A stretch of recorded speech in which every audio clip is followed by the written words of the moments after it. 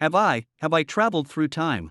Chu Tian woke up from the depths of pain. His mind, still clouded by stress from exam prep, quickly realized that he was lying on an unfamiliar bed. Beneath him was a mattress so soft it felt unreal, and the room around him was opulently decorated. This was nothing like his shabby rental apartment. Before he had time to process it all, he became aware of another presence in the room. A sudden, unexplainable pain coursed through his body, leaving him rigid. He tried turning his head to confirm who was nearby but gave up due to the unbearable ache. His mind was flooded with questions. What had happened last night? Had someone set him up?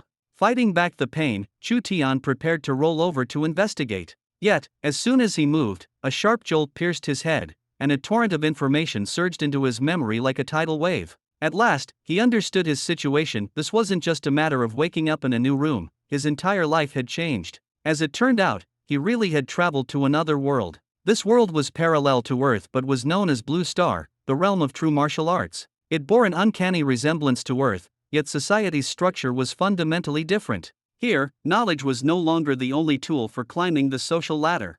Far more critical was one's martial prowess. It dictated every individual's destiny. Only those who mastered martial arts could earn respect, change their fate, or even rule nations. His new identity remained that of Chu Tian, coming from Jiangqing University. However, in this world of coexisting advanced technology and mighty warriors, ordinary people without a special ability called the true martial talent had little hope of success. 6 hierarchical grades of talent, ranging from F to A, served to firmly dictate societal boundaries. Victors ruled while the weak were left with no hope. Chu Tian examined his new body, filled with a mixture of curiosity and dread. But the results filled him with despair. He was labeled with the lowest possible F-class talent. This meant he was destined to be trampled upon by the strong, no matter how hard he tried. A harsh reality that left Chu Tian teetering on the edge of hopelessness, questioning the very meaning of his existence. But the nightmare wasn't over yet. Amidst his despair, a striking, coldly beautiful face entered his field of vision, leaving him momentarily dazed. He vaguely remembered that this woman seemed to have encountered trouble at a bar last night, where he inadvertently became her savior. Yet, looking at her now, there was no sign of gratitude. Her icy stare carried an unmistakable threat. She was no ordinary woman either. She was Chao Yufei, the daughter of Jiangqing's wealthiest tycoon. Panic surged within Chu Tian. If this aloof goddess turned on him after waking up, he wouldn't even get a chance to sit in jail. He'd be outright crippled. Before he could collect his thoughts, Chao Yufei opened her eyes and fixed him with a cold stare. "Stop right there," she commanded. Chu Tian nearly fell back onto the bed in fright. Forcing out a nervous smile, he tried to lighten the tension. After last night, I'm pretty drained. How about I grab breakfast to recharge?" But her reaction was even more shocking than he had anticipated. She wanted him to stay. She even outright demanded, "Marry me." Chu Tian was speechless. This domineering woman wanted to hold him accountable out of the blue? He desperately explained that it was all just a misunderstanding, that he was just an ordinary student who couldn't possibly bear such responsibility.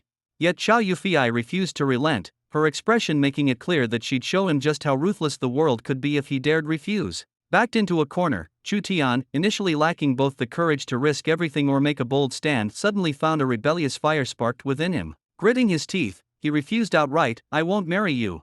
The room's atmosphere shifted dramatically in an instant. Chao Yufei's commanding aura surged, and Chu Tian felt like he was suffocating under the weight of her presence. He knew full well that in this world, a true martial artist could crush his bones with a single hand. Just as he steeled himself for a desperate resistance, an electronic voice rang inside his mind. "Lucky sign-in system loading. 10%, 30%, 50%. Binding in progress." Before his eyes, a familiar yet otherworldly system panel appeared. For Chu Tian, who had read countless online novels on Earth, this sensation was all too recognizable. The classic cheat system for a transmigrator was here. By signing in and completing tasks, he could receive all kinds of unimaginable rewards. Chu Tian nearly burst out from excitement, his heart ablaze with hope. "System, are you there?" he cautiously inquired, testing the voice in his mind. "Hello, host. I am pleased to serve you." The system's electronic voice responded instantly. "How can I become stronger?" Chu Tian asked urgently. "Daily sign-ins and completed tasks will grant you opportunities to enter the virtual draw. The rewards are limitless. There's nothing I can't provide," the system replied confidently. Chu Tian let out a long breath. Even with the lowest grade talent, as long as he had this system, he could rise above and become a winner in life. However, his current predicament wasn't solved just yet. Back in the room, Chow Yufei's sharp gaze was still fixed on him like a knife. Faced with the collision of real-world pressure and system-enhanced hope, Chu Tian found himself with no choice. He finally realized that in this world, only strength would grant him the right to say no. Moments later, the system interface suddenly popped up again. While frantically looking to unbind, his heart pounded in his chest. As the progress bar shot up 10%, 30%, he quickly shouted for the system to pause. This system was his lifeline. Without it, he'd be done for. The system's voice interrupted him once again. What's today's project? Sign in. Chu Tian commanded decisively. Sign in complete. Today's task, get the marriage certificate. Get married. Chu Tian stared at the system prompt, utterly dumbfounded. So no matter what, there was no escaping this marriage today. The room fell into a silent standoff. Chow Yufei remained still. After a minute passed, Chu Tian urged her, "Come on, we have to go now." But she only looked at him in confusion, suddenly flushed with both embarrassment and irritation. "You go to the bathroom first, I need to change." Chu Tian lowered his voice to tease, "We're getting married soon. What's the harm in me watching?" Her expression instantly turned cold. "Care to repeat that?" "We're getting married, there's no need to be shy," he replied with a sly grin. "My name is Chow Yufei." The woman gave her name. Chu Tian quickly turned around and slipped into the bathroom, not daring to provoke her further. Chow Yufei stood in the room with her head down, her emotions mixed. Was agreeing so rashly really appropriate? Yet she wasn't a girl who understood nothing, nor was she someone who easily compromised. If it were anyone else, she would never tolerate such a thing with a stranger, let alone leave behind a mark that was so important to her. But Chu Tian wasn't a stranger, after all. They used to be close. After a moment, Chow Yufei cleared her throat and called out, "You can come out now." When Chu Tian saw Chow Yufei fully dressed, he was momentarily stunned. Once she put on her clothes, her demeanor completely changed, perfectly matching the image of the beauty he had in mind. No internet star or actress could compare. But deep down, he thought to himself, in the end, she completed the system task with him, and soon she was going to be his lawful wife. Chow Yufei asked the server for a pair of scissors. Seeing the shiny scissors in her hand and the complicated expression on her face, Chu Tian had a bad feeling. On instinct, he dashed forward, pinned her to the bed, snatched the scissors, and anxiously shouted, "What are you trying to do? Don't worry, I'll take responsibility, don't do anything rash." Chow Yufei was both embarrassed and angry, muttering defensively, "I wasn't, don't talk nonsense." It was only then that Chu Tian realized that the previously strong and businesslike Chow Yufei had now transformed into a completely delicate and gentle woman. "Then why were you holding scissors?" Chu Tian asked. "I wanted to cut the sheet," Chow Yufei said softly, pointing to the stain on the bed. Chu Tian finally understood she cared about it. His heart warmed as he realized just how fortunate he was. Seeing her face flush with embarrassment, Chu Tian quickly averted his gaze. Chow Yufei felt his shift in mood, growing more uneasy. She urged him in a low voice, "Get up already, you're crushing me, it hurts." Chu Tian finally got up and sat off to the side, feeling his own face flush. He quickly realized that the system task was still the most important thing right now. If they couldn't register their marriage, the subsequent tasks would fail, and the system might abandon him. He absolutely couldn't let himself become irrelevant. Chu Tian anxiously said, "Let's quickly go get our marriage certificates. What if the queue at the Civil Affairs Bureau is too long and we miss it?"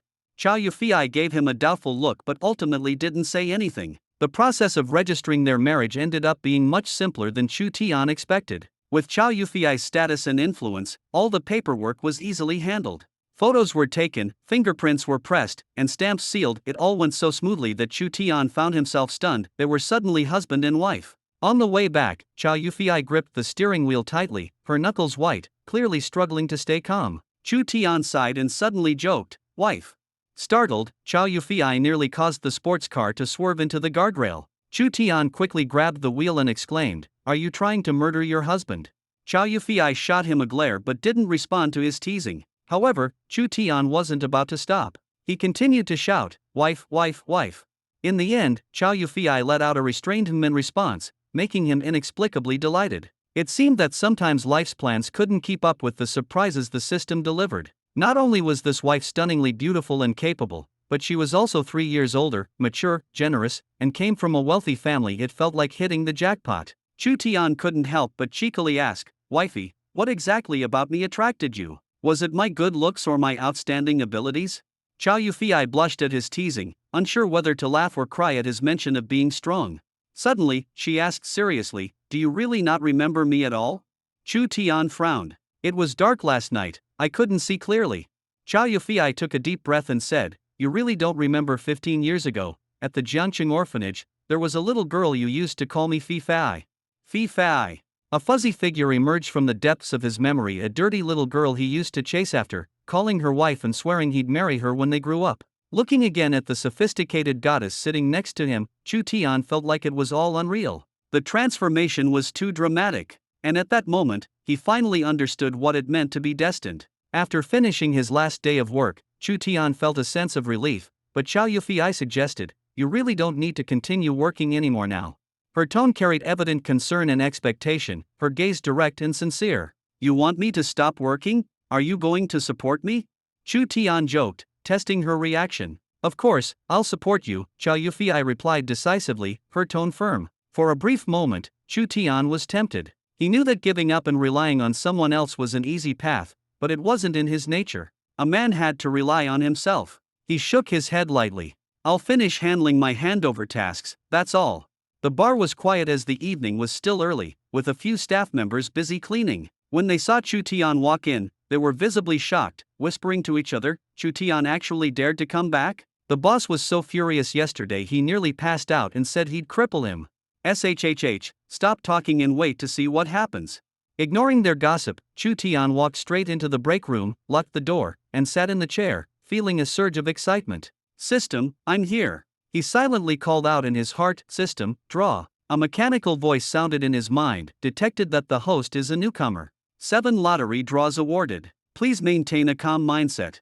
7 draws. Chu Tian almost jumped in excitement. The next second, rows of transparent crystal boxes appeared in his mind. He clicked one after another, opening 7 in total. The first 3 were empty, nothing gained. Chu Tian silently cursed his bad luck but quickly adjusted his mood and continued. The 4th box revealed rebirth transformation. Bone transformation pill, noted, after consumption, it can completely change the essence of the body. The 5th item, drawing the SSSSS level true martial talent. Seeing the flashing words on the screen, Chu Tian almost lifted the roof. Finally, his luck had turned. The system's cheat was truly incredible. The 6th item was an investment skills guide. Suddenly, his mind was filled with a wealth of stock knowledge. The 7th item was a crystal ring that could store all kinds of items, even living beings in the end. Chu Tian was just about to experience his newfound changes but noticed no significant improvements in his body. He asked doubtfully, "I now have SSSSS level talent, so why isn't there any change?"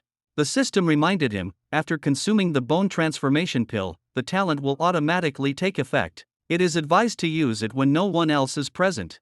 But Chu Tian, overcome with joy, ignored all the warnings. With a single thought, he retrieved the bone transformation pill and swallowed it in one gulp. Moments later, he felt a violent churning in his internal organs, and intense pain caused him to curl up on the ground, his mind going blank. He couldn't help but scream loudly as cold sweat soaked his back. He continued to retch, expelling sticky, black impurities that filled the air with a pungent odor. After 10 excruciating minutes, the torment finally subsided. When everything ended, Chu Tian realized his world was no longer the same. He could see the energy true qi flowing in the air, and with every breath, he felt power continuously surging into his body. His cultivation level directly broke through to black iron 7 stars. His body, now brimming with explosive power, made him want to shout with excitement. Just as Chu Tian climbed up from the ground, indulging in the happiness of his newfound strength, a sudden, intense knocking came from the door. "Chu Tian, open the door."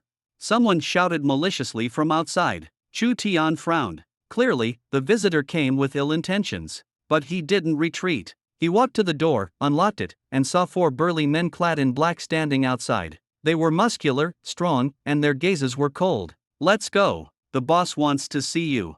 Chu Tian was slightly surprised. He initially thought those causing him trouble were yesterday's thugs, not expecting it to be the bar owner. The atmosphere instantly became tense. He knew that at this moment, he had to stay calm. This new world had just opened its doors for him, but without enough courage and wisdom, this door might slam shut at any moment again. Chu Tian became alert, and waves of emotions surged within him. He quickly scanned the group, a cold smile forming in his heart. So, the other side finally couldn't hold back. It seemed like today was payback day, and no one who owed a debt would escape. He recalled the previous suspicious happenings. The small bar concealed filthy transactions. The owner, with black iron 8-star strength, was supposedly someone to be feared. But Chu Tian didn't feel an ounce of fear. With his recently awakened SSSSS-level talent and uncontrollable, rampaging power, it was the perfect time to test his blade. Chu Tian initially wanted to observe further, but now there was no room to retreat. Not only because they had plotted against him, but also because they had touched the most important person in his life, igniting a fiery rage within him.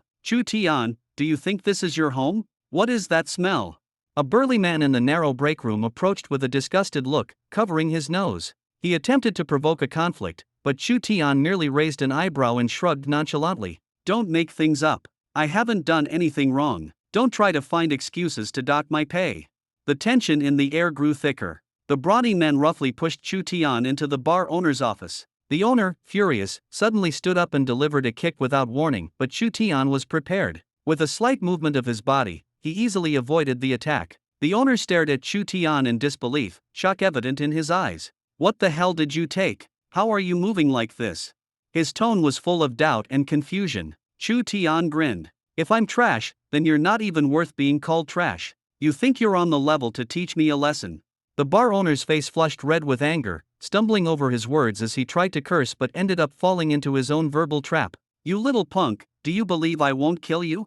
Unyielding, Chu Tian replied coldly, you don't have what it takes. You standing here for another minute is a loss for Earth.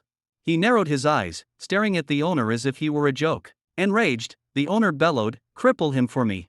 But before his subordinates could act, Chu Tian grabbed a nearby beer bottle, infused it with true qi, and smashed it into the owner's head. The crisp sound of breaking glass cut through the air, causing the owner to roll his eyes and collapse pathetically to the ground. Stunned for a moment, the henchmen rushed toward the owner but were sharply commanded, what are you all standing around for? Take him down. However, Chu Tian faced them head-on, fearless and exuding fighting intent. He was like a raging beast, charging straight at his opponents. Within moments, he had taken them all down with ease. Now, he slowly walked to the fallen bar owner. The owner trembled and backed away in fear, stammering, what are you trying to do? I'm warning you, if you dare touch me, there will be no place for you in Jiang City. Chu Tian sneered, lunging forward and grabbing the boss's finger. With a forceful snap, the bone shattered with a loud crack. The owner screamed in agony, his face twisted with pain. But Chu Tian wasn't done. He continued snapping the fingers, one by one, each break accompanied by piercing cries that echoed through the office. Boss, when I hurt you, it's not just one finger, it's all 10. Chu Tian's cold smile made the owner break down completely, crying and begging for mercy. Please, spare me. I swear I didn't know she was your wife. Please, let me go. Chu Tian patted his shoulder lightly and said with a relaxed tone, you know, I should thank you. If it weren't for what you did, I'd never have met her. You could even say you're my benefactor. Seeing a glimmer of hope, the owner eagerly nodded, then shouldn't you show me mercy? After all, we should remember favors and resentment clearly, right? Exactly. Favors and grudges should be settled clearly. Before finishing his sentence, Chu Tian snapped the bone in the owner's shoulder, eliciting another despairing scream. The owner looked completely broken, his eyes filled with terror. Didn't you just say you were thanking me? His voice trembled.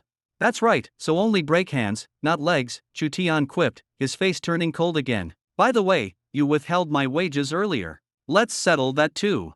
At that moment, the boss was utterly crushed inside, finally realizing whom he had offended. Evil begets evil. At this moment, he had no strength left to resist. Suddenly, with a loud bang, the office door was violently kicked open and a new crisis was at hand. The two of them shuddered involuntarily at the sound. The bar owner, thinking reinforcements had arrived, exclaimed with a smug face, "Kid, you're finished. My people are here."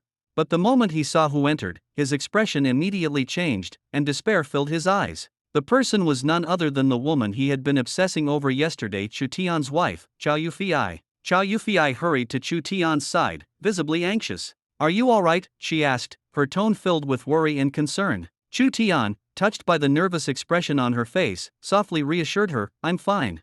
Seeing Chu Tian unharmed, Chow Yufei finally let out a sigh of relief. She glanced at the bar owner, who was still twitching on the floor, her eyes full of anger. Without a word, she kicked the man hard, sending him flying. The bar owner either was too weak or scared and immediately passed out. Chu Tian, witnessing his wife's kick, couldn't help but twitch the corner of his mouth. He felt he barely needed to get involved as someone was already helping clean up the mess. Chow Yufei helped Chu Tian up and gently said, "Let's go." But Chu Tian didn't leave immediately. He said, "Wait, I need to wake him up." He then walked over to the bar owner, stomping on his arm and twisting hard. Ah!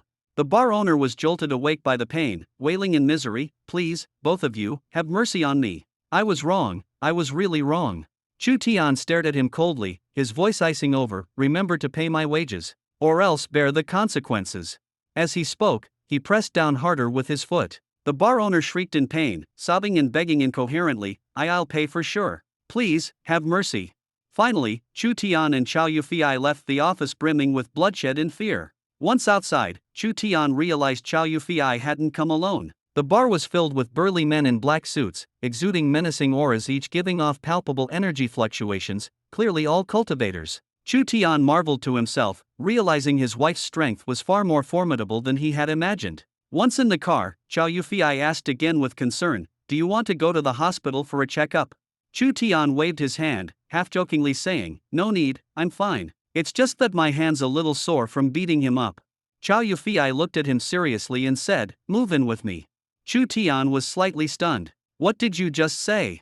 This shift was too sudden. Clearly, they had just recently gotten married. Why so direct? He wasn't mentally prepared yet. Chow Yufei's face flushed slightly, and she murmured in a soft voice, "We're married now. Everything of mine is yours. You can treat my home as your own." Chu Tian felt an overwhelming happiness that was almost hard to believe. He never thought he'd be standing next to such a strong, beautiful woman. He always thought of himself as an ordinary man, nothing special. He subconsciously maintained a bit of reserve. "Are you sure?" Chow Yufei nodded seriously. "There's nothing wrong with it." Chu Tian half-jokingly said, "I don't want to live off of you." Chow Yufei replied without hesitation, "Then take charge of the company in the future, and I'll manage the house." Chu Tian, moved by her sincerity, smiled and agreed, "Well, if you insist, I'll reluctantly agree." An hour later, Chu Tian returned to his room. He began packing his belongings, including clothes, toothpaste, toothbrushes, and wash basins. Even though he was moving into a big house and wouldn't need his old things, Chu Tian felt a sense of nostalgia. To him, these items represented memories of his efforts to live a simple life. Though he wouldn't use them, he couldn't bring himself to throw them away. As he locked the door and prepared to leave, he suddenly heard a shrill, mocking voice from behind. It could only be his neighbor, Xiang, and his mother. Xiang was a student at Jiangqing University, with a B-level talent in cultivation and a black iron 9-star rank. This guy had always liked to bully Chu Tian, and Xiang's parents were also extremely snobbish. Ever since realizing their son had cultivation talent, they didn't even bother giving Chu Tian a second glance. Xiang sneered sharply, "Wow, loser Chu Tian, moving out so soon? Couldn't pay the rent, huh?" His mother chimed in, shaking her head and lecturing her son, "Xiang, don't talk nonsense. Even if Chu Tian can cultivate, he knows how to work hard, you should learn from that." Chu Tian looked at them, a cold smile appearing on his face. "You really don't have one pleasant thing to say. Your name's as puzzling as your attitude." Xiang's face instantly contorted with anger, and he swung a fist toward Chu Tian. Chu Tian's expression shifted, true energy coursing through his body. Although his earlier fight with the bar owner had drained some strength, dealing with Xiang was still easy. He raised his fist to meet the blow, and when their fists collided, Xiang was forced back a step while Chu Tian remained unmoved. Xiang's face was filled with disbelief. "You can cultivate now?" Chu Tian's lips curved slightly. "No." Xiang's mother, equally astonished, didn't expect Chu Tian to withstand her son's attack directly. She forced a wide smile and said, "Chu Tian, when did you learn to cultivate? That's worth celebrating." Chu Tian's expression remained cold. "What does that have to do with you?" Xiang's mother's face darkened instantly, her tone turning scornful. "Even if you can cultivate, with such a poor background, don't expect to turn things around. What do you have to? How do you manage the expenses for cultivation?" Chu Tian retorted without hesitation, "Don't worry, I'm not like your precious child who almost emptied your family's kitchen just to cultivate." Xiang loudly refuted, "Just you wait, once we pass this true martial assessment, our family will live the good life, luxury cars and villas. As for you, I doubt you'll even see the tail lights of a fancy car in this lifetime." Xi's mother quipped with mockery, "With your capabilities, don't even think about getting a wife in the future." Just then, a melodious voice sounded, "Chu Tian, are you ready?" The mother and son of the Shi family turned around in surprise. Deep into the night in the slum area, an extravagant car convoy appeared out of nowhere, leaving them completely bewildered. What caught the eyes most was a silver Rolls-Royce. Beside it stood a breathtakingly beautiful woman of impeccable grace. The moonlight spilling over her face gave her an incomparably noble and sanctified aura that felt unapproachable. I had intended to exit the scene, casually turning back to crack a joke to the Sure family. Well, it is what it is for me this lifetime. Bro Sure, good luck. Maybe one day, you'll drive luxury cars and live in a villa too. After speaking, I brushed past them, all set to leave. But in the next moment, the bodyguard standing beside the Rolls-Royce bowed at a 90-degree angle and respectfully said, "Young master, let me take your luggage." With that, he dutifully opened the car door for me. I got in, and the convoy slowly drove away from the slum, leaving the Sure family stunned in place. They looked at each other, faces frozen in disbelief, completely unprepared for the reality me being with such an incredible woman and enjoying such treatment. Sure's mother awkwardly reassured her son, "Don't be envious, son. Someday, you'll have this too." As the convoy gradually left the downtown area, an uneasiness stirred within me. The atmosphere in the car was slightly awkward as I glanced over at Chow Yufei, sitting beside me, and couldn't resist asking her, "Honey, how much longer until we're home?" The driver, hearing me call Chow Yufei honey, visibly flinched but tried maintaining his composure. He glanced at me a few more times through the rearview mirror, seemingly puzzled. How could someone as stunning as Chow Yufei, Jiang City's #1 beauty, choose someone as plain as me? Surely, he couldn't comprehend that appearances alone wouldn't explain who I am. Chow Yufei blushed subtly, her voice tinged with shyness. "We're almost there." The convoy suddenly slowed down. Looking out the window, I realized that we had arrived at Jiang City's most prestigious and luxurious villa community, Jiang City 1. This was an area where only the wealthiest of the wealthy could enter, anyone else wouldn't even dream of stepping in. Surveying the area, I noticed that there wasn't even a bus stop nearby. How would I manage school commutes in the future? I asked her directly, "Honey, it's so far from school here, and there's no public transport. How am I supposed to attend classes?" Chow Yufei softly replied, "There are cars in the garage. You can drive one." I sighed and feigned a lamenting tone. "Looks like I'll have to rely entirely on my wife from now on, huh?" The driver probably felt indignant internally. After all, if Chow Yufei were willing to support a man, every guy in the city would fight for the chance. After getting out of the car, I quickly bolted for the bathroom. The lingering scent of the slum on me was unbearable. Although Chow Yufei said nothing, she kept her hand by her nose throughout, clearly bothered. I understood the situation perfectly. In the bathroom, I battled with the scrubbing towel, only relenting after noticing it had frayed from overuse. After finishing, I realized my clothes were no longer wearable, and there wasn't even a proper men's towel in the bathroom. Would I have to step out completely bare? Then it hit me, we were legally married now, and everything had already been laid bare between us the night before. Walking out like this shouldn't be a big deal, right? As soon as I opened the door, a gust of wind blew in, giving me chills. I quickly shut the door and called out, "Honey, can you bring me a towel?" Chow Yufei hesitated outside the door, clearly unprepared for this. After a moment's pause, she responded awkwardly, "Just use the towels in there."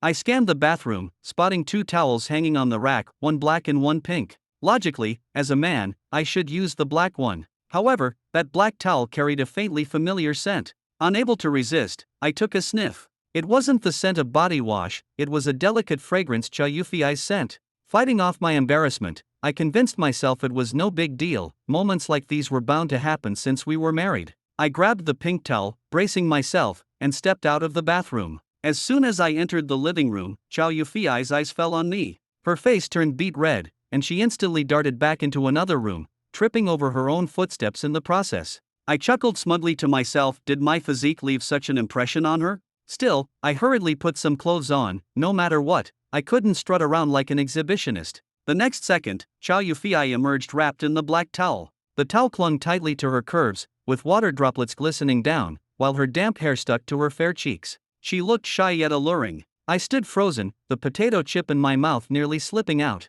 No man could resist her charm in such a moment, much less me. Blood rushed to my face, and I felt a sudden warmth, and to my horror, I realized I had a nosebleed. Covering my face, I bolted back into the bathroom. After composing myself and coming out, only to find the place empty, Chow Yufei had vanished. Mentally berating myself for being so useless, I tried calling out, "Honey, which room are you in?" Her voice, filled with a mix of shyness and irritation, floated down from upstairs. "First room to the left of the staircase on the second floor is yours." I hesitated for a moment and asked, "Aren't we going to share a room?" Silence hung heavily in the air upstairs. With a bitter smile, I shook my head. It seemed winning over my new bride for shared quarters would take more effort. Feeling slightly dejected, I dragged myself into my room. Lying in bed, I found it impossible to sleep, my mind replaying the image of Chow Yufei and the black towel over and over again. The more I thought about it, the more heated I felt. It felt almost unreal. He picked up his phone and sent a message, "My door isn't locked. If you're scared tonight, you can come find me."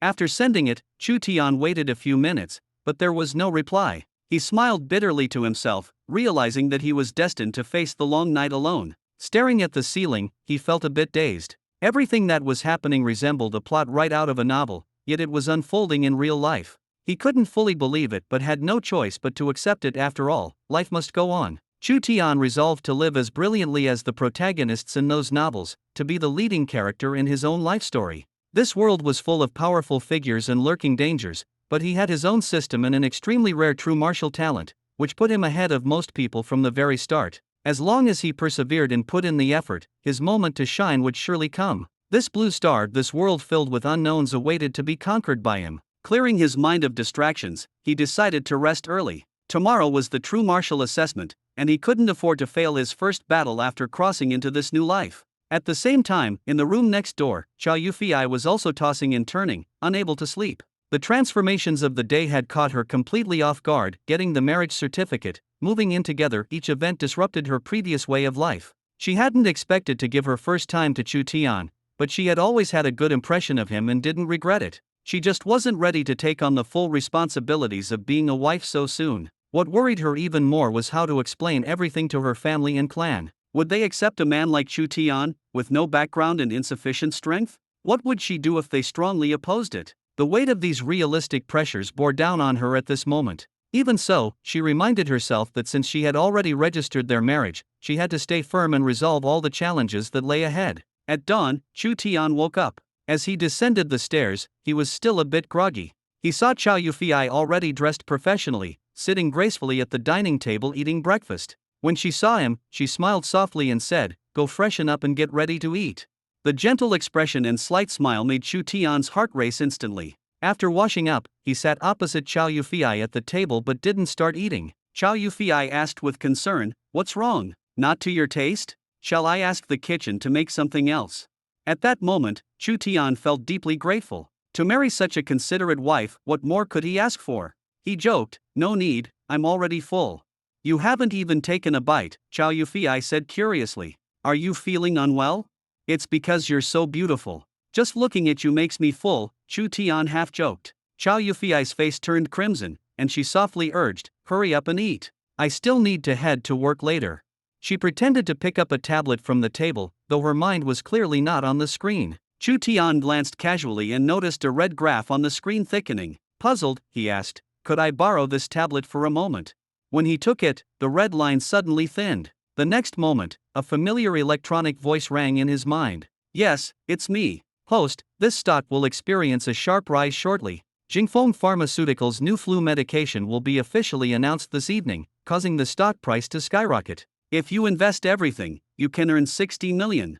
Chu Tian froze. Just yesterday, he had drawn an investment guide from the system as a reward. At the time, he hadn't given it much thought, but now he understood how it could be used. But there was a problem: he had no money. He debated asking Chow Yufei, but as a man, how could he shamelessly borrow money from his wife? While he was deep in thought, a professional-looking woman appeared at the villa's door. She respectfully reported, "President Chow, the car is ready." Chow Yufei instantly dropped her gentle demeanor, transforming into a calm and capable businesswoman. "Is the meeting material prepared?" "Everything is ready." "Good, wait for me outside." The secretary gave Chu Tian a discreet, shocked glance. Dressed casually but able to have breakfast with President Chow, could it be that the icy president really had a boyfriend? After the secretary left, Chow Yufei returned to her soft-spoken demeanor, saying gently, "I'm off to work now. The cars are in the garage. Use whichever one you like."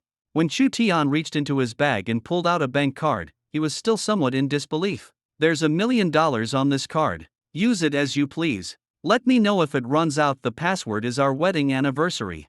He stared blankly at the card in his hand, feeling an unprecedented sense of satisfaction. So this is what it feels like to be pampered by someone. The money on the card, the act of receiving it, brought not only ease of mind but also a mix of self-mockery and delight. In that instant, life felt suddenly simple. Before he could dwell on it further, the system issued a calm notification in his mind: "Invest it all." Chu Tian gave the system the instruction, but just as he did, Chow Yufi's phone suddenly buzzed. She glanced at a message, her expression complicated as she looked at Chu Tian. She had just given him the card, how had 60,000 already been spent? This was too absurd. With a touch of helplessness, she handed over another bank card, her expression utterly natural. Here's another million. Use it as you please. Don't worry, I'll support you. Chu Tian stared wide-eyed in astonishment. Wife, didn't you just give me one? She smiled faintly. Didn't you already spend 60,000? Go buy whatever you want. I don't mind. Listening to her, Chu Tian felt a warm current rise in his heart. It seemed there really was someone in the world who would support and trust him unconditionally. He even wanted to express his love for her at that very moment. The moment the thought formed, the system sent another prompt, please check in now. Chu Tian responded in his mind without hesitation, check in. Immediately, the system issued a new task, today's mission, give your wife a hug and a kiss. The corner of his mouth twitched involuntarily. The way the system was so in sync with his thoughts was both amusing and exasperating. But he hesitated, acting rashly might earn him a cold look or even a slap. Chow Yufi was about to leave when Chu Tian couldn't hold himself back. Suddenly, Ren shouted, honey, I want a hug. Chow Yufi was momentarily stunned. This business powerwoman, known for handling billion-dollar contracts with poise, found herself somewhat flustered at this moment. Before she could react, Chu Tian stepped forward, gently but firmly pulling her into his arms and planting a long kiss on her lips. Chow Yufi, startled by his unexpected intimacy, hurriedly pushed him away. A blush swiftly spread across her cheeks as she hastily fled the villa. Standing at the doorway, she lightly patted her chest, her breathing uneven. Her face burned with a deep crimson, unable to hide her shyness no matter how hard she tried. Meanwhile, Chu Tian was in high spirits. The system's rewards notification sounded once more. Congratulations to the host for obtaining the Clean Beauty Pill, which can enhance your facial features and physique to their optimal state. Looking at the system's description, Chu Tian suddenly thought of failed plastic surgeries seen in hospitals and muttered, isn't this basically cosmetic enhancement? Could there be any side effects? Don't worry, system products come with guaranteed quality. The cold mechanical prompt reassured him, allowing him to completely relax. He didn't forget breakfast and, while munching on bread, contemplated the day's plans. Today was the Jinyu Academy entrance assessment, and he needed to take it seriously. Opening the garage, he found it lined neatly with over a dozen luxury cars. Chu Tian was a bit taken aback, his wife certainly loved cars. There wasn't a single BMW or Mercedes. Instead, the lineup included McLarens, Lamborghinis, Bentleys, Cullinans. Each car was worth a fortune, resembling a miniature private car show. Knowing he couldn't be too ostentatious, he eventually settled on a Maserati-labeled grocery shopping car. Arriving at Jiangxing University, the car immediately caused a sensation. People curiously snapped photos, and someone gasped, oh my god, which rich kid treats a supercar as a grocery getter now? It's definitely another show-off. I bet girls will soon flock to him trying to offer themselves. If I had a supercar like that, getting a girlfriend would just be a matter of time. The moment Chu Tian stepped out of the car, a group of girls surrounded him as expected. Hey handsome, can I get your WeChat? Let's be friends. He calmly declined, sorry, I'm already married. Some thought he was joking, laughing coquettishly as they tried to get closer. Come on, handsome, we all know the drill. Just add me on WeChat. Chu Tian remained firm, no joke, I'm really married. He said this while bypassing the crowd and walking away. Behind him, the girls stomped their feet in frustration, mumbling softly, humph, talk about tall tales. Married? Might as well call yourself my mom. When Chu Tian entered the classroom, his classmates barely glanced at him before returning to their discussions about today's Jinyu assessment. He was completely ignored, like air. Everyone knew Chu Tian was an F-level talent with no future prospects, so nobody took him seriously. Sitting down, he suddenly realized how poor his relationships at school had been. Feeling utterly bored, Chu Tian idly twirled a pen when he suddenly felt a hostile gaze on his back. Turning around, he locked eyes with Shi Xiang. Shi Xiang's cold stare made it clear that, if looks could kill, Chu Tian would have died 1,000 times by now. Chu Tian sighed helplessly, having no interest in Shi Xiang's resentment. On the other hand, Shi Xiang's anger burned fiercely. In his mind, once he passed today's assessment and became an official Jinyu Academy student, he'd get to thoroughly mock this useless Chu Tian. Restless in class, Chu Tian eventually decided to head to the restroom. As soon as he left, whispers broke out. Is Chu Tian, the failure, seriously taking the Jinyu assessment? Yeah, what a joke, he's just here to entertain us. If he advances, I might as well explode on the spot. He might as well go work in a factory, life would be much simpler for him. Standing before the mirror, Chu Tian quietly muttered to himself, I'm already decent looking, could there really be room for improvement?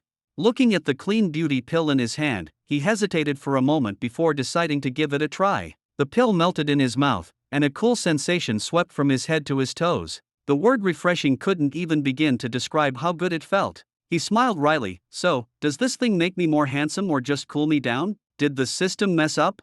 Just as Chu Tian exited the system interface and casually looked up into the mirror, he froze in shock. Was that really him in the reflection? He wasn't bad looking before, but now he looked as if he'd walked out of a drama series. His facial contours were sharply defined, his high nose bridge and piercing eyes exuding charisma. His tall frame and muscular build radiated power. He even noticed he'd somehow grown 2 centimeters taller overnight. Before Chu Tian could fully take in his new appearance, a voice piped up behind him, Chu Tian, what's a grown man like you doing in front of a mirror? The speaker suddenly froze mid-sentence, like someone hit a pause button. Staring at Chu Tian, his face twisted with disbelief, shifting into a blush as he muttered, Chu Tian, you're so handsome, Chu Tian quickly sidestepped out of the restroom, thinking to himself, this is too much to handle. The moment he re-entered the classroom, it fell dead silent. Every set of eyes turned to him in unison, as though witnessing a miracle. Someone exclaimed, oh my god, who is this guy? He's outrageously handsome. The tension was broken by a girl hastily rushing forward, trembling as she held up her phone. Can I add your WeChat? Chu Tian smiled wryly and shook his head. Sorry, my slots are full. But before he could even finish speaking, several girls in the front row burst into tears on the spot after failing to add him. The male students, consumed by jealousy, started muttering to themselves, being good-looking won't fill your stomach. All he's doing is making those girls swoon. The girls immediately turned to glare daggers at the boys, radiating death stares that forced them to lower their heads and stop talking. Chu Tian sneezed. Oh my gosh, even his sneeze is attractive. Who dared slander Chu Tian? They'll have to deal with me. The classroom atmosphere grew increasingly tense. Just then, the advisor stormed in, ready to reprimand the chaos. Everyone, quiet down. But the moment his eyes landed on Chu Tian, he paused, stunned. All right, go ahead and test. Stepped onto the stage amidst everyone's bewildered gazes. The crowd whispered among themselves, wondering if this boy, who looked like he didn't belong, really had anything remarkable about him. Taking a deep breath, placed his hand lightly on the testing machine. The room suddenly fell silent, as if the very air was holding its breath. The machine buzzed softly, and in an instant, the light shone brightly red. Gasps filled the testing hall. Red light, that's an S-level talent. But that's not all. Look at the display gold star. Messages flashed across the large screen, S-level talent, golden star 5-level cultivation. The whole place erupted in shock. How is this possible? He surpassed even Anne. Observing this, S legs nearly buckled, his expression shifting rapidly between astonishment and joy. S gaze undeepened, her emotions mixed with curiosity and admiration she was barely able to conceal. Beside her, S' expression turned completely dark, like a dark cloud brewing a storm. Raised his voice to speak, masking his own excitement. Next test, combat power evaluation. Chu Tian's talent is F grade, Li Shiki remarked with a trace of regret. Such a handsome young man, yet wasted with no potential. Song Qingfeng even chimed in mockingly, there's honestly no need to even test someone with an F grade talent, what a waste of time. Before he could finish speaking, the testing machine suddenly transformed. 6 colored lights flashed simultaneously, their brightness intensifying, dazzling the entire auditorium. Everyone gasped, Li Shiki's eyes widened, and Song Qingfeng's face changed dramatically. The broadcast announced, Chu Tian, talent A+. The entire hall fell silent. No one expected that Chu Tian, who moments ago had been seen as worthless, would shatter everyone's biases in an instant. A true miracle had occurred. In the gymnasium, all were stunned by the sudden results from the testing machine. The examiner picked up the loudspeaker to declare, Chu Tian, cultivation level, black iron 7-star, A+ true martial talent. The voice echoed throughout the venue, freezing the atmosphere in an instant. Li Shiki stood up directly, staring at Chu Tian in disbelief, her eyes full of astonishment. Song Qingfeng's expression grew complex. He had initially believed he could deal with this easily but now felt a sense of indescribable threat and pressure. The one least able to accept this was Shi Xiang. He stormed up to the testing machine, his emotions reaching a fever pitch. Impossible. The machine must be broken. Gritting his teeth, he pressed his hand onto the machine again. Shi Xiang, true martial talent, B, cultivation level, black iron 9-star. The emotionless electronic voice coldly revealed his actual status. Instantly, Xiang's expression crumbled as he punched the screen of the testing machine, shattering it into pieces. What do you think you're doing? PE teacher Li De roared as he rushed forward, delivering a swift kick that sent Xiang sprawling onto the floor. Damaging public property? That's a 100,000 fine. Xiang lay there, eyes vacant, unable to accept reality. Discussions erupted throughout the hall. Someone shouted hoarsely, "Oh my god, Chu Tian actually has an A+ talent." The female students were thrilled, chattering excitedly, "He's handsome and has such amazing talent, he's like a real-life Prince Charming." A flurry of confessions and cheers poured out from the crowd. The true martial director stepped up to Chu Tian, his tone barely concealing his shock. "Chu Tian, when did your talent become A+?" Chu Tian gave a faint smile. "Actually, it always has been. It's just that the machine broke last time." His offhand remark left all the teachers and students present feeling a profound sense of powerlessness. They knew perfectly well that such talent was extremely rare in the entire city. At this moment, Li Shiki gave Chu Tian a friendly smile and proactively extended her hand. "Hello, I'm Li Shiki from Baihua True Martial Academy." Chu Tian responded politely, extending his hand to hers. "Hello, Senior Li." They smiled at each other, and the atmosphere immediately grew ambiguous. Song Qingfeng, seeing this exchange, became visibly grim. He couldn't tolerate the closeness between Li Shiki and Chu Tian. Li Shiki had always been a goal utterly out of his reach, yet now she was so easily drawn to Chu Tian. Bitterness and rage welled up in him. Song Qingfeng interjected coldly, "An A+ talent isn't a joke, it needs to be reconfirmed." The true martial director quickly agreed, "That's right. I'll arrange for a new testing machine to be brought in." Song Qingfeng deliberately added fuel, "Our True Martial Academy's equipment is more precise. Let us send over one of our machines." The director's expression shifted slightly, yet he could only suppress his annoyance. Meanwhile, Li Shiki's eyes held a glint of appraisal and admiration. She couldn't help but wonder, how could someone be so outstanding? Her curiosity about Chu Tian deepened, feeling that his presence and composure went far beyond his peers. At this moment, Song Qingfeng simmered with anger. If he could, he would have wanted to ruin Chu Tian's image. He couldn't stand the idea of someone being so far superior to him. Meanwhile, Chu Tian began mentally conversing with his system. "Can you cap the display at only S-level talent?" Ding! "Sure, no problem." In reality, his true potential far exceeded A+, but he understood that being too exceptional could draw dangerous trouble. Chu Tian was very aware, the more extraordinary he was, the more he needed to keep a low profile. Li Shiki smiled and asked, "When did you awaken your true martial talent?" The room buzzed quietly as everyone speculated about the nature of Chu Tian and Li Shiki's relationship. Some even worried that Chu Tian might face retaliation from Song Qingfeng. Meeting her gaze, Chu Tian replied calmly, "I don't quite recall the exact time." It was a deliberate evasion, and Li Shiki quickly recognized his cleverness. Her probing yielded no real answer, yet the glimmer of intrigue on her face deepened. Watching their back and forth, Song Qingfeng couldn't help but interrupt again. "You shouldn't celebrate too soon. It could be a machine error, let's wait until we get the new one." Chu Tian furrowed his brow, thinking, "Is this guy picking a fight with me on purpose?" At that moment, a group of teachers suddenly streamed into the gymnasium. Leading the charge was Principal Wang Desheng, a figure who had always been somewhat mysterious within the school. His personal appearance underscored the weight of the situation. "Lao Lu, Chu Tian actually has an A+ talent, how incredible!"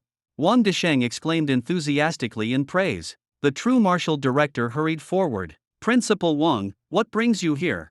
All eyes were on Wang Desheng, everyone sensing the intimidation emanating from his presence. He approached Chu Tian, his tone full of admiration. "Chu Tian, excellent work. You are the pride of this school." Unconvinced, Song Qingfeng retorted snidely, "Principal Wang, the talent hasn't been fully confirmed yet. Don't jump to conclusions." Wang Desheng turned and gave Song Qingfeng a cold, razor-sharp glance, freezing him to the core. With a piercing expression, Wang Desheng asked sarcastically, "You're Song Penghong's grandson, aren't you?" For a moment, Song Qingfeng felt as though he had been plunged into icy water, too frightened to respond. Everyone realized that today's events went far beyond a simple talent test. Song Qingfeng had initially expected that upon revealing his identity, Wang Desheng would shower him with praise as usual. To his shock, Wang Desheng instead spoke contemptuously, "Don't think your family will amount to anything. Do you think I don't know the school's testing equipment inside and out? Save your energy, stand aside and behave." Song Qingfeng's face turned alternating shades of green and pale, yet he could only slink back into the crowd in humiliation. Time passed slowly as everyone anxiously awaited the arrival of the testing machine. Along with the machine came Li Changqing, the dean of Baihua Jinmu Academy. As soon as he entered, Wang Desheng jokingly remarked, "You sure got here fast." Li Changqing smiled and responded, "I had to hurry, who knows if another school would snatch away a good talent." Finally, the testing machine was installed. The room fell silent as all attention turned to Chu Tian, who walked slowly toward the machine and placed his hand on the dust-covered device. In an instant, the purple indicator light at the top of the machine lit up: talent, S-level, cultivation, black iron 7-star. This result erupted like a bombshell at the scene. Everyone's eyes widened, and for a moment, even their breathing paused. It was the legendary S-level talent. After a brief silence, cheers and applause erupted from all directions. The entire room was stunned by Chu Tian's incredible talent, and some teachers were so moved their eyes reddened. Li Changqing and Wang Desheng were overwhelmed with emotion. They never dreamed they'd witness an S-level talent awakener in their lifetimes. Some were so shocked they fainted on the spot, while others looked on with envy or jealousy. Song Qingfang's eyes burned with anger but held helplessness. Li Shiki gazed at Chu Tian with deep admiration. Li Changqing immediately rushed to Chu Tian's side, his voice trembling with excitement. "Chu Tian, Baihua Jinmu Academy fervently desires your enrollment." Before he could finish, two powerful figures stormed into the examination hall with an imposing aura. An elderly man with graying hair introduced himself first. "Youngshu, I am Su Guangming, dean of Songhua River Jinmu Academy." Immediately after him, a graceful lady smiled and said, "Hello, Chu Tian. I am Hao Dongju, dean of Yaqiao Jinmu Academy." The whole hall burst into a commotion. These prominent figures, rare to see even individually, had all converged here for Chu Tian, testifying to his extraordinary talent. The rivalry among the deans was palpable and unrelenting. Li Changqing, on guard, said, "Don't push it. Hasn't Jiangxing University always been our annual recruitment partner?" Su Guangming smirked in return, "There's no rule that says a student must attend your school, is there?" Hao Dongju added fuel, "And wasn't Song Qingfeng someone you poached?" The exchange of words grew sharp, and the atmosphere increasingly tense. Song Qingfeng, hearing himself reduced to a bargaining chip, felt a bitterness he couldn't express. The humiliation made him wish he could disappear on the spot. Meanwhile, Wang Desheng chuckled secretly. He had often been looked down upon by these elite schools before, but now he could finally savor this moment. Unable to hide his delight, he gave Chu Tian a thumbs up. Chu Tian coughed awkwardly, thinking the principal was a bit too direct. Seeing the brewing conflict amongst the three deans, Wang Desheng had no choice but to step forward and mediate. "How about we all sit down, have a cup of tea, and talk this over?" His words finally brought some calm as the three turned their attention to him. Li Changqing teased, "Old Wang, are you so happy you can't hide it?" Wang Desheng grinned openly, "You noticed? Can't help it, it's true." Su Guangming then asked bluntly, "Old Wang, how do you plan to resolve this issue?" Infuriated, Li Changqing immediately took the opportunity to challenge Su Guangming. The two were on the verge of coming to blows, with tensions rising dangerously. Sensing disaster, Wang Desheng urgently suppressed Su Guangming's forceful aura with his own energy, snapping, "Are you two insane? If you keep this up, I won't let Chu Tian graduate, and then he won't attend any of your schools." This declaration was like cold water thrown on a fire. The two strong contenders immediately withdrew their power, each letting out a cold snort before turning away. Wang Desheng sighed in relief, glad the situation hadn't escalated into an all-out academy war. He reminded them calmly, "Fighting is pointless. The final decision is still up to Chu Tian." Li Changqing immediately grabbed Chu Tian's left hand, and Su Guangming quickly took hold of his right hand. Hao Dongju, as the only lady, awkwardly glanced at the gesture, unsure how to compete in such a manner. Her look startled Chu Tian as well, who instinctively tensed up. Li Changqing promptly made an enticing offer. "Chu Tian, if you join our academy, all tuition fees will be waived, and you'll receive a 1 million yuan scholarship. You'll also have unrestricted access to the martial arts pavilion."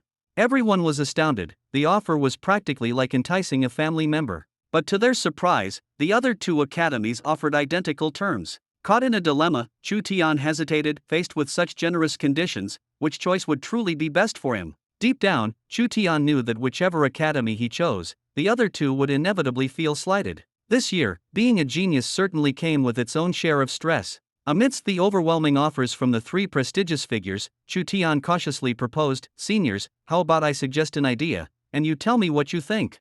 The students below began whispering to each other. Someone mocked, "Look at Chu Tian, still putting on airs." Another student retorted with a cold laugh, "If you had S-level talent, you'd act like this too. Shut up and watch." Su Guangming's eyes lit up. "Let's hear it," he encouraged. Chu Tian composed himself and explained, How about I spend a year at each school, rotating through all three over 3 years? What do you think? The room fell silent instantly. Nobody had anticipated such a proposal. Some couldn't help but inwardly criticize, what kind of nonsense is this? Do you think academic enrollment works like your personal playground? Song Qingfeng's face darkened immediately, and he yelled angrily, Chu Tian, has your brain been slammed in a door? In the next second, three authoritative voices shouted in unison, silence. I'm fine with it. I agree. I approve. The entire hall was collectively stunned. No one had expected this outcome. Chu Tian's proposal became an unprecedented precedent in Jiangxin's martial arts world, and thus, the matter was settled. In the first year of Shushan's enrollment at the Baihua Jinyu Academy, Li Chongqing immediately proposed taking Shushan away. However, Wang Desheng was visibly reluctant, clearly unwilling to part with Shushan after barely spending time with him. At this moment, Li Shiki suddenly suggested, Shushan, let's exchange contact information. If you have any questions, feel free to reach out. Naturally, Shushan happily agreed. Under the fiery gaze of Song Qingfeng, the two became friends. Stroking his beard with a glint of mischief in his eyes, Li Chongqing thought to himself, maybe there's a way to keep Shushan at Baihua for good? Before leaving Jiangxing University, the three bigwigs repeatedly reminded Shushan of various precautions. Finally, they departed. Soon after, the strength assessment began. This test involved battling against Jinmu stone idols. Each idol was equivalent to a black iron 7-star Jinmu fighter. There were 7 idols in total, and entering the stone idol forest, one just needed to last 5 minutes to pass. However, Shushan didn't participate in this examination. The school was concerned about any potential injury to him, considering that he was marked as an S-level talent genius and thus a key subject of protection. Although some classmates felt a little disgruntled, who dared voice their discontent. Not to mention Shushan's strength was well beyond theirs, just the presence of his crowd of admiring female classmates made others wary of approaching him. Sitting on the sidelines, Shushan watched as his classmates were beaten black and blue by the idols, and he couldn't help but feel sympathetic. Realizing he couldn't help, he sighed in slight frustration. Suddenly, a girl handed him a bag of chips. Shushan instinctively took a bite, the crisp sound unusually noticeable in the quiet field. The male students turned in unison, their eyes full of annoyance, making Shushan flash an embarrassed smile. Sorry, carry on, he said, quickly lowering his head. Unexpectedly, a surge of energy began to swell within him, feeling like it was about to breach a bottleneck. He tossed the chips aside, sitting cross-legged as a torrent of inner energy rushed wildly into his body. Lida, noticing his abnormality, promptly paused the examination. Shushan's inner energy broke through the barrier of black iron 8-star level, but it didn't stop there, it continued to skyrocket. Swearing under his breath, he felt as if his entire being ascended. In that moment, he broke through to black iron 9-star. Shushan opened his eyes, reveling in the surging strength within him, feeling utterly exhilarated. Did you just reach black iron 9-star? Lida asked in utter surprise. Shushan nodded. The classmates erupted into a commotion. This is the power of an S-level talent. Unbelievable. It's hard enough for us to climb just one level, he went up 2 in one go. Who wouldn't be envious of power like that? Shi Xiang, seeing Shushan casually match his own level, was filled with deep resentment. He proposed, Coach Li, since Shushan is now black iron 9-star, can't he participate in the stone idol forest assessment? Shushan immediately volunteered, Coach, I want to join.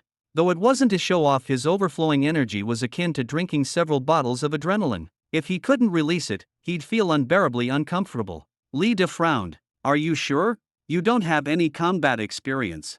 I want to give it a try, Shushan replied earnestly before walking into the idol forest. Shi Xiang sneered, be careful not to run out crying, S-level genius.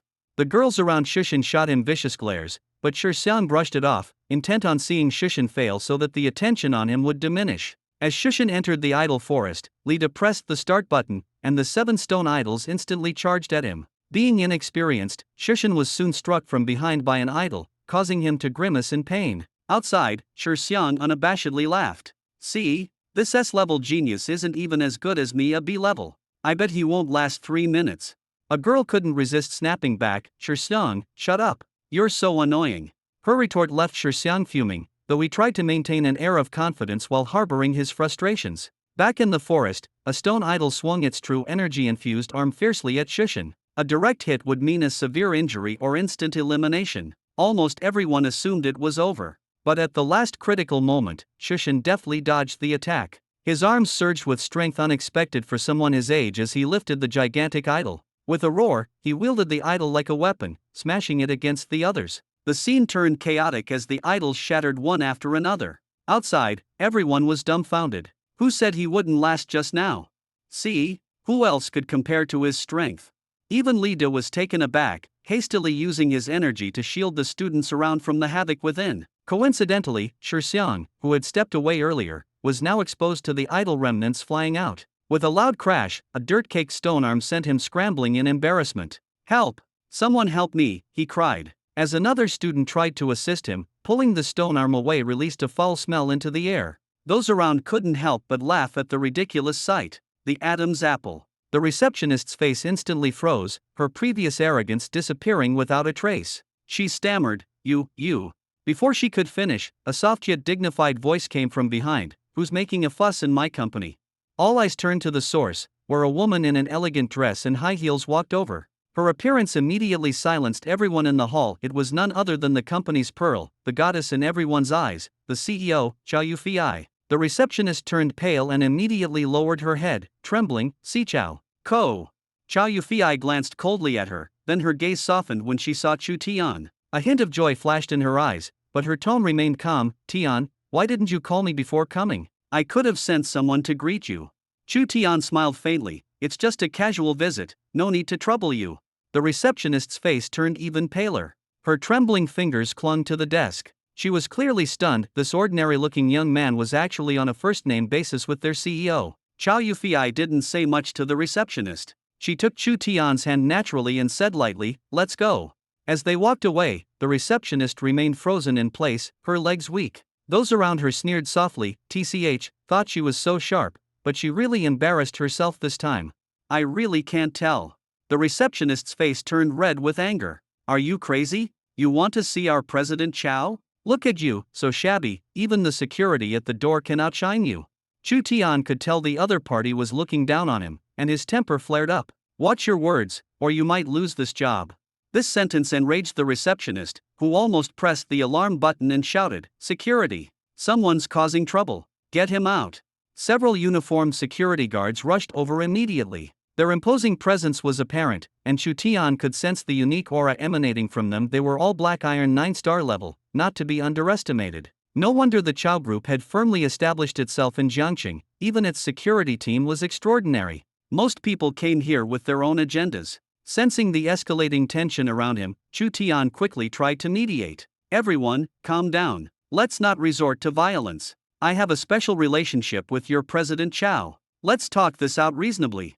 But the receptionist didn't buy it. She coldly instructed, "Don't listen to his nonsense. How could President Chow know someone like him? Go ahead, hit him in the face." Seeing her cruelty, Chu Tian's lips twitched, and his anger was fully ignited. He suspected he was right. This woman was audacious enough to want to disfigure him. If she couldn't have something, she didn't want anyone else to have it either. How selfish. He fixed her with a fierce glare and snapped angrily, "Shut up." Just as the situation was about to spiral out of control, a sharp voice suddenly rang out from the corridor. "What's going on? What's all this noise? This is the Chow Group, not a marketplace." The atmosphere shifted instantly as the speaker appeared. The receptionist turned around, her demeanor changing in a heartbeat. She plastered on the most flattering smile, almost cracking her makeup. "Young Master Wang, good day."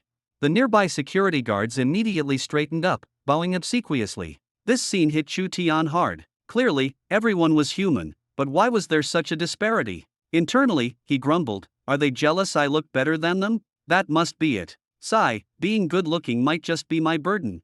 Young Master Wang sized up Chu Tian, furrowing his brows. He thought to himself, "This guy is actually quite handsome. What happened here?" Wang demanded. The receptionist rushed to explain. Young Master Wang, he insisted on seeing President Chow, and the security was about to throw him out. Wang dismissed her with an impatient wave, speaking loftily, "Of course, throw him out. Who does he think he is to meet President Chow? Hurry up, don't embarrass yourselves here." That single command had everyone truly acting like they were the company boss. Chu Tian's expression darkened. He was extremely annoyed by Wang's high-handed attitude. "You're overstepping. You're not part of Chow Group, so what gives you the right to meddle?" Wang couldn't even be bothered to respond, looking at Chu Tian with only contempt, as if speaking to him would lower his own status. The more Chu Tian thought about it, the angrier he became. This guy was way too arrogant. Just a minor figure, yet he was acting like a big shot. He decided there was no need to continue tolerating this. The receptionist immediately stepped in to back one up. You must be from the countryside, huh? Do you think you can afford to offend someone like young Master Wang? Know your place. Chu Tian shot back. You're not part of Chow Group either, are you? One let out a derisive laugh, tauntingly saying, next time you want to meet President Chow, at least dress like a human being. Buy some decent clothes online or something. Chu Tian retorted sharply, like you, no matter how well you dress, you're still rotten to the core. Wang snorted dismissively, bumpkin. In truth, Chu Tian was buying time. He had already sent a text to Chow Yufei. If she didn't show up soon, things could get really troublesome for him. Wang's voice turned cold. What are you all standing there for? Hurry up and throw him out. Stop disgusting everyone here. With that, he strode into the elevator without even sparing another glance at Chu Tian. The security guards immediately swarmed forward. Chu Tian could feel the surging energy from them. These weren't ordinary guards, they were professionally trained, coordinated, and efficient in their actions. He instantly shifted into battle mode, activating his inner energy fully and engaging them head-on. He knew he couldn't hold back. In a brief exchange, everyone was stunned. No one had expected this young man they had scorned to be a Black Iron 9-star martial artist. Before the guards could react, Chu Tian had already taken down two of them in an instant. They didn't stand a chance. The squad leader roared, "Damn it, all together now." As the standoff escalated, a sharp, angry female voice sliced through the chaos. "Stop it, all of you." The sudden command froze everyone in their tracks, giving Chu Tian the opportunity to leap out of the encirclement. A woman with a commanding presence strode forward, dressed in professional attire, high heels clicking against the floor, black stockings and a pencil skirt complementing her brisk and polished demeanor. She stopped in front of Chu Tian, her tone respectful yet firm. "Young Master Chu." Everyone present, security guards and receptionists alike, were dumbstruck. Who was this woman? They immediately recognized her. She was Sun, Chow Yufei's personal secretary. She had no official power, but she was inseparable from the president, capable of deciding countless fates with a single word. Her evident respect for Chu Tian stunned the crowd. Who on earth was this man? Before they could gather their thoughts, Secretary Sun's icy voice rang out, "You've got some nerve. Who gave you the audacity to lay hands on young Master Chu? Whoever gave the order, step forward now." The receptionist trembled uncontrollably, stammering with her head lowered, "Secret. Secretary Sun, it was me." Secretary Sun cast her a cold glance. Just then, her phone rang. She swiftly reported the incident, and after hanging up, she delivered her judgment without mercy. "You, go report to the HR department immediately." The receptionist paled with panic. Having flaunted her job at Chow Group for so long, being fired now was like falling from heaven to hell. She looked at Secretary Sun, tears streaming down her face as she sobbed desperately, "Secretary Sun, please don't fire me. I've learned my lesson. Please give me another chance." But Secretary Sun's expression only grew colder. "A chance? Would you give me one if the tables were turned? Do you understand the relationship between young Master Chu and President Chow? If I had arrived just a moment later, you world. If not for the extremely important meeting that Mr. Chow had to attend, he himself would have been standing here instead of Secretary Sun." With a face full of anger, Secretary Sun announced sharply, "Begging won't help. This is a decision personally made by Mr. Chow." She gave a cold glance at the employees and added, "As for you all, your bonuses for the past 6 months are cancelled. If you have any objections, feel free to resign through HR at any time." After announcing the punishment, her demeanor suddenly shifted. Turning towards Chu Tian, her expression became respectful. "Young Master Chu, I'm Sun Huashan, Mr. Chow's secretary. My apologies for the inconvenience you've experienced." Her professionalism and decisiveness earned Chu Tian's inner admiration. This woman's style resembled that of his wife, efficient and straightforward. Chu Tian merely smiled faintly, not interceding on behalf of the punished employees. In his eyes, mistakes deserved consequences. Especially when it came to a receptionist who valued status over behavior, the kind of person who inevitably causes trouble sooner or later and is undeserving of sympathy. "No problem. Just gave me a chance to stretch." Chu Tian responded with a smile, casually inquiring, "Where's Mr. Chow?" "Mr. Chow is tied up in a sudden meeting and couldn't step away, so he assigned me to receive you," Sun Huashan answered, guiding him into the CEO exclusive elevator and up to the top floor office. Pushing open the door, Chu Tian strode directly toward Chow Yufei's executive chair and plopped down into it. The chair was large and soft. He spun around comfortably as if he owned the place. What he didn't notice was Secretary Sun walking in with a cup of water and looking utterly shocked at the sight. No one in the entire Chow Corporation dared sit in Chow Yufi's chair. For Chu Tian to dare, either he didn't regard the rules whatsoever, or his relationship with Chow Yufi was far deeper than it seemed. Secretary Sun was about to pour water when Chu Tian noticed the cup on the desk and helped himself to it. Frowning slightly, he detected a faint fragrance in the cup and noticed a subtle lipstick mark on the rim. "This cup is," Chu Tian looked up and asked. Secretary Sun hesitated. "That's Mr. Chow's personal cup," she explained, expecting Chu Tian to react with surprise and prepared to apologize. However, Chu Tian was unfazed and took another sip. "Oh, I see. No worries, just be more careful next time. You can go ahead and get back to work." His nonchalant attitude left Secretary Sun dumbstruck as she slowly left the office, her mind preoccupied with one question: were these two really just a couple? Could their relationship be far more intimate than it appeared? Meanwhile, Chu Tian leisurely began playing Minesweeper on a computer storing confidential company information. "The specs on this computer are great. Even Minesweeper runs so smoothly. What satisfying explosions upon losing," he commented, obsessed in having restarted over 100 games in 20 minutes. The office door unexpectedly opened. Chow Yufi entered with a male follower, appearing indifferent yet slightly exasperated by the man's effusive chatter behind her. Engrossed in the game, Chu Tian didn't notice anyone had entered, his eyes glued to the screen, that is, until a deep roar suddenly broke his focus. "You, get up immediately." The startled Chu Tian's hand slipped, triggering a cascade of detonated mines on screen. "Game over" flashed brightly. Standing up with a disgruntled face, he muttered, "Can't even enjoy a game in peace nowadays."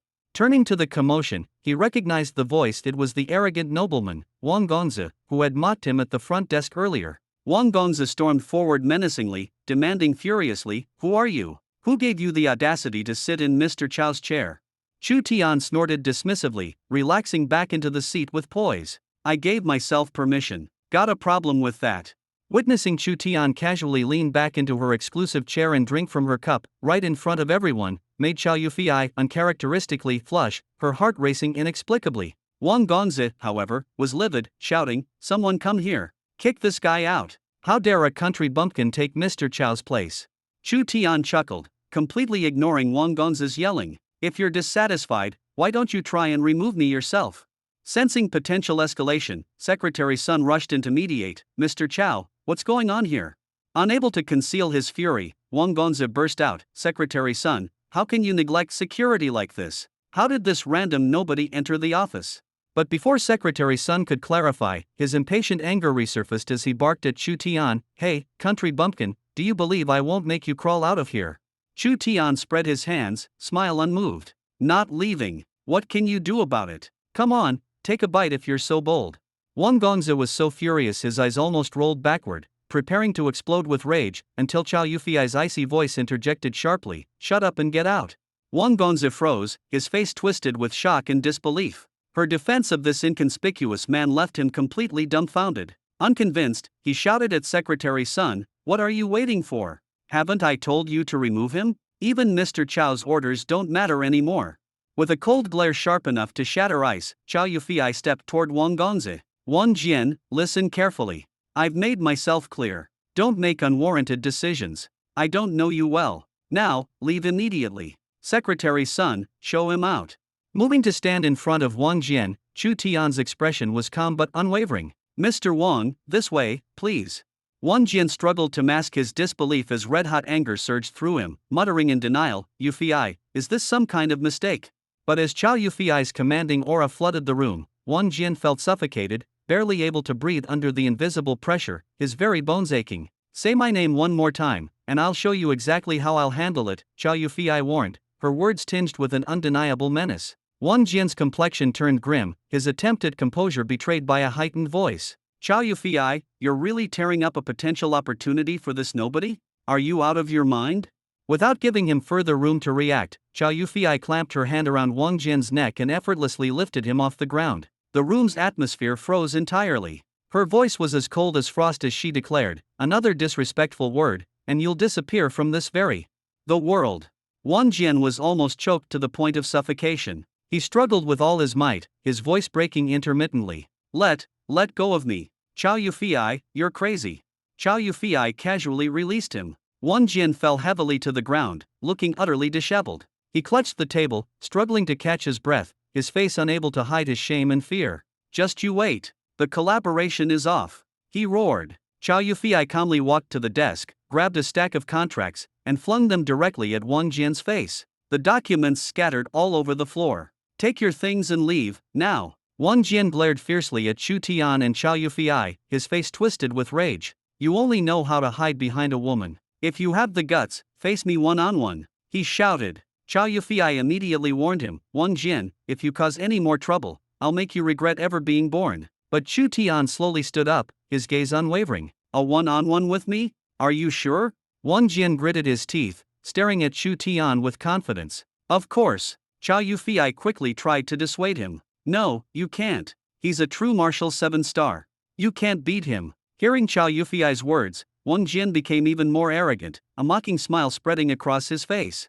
Ha ha ha, you're nothing without Chow Yufei. You'll always be stuck at the bottom. The atmosphere instantly grew tense. Chow Yufei's aura flared again, making it almost impossible to breathe in the room. Wang Jian instinctively began to back away, though his mouth still refused to admit defeat. Chu Tian looked at Chow Yufei and said calmly, It's fine. Watch me. His eyes were filled with confidence. Come on, let me show you that this country bumpkin isn't someone you can insult so easily. Wang Jian hadn't expected Chu Tian to actually accept the challenge. A smug smile appeared on his face as he charged forward with his energy surging, his fist glowing faintly. However, just as the two were less than a meter apart, Chu Tian's figure suddenly blurred. He moved so quickly that he left a high-energy afterimage in his wake. A crisp sound echoed through the room as Wang Jian was sent flying like a kite with a broken string, crashing heavily into the solid wooden door. The door nearly splintered under the impact. Wang Jian clutched his face in pain, collapsing to the ground in a daze, his mind spinning and his eyes filled with terror. He finally realized he had underestimated Chu Tian. Chu Tian walked up to him, looking down with a cold smirk. Still not convinced? Wang Jian scrambled backward, hastily gathering the scattered documents as he fled the office in disgrace. He had never imagined he would lose face so badly today. The room fell into sudden silence. Chu Tian sat back in the boss's chair, feeling that it was all no big deal. Sun Huashan, who had been standing beside Chow Yufei, was so frightened by the earlier scene that she couldn't utter a word, standing there in a daze. Chow Yufei spoke calmly, Huashan, please step out for a moment. Sun Huashan seemed to snap out of her daze, quickly nodded, and cautiously left the office, thoughtfully closing the door behind her. Only then did Chow Yufei turn around, noticing Chu Tian looking at her with an expression of pure admiration. His eyes were filled with seriousness and reverence. Chow Yufei suddenly felt a bit flustered, her cheeks gradually turning red. Her tone softened as she asked, Why are you staring at me like that? Chu Tian, captivated by her gentleness,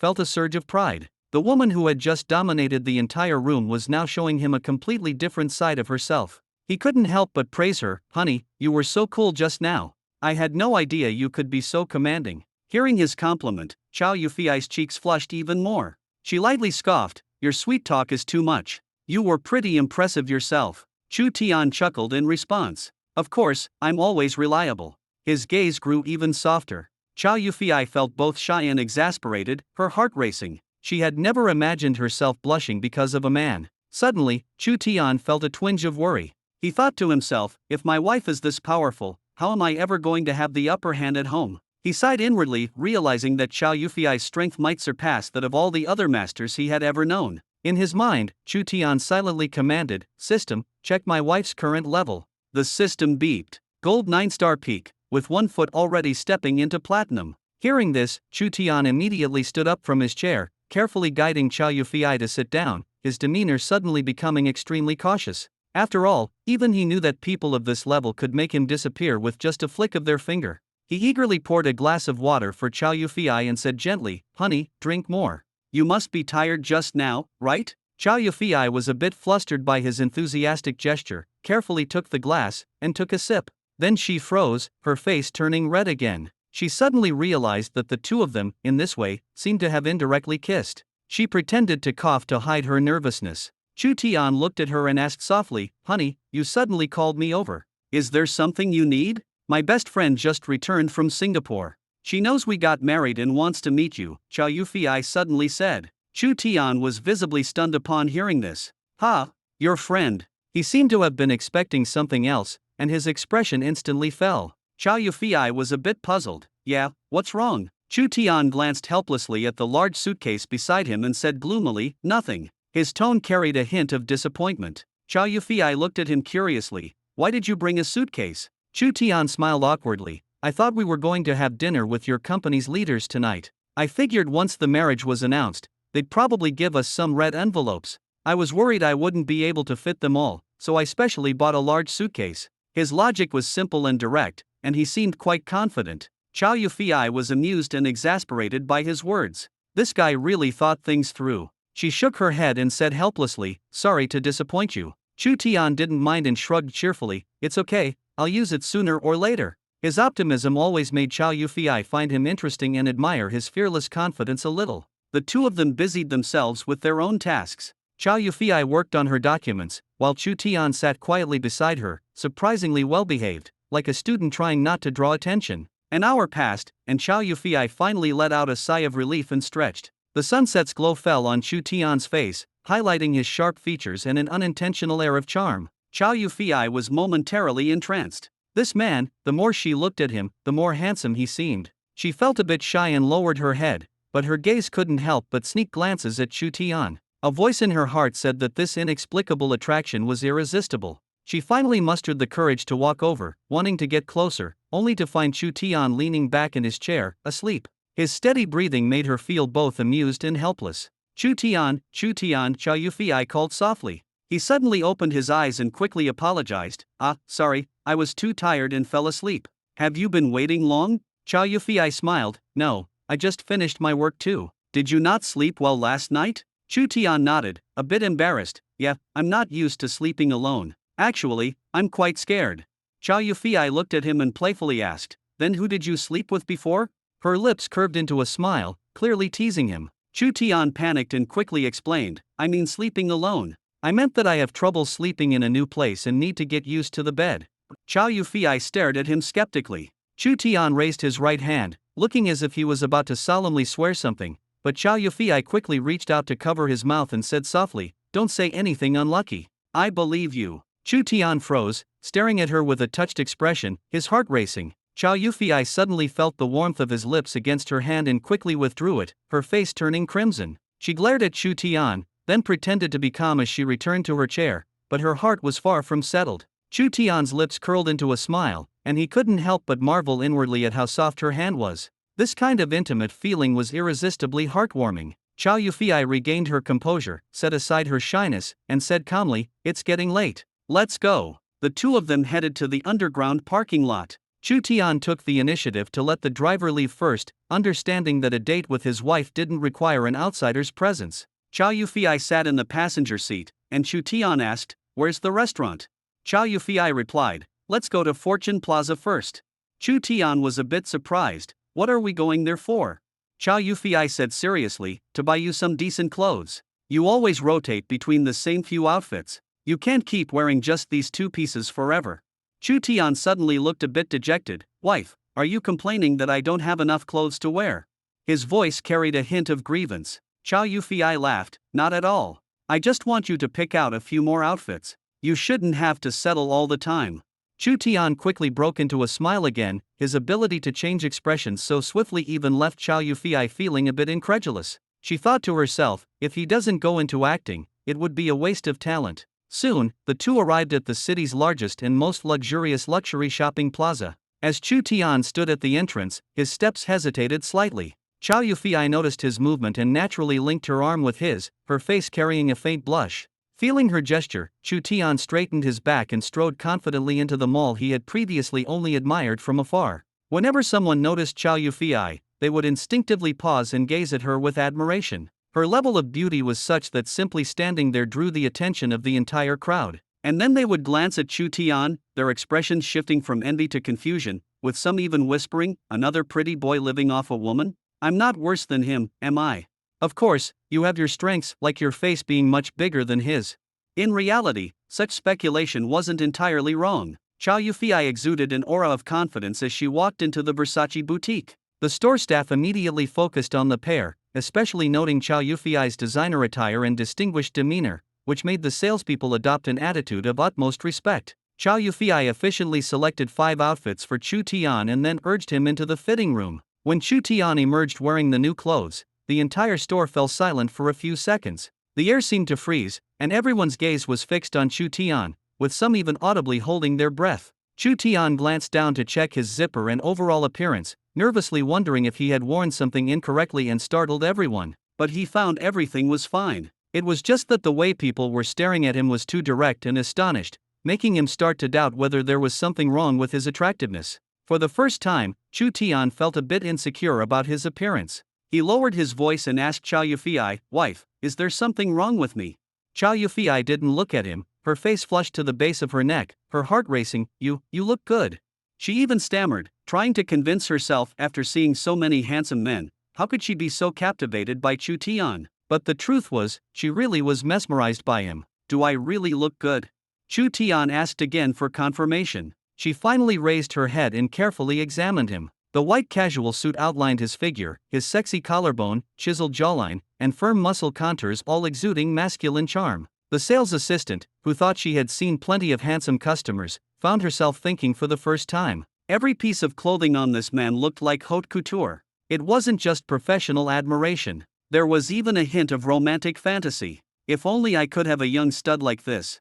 With that thought, she even began to envy Chow Yufei. Chow Yufei forced herself to stay composed and handed another outfit to Chu Tian. "Try this one too."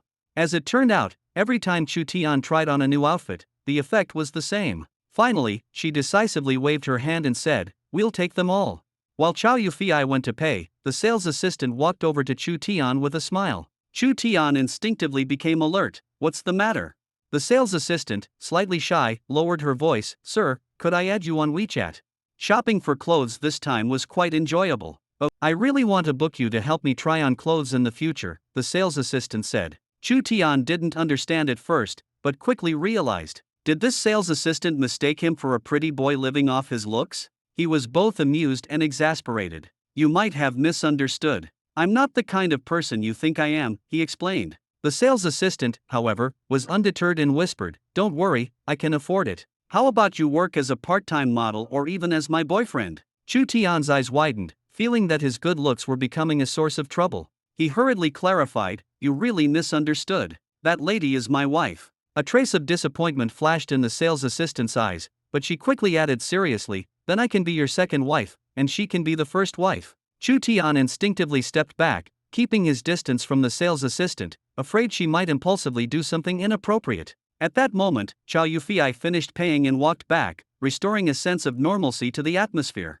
Once outside, Chu Tian let out a long sigh of relief, silently thinking to himself, "Turns out, men these days also need to learn how to protect themselves. Women are too bold." "What happened just now?" Chow Yufei asked curiously. Chu Tian couldn't resist mimicking the sales assistant's invitation word for word. After hearing it, Chow Yufei laughed so hard she could barely stand upright. Chu Tian felt a bit frustrated. "You're still laughing? Your husband was mistaken for a pretty boy, and she even wanted to keep me. Aren't you worried?" Chow Yufei suddenly exuded an undeniable confidence. "No one but me is worthy of keeping you." Her commanding presence made Chu Tian admire her even more, and he was deeply drawn to her boldness. Whenever they were in public, she was always so assertive, yet when they were alone, she would become soft and adorable. As they drove to the restaurant, both men and women on the street couldn't help but turn their heads to take another look at them. Having grown accustomed to the curious stares of others, Chu Tian felt that he and Chow Yufei resembled a perfect couple straight out of a comic book, a handsome man and a beautiful woman, a match made in heaven. When they entered the private room, it was filled with stylishly dressed men and women, clearly from wealthy families. As these people saw Chow Yufei holding onto Chu Tian, their expressions collectively turned tense and incredulous. They had assumed Chow Yufei was still single. How did she suddenly have a boyfriend who was so outrageously handsome? The room buzzed with whispered discussions. At that moment, a woman with long wavy hair, a stunning face, and an impressive figure quickly walked over, her arms outstretched in excitement. Chu Tian was startled by her enthusiasm and instinctively stepped back to protect himself. "Miss, please don't do this. I'm a married man," he said. The woman rolled her charming almond-shaped eyes and directly pulled Chow Yufei into a hug. "Yufei, it's been so long. I've missed you so much." Chu Tian watched the interaction between the two women and realized he had misunderstood. Chow Yufei clearly wasn't comfortable with the woman's enthusiasm and politely declined the hug, but she still responded courteously, "Wanro, it's been a while." Wanro didn't seem embarrassed at all. Her relationship with Chow Yufei was close, almost like family, and they understood each other well. After the three of them sat down, Wanru's face lit up with a smile, and the atmosphere instantly became lively. Without hesitation, Chow Yufei introduced, "This is my husband, Chu Tian." As soon as she finished speaking, the room's atmosphere suddenly tightened. No one had expected her to use the word husband. Not boyfriend, not fiancé, but already married. This simple sentence was like a bomb dropped into the room, catching everyone off guard. Chu Tian couldn't help but feel secretly pleased. Finally, he could stand by her side openly and proudly. He observed the people in the private room, each with a complex expression. Some were shocked, some were disappointed, and many were unwilling to accept it. Even Chow Yufei's close friend Liang Wanro was stunned and instinctively asked, "You two are really married?" Chow Yufei simply smiled faintly and shook her head, causing everyone to breathe a sigh of relief, as if it was just a more intimate way of addressing him. But her next words left everyone stunned again. "We've registered our marriage," she added calmly, her tone steady but resolute. The air in the room instantly froze. Everyone looked at each other, clearly unable to fully process the news. Liang Wanro was the first to react, exclaiming, "As expected of my best friend, always making decisions others wouldn't dare to imagine. I'm Liang Wanro, nice to meet you." As she spoke, she extended her hand toward Chu Tian. Chu Tian smiled and shook her hand, responding politely, "Chu Tian." He keenly noticed that the atmosphere in the room had shifted the moment Chow Yufei publicly announced their relationship. Especially the second-generation rich kids present, their gazes toward him instantly turned hostile.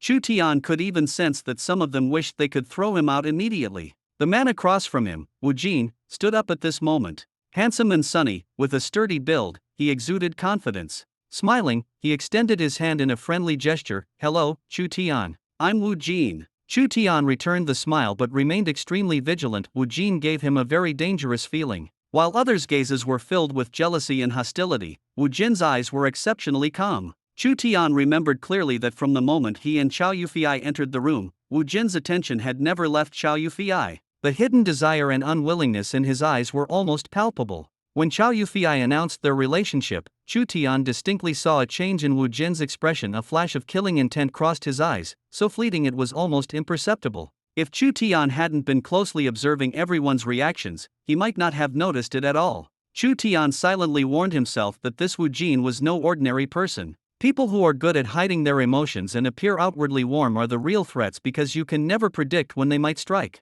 Chu Tian discreetly asked the system in his mind if it could scan Wu Jin's abilities. The system quickly provided an answer. Wu Jin, talent level A, gold 1 star. This level was far beyond that of an ordinary rival. What troubled Chu Tian even more was that he realized all 6 men in the room were openly hostile toward him. Strangely, even Liang Wanro, a woman, seemed to harbor some animosity. This puzzled Chu Tian. Had he inadvertently blocked someone's path? Without revealing his thoughts, he glanced around cautiously and noticed that Liang Wanro was tightly holding Chow Yufei's hand, a level of intimacy that made him slightly uncomfortable. Chu Tian had a sudden idea and innocently said, "Yufei, feel my forehead. It seems a bit cold. Am I running a fever?" Chow Yufei quickly reached out to check, looking at him in confusion. "It's not hot. Are you feeling unwell?" Chu Tian feigned puzzlement. "I still feel cold. Could you use your other hand to check again?" Chow Yufei had no choice but to withdraw the hand she was holding with Liang Wanro and used it to touch Chu Tian's forehead again. At that moment, Chu Tian took the opportunity to tightly hold her hand, smiling as he said, "Your hand is so cold. Let me hold it for a while." Chow Yufei suddenly understood, feeling a bit embarrassed but also sweet inside. She hadn't expected Chu Tian to get jealous, even over her best friend. This small gesture was more touching than any words. The others in the room, seeing them holding hands so intimately, all looked displeased. Especially Wu Jin, whose eyes briefly flashed with a dangerous glint, though his expression remained polite and friendly, as if nothing had happened. Wu Jin said no more and suddenly changed the subject, initiating a conversation. "Chu Tian, where are you working now?" Chu Tian smirked inwardly, realizing the battle had officially begun. He replied casually, "I'm still in college, haven't graduated yet." Wu Jin continued probing, his tone laced with subtle testing. "Oh, which university? Bai Hua Jinyu Academy or Songhua River Jinyu Academy?" Chu Tian smiled faintly. "Jiangxing University." Upon hearing this name, everyone in the room couldn't help but laugh. Some even mockingly slapped the table. "Jiangxing University? Not even graduated yet, low cultivation level, and mediocre talent, huh?" As soon as the words were spoken, Chow Yufei suddenly interrupted coldly, her tone assertive. "Chun 11, watch your words." Chen 11, overwhelmed by her imposing aura, was momentarily stunned but still muttered unwillingly, "President Chow, you and young Master Chu are really affectionate, protecting each other so well." Chu Tian observed the scene before him, realizing that an open and covert battle had already begun. Chow Yufi's support strengthened his resolve. No matter how much hostility he faced, he would not take a step back. Now, he had only one goal: to protect the woman beside him and face challenges without retreating. Wu Jin's expression grew increasingly grim, his anger written all over his face as he glared at Chu Tian without saying a word. The atmosphere became tense. Wu Jin, adept at controlling the mood, quickly smiled and said, "Apologies, young Master Chu, my question might have put you in a difficult spot." Although he appeared to be apologizing, everyone could hear the veiled sarcasm in his words. Why was he trying to embarrass him? Wasn't it because Chu Tian hadn't graduated from university and failed to get into Jinliu Academy? Such subtle verbal sparring was common in their circle, serving both as an attack and a test. However, Chu Tian remained completely unfazed, responding calmly, "It's nothing. University and cultivation don't conflict. I believe I'll get in sooner or later." He seemed full of confidence, his words carrying a determined spirit. Chen 11, seeing Chu Tian's nonchalant demeanor, felt deeply dissatisfied. He muttered inwardly, "A failure who couldn't get into Jinliu Academy, yet he's going to marry Chow Yufi? Chow Yufi, do you like this kind of person because you think he's easy to control?" Wu Jin had no intention of letting Chu Tian off the hook and immediately followed up, "Young Master Chu, your parents and Uncle Chow must have had a long-standing relationship, right? Truly a blessing, no wonder you could be with Miss Chow. Miss Chow is the dream goddess of many men in Jiangqing." Chow Yufi's face darkened. Wu Jin's repeated provocations had already crossed her bottom line. She was about to lose her temper when Chu Tian firmly squeezed her hand and shook his head slightly, signaling her to stay calm. Chu Tian responded with a relaxed smile, "Brother Wu, actually, you're mistaken. I grew up as an orphan. Back then, Yufi's father faced a business crisis and brought her to the orphanage to hide. That's how we grew up together. In the end, we're childhood sweethearts, not a match made in terms of family status." He made no attempt to hide his background, even turning it into an advantage, and countered by asking Wu Jin if he was even more envious of him. His words were sharp, a direct rebuttal. This left many present momentarily stunned. "Envious of you being an orphan? What kind of joke is that?" For the first time, Wu Jin's expression changed, his face darkening. Chen 11 tried to help Wu Jin regain the upper hand, angrily saying, "How can you talk to Brother Wu like that? Apologize now." But Chow Yufi shot him a cold glance, and Chen 11 immediately felt a chill run through him, not daring to speak further. He could only lower his head and sulk. Sensing the awkward atmosphere, Liang Wanro quickly stepped in to mediate. "Come on, everyone, stop arguing and eat. Otherwise, the food will get cold. This restaurant's signature dishes are very famous. Don't let them go to waste." Wu Jin stared deeply at Chu Tian, his gaze dark and brooding, while Chu Tian responded with a polite smile. Wu Jin's expression grew increasingly unpleasant, but Chu Tian felt a sense of satisfaction, thinking,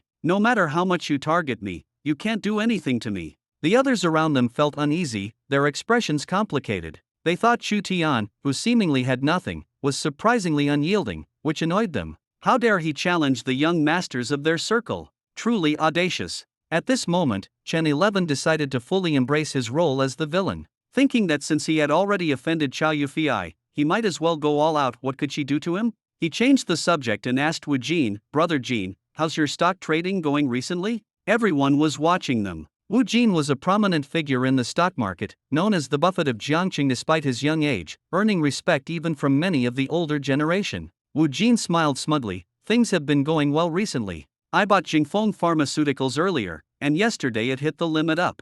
I got insider information that their drug development failed, so I quickly sold it off and made over $1 million in profit." Chen 11 immediately flattered him, "Brother Jin, you're amazing, so sharp. I wonder who took over the shares. They might lose everything." Chu Tian's lips twitched slightly upon hearing this conversation. He was the foolish buyer. No wonder he was able to buy so many shares at once. It turned out to be Wu Jin's sell-off. What a coincidence. Wu Jin noticed Chu Tian's expression and shifted the topic. "Young Master Chu, do you dabble in stocks as well?" Chen 11 sneered from the side, "What does he know? He's just pretending to look the part." But sensing Chow Yufi's gaze, he didn't dare say more, muttering only half his sentence. Chu Tian didn't mind and calmly replied, "Don't laugh at me, Brother Wu. The shares of Jingfeng Pharmaceuticals you sold were actually bought by me. Just a coincidence." As soon as he said this, everyone was stunned. Even Chow Yufei froze. No wonder her account suddenly lost 6 million in the morning. It turned out to be spent on stocks. Chen 11 couldn't help but burst into laughter, tears almost streaming down his face. Wu Jin feigned elegance and said, "Young Master Chu has a unique vision, daring to invest such a sum. Not everyone has that kind of courage.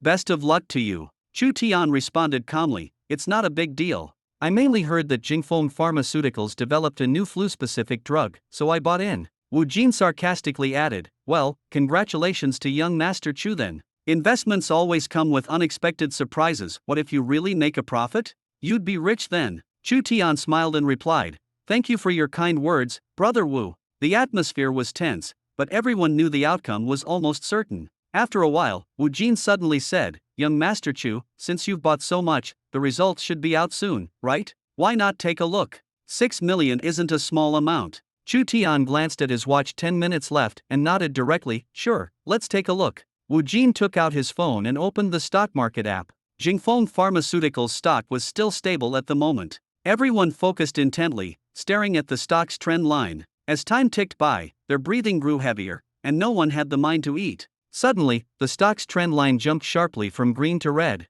Chen 11 laughed maliciously, "It's over. 6 million down the drain, what's the point? You could have just stayed a pampered young master living off others, but you had to take this risk." But Chu Tian remained calm, speaking lightly, "I'm not even anxious." "Why are you?" Chen 11, furious, faced Chu Tian directly, his voice stiff, "If you lose later, don't cry and lose your composure. Let me tell you, if a miracle happens, I'll kneel and apologize to you on the spot." Chu Tian's smile carried a hint of disdain. "You really know how to go all out, huh? Even now, you're still trying to spin stories to mislead Yufei and pin the blame on me. Impressive. I don't have a son as skilled at slandering as you." Chen 11 clenched his fists tightly, his whole body trembling uncontrollably. Arguing with Chu Tian always left him at a disadvantage, humiliated and frustrated. He glared at Chu Tian, cursing inwardly. "Let's see how arrogant you can be later, you loser." As they continued their confrontation, the clock struck 8, and a piece of news quietly broke. Jingfeng Pharmaceuticals announced that their flu-specific drug had passed government approval and entered mass production. However, no one present was aware of this news. By 8:05, Wu Jin looked at his phone screen and confidently said, "Young Master Chu, it seems you're doomed this time. How about this? If I win, I'll give you 10,000 to offset some of your losses." Chen 11 interrupted mockingly, "What? You feel like life is unbearable and want to rely on small favors to turn the tide? Too naive. Mr. Chow, you still." Before he could finish, Liang Wanru suddenly shouted, "It turned green. It turned green." "What turned green?" Her words instantly drew everyone's attention. She pointed at Wu Jin's phone screen with an incredulous expression, and the others all turned to look. The red stock market, which had been teetering on the edge of collapse, had suddenly turned green, surging upward dramatically, almost forming a vertical line. Wu Jin's hands trembled as he zoomed in on the page, trying to convince himself that what he was seeing was real. But the striking green line was impossible to ignore. Chen 11 snatched the phone and stared at the skyrocketing stock curve, stumbling over his words. What's going on?" Wu Jin's face darkened, gritting his teeth as he clutched the phone. "Young Master Chu, you really pulled it off this time. A miracle happened. I admit defeat." Chu Tian laughed unapologetically, "You should thank Brother Wu. Without your help, how would I have had the chance? Don't be so stubborn. How about I give you 1 million? Wu Jin nearly fainted from anger. His words felt like a slap in the face. The room suddenly erupted in shock and cheers. Liang Wanro quickly asked curiously, "How much can we earn from this?" Before anyone could answer, Chow Yufei's phone chimed with a notification. Her bank account had just received 60 million. She stared at the message, her voice trembling. 60 million? What? That much? Yufei, how do you know? Liang Wanro looked incredulous. Chow Yufei shook her phone to show her, and the room was filled with stunned gasps. After a moment, Chu Tian asked nonchalantly, "Who was it just now that said they'd kneel and apologize if a miracle happened? Where are they now? Hiding, perhaps?" Chen Shi's face turned ashen, and he sat frozen in his seat, head down, not daring to respond. The atmosphere grew tense, but Chu Tian clearly had no intention of letting him off the hook. His tone carried a hint of mockery. "Playing turtle now? Hiding your head and thinking you're safe?" Chen 11, furious, suddenly stood up and shouted, "Who are you calling a turtle?" Chu Tian replied indifferently, "No need to get so worked up. Did the soup burn your mouth? I'm talking about people who lack integrity." Chen 11 grew even angrier and retorted harshly, "Fine, I'll admit it today. I don't keep my word. So what? You pretty boy think you're so important. Do you think marrying into a wealthy family means no one dares to touch you? Some people are way out of your league. Chow Yufi's reaction was swift and direct. She stood up abruptly, an intense aura radiating from her, suffocating the entire room. Chen 11 panicked and shouted hoarsely, Chow Yufi, are you crazy? Do you want to completely ruin relations between the Chow and Chen families? Wu Jin hurriedly tried to mediate, President Chow, calm down. Don't act impulsively. But Chow Yufi was unmoved, coldly replying, shut up. This has nothing to do with you. Wu Jin could only stand awkwardly to the side, struggling internally but powerless. He couldn't afford to provoke the Chow family, let alone Chow Yufi herself. Chow Yufi's gaze was as sharp as a blade, fixed on Chen 11, each word carrying immense pressure. What right do you have to represent the Chen family in declaring war? Now kneel and apologize. Chen 11 could no longer withstand the pressure. Cold sweat streamed down his forehead, and he seemed crushed by the weight of the air around him. His knees buckled uncontrollably. He tried with all his might to resist, but his strength was insignificant before Chow Yufi, like an ant trying to push a tree. Bang! With a dull thud, Chen Shi's knees hit the ground, his head bowing so low it nearly touched the floor. He spat out harsh words, if you have the guts, kill me now. But if you think I'll apologize to Chu Tian, dream on. Chow Yufi's eyes flashed, and in an instant, her figure blurred as she grabbed Chen 11 by the collar, lifting him off the ground. Her grip tightened, and Chen 11 desperately slapped at her hand, but he couldn't break free. His eyes rolled back as he struggled for air. Chow Yufi loosened her grip, and Chen 11 fell to the ground, clutching his neck and gasping for air as if breathing fresh air for the first time. Her icy voice rang out again. Kneel properly and apologize. This time, Chen 11 was truly frightened. He hurriedly knelt again, kowtowing repeatedly and stammering apologies to Chu Tian. Chu Tian kicked him aside with a mocking smile on his lips. I don't have such a useless son like you. Get lost and stop polluting the air here. Liang Wanro quickly tried to persuade Chow Yufi, that's enough. Chen 11 has already knelt and apologized. Don't make this a bigger issue. But the cold look in Chow Yufi's eyes sent a chill down Liang Wanro's spine. Even as her best friend, Liang Wanro was too intimidated to speak further. They had known each other for years, but this was the first time Liang Wanro had seen such a terrifying expression on Chow Yufi's face. She couldn't help but wonder just how important was Chu Tian to her? Was he really worth sacrificing even her friendships for? Besides his good looks, what else made him so worthy of her protection? What had Chow Yufi been bewitched by? Liang Wanro had initially thought that Chow Yufi was merely using Chu Tian as a temporary shield to avoid her family's pressure to marry. But now, it seemed that wasn't the case at all. She began to suspect that Chow Yufi might truly be in love with Chu Tian. Even the usually aloof Ice Queen had fallen for him. What unique charm did Chu Tian possess? This thought lingered in Liang Wanro's mind. At this moment, however, Chow Yufi had no time to care about such things. Her expression had darkened considerably, and Chen Shi's repeated mockery had completely ignited her fury to protect Chu Tian.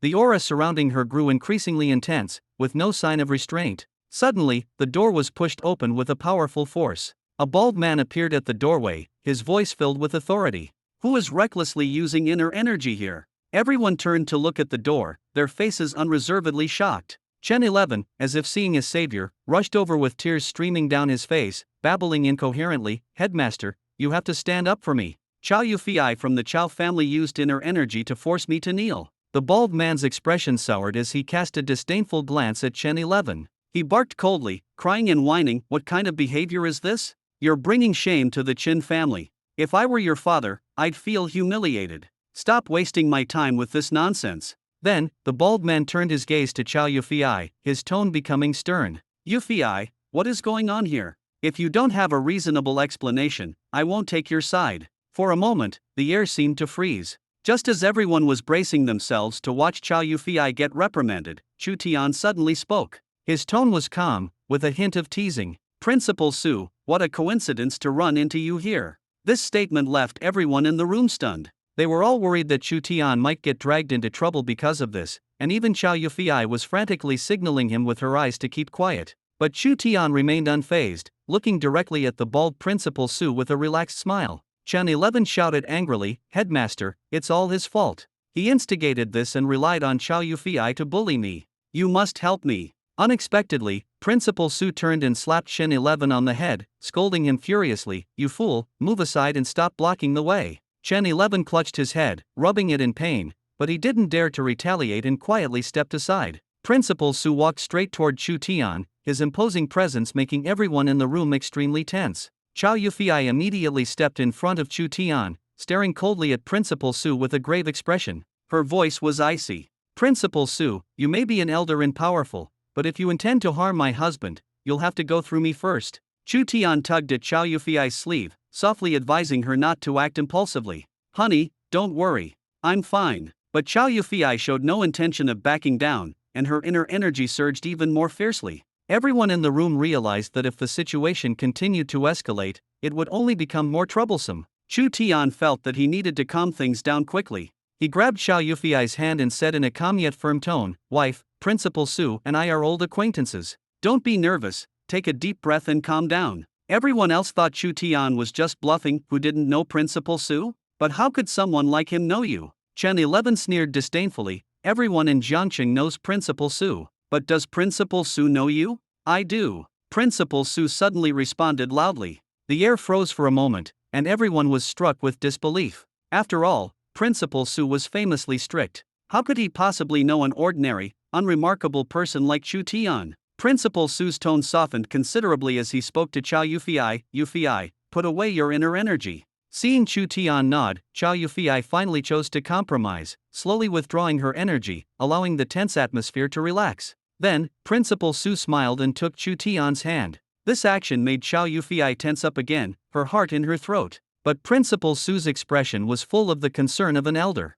With a kind face, he said, "Chu Tian, what a coincidence. We just met this morning, and now we meet again in the evening. Are you here for dinner too?" Principal Su's sudden friendliness and warmth left everyone in the room dumbfounded. After all, in the eyes of outsiders, Principal Su was known for his unpredictable temper and strict demeanor, never showing warmth to anyone casually. Yet here he was, displaying a completely different side in front of Chu Tian. Could it be that he truly held Chu Tian in high regard? Chu Tian also felt a bit embarrassed and could only reply awkwardly, "It is quite a coincidence, Principal Su. Are you here for dinner as well?" Principal Su nodded and smiled, "Yes, meeting up with some old classmates." Seeing this, Chu Tian followed his lead and said, "Then please go ahead. I won't disturb your meal." Principal Su patted Chu Tian on the shoulder, his tone full of approval. "All right, I'll head off then." Before leaving, he turned back to remind Chow Yufei, "Let this matter end here. Remember, don't use your inner energy recklessly in public." "I'll let it slide this time." What everyone thought would escalate into a major incident was completely resolved with just a few words from Principal Su. Chen 11 could no longer hold back and said indignantly, "Principal Su, how can you just let it go like this? Shut up. Didn't you also use your inner energy just now?" Su Guangming's voice was filled with reproach, directly hitting Qin Shi's weak spot and instantly making the atmosphere in the room tense again. Chen 11 wanted to argue, but under Su Guangming's calm gaze, he realized he had no excuse. Although he had used his inner energy, it had little effect and couldn't shake Chu Tian at all. Faced with Su Guangming's questioning, his arrogance immediately deflated, and he could only mutter, "I." Su Guangming's voice became even sterner. "Did you just call Chu Tian a useless person?" Chen 11 instinctively nodded. Still unconvinced, he retorted, "Principal Su, can't you see it? Chu Tian hasn't even attended Jinyu Academy. Someone who can't even meet the academy's threshold, what else could he be but useless?" Hearing this, Su Guangming's gaze at Chen 11 was already filled with anger. He sneered, "If Chu Tian is useless, then everyone in Jiangqing is useless. Do you even understand the gap between you and him? Even if you had half of Chu Tian's talent, you wouldn't have been kicked out of Jinyu Academy back then." These words stabbed into Qin Shi's heart like a knife. That humiliating past was a scar he never wanted to revisit. Due to his stagnant abilities, his family had to pull strings to get him to graduate from Jinyu Academy, but it was essentially a disguised failure. His self-esteem had been trampled into the dirt. Chen 11 gritted his teeth and muttered, "You're exaggerating. At least I studied at Jinyu Academy." "Chu Tian hasn't even set foot in an academy." Su Guangming coldly interrupted him, "You don't understand at all. With Chu Tian's talent, the three major Jinyu academies were fighting to recruit him. His potential is beyond your imagination." These words left everyone present completely stunned. The three major Jinyu academies? This kind of treatment was previously only seen in extremely rare geniuses, such as the sensation caused by Chow Yufei awakening in A+ talent. And now, Chu Tian was actually being fought over by various academies? People couldn't help but start speculating, could it be that Chu Tian also had an A+ or even higher talent? If these two prodigies were together, wouldn't their future child be the legendary super genius? For a moment, those who originally looked down on Chu Tian suddenly felt that he and Chow Yufei were actually a perfect match, even feeling a bit of admiration and envy. The atmosphere became subtly different. Chen Shi's face turned bright red with shame and anger, but she could no longer utter a single word of rebuttal. Su Guangming's gaze was as sharp as cold lightning as he stared at Chen 11. I warn you, if you dare to play any tricks in secret again, I will not let it slide and will directly settle the score with your Chen family.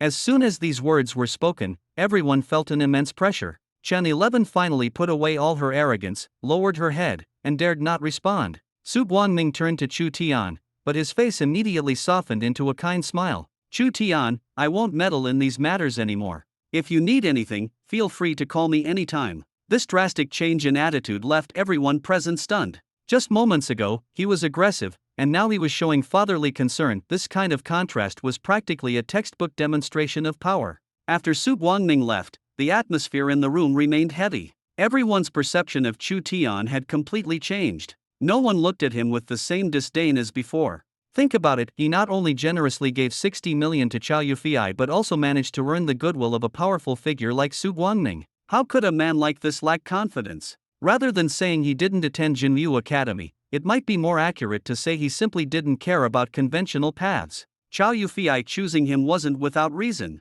Chow Yufei held Chu Tian's hand and said to her best friend Liang Wanru, Wanru, we'll leave first. Let's catch up another time. Liang Wanru looked full of guilt. Yufei, I'm sorry. I didn't expect this to happen. Chow Yufei simply smiled and comforted her, it's not your fault. The two walked out of the private room, and before the door was fully closed, Chen 11 threw a chair at it, swearing revenge. If I don't settle this grudge today, I swear I'm not human. Wu Jin whispered beside her, you'd better calm down. Don't forget what Elder Su said. But Chen 11 was no longer listening. Her face was filled with malice as she muttered, I don't believe Su Guangming would really come after our Chen family. Chu Tian, just you wait. Meanwhile, a calculating smirk of triumph played at the corner of Wu Jin's mouth. At this moment, Chow Yufei and Chu Tian were already seated in the car. Inside the vehicle, Chow Yufei stared at Chu Tian with her bright eyes, her expression full of confusion and disbelief. Chu Tian smirked playfully. Wife, I know I'm handsome, but if you keep staring at me like that, I'll get shy. Chow Yufei let out a hiss, her cheeks tinged with a faint blush. Stop being so smug. Why was Elder Su so nice to you just now? Chu Tian shrugged, deliberately teasing her. Of course, it's because your husband is powerful. Chow Yufei lightly punched his chest with her small fist, her eyes brimming with curiosity and concern. Stop joking. I know you're strong, but how would Elder Su know about your strength? Chu Tian froze for a moment, not expecting her to latch onto this point. He changed the subject. Wife, your question is a bit. Are you doubting your husband? Chow Yufei rolled her eyes and pretended to be serious. With your little schemes, isn't it obvious? Is your Jinyu talent also A+? Chu Tian shook his head. Chow Yufei grew even more puzzled. A-level talent is certainly impressive, but Elder Su's attitude. Even A+ wouldn't be enough to explain it, right? Chu Tian's lips curled into a meaningful smile. Then why don't you guess more boldly, like S, or even SS? Chow Yufei's eyes widened in shock, her mouth slightly agape, unable to speak for a moment. She suddenly realized that she might have greatly underestimated Chu Tian. Chu Tian always felt uneasy, as if there was a thorn in his heart constantly reminding him that he was different from others. Chow Yufei suddenly widened her eyes and asked in disbelief, your talent is S-level true martial? Chu Tian simply smiled faintly and nodded lightly. This answer immediately excited Chow Yufei, her cheeks flushing red. She eagerly thought that perhaps with Chu Tian's talent, the family would finally value him again, and her choice would be understood and recognized. Before the atmosphere could settle, Chow Yufei asked again, do you know how to trade stocks? This question left Chu Tian momentarily stunned. He actually knew nothing about it and had never been involved in finance, but his system was proficient in everything. Chu Tian began to comfort himself, thinking that as long as the system knew, it was equivalent to him knowing too. He conversed with the system internally, jokingly asking it to directly give him good things and stop making him go through trouble. But the system replied that the process was the fun part and that he must enjoy every day of character growth. Chu Tian casually answered, I know a little, but I'm not very skilled. This offhand remark left Chow Yufei amazed. No matter what, you're already incredible. Earning 60 million just like that. If you need more funds, let me know. Win or lose, I'll support you. Chu Tian enjoyed himself, pretending to be playful as he leaned closer and said, "Thanks, wife. Did your husband make you proud this time?" Chow Yufei was amused by him and, for once, acted coyly, saying, "You're the best." Seeing her reaction, Chu Tian seized the moment to joke further, as if encouraged, and stepped hard on the gas pedal. The sports car roared as the engine revved, speeding away. Chow Yufei noticed that the direction was completely opposite to the route home and curiously asked, "Where are we going?" Chu Tian grinned and said, "To buy you a gift. After earning so much today, how could I not spend some?" Chow Yufei declined, "There's really no need. I don't lack anything." Chu Tian replied seriously while driving, "You may not lack anything, but the gifts I give have a different meaning. A wife's happiness must be expressed through actions." Chow Yufei was utterly moved by his words, her heart melting with sweetness. This man, though he didn't say much, was incredibly thoughtful and attentive inside. The car came to a steady stop in front of a Ferrari 4's dealership.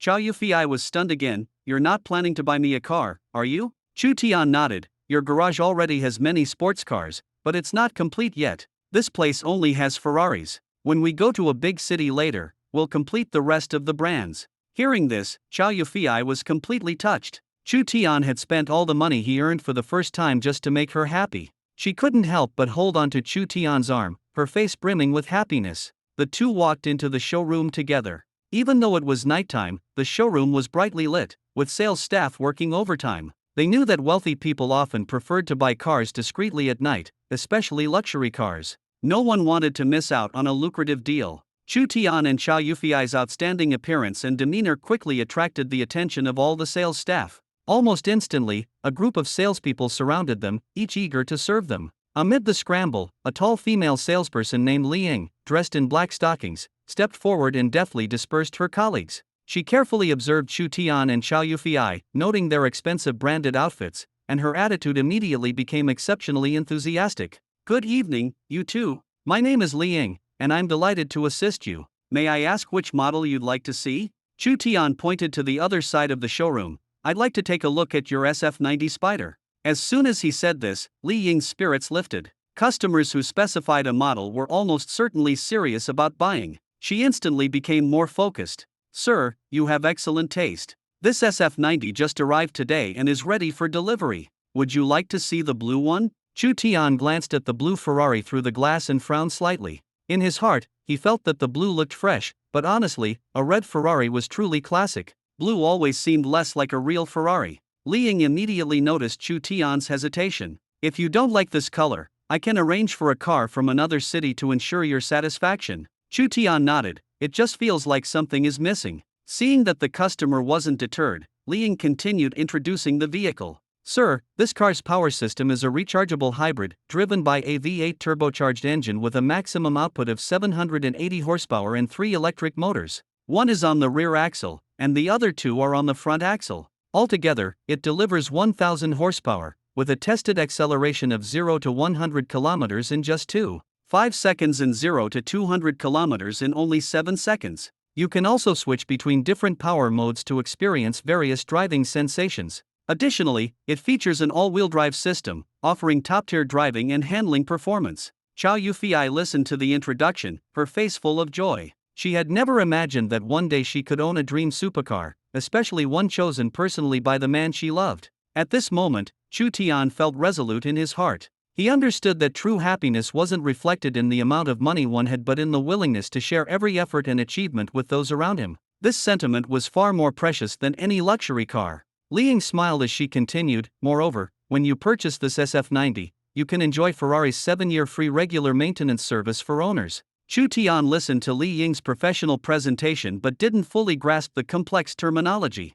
To put it simply, he understood one key point: this car was incredibly fast. However, when it came to choosing the car, Chu Tian left the decision to Chow Yufei. After all, it was a gift for his wife, and his opinion didn't really matter. Chu Tian looked at Chow Yufei and asked gently, "Do you like it?" Chow Yufei shared the same thoughts as Chu Tian, feeling that red was classic and more suitable for a woman to drive. She firmly shook her head and said, "I still prefer red." Chu Tian immediately said to Li Ying, "Sorry, but could you please help us switch to the red one?" Li Ying responded professionally, "No problem. Would you like to take a look at the interior of this SF90? Chu Tian nodded, "Sure." Just as they were about to go inside to check the car, a rough and domineering voice suddenly came from behind. "Manager Li, are my car delivery procedures ready?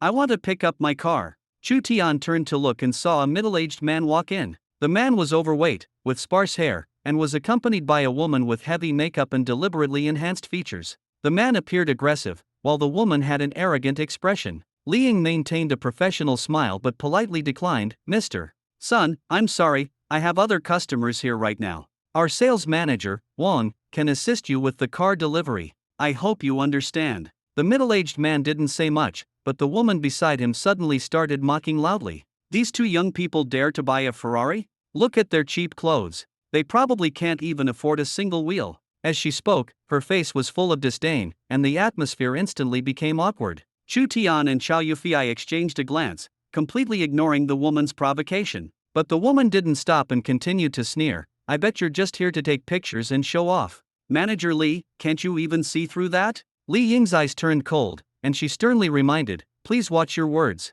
This is not the place for your tantrums. The woman was startled by Li Ying's imposing demeanor, her expression momentarily stunned. She immediately clung to the middle-aged man's arm, whining, honey, look at her. She's being so mean to me. Everyone felt a wave of disgust, their skin crawling. The middle-aged man held the woman close while casting a dirty and critical gaze at Xiao Yufei, flashing a repulsive smile. Xiao Yufei moved behind Chu Tian in disgust. Chu Tian immediately understood what the man was thinking, frowned, and said coldly, if your eyes are so disobedient, do you want to replace them while you're at it? The middle-aged man didn't expect the young man to talk back and adopted a condescending tone. Young people are impulsive, but you need to see clearly who you're dealing with. Some people, you can't afford to offend in your entire life. Chu Tian, however, was not intimidated. Oh really? Are you rich? The middle-aged man sneered, of course I'm rich. Even if you saved every penny for your entire life, you couldn't match my wealth. This SF90 costs over 8 million yuan, and I still felt the pinch when I bought it. The woman immediately chimed in, that's right, my husband's Roma alone costs over 3 million yuan. You probably can only dream of seeing one in your lifetime. Chu Tian smirked, so having money gives you the right to insult others? Is that what you call class? The middle-aged man laughed while leering at Xiao Yufei. Money represents everything. Of course, it also determines class. Xiao Yufei was on the verge of losing her temper, but Chu Tian held her hand, signaling her to stay calm. He countered, so you think having money means you can do whatever you want? The middle-aged man nodded. Of course. Otherwise, why does everyone want to be rich? Suddenly, Chu Tian kicked the middle-aged man, sending him flying. The man's obese body slammed into the showroom glass, causing it to shake violently. The woman hurriedly rushed over to help the man up, and the scene descended into chaos.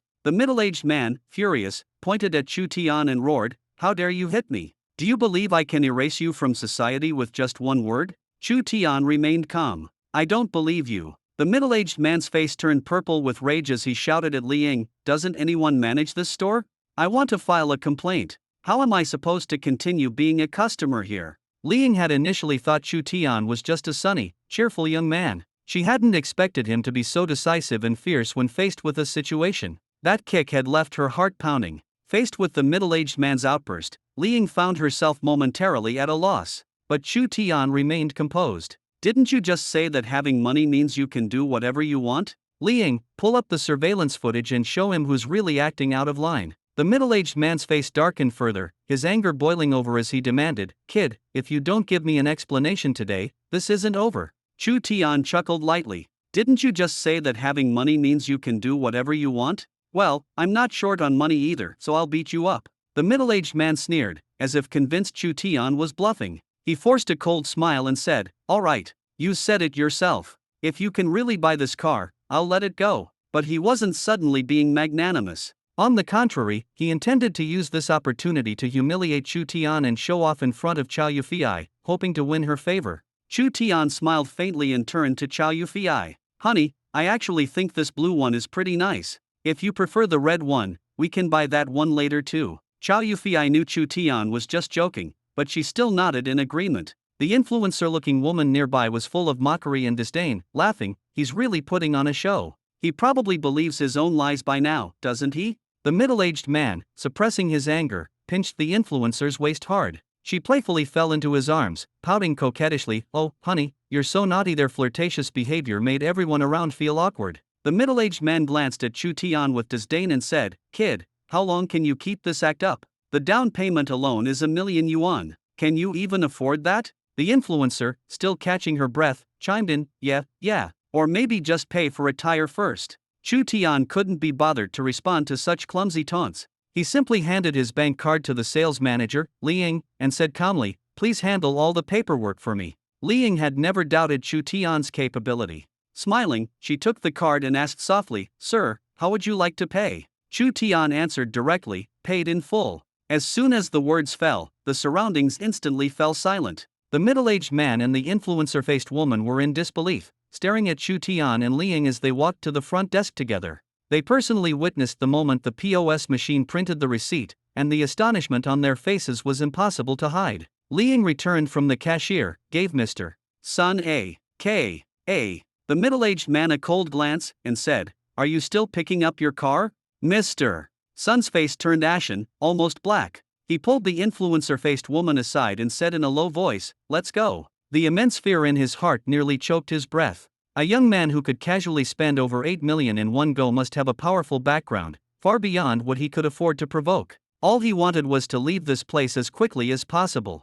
However, just as he turned around, Chu Tian suddenly spoke, "Wait a moment." The middle-aged man froze in his tracks, his body tensing up, his voice trembling. "What do you want now?" Chu Tian's face showed a faint smile. "I still haven't had enough of this feeling of being able to do whatever I want as a rich person. Don't be in such a hurry to leave." The middle-aged man retreated step by step, stammering in panic, "Don't mess around. I'll call the police." Chu Tian's expression darkened, his voice turning cold. "Where's your car? I've never taken a close look at a car worth over 3 million. Show me." The middle-aged man, overwhelmed by Chu Tian's aura, could barely breathe and timidly led Chu Tian to the red Ferrari parked at the entrance. Chu Tian touched the car's body and said, "The car is nice, but it's a shame it's being driven by someone like you." With that, he grabbed the middle-aged man's collar and slammed him hard against the car door. Bang! A loud crash echoed as the car door was dented, and the middle-aged man's head was bleeding, his entire body collapsing to the ground, motionless, groaning in pain. Chu Tian dusted off his clothes and said indifferently, "Now this suits you. A damaged car for a worthless person." The once arrogant middle-aged man was now completely subdued, not daring to utter a single harsh word. He lay on the ground clutching his head, staring at the Ferrari that had turned into scrap metal before even being driven, his eyes filled with fear. The influencer-faced woman cried as she called for an ambulance, kneeling on the ground and wailing. The surrounding staff at the Ford's dealership remained expressionless, showing not a hint of sympathy. If it weren't for Chu Tian's extraordinary background, today's situation might have been reversed. Chu Tian drove the brand-new Ferrari SF90 out of the showroom, stopping beside the middle-aged man. He rolled down the window and said coldly, "Stop pretending. Do you need me to personally get out and wake you up?"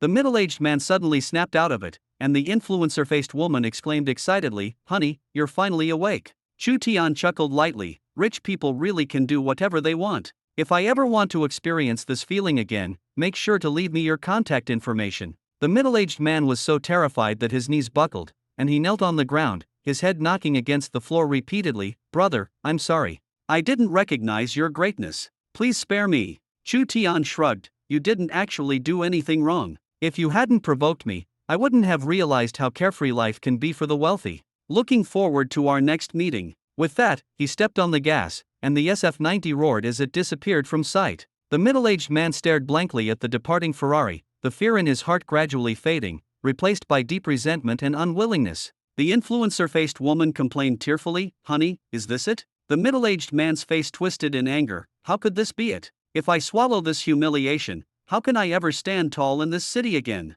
Liang walked out at this moment, her eyes filled with disdain and disgust. "Mr. Sun, let me give you a piece of advice. You'd better not think about revenge. You can't afford the consequences." The influencer-faced woman, unable to contain her anger, shrieked back, "Liang, I will definitely file a complaint against you. Just wait to be fired." Although the middle-aged man was also dissatisfied with Liang, he was clearly calmer than the influencer-faced woman. He began planning his next steps. Liang told him not to think about seeking revenge on Canv. Her words were definitely not baseless. The middle-aged man's face instantly darkened, and his voice dropped a few tones. "Manager Li, what do you mean by that?" Liang grew impatient, her tone cold. "Nothing. Complain all you want. I'll wait to be fired." The influencer-faced woman immediately jumped up, furious. "Still daring to threaten us? Just watch how I file a complaint against you." But the middle-aged man glared at her fiercely and roared, "Shut up!" The influencer-faced woman instantly fell silent, glaring at him with resentment before retreating. The middle-aged man lowered his voice and asked Liang, "Do you know those two people's identities?" Liang only uttered 3 words, "Chow Yu-fi." These 3 words hit the middle-aged man's ears like a thunderclap. He repeated them under his breath, and suddenly, as if realizing something, his entire body trembled, his eyes filled with terror. He shouted, "Chow Yu-fi." After saying this, he no longer cared about appearances, stood up, and stumbled out of the force shop. The influencer-faced woman hurriedly chased after him, nervously asking, "Honey, what's wrong?" But the middle-aged man shoved her away, his face full of anger and despair, saying, "Get lost. You only ruin things. My life is completely destroyed because of you." The more he spoke, the angrier he became, his voice even trembling. The name Chow Yu-fi was one to be handled with utmost caution. She was the heir to the most powerful family in Jiangqing in recent years. For someone like him, in Chow Yu-fi's hands, he was nothing more than an ant. Killing someone would be as easy as crushing an ant. No longer caring about those around him, he flagged down a taxi and fled in panic, determined to leave Jiangqing and hide in a place where no one knew him.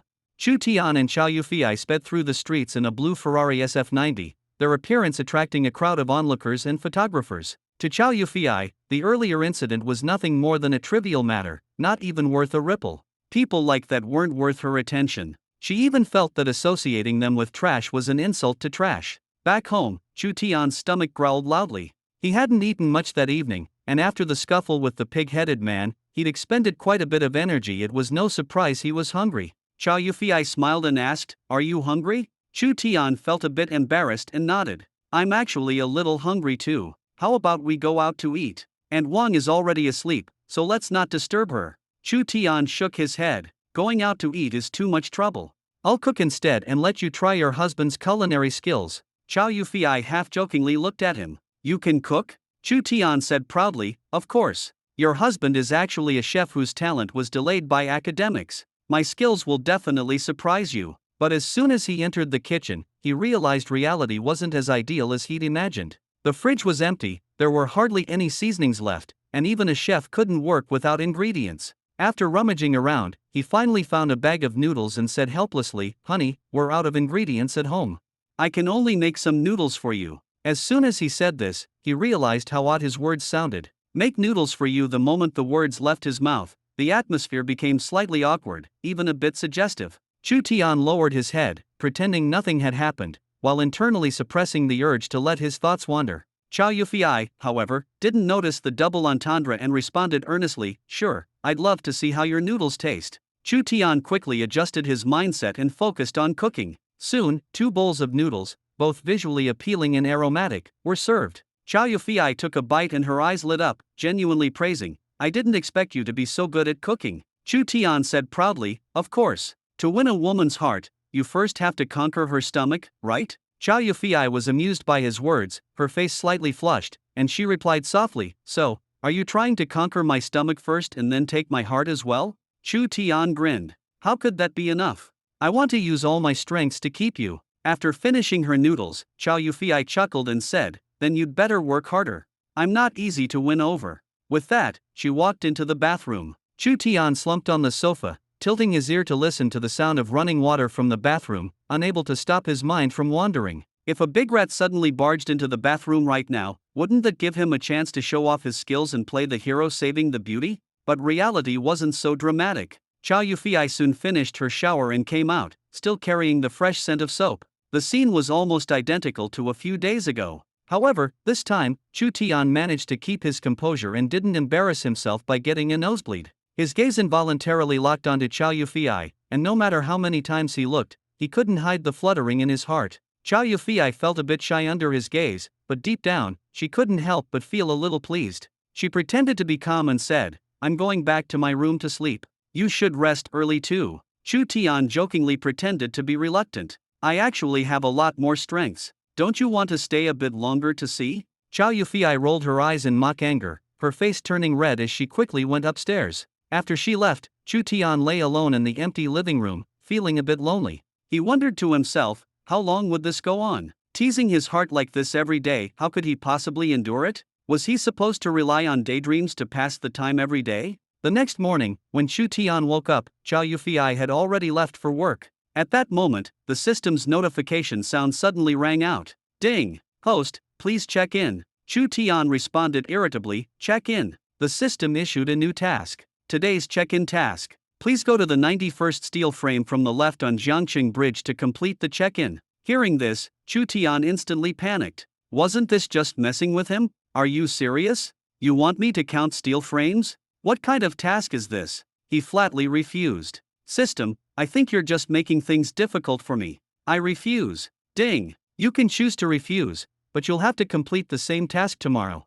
Hearing the system's notification in his mind, Chu Tian couldn't help but curse. He felt extremely frustrated. Was this giving him a way out or pushing him into a corner? If he climbed that bridge, he'd definitely attract a crowd of onlookers, and if the firefighters showed up, he'd be on Jiangqing's headlines the next day, instantly becoming a famous figure in everyone's mouths. But if he didn't do it, the system would be useless, turning into a worthless burden. Gritting his teeth, Chu Tian asked, at least tell me, is there a time limit? Ding! As long as you complete it before midnight tonight. There was no other choice. Chu Tian had to agree. The only thing he could do now was find a way to minimize attention. Climbing the bridge in the middle of the night, surely no one would be watching then, right? With a heavy heart, Chu Tian went to school to report. His desk was piled high with all kinds of snacks, like a small mountain. He smiled wryly and pushed all the food toward Zhu Gilai. On any other day, such a generous gift would have moved Zhu Gilai to tears, making him want to worship Chu Tian. But today was different.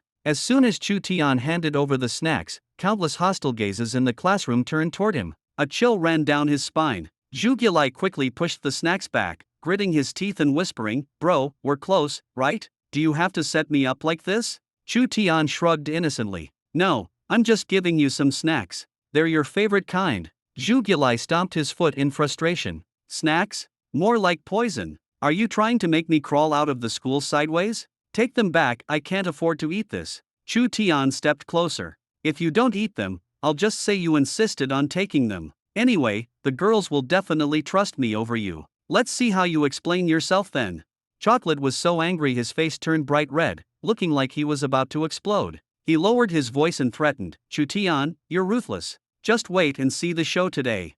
Gritting his teeth, he left the snacks behind and forced a smile that looked worse than crying. Facing the group of girls glaring at him, he explained, "Ladies, don't worry. I'm just helping Chu Tian keep these. If I dare to sneak a bite, I'll instantly gain 280 pounds.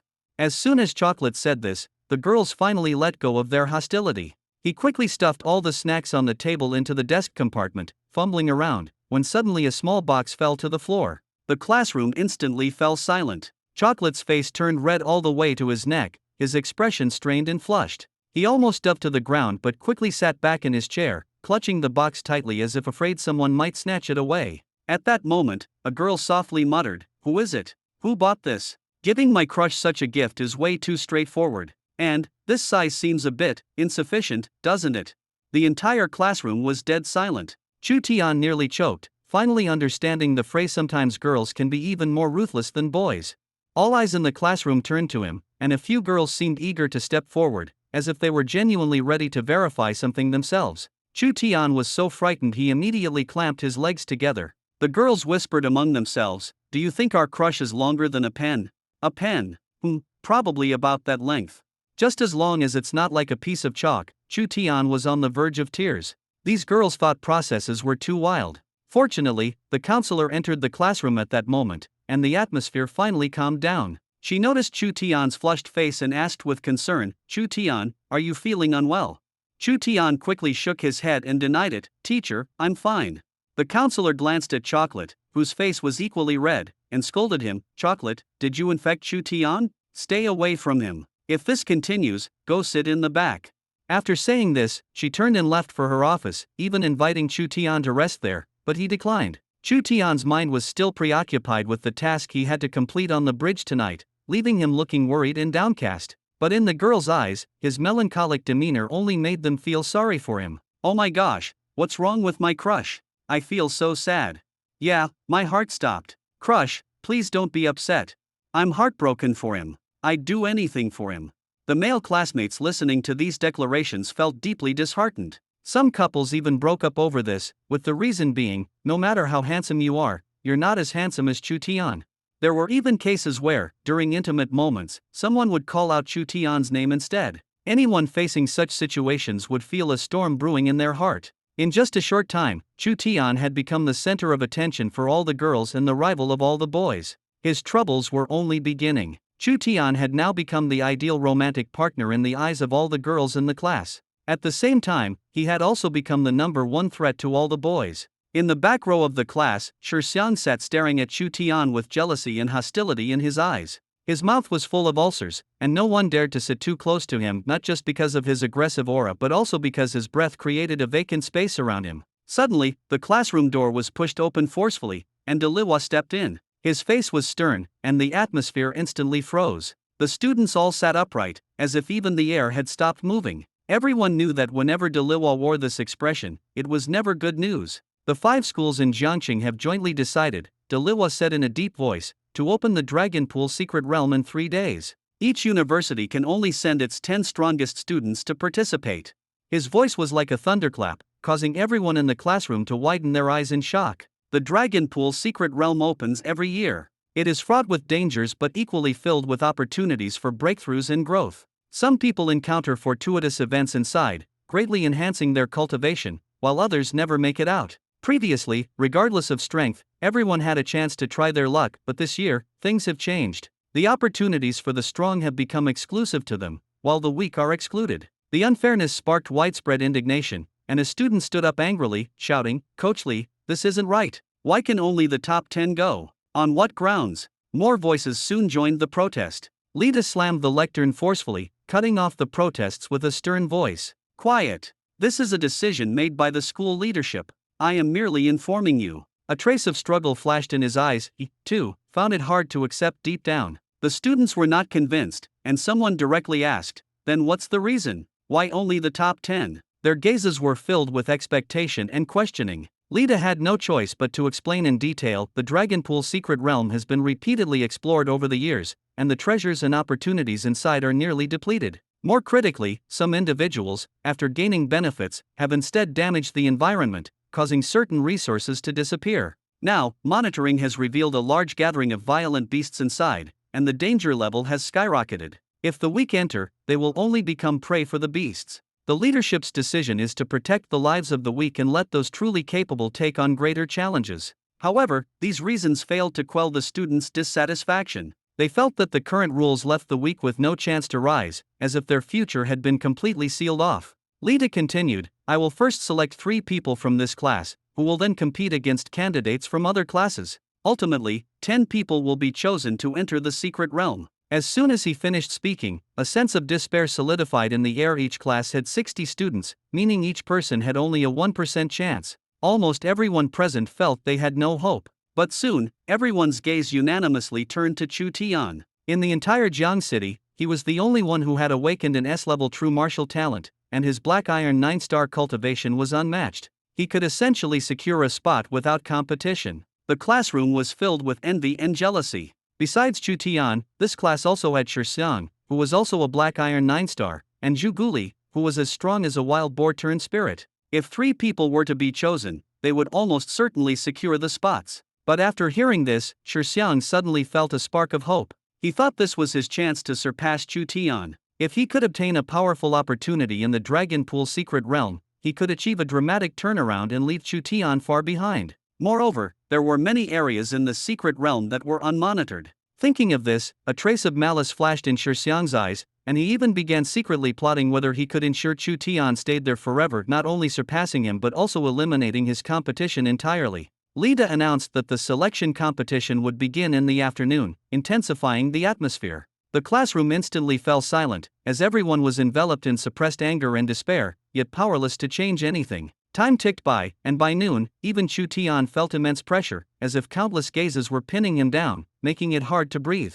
Finally, lunchtime arrived, and Chu Tian was the first to pull Zhu Guli out of the classroom. Zhu Guli was panting heavily, his fat trembling, and he couldn't help but joke, "Brother Tian, are you taking me to elope?" Chu Tian ignored him, curling his lips, "You wouldn't be able to run." Zhu Guli rolled his eyes and retorted irritably, "You're definitely getting a spot in the Dragon Pool Secret Realm this time." Chu Tian smiled helplessly, "Don't celebrate too early. With your build, you'd make a perfect feast for those beasts." Zhu Guli froze, then naively asked, "Can we bring food in? If so, maybe I'll have my family prepare extra, feed the beasts well, and perhaps earn some goodwill from them." Chu Tian was left speechless by his simplicity, while Zigilai looked as if he was ready to take on the responsibility of feeding all the beasts in the Longtan secret realm. He was still pondering how to prepare a special feed. Chu Tian couldn't help but frown, smiling bitterly as he said, "What a sin, Zigilai, you really live up to your surname." Zigilai proudly raised his chin. "Are you jealous of my brilliance?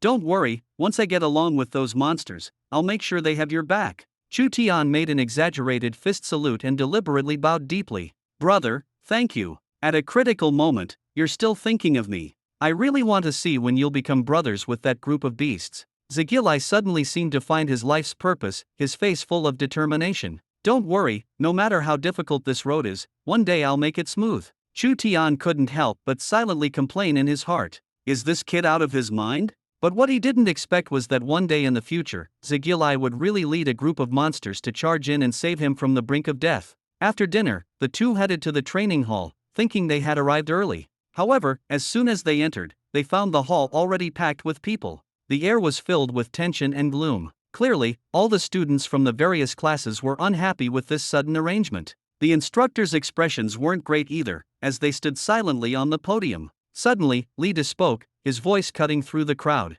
"Silence! Everything that needed to be said has already been said. The challenge competition starts now. If I call your name, come up immediately." His list was like a match igniting the entire hall. Every name he called belonged to the strongest recognized individuals in their respective classes. When Chu Tian's name was called, the hall fell silent in an instant. All eyes were fixed on him. Chu Tian had always been a legend at Jian University. When he first entered the school, his talent test results were the lowest F grade, making him the laughingstock of the entire school, a so-called unprecedented waste. But now, in just one day, he had become the center of attention again with the super high combat power brought by his S-grade talent, stepping on all the self-proclaimed geniuses. Suddenly, Chu Tian became the #1 genius in everyone's eyes, but also the target of envy, suspicion, and even dislike. Many harbored doubts. Did he really deserve the crown of S-grade talent? Could it be a mistake in the testing equipment? No one could forget that he was once just an F grade. Standing on the podium, Chu Tian felt the piercing gazes around him, causing his scalp to tighten. He quietly shrank behind Zigilai. With Zigilai's build, at least he could block some of those sharp stares. Some students in the audience whispered, "Chu Tian is actually so handsome? I never noticed before. With his looks and S-grade talent, how are we supposed to live?" Another girl protested softly, "Shut up. Look at the girls from Class 1. Their eyes are shining. Do you dare compete with them? What are you afraid of? For a handsome guy, I'll risk it all." The boys in the audience, on the other hand, looked a bit gritted teeth. High talent and good looks, this directly stole all the girls' attention, completely disrupting the survival of the fittest social rules. Lida announced the draw for groupings. Each person will draw lots. Winners advance to the next round, while losers have one chance to challenge. Those confident in the audience can also issue a challenge, but you only get one chance. During the draw, Chu Tian casually picked one and ended up drawing Shixiang, his longtime rival. Shixiang, upon seeing the result, was momentarily incredulous but quickly sneered. He had always believed he was the stronger one. Previously, Chu Tian had only won by luck. If it weren't for his mistake during the Stone Idol Forest incident, he wouldn't have lost. Now the opportunity had come, and he planned to take revenge in front of everyone, crushing Chu Tian underfoot. Zigilai whispered in Chu Tian's ear, "Brother Tian, be careful. Shixiang may not be a good person, but he's strong. Don't let him trick you." Li Da's emotions were complicated. He was well aware that although Chu Tian had already broken through to Black Iron 9 stars, his stability had lasted less than a day. If he were to lose, the impact wouldn't be significant, as an S-level talent comes with promotion privileges. However, the grudge between the two ran deep, and he worried that Shixiang might take the opportunity to strike hard. If Chu Tian were injured on the spot, no one could bear the consequences. After all, if something happened to Chu Tian, not only would Wang Desheng not let it slide, but the senior officials of the 3 true martial academies wouldn't hold back either. Minor injuries might mean broken bones,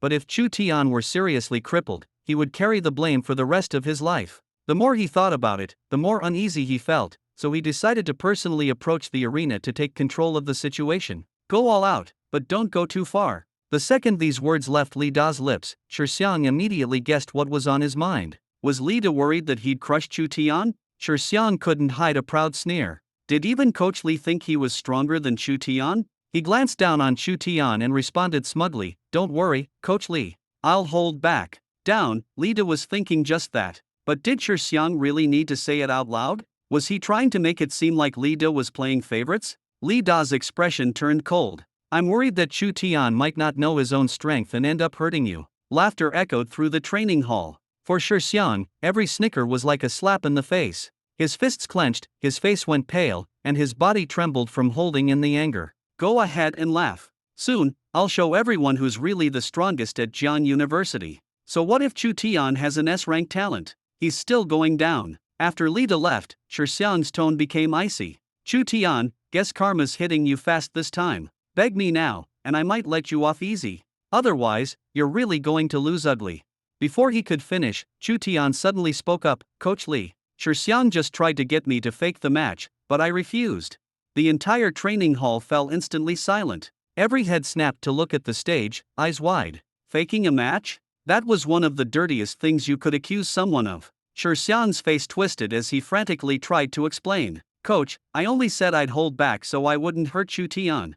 Lida glared at him, his voice like ice. Xiang felt like he'd swallowed something foul. What was this, a setup just to embarrass him? He wasn't allowed to hurt Chu Tian, but he wasn't allowed to fake it either. Sometimes, being a person was too hard. Chu Tian grinned. "Sorry for the misunderstanding, bro. Also, hope your dignity isn't bruised from last time." Relaxed, even dismissive. But Shi Xiang couldn't be underestimated. The raw presence he emitted was enough to make people catch their breath. Honestly, if Chu Tian wasn't here, Shi Xiang would probably be the best student in Jiang City. Chu Tian's power grew too late. There's no way he can beat Shi Xiang at his level. "Shut up, Chu Tian is the strongest." "Whatever, Shi Xiang, go and knock him out." Lunged. Both fists aimed straight at Chu Tian's face, no warm-up, no hesitation, just pure aggression. Chu Tian's eyes narrowed. He slid sideways, dodging the blow, and swept his leg out in a low trip. Shi Xiang smirked and stepped away, easily evading the maneuver, ready to counter. But Chu Tian was faster. Didn't hesitate, he leapt into the air, coming down like a hammer from above. A spike of fear hit Shi Xiang as he rolled on the ground to dodge, looking more desperate than ever before. He scrambled back to his feet, face red with anger. Chu Tian couldn't resist taunting, "Nice roll there. You've really mastered that move." Was supposed to crush him? This some kind of staged act? Shi Xiang burned with humiliation. Determined to regain control, he attacked even more fiercely. Yet the more they fought, the more obvious it became. Chu Tian was only getting stronger. Soon, he was clearly dominating the fight. Why does Chu Tian fight better the longer it goes on? Only someone with an S-rank power could fight like this. He's ridiculous. Him down hard. "You dare touch my guy's face, and I'll teach you a lesson you'll never forget," snapped a girl, glaring at her male classmates in warning, her demeanor dangerous. The tension in the hall kept building as the battle reached its peak. It was obvious now the more time passed, the more Shi Xiang was losing ground. Chu Tian's flurry of punches never stopped, leaving Shi Xiang barely a chance to breathe. Shi Xiang thought frantically, he's burning so much energy he's got to run out eventually, right? But he didn't know how bottomless Chu Tian's reserves really were. As Shi Xiang considered just stalling for time, Chu Tian spotted an opening. He kicked straight toward Shi Xiang's legs. Shi Xiang panicked, drew on his energy to shield himself, and backed away, putting space between them again. For Shi Xiang, that brief pause was a chance to catch his breath, if only by a little. He unleashed all the power within him once again and charged forward without hesitation. Shi Xiang had thought that Chu Tian's stamina was nearly depleted, but to his surprise, Chu Tian fought with increasing vigor, while his own strength began to wane, and his movements grew sluggish. Chu Tian suddenly feigned a move, and Shi Xiang instinctively dodged, only to fall into a trap. Chu Tian leaped high into the air and delivered a powerful kick, sending Shi Xiang flying out of the ring. The crowd erupted instantly. No one had expected Chu Tian to win, let alone in such a dominating fashion. "My God, Chu Tian actually won!" Someone shouted from below the stage. "His talent is insane. He just leveled up and is already this strong. What will he become in the future?" Another student exclaimed in shock. A group of boys who had been waiting to see Chu Tian embarrass himself now hung their heads in shame and unease. But this was far from over. It was only the beginning. Shi Xiang was kicked to the edge of the ring, crashing heavily into the guardrail. The strong rebound force sent him back, and he fell to the ground in an awkward position, his back to Chu Tian. Seizing the opportunity, Chu Tian rushed forward without hesitation and, with a mischievous move, suddenly attacked Shi Xiang. Xian let out a pain scream, and the expressions on the faces of everyone on and off the stage were identical: nervous, awkward, and even a bit schadenfreude. Everyone couldn't help but purse their lips and frown. Xiang had almost completely exhausted his strength, curling up on the ground in pain. Instructor Li De quickly ordered someone to take Xiang to the infirmary. The doctor, familiar with such situations, couldn't help but shake his head and tease upon seeing Xiang's condition.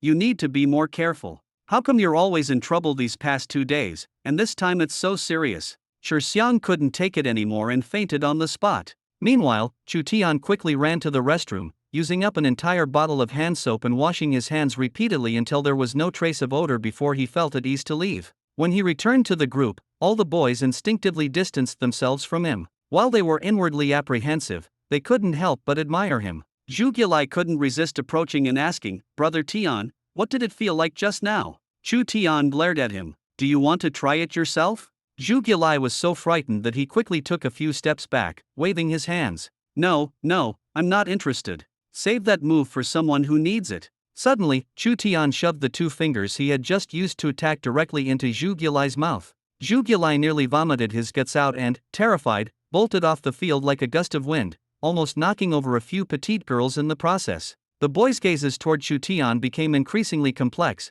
with even a few burly ones keeping an even greater distance from him, fearing they might be next. An hour later, Zhu Gilai returned to the group, disheveled and glaring at Chu Tian with gritted teeth. "Brother Tian, just you wait. If you have the guts, face me one-on-one." Chu Tian, however, remained calm, casually waving his 2 fingers in front of Zhu Gilai. "What did you say? I didn't catch that. Care to repeat it?" In the end, Zhu Gilai backed down, awkwardly forcing out a compliment. "Brother Tian, you're amazing. Can you teach me your ultimate move?" Chu Tian shrugged. "You can't learn it." "Why not?" Zhu Gilai asked, frustrated. "You're too short," Chu Tian replied matter-of-factly. Zhu Gilai's face turned awkward, and he couldn't help but argue, "How could that be? I was clearly very long when I awakened." Chu Tian bluntly said, "Do you want to show everyone here and let me see for myself?" Zhu Gilai was completely dumbfounded, while the surrounding crowd broke into teasing smiles. At this moment, Chu Tian lifted Zhu Gilai's hand and pointed at his index and middle fingers.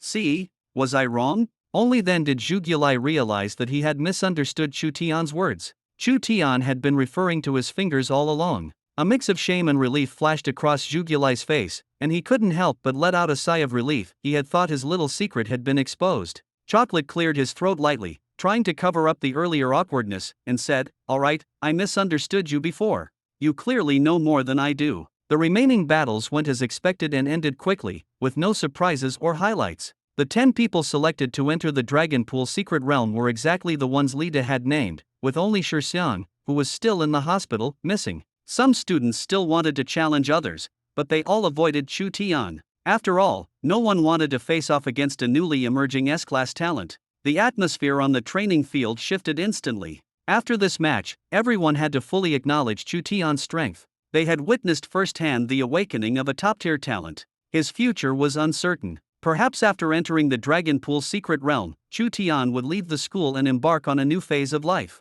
At that moment, Wang Desheng appeared on the training field, accompanying an elderly man. The old man exuded a powerful aura, and Wang Desheng maintained a respectful half-step behind him the entire time. From the moment he entered, the old man's gaze never left Chu Tian. The invisible pressure was so intense that Chu Tian instinctively broke out in a cold sweat. He tried to channel his power to resist the pressure, but it was futile. Fortunately, the old man soon reined in his imposing aura, his face breaking into an appreciative smile. The old man's hearty laughter broke the silence. "You must be Chu Tian, right?" In an instant, all eyes were on Chu Tian. Chu Tian stepped forward resolutely and responded, "Senior, my name is Chu Tian." The old man's smile deepened, and he nodded repeatedly. Good.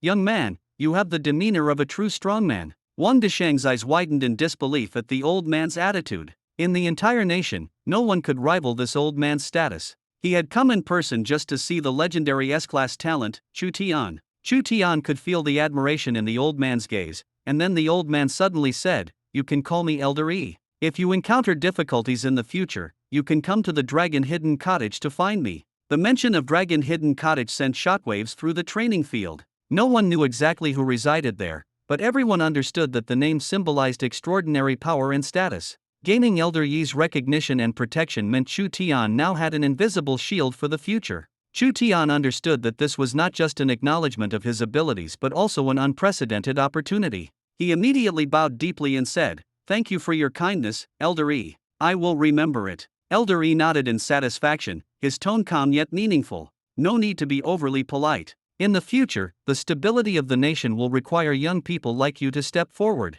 My actions today are in the hope that you will take on greater responsibilities." Chu Tian's heart stirred. He wanted to say that he was willing to give whatever the nation needed, but he felt that making such a sweeping statement might be inappropriate, so he held back and simply replied earnestly, "This is my duty." Elder Yi stayed only briefly and soon left the training field with Wang Desheng. What remained was a group of students and instructors still in shock. Chocolate couldn't help but squeeze next to Chu Tian and whisper, "Brother Tian, from now on, I'm sticking with you. Even the Dragon Hidden Cottage recognizes you. How incredible is that?" Chu Tian looked at Chocolate and asked, "Do you know much about the Dragon Hidden Cottage?" Chocolate's eyes lit up, and he nodded repeatedly, speaking excitedly, "Brother Tian, I've only heard some rumors. It's said that Mr. Yi was once a major figure in the Huaxia Dragon Court." Huaxia Dragon Court, the name echoed like thunder in the students' minds. It was a legendary combat organization, with all its members being super warriors of extraordinary abilities. Within the Dragon Court were 1 Dragon Emperor, 4 Dragon Kings, 8 Dragon Generals, and 72 Dragon Soldiers.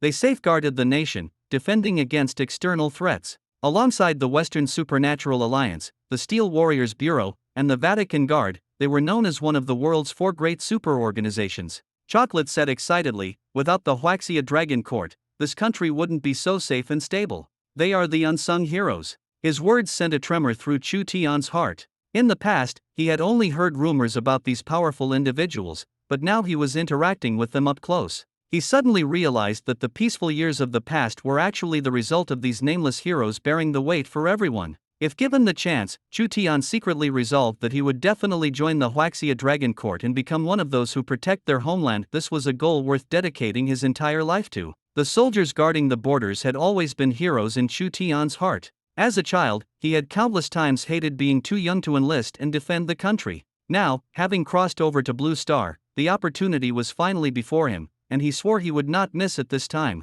That day after school, the entire campus was still immersed in the shock of Old Lady Yi personally visiting Jiang University just to meet Chu Tian. Everyone found it unbelievable that a newly awakened young man could attract such attention. As they discussed, they kept glancing at Chu Tian, as if he had completely transformed from his former self. But Chu Tian himself remained calm. He understood that if he wanted to step onto the battlefield and truly contribute to the country, he first needed sufficient strength. If he rushed forward now, it would only be a pointless sacrifice. Such thoughts he kept to himself. But trouble was already knocking. That evening, the sign-in task awaited him, requiring him to go to Jiangqing Bridge in the middle of the night to fulfill the strange system demand. The thought of possibly being photographed by someone and becoming a laughingstock online made Chu Tian frown deeply. He was all too aware of how fast things spread on the internet, and with a bit of bad luck, he could become infamous overnight. When he returned home, Chow Yufei arrived not long after. Upon seeing Chu Tian, her first question was, "Are you going to the Longtan Secret Realm?"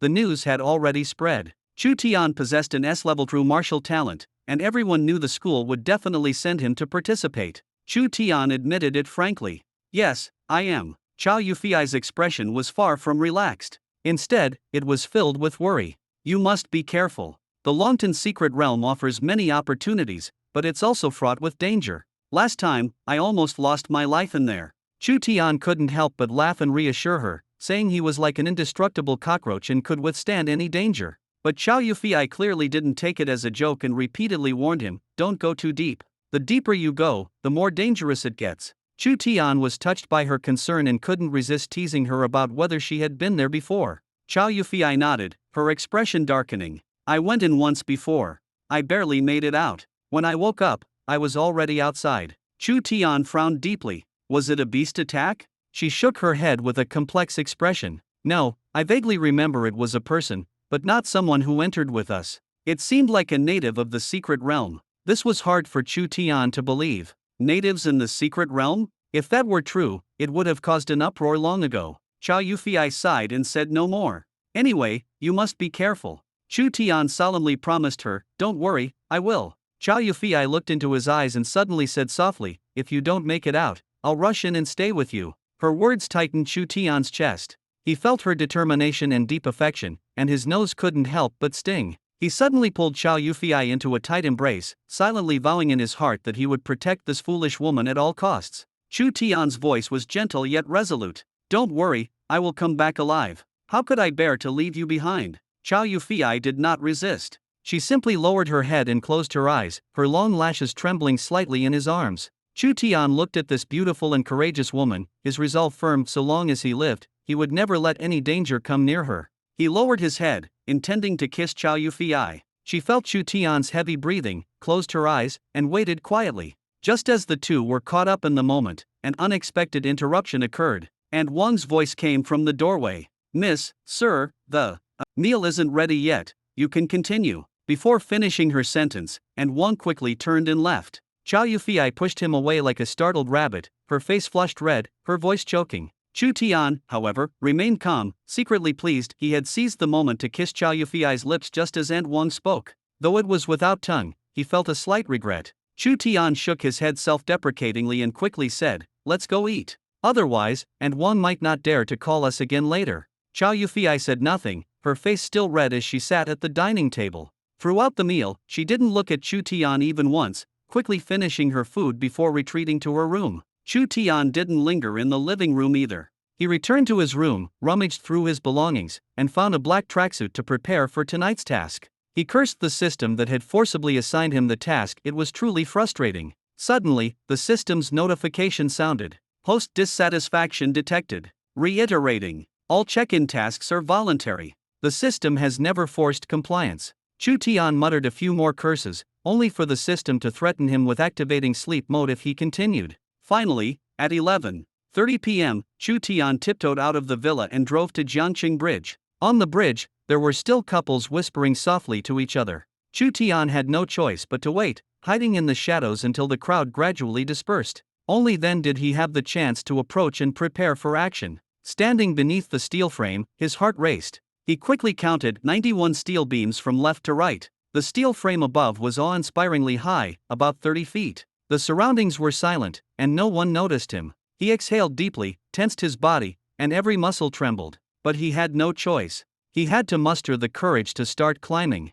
By the time he reached the top, he was almost completely drained of energy. His hands clung tightly to the metal, the river below roaring loudly. He sneaked a glance downward and immediately shut his eyes, his heart nearly leaping into his throat. He had a severe fear of heights, but there was no turning back now. He could only keep his eyes closed, his rear sticking up high, and softly called out, "Check-in." The system's mechanical voice promptly announced the check-in was successful. Chu Tian breathed a sigh of relief and immediately wanted to climb down. He moved cautiously, trying not to make any noise, his heart pounding. Unfortunately, at that moment, the sound of a selfie came from below the bridge. He froze, not daring to breathe. Below was a young couple, holding up their phone, taking pictures and chatting. Despite the emptiness of the area, someone just had to show up. Chu Tian's hands and feet began to tremble, suspended in mid-air, every second feeling like an eternity. The boy seemed impatient and urged the girl. The girl turned and questioned him, demanding he climb the steel frame to prove his love. The boy chickened out, saying he was afraid of heights. The girl scoffed, retorting, "Clearly, you just want to play with me. You don't truly care." She then turned and walked away. The boy, furious, kicked the steel frame hard. The violent vibration nearly caused Chu Tian to fall. He almost cried out, his knuckles turning white from gripping tightly.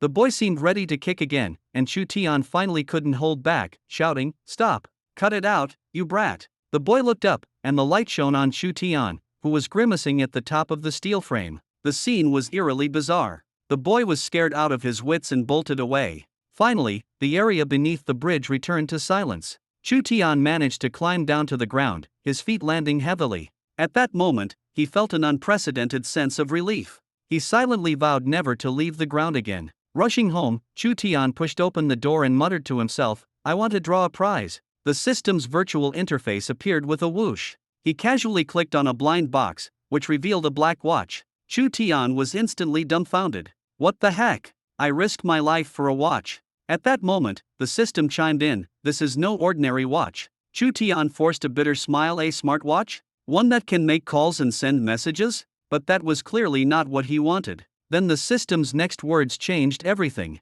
This is the driver for an iron battle armor. Chu Tian's heart skipped a beat. An iron battle armor driver? Once successfully bound, pressing the red button would activate the iron battle armor. All its operations and functions would automatically download into his brain. After a brief sting, a complete manual for using the iron battle armor appeared in his mind. The system informed him that the current armor was a basic version, equipped only with attack functions. It could fire energy beams from the palms of its gloves and release an energy cannon from the chest. It operated by absorbing kinetic energy from the environment. The farther the distance, the greater the power. Compared to martial artists, his current armor could easily handle the strongest novice. The more Chu Tian thought about it, the more shocked he became. If this could be mass-produced, wouldn't it be possible to form an army of iron warriors? But not everyone could qualify. To obtain the armor, one had to fuse their body closely with the iron, and only those who met the compatibility requirements could bind with it. Chu Tian immediately had a new question. How could it be upgraded? Did it require absorbing spiritual energy from heaven and earth like cultivators? The system explained that upgrades relied on chips. As long as he completed daily tasks, the system would automatically update. Chu Tian couldn't help but laugh bitterly. This was no different from clocking in at work. He was eager to try it out and asked the system if he could activate the armor immediately. Countless fantasies flashed through his mind as he imagined himself becoming a superhero like in the movies, standing at the pinnacle of the world. This dream was now right in front of him, but the system coldly rejected him. He had to complete the binding process first. His hopes were immediately dashed. Chu Tian looked at the iron battle armor driver in his hand, his heart racing. He had initially thought the binding process would be complicated, but the system prompted him to read the manual. However, the first time he looked at it, he was so excited that he skipped the first page, missing the most crucial information. He quickly flipped back and finally found the answer. The binding could only be activated by detecting the blood of the binder. Without hesitation, Chu Tian picked up a small knife, made a small cut on his finger, and let 2 drops of blood fall onto the sensor area of the driver. Blood detection in progress. Compatibility 100%. Binding possible. Iron battle armor binding in progress. Do not turn off the driver. Subsequently, a progress bar appeared on the screen, advancing rapidly. 10%, 30%, 50%, 70%, 100%. Congratulations, binding successful. Overjoyed, Chu Tian immediately snapped the driver onto his wrist and dashed out of the villa. Under the night sky, he arrived at the outskirts, surrounded only by wild grass and open land. Ignoring his fear, he took a deep breath, confirmed that no one was around, and excitedly pressed the red button. A series of mechanical clanking sounds echoed sharply in the night. Black iron battle armor extended rapidly from his arm, enveloping him from head to toe in a tight, seamless shell. He looked down at his now metallic arm, a surge of unprecedented power welling up inside him. Unable to resist, he swung his fist and launched an attack at the distant wasteland. A dazzling, blinding beam of light shot out, and the wasteland exploded with a deafening boom, leaving a 2-meter-deep crater. Chu Tian's heart pounded as he stared at the destruction. This armor was practically a mobile weapon of mass destruction. But after a brief moment of pride, tension quickly set in. He hurriedly exited the armor mode, tucked the driver back under his sleeve, and made a swift retreat. If the patrol team of martial artists discovered the disturbance here, wouldn't he be asking for trouble? Just as he left, 2 imposing figures appeared in the wilderness behind him. They approached the massive crater left by the energy beam and exchanged a grave look. This is definitely not ordinary energy. Someone from the Iron Warrior Bureau has infiltrated. Investigate this thoroughly. Back home, Chu Tian still hadn't calmed down. He went upstairs, sat on his bed, and mulled over everything repeatedly. He stared at the driver in his hand, his emotions as chaotic as a spilled bottle of spices. What if someone discovered the secret of this thing? If he were mistaken for a member of the Steel Warrior Bureau and arrested, wouldn't that be too unjust? But if he didn't use it, wouldn't the battle armor be bound in vain? Was he supposed to sneak out to the suburbs every night and play whack-a-mole by himself? Unable to hold back, he complained to the system. Can you modify this driver? Don't make it so obvious. The system responded surprisingly perfunctorily. Rest assured, host. Aside from you, no one can recognize this as a steel battle armor driver. To others, it just looks like a regular watch. Chu Tian thought that made sense. No one would lock him up as an alien just because of a black watch, right? Then, he decided he needed to name his battle armor. Other superheroes had names for their armors like Tiger or Python, which sounded powerful. His pitch black, shiny armor, should he call it Little Black? Big Black? Old Black? That was way too casual. Suddenly, inspiration struck. Black sky.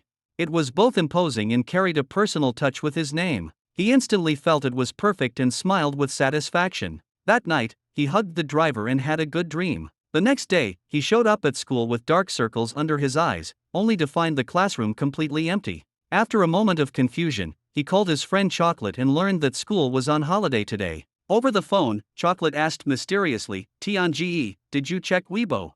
Chu Tian was speechless, thinking he wanted to gossip about someone again, and replied directly, "No time."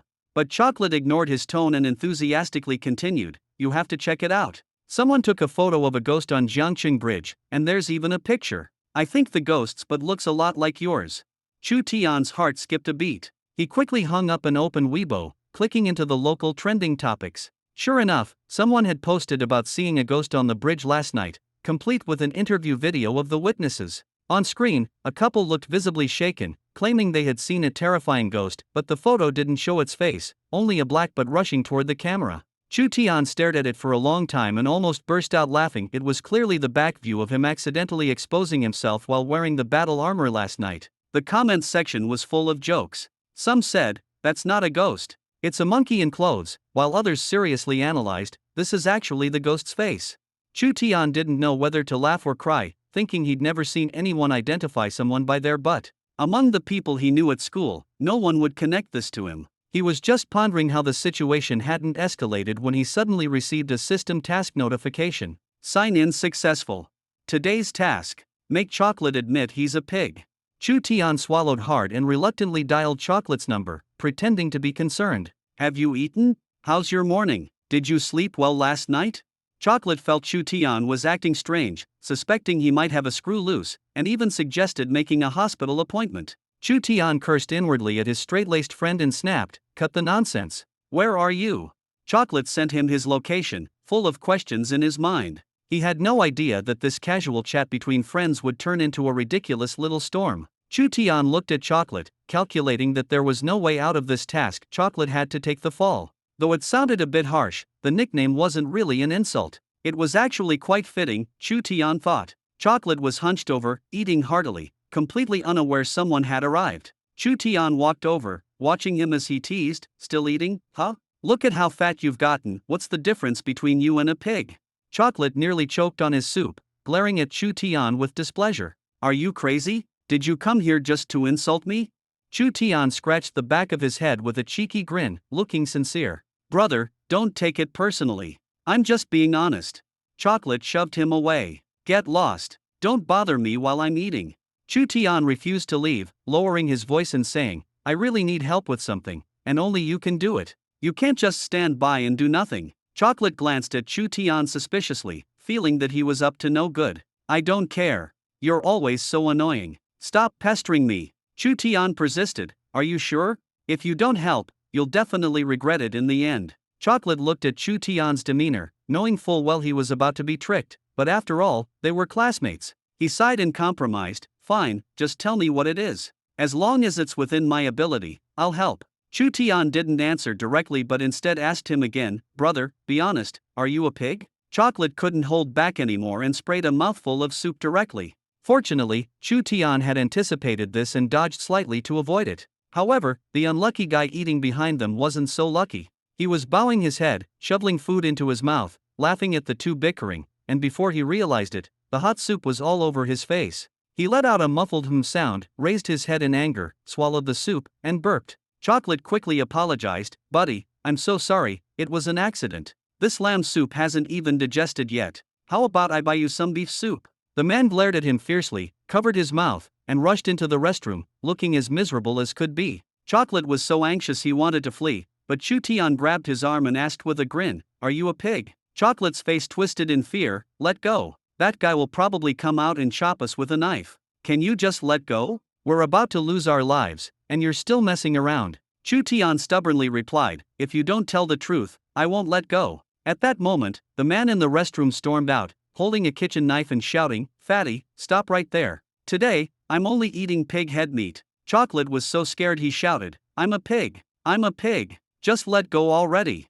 The man roared at Chocolate, "No need to emphasize it. Who can't tell you're a pig?" Chu Tian quickly released him and dashed out of the restaurant. Chocolate couldn't help but curse before following him in a mad sprint. He spotted Chu Tian already inside a parked Maserati by the roadside. Just as he was about to get in, he got stuck in the doorway due to his weight. "Pull me in." Chu Tian resignedly helped him, forcibly dragging him into the passenger seat, shutting the door, and flooring the gas pedal to speed away. Through the rearview mirror, they could see the man still standing on the street, waving the knife and shouting something, clearly not ready to let them off the hook. Chocolate was still shaken. "That guy is way too intense. He just grabbed a knife like it was nothing." Chu Tian teased while driving, "You're an 8-star black iron true martial artist, and you're scared of an ordinary person?" Chocolate replied gloomily, "Even the strongest person fears a knife. Besides, this is all your fault." Chu Tian shrugged, "Did I tell you to spray him?" Chocolate gritted his teeth, "Ever since I met you, I've never had a single day of good luck. How did you suddenly start driving a Maserati? Did you strike it rich?" Chu Tian laughed, "Actually, I never told you the truth. I'm done pretending, I'm actually a billionaire." Chocolate rolled his eyes, "Really?" Chu Tian feigned seriousness, "See, you really are a pig. How can you be so easily fooled?" Chocolate fumed, "Say pig one more time and see what happens. Besides, I'm saving up to buy a Maserati too. I've already saved half." Chu Tian became interested, "Oh, really? That fast?" Chocolate grinned cheekily, "I've saved enough to buy salad. Still a bit short for the Maserati." Chu Tian almost swerved the car, nearly causing an accident. After dropping Chocolate off at home, Chu Tian glanced at his watch and felt that going home to train at this hour would be too boring. He was supposed to enter the Dragon Pool secret realm tomorrow, and he felt like slacking off a bit. With that thought, Chu Tian decisively drove to the Chow Group. The security guard at the entrance saw Chu Tian and almost saluted him. "Young Master Chu, good afternoon." Chu Tian blushed as he was called out, noticing the passers-by around him all looking his way. He could only respond awkwardly, "All right, everything's fine." The commotion at the entrance alerted those inside the building, and 2 receptionists had already stepped outside to wait. As soon as Chu Tian stepped into the group's lobby, he was greeted with a synchronized, "Welcome, young Master Chu." He quickly waved his hand, signaling everyone to relax, and then hurriedly took the private elevator straight to Chow Yufi's CEO office. The receptionists watched his back as he left, whispering among themselves, "What's the relationship between young Master Chu and President Chow? He's even using the private elevator." Another colleague sternly stopped her, "Don't ask unnecessary questions. Just remember to be polite when you see young Master Chu in the future." The atmosphere in the office always carried a certain tension, not the kind of oppressive pressure that felt suffocating, but a strict and efficient vibe befitting a business empire. Sun Huashan was buried in her work, mechanically typing away on her keyboard. Suddenly, the elevator door chimed open with a ding, and she instinctively looked up. Chu Tian appeared. He looked relaxed, yet carried an undeniable aura that commanded respect.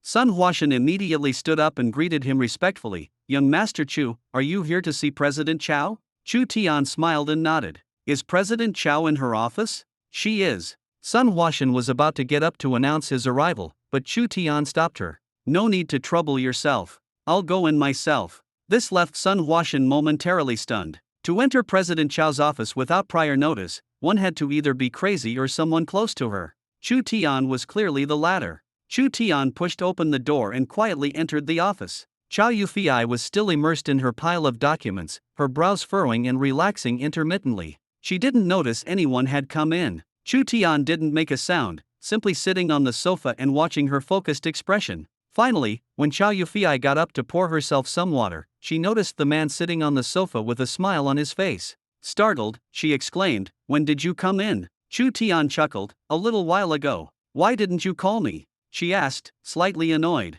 "Didn't want to disturb your work." Chu Tian walked over and noticed her cup was empty. "Out of water? Let me get it for you." Before she could respond, he had already taken her cup to the water dispenser and quickly returned with it filled, placing it in front of her. "Let me massage your shoulders. You've been working for so long. You must be exhausted." His tone was gentle, with a hint of teasing intimacy. Chow Yufi hesitated for a moment, but her shoulders were indeed sore and tense, so she acquiesced. Chu Tian placed his hands on her shoulders, his movements light and gentle, making her tense up immediately, her shoulder muscles tightening. He whispered, "Relax, honey." Her face instantly turned red, all the way to her neck, but she closed her eyes and gradually relaxed. Chu Tian's massage was skillful, and the soreness quickly dissipated, replaced by an indescribable sense of ease and warmth. "That's much better. You should take a break," he said. At that moment, their eyes met, and the air between them seemed to shift, filled with an unspoken understanding. The unresolved tension from the day before lingered between them.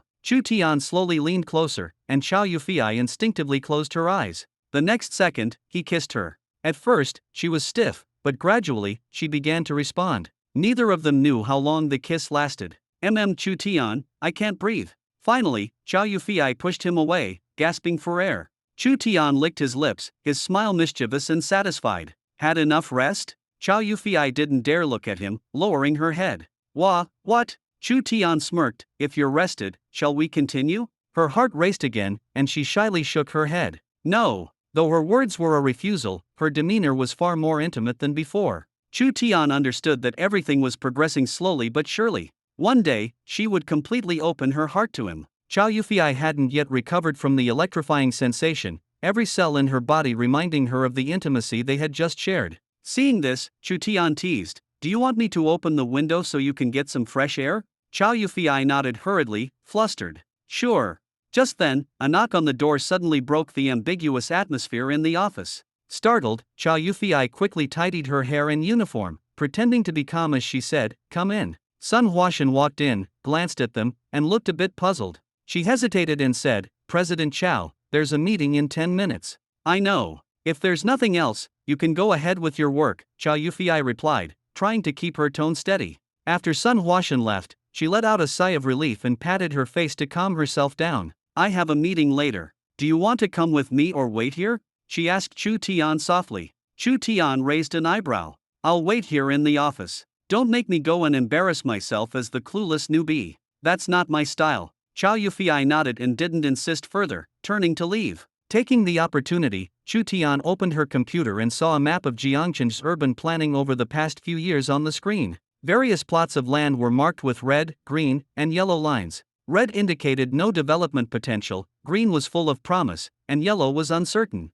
He casually glanced at it and noticed a plot of land in the suburbs marked with 2 red lines. Strangely, as Chu Tian's gaze moved, the red line on the screen silently thickened. His heart skipped a beat. This was definitely the system at work again. Just then, ding! The system's cold reminder suddenly echoed in Chu Tian's mind. Detected that this vacant land will soon be planned as school-affiliated property. The host may consider purchasing it. Profit is expected, but the exact amount cannot yet be determined. If it weren't for the 60 million he earned last time by following the system's advice, Chu Tian would never have believed such nonsense. The plot of land in front of him was ridiculously far from Jiangchen's city center, with a vast cornfield stretching out in front of it. Who would build a school in a cornfield? Even an agricultural university wouldn't be that crazy, right? Though he couldn't help but ridicule the idea in his mind, Chu Tian still made a call and bought the land. After all, it didn't seem too expensive at the moment, just over 50 million. If one day it really became a school district, the land price could increase 100-fold.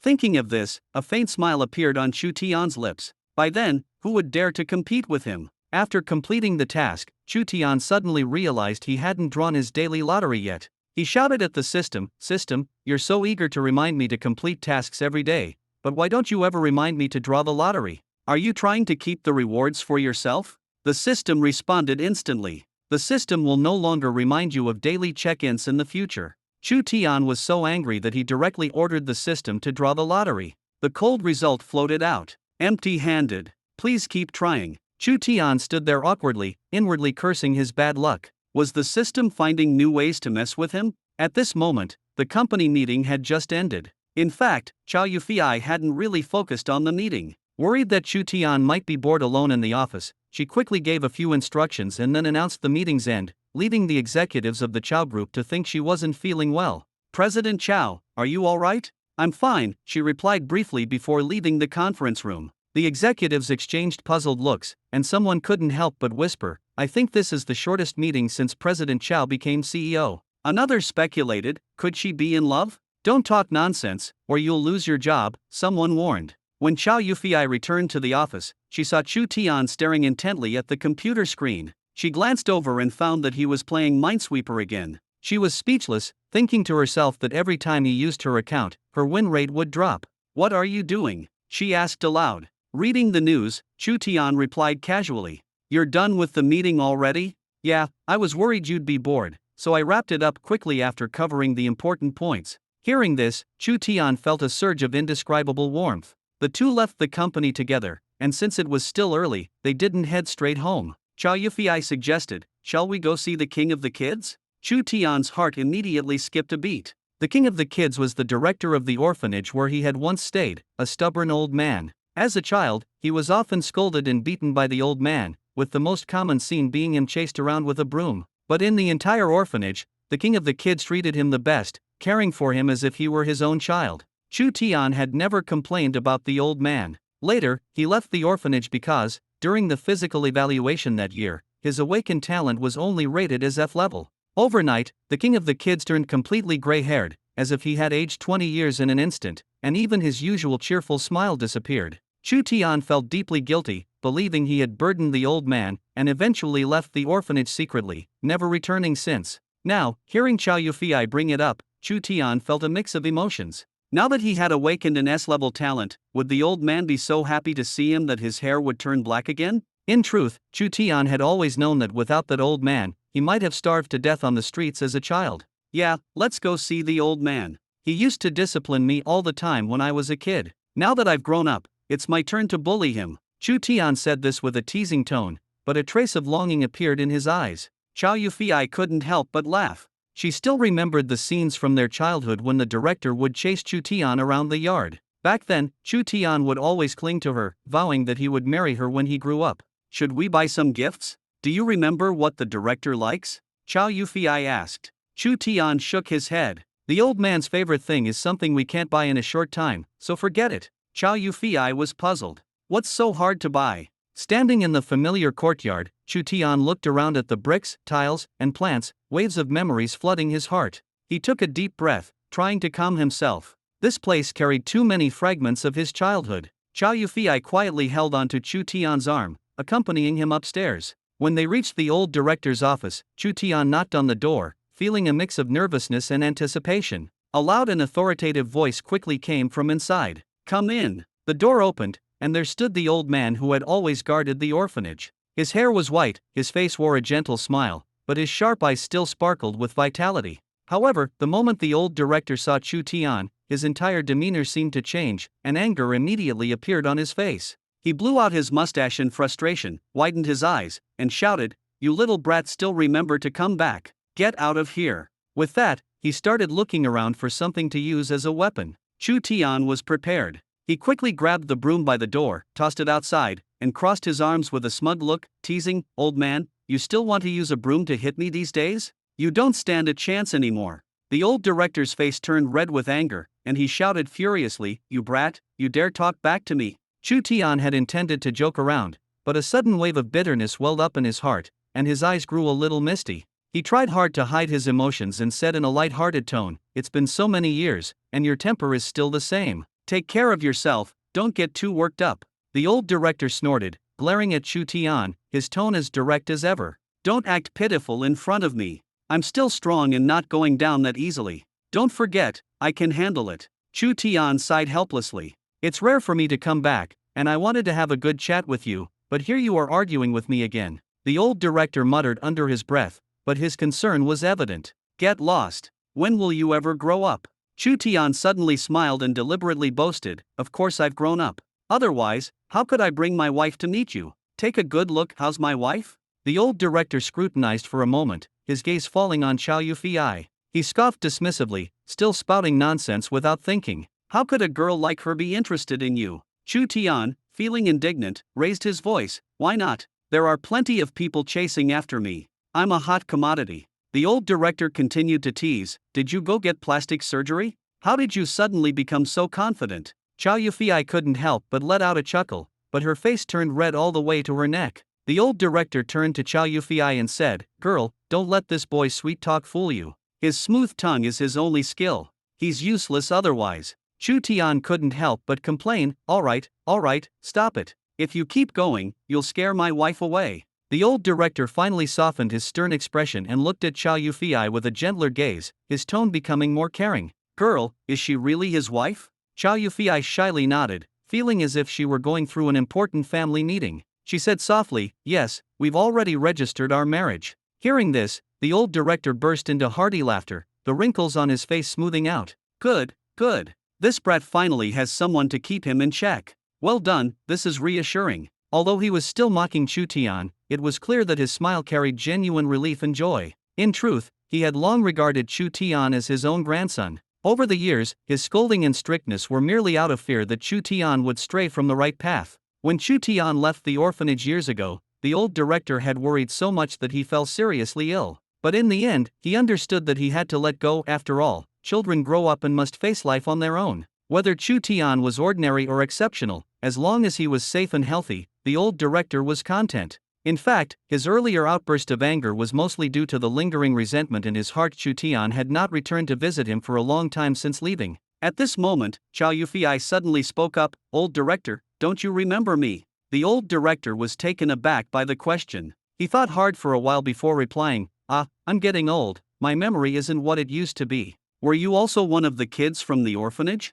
But as far as I recall, none of the girls here ever fancied Chu Tian. How could it be you? Hearing this, Chu Tian couldn't help but smile bitterly, silently grumbling in his heart. I knew you never thought highly of me. Chow Yufei smiled gently. My father is Chow Zhenyi's. The old director suddenly remembered, realization dawning on him. He laughed and said, so you're that Chow family's girl. No wonder.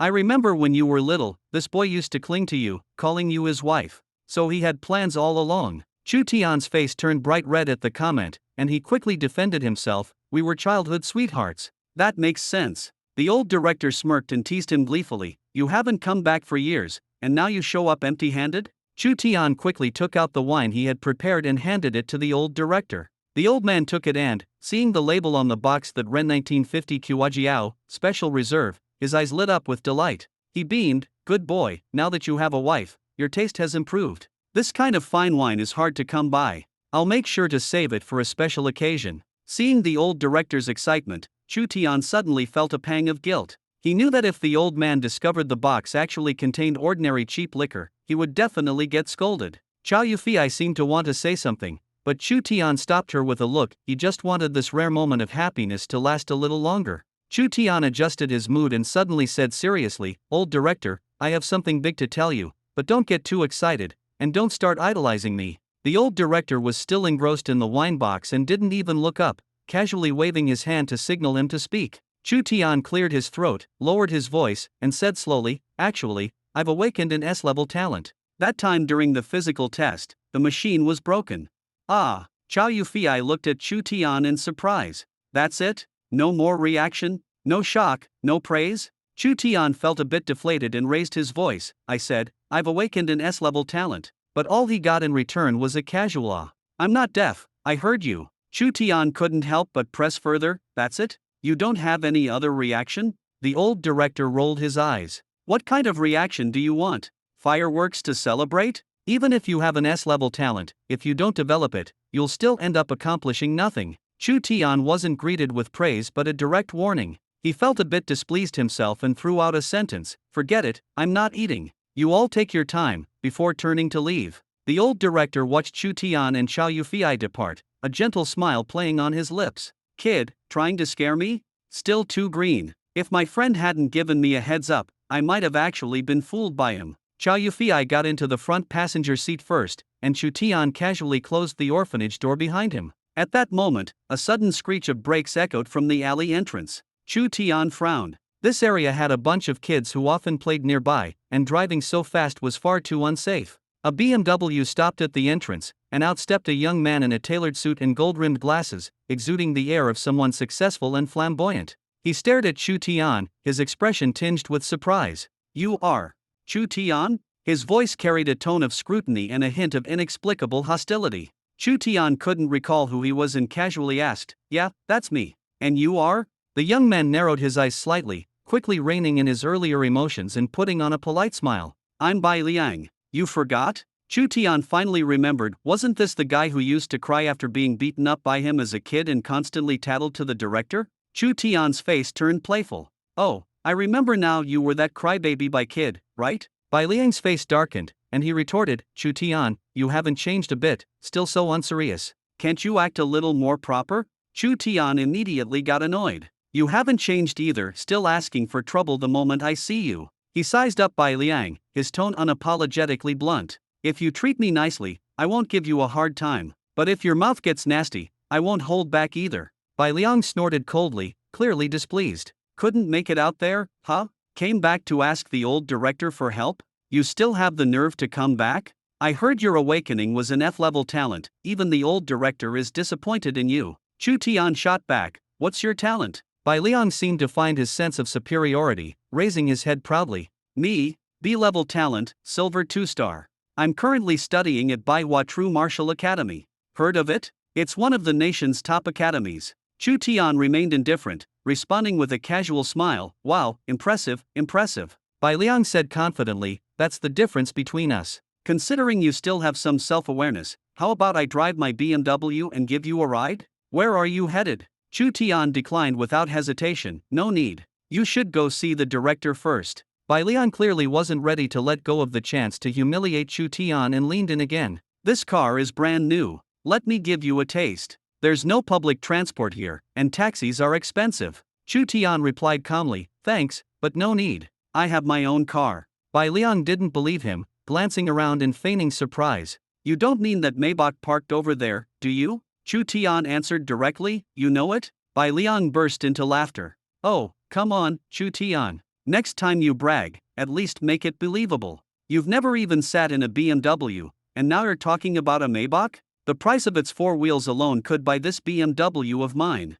That's my future goal. Chu Tian replied nonchalantly, well, I wish you success in achieving it soon. Bai Liang sneered, take your time walking. Let's see how you leave. At that moment, Chow Yufei rolled down the car window and called out to Chu Tian, honey, let's go. Bai Liang froze upon seeing her. How could this woman be so stunning? And she just called Chu Tian honey. There were no other men around here. The scene fell silent for a moment. Chu Tian walked over to the Maybach, opened the driver's door, and got in. The car slowly drove past Bai Liang, and Chu Tian rolled down the window again, looking relaxed. Little Bai, you were wrong earlier. Actually, just 2 wheels are enough to buy your BMW. Don't be too envious. Just then, the director's angry shout came from the orphanage. You little brat. How dare you try to fool me with fake liquor? Watch me deal with you. Chu Tian quickly started the car and sped away. Bai Liang stared at the taillights of the departing Maybach, his heart burning with anger. He had intended to use this opportunity to humiliate Chu Tian and vent the frustration he had bottled up since childhood, but instead, he ended up being slapped in the face. Clenching his teeth, he silently vowed, just wait, Chu Tian. When she gets tired of you and dumps you, let's see how long you can keep up your arrogance with your F-level talent. Fuming, Bai Liang stormed toward the dean's office, his eyes filled with resentment. The old dean's face was grim, clearly still upset. He slammed the table hard, his voice full of anger. That kid Chu Tian actually tried to fool me with a bottle of inferior wine. He's becoming more and more unruly. Bai Liang sneered and chimed in, Dean, isn't Chu Tian going too far? He's even clinging to a wealthy woman now. When I ran into him earlier, he mocked me and showed no basic courtesy. The dean was aware of the petty grievances between the two and understood Bai Liang's intentions. Yet, no matter how much he criticized Chu Tian, he couldn't tolerate hearing others speak ill of him. Growing impatient, the dean said, you didn't come here just to complain about Chu Tian, did you? Hearing this, Bai Liang felt a surge of resentment. Why is he better than me? He's inferior to me in every way, yet now he's living off a woman. Why does the dean always take his side? Bai Liang could only suppress his anger and dared not voice it in front of the dean. He reluctantly replied, no, I just came to check on you. I'll be leaving now. The dean waved him off, urging him not to waste time. If you have the energy for this, spend more time training. Your talent isn't bad. If you put in the effort, you could at least reach platinum level. Bai Liang's face lit up with confidence. I will strive to become the strongest. The dean glanced casually at Yu Jian beside him and sighed lightly, go on. Bai Liang walked out of the orphanage and punched the hood of his car, leaving a dent in the body. He gritted his teeth, heartbroken, and muttered under his breath, Chu Tian. At this moment, Chu Tian and Chow Yufei had already returned to the villa. After dinner, Chow Yufei pulled Chu Tian to sit on the sofa, her expression filled with obvious worry. Tomorrow, Chu Tian would participate in the selection for the Longtan Secret Realm, and she couldn't calm down. Holding Chu Tian's hand, she repeatedly reminded him to stay safe and come back alive. Chu Tian tried to divert her attention, half-jokingly saying, honey, how about we sleep together tonight? At least I can spend one more day with you. Chow Yufei's face instantly turned red, and she quickly got up and ran back to her room, her voice flustered. She wasn't mentally prepared yet. The 10-minute kiss earlier had already made her heart race uncontrollably. If they took another step forward, she truly wouldn't know what to do. Thinking about it, Chow Yufi's face turned so red it seemed like it could drip blood. Watching Chow Yufi's retreating figure, Chu Tian shook his head with a smile,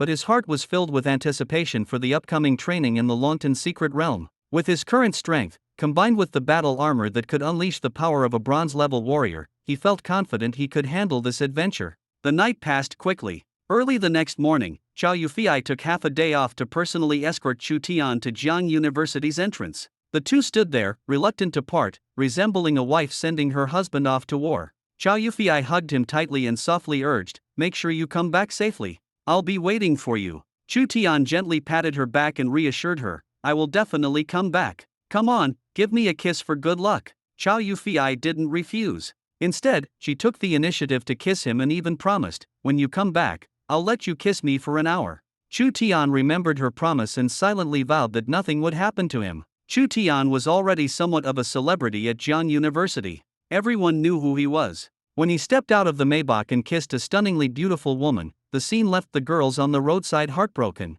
But soon, they quietly perked up. So what if he has a girlfriend? As long as you work hard enough, there's no wall you can't break through. Chu Tian arrived at the training hall, where the others had been waiting for quite some time. He apologized, sorry to keep everyone waiting. On the stage, Wang Desheng smiled and encouraged everyone, "It's fine, we just got here too. Is everyone ready?" The geniuses present shouted in unison, their voices filled with anticipation. Wang Desheng looked at them seriously and said, "For this secret realm trial, I have only one requirement, come out alive, not one less." "Yes." Everyone responded loudly in unison. Wang Desheng continued, "Put aside past conflicts. From now on, you are all students of Jiang University. Internal strife is not allowed. If anyone betrays their teammates, I'll personally deal with them when we get out." With that, he waved his hand, and the team filed out and boarded the prepared bus. Outside, the students seeing them off held banners and shouted, "Chu Tian, good luck. Go, idol."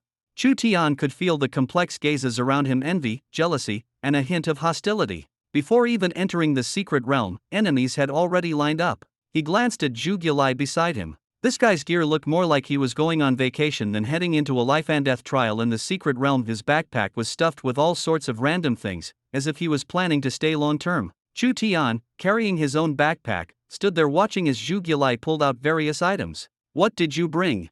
Chu Tian asked. Zhu Gilai replied loudly, "Cat food, dog food, and pork belly." Chu Tian froze for a moment, unable to believe his ears. "Can those things stave off hunger?" he asked casually. Zhu Gilai rolled his eyes. "They're not for us to eat. They're for the dangerous beasts in the Longtan secret realm. Did you forget?"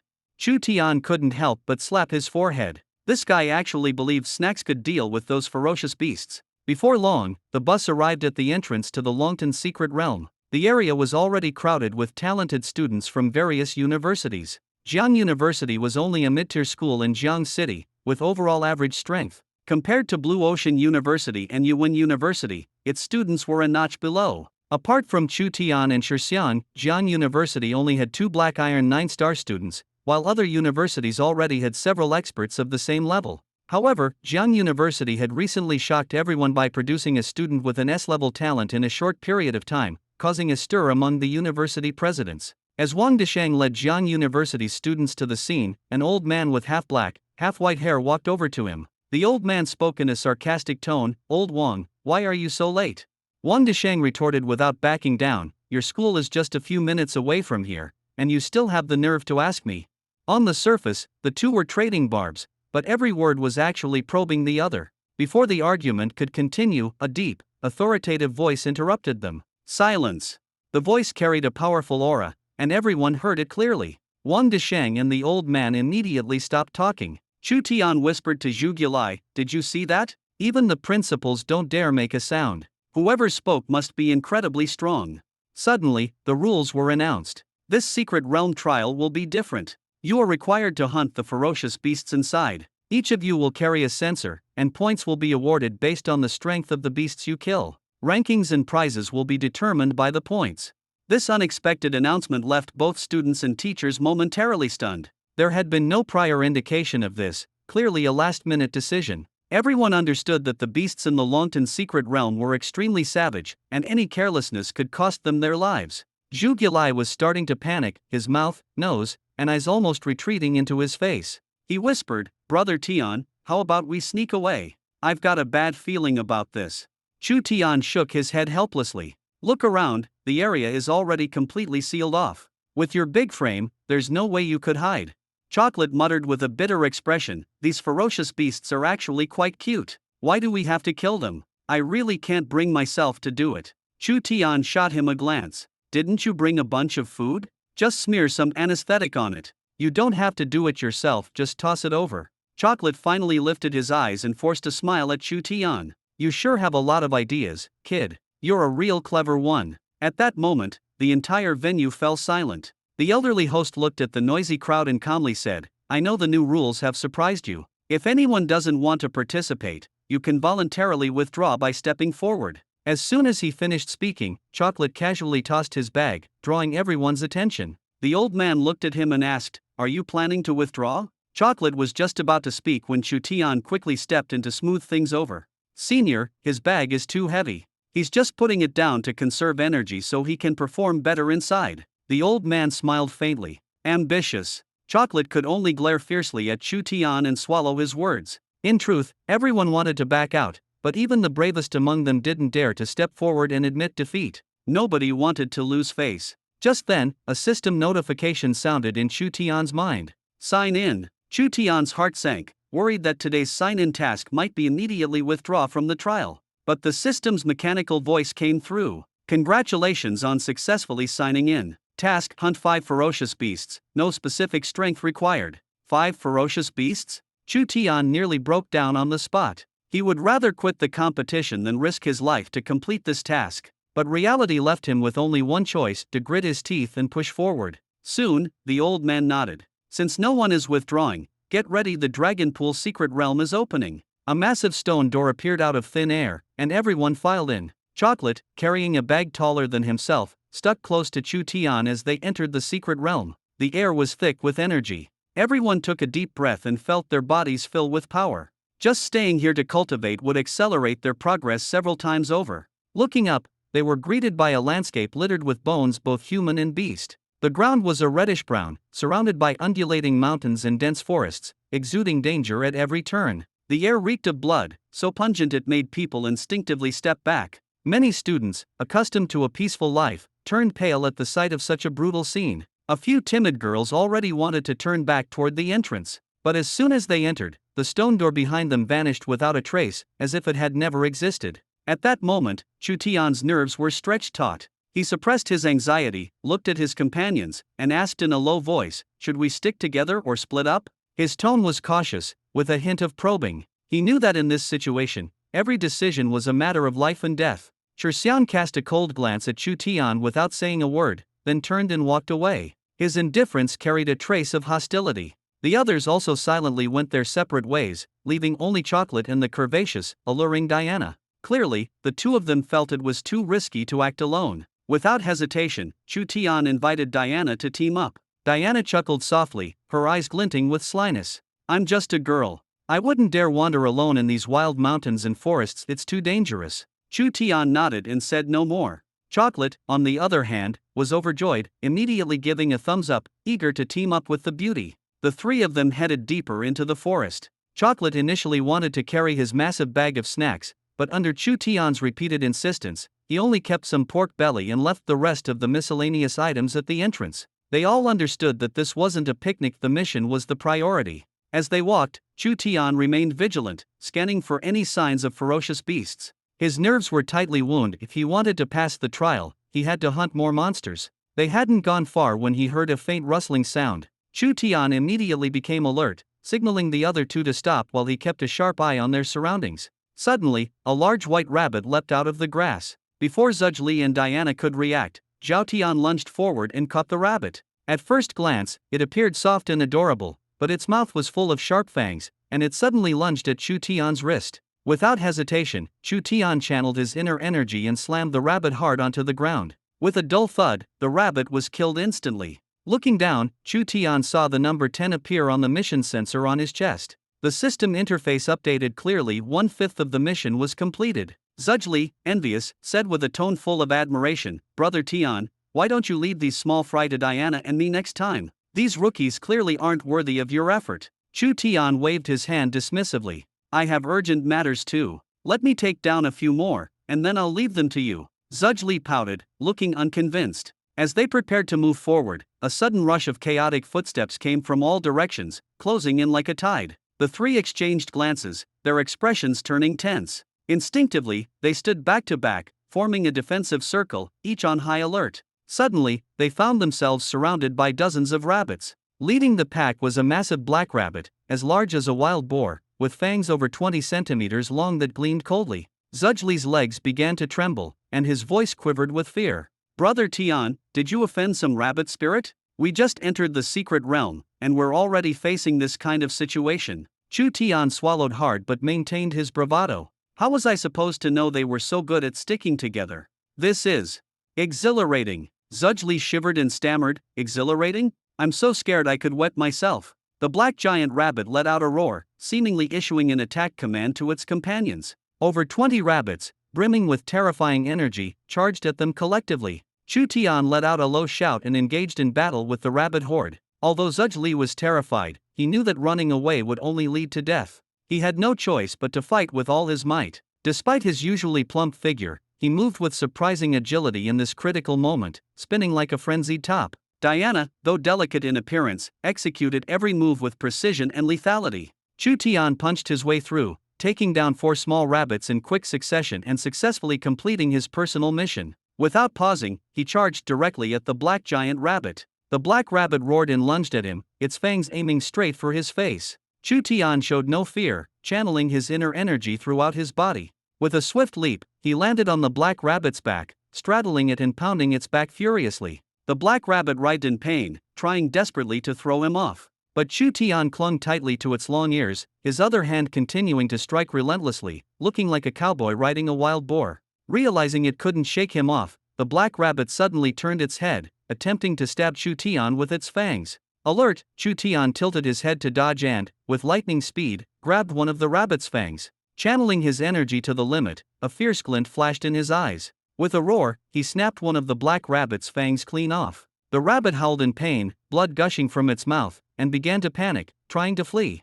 But Chu Tian knew that retreating would only lead to a worse fate, so he showed no mercy. He raised the sharp fang high and drove it deep into the black giant rabbit's back. The rabbit collapsed with a thud, lifeless. After dealing with the giant rabbit, Chu Tian turned to see that Zhuzhli and Diana had also managed to fend off the remaining smaller rabbits, though not without a desperate struggle. The three stood in place, panting heavily, a sense of relief washing over them as they realized they had survived. This battle had tested their teamwork and revealed an unprecedented level of courage in the face of danger. Zhuzhli plopped down on the ground, gasping for air, clearly exhausted from the fight. He was the first to break the silence. If anyone ever says rabbits are cute again, I'll sit on their face. Chu Tian rolled his eyes and handed the fang he had broken off to his 2 companions, suggesting they use it as a weapon for self-defense. The group then turned their attention to their mission sensors. Chocolate already had 90 points, Diana had 80 points, and Chu Tian had an impressive 150 points. Clearly, the Black Rabbit's score was extremely high.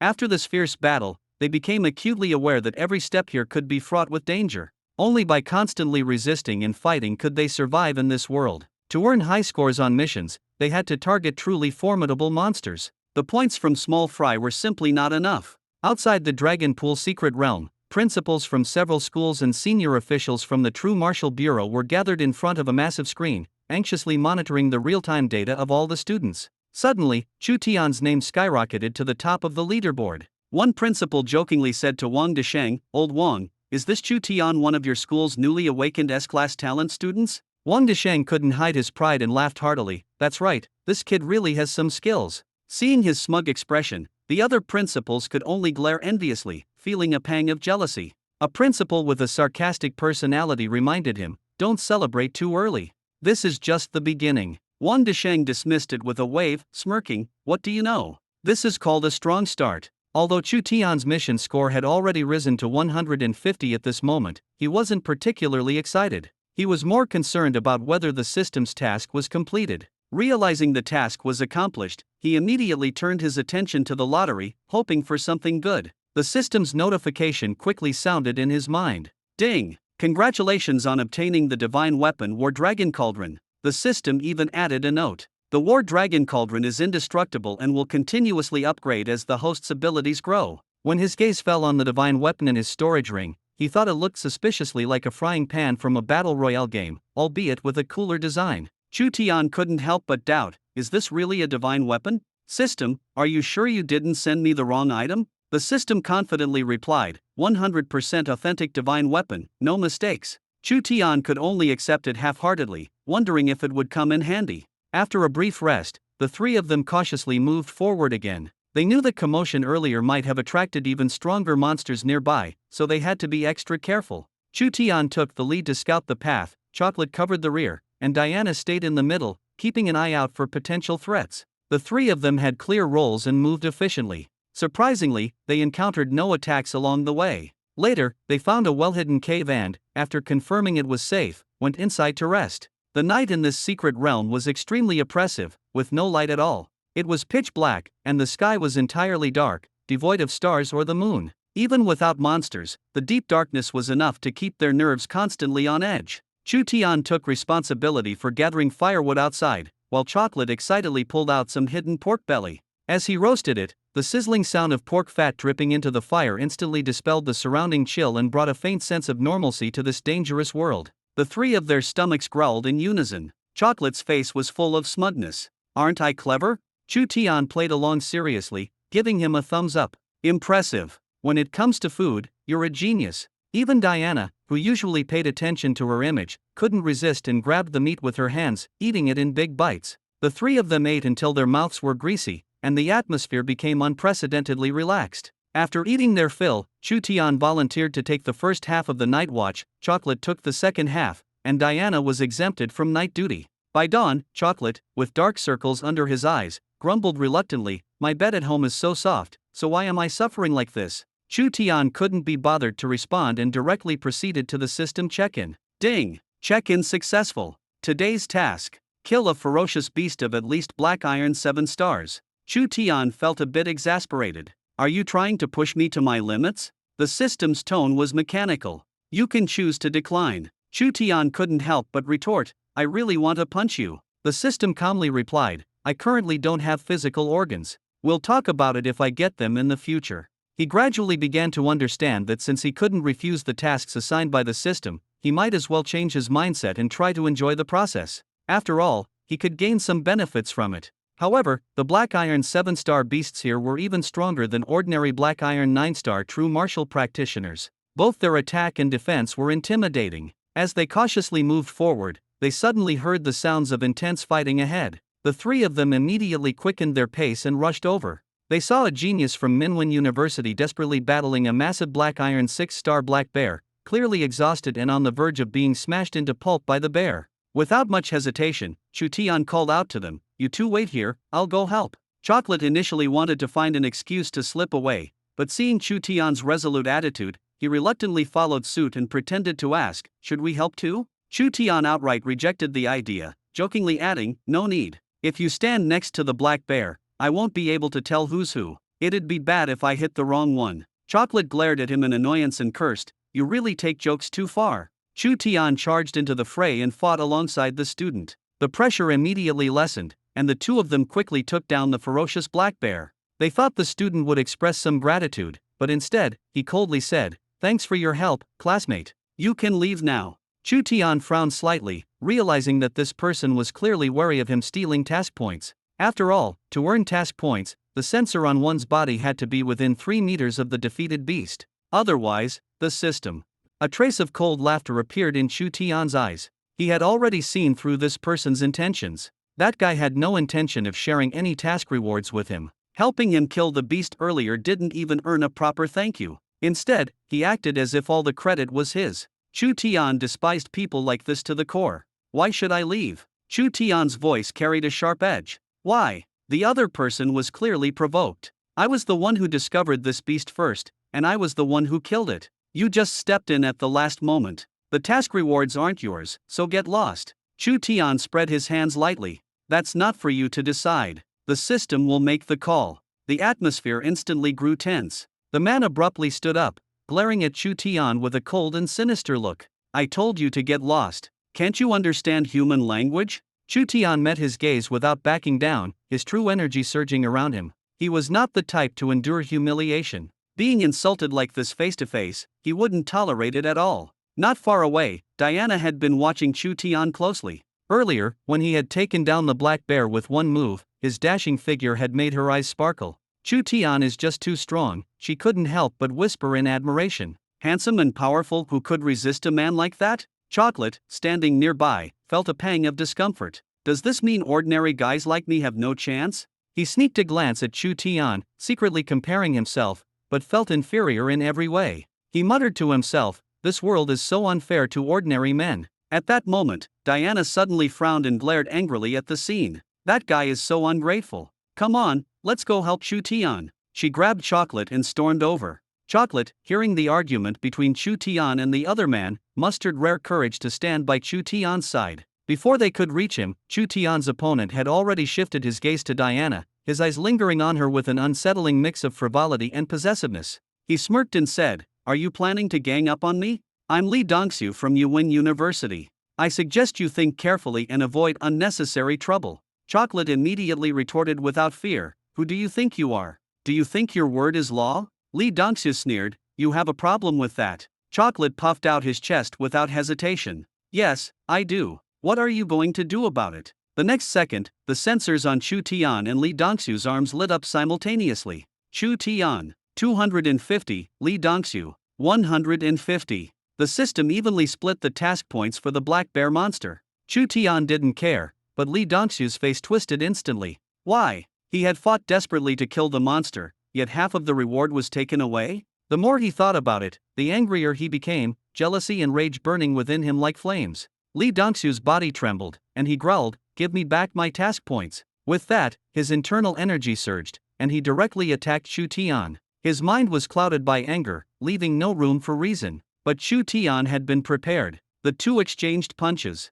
Chu Tian remained unmoved, while Li Dongxiu staggered back 3 steps before steadying himself. Still unwilling to give up, Li Dongxiu charged forward again. Seeing him approach, Chu Tian immediately pushed Diana and Chocolate to a safe spot and faced him head-on. After a few moves, Chu Tian completely gained the upper hand. Li Dongxiu was forced to retreat repeatedly, shocked beyond belief. He had always been hailed as a genius, the model child in others' eyes. Yet now, Chu Tian could easily suppress him. He was unwilling to accept this but was clearly no match. Chu Tian sneered, "With your level of skill, you dare to talk tough?" Li Dongxiu was utterly enraged, his face contorted as he shouted, "I'll kill you." His attacks became chaotic, completely losing any semblance of technique. Chu Tian seized the opportunity and delivered a powerful kick, sending Li Dongxiu flying and crashing heavily to the ground, raising a cloud of dust. Chocolate couldn't help but shout, "Brother Tian, you're amazing." Diana's eyes shone even brighter, her admiration for Chu Tian growing. Li Dongxiu lay on the ground, blood spilling from his mouth, utterly defeated.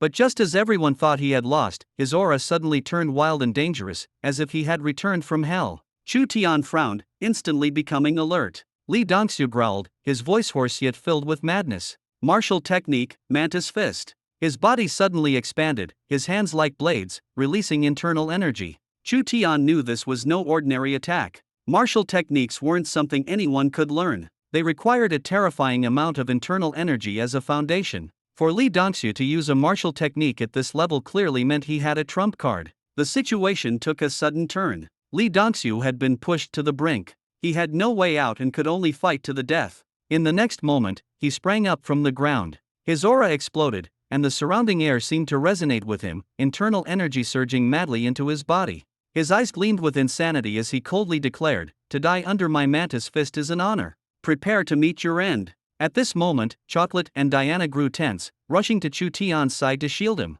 Chu Tian grabbed them and said, "Don't block me. I can handle this myself." Diana gritted her teeth and said, "Chu Tian, you're strong, but once martial techniques are involved, the consequences are unimaginable." Chocolate added seriously, "Brother Tian, don't be reckless. At times like this, we need to fight together to have a chance." Chu Tian's expression was more serious than ever. "Trust me, I can win this fight." Though reluctant, the two stepped aside after seeing the determination in Chu Tian's eyes, remaining ready to intervene at any moment. Li Dongxiu moved with incredible speed, appearing before Chu Tian in the blink of an eye. His Mantis Fist struck out, though not yet fully mastered, each blow pushed the limits of combat. He had to get close to inflict damage. Ha! Li Dongxiu leaped up, aiming a fierce strike at Chu Tian's head. Chu Tian didn't retreat, crossing his arms to block the attack. Even so, the power of a martial technique far exceeded the limits of Chu Tian's internal energy. Die! Li Dongxiu roared, twisting his legs into an impossible angle and kicking toward Chu Tian's chest.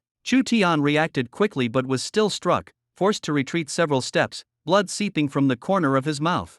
He cursed under his breath. Damn, that hurts to the bone. Li Dongxiu's eyes sparkled with the light of victory as he prepared to press his advantage and completely defeat Chu Tian. At that moment, Chu Tian's gaze turned cold, and a sharp weapon, the battle dragon cauldron, suddenly appeared. He firmly planted his stance, lowering his body like a tennis player preparing for a serve. Before Li Dongxiu could react, Chu Tian launched a sudden attack. Bang! A muffled collision sound exploded in the air. Li Dongxiu was sent flying like a struck tennis ball. He came quickly and left even faster, completely unprepared for such a swift and thorough counterattack. His body hit the ground heavily, leaving him gasping for air and nearly unconscious. The scene fell silent. Chocolate and Diana's eyes were filled with shock. They hadn't even seen how Chu Tian made his move, and the fight was already over. Chu Tian walked slowly to Li Dongxiu, looking down at him coldly. Mantis fist? In my eyes, you're just a loudmouthed kid. Li Dongxiu endured the pain and looked up in fear. You. What are you going to do? Chu Tian's lips curled into a smile. You've always wanted to kill me, haven't you? You use ruthlessness, so I'll be even more ruthless. Li Dongxiu panicked completely. No, killing is against the law. If you leave here, you'll be punished by the true martial law. Chu Tian's expression remained icy. But no one will know it was me. There are no cameras here. He simply returned Li Dongxiu's own words to him. Previously, Li Dongxiu had exploited the lack of witnesses to make his move, and now it was his turn to taste despair. Li Dongxiu desperately kowtowed to the ground, begging for mercy. Just as the tension reached its peak, a system notification suddenly sounded in Chu Tian's mind: sensor task value 400. Meanwhile, Li Dongxiu's task value had suddenly dropped to 0. Chu Tian was momentarily stunned, and a thought flashed through his mind. Could it be that by defeating him, his task value became mine? This system is surprisingly user-friendly. The system then confirmed, although you didn't kill a beast, defeating an opponent of equal strength also counts as completing the task. Chu Tian unexpectedly received the task reward and suddenly felt grateful to Li Dongxiu. This guy really delivered himself like a lucky charm. He casually uttered draw, and the system rewarded him with a bottle of True Qi pills capable of directly increasing True Qi by 30%, essentially providing a portable supply. With this in mind, Chu Tian suddenly changed his mind and decided not to finish Li Dongxiu off. Killing always comes with consequences, and he wouldn't let his future be ruined by a moment of impulsiveness. As he turned to leave, Li Dongxiu collapsed to the ground in fear, nearly wetting his pants. The battle was over, and Chocolate, trembling with excitement, quickly approached. Brother Tian, you're incredible. Even Li Dongxiu, who can use martial techniques, wasn't your match today. Are you already invincible in the Black Iron stage? Chu Tian smiled and patted his shoulder. Keep it low-key. Don't let everyone know. Chocolate rolled his eyes. You say low-key, but your face says I'm awesome. Can we be consistent? Diana, on the other hand, stared at Chu Tian with eyes full of admiration, almost rushing over to hug him. If it weren't for the crowd, she felt she might not be able to resist pinning Chu Tian down right there. Chu Tian noticed her meaningful gaze and awkwardly turned his head, worried he might lose control. The air still carried the tension of the battle, but there was now a faint hint of something more ambiguous. The two of them wore expressions of disdain, their faces and demeanor betraying mutual contempt. Diana suppressed her emotions and impulses, asking in an almost indifferent tone, "You're just going to let him go?" Chu Tian didn't look back, his voice calm. "Let him fend for himself. If he's lucky enough to survive, good for him. If not, he can't blame me." The three continued forward, swiftly dispatching the weak monsters they encountered along the way, with Chocolate and Diana handling them effortlessly. Chu Tian remained silent, never stepping in to help. He seemed to be preoccupied with something else entirely. The mission points kept increasing, yet they still hadn't found even a single clue or treasure. Chocolate complained discontentedly, "Could it be that the old guys at the True Martial Bureau just want us to do the grunt work?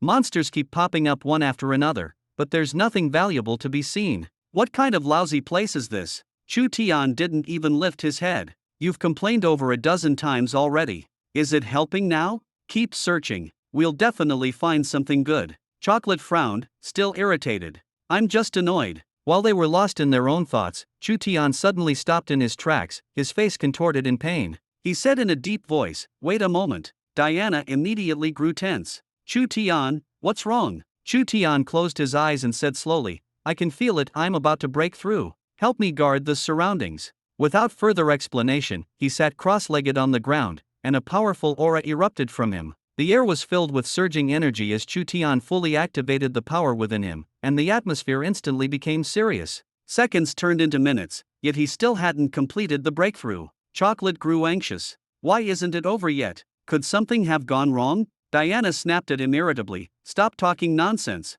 This is the transition from black iron to bronze, it's a qualitative change. It's not that easy. Chocolate pouted. Why are you so tense? It's not like you're with Chu Tian yet. Diana, hearing this, stomped her foot in embarrassment and anger, retorting furiously, one day, I'll make Chu Tian my man. Chocolate was left speechless, feeling second-hand embarrassment for her, even wondering if she knew what shame was. Suddenly, Chu Tian let out a loud shout, and the energy within him exploded, forming a powerful surge that sent Chocolate and Diana flying. Fortunately, they were only knocked to the ground and weren't seriously injured. Chu Tian slowly opened his eyes, a sharp gleam flashing within them. He felt the energy in his body completely transformed, its circulation speed more than doubled, and its reserves were terrifying. Brimming with confidence, he thought that if he encountered Li Dongxiu, the guy who had previously given him trouble again, he could defeat him head-on. Looking around, he didn't see Diana or Chocolate. Where are they? Could they have gone off on a date? Was the effect that obvious?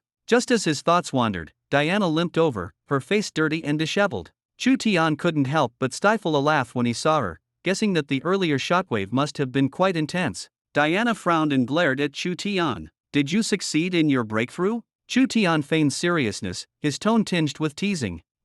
Did I interrupt your and Chocolate's good time? Diana instantly understood his misunderstanding, her face turning red as if it could drip blood. She stomped her foot in anger and said indignantly, What nonsense are you thinking? We were just blown away by the shockwave of your energy. Chu Tian quickly apologized. Sorry, are you hurt? Diana pouted. It's fine, just bumped my leg a bit. Chu Tian silently walked over, gently helping her sit down. He carefully rolled up her pant leg, revealing a fair, injured leg with some scrapes. Diana was so embarrassed she could barely breathe. At such close proximity, Chu Tian's gaze made her feel completely uneasy. Though she often acted bold and flirtatious, deep down she was quite conservative. Now, being cared for by the boy like this, her body tensed up, and she didn't even dare to breathe too loudly. Chu Tian asked gently, Does it hurt a lot? Diana replied softly, It's okay, not too bad. I can bear it. Chu Tian continued to massage her leg gently. Bear with it. It'll feel better soon. Diana murmured, Thank you. Suddenly, a faint voice broke the subtle atmosphere between them. Tian. Tian Ge. Chu Tian immediately stood up, and Diana quickly rolled down her pant leg to hide her earlier awkwardness. Chu Tian looked around and asked in confusion, Chocolate, where are you? Not far away, a chubby hand trembled as it was raised from the grass. Chu Tian quickly walked over and, sure enough, saw Chocolate sprawled in the grass with a pained expression. Chu Tian couldn't help but tease, I won't even ask why you insist on lying on the ground. Is it really that comfortable? Chocolate looked miserable. Brother Tian, I swear it wasn't on purpose. I wanted to get up, but I just couldn't. Chu Tian stared at him in confusion. What's wrong with you? Chocolate gritted his teeth and said, I twisted my leg. Chu Tian almost rolled his eyes. This fat guy actually twisted his leg? He suspiciously eyed Chocolate. Did you really twist it? Chocolate answered with difficulty, Brother Tian, has trust between friends completely disappeared now? Seeing that Chocolate didn't seem to be lying, Chu Tian had no choice but to bend down and try to pull him up. But he quickly realized that Chocolate was absurdly heavy and couldn't be moved at all. Chu Tian had to reluctantly channel his inner energy, muttering as he exerted himself, You really need to lose some weight. Can you stop with the sarcastic remarks? I'm the victim here. Shouldn't you show me some concern? Chocolate sat on the ground, rolling up his pant leg. His thigh was covered in bruises, a mix of blue and purple, and his face was full of frustration and grievance. Brother Tian, I'd like a little care too. Can you rub my leg like you did for Diana earlier? You seemed pretty professional at it. Chocolate grinned, trying to lighten the mood, but his joke only made the situation more awkward. Chu Tian's face darkened, and Diana's face turned so red it seemed like blood might drip from it. She glared fiercely at Chocolate, barely containing her anger. Don't you have hands of your own? Chu Tian retorted bluntly. Hey, that's so unfair. Why help Diana but not me? Is my leg less pleasant to touch or something? Chocolate continued to joke, refusing to let Chu Tian off the hook. Get lost. Chu Tian's response was direct, his impatience evident on his face. Chocolate pouted and snorted coldly, you were definitely trying to take advantage earlier. Chu Tian glared at him, his voice carrying a warning. Fatty, keep talking and I'll make sure you crawl everywhere from now on. Frightened by Chu Tian's words, Chocolate shrank back, finally daring not to speak further, though his eyes still held resentment. Thanks to Chocolate's antics, Diana was now too embarrassed to ask Chu Tian for help again. She made a mental note to settle the score with Chocolate later, vowing to find an opportunity for revenge. The air seemed to freeze with tension. Chocolate rubbed his leg on his own, suddenly feeling a chill down his spine. He turned to see Diana glaring at him with a dark expression, and his heart tightened. Miss Diana, please don't look at me like that. I'm scared. I really didn't mean to interrupt, Chocolate stammered nervously. Diana's face was full of shame and anger. Chocolate, shut up.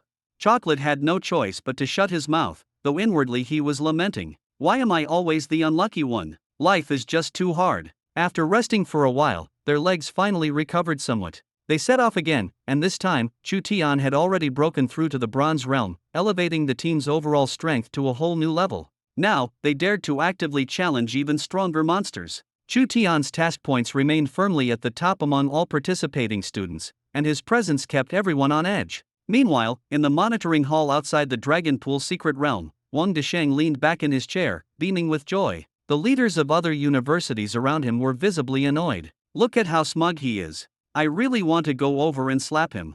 Go ahead, I'll cheer you on from behind. Old Wang, tone it down a bit. At this rate, don't end up laughing yourself to tears later. Someone couldn't resist teasing. Wang Desheng chuckled generously. Ah, well, life is meant to be enjoyed when things go well. You all shouldn't speak too soon. Chu Tian has been leading all the way, why doesn't anyone know how to restrain themselves a little? A nearby principal snorted coldly. Humph, things could turn around at any moment. Are you when students haven't even started exerting themselves yet? Wang Desheng countered mercilessly. Nice words, but I remember that little guy from your side who was just about to make a breakthrough. His task points suddenly dropped to 0. I wonder what happened there. The atmosphere instantly became tense, and the principal of Yuan University almost jumped up to confront Wang Desheng head-on. Wang Desheng simply reclined, closed his eyes, and smiled faintly. Why bother with these old bones? Let the young ones fight it out. Shushan, you'll represent us fully. At that moment, Shushan's task points surged again. A principal suddenly exclaimed, oh my, Shushan's points have skyrocketed again. Wang Desheng continued nonchalantly, you're all big shots now, and you can't even handle this? It's normal for him to stay in the lead. Why get so excited over a small increase? You don't understand, his points just jumped by 500. What? The hall fell silent in an instant. Wang Desheng immediately stood up, pushed aside the Yuan principal in front of him, and stared intently at the big screen. On the display, Shushan's task points. 1,500. Wang Desheng couldn't help but laugh out loud. Ha ha ha, this kid is incredible. He's now nearly 1,000 points ahead of second place. His strength is almost on par with mine when I was young. The crowd collectively scoffed. When you were young, you barely made it out alive back then. Stop bragging. How could Shushan suddenly gain 500 points? That means he single-handedly took down a Black Iron 9-star beast. One principal said in disbelief. Are you kidding? A Black Iron 9-star beast's strength is already comparable to a bronze-level true martial artist. No matter how extraordinary Shushan is, he couldn't possibly defeat a bronze-level monster with just Black Iron 9-star cultivation, could he? An elder from the True Martial Bureau pondered, could it be that he's already broken through to the bronze level? That's impossible. It's only been a few days since he entered the secret realm. Everyone shook their heads, unwilling to believe it was true. Even Wang Desheng felt a ripple of shock in his heart. He had a faint feeling that Shushan might truly bring an enormous surprise to everyone. Someone urged, Elder Emo, can you pull up Shushan's location monitoring so we can see what's going on? The tension in the hall grew, and all eyes focused on the monitoring screen. At that moment, Shushan had just encountered the Black Iron 9-star beast. The creature had nearly taken his life, but fortunately, he consumed a vital energy pill at the critical moment, reversing the situation and successfully killing the giant python, whose strength was comparable to a bronze 1-star. In that instant, life and death were separated by a hair's breadth. Zhu Gilai and Diana couldn't intervene at all. They could only watch anxiously as Shushan fought the massive python alone. Covered in blood and gasping for breath, Shushan sat on the ground, struggling to recover his depleted energy. This battle had nearly cost him his life, but at least he had successfully stabilized his bronze 1-star strength. Though dangerous, it wasn't without reward. Meanwhile, in the control room at the base, Elder Emo played the footage of Shushan's fierce battle with the python. A group of experts couldn't believe their eyes. The energy fluctuations emanating from Shushan clearly indicated that he had indeed broken through to the bronze level. This rate of progress left everyone stunned. Advancing an entire major level in a single day was completely beyond reason. Instructor Wang Desheng's face lit up with joy, and he was so excited he nearly jumped. A genius like this was the dream of any university. Back in the secret realm, Shushan kept his eyes closed to recover from his injuries, only opening them in the evening. He found Zhu Gilai and Diana keeping watch by his side. His tone was sincere. "Thank you both." Diana, hearing that he was finally awake, was so excited her voice trembled slightly. "Are you feeling better?" Shushan nodded. "Much better." Zhu Gilai grinned and said, "Brother Tian, you're amazing. From now on, you're my idol." At that moment, Shushan's stomach growled, an awkward yet genuine sound. The pork they had brought was long gone, and the three of them simultaneously turned their gazes toward the lifeless giant python. Chocolate rubbed his belly and said, "How about we try eating snake meat?" Diana couldn't muster any interest and pouted, "That's disgusting. What if it's poisonous?" Chu Tian reassured her, "Don't worry, it's just a regular python, not poisonous." In the end, they had no choice but to make the snake their dinner. Chocolate used the black rabbit's fangs to slice the snake meat, gathered some dry wood, and roasted it simply. The snake meat didn't look appealing on the outside, but once cooked, its aroma was mouth-watering, making the three of them ravenous. Chocolate took the first bite and immediately praised it. "It tastes really good."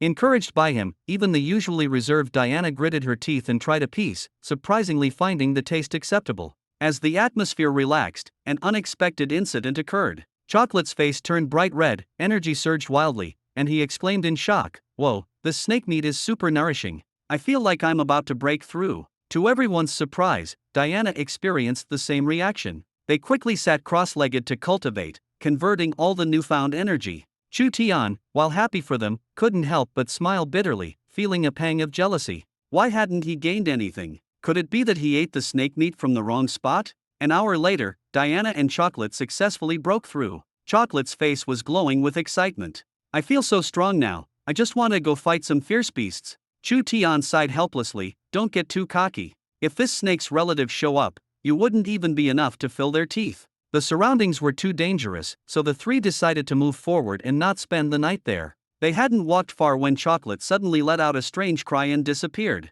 Chu Tian was shocked and turned to see a massive pit on the ground. Without hesitation, he jumped into the pit, with Diana following closely behind. At the bottom, Chu Tian found the ground surprisingly soft, as if cushioned by something. He touched it and felt warmth. Chocolate, lying below, weakly cracked jokes to ease the awkwardness, leaving Chu Tian speechless as he hurried to help him up. They lit the dry wood they had collected. The surroundings turned out to be a stone chamber, with walls covered in strange murals and incomprehensible text. Chocolate exclaimed excitedly, "Did we hit the jackpot? Could this be an ancient tomb?" Chu Tian couldn't help but retort, "You really think falling into an ancient tomb is lucky? Don't forget we're still in a life-or-death situation." Chocolate was still dreaming of riches, so Chu Tian had to give him a hard slap to snap him out of it. The three moved forward with heavy hearts, hoping to find an exit soon. Suddenly, Chu Tian felt a crunch under his foot and froze. This kind of scene was something he'd seen hundreds of times in Tomb Raider diaries. Almost instinctively, he whispered, "You two, find a place to hide."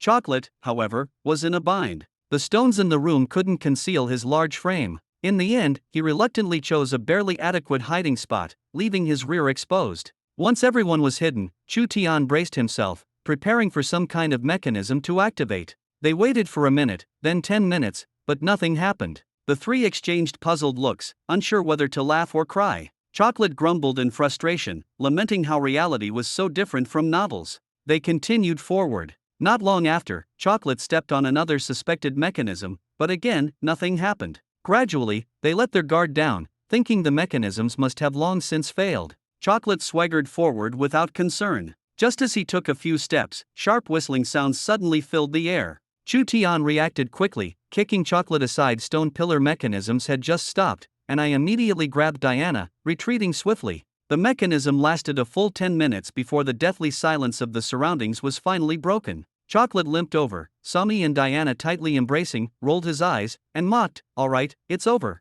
Are you going to keep holding her or what?" I quickly let go of Diana in my arms, trying to hide my embarrassment, and said casually, "Well, I guess this is a lesson for us. Don't let your guard down." Chocolate looked at me with obvious disapproval, even a hint of jealousy. It was clear he was starting to feel increasingly out of place here. We returned to the stone chamber we had just left. The room was as empty as before, with only the mysterious stone paintings on the walls remaining unchanged. Normally, after triggering a mechanism, there should be some kind of reward, but it seemed we had been busy for nothing again. What was even more worrying was that our current concern shouldn't be about any potential treasure but rather how to leave this place safely. If there was no exit, were we supposed to wait until we gained enough strength to fly out? That would be as absurd as having a child and letting him call Chocolate Uncle Pig. As I was lost in my wild thoughts, I suddenly froze. At the end of the passage ahead, a massive stone door blocked the way, flanked by two towering stone statues, each 2 meters tall. Their faces were ferocious, holding long spears, and they stared at us coldly.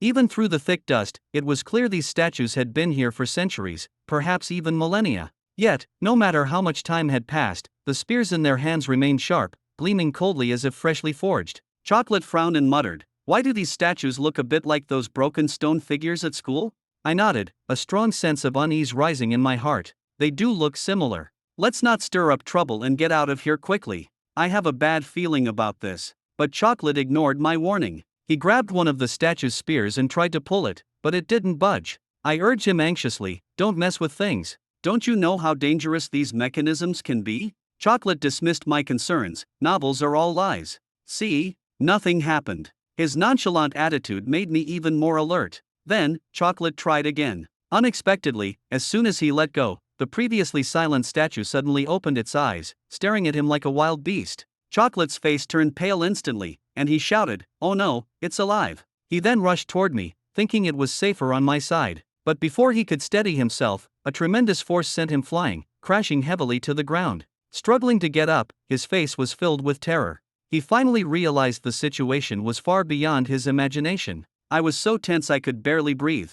The force unleashed by the statue was not something an ordinary person could withstand. Although I couldn't sense any true energy from them, their combat power was far beyond the level of ordinary bronze-grade fighters. The two statues fixed their gaze on us and charged simultaneously, their heavy footsteps causing the ground to tremble. We ran for our lives, but the statues were not only fast, they were faster than us. They caught up, their spears sweeping horizontally, and with a single strike, sent us all flying into the stone wall. Diana and Chocolate passed out on the spot. Almost instinctively, I pressed the activation button for my steel battle armor, Black Sky. In an instant, I transformed into a steel warrior, releasing attack beams from my palms, temporarily forcing the statues back. But I immediately realized a dangerous truth. These statues were almost impervious to my attacks. Their defense was comparable to that of silver-grade fighters. The statues charged again without pause. The black sky beams could only hold them off temporarily, but my energy would eventually run out. With no other choice, I braced myself for battle.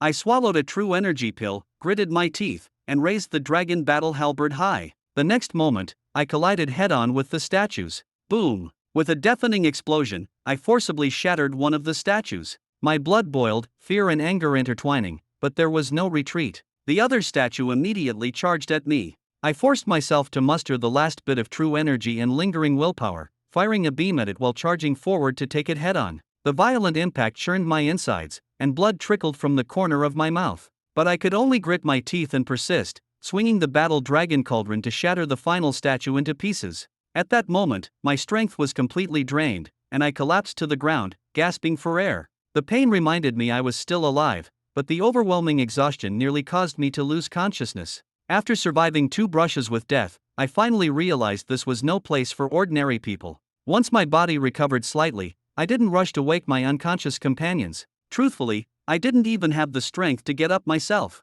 More importantly, if that troublemaker Choco woke up and caused more chaos, the consequences would be unbearable. Chu Tian closed his eyes, desperately absorbing the energy in the surrounding air, feeling his wounds slowly heal. At that moment, he opened his eyes, his attention drawn to a yellow glow flickering amidst the pile of shattered statue debris. He clenched his fists warily, worried that the 2 stone monsters weren't completely dead. Struggling to his feet, he carefully searched through the rubble and found 2 transparent glass orbs emitting a yellow light. These objects radiated a strong energy fluctuation. Although Chu Tian wasn't sure what they were, he was certain they were related to controlling the statues. Before he could think further, a system notification suddenly sounded in his ear. The orbs in your hand can enhance Black Sky's defensive capabilities. Would you like to install them now? They could be used like this? Chu Tian shouted excitedly, install them. Following the system's instructions, he activated the Black Sky armor and placed the 2 yellow orbs into the chest of the armor. Instantly, a blinding light erupted, and the orbs disappeared completely. The system then prompted, successfully enhanced Black Sky's defense by 30%.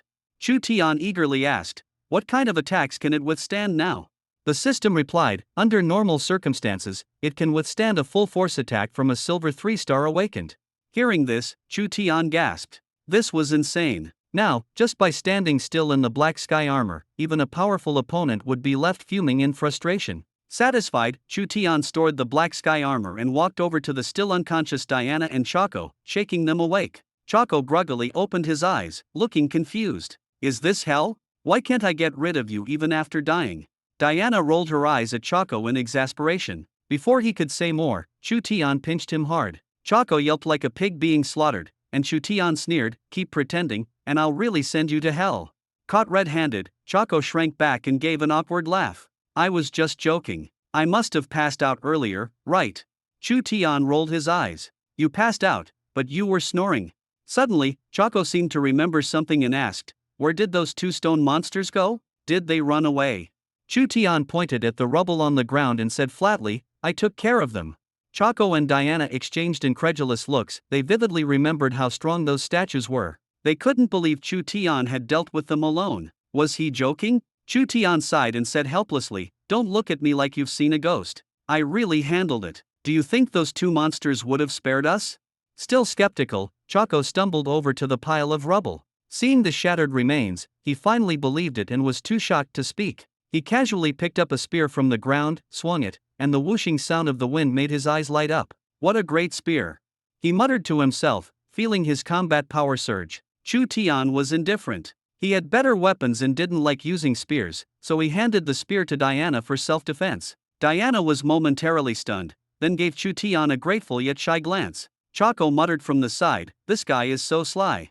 Soon, they arrived at the tightly shut stone door. According to the previous assumption, defeating the guardian statue should have opened the stone door, but the door before them remained completely still. Chocolate looked annoyed, fumbling around for a mechanism, but to no avail. Finally, in a fit of frustration, he gave the stone door a hard kick. Something unexpected happened. The stone door emitted a series of grinding sounds and slowly began to open. The 3 of them were stunned, unable to believe what had just happened. Chocolate, brimming with pride, joked, looks like I should rename this foot my lucky foot from now on. Diana asked curiously, why is that? Because it's like clutching at straws at the last minute. Passing through the stone door, they entered a spacious stone chamber. The walls were adorned with colorful murals, and the air carried a lingering ancient aura. Golden jewels were piled high like mountains. Chocolate rushed forward in excitement, but no matter how hard he tried, he couldn't lift any of the treasures from the ground. What's going on? These treasures are stuck to the floor or something. Chu Tian couldn't help but laugh at his clumsy attempts. What happened? Is your lucky foot not working anymore? Chocolate shouted angrily, what kind of nonsense is this? I can see the treasure but can't take it. I'd rather not see it at all. As they moved past the piles of treasure, their attention was drawn to a stone coffin in the center of the room. Chu Tian stepped forward and saw a skeleton sitting cross-legged in front of the coffin. He instinctively felt that this skeleton was likely the guardian of the coffin. Chu Tian composed himself, knelt on the mat before the skeleton, and respectfully bowed 3 times. Taking a deep breath, he stepped forward, bowed his head, and solemnly said, Senior, I apologize for the intrusion. Please forgive us. After speaking, he knelt and bowed 3 more times. Just as he was about to stand up and look for an exit, an astonishing scene unfolded. The massive stone coffin began to move, emitting a heavy rumbling sound as it slowly opened. Chocolate immediately jumped up from the ground, his face pale as he stared at the coffin, his legs involuntarily retreating, his eyes filled with fear. He muttered under his breath, could this be a corpse coming back to life? Chu Tian was equally shocked, his heart racing as he began to wonder if his earlier bowing had somehow awakened the senior inside the coffin. The 3 of them instinctively held their breath, watching the stone coffin with heightened vigilance. Time seemed to freeze, and the deathly silence stretched their nerves taut. But after waiting for a long while, there was still no movement, no strange phenomena. The 3 of them let out a long sigh of relief, their tension easing slightly, and mustered the courage to approach the coffin. Carefully, they walked up to it and peered inside. Inside the coffin lay a woman, serene and breathtakingly beautiful, as if she were from another world. Her face was peaceful, and she appeared to be in a deep sleep, showing no signs of decay. She looked like a peerless sculpture, elegant and otherworldly, making them reluctant to disturb her. Chocolate couldn't hold back any longer and whispered in awe, "This senior has really taken care of herself. She hasn't decayed at all, it's almost supernatural. If we could learn her secret to staying youthful, we'd be rich." Chu Tian's expression changed upon hearing this and immediately interrupted him, "Watch your words. This is no place for jokes." Realizing his mistake, Chocolate broke into a sweat, quickly clasped his hands together, and pleaded earnestly, "Senior, I spoke without thinking. I meant no offense. Please don't take it to heart." Chu Tian shot him a glare and prepared to close the coffin lid. However, no matter how hard the three of them tried, the lid wouldn't budge, as if it were firmly secured by some unknown force. At that moment, Diana suddenly became excited. She pointed to a spot near the head of the coffin lid and shouted, "Come here quickly. It looks like something is engraved here." Chu Tian walked over and indeed saw a row of strange characters faintly carved on the top of the coffin lid. The characters were ancient, and none of the three could understand them. Chu Tian had an idea and silently requested the system for a translation. "System, please help translate these words." The mechanical voice of the system immediately sounded. Translation starting, the characters appeared in his mind. "Anyone who has come here and seen these instructions must be upright, possess extraordinary wisdom and strength. Within the coffin lies all I have learned in my lifetime, the god-slaying slash and the god-striking whip. Those who are destined may take them, but beware of obsession and do not force it." Chu Tian gently lifted the hem of the woman's dress and found a beast-hide scroll underneath. As soon as he picked up the scroll, Zigulai's fur bristled. "Brother Tian, what are you doing? This is way too heavy-handed." Chu Tian was startled by his reaction and turned back angrily. "What nonsense are you talking about?" He then pulled out the beast-hide scroll and examined it carefully. The scroll was densely covered with strange characters and illustrations of movements. Zigulai leaned closer to look and exclaimed in surprise, "These seem to be weird physical techniques. Are you studying health practices or practicing acrobatics?" Chu Tian realized he could understand the content on the scroll, and his heart was secretly shocked. He asked Diana, "Can you see these characters?" Diana shyly shook her head, her face turning red. Zigulai looked at Chu Tian with suspicion and asked in a heavier tone, "You can really understand what's written here? You're not joking with us, are you?" Chu Tian, unperturbed, began to read aloud the cultivation method written on the scroll. He had only read a few sentences when Zigulai and Diana immediately clutched their heads and squatted down, their faces turning pale as they shouted, "Stop reading.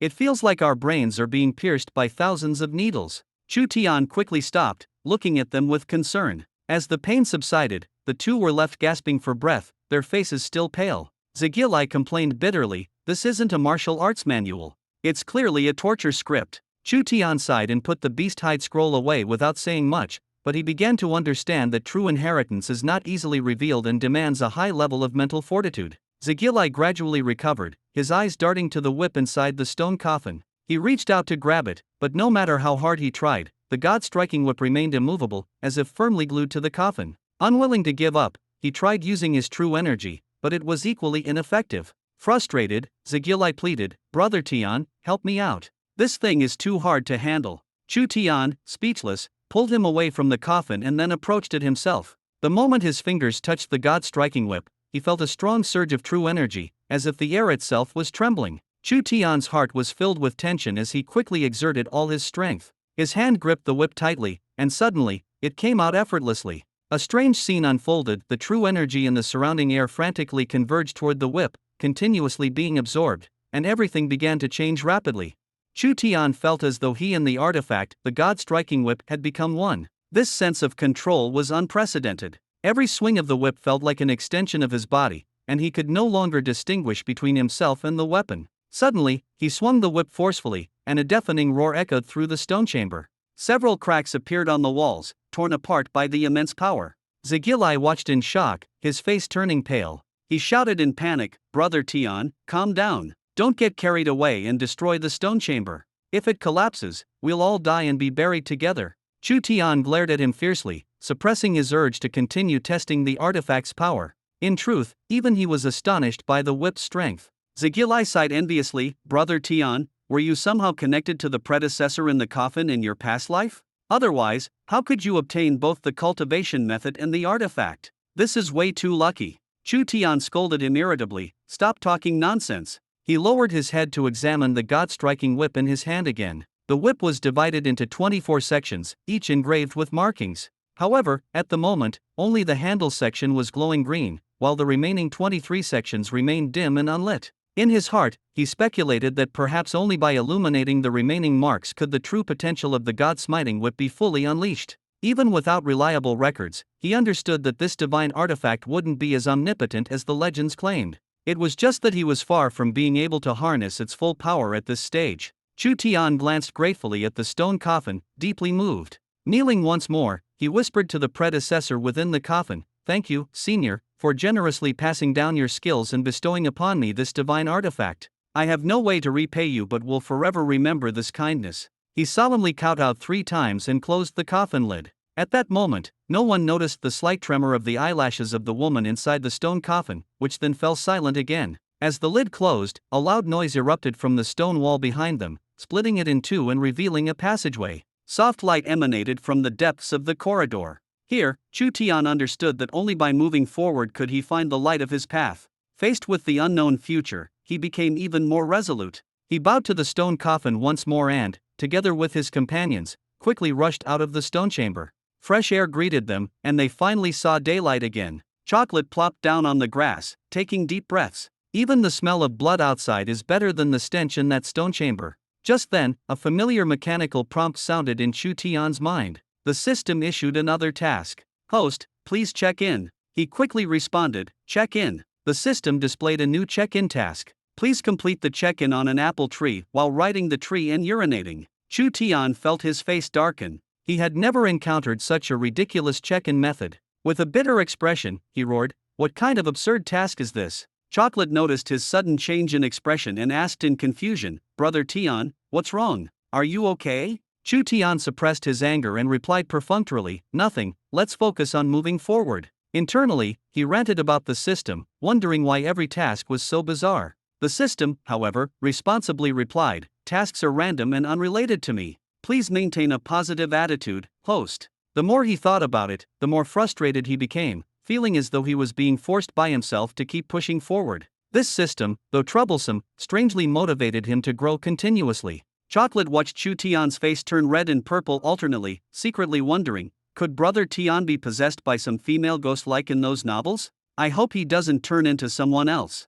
Chu Tian snapped back irritably, "That's nonsense. Stop bothering me." The three continued on their journey, with Chu Tian keeping an eye out for the legendary apple tree while trying to control his anger and maintain his composure. Could there really be an apple tree in the Dragon Pool secret realm? But without trying, he would never know. As they fought their way forward, Chu Tian swept through low-level beasts with his bronze-level strength, turning all the monsters blocking their path into experience points. The task progress soared once again. Just then, the sound of an argument came from not far away. Diana frowned and said gravely, "It seems to be our companions over there." Chu Tian immediately heightened his vigilance and quickened his pace toward the commotion. From a distance, he saw that it was indeed students from Jiang University. Nie Feng, Li Tai, Song Meixuan, and Zhang Jinshuo. At the moment, they were in a tense standoff with students from Yuan University, the atmosphere on the verge of exploding. Nie Feng and Li Tai's faces were ashen, their emotions running high, while Song Meixuan was equally furious.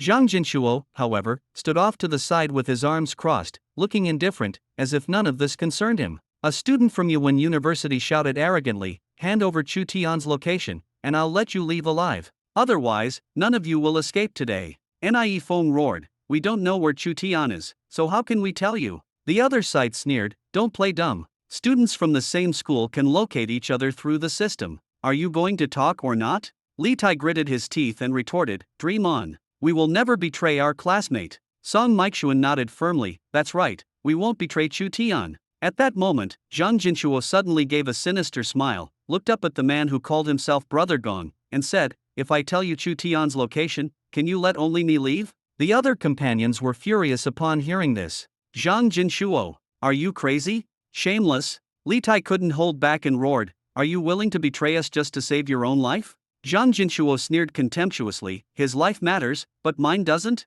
Why should I sacrifice myself?" The man opposite clapped and laughed, "Very well, as long as you tell me Chu Tian's location, I won't make things difficult for you. Zhang Jinshuo stared at his sensor and spoke suspiciously. Chu Tian is nearby. The signal is particularly strong. The group immediately dispersed, searching for Chu Tian with all their might. The betrayed Jian University students were furious, and Li Tai gritted his teeth and said, Zhang Jinshuo, just wait to be expelled from school. You betrayed your fellow students. You can't bear the consequences of this. Zhang Jinshuo sneered coldly, Heh. I only care about myself. What does the life or death of others have to do with me? Zhang Jinshuo suddenly realized that Chu Tian's death might not be a bad thing for them. He was about to comfort himself when a mocking voice came from behind. What did you say is a good thing? This sentence made Zhang Jinshuo turn around abruptly, only to see Chu Tian standing behind him with a faint smile. That smile carried a chilling coldness, making one's blood run cold. Zhang Jinshuo's face turned pale instantly, and he stammered, Chu Tian, why are you here? Chu Tian casually replied, didn't you leak the information? His tone was indifferent, but every word seemed to lash at Zhang Jinshuo's cowardice. Zhang Jinshuo shouted for Gong Yuan while retreating backward. In fact, Gong Yuan had already noticed the commotion here, and the students from Yuan University quickly surrounded Chu Tian. At this moment, Zhu Gilai angrily cursed at Zhang Jinshuo, a traitor to your own school. There really are all kinds of people these days. Surrounded, Zhang Jinshuo suddenly grew bold and retorted loudly, this is called adapting to the situation.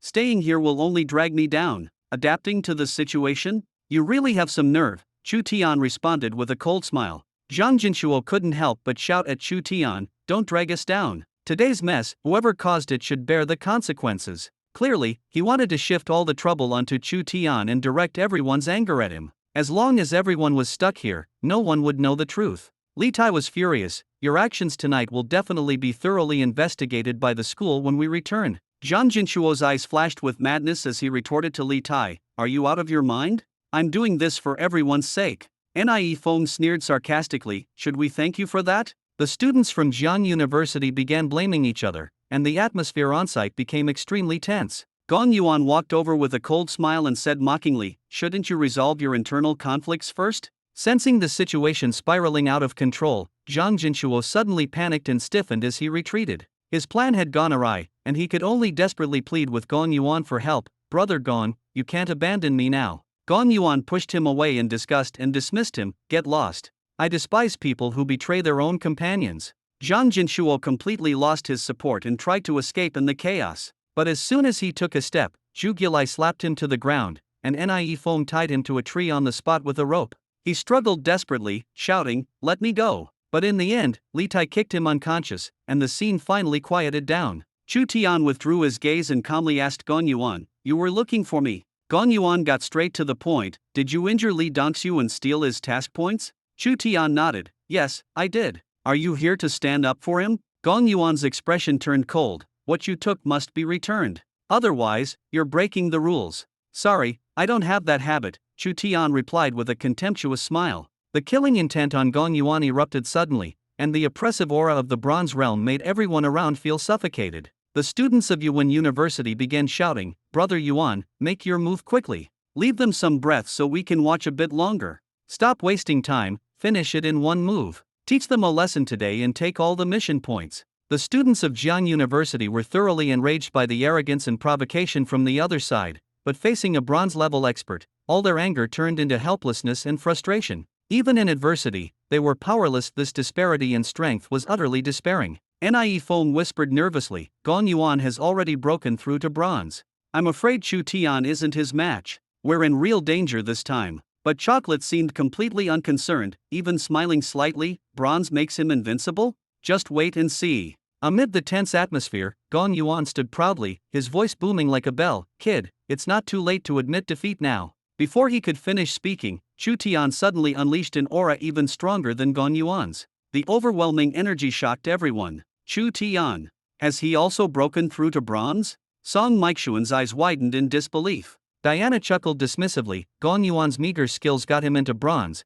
but Chu Tian has an S-level talent. What's so surprising about this? Although there were still doubts among the crowd, the reality was undeniable. Chu Tian and Gong Yuan now stood on the same level, and everyone could feel the impending clash between them. Gong Yuan's gaze grew serious. He hadn't considered Chu Tian a threat before, but now he realized his opponent had gained some extraordinary power. If he could seize this power for himself, his own strength would undergo a qualitative leap. Gong Yuan asked one last time, "Are you really not going to return it?" Chu Tian shook his head lightly. "I earned it with my own skills. If you want it, you can try to take it with your own skills. I won't stop you." Gong Yuan nodded, the fighting spirit igniting in his eyes. "Fine, then let's settle this with strength." Gong Yuan suddenly erupted, his fist mercilessly swinging toward Chu Tian's head. This strike was a direct killing move, with no probing, executed with full force. Chu Tian's expression hardened, and the true energy within him burst forth instantly, meeting the attack head-on without hesitation. The two fists collided directly, producing a dull impact sound that reverberated through the air, forcing everyone around to involuntarily take a step back.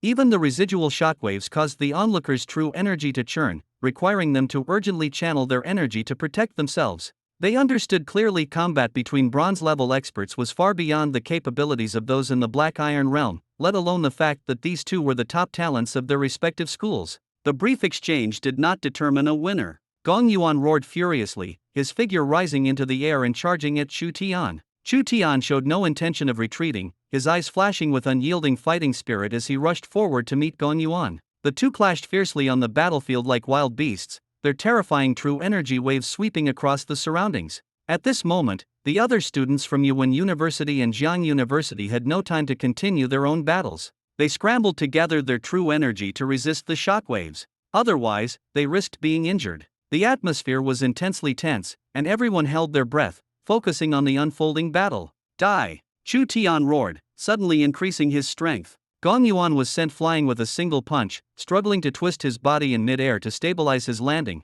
but his face was ashen. The crowd quickly noticed the disparity. Chu Tian was clearly superior. The spectators widened their eyes in disbelief, unable to accept that Gong Yuan had been defeated so quickly. Chocolate couldn't help but tease, "Old Chu, you struck too fast. I didn't even see how you won." The students of Yuan University all lowered their heads at this moment, ashamed, dejected, and unable to meet the eyes of their opponents. They secretly stared at Gong Yuan's back. Was he really going to admit defeat like this? "Let's go." Gong Yuan gritted his teeth, his expression dark, and ultimately had no choice but to concede. He led his classmates, heads bowed, slowly walking away. His desolate figure looked particularly pitiful. "Stop!" Chu Tian suddenly spoke, and the entire crowd froze in their tracks. The feeling of being trapped and unable to leave weighed heavily on everyone, as if the air itself had solidified. Gong Yuan turned his head, his gaze icy, his tone laced with menace. "Do you really think you can keep all of us here?" He tried to counter Chu Tian with sheer force of presence. Chu Tian's lips curved slightly into a faint smile as he replied calmly, "It's unlikely I can keep you here, but I might consider keeping your mission points." His words made everyone's hearts tighten. Mission points were earned at the risk of their lives, and no one was willing to give them up easily. Gong Yuan gritted his teeth and retorted, "If you want our mission points, forget it. Either keep us here, or don't even think about it." His stubbornness and anger were written all over his face. Chu Tian, however, remained unperturbed, spreading his hands nonchalantly. "Actually, you have a choice. You can leave your mission points behind and walk away with your lives, or you can risk everything and see who comes out on top." The tension in the air grew thicker, ready to explode at any moment. Gong Yuan realized Chu Tian's resolve and knew that fighting head-on would only lead to a dead end. He turned around and shouted, "Everyone, hand over your mission points." With that, he took the lead and handed all his points to Chu Tian. The others were reluctant, but under the oppressive atmosphere, they had no choice but to hand over the points they had earned through sweat and toil, one by one, in humiliation. Their eyes burned with anger and resentment, but they had no other options. Watching their substantial haul, the students from Jiangqing University were overjoyed. Zhu Gilai was so delighted that he couldn't stop grinning. "Can we leave now?" Gong Yuan asked through gritted teeth, his voice cold as he addressed Chu Tian. Chu Tian smiled and waved his hand. "Safe travels. Earn more next time, and feel free to come back for another challenge." His attitude only deepened the awkwardness and resentment of the other side. The students from Yuan University lowered their heads and left quickly, their hearts full of unwillingness. The atmosphere was stifling. Once their opponents were out of sight, Nie Feng turned to Chu Tian, his face full of gratitude. "Thank you so much. These mission points are a huge help to us." Chu Tian shook his head, his expression calm. "Consider it my way of making amends. If it weren't for me, everyone would have almost fallen into Gong Yuan's trap." Li Tai comforted him, "This isn't your fault. Even without you, if we ran into Gong Yuan and his group, they wouldn't have let us go."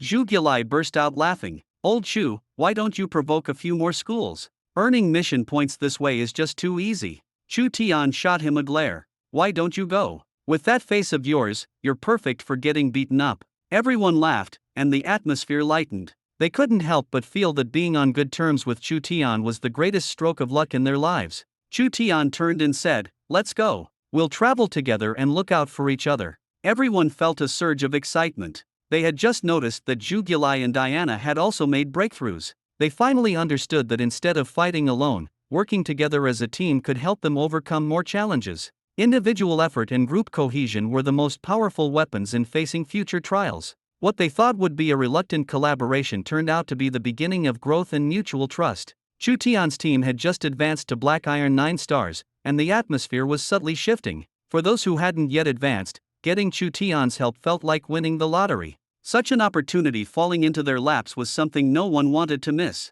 Song Meixuan was the first to agree, her excitement evident. She had been pondering how to join Chu Tian's team, hoping to improve her skills and get closer to him. She secretly speculated that this might lead to more opportunities to spend time with Chu Tian, and perhaps even develop something more. Seeing Chu Tian take the initiative to invite her, she didn't hesitate for a moment. Diana's expression, however, grew complicated. She noticed Song Meixuan's enthusiasm and confidence, which left her feeling uneasy. She had always been the darling of the team, with both Chu Tian and Zhu Gilai vying for her attention. Now, Song Meixuan's arrival clearly brought competition, especially since both of them were equally outstanding. Diana told herself that she wouldn't let anyone take Chu Tian away from her.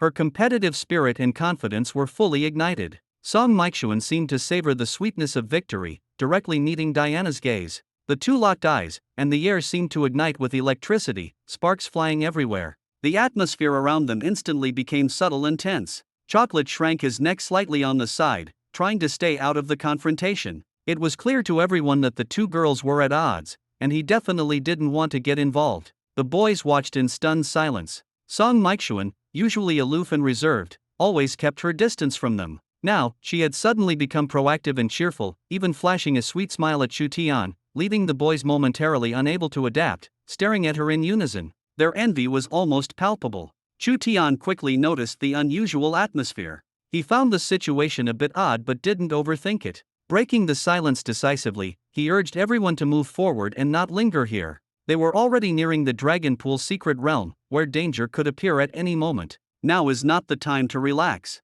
His words prompted the two girls to comply obediently, their expressions soft and cooperative. Song Meixuan smiled radiantly, her voice so sweet and tender that all the boys were left dumbfounded. In an instant, the image of the cold goddess shattered, and no one remembered how distant and indifferent she usually was. Chu Tian felt a bit awkward, rubbed his nose, and took the lead to move forward. At this moment, Zhang Jinshuo finally snapped out of his daze, horrified to hear that the others planned to tie him up and leave him behind. If a ferocious beast appeared, he would have no chance of escape. Realizing this, he struggled and shouted loudly, "Let me go. If you do this, the school and the True Martial Bureau won't let you off." Nie Feng's intimidating gaze silenced Zhang Jinshuo, but his strong survival instinct made him cry out again. Li Tai slapped him hard, scolding him fiercely, "People like you deserve to be eaten by beasts." Zhang Jinshuo, now missing a tooth, still tried to plead for mercy. Nie Feng coldly decided to shut him up, give him an apple to block his mouth. At least let him keep some dignity. Upon hearing the word apple, Chu Tian suddenly became interested and immediately interjected, "Where's the apple tree? Take me to see it." His reaction puzzled the others, but they still pointed the way. Chu Tian eagerly ran ahead and soon found an apple tree. Muttering about fertilizing it, he sighed in relief and took the opportunity to address a personal matter. At that moment, the system notification abruptly sounded. He had completed today's sign-in task and received 2 powerful Thunder Gala mini landmines. Chu Tian was shocked by the new reward. These items could even harm opponents at the gold level, truly incredible. The system's tone remained cold, forcing Chu Tian to believe in the effectiveness of the reward. Returning to the group, he was met with puzzled looks. Chocolate was the first to ask where the apples were. Only then did Chu Tian realize he had completely forgotten to pick any apples, preoccupied with his own matters. Feeling a bit embarrassed, he admitted, "I forgot." Chocolate was dumbfounded and couldn't help but question, "Then why did you go over there?" "Just for a stroll." Chu Tian replied helplessly, "What's it to you?" Chocolate shook his head and decided to pick the apples himself. Soon, he returned with apples in hand, munching on one while muttering, "Who was so thoughtful to water the apples?"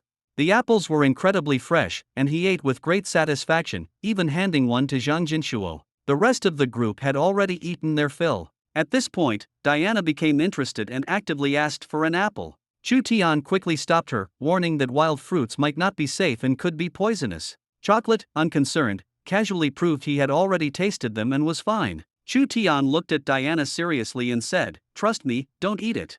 Diana was deeply moved, feeling that Chu Tian was genuinely concerned about her. Chocolate, on the other hand, rolled his eyes and continued enjoying his apple. He mumbled, "The apple peel has a strange taste." Chocolate frowned and shouted, "It smells like someone who's sick, like the disinfectant in a hospital." The person next to him couldn't help but gag, while the other companions rolled their eyes. "Chocolate, can you stop being so disgusting?" Chocolate threw the apple aside, feeling nauseated himself. At this moment, they had already entered the inner area of the Dragon Pool secret realm, and everyone was on edge. They advanced cautiously, paying close attention to their surroundings. Everyone understood that even the slightest negligence could lead to fatal danger. Outside the secret realm, the atmosphere was equally tense. Yin Yang Head's face was flushed red as he glared at Wang Desheng, fists clenched, seething with anger, as if he was about to make a move at any moment. "Old Wang, look at the good student you brought out. Not only is he not completing the mission, but he's also attacking his own teammates." Yin Yang Head was practically roaring. Wang Desheng slowly raised his head, his tone firm. "I know Chu Tian. He would never act without reason." Still defending him at this point? Yin Yang Head was furious. Wang Desheng slammed the table. "Su old ghost, if you keep making trouble, I won't hold back." "Enough. Both of you, stop it." Mo Lao from the True Martial Bureau barked coldly, forcefully suppressing their argument. "Wait until the students come out and the matter is clarified. Can you two show some composure?" In fact, earlier, Yin Yang Head had been brimming with confidence over his student Gong Yuan's breakthrough, eager to show off. But to his dismay, before he could celebrate for a day, Gong Yuan's mission points suddenly dropped to 0, and his teammates' points followed suit. Meanwhile, the students from Jiang University saw their mission points skyrocket, especially Chu Tian, whose data surged ahead of everyone else, taking the top spot. The stark contrast left Yin Yang Head furious, nearly storming into the secret realm to grab someone, if not for the others holding him back. The surveillance footage from the Dragon Pool secret realm was quickly sent to various universities. When everyone saw Chu Tian's ranking far ahead of the others, they couldn't believe their eyes. The students of Jiang University cheered excitedly, as if the entire school's honor rested in Chu Tian's hands. Pride, excitement, and confidence filled the campus, creating an atmosphere of exhilaration. Meanwhile, Chu Tian's wife, Chao Yufei, received the latest video and rankings in her office. Ever since Chu Tian entered the Dragon Pool secret realm, Chao Yufei had been restless, her thoughts consumed by him. That day, as the video updated, she held her breath. In the footage, not only had Chu Tian broken through to the Bronze Realm, but his mission points were also ranked first. She couldn't help but smile, a smile filled with worry but even more with unconcealed pride. Sun Huashan, seeing her expression, tactfully left the office. Before leaving, Chao Yufei reminded her, "Bring me any new videos from the True Martial Bureau immediately." "Understood, President Chao." Inside the secret realm, Chu Tian led his team on a sweeping spree, their mission points skyrocketing. They quickly realized that following Chu Tian made even ferocious beasts seem like mere pet dogs. Chu Tian was almost in a frenzy, his arm numb and devoid of pain. The girls in the team surrounded him, tenderly massaging his shoulders and arms, taking care of him attentively. The remaining companions could only console and encourage each other. Chu Tian's name had become renowned throughout the secret realm. Many were secretly searching for him, eager to challenge him. Meanwhile, in a dim stone chamber, a young man gritted his teeth as he trained, his face contorted in pain. Suddenly, a faint cracking sound came from his bones. He threw his head back and roared, blood trickling from the corner of his mouth, yet he was almost delirious with excitement. "I did it! Finally, I did it!" Beside him, a strange long-haired man dressed in animal skins watched silently, his voice low and chilling. "Don't celebrate too soon. You're still far from the end. If you fail now, you'll never recover in this lifetime." A flicker of fear flashed in the young man's eyes, but it was quickly replaced by a burning determination. With a thud, he knelt down. "Master, I will definitely get you out of here." The long-haired strange man said no more, his gaze deep and profound. His disciple sat cross-legged again, striving to stabilize his power. He knew that every breakthrough within his body was a gamble between life and death. Once he left the stone chamber, someone was bound to suffer greatly. Meanwhile, Chu Tian led his team deeper into the Dragon Pool secret realm. Suddenly, an inexplicable sense of danger arose in his heart. Danger was slowly approaching. Taeyeon abruptly stopped in his tracks, his expression grave. The entire team halted cautiously, scanning their surroundings. This eerie silence was more nerve-wracking than the roar of any beast. "Brother Tian, what's going on?" Zhu Gilai's voice trembled, clearly sensing the looming danger. Chu Tian glanced around and lowered his voice to warn, "This is bad. We're in danger. Everyone, retreat quickly." Just as the group prepared to follow Chu Tian's instructions to retreat, the ground suddenly began to quake violently. Fear brought them closer together as they looked around, panic written all over their faces. At the same time, outside the monitoring room of the Dragon Pool secret realm, Wang Desheng suddenly stood up, exuding an oppressive aura. He stared intently at the screen, where a monster appeared before Chu Tian and his team, a two-headed giant bull, its muscles bulging and its eyes radiating ferocity. This monster's strength was enough to rival a bronze 5-star warrior. Wang Desheng almost burst out, "Elder Mo, I have to go in and save Chu Tian." Elder Mo's expression was equally grim, but he rationally stopped him. "No. If you enter the secret realm, you'll break the rules. Those hidden ferocious beasts will sense it and immediately come to hunt you down." Wang Desheng roared in protest, "Am I supposed to just watch the students die?" Elder Mo shook his head firmly. "We can only trust them. Perhaps a miracle will happen." Wang Desheng's chest heaved with anger, his face flushed red, but he could only glare at the monitor. All the students of Jiang University were gathered around the screen, the situation clear to everyone. "It's over. Chu Tian and his team have no hope this time," a student murmured, only to be immediately silenced by a girl. "Shut up. Chu Tian won't fail like this." Though her voice trembled, betraying her own fear, everyone understood that under such circumstances, Chu Tian was unlikely to return. He was too exceptional, but fate was cruel. Back in the secret realm, Chu Tian was already standing at the forefront of the team, his gaze sharp as a blade. The two-headed giant bull stared coldly at the humans with its bell-sized eyes, filled with mockery and disdain. It had gained intelligence, becoming a half-demon, far more terrifying than ordinary beasts. Zhu Gilai trembled, his legs weak, and asked with a sobbing voice, "Brother Tian, are we going to die here?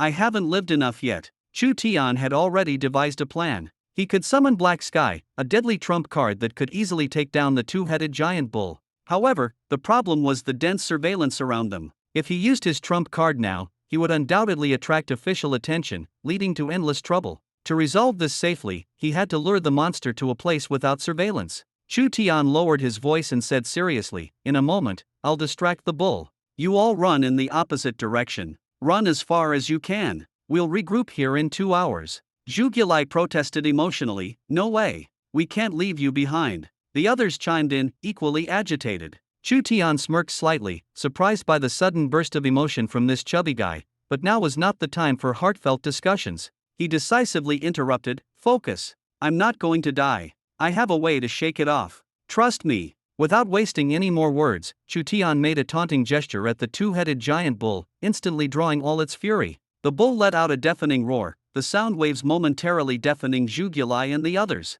Its massive body charged directly at Chu Tian. Chu Tian's mind was razor-sharp, and just as the monster lunged, he stepped forward and dashed away at lightning speed. He kept looking back to ensure the bull monster was still following him, silently calculating where there were no surveillance cameras. Finally, he led the bull monster to a blind spot. The bull monster's stamina was rapidly depleting, making it increasingly frenzied. Chu Tian whispered, "Black Sky." A beam of light shot from his palm, and in a flash, the bull monster was blasted over 10 meters away. Struggling to get up, the bull monster stared at Chu Tian in disbelief. Though its intelligence was average, it understood that this human before it was far more terrifying than his seemingly weak appearance suggested. Chu Tian stepped forward, not forgetting to taunt, "Looking for me? I'm right here in front of you. Try charging at me again." The bull monster roared, losing all reason, unleashing its full strength as it charged madly once more. Chu Tian advanced instead of retreating, launching another beam of light that sent the bull monster sprawling on its back.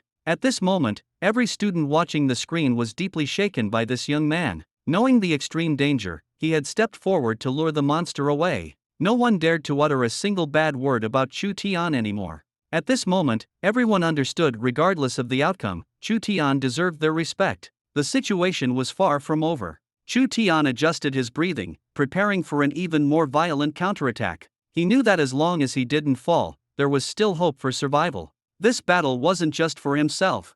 It was to set an example for everyone. Courage and responsibility are the true weapons to fight against fate. Looking at the struggling beast before him, Chu Tian had completely lost interest in dealing with it further. Energy beams burst simultaneously from his chest and palm, mercilessly striking. Accompanied by the beast's final, piercing scream, its massive body was instantly split into 3 parts, blood flowing like a river. Without hesitation, he bent down to carry a thick bull leg and a chunk of meat from its abdomen. These would be highly useful. The leg meat of a fierce beast was delicious, and the abdomen was the area richest in vital energy, aiding in cultivation and strengthening. When Chu Tian returned to the gathering point, covered in blood, he saw Diana and Song Mikechuan. Their eyes were already red and swollen, nearly losing their composure. Without hesitation, they rushed into Chu Tian's arms, hugging him tightly. The warmth and trembling of the two in his embrace left Chu Tian at a loss. His hands stiffly hovered in the air, unsure where to place them. Meanwhile, in the surveillance room, those monitoring the area stood up excitedly upon seeing Chu Tian appear safe,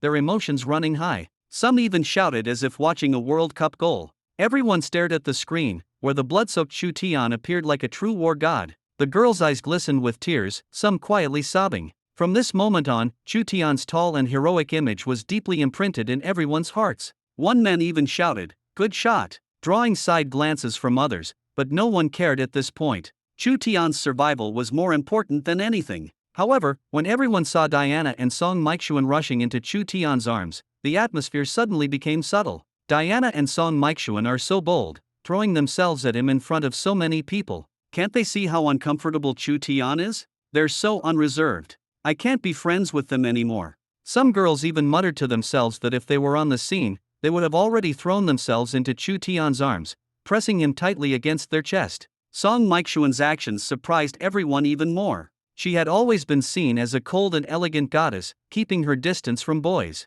Some even suspected she had no interest in men at all, but now, all those speculations seemed laughable. Wang Desheng, seeing Chu Tian safe and sound, was as happy as a child, standing up and making a V gesture toward the screen. None of the big shots could believe it. Chu Tian had actually killed a bronze 5-star beast? Everyone was filled with doubt, wondering if Chu Tian had some secret weapon hidden. Otherwise, how could he have lured the monster away and dealt with it alone? Some of the old folks still wanted to probe further, but Wang Desheng was quick to warn them. Don't mess with Chu Tian. Everyone has their secrets, especially someone as extraordinarily gifted as him. We're just curious, not planning to actually do anything.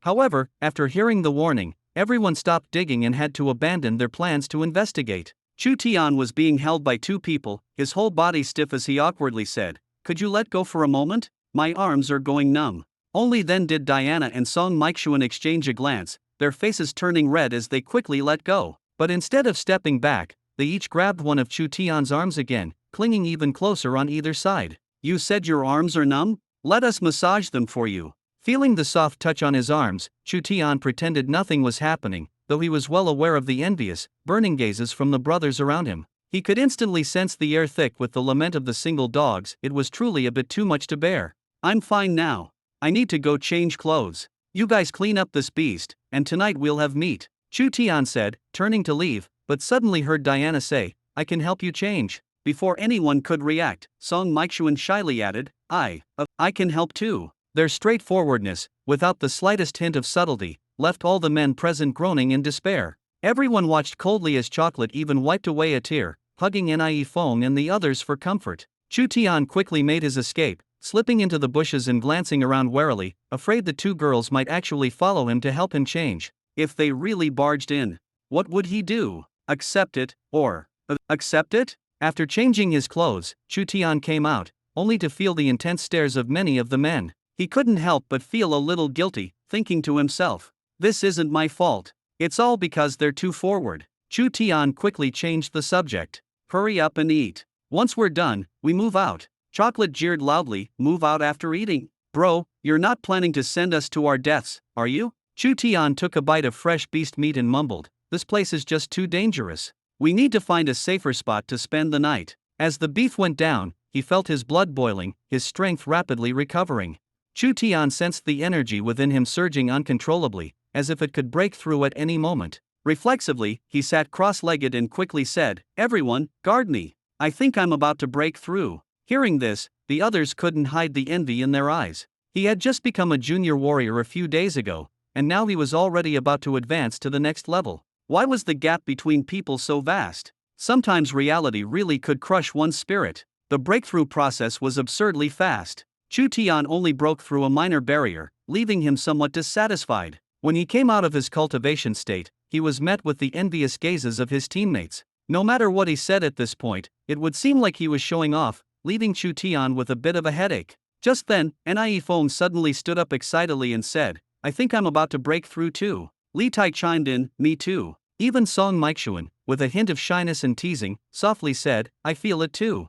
Her flirtatious gaze almost made Chu Tian laugh, though he muttered to himself, "What a little vixen." Beside him, Diana glanced at him with a small hint of jealousy in her eyes. Chu Tian felt even more troubled. "I'm a married man, you know. Is it really okay for you to tease me like this? Looks like I need to find a chance to come clean with them and clarify that I'm already married, to avoid any deeper misunderstandings." One by one, the group successfully broke through, sweeping away their earlier gloom. The team's overall strength had now reached an advanced stage, with Chu Tian leading the way. Throughout high school, no one could rival them anymore. Now they could practically sweep the entire field. Chocolate glared with his small eyes, chomping down on meat, trying to break through in one go, but ended up almost throwing up without any progress. Chu Tian looked at him, shook his head with a smile, and handed him a piece of beef, saying, "Don't eat too much, or you'll turn into a cow later." Chocolate rolled his eyes, his mouth stuffed with meat, unable to speak. But just as he brought the beef to his mouth, Chu Tian froze. The piece of meat suddenly vanished into thin air.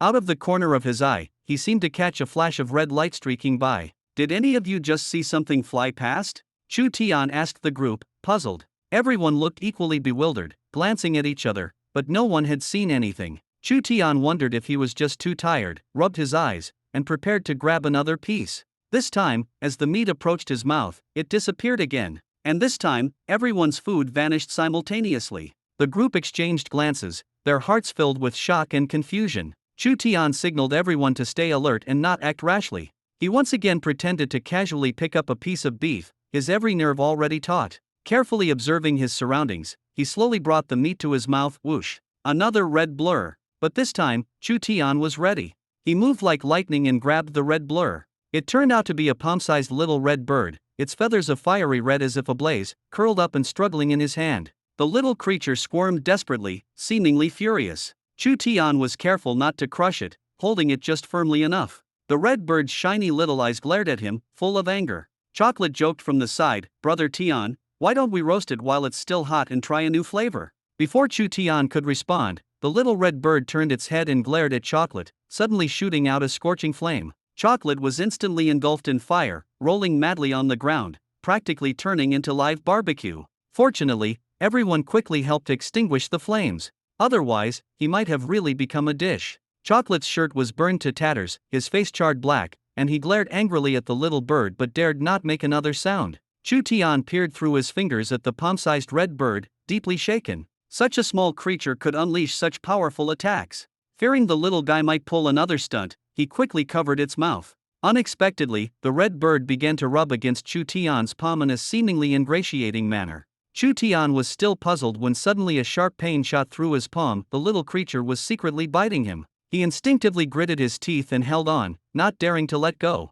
Just then, a sweet, childlike voice suddenly echoed in his mind. "Hello, big brother." Chu Tian thought the system was playing tricks again. "System, when did you add a voice changer?" Ding! The voice just now was not from the system. Chu Tian froze, a bit incredulous. "What? Then who was it?" "It was me, big brother. Could you let go of your hand first? I promise I won't attack you." Chu Tian's eyes widened as he stared at the little red bird in his hand. "Was that you? You can talk?" The soft, childlike voice echoed in his mind again. "Yes, that's right." For a moment, Chu Tian was speechless. The wonders of this world far exceeded his imagination. Trembling slightly, he asked, "How can you talk to me?" The little red bird's voice sounded in his mind once more. "Because we've already formed a contract." Chu Tian had just established an indescribable mental connection with the little red bird, and his heart was still filled with shock and curiosity. He hadn't expected that there truly existed a bird capable of reading his thoughts and even breathing fire. Unable to resist, Chu Tian asked, "What exactly are you? Why can you breathe fire? Are you the legendary vermilion bird?" The little red bird's voice, like that of a child just learning to speak, carried a hint of embarrassment. "Well, actually, I'm a hybrid, a descendant of the vermilion bird and the chaos beast. Hearing this, Chu Tian was completely stunned. What kind of setting was this? The offspring of a chaos beast and a vermilion bird? Isn't that the ultimate divine beast among divine beasts? He finally understood why his luck was off the charts. Still, Chu Tian couldn't help but ask, "Why did you choose me to form a contract with?" The little red bird grinned and said, "Big brother, you give me a very special feeling, very safe. I just want to be with you." Chu Tian secretly felt proud, thinking it must be because of his good looks even divine beasts couldn't resist his charm. He loosened his grip on Little Red's beak, and beside him, Chocolate reflexively stepped back 2 paces, nervously shouting, "Brother Tian, why did you let her go?" Little Red glared at Chocolate, scaring him into running far away. She gave him a disdainful look, then lowered her head to continue eating the beef on the table. Everyone's jaws dropped. The piece of beef was at least 10 times bigger than Little Red, yet it was gone in no time. They exchanged bewildered glances, their minds full of questions. Where did all that food go? Could Little Red have her own invisible storage space? After a hearty meal, Little Red flapped her wings and flew onto Chu Tian's shoulder, tilted her little head, and fell asleep instantly, leaving everyone utterly confused. Who would have thought that this fire-breathing divine beast bird would be so close to Chu Tian? Chocolate quietly approached and whispered, "Brother Tian, why don't you roast her and eat her while you can?" Chu Tian rolled his eyes. "Do you want me to roast you first? She's staying with me from now on, so stop thinking about her, or you'll really end up as roast pork." Chocolate sighed in frustration, looking up at the sky. He never imagined that from now on, this little bird would become his #1 daily headache. As night fell, the group settled in a cave to rest. At dawn, before Chu Tian had even gotten up, Nie Foam rushed over, looking anxious. "Chu Tian, I just overheard the Blue Sea people saying that a peerless treasure land has recently appeared nearby, and all the students participating in the trial are heading there. Should we go too?" Chu Tian's eyes lit up, and he didn't hesitate. "Of course we should go. How could we miss out on something like this?" When everyone heard about the secret treasure land, they were eager to go. At this moment, the team was stronger than any other school present, and their confidence was sky high. Chu Tian silently thought to himself, "Sign in." The system's mechanical voice promptly sounded, "Sign in successful. Today's task. Do something that will astonish everyone." Chu Tian paused for a moment. This task was both simple and challenging. What could he do to truly shock everyone? After packing their belongings, the group continued on their way. Little Red stood on Chu Tian's shoulder, sometimes swaying precariously, yet miraculously managing to steady herself. Even when Chocolate thought she was about to fall, Little Red always adjusted herself in time. Chu Tian and Little Red were getting along seamlessly.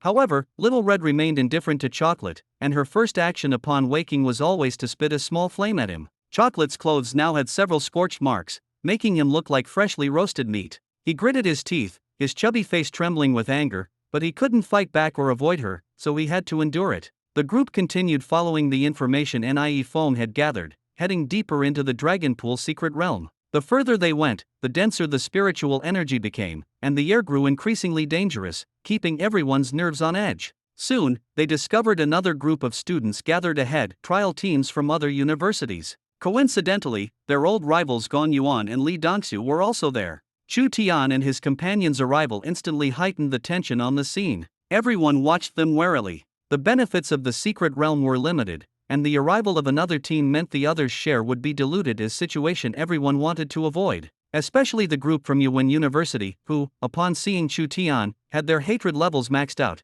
with some already itching to act. Chu Tian, however, acted as if nothing had happened, wearing his signature smile. "What's everyone doing here? A dragon pool gathering?" Gong Yuan's gaze darkened as he stared at Chu Tian, pushing the situation toward a more tense direction. "Stop pretending to be clueless. We found this place first. You'd better leave," Gong Yuan said, his voice filled with hostility. I shrugged and instead laughed. "Gong Yuan, we've only been apart for a day, and you've already become more imposing. Did yesterday's little incident bother you all day, or do you just enjoy picking fights?" Gong Yuan's face instantly fell. His fists clenched tightly, and his eyes were filled with dissatisfaction and anger, as if he might explode at any moment. But I knew very well that he wouldn't dare make a move just yet. He wasn't my match. Unfortunately, while some people feared me, others simply didn't care. At that moment, a boy stepped out from the group. His features were delicate, even carrying a hint of feminine softness. His voice was cold. "So, you're Chu Tian? Gong Yuan might be afraid of you, but I'm not. We got here first, so shouldn't you at least be reasonable?" A soft voice beside me whispered, "That's Tang Yin, the leader of Blue Ocean University. He's even stronger than Gong Yuan. I didn't really care. Whether it was Gong Yuan or Tang Yin, anyone who dared provoke me wouldn't have a good ending. Even though my strength hadn't yet reached the pinnacle, if pushed to the limit, I'd drag anyone down to hell with me. Fine, you guys go ahead and test the waters. We'll follow behind, I said nonchalantly, pushing them forward. As soon as I finished speaking, someone behind me couldn't hold back and let out a laugh. It was clear to everyone that whoever went first would be the unlucky cannon fodder. Tang Yin frowned, trying to threaten me. Chu Tian, are you planning to make enemies of all of us? I smirked. I don't like meaningless conflicts. But if someone insists on pestering me, I won't hold back. He emphasized his tone. If we all join forces, what chance does Jiang University have against us? The air immediately grew tense. I released a powerful aura, and everyone around me held their breath, not wanting to be the unlucky one dragged into the mess. I looked at them one by one and spoke. You can try. Even if I lose, I'll make sure to take someone down with me. No one dared to move. Tang Yin's face turned ashen, and he could only retreat angrily back into his group. I calmly withdrew my aura and muttered to myself, system, they must be scared now, right? Ding, shock value insufficient. At this moment, Gong Yuan broke the silence and said in a deep voice, no one should waste time. Only by combining our true energy can we open the cave door. No one should hold back. In truth, everyone present was reluctant to expend their energy, but no one could refute this suggestion. If they wanted to enter the cave, they had to cooperate. In the end, the leaders of the various universities joined forces, and the cave door was opened. The crowd swarmed in. Everyone knew it wouldn't be smooth sailing inside, but no one wanted to miss the opportunity. I leisurely walked at the back, not feeling rushed at all. Instead, I thought these people were too easily blinded by greed.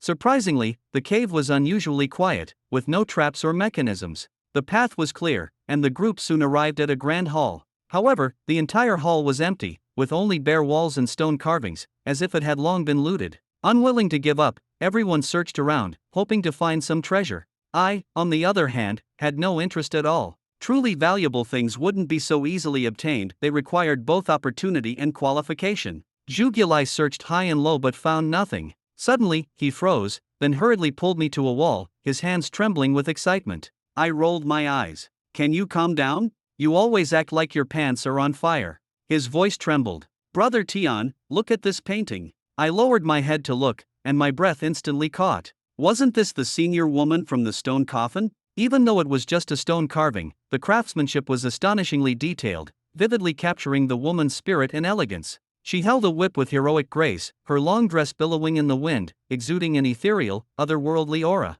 The scene shifted, and the stern, cold woman suddenly raised her whip in anger, facing off against a group of unfamiliar faces. From the momentum in the story, they were all formidable enemies. Yet, she fought them alone in a bloody battle, causing heaven and earth to collapse, mountains and rivers to change color. The final painting depicted her lying on the ground, her opponents leaving with laughter, the image filled with humiliation and despair. After viewing this series of paintings, I couldn't calm my heart for a long time. Regardless of this strong woman's origins, she gave her all to protect what she loved and believed in. I felt a deep respect for her. Solemnly, I bent down and bowed to her 3 times. Seeing this, Zigilai also followed suit with respect. But I still had doubts in my heart. The story told by the stone paintings suggested that this was the tomb of the female predecessor. Then what about the stone chamber where I previously received the inheritance? Zigilai nervously asked, Brother Tian, it seems like this is the real tomb. The female predecessor must be here, right? I shook my head.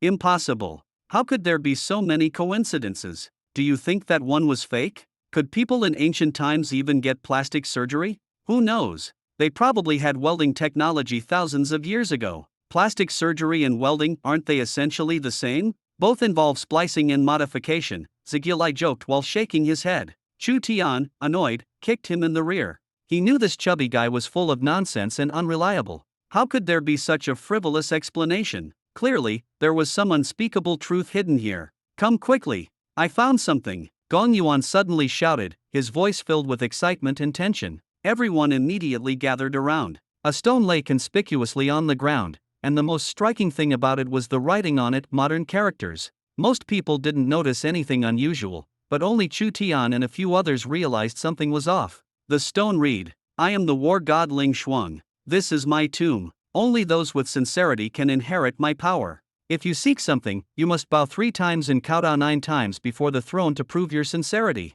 Upon seeing these words, almost everyone instinctively knelt down, the sound of kowtowing echoing throughout the hall. Some were so fervent that their foreheads bled, as if only by showing enough sincerity could they obtain the so-called inheritance. Just then, a faint sound was heard. Everyone looked up and was instantly stunned. On the throne, at some point, a person had appeared. Wait, this war god. Why is she so fat? This incongruity made the atmosphere eerie, and some even wondered if all-powerful people ended up looking like this. At first, everyone was shocked, but when they saw clearly who was on the throne, their anger quickly surged. Zigulai the chubby guy was sitting solemnly on the throne, as if he were the legendary war god. Chu Tian couldn't hold back his laughter anymore. Zigulai, pretending to be serious, clasped his hands in a salute, trying to ease the awkwardness. Don't get excited, okay? I was just tired and took a seat. Carry on with your ceremony. As soon as he finished speaking, Zigulai quickly got up from the throne. The next second, the throne emitted a click-click sound as it rotated,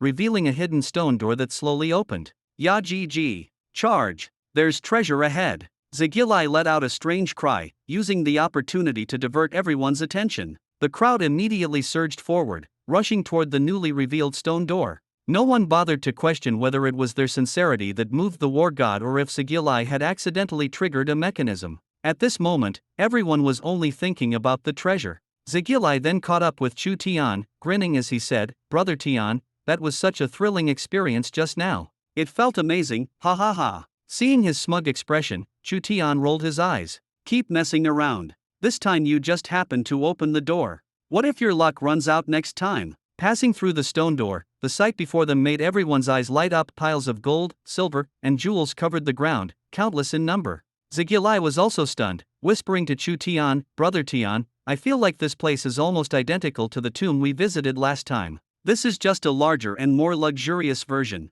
Chu Tian nodded, his suspicions growing stronger. These jewels were highly similar to the arrangements in that tomb, but larger and more luxurious. Nie Fong and the others were so excited upon seeing the scene that their hands trembled uncontrollably. They looked at Chu Tian and Chocolate, who remained motionless, and couldn't help but ask, "Aren't you going to pick up some treasures?"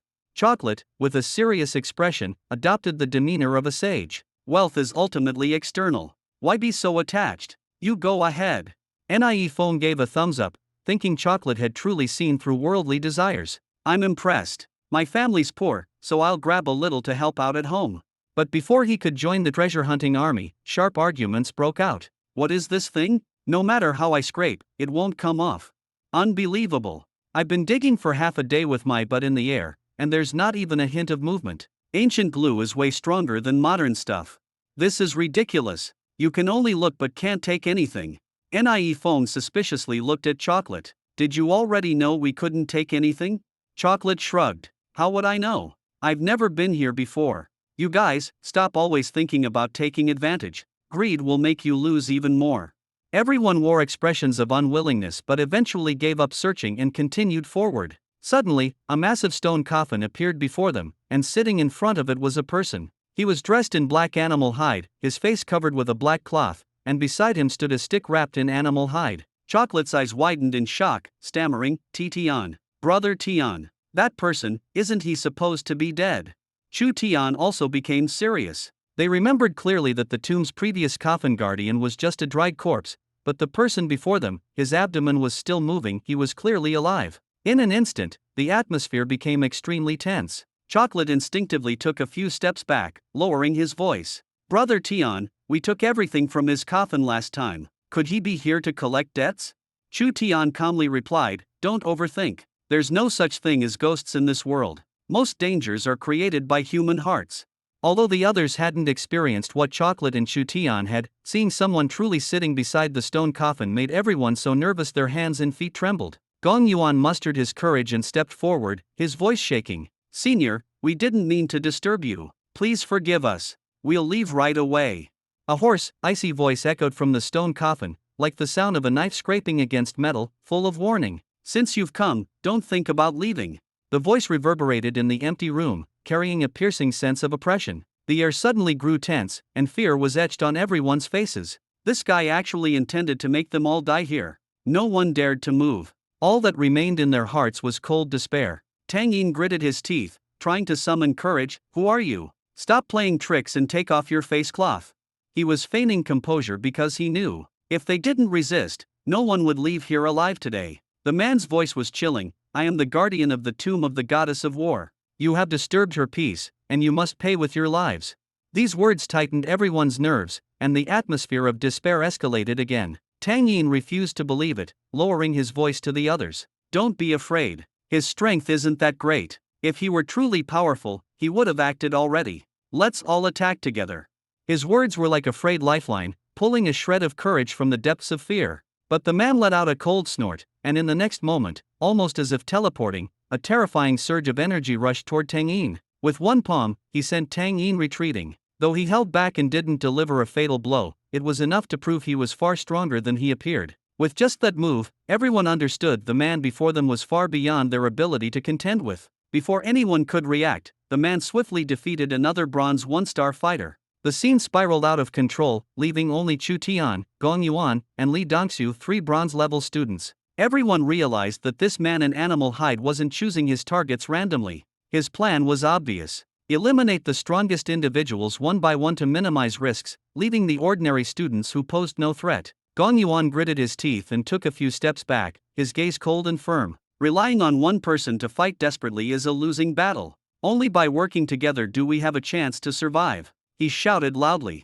The fear in the air was slightly dispelled by his words, and the remaining students mustered all their strength, unleashing their true energy and charging at the man in the beast hide. But the outcome was decided in an instant. More than 20 Black Iron 9-star students at the forefront fell almost immediately, without even a chance to resist. Blood splattered across the ground as Gong Yuan, Li Dongxiu, and Chu Tian quickly joined the fray. The beast hide man finally felt the pressure. He hadn't expected Chu Tian's strength to be so deeply hidden, enough to pose a threat. The tide of the battle shifted rapidly. The three worked in perfect coordination, forcing the beast hide man to retreat step by step. Seeing this, Gong Yuan shouted, "He's about to collapse. Hold on, I must see who you really are." The beast hide man panted heavily, gritting his teeth as he unleashed the last of his true energy to forcibly create some distance. Suddenly, he raised the stick wrapped in beast hide and hurled it into the air. The hide fell away as the stick hit the ground, revealing its true form. Chu Tian's eyes widened in shock, unable to speak. It was also a divine whip.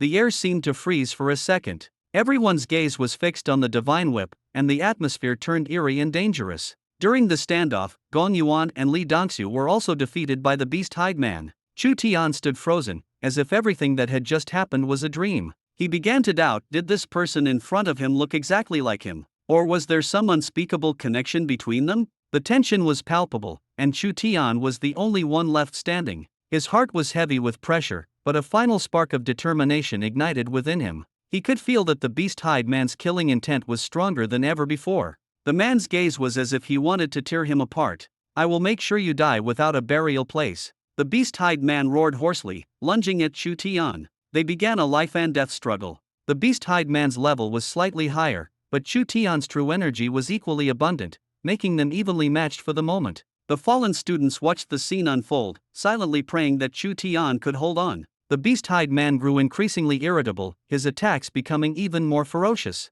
But this impatience allowed Chu Tian to spot a flaw, and he seized the opportunity to land a heavy punch, forcing the man back. "Go, Chu Tian, defeat him." Someone in the crowd finally mustered the courage to shout. The support and cheers surged like waves, giving Chu Tian an unprecedented sense of strength while driving the beast hide man into a fury. "Die!" The beast hide man growled, raising the divine whip and unleashing all his power. The resulting shockwave sent nearby students flying, leaving several coughing up blood on the ground. Chu Tian could only retreat in disarray, narrowly dodging the heavy blow. The beast hide man pursued relentlessly, striking down with the divine whip again and again. Although Chu Tian was fast, he was eventually struck on the back by the whip, the intense pain slamming him into a wall. Collapsing to the ground, Chu Tian felt his chest churning, overwhelmed by despair. The beast hide man dragged the divine whip as he approached step by step, his eyes filled with madness. "Die!" he shouted, raising the whip high. Chu Tian was almost powerless to resist. "Run, Chu Tian!"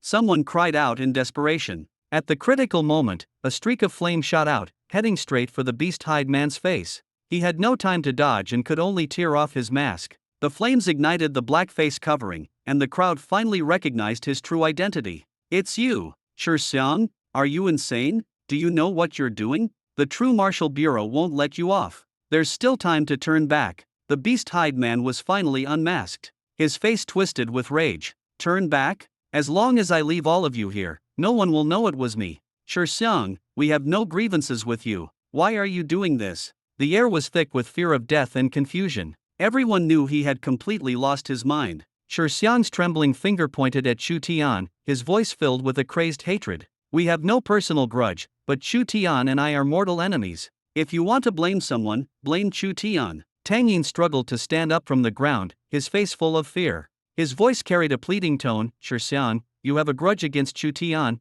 take it out on him. Kill him, and can you let us go? I promise I won't tell the Jinliu Bureau anything. His words made the entire room tense. The others glared at Tang Yin angrily, as if they couldn't believe he would betray his companions. But Tang Yin remained unwavering, instead questioning sharply, are you all stupid? Chu Tian is the root of the problem. He's the one who got us into this mess. I'm just trying to find a way to survive. Xiang's lips curled into a cruel smile. You're right, Chu Tian does deserve to die. But none of you deserve to live either. Here's the deal. If you go kill Chu Tian now, I'll spare your life. Tang Yin was tempted. He even seriously considered whether he should act, but he was ultimately afraid. Even if he succeeded, the Jinliu Bureau wouldn't let him off easily. His body trembled slightly, and he couldn't utter a single word. Seeing his hesitation, Xiang's voice turned sharp. What, scared? Can't bring yourself to do it? Tang Yin's expression was conflicted, and he muttered, I'm no match for Chu Tian. Xiang sneered, useless. As they faced off, Chu Tian quietly swallowed a pill, instantly restoring the true energy within his body. He stood up, his expression calm, and smiled. So, have you finished discussing? At that moment, Xiang couldn't hide the astonishment on his face. He stared at Chu Tian, his eyes full of shock. Just moments ago, Chu Tian had been utterly exhausted, so how had he suddenly recovered? Suspicion clouded his mind, and fear turned into murderous intent. He gripped the divine whip tightly and charged forward without hesitation. Xiang's attack was ferocious. He was desperate to kill Chu Tian right then and there. He swung the divine whip wildly, filled with malice and madness. He had prepared for everything, seemingly convinced that Chu Tian would die this time. But in that instant, a loud crash shook the entire room. Xiang was stunned to find that Chu Tian had blocked his divine whip with an identical weapon. Both of them were holding divine whips. How do you have a divine whip too? Fear finally appeared in Xiang's eyes. Chu Tian smirked coldly, if you can have one, why can't I? Xiang completely broke down, his reason consumed by anger. Why? Why do you always take everything I want? I want you dead. I want to take back everything. He no longer restrained himself, attacking Chu Tian like a rabid dog. But his rage made him lose his composure, and every attack was easily deflected by Chu Tian. Chu Tian countered with a single strike, sending Xiang flying to the ground, leaving him powerless to fight back. The companions all breathed a sigh of relief, and some voices whispered, Chu Tian, kill him. Don't let him live. He's a menace. Xiang lay on the ground, blood seeping from the corner of his mouth, yet his eyes still gleamed with madness. Chu Tian, today I will take back everything that belongs to me. You must die. Chu Tian calmly beckoned with his finger, come on, if you dare. Xiang had completely lost his sanity. He suddenly grabbed Tang Yin, who was nearby, dragging him in front as a human shield. He charged at Chu Tian, using Tang Yin as a barrier. Poor Tang Yin was barely alive at this point, helplessly screaming in despair, feeling death looming over him with every shove from Xiang. With Tang Yin as a shield, Chu Tian's attacks were indeed temporarily restricted. Xiang seized Tang Yin, intending to throw him aside to create chaos and take the opportunity to kill Chu Tian. He raised the divine whip high, his eyes filled only with crazed killing intent. A bone-cracking scream pierced the air as Tang Yin's body was brutally broken by Xiang, blood splattering everywhere, leaving the room in dead silence. Xiang showed no mercy, the divine whip whistling as it struck toward Chu Tian's head. Chu Tian's eyes were as cold as blades, and with a reverse grip, he intercepted Xiang's attack using the divine whip. After a brief stalemate, Chu Tian quickly created distance, while Xiang's physical advantage was nearly exhausted, and a desire to retreat arose in his heart. He knew he couldn't hold on any longer. If the fight continued, it wouldn't be long before he died at Chu Tian's hands. A flicker of hesitation flashed in Xiang's eyes as he considered slipping away. However, Chu Tian gave him no chance. His entire body surged with true energy, wielding the divine whip as he closed in on Xiang. Xiang frantically defended, hoping to find an opening to escape through defense, but reality was far crueler than his imagination. At the moment they crossed paths, Chu Tian struck with the whip. A crisp sound rang out, crack. Xiang lowered his head and found his divine whip had been forcibly broken by Chu Tian. Before he could react, a searing pain tore through his shoulder, and he fell to his knees before Chu Tian with a thud. How is this possible? How could the divine whip break? Xiang's eyes were bloodshot, nearly consumed by despair. Chu Tian chuckled lightly. Maybe your weapon is just a cheap knockoff. The companions behind him, who had been on the brink of despair, breathed a sigh of relief. Someone shouted, Chu Tian, kill him. Leave no loose ends. Xiang, however, threw his head back and laughed, his voice nearly shattering everyone's nerves. Kill me? You think you're worthy? Ha ha ha. Chu Tian's brow furrowed, a sense of unease instinctively rising in his heart. Before he could think further, Xiang screamed hysterically, Master, save me. The air seemed to freeze at that moment. The stone coffin suddenly began to shake violently, and then the lid flew off with a bang. A man dressed in animal hides, his hair so disheveled that his face was almost obscured, stepped out directly. The savage aura emanating from him stunned everyone present, and some even retreated in fear. No one dared to speak. At that moment, Xiang seized the opportunity while Chu Tian was still in a daze and quickly ran to the man's side, kneeling directly.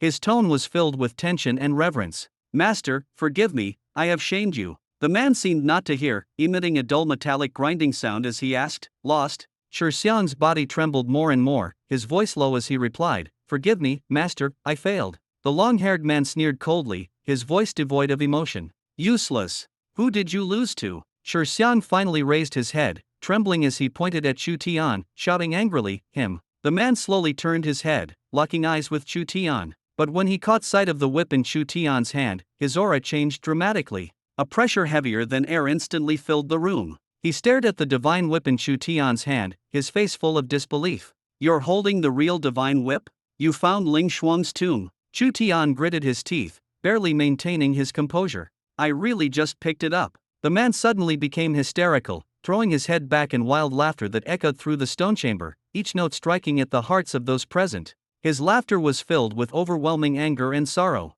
Ha ha ha.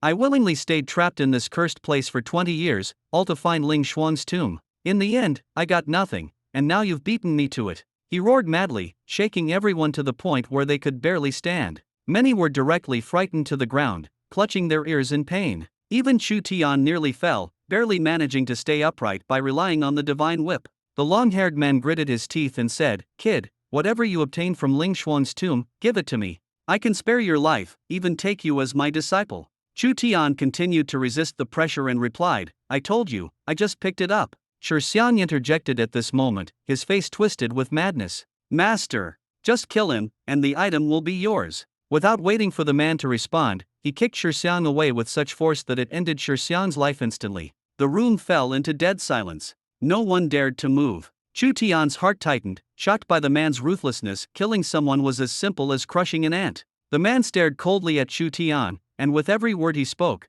the air seemed to grow more dangerous. Don't test my patience. Hand it over. At this moment, Chu Tian had already secretly clenched a small landmine in his hand. He knew that once the man fully concentrated on channeling his inner strength, his alertness would decrease. This was the only chance. As the man once again unleashed his aura, trying to pressure Chu Tian into submission, Chu Tian suddenly raised his hand and flung the small landmine at him. For a moment, the man thought it was some kind of peculiar object and instinctively reached out to catch it. This was exactly the opportunity Chu Tian had been waiting for. Chu Tian shouted in a deep voice, Explode! A loud bang echoed as the explosion roared through the stone chamber. The shockwave and dust from the blast swept across the room, and the long-haired man was instantly obliterated. Everyone's ears rang, their heads spinning, as they leaned against the walls to regain their senses. Chu Tian slumped to the ground, gasping for air. He hadn't expected to survive, let alone put an end to this madman. At this moment, all the tension dissolved into relief.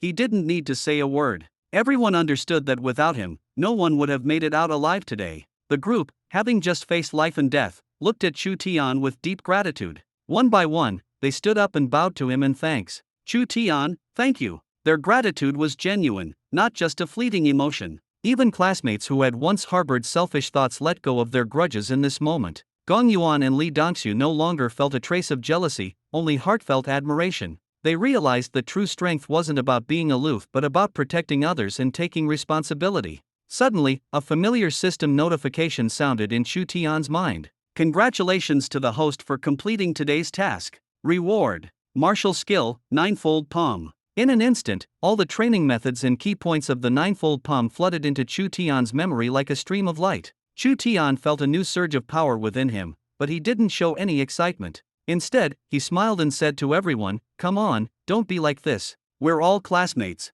No need to be so formal." His calm demeanor was infectious, and everyone couldn't help but laugh, their tension dissipating. They felt that true strength wasn't about overpowering everything but about remaining gentle and humble, even after enduring storms. As Chu Tian caught his breath and recovered his strength, he curiously approached the stone coffin. He wanted to know what secrets might still be hidden here now that the danger was over. The stone coffin was empty, except for a handkerchief. Chu Tian picked it up and could hardly believe his eyes. The handkerchief was embroidered with the name Chao Yufei. His heart skipped a beat. This was clearly his wife's handkerchief. How could it have ended up here? Could it be that the brutal man he had just defeated was the one who had once harmed Chao Yufei? At this thought, Chu Tian's expression grew more complex. Though no one else knew what he was thinking, he felt that he had avenged his wife here. Carefully tucking the handkerchief away, he felt that all grievances had finally been resolved at this moment. As they exited the stone tomb, the sensors on everyone's bodies lit up, signaling that the trial in the Dragon Pool secret realm had ended.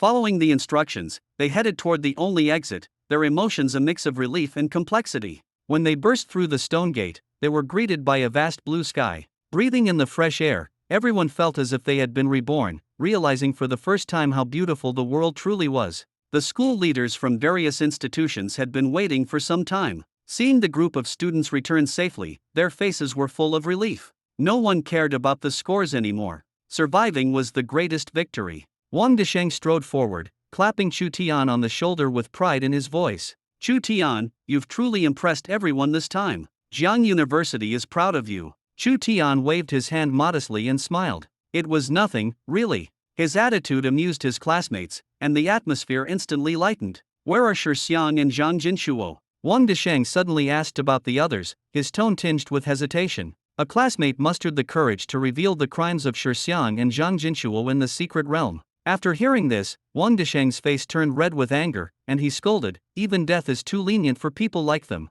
Everyone breathed a sigh of relief. Shixiang deserved his fate, while Zhang Jinshuo, though at fault, did not deserve to die. What surprised them even more was that Wang Desheng's attitude aligned with theirs. Reality is often not as cold as imagined, and everything reached a perfect conclusion. The trials of the Longtan secret realm had ended, and the organizers announced that the rankings would be revealed in 2 days, with rewards to follow. For now, the only thing to do was to go home and rest well. Chu Tian politely declined the enthusiastic invitation from Zagilai and the others. Instead of going out to celebrate, he missed his wife, Chao Yufei, even more. Having not seen her for a long time, he had already planned to surprise her. He rushed back to the villa overnight. As soon as he pushed open the door, and Wang saw him and was so shocked that she could barely speak. Chu Tian took a shower, changed into clean clothes, adjusted his hair, and carefully examined himself in the mirror, doing everything he could to make himself look more handsome. He waited at the door, feeling a mix of nervousness and excitement. He knew Chao Yufei would be home from work soon.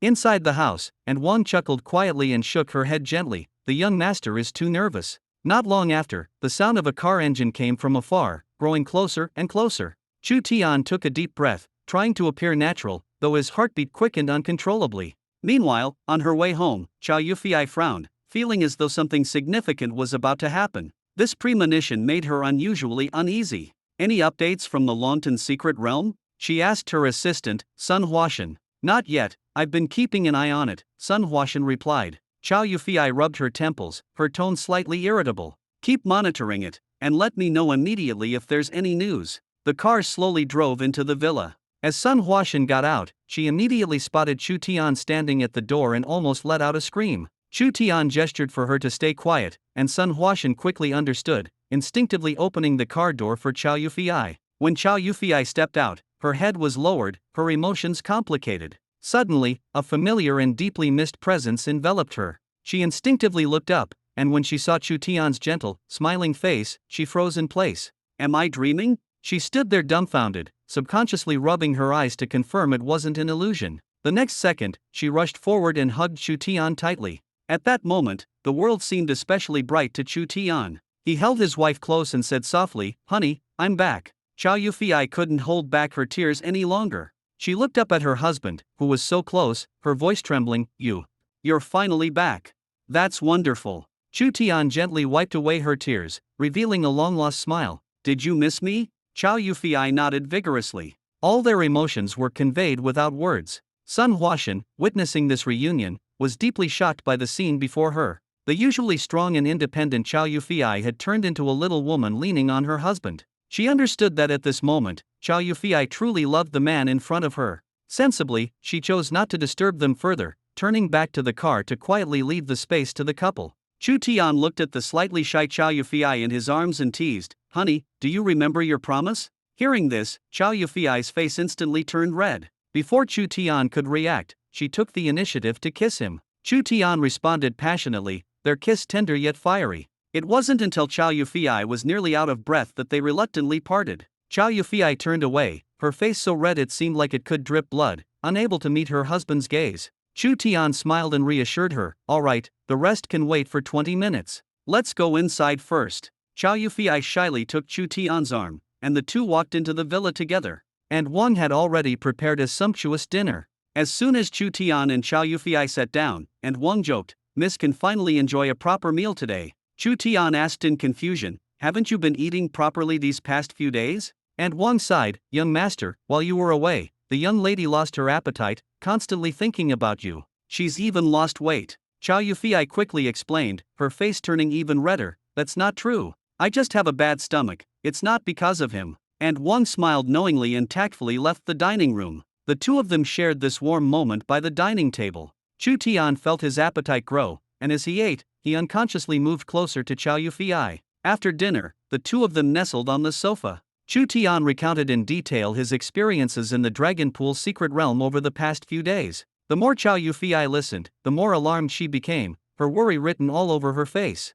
Even when Chu Tian casually mentioned being chased around by a rat, Chow Yufei anxiously asked if he was hurt. She completely forgot that she had also participated in the trials of the Dragon Pool secret realm and had faced even more dangerous situations. But in Chow Yufei's heart, Chu Tian's safety was what concerned her the most. Just as Chu Tian was touched by her concern, Chow Yufei suddenly changed her expression, half smiling as she asked, "You've talked about so many dangerous things. Shouldn't you also tell me if you had any encounters? Or should I say, romantic encounters?" Chu Tian froze, his heart skipping a beat, and immediately realized Chow Yufei was setting him up. The Dragon Pool secret realm was said to be a perilous place. I had initially wondered if I might have a romantic encounter there, but reality always has a way of disappointing. The place was filled with ferocious beasts, making it impossible to have a beautiful meeting. I'm not the type to fall in love with monsters. While I was lost in thought, Chow Yufei was looking at me inquisitively, her eyes glinting with mischief. She suddenly asked,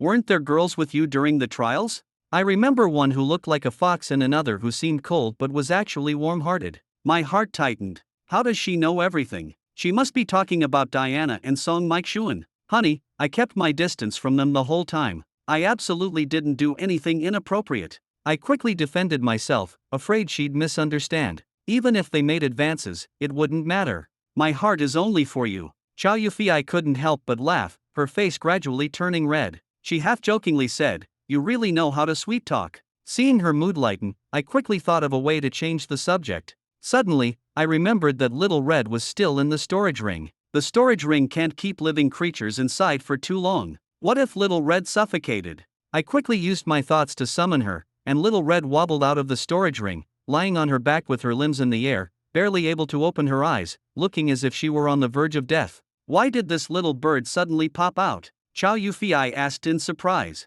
I didn't hide it and explained the storage ring to her. Her eyes widened in shock. You actually have a storage ring? Don't let anyone else know about this. It's too tempting for others. I nodded to show I understood. Chow Yufei glanced at Little Red again and said worriedly, "Is this little one dead? Should we bury it?" Little Red immediately flapped her wings and cried out, "Don't bury me. I'm still alive, just let me catch my breath."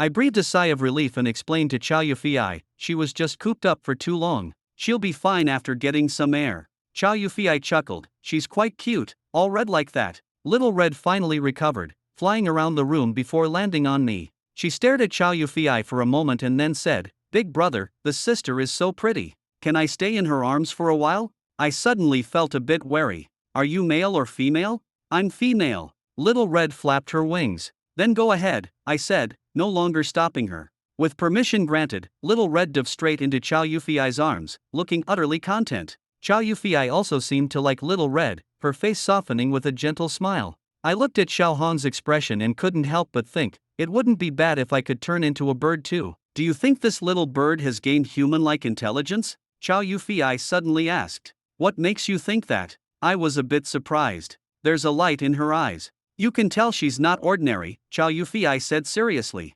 Indeed, she's quite intelligent, much smarter than the average spirit beast, I nodded. I handed the handkerchief I had retrieved from the long-haired man to Chow Yufi. Is this yours? She froze for a moment, then looked surprised. Yes. Where did you find it? I told her the whole story about the long-haired man. Chow Yufi listened with lingering fear. It turned out that guy wasn't a local at all but someone with ulterior motives who had disguised himself to infiltrate. After finishing the story, I was secretly hoping to take advantage of the post-separation reunion to get closer to Chow Yufi. But she simply said, I'm too tired, and shut me out. I could only return to my room dejectedly, holding Xiao Hong, thinking to myself, at least Xiao Hong is female. Keeping me company is fine too.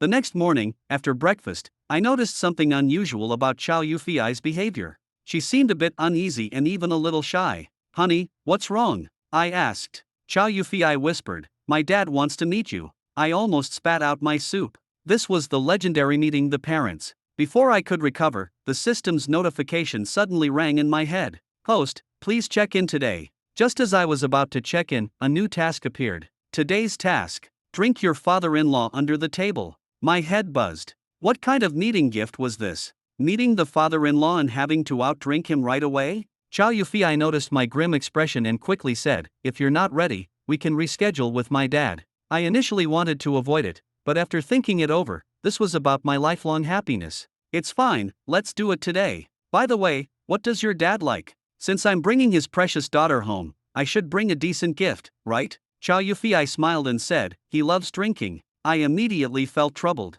Randomly buying some alcohol from outside wouldn't cut it. Given my father-in-law's status, ordinary things wouldn't catch his eye. If I were to give a gift, it had to be special. Suddenly, inspiration struck, but the idea wasn't easy to execute. The old dean I knew loved collecting fine wine and never drank it, keeping it well hidden. I had just given him a bottle of 1950 Kuajiao not long ago. If I went to ask for more, he'd probably break my legs. But this meeting was about my lifelong happiness, so I had to take the risk. I made up my mind and prepared to act. Chu Tian raised his voice, honey, wait for me at home. I know where to get some good wine. Before he finished speaking, he had already dashed out of the villa and driven straight to the orphanage. His swift actions left Chow Yufi no time to react. This decisiveness revealed his inner tension. Was it purely for family, or was there something else behind it? As soon as he stepped into the orphanage, the children cheered as if they had seen a celebrity. Grandpa Dean, brother Chu Tian is here. The scene made Chu Tian laugh and cry.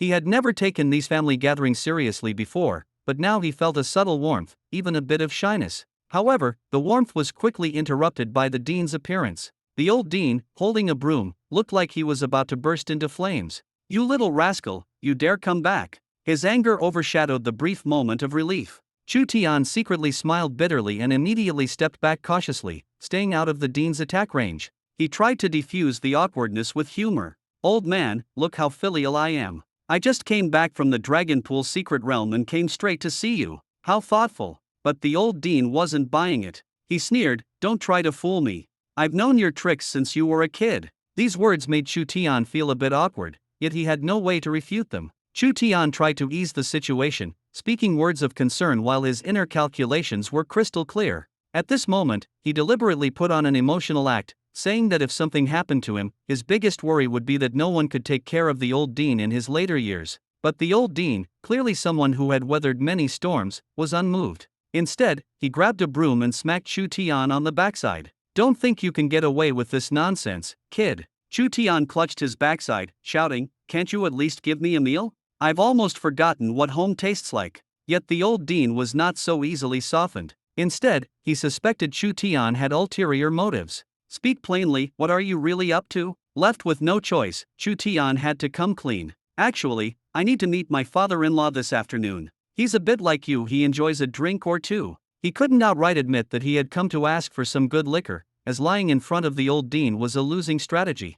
He tried to persuade the dean with the reasoning of family helping family. But the old dean scoffed at this excuse, saying that if his father-in-law liked drinking, Chu Tian should just bring him a bottle of 1959 Olenchen. Chu Tian could only feign ignorance and continue playing the emotional card, but the dean was unmoved, even angrily calling for someone to give Chu Tian a wake-up call. A splash of urine, the ultimate cure for ingratitude. This genuine banter revealed that they both knew each other inside out and were expressing familial affection in their own way, tough on the outside, soft on the inside. Seeing that soft tactics weren't working, Chu Tian resorted to threats. "Old man, I know where you hide your liquor. If you don't give it to me, I'll sneak in tonight while you're asleep and pour it all out. Let's see who loses then." In the end, the old dean was defeated by Chu Tian's mix of soft and hard tactics. He sighed, turned around, and went into the house. He understood Chu Tian's tricks but also knew that Chu Tian was ultimately a child he had raised. The fact that Chu Tian could ask for help still carried a sense of belonging to the family. Shortly after, the old dean brought out 2 jars of unassuming but fragrant liquor and handed them to Chu Tian. Chu Tian confirmed the quality and excitedly thanked him, deliberately using a hometown dialect. The old dean's face darkened with anger, waving him off. "Get lost. Stop disgusting me." Yet his eyes carried a hint of affection and reassurance. Chu Tian carried the liquor and rushed back to the villa overnight, stepping into the new challenge of meeting the parents with Chow Yufei. On the way, Chu Tian couldn't help but complain while driving. "Why do rich people these days all like living in such remote places? Look at your family's place, it's practically in the mountains." But when they finally arrived at the Chow family estate, he was completely stunned by the sight before him. The scale of the manor far exceeded his expectations, and the guards patrolling the entrance were all cold-faced, iron-willed martial artists. The true strength and rules of the Chow family were clearly beyond the imagination of ordinary people. Chu Tian's heart tightened as he realized this parental challenge was far from simple. He stopped in his tracks, bent down, and bowed to the middle-aged man in the courtyard. Their path was smooth, encountering no obstacles as they headed straight for the main building of the Chow family. As soon as the car stopped, they saw a middle-aged man practicing boxing in the courtyard. Every movement was natural, with no unnecessary fluctuations, and there was no trace of true energy flowing. Yet Chu Tian, standing to the side, felt that even if he gave it his all, he couldn't possibly defeat the man before him. They were tactful and didn't interrupt, quietly waiting for the boxing routine to finish. When the man finished, he looked at Chow Yufei, his eyes filled with deep fatherly love and affection. Chu Tian understood this man was none other than the legendary Chow Zhenese, the man at the pinnacle of Jiangqing and his future father-in-law. Chow Zhenese had a square face, a sturdy build, and an air of dominance and authority that naturally emanated from his every move. He gave off the impression of someone who could silence an entire room with just one command, his presence completely overwhelming everyone around him. Chow Yufei ran over and called out "Dad" in an especially affectionate manner. Chow Zhenese gently patted her head and joked, "You still remember to come home, huh?" Chow Yufei pouted, saying she had been too busy with work lately and rarely had the chance to return. "No matter how busy you are, you have to come home. If you don't come back again, you might as well quit your job and spend more time with me and your mom." Chow Zhenese's tone was half serious, carrying the unique doting of a father. Chow Yufei stuck out her tongue, pulled Chu Tian's arm, and shyly introduced, "Dad, this is Chu Tian." Chow Zhenese turned around, and his gaze instantly became sharp, exuding an overwhelming sense of pressure. Chu Tian stiffened, his face pale, but he forced himself to remain calm, standing straight without retreating. He held on tightly, though inwardly he was extremely nervous, enduring unprecedented pressure. At this moment, Chow Yufei became anxious and quickly shielded Chu Tian, saying, "Dad, what are you doing? You're not allowed to bully Chu Tian." Seeing this, Chow Zhenese suddenly burst into laughter, and all the pressure dissipated like a receding tide. Chu Tian felt his shoulders lighten, as if a heavy burden had been lifted, and couldn't help but secretly admire this was a true strongman. Even when keeping his edge hidden in daily life, once he released his aura, it was enough to make people breathless. Chu Tian deeply respected him and realized that Chow Zhenese's attitude was quietly shifting. When Chow Zhenese looked at him with an appreciative gaze and introduced himself, "Not bad. Chu Tian, right? I'm Chow Zhenese, your father-in-law." The words made Chu Tian feel reassured. He instantly breathed a sigh of relief, sensing a warm feeling of acceptance. His impression of Chow Zhenese quickly improved. Straightforward, hearty, unpretentious, making people naturally want to get close. Chu Tian immediately stepped forward with a smile, respectfully extending his hand. "Hello, father-in-law, I'm Chu Tian." Chow Zhenese laughed again, openly expressing his joy. "I like this kid. Come on, let's go inside and chat." As soon as they sat down, Chow Yufei asked about her mother's whereabouts. Chow Janice put on a helpless husband expression and said, "She went out to play mahjong. She's busier than anyone else these days." Chu Tian secretly thought to himself, his mother-in-law playing mahjong, could it be that her stakes are even higher than those in a casino? Chow Yufei teased, "Then why don't you go with her?" Chow Janice sighed, "I'm terrible at talking and unlucky with my hands. Every time I play, I lose all my money. Your mom always laughs at me for it." Before he finished speaking, a playful female voice came from outside the door. A graceful and kind-looking woman walked in. It was Chow Yufei's mother, Dong Qing. At first glance, Chu Tian couldn't believe it. Dong Qing and Chow Yufei looked almost identical, as if they were carved from the same mold. If he hadn't heard Chow Yufei call her mom, he would have thought they were sisters. Chu Tian immediately stood up to greet her, while Chow Yufei, with a hint of childishness, clung to her mother's arm and acted spoiled. "Mom." Dong Qing looked at her daughter while sizing up Chu Tian, her smile carrying approval and satisfaction. "My precious daughter is back. Mom missed you so much. Let me see if you've lost weight." "I've gained weight," Chow Yufei chirped. "That's good. Being healthy is the most important thing." Dong Qing then turned her gaze to Chu Tian. Chu Tian politely greeted her, showing his most appropriate smile. "Hello, Auntie, I'm Chu Tian." Dong Qing grew increasingly satisfied, thinking that her son-in-law was not only handsome and polite but also naturally likable. Moreover, according to her daughter, Chu Tian had exceptional martial arts talent. Money was never an issue for their family. They had long been wealthy, but they valued Chu Tian's abilities more. Since even their A-plus talent daughter praised Chu Tian as outstanding, he must be remarkable. To show enough respect for Chu Tian, Dong Qing and Chow Janice had deliberately refrained from secretly investigating his background, leaving everything to their daughter's choice. Dong Qing teased with a smile, "Yufei is truly my daughter. Her boldness is unmatched. She even secretly got the marriage certificate." Chow Yufei blushed with embarrassment but said nothing. At this moment, Chow Janice's tone was calm, but his words suddenly carried a hint of iron-blooded killing intent. "I've already cleaned out everyone in that bar. Anyone who dares to harm my daughter is courting death." Just a few words made Chu Tian break out in a cold sweat, soaking his back. It was at this moment that he truly understood how terrifying his father-in-law was. Dong Qing gently advised, "It's all in the past now. The most important thing is that our daughter is safe." Fortunately, it was Xiao Tian who saved her. This can be considered a blessing in disguise. Chu Tian secretly felt relieved. If Chow Yufei hadn't had a favorable impression of him at the time, his fate might have been worse than that of the bar owner. After all, looking back, he was the one who ultimately benefited from the situation. After dinner, the conversation became more casual, and Dong Qing began asking Chu Tian about his family and background. Chu Tian did not hide anything. The Chow family's power was enough to uncover everything about him, so there was no need to conceal anything. When Dong Qing learned that Chu Tian was an orphan, a deep sympathy flashed in her eyes, and she comforted him, saying, "Xiao Tian, from now on, this is your home." Chu Tian was touched by this kindness and gratefully said, "Thank you, Aunt Dong." Just as the atmosphere turned warm, a particularly jarring voice from outside interrupted everyone's thoughts. Chow Yufei had just returned home with her husband Chu Tian, and the atmosphere immediately became tense. Second Aunt Xiaoji happened to be nearby, her face showing a mocking expression, clearly intending to stir up trouble. "Yufei, you have so much free time this afternoon?" Xiaoji asked, pretending to be concerned as she sat down. Chow Yufei ignored her insincere concern and coldly replied, "Thank you for your concern, second aunt. I just happened to come home." Xiaoji's attention immediately shifted to Chu Tian, her eyes filled with disdain. "And who is this?" "My husband, Chu Tian," Chow Yufei introduced directly. Xiaoji feigned shock, pretending not to know. "When did your boyfriend become your husband?" She had actually already heard that Chow Yufei had brought home a penniless office worker, someone she considered a useless burden. She deliberately pretended not to know, hoping to embarrass them. Chow Yufei's position as a leader in the Chow group had always made Xiaoji unhappy in her mind. How could a woman take over such a large enterprise? Sooner or later, she'd get married, and then the Chow family name would change, wouldn't it? "I said, this is my husband, not my boyfriend.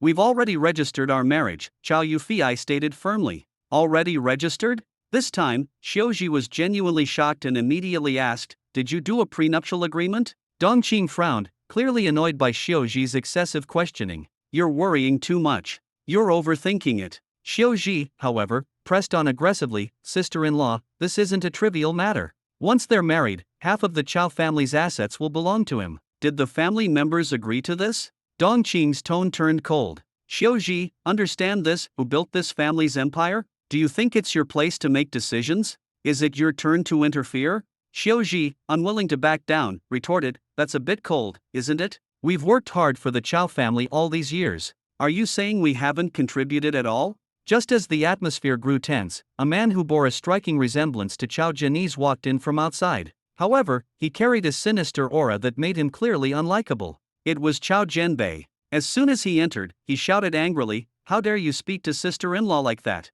Apologize immediately." Xiaoji seized the opportunity to voice her grievance. "Jianbei, you're here just in time. Yufei has already registered her marriage, and they didn't do a prenuptial agreement. This is far too careless." Chow Jianbei retorted coldly, "It's not your place to comment. Apologize to sister-in-law. Why should I? They're clearly giving away the family assets, and I."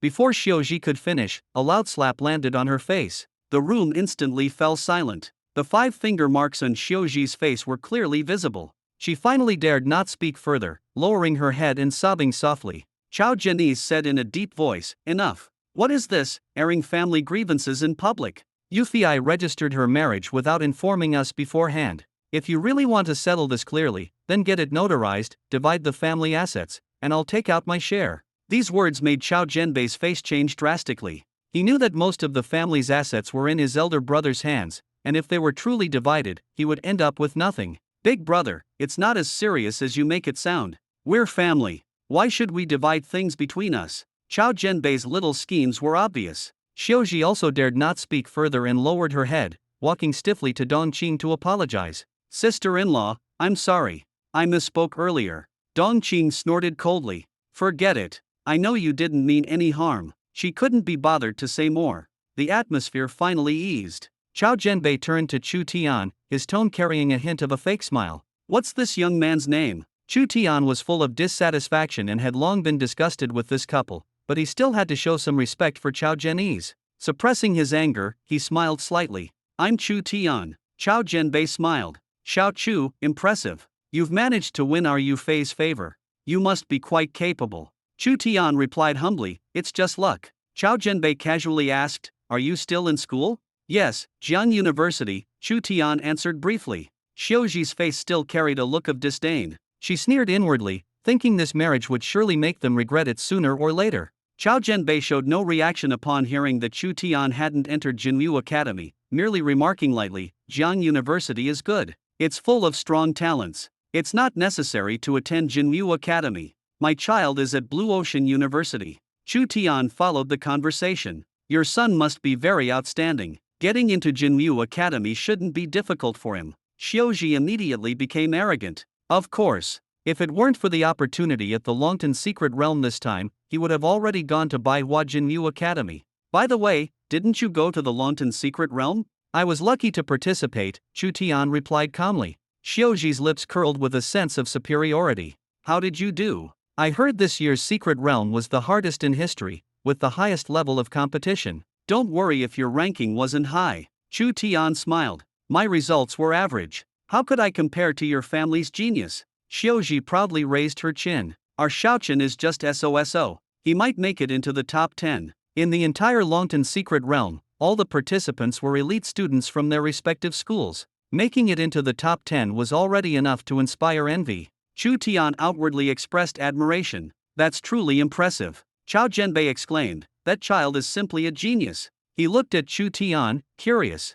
"What does your family do?" Chu Tian replied calmly, "I grew up in Jiangqing Orphanage." For a moment, the atmosphere became a bit awkward. Chow Jianbei seemed embarrassed and quickly apologized. "I'm sorry, I didn't know." Chu Tian smiled, appearing very composed. "It's fine. I'm used to it." The woman beside him broke the silence, her face showing fake sympathy while her tone carried hidden mockery. "Then how do you make money?" Chu Tian replied neither humbly nor arrogantly, "I work part-time, just enough to get by." The woman pretended to care but acted condescendingly. "Making money isn't easy. So young and already working so hard. If you ever run out of money, you can come to your second aunt." In reality, she just wanted to mock Chu Tian and expose his shortcomings. Chow Jianese sensed the atmosphere turning sour and immediately changed the subject. "Jianbei, I just got news that the piece of land we dismissed earlier now has 2 schools being built nearby. If we had bought it back then, we would have made a fortune." Chow Jianbei shook his head.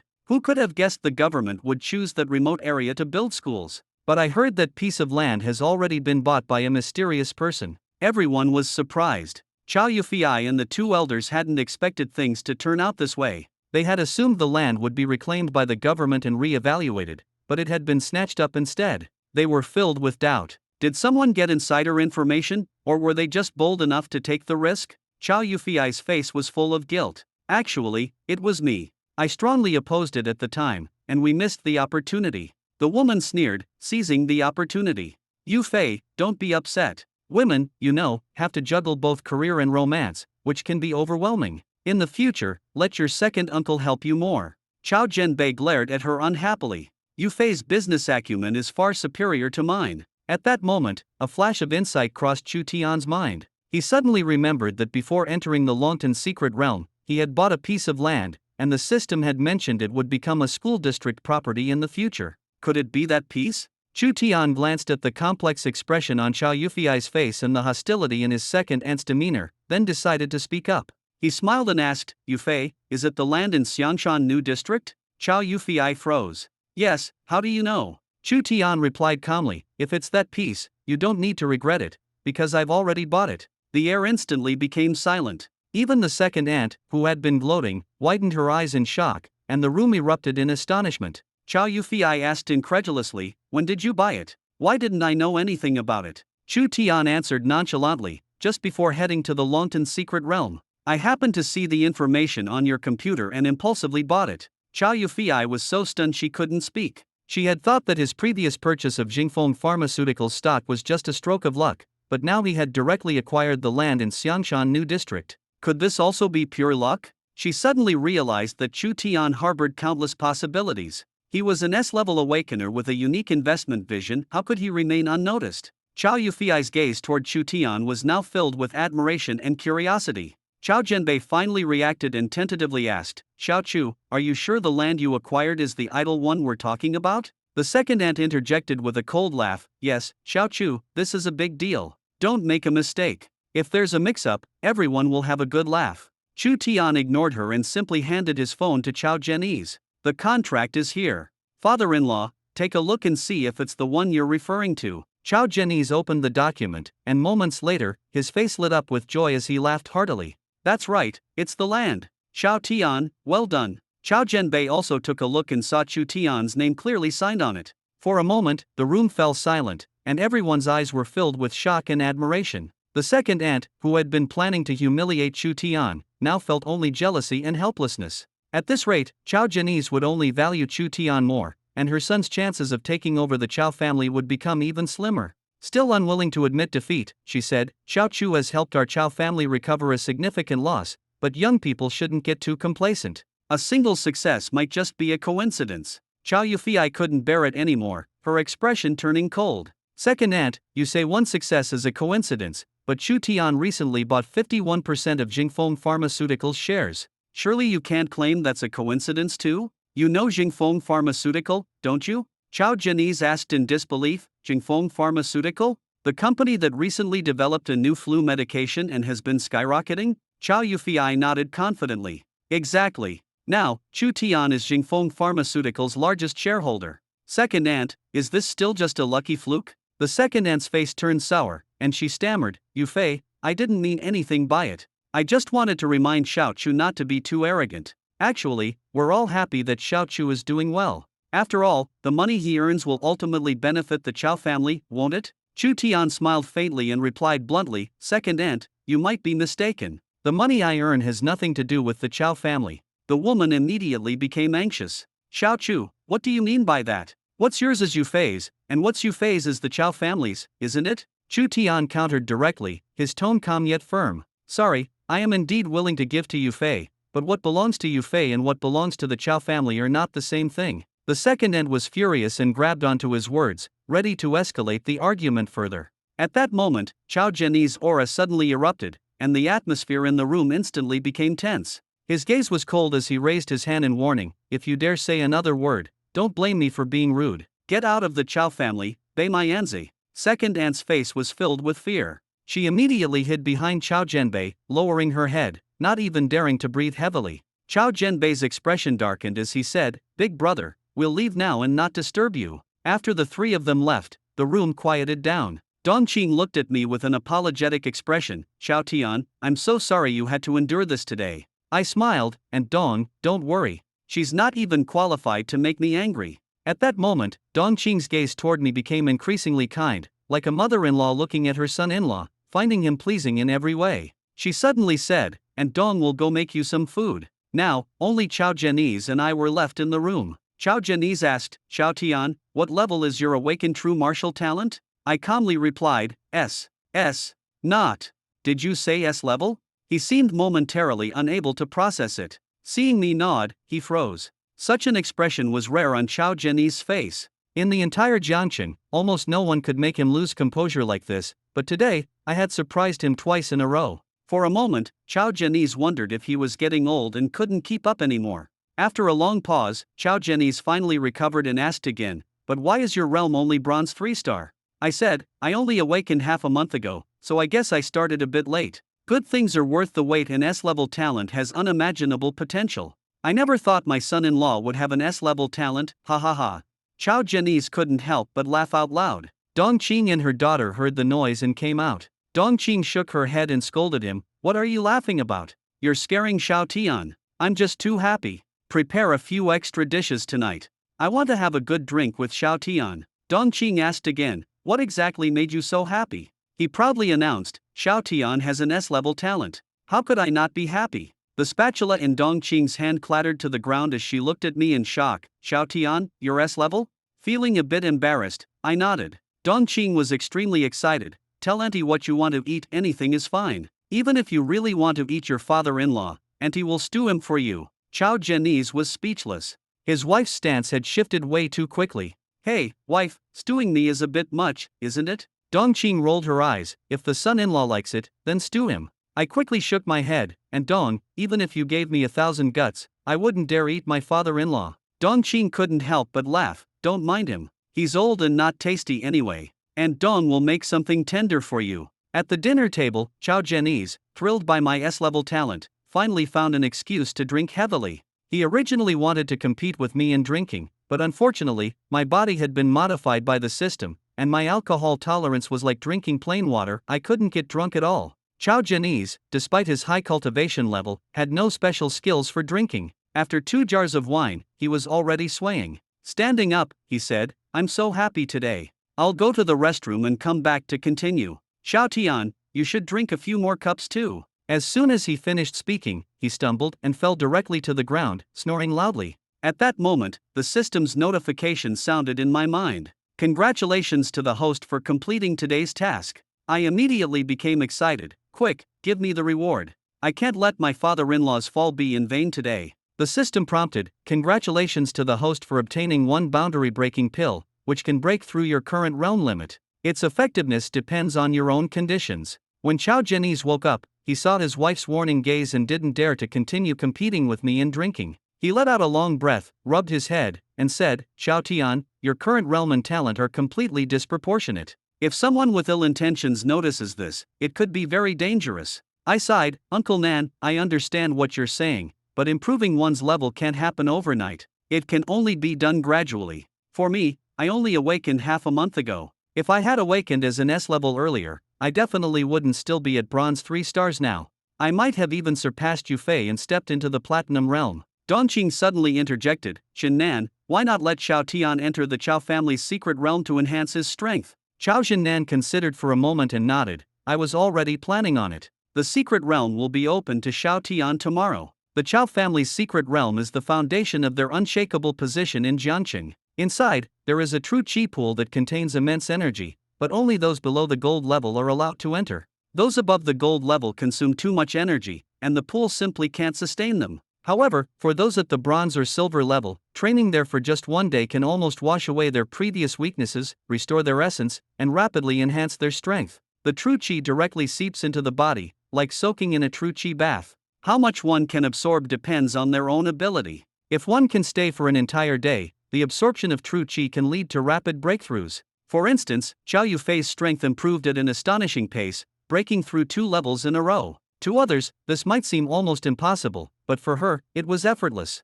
The reason is simple: the Chow family's secret training realm allows for a rapid surge in strength within a short period. Technically, this secret realm is only opened once every 3 years. It has only been 2 years since it was last opened, and the true chi pool hasn't fully replenished yet. But now, in order to help Chu Tian grow stronger quickly, Chao Jinnan decided to break the usual rules. Moreover, he believed that the amount of true chi required for the bronze level wasn't much, so a temporary opening wouldn't be a big issue. But is this approach really without problems? Chu Tian's face was filled with both hesitation and gratitude. He tried to dissuade them. Uncle Nan, there's really no need to go to so much trouble. If second uncle and the others find out, they'll definitely make a fuss about it. The warmth on Chao Jinnan's face instantly disappeared, replaced by an overwhelmingly oppressive aura. His tone turned cold and stern. Even if they're my own brothers, the things they've done behind my back are enough to warrant their deaths 100 times over. If they dare to challenge my bottom line again, they shouldn't blame me for being ruthless. His murderous intent was palpable, and it was clear he was genuinely angry.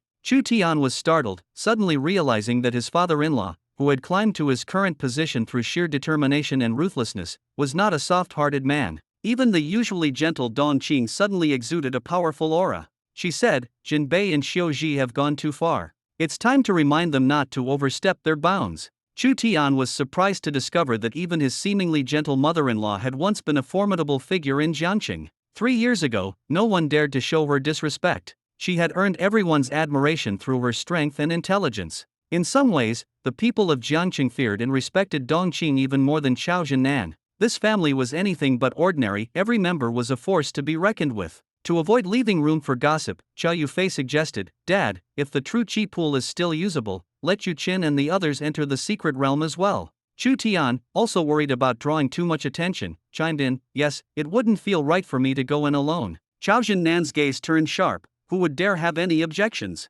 Dongqing nodded in agreement. Let's go with Yufei and Xiao Tian's suggestion. Otherwise, I don't want to hear the second branch gossiping every day. And so, the matter was settled. Dongqing suddenly asked, since you two have already registered your marriage, when are you planning to hold the wedding? She actually liked Chu Tian a lot. A son-in-law like him was hard to come by, handsome, talented, and polite. Hearing this, Chao Yufei's face turned red all the way to her neck, and she muttered in a low voice, Mom, why are you in such a hurry? It's not like I can't get married. Dongqing teased, of course I'm in a hurry.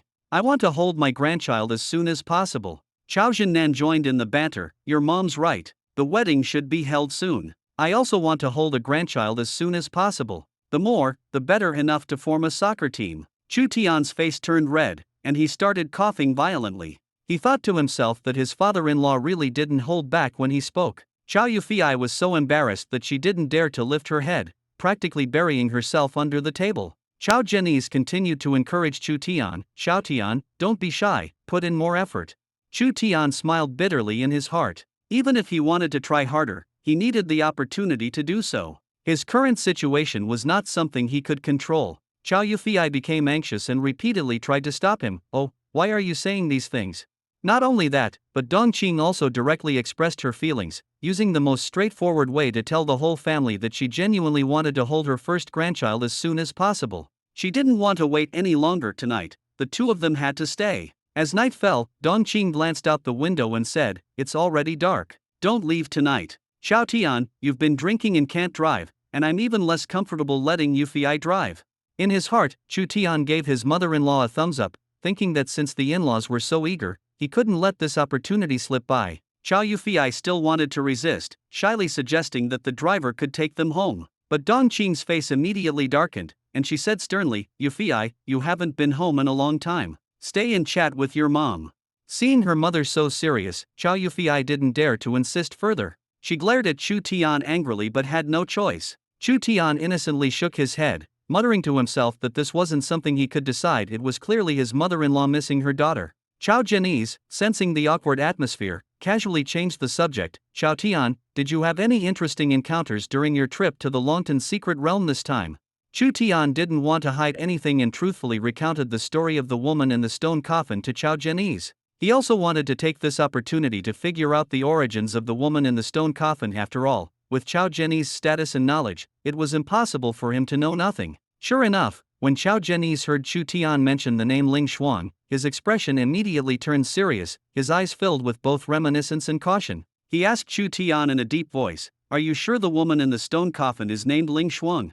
Chu Tian nodded, "I'm sure." "Uncle Nan, do you know her?" Chao Jianese fell into deep thought, his expression growing increasingly complex.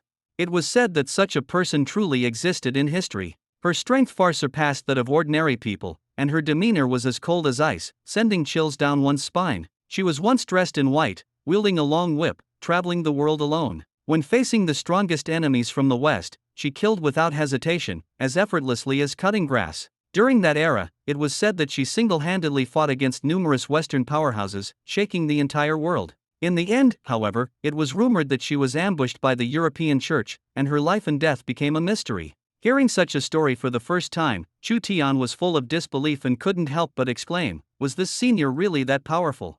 Chao Jianese nodded, his tone filled with admiration and regret. "There's no doubt about her strength, but what's surprising is that she ultimately died in the Longtan secret realm. It's truly a pity." According to historical records, Ling Shuang wasn't very old when she passed away. Chu Tian couldn't help but interject, "I saw her photo, and it seems she achieved such greatness in her 20s. It's simply unimaginable." A friend nearby added, "For someone of her level, she must have mastered some special technique to keep herself from aging. But for someone to remain youthful even after death, it's truly incredible." Chu Tian suddenly mustered the courage to ask, "Uncle Nan, do you think it's possible that she didn't actually die but was merely in a state of slumber?" Chao Jianese glanced at him, smiling as he asked, "Why do you suddenly think that? Did you discover any clues?" Chu Tian scratched his head, a bit embarrassed, "Not really, just a gut feeling." Chao Jianese chuckled and shook his head, "That's a question no one can answer. It's been hundreds of years since anyone reached her level. If there's some secret behind it, no one can explain it clearly." Chu Tian pondered for a moment and asked, "Then, could Ling Shuang be the last war god?" Chao Jianese nodded, "It's very possible.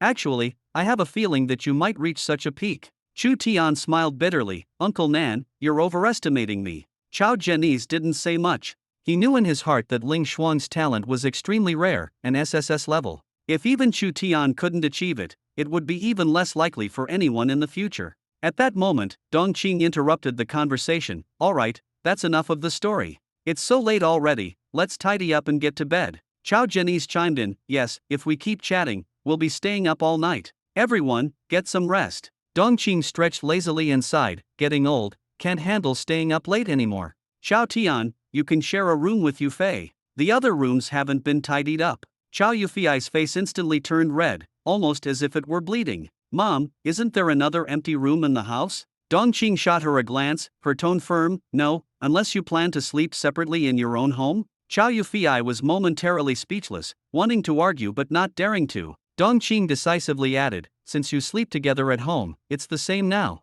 We're not outsiders." Chao Jianese casually remarked from the side, "I understand." Chu Tian was a bit confused, starting to wonder if Chao Yufei was really their biological daughter. Chao Yufei looked at Chu Tian with a face full of embarrassment and anger, hinting for him to say something. Chu Tian hesitantly suggested, "How about I sleep on the sofa for the night?" Dongqing immediately rejected, "That's not acceptable. You two should stay together. Stop dawdling and go upstairs to rest." Dongqing pulled Chao Yufei up and directly pushed her into the room. Then she walked to the staircase and smiled at Chu Tian, "Xiao Tian, rest early too. As a man, you should take the initiative." Even with Chu Tian's thick skin, he couldn't help but feel a bit embarrassed by his mother-in-law's words. He had no choice but to brace himself and go upstairs. He knocked on the door, but there was no response from inside. He started to wonder, could she have jumped out the window to escape? Chu Tian hesitated for a moment, then pushed the door open and entered the room. Seeing Chao Yufei sitting on the bed, her face flushed red.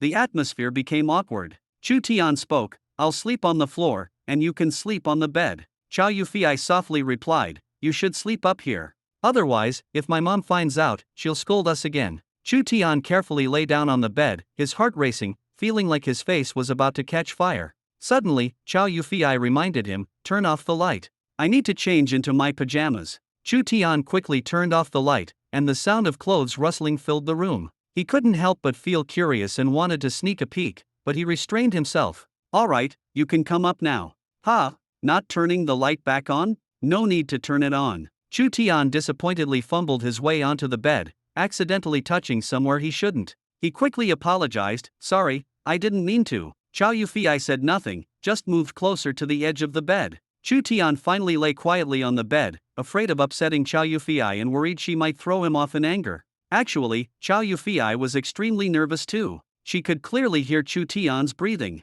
Her body trembled slightly, and Chu Tian noticed. To reassure her, he softly said, "Don't worry, I won't do anything inappropriate. Just sleep peacefully." Chow Yufei unexpectedly felt relaxed upon hearing this, trusting that Chu Tian wouldn't cross any boundaries. Yet, a complex emotion arose within her. They were already married, and doing what married couples do was perfectly legal, but she still couldn't let go of her reservations. She worried that Chu Tian might be dissatisfied in the future, thinking she was too cold, and might seek someone else. These concerns came in waves, her mind unable to stop. As the room fell silent, in the darkness, Chow Yufei suddenly mustered her courage and slowly turned over. Late at night, Chu Tian was about to fall asleep when he suddenly felt a slender arm wrap around him from behind. He froze. This was the first time Chow Yufei had taken the initiative to get close to him like this. Chu Tian turned around in surprise and teased, "Wife, why are you suddenly so enthusiastic? Have you figured things out?" But Chow Yufei, her voice as soft as a mosquito's buzz, said she wasn't ready yet and just wanted a little more time. Chu Tian could feel her body trembling slightly. A wave of tenderness surged in his heart. He turned and held Chow Yufei tightly, speaking gently, "Wife, don't worry. I won't rush you. I like you not just for your body." Even as he said this, he felt a bit guilty after all, facing such a beautiful and charming wife every day and doing nothing. How could he not feel tempted? But he knew that suppressing his impulses was a way of showing her respect and trust. Chow Yufei buried her head in his chest and softly whispered, "Thank you," before boldly kissing him. Chu Tian's heart raced, feeling as if he might lose control at any moment. Was she playing with fire? He decided to let go and responded to the kiss, and the two kissed until they were almost out of breath before parting. Chow Yufei suddenly pulled back slightly, her small movements making Chu Tian realize that she was still a bit nervous. Chu Tian smiled and comforted her, "Wife, I really didn't mean to. It's just that my wife is too beautiful." Chow Yufei shyly muttered, "You big rascal, tonight you have to hold me all night." Chu Tian laughed heartily, joking that she was punishing him. But looking at her happy smile in the dark, Chu Tian understood that their relationship seemed closer than ever. That night, they fell asleep in each other's arms, without crossing any boundaries, just sharing warmth and peace. In the morning, sunlight streamed through the curtains, bathing them in its glow. Chow Yufei's sleeping posture showed Chu Tian what it truly meant to be a sleeping god. She was wrapped around him like an octopus, her legs tightly hooked around his waist, her arms clinging to him. Chu Tian even wondered if he had unconsciously participated in a wrestling match last night, as his whole body ached today. He looked down at the woman in his arms, and a sense of happiness welled up within him. When Chow Yufei woke up, she stretched lazily and smiled at him with satisfaction and tenderness, asking how he had slept. Chu Tian felt incredibly content as well. "With you by my side, how could I not sleep soundly?" She gave him a quick kiss and told him to go out first because she needed to change. Chu Tian teased her with a playful smile, saying, "We're an old married couple now, why are you still shy?" Chow Yufei protested softly, and Chu Tian tactfully agreed, though he couldn't resist sneaking a glance back. He saw her wearing black lace lingerie, and his heartbeat instantly quickened. Chow Yufei quickly covered herself with her clothes, almost on the verge of tears from embarrassment. Chu Tian quickly turned back around and didn't look again. Once she was dressed and came out, they officially started their day. Chu Tian, still feeling sore, went downstairs and happened to meet Chow Yufei's parents. Dongqing and Chow Zhenyi's exchanged a knowing smile. They could tell that the young couple's relationship was at its sweetest. Dongqing even began to wonder if she might soon be holding a grandchild. However, she couldn't help but feel a bit worried. After all, she couldn't bear to see her daughter endure any hardship. After breakfast, 3 young people walked in. They were all Chu Tian's peers. Chow Yuchen, a bronze 1-star, was the son of Chow Yufei's second uncle. Wang Xinyu and Wang Xinyu were the children of Chow Yufei's aunt, Chowing. They had all come for the family's secret realm, which showed just how much importance the Chow family placed on the expectations and training of their descendants. When Chowing saw Chu Tian, she greeted him warmly, "So this is Yufei's boyfriend." Chu Tian smiled and greeted her back. After a few compliments, she jokingly warned him, "You'd better treat our Yufei well, or auntie won't let you off easily." The Chow family's secret realm was set to open today. For everyone, it was an opportunity for testing and growth, and no one dared to take it lightly. Chu Tian understood in his heart that this marked the beginning of a new life and the moment he had to take on the responsibility of protection and growth. "Auntie, don't worry. Whatever Yufei asks me to do, I'll do it without hesitation or defiance." I smiled and promised firmly. The adults chuckled at my attitude, but there was still a trace of tension hidden in their laughter. At that moment, Second Aunt Li Ziazi suddenly spoke to Chao Zhenyi's big brother. Is Chu Tian also participating in this Chao family secret realm trial? Chao Zhenyi's face darkened instantly upon hearing this. Do you have a problem with that? Li Ziazi froze under his cold stare. Big brother, how can the Chao family's secret realm allow outsiders? Before she could finish, Chao Ying interrupted, her eyes sharp with protectiveness. Second sister-in-law, what do you mean by that? You don't want us to go together? Li Ziazi hurriedly waved her hands, her expression flustered. That's not what I meant, Suddenly, a powerful oppressive aura erupted from Chao Zhenyi's, and the air seemed to freeze. Unable to withstand the pressure, Li Ziazi turned pale, sweat streaming down her face. Chao Zhenyi said coldly, who gave you the right to question my decision? Get out. As soon as he finished speaking, an invisible force pushed Li Ziazi out the door, causing her to fall to the ground in a sorry state. The atmosphere in the room instantly turned icy. Chao Zhenbei's face was ashen, his fists clenched tightly, his lips pressed together as he suppressed his anger, not daring to make any move in defiance. Seeing his father do nothing, Chao Yuchen suddenly knelt down with a loud thud and pleaded loudly, Uncle, please spare my mother. Chao Zhenyi snorted coldly but did not act further. Li Ziazi was helped up by Chao Yuchen and barely managed to sit down, her body still trembling. Her eyes were filled with fear. In that brief moment, she had truly felt death was near. Chao Yuchen's face was full of anger as he glared at Chu Tian, as if he wanted to vent all his hatred on him. As the atmosphere remained tense, a system notification suddenly sounded in my mind. Ding. Please check in, host. I sighed and responded, check in. Ding. Today's task. Streak in public. I nearly lost my temper. System, are you crazy? You want me to strip in public? Ding. The host's participation is voluntary. The system does not enforce it. I cursed inwardly, thinking this was insane. At that moment, Chao Zhenyi spoke, follow me.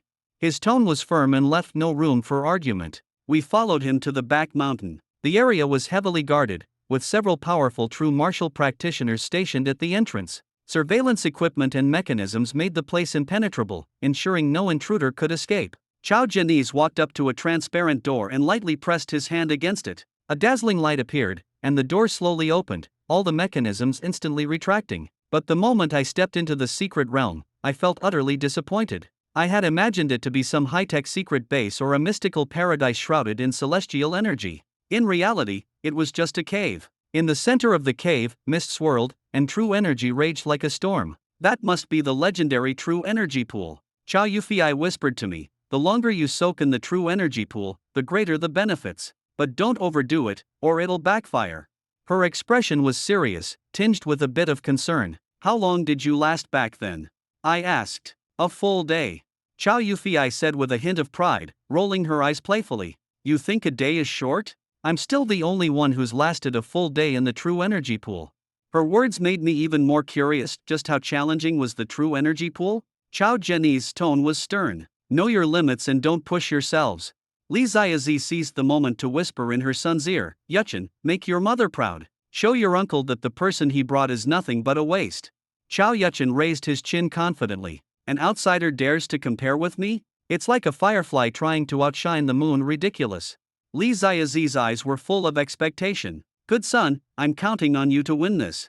The true energy pool was just ahead, and with every step closer, the pressure intensified. My legs felt as if they were locked to the ground by a 1,000-pound weight, making it nearly impossible to move forward. Among the four, none felt comfortable. Chao Yuchen quickly circulated his internal energy to push back the pressure, yet his steps remained difficult. He glanced at me, a hint of mockery on his lips. You think brute force will suffice? Ignorant. I ignored him, but silently pondered. When I resisted the pressure earlier, I unexpectedly discovered that the energy in the pool was being automatically absorbed by my body, merging into my flesh and bones. This was essentially using the energy to refine my body. While the others relied on their techniques to enter the pool, I was the only one relying on sheer physical strength. Chao Yufei stared at me, puzzled. What exactly is Chu Tian doing? Why isn't he using his energy? Li Xiuji sneered inwardly but feigned concern on her face. Yufei, maybe Chu Tian should withdraw? We're not targeting him, but if he continues like this, it's a waste of time, and it would be bad if he gets injured.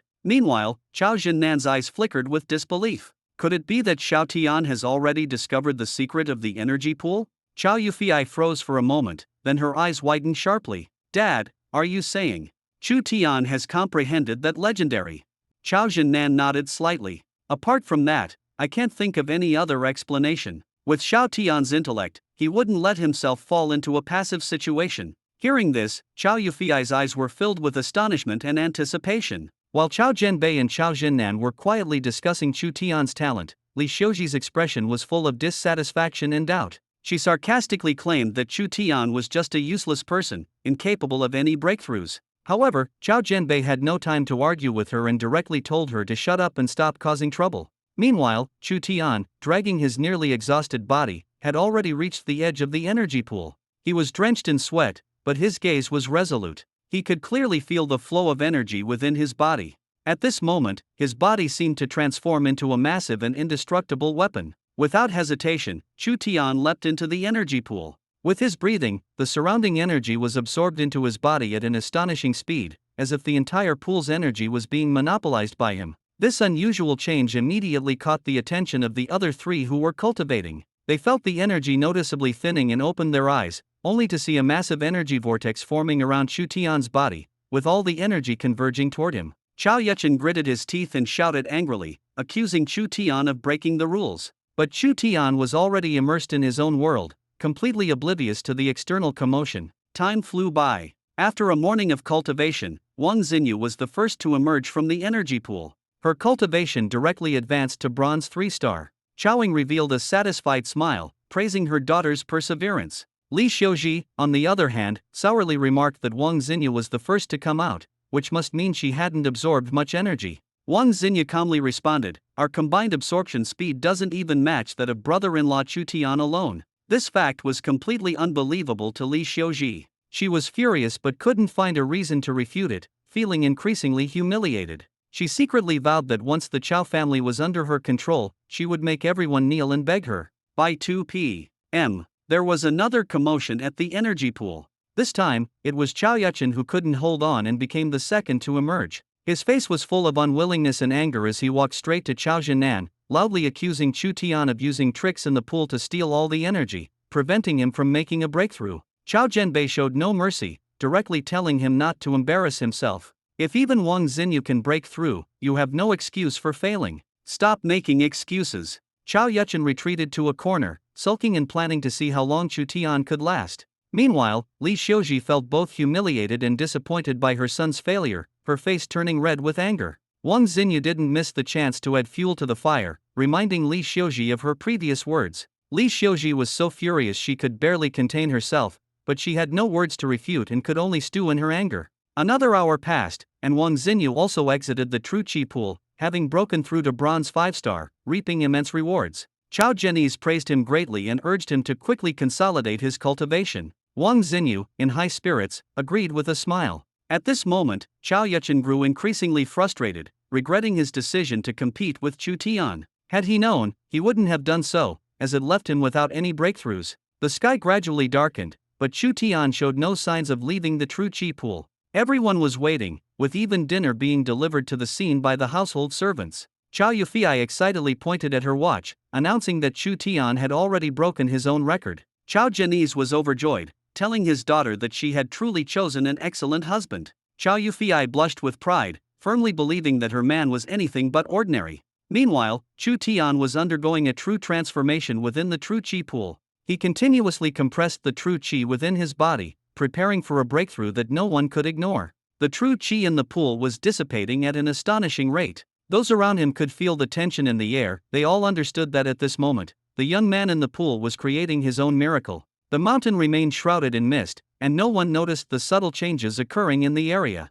Chu Tian decisively swallowed the breakthrough pill. In an instant, the pill's power ignited like a fuse, and explosive sounds erupted from within his body. Chu Tian furrowed his brows tightly, veins bulging, his face a mix of pain and determination, his fists clenched tightly. Violent commotion emanated from the True Qi pool, and everyone held their breath. Chao Yufei, uneasy, whispered to her father, "Dad, will something happen to Chu Tian?"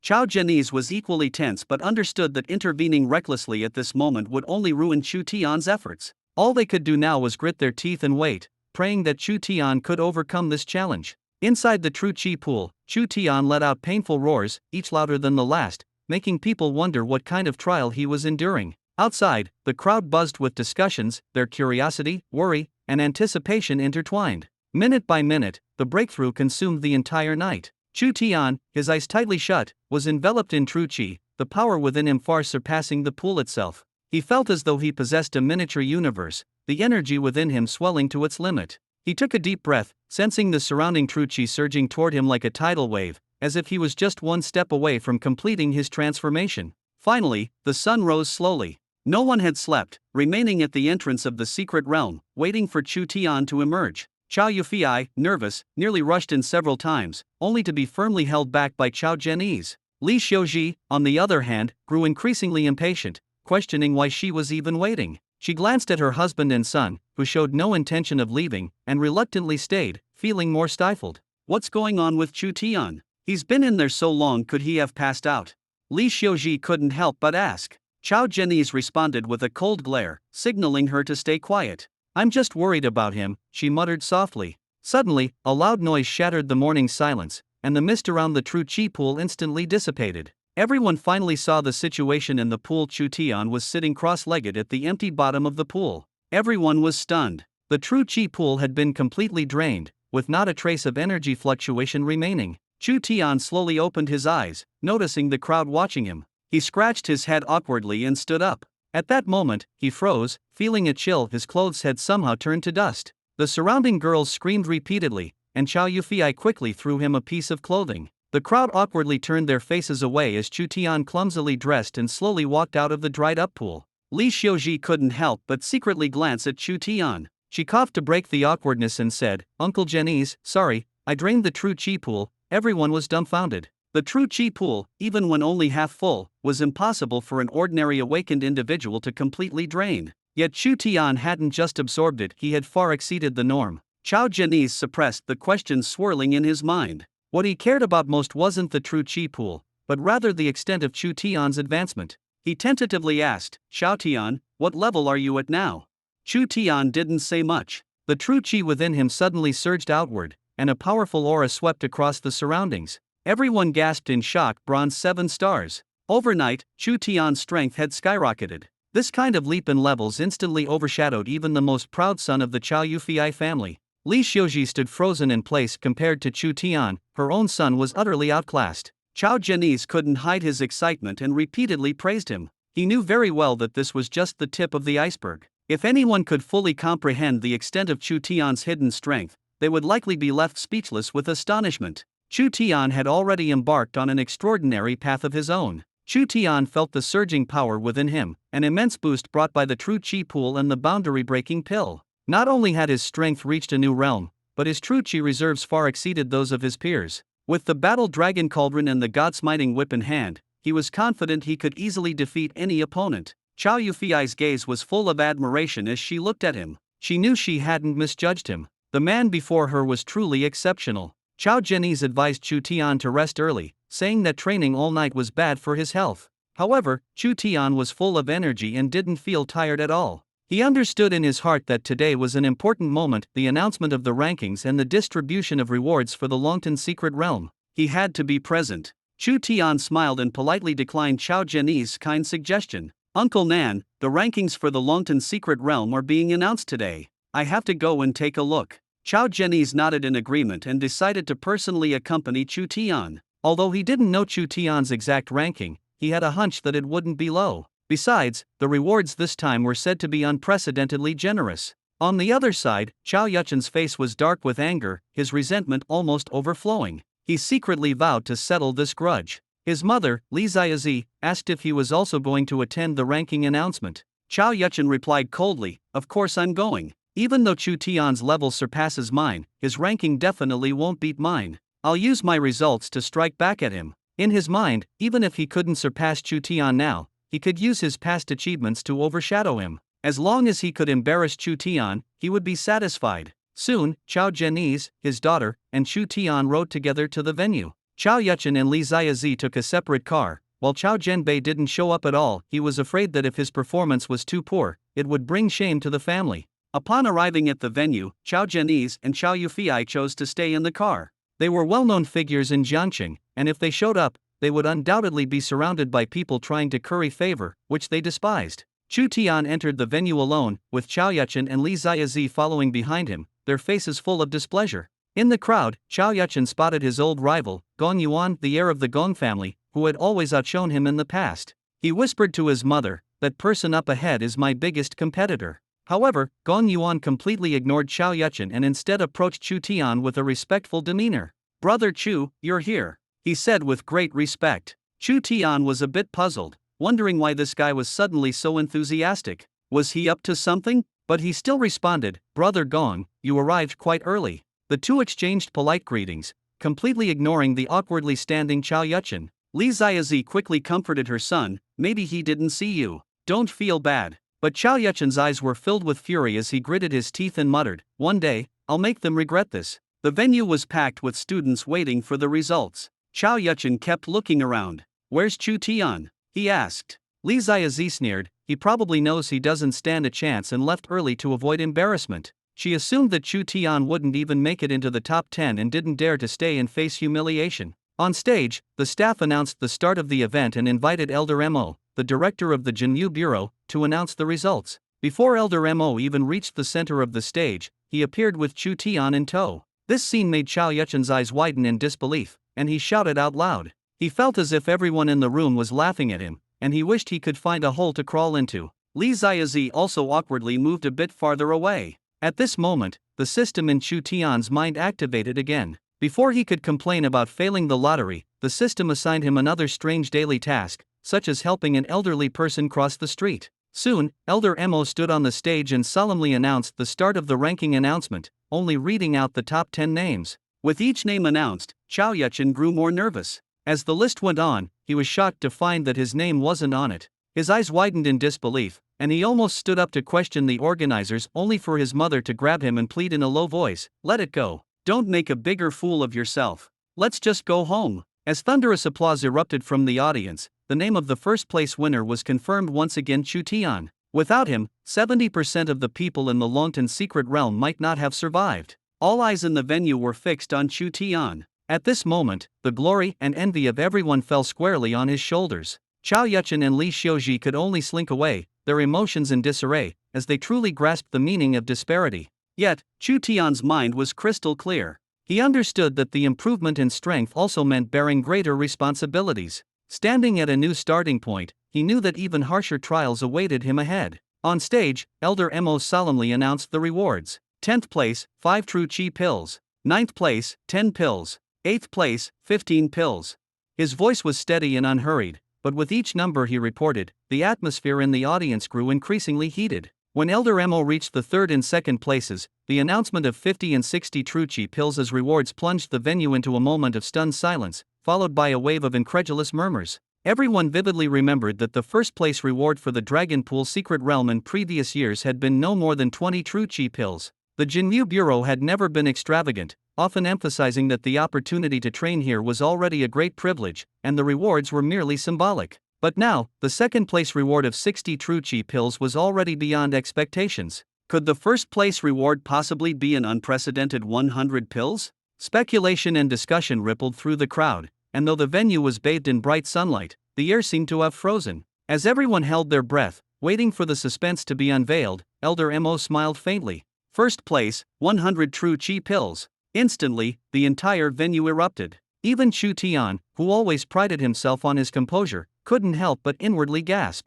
He knew all too well what 100 true chi pills represented. A single pill was worth 50,000 yuan on the market, making 100 worth 5 million. If they were upgraded true chi pellets, they could fetch 15 million. It was practically a windfall. But Elder Mo wasn't finished. He shifted his tone and added, "Not only that, the first place winner will also be granted special admission as an auxiliary member of the Jinyu Bureau." This statement ignited the crowd's nerves. Some were so excited they began pinching their own faces, while others trembled and shouted for someone to press their philtrum to steady them. Even Chu Tian's lips twitched involuntarily. Being admitted to the Jinyu Bureau was far more valuable than 100 true chi pills. The Jinyu Bureau was the pinnacle of glory pursued by countless martial artists across China, a sacred temple in everyone's hearts. In Jiangqing, anyone who entered the Jinyu Bureau was a figure of immense influence. At just 20 years old, Chu Tian now had the chance to stand alongside them, a prospect so incredible that no one would believe it if casually mentioned. Although he was only an auxiliary member, this was merely because Chu Tian hadn't yet reached the minimum age for official entry into the Jinmu Bureau 22. Once he crossed the threshold, he would officially become a core member. Facing the concerned gazes directed at him, Chu Tian could only muster the courage to stand up, fully aware that he had become the focal point of envy and admiration in the room. "Thank you, Elder Mo, for your recognition," he said sincerely, his voice trembling slightly. Elder Mo smiled kindly. "This isn't my doing. It's because you're outstanding enough. Keep it up." Chu Tian nodded in agreement and quickly slipped backstage. He knew that if he didn't leave now, someone might lose control and come up to bite him. Just as he exited backstage, still processing the earlier scene, he was intercepted by Chao Yufei and Chao Jinnan. Seeing Chu Tian's tense expression, Chao Yufei asked curiously, "What's wrong with you?" Upon hearing about the Jinmu Bureau membership reward, Chao Jinnan couldn't help but laugh. "Look at the entire Jiangchen, what other family has 2 Jinmu Bureau members?" Chu Tian hadn't yet grasped the situation and asked in confusion, "Uncle Nan, are you one of them?" Chao Jinnan laughed and shook his head. "If I had been born 5 years earlier, it would definitely have been me." "It's not me, could it be?" "Your wife." Chu Tian immediately turned to Chao Yufei, stunned. "Yufei, is it you?" Chao Yufei puffed out her cheeks, her eyes carrying a hint of pride as she said confidently, "That's right. You think you're the only one who's amazing? Don't forget, I'm pretty strong too." Chu Tian felt his scalp tingle. If people outside found out that both of them were at this level, who could handle it? Just imagining the envious and shocked expressions of others made him feel exhilarated. Chao Janice fanned the flames from the side. "You two should hurry up and put having kids on the agenda. Who knows, maybe your child will be even stronger than you." Chu Tian was rendered speechless. How did the conversation end up here again? Chao Yufei's pretty face instantly turned red. "Dad, why do you keep bringing this up?" Chao Janice looked at them with a disappointed parent expression. "I'm really anxious about this." The car stopped, and Chao Yufei's face was still flushed as she carefully held onto Chu Tian's arm. "Don't listen to my dad's nonsense. If you dare to act recklessly, I'll give you the cold shoulder for the rest of my life." Actually, the reason Chao Yufei said this was because her dad often encouraged Chu Tian to take the initiative, even hinting at using some tricks. Every time he heard such remarks, Chu Tian almost wondered if he should take Chao Yufei to get a paternity test. He quickly promised, "Honey, don't worry. I absolutely won't listen to your dad's bad ideas. By the way, nothing happened last time, right?" Chao Yufei's face turned even redder, and she whispered, "I." At that time, it was actually a safe period. Chu Tian shrugged with feigned regret and said, "Well, that's really a pity." Chao Yufei shyly turned her head away, her voice softening, "I'm not ready to be a mom yet." Chu Tian, however, laughed nonchalantly, "Well, I'm ready to be a dad." They walked side by side on the city streets like an ordinary young couple, leaning on each other and quietly enjoying this rare warmth and tranquility. To Chu Tian, every moment felt like a precious treasure. He could feel that he longed for simple happiness more than ever before. But he also understood that the world rarely grants people their wishes. Just as he was thinking about this, a sudden, disruptive roar sounded behind him. A sports car stopped behind them, its engine revving loudly, deliberately breaking the peaceful air. Chu Tian frowned and instinctively shielded Chao Yufei, trying to avoid unnecessary trouble. But the car had no intention of letting them leave. The window slowly rolled down, revealing a man with a face full of scars and pockmarks. Under the night sky, his face looked even more repulsive, making it hard to look directly at him.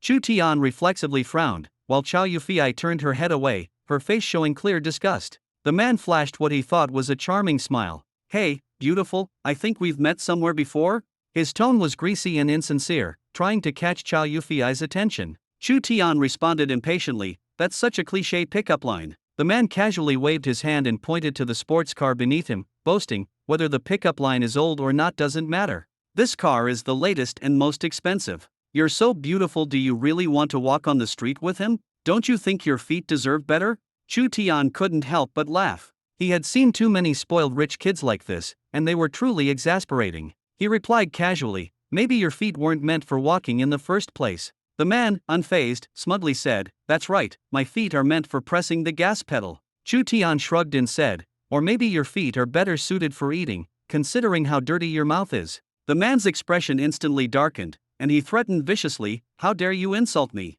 Do you even know who I am? Get this chick to come with me right now, or you won't leave here alive today." Chu Tian's gaze turned icy. Suddenly, he reached out and directly yanked the man out of the car window, pulling the heavy car door along with him. Due to the sports car's design, the window was too narrow, and the man's upper body got stuck in the door, leaving him in a pathetic state. The man struggled in terror, shouting, "What are you doing? Let me go!" Chu Tian showed no mercy, raising his hand and slapping the man across the face, then spitting, the saliva landing squarely on his uneven face. The scene was so absurd it made people chuckle. The man struggled desperately but couldn't free himself from the car door's restraint. He could only shout into his phone for backup. "Just you wait. If I don't deal with you, I'm not worthy of the name Wang." Chu Tian replied indifferently, "Don't tarnish the reputation of dogs." Enraged, the man yelled and threatened to fight, while onlookers began to gather, some unable to suppress their laughter. Soon, the backup he had called arrived. 4 young men in their 20s got out of the car, helping the pockmarked man to his feet and glaring at Chu Tian with hostility. The pockmarked men shouted, "Knock him down for me. I'll cover you." One of them asked coldly, "You're the one who hit him?" Chu Tian shrugged, feigning innocence. "Hit someone? I didn't do anything." The man snapped angrily, still playing dumb. "My brother's in this state, and you dare deny it." Chu Tian suddenly pretended to realize something, pointing at the man. "Oh, you mean him? Yeah, I did hit him." The surrounding crowd couldn't help but burst into laughter. The man roared, "Stop laughing. Anyone who laughs won't have peace." One of his lackeys directly threatened, "Do you know who you've offended? This is young Master Wang. Mess with him, and you're done for." As soon as the words fell, a faint aura erupted from the 4 men, clearly utilizing their true martial powers. Their expressions darkened, their presence intimidating, as they slowly surrounded Chu Tian. Ordinary passersby had never seen such a scene and quickly backed away. The crowd murmured, "This young man's in big trouble, offending 4 bronze-level true martial practitioners. Let's see how he gets out of this alive." Some began to sympathize with Chow Yufei, shaking their heads. The second son of the Wang family is notorious for his recklessness. This girl is in for a tough time. Despite the increasingly tense situation, Chu Tian not only remained calm but grew excited. He had just broken through a new level, and his newly mastered skills, Godslaying Slash and Ninefold Palm, were itching to be tested. For him, this was the perfect opportunity to validate his strength. The 4 men wasted no time launching their attack, their movements fluid, clearly honed over years at the bronze level. But Chu Tian calmly summoned the Godslaying Whip, and with a thought, unleashed the power of the Godslaying Slash. A flash of purple light flickered at the tip of the whip, as if he had merged with the weapon. The Godslaying Slash had 3 forms: Slash Man, Split Earth, and Open Heaven. Chu Tian had just begun mastering the first form, Slash Man. Though he couldn't yet unleash its full power, it was more than enough for these opponents. Only a truly formidable enemy could push him to his full potential. At this moment of heightened tension, the atmosphere on the street grew taut. Chu Tian's internal energy circulated rapidly as he tried to use an energy barrier for protection. But the purple light before him surged with an overwhelming threat. If struck, he might not survive unscathed, possibly ending up crippled even if he didn't die. Yet everyone underestimated the power of the Slash Man strike. The enemies didn't even have time to defend before they were instantly struck down. The air was filled with the blood they spilled in their fallen bodies. The crowd was stunned, some wondering if this was all just a farce. One person even joked, "With all that blood, did they bring ketchup along?" Even Chu Tian hadn't anticipated the sheer ferocity of the Godslaying Slash. With one explosive strike, he had completely subdued his opponents, a bronze 4-star, 2 bronze 3-stars, and a bronze 2-star, all defeated. However, he overlooked the fact that while the strike was powerful, it was a single burst. After unleashing it, his internal energy was nearly depleted. Even if he wanted to use it again, he would struggle to hold on and might collapse from exhaustion. Looking down at the 4 men on the ground, Chu Tian sighed and joked, "Come on, guys, don't play dead. I still want to test my new moves. Work with me, will you?" He treated them as if they were mere sparring partners, not taking their threats seriously at all. The 4 men, either too severely injured or enraged to the point of spitting blood by Chu Tian, coughed up another mouthful of blood. Clearly, they had been thoroughly defeated, lacking even the strength to respond. Chu Tian, still exhilarated from the intense fight, felt somewhat unsatisfied. His gaze then swept over to a man with a pockmarked face trembling by the car door. The man met Chu Tian's eyes, and before Chu Tian could approach, he clutched the car door, turned around, and fled in a panic, looking utterly pathetic. Chu Tian shrugged inside. The man had already been scared out of his wits and had no courage left to try again. Chu Tian simply turned and walked away with Chow Yufei, not bothering with the remaining group. As the sky began to darken, the two reached an intersection and waited for the traffic light. They noticed an elderly woman with white hair standing beside them. Chu Tian stepped forward and smiled, "Grandma, let me help you cross the street." This gesture instantly made Chow Yufei feel a surge of affection for Chu Tian. She hadn't expected such a warm and kind side beneath his tough exterior. The elderly woman waved her hand kindly. "No need, I can manage on my own." But Chu Tian insisted, gently holding her hand. "Don't push yourself, let me help you." As soon as the light turned green, Chu Tian was about to call Chow Yufei to join them, but the elderly woman suddenly grabbed his arm and strode across the street, practically dragging him along. In reality, it wasn't Chu Tian helping the elderly woman. It looked more like she was taking him for a jog. When they reached the other side, a system notification sounded in Chu Tian's mind. "Congratulations, host, for completing the task. Reward: 1 true chi pill." Chow Yufei walked over, covering her mouth to stifle a laugh. "Were you helping the elderly cross the street, or was she dragging you along?" Chu Tian clicked his tongue in self-mockery and shook his head. "Today, I learned a valuable lesson when it comes to grabbing discounts at the supermarket or jaywalking. The explosive power of the elderly far surpasses that of young people." They exchanged a smile and continued on their way. By the time they got home, it was already dark. Despite the recent battle, Chu Tian didn't feel tired at all. At the door, Xiao Hong, his pet, keenly sensed his presence and flapped its wings as it flew over. Chu Tian opened his arms with a smile, but to his surprise, Xiao Hong turned mid-flight and dove straight into Chow Yufei's arms, snuggling and rubbing against her affectionately. Chu Tian watched this and muttered to himself, "Should I take Xiao Hong to the vet to confirm if it's really female? If it's male, I absolutely won't allow it to get so close to Chow Yufei." Chow Yufei gently stroked Xiao Hong. "This little one is so adorable." Xiao Hong, as if deliberately defying Chu Tian, became even more affectionate toward Chow Yufei. Unable to suppress his jealousy, Chu Tian picked up Xiao Hong, but accidentally brushed against Chow Yufei's chest in the process. He quickly let go, and Xiao Hong seized the opportunity to jump back into Chow Yufei's arms. Chu Tian pretended to grab Xiao Hong again, but in reality, he used the chance to touch her once more. Chow Yufei didn't notice at all, thinking Chu Tian was just playing with Xiao Hong.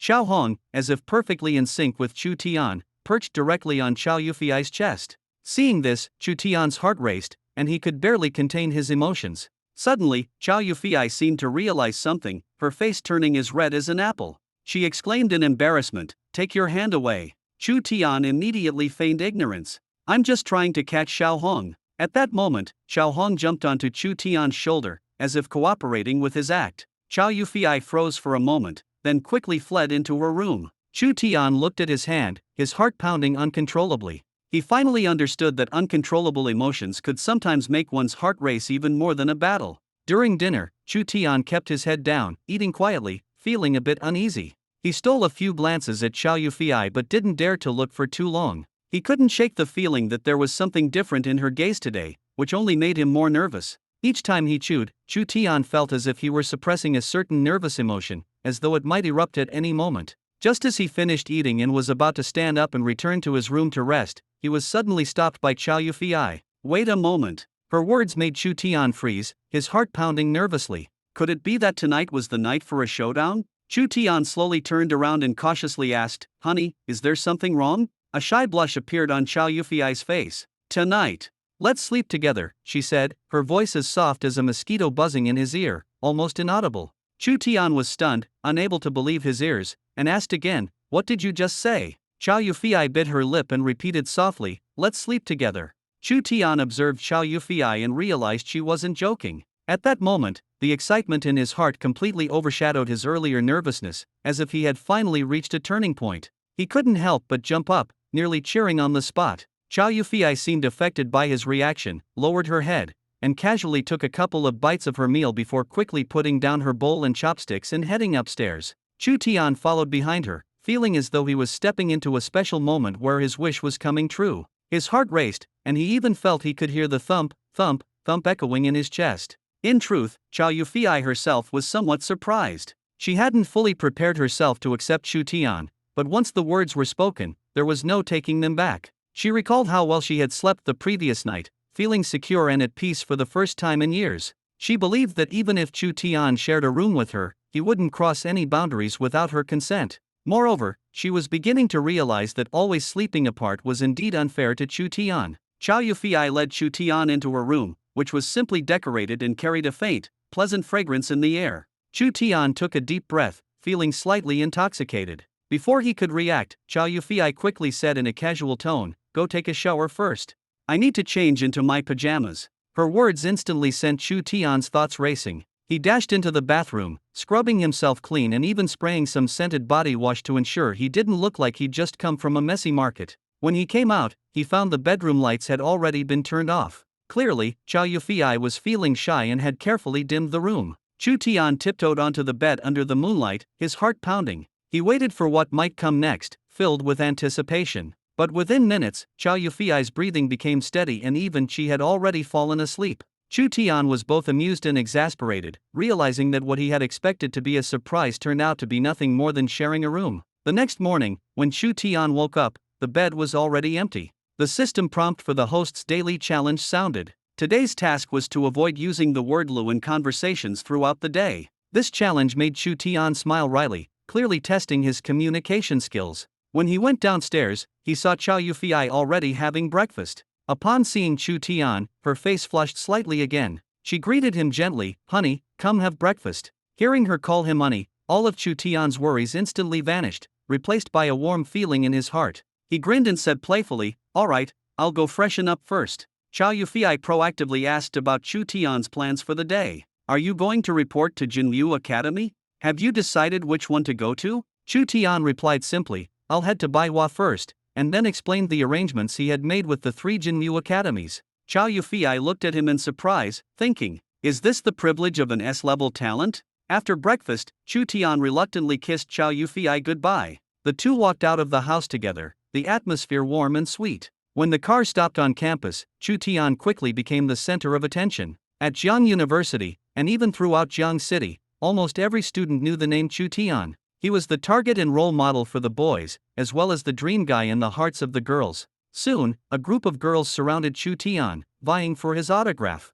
Some shyly handed him notebooks, while others, unable to find paper, directly asked him to sign on their clothes. When one girl bashfully requested him to sign on a specific part of her clothing, Chu Tian felt a bit awkward but tried his best to remain gentlemanly. He carefully signed his name, but his hand trembled slightly from nervousness, making the handwriting less neat. The other girls watching felt a mix of emotions: envy, disdain, and even competitiveness. During the signing, some girls made flirtatious remarks, leaving Chu Tian with a headache. While maintaining his politeness, he silently complained to himself, "This isn't about getting an autograph. They just want to see me mess up." Yet all of this made Chu Tian increasingly aware that the days of being admired by everyone were actually filled with unexpected challenges. He wasn't just the dream guy people talked about. He also had to face various choices and pressures. At this moment, he had to handle things appropriately in front of others while staying true to his principles internally. Growing up was never just about the glamorous surface but about genuinely confronting every sudden test. Seeing this, the girls began to imitate each other, throwing their notebooks directly into the trash. The elderly woman collecting recyclables was overjoyed, looking at Chu Tian with gratitude in her eyes. She thought this young man was truly a blessing. Just as the atmosphere lightened, one girl hesitated and muttered to herself. Feeling self-conscious about her plain figure and thinking it would be hard to catch Chu Tian's attention, she had a sudden idea and asked him to sign on her back. The onlookers burst into laughter and started clamoring for autographs as well. Seeing the long line forming, Chu Tian began to sweat. He realized that if he signed for everyone, his arm would surely give out. Quickly, he put on a serious expression and said, "Everyone, I have something to do. Can we continue the signing tomorrow?" The girls protested loudly, unwilling to let him go. He had no choice but to be more direct. "Do you really want to see my arm break from exhaustion?" This finally quieted the crowd, and they agreed to let him rest, but only if he promised to finish signing later. Chu Tian nodded earnestly, finally gaining some relief. He hurried back to the classroom. Zhu Gilai looked at him with envy and teased, "Brother Tian, can you tone it down a bit? Give us brothers a chance to live too." The surrounding boys all looked at Chu Tian with a mix of helplessness and envy, making him feel a bit pressured. He whispered to Zhu Gilai, "Right now you're like the straw man in Zhugliang's borrowing arrows with straw boats. You get it?" Zhu Gilai, momentarily confused, was left scratching his head by Chu Tian's joke. Just then, Lida walked in and called Chu Tian and the still bewildered Zhu Gilai away. In the training hall, the other team members had been waiting for a while. On the stage sat the principals of 3 true martial academies and Wang Desheng. As soon as Chu Tian entered, the principals greeted him warmly, taking the initiative to say hello. They knew that although they were principals, Chu Tian was already an external member of an official organization, holding a status higher than theirs, so they naturally didn't dare to act superior. Li Chongqing was especially courteous, inviting Chu Tian to sit on the stage. Chu Tian instinctively declined. He didn't like being the center of attention. In stark contrast to the principal's enthusiasm was Wang Desheng's complicated emotions. He knew the three principals were here to recruit Jiang University's top talents for their academies. Wang Desheng could only accept this reality with resignation. He understood that staying at Jiang University would make it difficult for the students to push their limits further. It was better to let them go to a better platform. Sensing the awkward atmosphere, Su Guangming joked, "Old Wang, don't be so down. This is actually a good thing." Wang Desheng glared at him, retorting, "Don't kick me while I'm down." Li Chongqing couldn't help but urge, "Old Wang, stop dawdling." Wang Desheng, his face flushed with anger, shot back, "What's the rush? If you're in such a hurry, go ahead and leave first." Li Chongqing refused to back down. "No matter how much you delay, it won't change what is bound to happen." The three principals exchanged words, and the atmosphere grew subtle. Wang Desheng shifted his gaze to the audience and solemnly announced, "You all know why these three principals are here. I won't say much more. Aside from Chu Tian, the rest of you can choose your schools." In the end, Zhu Gilai and two girls chose Baihua Jinmu Academy, while the others went to the other two schools. Baihua had the most students, leaving the other two principals visibly displeased. Su Guangming tried to persuade them. "I know you all chose Baihua because of Chu Tian, but he's only staying there for a year. Why not reconsider?" The three remained resolute and shook their heads firmly. Li Chongqing, satisfied, stroked his beard and said, "Say goodbye to your old principal, then come with me to Baihua to register." Wang Desheng waved his hand, putting on a reluctant yet carefree demeanor. "Stop being sentimental and get going." Chu Tian took the initiative to bow and express his gratitude. "Principal Wang, thank you for taking care of me these past days. Jiang University will always be my home. If you ever need anything, just let me know." Wang Desheng replied boldly, "You rascal, that's all I need to hear. If you ever run into trouble or get bullied at Baihua, remember to tell me. I'll have your back here." And so, a new journey began. Chu Tian followed Li Chongqing to Baihua Jinmu Academy. The spiritual energy here was noticeably denser than outside. Chu Tian speculated that there might be a precious spiritual energy pool underground, which enveloped the entire campus in its aura. The students at Baihua were also far stronger than those at Jiang University. Bronze-level students were everywhere, and there were quite a few exceptional black iron-level students as well. Upon entering the training hall, the students from Jiang University immediately became the center of attention, especially Chu Tian. He had not only saved many lives but also seemed like an insurmountable mountain. The new students were grouped into the same class. The curriculum at Jinmu Academy was different from Jiang University. It only offered martial arts courses, with no cultural studies. Their instructor was a woman in her 30s, calm, stern, and seemingly humorless. She stood on the podium, scanning the room with a serious gaze, and introduced herself in a firm voice. "I am your instructor, Mirong Yunkai." The calm yet commanding aura she exuded instantly silenced the room. Chu Tian, however, was unfazed and even thought to himself that, in terms of aura, no one could compare to his wife. At that moment, Mirong Yunkai glanced at everyone and said concisely, "Follow me to the classroom to get familiar with Baihua's environment. Formal training starts this afternoon." When they entered the classroom, everyone was stunned. The usual desks and chairs were gone, replaced by various stone-carved mannequins in different poses and levels of refinement. Scattered on the floor were numerous wooden weapons. After confirming the classroom's location, Chu Tian pulled Zhu Gilai aside and left. Zhu Gilai was still preoccupied with what Chu Tian had said that morning, his brows furrowed in thought. As they walked, he couldn't help but ask, "Brother Tian, what did you mean by Conming's borrowed arrows were mine this morning?" Chu Tian casually replied, "It doesn't mean much, just a compliment for you." But Zhu Gilai clearly hadn't figured it out yet. The two arrived at an open space, where a massive stone monument, as tall as a 20-story building, stood before them. The stone wall was densely engraved with names, and the entire structure appeared as two connected monuments. Zhu Gilai craned his neck and exclaimed in awe, "Is this the legendary bronze battle monument?" Chu Tian observed carefully and suddenly found the design of the monument intriguing. Everyone could only look up at it. The names at the top were the clearest, as if they were right in front of you, yet the sense of distance made the gap in strength unmistakable.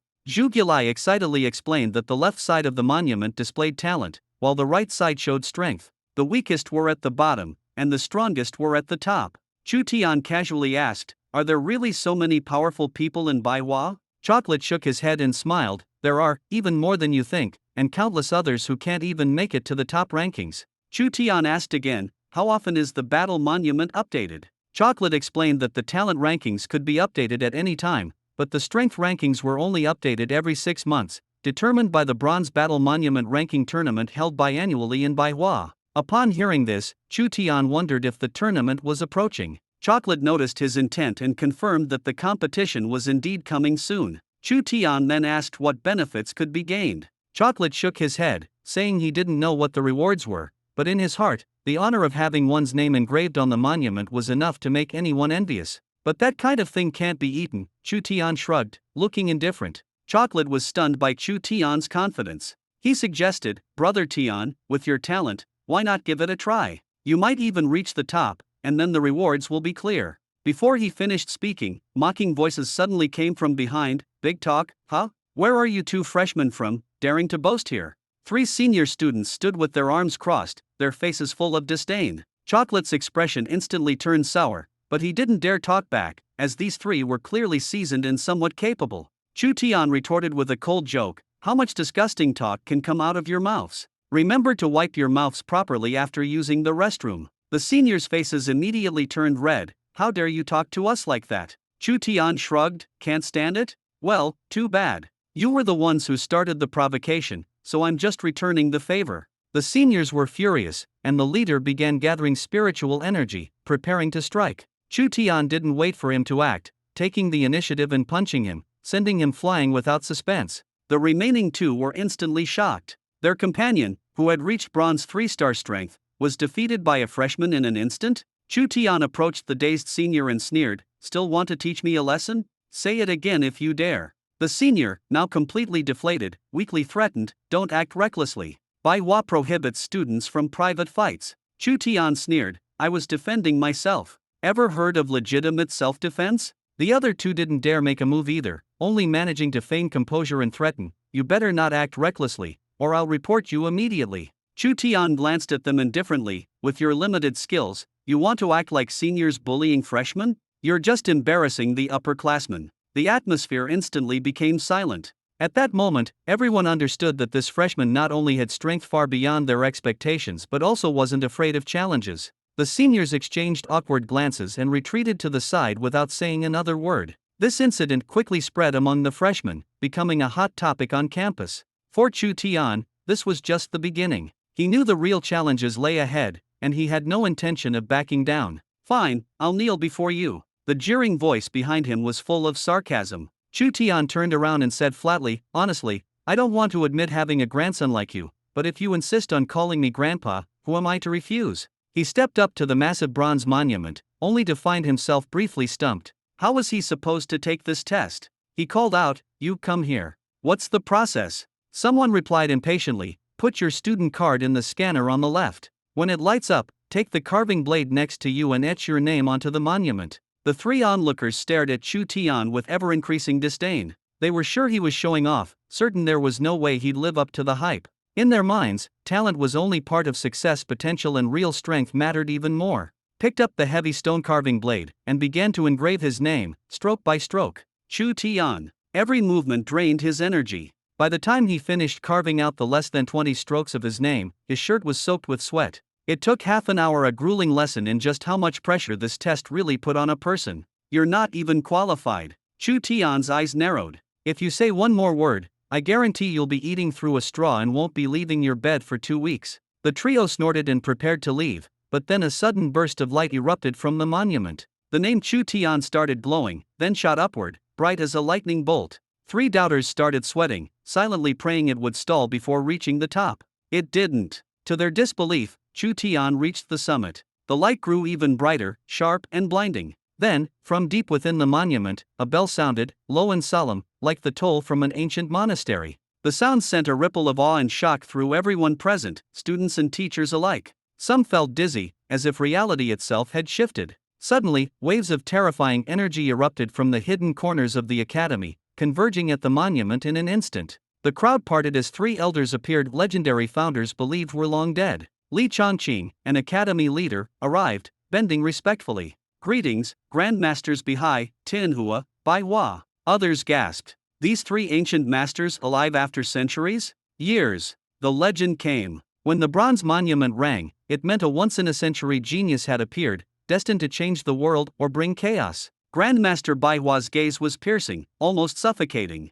When he looked directly at Chu Tian, the young man felt like he was stranded on a raft in a raging ocean, completely at the mercy of the waves. All he could do was stand there and hope the storm would pass. Then, as suddenly as it came alive, Baihua's intimidating pressure vanished, replaced by a faint smile, like that of a wise elder sizing up his successor. Without warning, people broke from their trance, realizing this ordinary day had turned into something extraordinary. The moment was thick with possibility and fear. Everyone knew the world was about to change because of Chu Tian. Yes, the Grandmaster let out a booming laugh. Excellent. I didn't think I'd live to see this, the monument shining at the end of my days. The other two elders regarded Chu Tian with the same look of approval, their eyes glittering with the acknowledgement of talent beyond even the rumored S rank, maybe even higher. Baihua asked, "What's your name?" He answered respectfully, "Chu Tian." Baihua spoke to Li Changqing, "From today on, you are responsible for Chu Tian's training. Use every resource the academy has to help him grow no matter the cost. If he's ever in danger and you can't handle it, come to us, no matter what." The implication hung in the air. Chu Tian had just become the academy's greatest hope, and there would be no holding back. Li Changqing bowed low, his mind racing. Every resource the academy possessed? Weren't they taking this too far? But an order from a living legend could not be questioned. Grandmaster. Baihua looked at Chu Tian, eyes kind but searching. The crowd held its breath, sensing history unfolding. The Northern Master gave me a deep look, with a tone of expectation. "Cultivate well, and if you encounter any difficulties, come to me anytime." His figure then disappeared in front of the crowd, exuding an indescribable sense of authority and distance. Everyone stood up and bowed to bid farewell to the three ancestral masters. The scene fell silent for a moment, as everyone's emotions were still immersed in the shock of the ancestral master's personal appearance. When the senior students looked at me, their eyes were filled with complex emotions: envy, jealousy, and admiration. After all, being noticed by the ancestral masters was an immense honor for them. I had just stood under the spotlight, ranking first on the talent list, making it clear to all the students present that my future was on a completely different level from theirs. The seniors who had bet against me were utterly panicked, slumping in the crowd, overwhelmed with regret. Who could have imagined that what seemed like an ordinary bet would actually draw the personal appearance of the three legendary ancestral masters? All they could do now was hope that I would be magnanimous and not hold a grudge, treating the incident as a joke and forgetting about it. While everyone was still reminiscing about what had just happened, Dean Li walked up to me, his expression complicated. Clearly, even he had not anticipated that my awakening would cause such a massive upheaval at Baihua Academy. "Chu Tian, if you need anything, just say the word." Dean Li patted my shoulder and solemnly announced, "From now on, Baihua's Martial Arts Pavilion and Rare Treasures Pavilion are fully open to you. You can choose anything you want from within." The air instantly fell silent, followed by a collective gasp. Those places were originally extremely strict with everyone. Even teachers and top students had to pass countless tests and trials to gain access. Yet now, as a newly enrolled student, I could freely enter and take whatever I wanted, a treatment worlds apart from everyone else's. I looked at Dean Li, filled with immense gratitude. "Thank you, Dean." Dean Li waved his hand with a smile. "No need to thank me. These are the ancestral master's instructions. Just don't let them down." After announcing the rewards, Dean Li left with the instructors, who then began dispersing the crowd. As for the three seniors who had bet against me, they were at a complete loss, unable to stand or leave, their faces pale and caught in a dilemma. Seeing their panicked expressions, I was about to speak when the three of them suddenly dropped to their knees, their voices trembling. "Brother Chu Tian, we were blind and foolish. Please be generous and spare us. Just treat our words as nonsense." I wrinkled my nose in disdain. All right, stop pretending. Get lost already. I don't want to smell your stench any longer." The three of them, as if granted amnesty, scrambled away in a panic, disappearing into the crowd. Zhu Gilai squeezed up beside me, smiling with admiration.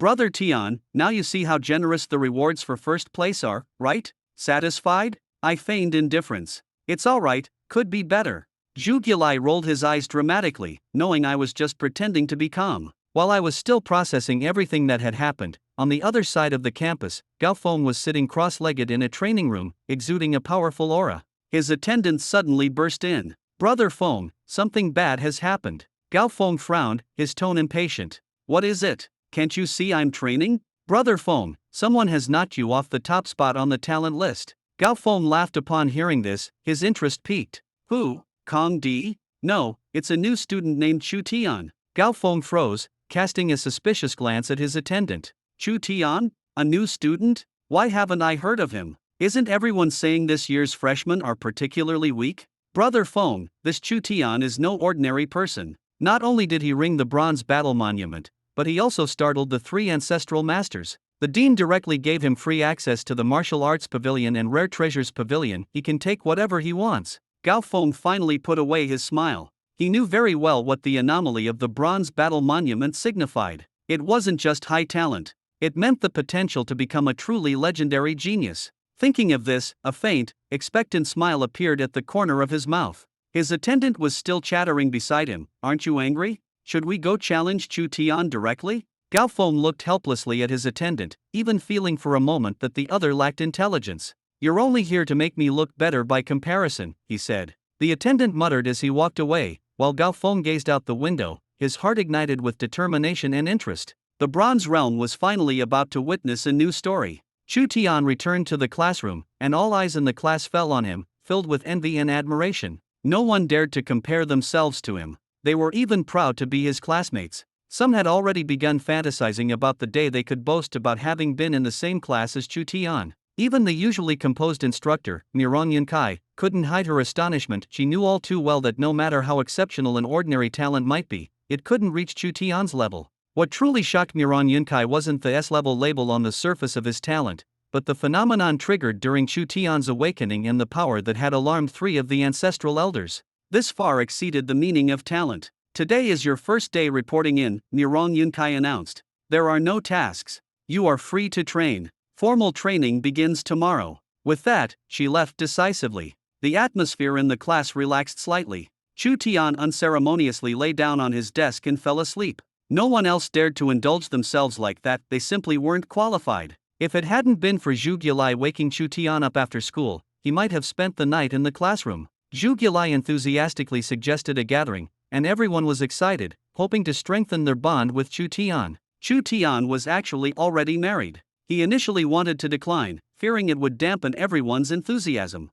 But seeing the hopeful looks in their eyes, he sought his wife's permission and eventually joined the gathering. Since Chu Tian's car was still at Jian University, he had to carpool with someone else. At the school gate, 2 luxury cars were parked. Diana leaned against a black Panamera, while Song Meixuan stood by an RS7. Both invited Chu Tian to ride in their car. The classmates looked on enviously. There were already few outstanding girls, and now they were all vying for Chu Tian. Just as the situation grew tense, Zhu Gilai drove up in a Land Cruiser, cutting between the 2 cars. Ignoring the displeased looks from the 2 women, he shouted, "Brother Tian, let's go." Chu Tian quickly got in and said to Zhu Gilai, "Drive fast, or they'll corner us sooner or later." In the car, Zhu Gilai worried aloud about what would happen if his new car got scratched in a fight between the 2 female classmates. Chu Tian teased him, "What are you afraid of? Your thick skin can handle a few scratches." The group arrived at a high-end hotel in the city. As soon as they reached the entrance, a valet took care of parking their car. The private room had already been reserved. During the meal, everyone frequently toasted Chu Tian, especially Diana and Song Meixuan, who took turns urging him to drink. Their intentions were clear, they wanted to see him drunk. However, Chu Tian had an incredible tolerance for alcohol and remained completely sober. In the end, it was the 2 women who ended up flushed and dazed, barely able to hold on. Taking the opportunity, Chu Tian went to the restroom. While looking down at his phone near the private room door, he bumped into someone. Instinctively, he apologized, "Sorry about that." The other person, however, snapped back rudely, "Can't you watch where you're going?" Chu Tian looked up and smirked faintly. Still as hot-tempered as ever, "I see." The person was Wang Jian, Chu Tian's old rival. Upon recognizing Chu Tian, Wang Jian immediately flew into a rage. "You country bumpkin, why do I keep running into you?" Chu Tian responded nonchalantly, "Looks like you still haven't learned any manners." Truly, environment shapes behavior. The alcohol had already clouded Wang Jian's judgment. He threatened viciously, "If I don't deal with you today, my life will have been wasted." Chu Tian sneered, "Don't be like that. Every extra day you live is a contribution to the world. At least your breathing helps filter the air a bit." His remark drew laughter from the onlookers. By this point, Wang Jian had completely lost his composure and mustered all his strength to make a move. Chu Tian didn't even need to use his abilities. With just a light kick, Wang Jian was sent flying several meters, collapsing onto the ground. This time, Wang Jian was completely sobered up. Enduring the pain, he got up awkwardly and ran back to his private room. He called in a few thugs, one of whom was Big Potmark, someone Chu Tian had taught a lesson to just the day before. The moment Big Potmark saw Chu Tian, his face changed drastically, and he immediately turned around and fled, not daring to provoke him at all. Wang Jian ignored Big Potmark's escape and ordered his 2 bronze 4-star companions, teach him a lesson, but don't go too far.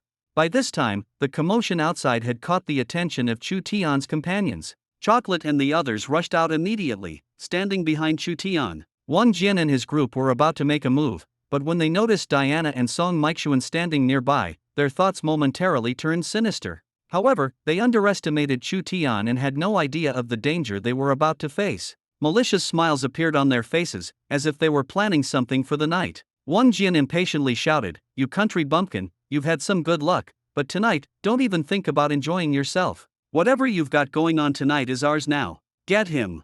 The 2 men beside him unleashed their inner energy, ready to attack. At that moment, the air grew tense. The commotion had sobered up Chocolate and the others, and their expressions turned serious. Chu Tian stepped forward, stopping them, and said, "Don't interfere. I'll handle this myself." Yesterday, he hadn't had the chance to test out the 9-fold palm he had just learned. Now that trouble had come knocking, it was the perfect opportunity to show his skills. "Brother Tian, are you sure about this?" Chu Tian smiled confidently. "How can a man say he's not capable? Relax and watch me." As soon as he finished speaking, he stepped forward. With a single palm strike, the power of the 9-fold palm made the entire corridor feel as if it had been hit by a massive wave. The 2 men opposite him were instantly swept up like fallen leaves. Their inner energy completely collapsed, unable to withstand the force of the strike. The 2 were lifted into the air, suspended mid-air. Chu Tian muttered softly, "Now it's your turn to experience this." He swung his palm again. Bang! The 2 men were slammed to the ground as if pinned there, unable to get up no matter how much they struggled. Wang Jian was stunned. The helpers he had brought were instantly taken down. Fear filled his face, and without hesitation, he tried to flee. Chu Tian casually picked up a decorative item from the wall and threw it at Wang Jian. Bang! Wang Jian fell flat on his face, losing a few front teeth, looking utterly miserable. Chu Tian walked toward the 3 step by step, his footsteps echoing heavily in the corridor. The 2 remaining men were so terrified they huddled together, trembling violently. Don't come any closer." Chu Tian stared at them coldly without saying another word. He turned around and glanced at the classmates who were still in shock, coughing awkwardly. Now everyone had seen Chu Tian's strength clearly, and no one dared to step forward. Chu Tian shot a disdainful look at the 2 still lying on the ground, crying out, "Stop pretending. Get lost." He walked over to Wang Jian, looking down at him from above. "What do you want now? If you dare to mess with me again, you'll face the consequences." As he spoke, he stepped on Wang Jian's hand, applying more pressure. Wang Jian screamed in pain, "Let me go." Chu Tian threatened in a low voice, "If you act recklessly again, you'll regret it." With that, he kicked Wang Jian to the other end of the corridor. Wang Jian's 2 companions scrambled over, helping him up as they fled in a panic. Chu Tian turned back, looking at the group of classmates still frozen in place, and said helplessly, "Are you all okay?" Chocolate couldn't hold back his excitement and asked, "Brother Tian, what level are you at now? You took down 2 4-star experts in one move, that's insane." The surrounding classmates all turned their gazes to Chu Tian, filled with admiration and shock. They had originally thought Chu Tian was just an ordinary person, but now they realized they had completely underestimated him. Chu Tian smiled. "I got lucky. Just advanced to bronze 7-star. The crowd was instantly in an uproar, their eyes wide with disbelief. "No way, bronze 7-star? Brother Tian, you've been gone for a few days, did you take some kind of energy potion? This is just too unbelievable." Diana and Song Meixuan couldn't contain their admiration, exchanged a glance, and then ran over to each take one of Chu Tian's arms, snuggling close. The soft touch and warm breaths surrounded him, leaving Chu Tian stunned on the spot, his face slowly turning red. This kind of behavior really isn't appropriate. Diana smiled seductively, leaning close to his ear and whispering softly, "Brother Tian, we just want you to teach us how to cultivate." Song Meixuan wasn't about to be outdone. "Brother Tian, I want to learn too." Chu Tian hurriedly tried to pull his arms free, feeling as though he was being held captive by the 2. Finally managing to break away, Song Meixuan blushed and whispered, "Brother Tian, it's not convenient with so many people here. If you're willing, we could go to the restroom."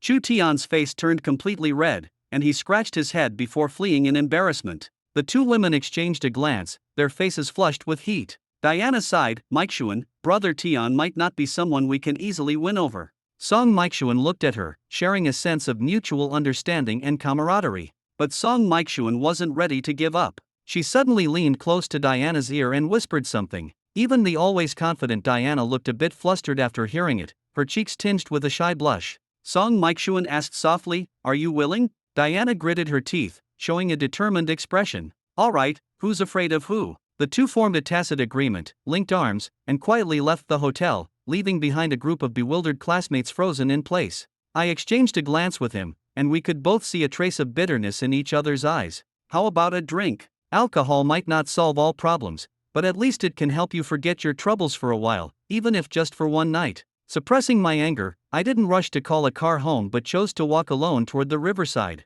The night wind was chilly, but it couldn't calm the turmoil in my heart. If I went home in this state, facing Chow Yufei, I feared I might lose control of my emotions. Just then, I suddenly noticed how eerily empty the surrounding streets were, not a single car in sight. Alarm bells went off in my mind, and I instinctively prepared to turn around. Unexpectedly, 10 people emerged simultaneously from the front and back, surrounding me completely. Each of them carried an oppressive aura that made it immediately clear I was in danger. Standing next to a Mercedes-Benz was Wang Jian, his head wrapped in bandages, his eyes burning with the flames of revenge. This time, he didn't waste words, angrily ordering his men to take action and throw me into the river. All 10 of them were martial artists, true warriors. They weren't here to intimidate me, they were here to kill me. Against a group of awakened individuals, an ordinary person would have no chance of resistance. But I was different. I quickly gathered all the true energy in my body and struck first, catching them off guard. With one palm, I sent an opponent flying, rendering him unable to fight on the spot.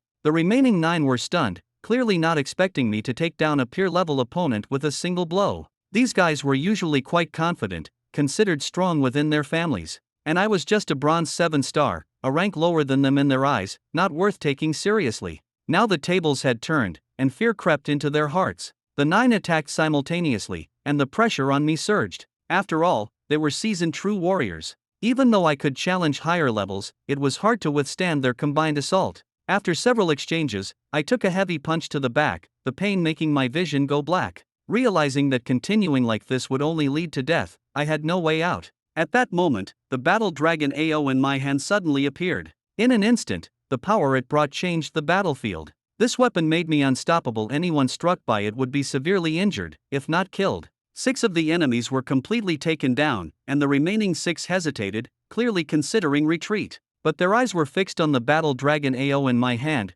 clearly intent on seizing it. After a brief hesitation, they unleashed their full power, their strongest attacks landing simultaneously, even stirring up waves in the river. I seized the opportunity to leap up, unleashing all my inner energy, and slammed the battle dragon cauldron into the ground. The 6 men immediately retreated, but before they could steady themselves, I had already charged in front of them, showing no mercy. In the end, their bodies crumpled like broken sacks and were smashed to the ground at Wang Jian's feet. Covered in blood, I slowly approached Wang Jian, resembling a demon returning from hell. Terrified, Wang Jian retreated step by step, his expression twisted yet tinged with a desperate confidence. Even after witnessing my path of carnage, he still dared to threaten me. "Don't think it's over just because you defeated them. Hand over the treasure on you, and I'll spare your life." I let out a cold laugh, utterly fearless. "Tell the guy hiding behind you to come out. No need to play tricks." Wang Jian froze on the spot, his face turning pale as he clearly hadn't expected me to see through his ambush.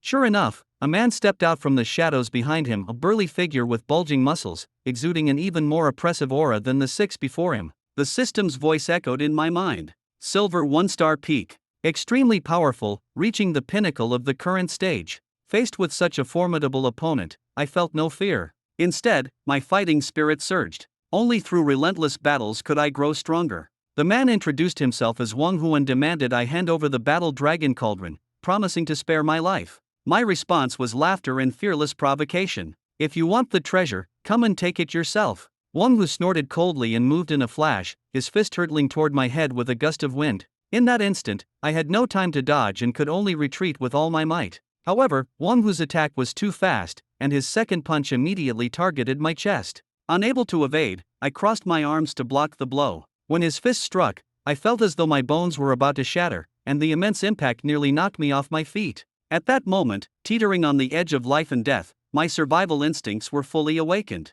I knew this battle wasn't just for myself but also to resist being crushed by the cruel rules. As long as I was alive, nothing could force me to submit. Chu Tian was sent flying by a tremendous force, his body crashing into the riverside special metal railing, which bent under the impact. The sheer force of the blow was immediately evident. His chest churned with blood and energy, but he managed to steady himself without losing consciousness. His arms throbbed with searing pain, as if his muscles had been torn apart in an instant. Fortunately, his arms weren't broken, thanks to the prior tempering of his body with inner energy. The middle-aged man looked on impatiently. He had expected his earlier strike to severely injure Chu Tian, but it hadn't achieved the desired effect. Without hesitation, he closed in again, ready to continue his assault. In that split second, alarm bells rang in Chu Tian's mind, but he chose not to retreat. Instead, he stomped hard on the deformed railing with his right foot, using the force to propel himself forward. The battle dragon cauldron in his hand was raised high, its cold gleam flashing.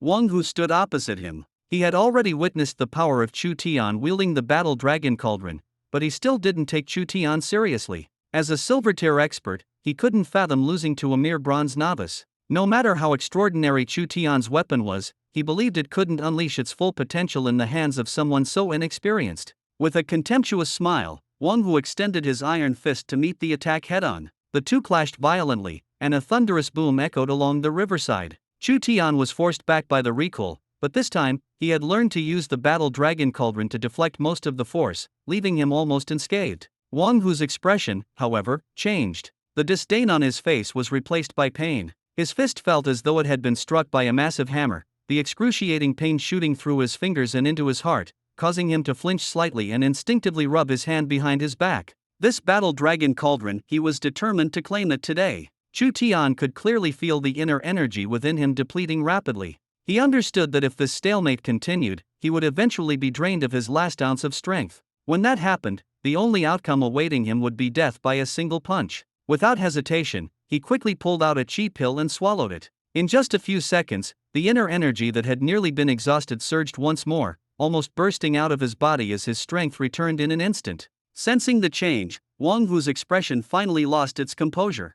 He clearly felt that the intensity of this true energy was already on par with his own. What kind of monster was this young man? How could he have so many variables within him? Wang Hu vaguely sensed danger, his heart growing heavy. Chu Tian's threat to him was becoming increasingly significant. At this moment, Wang Hu dared not hold back any longer. His aura surged dramatically, unleashing the full power of his silver rank without reservation. Without hesitation, he launched his ultimate killing move, attempting to finish Chu Tian in one strike. Chu Tian remained calm and resolute, his eyes narrowing slightly. Although his opponent's strength was a full major realm higher than his own, he had already devised a countermeasure. Just as Wang Hu thought Chu Tian would continue using the Battle Dragon AO to confront him, Chu Tian suddenly changed tactics. The Battle Dragon AO in his hand vanished abruptly, replaced by another weapon, a whip glowing with a purple light. Wang Hu's heart tightened, instinctively wanting to retreat, but it was too late. Chu Tian staked everything on this moment, shouting furiously as he swung the long whip in his hand.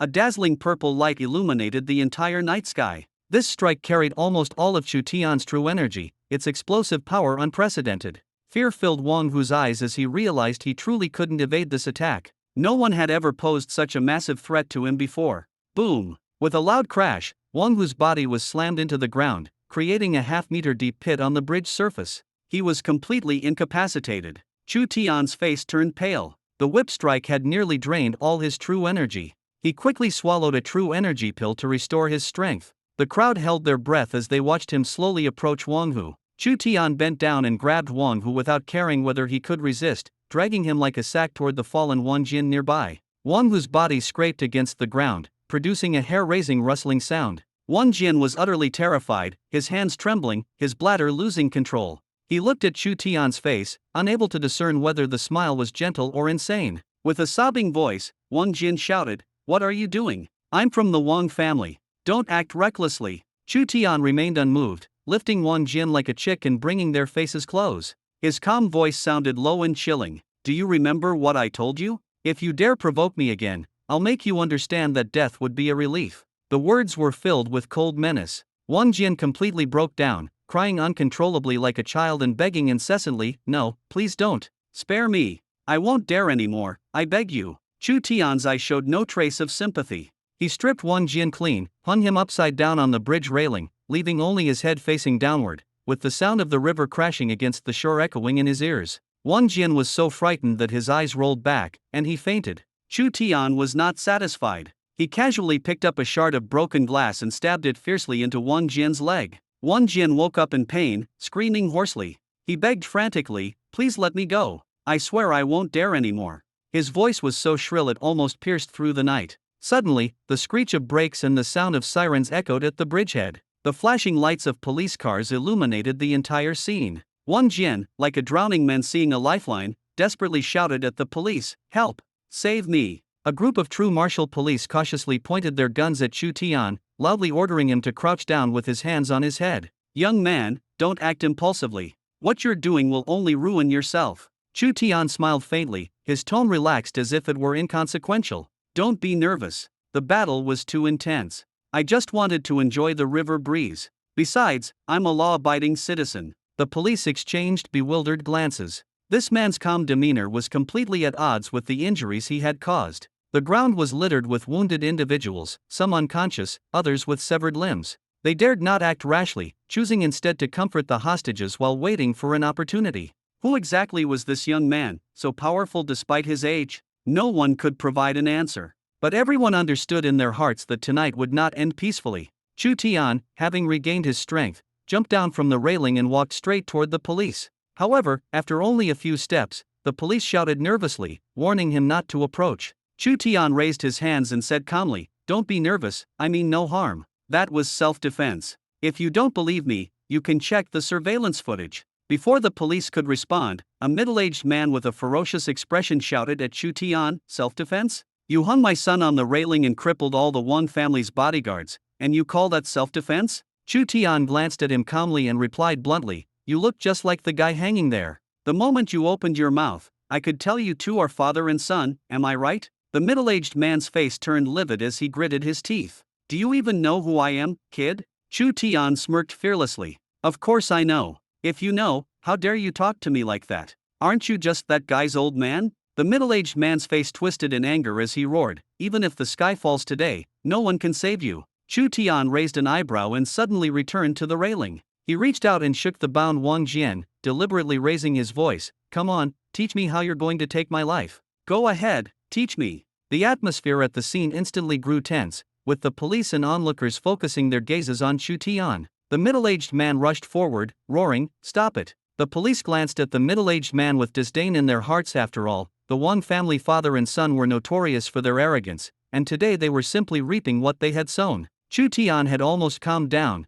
but with just one sentence, this man had pushed his son back into danger. Chu Tian shouted twice, and when he saw no response, he picked up a shard of glass from the ground and, without hesitation, cut the binding on Wang Jian's right foot. Wang Jian immediately broke down, crying and wailing, "Dad, save me. I don't want to die." The middle-aged man was thoroughly panicked and said in a low voice, "What exactly do you want?" Chu Tian dropped his smile and looked at the police. "Actually, I don't want anything. Officer, you tell me, am I really to blame for this?" The police, knowing that the hostage was still in Chu Tian's hands, tried to calm him down and avoid provoking him. Although the Wang family father and son had a bad reputation, they couldn't just stand by and watch someone die in front of them. "Let the man go first. We will conduct a fair investigation. If you're not at fault, we won't wrong you," the officer said. Chu Tian half-jokingly asked, "Can I trust you?" The officer nodded firmly. "You can." Chu Tian nodded but then shook his head. "No. You investigate first, confirm that I'm not at fault, and let me go.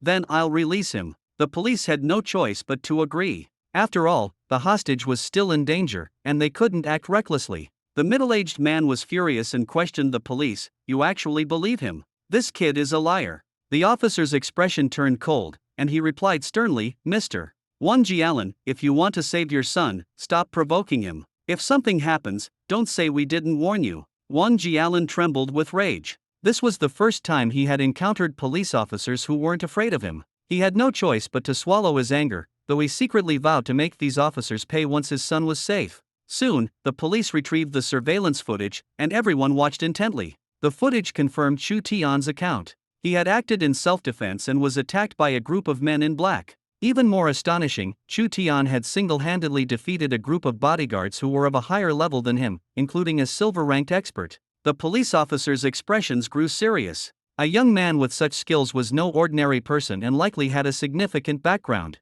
"What's your name?" one officer asked. "Chu Tian," he replied. The officer was momentarily stunned and muttered to himself, "Chu Tian? There's no prominent Chu family in Jiangqing. Could he be from out of town?" Regaining his composure, the officer looked at Wang Jialan and firmly announced, "Based on the surveillance footage, this was indeed self-defense. Chu Tian is not at fault." Wang Jialan instantly lost control, shouting in defiance of the police's decision, "Our family hired people to protect ourselves, and now my son has been harmed, yet you say there's nothing wrong? Do you think the Wang family is so easy to bully?" The police officer stiffened his face, showing no weakness. "Jiangqing has laws. It's not up to the Wang family to decide." Just as the atmosphere was about to spiral out of control, a firm voice came from the back of the crowd. "Let's see who dares to touch Chu Tian." Everyone turned their heads to see Li Chongqing striding angrily toward them, exuding an oppressive aura. Without waiting for a response, he gestured directly to Chu Tian. "Chu Tian, come here."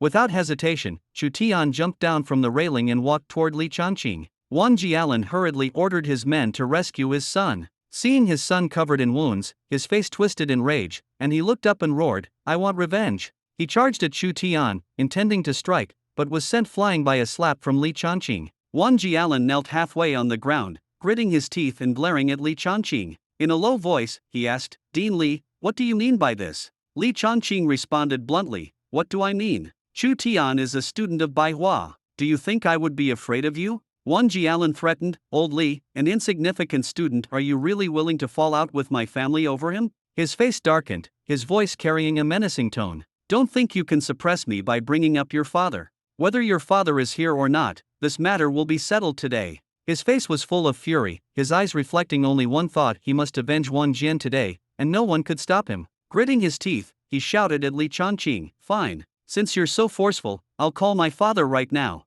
Wang Jialan pulled out his phone on the spot, his tone suddenly becoming respectful, dramatizing the situation like a disaster movie. Wang Jian was tortured by Chu Tian, the Wang family's bodyguards were injured, the police were shielding the culprit, and even Li Chongqing was siding with the other party. After hanging up, he stared at Chu Tian with a grim expression, his gaze seemingly saying, "You're dead today." The surrounding air grew tense, and everyone waited for the storm to arrive. Half an hour later, the roar of engines broke the silence. An old, dilapidated antique car, escorted by 5 Bentley Mulsannes, slowly drove onto the bridge. Stepping out of the car was a burly, steady-paced elderly man, exuding an overwhelming sense of oppression with every step he took. Except for Li Chongqing, everyone present felt a tightness in their chest, as if breathing had become difficult. This was Wang Jialan's father, the current head of the Wang family, Wang Qincan, a true heavyweight in Jiangqing, standing at the pinnacle of power. He laughed heartily, though his tone carried an air of authority. "Brother Li, long time no see.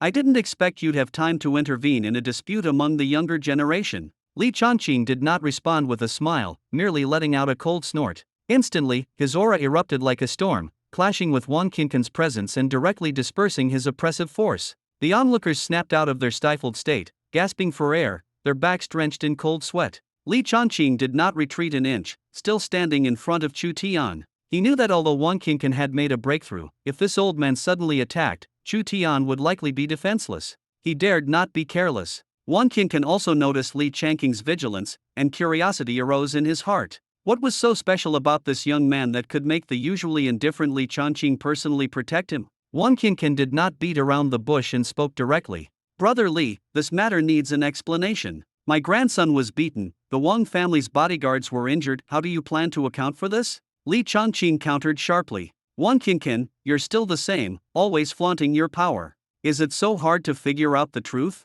All you know is to bully and fight. After all these years, you still haven't learned the meaning of fairness?" Wang Qincan's face darkened. He had finally broken through the realm he had cultivated for years, thinking he could finally suppress Li Chongqing, but to his surprise, the other party remained as strong as ever, even looking down on him. He gritted his teeth and said coldly, "I don't care what the reason is. If someone dares to touch a member of the Wang family, they must give me an explanation." The atmosphere suddenly grew tense. The police exchanged glances, completely unable to intervene. The current situation was far beyond their control. Li Chongqing sneered disdainfully, his aura growing even stronger. Do you really think that breaking through means you can do whatever you want? As soon as he finished speaking, Li Changqing's energy surged like a landslide or tsunami. The atmosphere around them shifted dramatically, and even Wang Qinqin had to raise his internal energy to resist, his expression changing on the spot. He exclaimed in shock, "You broke through too?" Li Changqing responded indifferently, as if everything was within his expectations. "If you can do it, why can't I?" "Don't act so surprised." Wang Qinqin's heart burned with rage. It had taken him 2 years of seclusion to finally break through, yet Li Changqing seemed to naturally stand above him. Why? Why was it that he had already reached his limit, yet Li Changqing could still suppress him? He was unwilling to accept it. Li Changqing said, "Wang Qinqin, let this matter end here. Take a step back, and it will be good for everyone. If you insist on refusing, don't blame me for showing no mercy." Wang Qinqin roared in fury, "Are you threatening me?" Li Changqing's tone remained cold. "Interpret it however you like, but I've made myself clear enough." Chu Tian stood to the side, watching the clash between the two powerhouses, utterly shaken. He suddenly felt that Li Changqing truly lived up to his reputation as a legendary master. His words alone could infuriate people to death. The tension grew thicker. Wang Qinqin suddenly changed tactics, sneering, "As long as I can hold you off with my skills, the others will be more than enough to take Chu Tian away. Do you really think you can stop me?" Li Changqing's warning was unmistakable. "Go ahead and try. If you dare to lay a finger on Chu Tian today, your Wang family will face annihilation." Hearing this, Wang Qinqin grew even more confident and shouted loudly, "This kid, no one can save him today, no matter who comes. I'm taking him, and let's see who dares to stop me." At that moment, a playful yet mocking voice rang out. "Wang Qinqin, do you really think Jiangqing is your family's territory?" The crowd parted, and a middle-aged man strode forward, followed by an elegant woman. When Chu Tian saw who it was, his heart trembled. He hadn't expected them to show up. It was none other than his father-in-law, Chao Zhenyi's, and his wife, Chao Yufei. Chao Zhenyi's sharp gaze swept over the scene as he walked forward. Wang Qinqin's eyes were fixed on Chu Tian, and only after confirming that his son-in-law was unharmed did he breathe a sigh of relief. But moments later, being blatantly ignored by Chao Zhenyi's in public caused his anger to flare up instantly. "Chao Zhenyi's, what exactly are you trying to do?" Wang Qinqin demanded coldly, his voice full of suppressed rage. Chao Zhenyi's looked at him with disdain, casually picking at his ear as he lazily replied, "Why are you shouting? You're getting old, yet you still lack composure." Wang Qinqin hadn't expected to be openly mocked by a junior in front of everyone. His face turned ashen with fury. His anger caused his energy to surge, and without warning, he threw a punch. But Chao Zhenyi's had been prepared. From the moment he entered, he had been on guard against Wang Qinqin's tricks. The two clashed on Jiangqing Bridge, and the collision of their powers caused the entire bridge to shake violently. The shockwaves of their energy overwhelmed everyone present, but the two quickly withdrew their hands, refraining from further action. Wang Qinqin's expression grew heavy, his heart filled with shock. He had seized the opportunity to launch a sneak attack, yet he hadn't gained the upper hand. Chao Zhenyi's strength was clearly above his own. Having just broken through, Wang Qinqin had been brimming with confidence, ready to lead the Wang family to prominence. But now, fresh out of seclusion, he had suffered repeated setbacks, making him question whether his years of arduous cultivation had been worth it. Chao Zhenyi shook his arm nonchalantly and mocked, "Old Wang, your years of secluded training were nothing but a waste of time." Chu Tian couldn't help but laugh out loud. He suddenly realized that his father-in-law's sharp tongue was even more formidable than his own. Wang Qinqin's barely suppressed anger flared up again. "Chao Zhenyi's, what exactly are you trying to do?" Chao Zhenyi smirked and said directly, "I'm here to take my son-in-law home." The word son-in-law instantly froze the atmosphere on sight. Chao Zhenyi's daughter, Chao Yufei, was almost universally known in Jiangqing, a prodigy respected even by the older generation of elites. Upon hearing this term, Li Changqing's expression changed dramatically, staring at Chu Tian in disbelief. He began to suspect whether everything was as he imagined. Wang Qinqin was even more stunned, standing frozen in place. "Your son-in-law is it that kid he mentioned?" Chao Zhenyi's nodded with satisfaction, beckoning with a smile. "You've got some sharp eyes. Come here, Xiao Tian. Today, I want to see who dares to touch you." Chu Tian walked over with a broad smile. Chao Yufei grabbed his arm, her face full of worry, and whispered, "Are you okay? Are you hurt?" "Don't worry, these small fry can't threaten me," Chu Tian reassured her softly. Wang Qinqin, hearing Chu Tian's tone, grew angrier, his eyes filled with murderous intent. Just as the atmosphere began to calm, Wang Jialan suddenly spoke venomously, unwilling to back down. "If it weren't for someone backing you up, I'd kill you in minutes." His arrogance silenced the crowd, leaving everyone shocked that he dared provoke at such a moment. Chu Tian chuckled, finding Wang Jialan's behavior utterly absurd. He quietly consulted the system, which responded succinctly. Wang Jialan, silver 2-star, flashy but lacking substance. The recent battles had made Chu Tian feel his strength was on the verge of breaking through. He realized that if he could endure another high-pressure confrontation, he might have the chance to advance to bronze 8-star. Although Wang Jialan's power was no match for the big players, it could still provide enough pressure. More importantly, as long as Chao Zhenyi's was present, even if he failed, his life would not be in danger. Chu Tian made up his mind and provocatively asked Wang Jialan, "Aren't you quite arrogant? Why not give it a try and see how you'll kill me in minutes?" The atmosphere instantly grew tense. The three people beside him called out in surprise, "Xiao Tian, Xiao Chu, honey." Chao Yufei nervously grabbed Chu Tian's hand, her face full of worry. "Don't be impulsive. Don't go head-to-head with him." Chao Zhenyi also advised, "Xiao Tian, your cultivation speed is fast. You'll catch up to him sooner or later. There's no need to take risks now." Wang Jialan hadn't expected Chu Tian to agree publicly, his face filled with disbelief, but it quickly turned into a sinister smile. "You're really courting death. Let's see if you keep your word." Chu Tian patted Chao Yufei's hand and said firmly, "Uncle Nan, Yufei, don't worry. I know what I'm doing. If I can't win, I'll retreat. I won't act recklessly." Wang Jialan, however, paid no attention, his mind consumed with murderous intent. This was the opportunity he had been waiting for. Chao Zhenyi and Li Chongqing had already quietly prepared to intervene at any moment. Wang Qincan whispered to Wang Jialan, "Hit hard, don't leave him alive." Wang Jialan confidently replied, "Don't worry, I'll make sure he dies without a burial place today." Under the watchful eyes of the crowd, Chu Tian walked to the center of the bridge. Wang Jialan followed with malicious laughter, his voice dripping with venom. "Kid, just wait to regret provoking the Wang family." Chu Tian swallowed a true chi pill and coldly retorted, "I hope you're more useful than your brother. Otherwise, this will all be a waste of time." Wang Jialan, enraged, laughed coldly and unleashed his aura, charging at Chu Tian. The surrounding spectators held their breath, more nervous than the two combatants themselves. Chao Yufei clenched her hands tightly, her knuckles turning white, her body trembling uncontrollably, filled with worry and fear. Even though the system had said Wang Jialan, Chu Tian's body was already battered, barely able to hold on. Wang Jialan pressed forward like a ferocious wolf, each punch carrying lethal intent. Chu Tian knew this guy was merely using the guise of a duel to push him to the brink. The dragon AO in Chu Tian's hand became his sole reliance.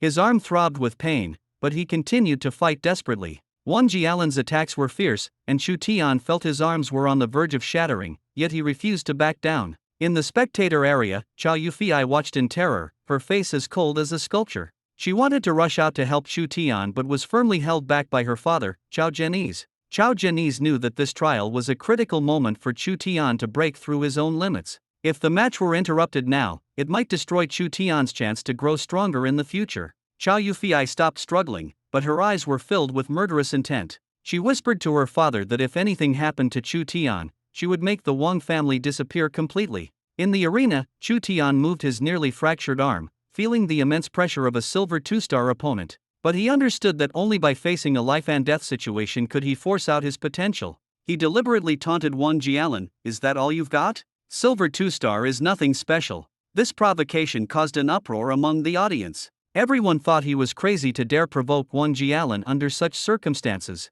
Wang Jialan, burning with rage, instantly surged with energy, nearing his peak. He charged forward with a roar, delivering a black tiger heart strike straight toward Chu Tian's chest. Chu Tian used all his strength to block with his battle dragon AO, but he was still sent flying by the punch, blood spraying from his mouth. Chao Yufei bit her lip in anger, and Chao Zhenyi and Li Chongqing finally couldn't hold back and prepared to intervene. However, Wang Qincan blocked their way, warning them not to interfere. Chu Tian struggled to his feet, wiping the blood from his mouth, and gritted his teeth as he told Chao Zhenyi and Li Chongqing that he was fine. His persistence and determination left the two with no choice but to step back, their faces full of worry. Wang Jialan sneered at the sight and launched another killing move. This time, a flash of murderous intent appeared in Chu Tian's eyes. At the critical moment, he swallowed a true chi pill, and his energy surged instantly. The divine whip suddenly appeared in his hand. Wang Jialan attacked with full force, but Chu Tian roared, "Slash!" A flash of purple light made Wang Jialan instinctively sense danger.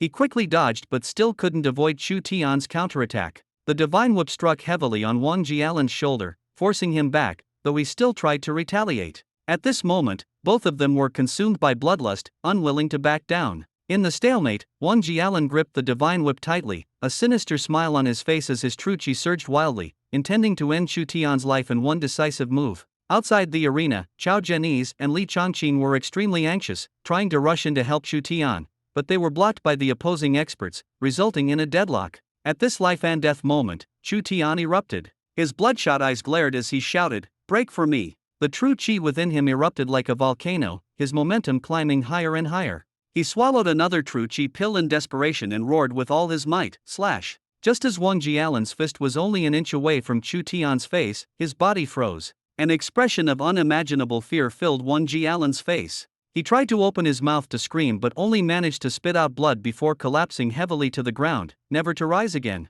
Silence. Oppression. Blood. The entire arena fell into an instant hush. The Wang family coldly carried away Wang Jialan's corpse without a single harsh word, but the calmness concealed a deep and chilling menace. No one knew what they would do next. On the stage, Chu Tian slowly released the divine whip in his hand. He was covered in blood but stood tall and straight. That night, the victory he fought for with his life was not just for himself but also for the dignity of his family behind him. His counterattack in adversity made everyone understand only those who refuse to yield in the face of despair can break through hopelessness and carve their own path. How could family bonds truly be disregarded? Wang Jialan's death was like a thorn deeply embedded in the hearts of his family. They hated Chu Tian, hated him to the core, and if given the chance, they would never let him go. But Chu Tian was unafraid. He knew this life was already borrowed. If given the chance to do it again, he would still eliminate Wang Jialan without hesitation. Because some choices come without regret. At that moment, the familiar system voice rang out again.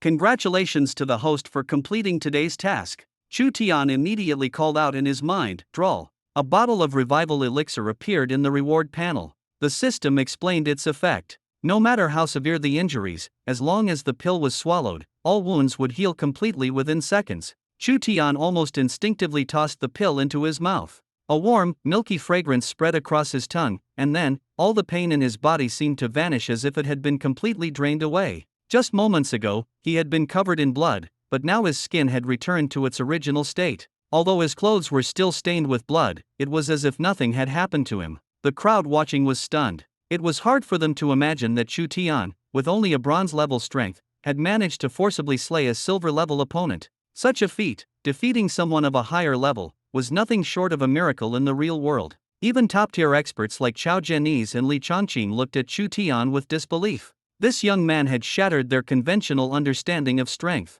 The atmosphere froze momentarily. Chao Yufei rushed to Chu Tian's side, her eyes red and her voice trembling. "Husband, are you okay? We need to get to the hospital." Suddenly, Chu Tian's body went limp, and he collapsed directly into Chao Yufei's arms. Unexpectedly, his head ended up nestled against her chest, and the softness against his chest almost made him forget the pain. He took a deep breath, feeling a wave of comfort. This sensation was probably more effective than the pill. Chao Yufei felt Chu Tian's rapid breathing and thought his condition had worsened, becoming even more flustered. "Husband, you have to hold on. We're going to the hospital right now." Chu Tian weakly replied, "Wife, I'm really fine, just exhausted. Can we go home so I can rest?" Chao Yufei quickly nodded, helped him into the car, and sped toward the hospital. Meanwhile, Chao Zhenyi's politely expressed his gratitude to Li Changqing. "Elder Li, we owe you so much today. If there's ever anything you need, just let me know." Li Changqing waved his hand. "Young Chu is a student of Baihua, so this was my duty."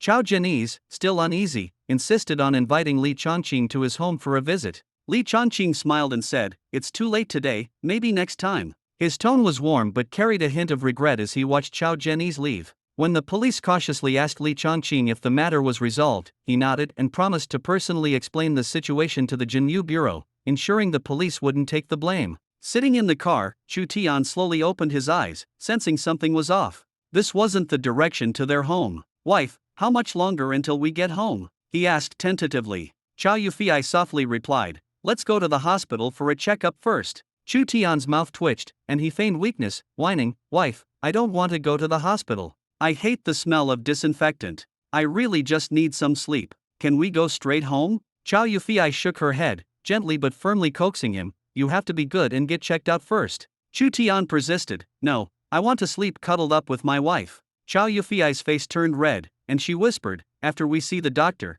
you can cuddle however you want when we get home." Hearing this, Chu Tian was overjoyed. He wanted to jump up, but seeing how insistent Chow Yufei was, he ultimately complied and went to the hospital for a full checkup. The doctor, looking at the stack of test results, was incredulous. "Miss Chow, this gentleman is perfectly fine. His test results are healthier than most people. There's absolutely nothing wrong." Chow Yufei, still worried, asked, "Could something have been missed? Should we check again?" The doctor waved his hands repeatedly. "No need. His physical condition is excellent. You can rest assured." Back home, Chow Yufei took on the role of a diligent nurse, carefully removing Chu Tian's bloodstained jacket. She was extremely gentle, even helping him take off his shirt. Seeing Chu Tian's strong, muscular upper body, Chow Yufei couldn't help but blush slightly. Her fingers accidentally brushed against his skin, which was cool and smooth to the touch, with an incredible texture. Chu Tian felt her hand lingering on his body, and a mix of nervousness and anticipation surged within him.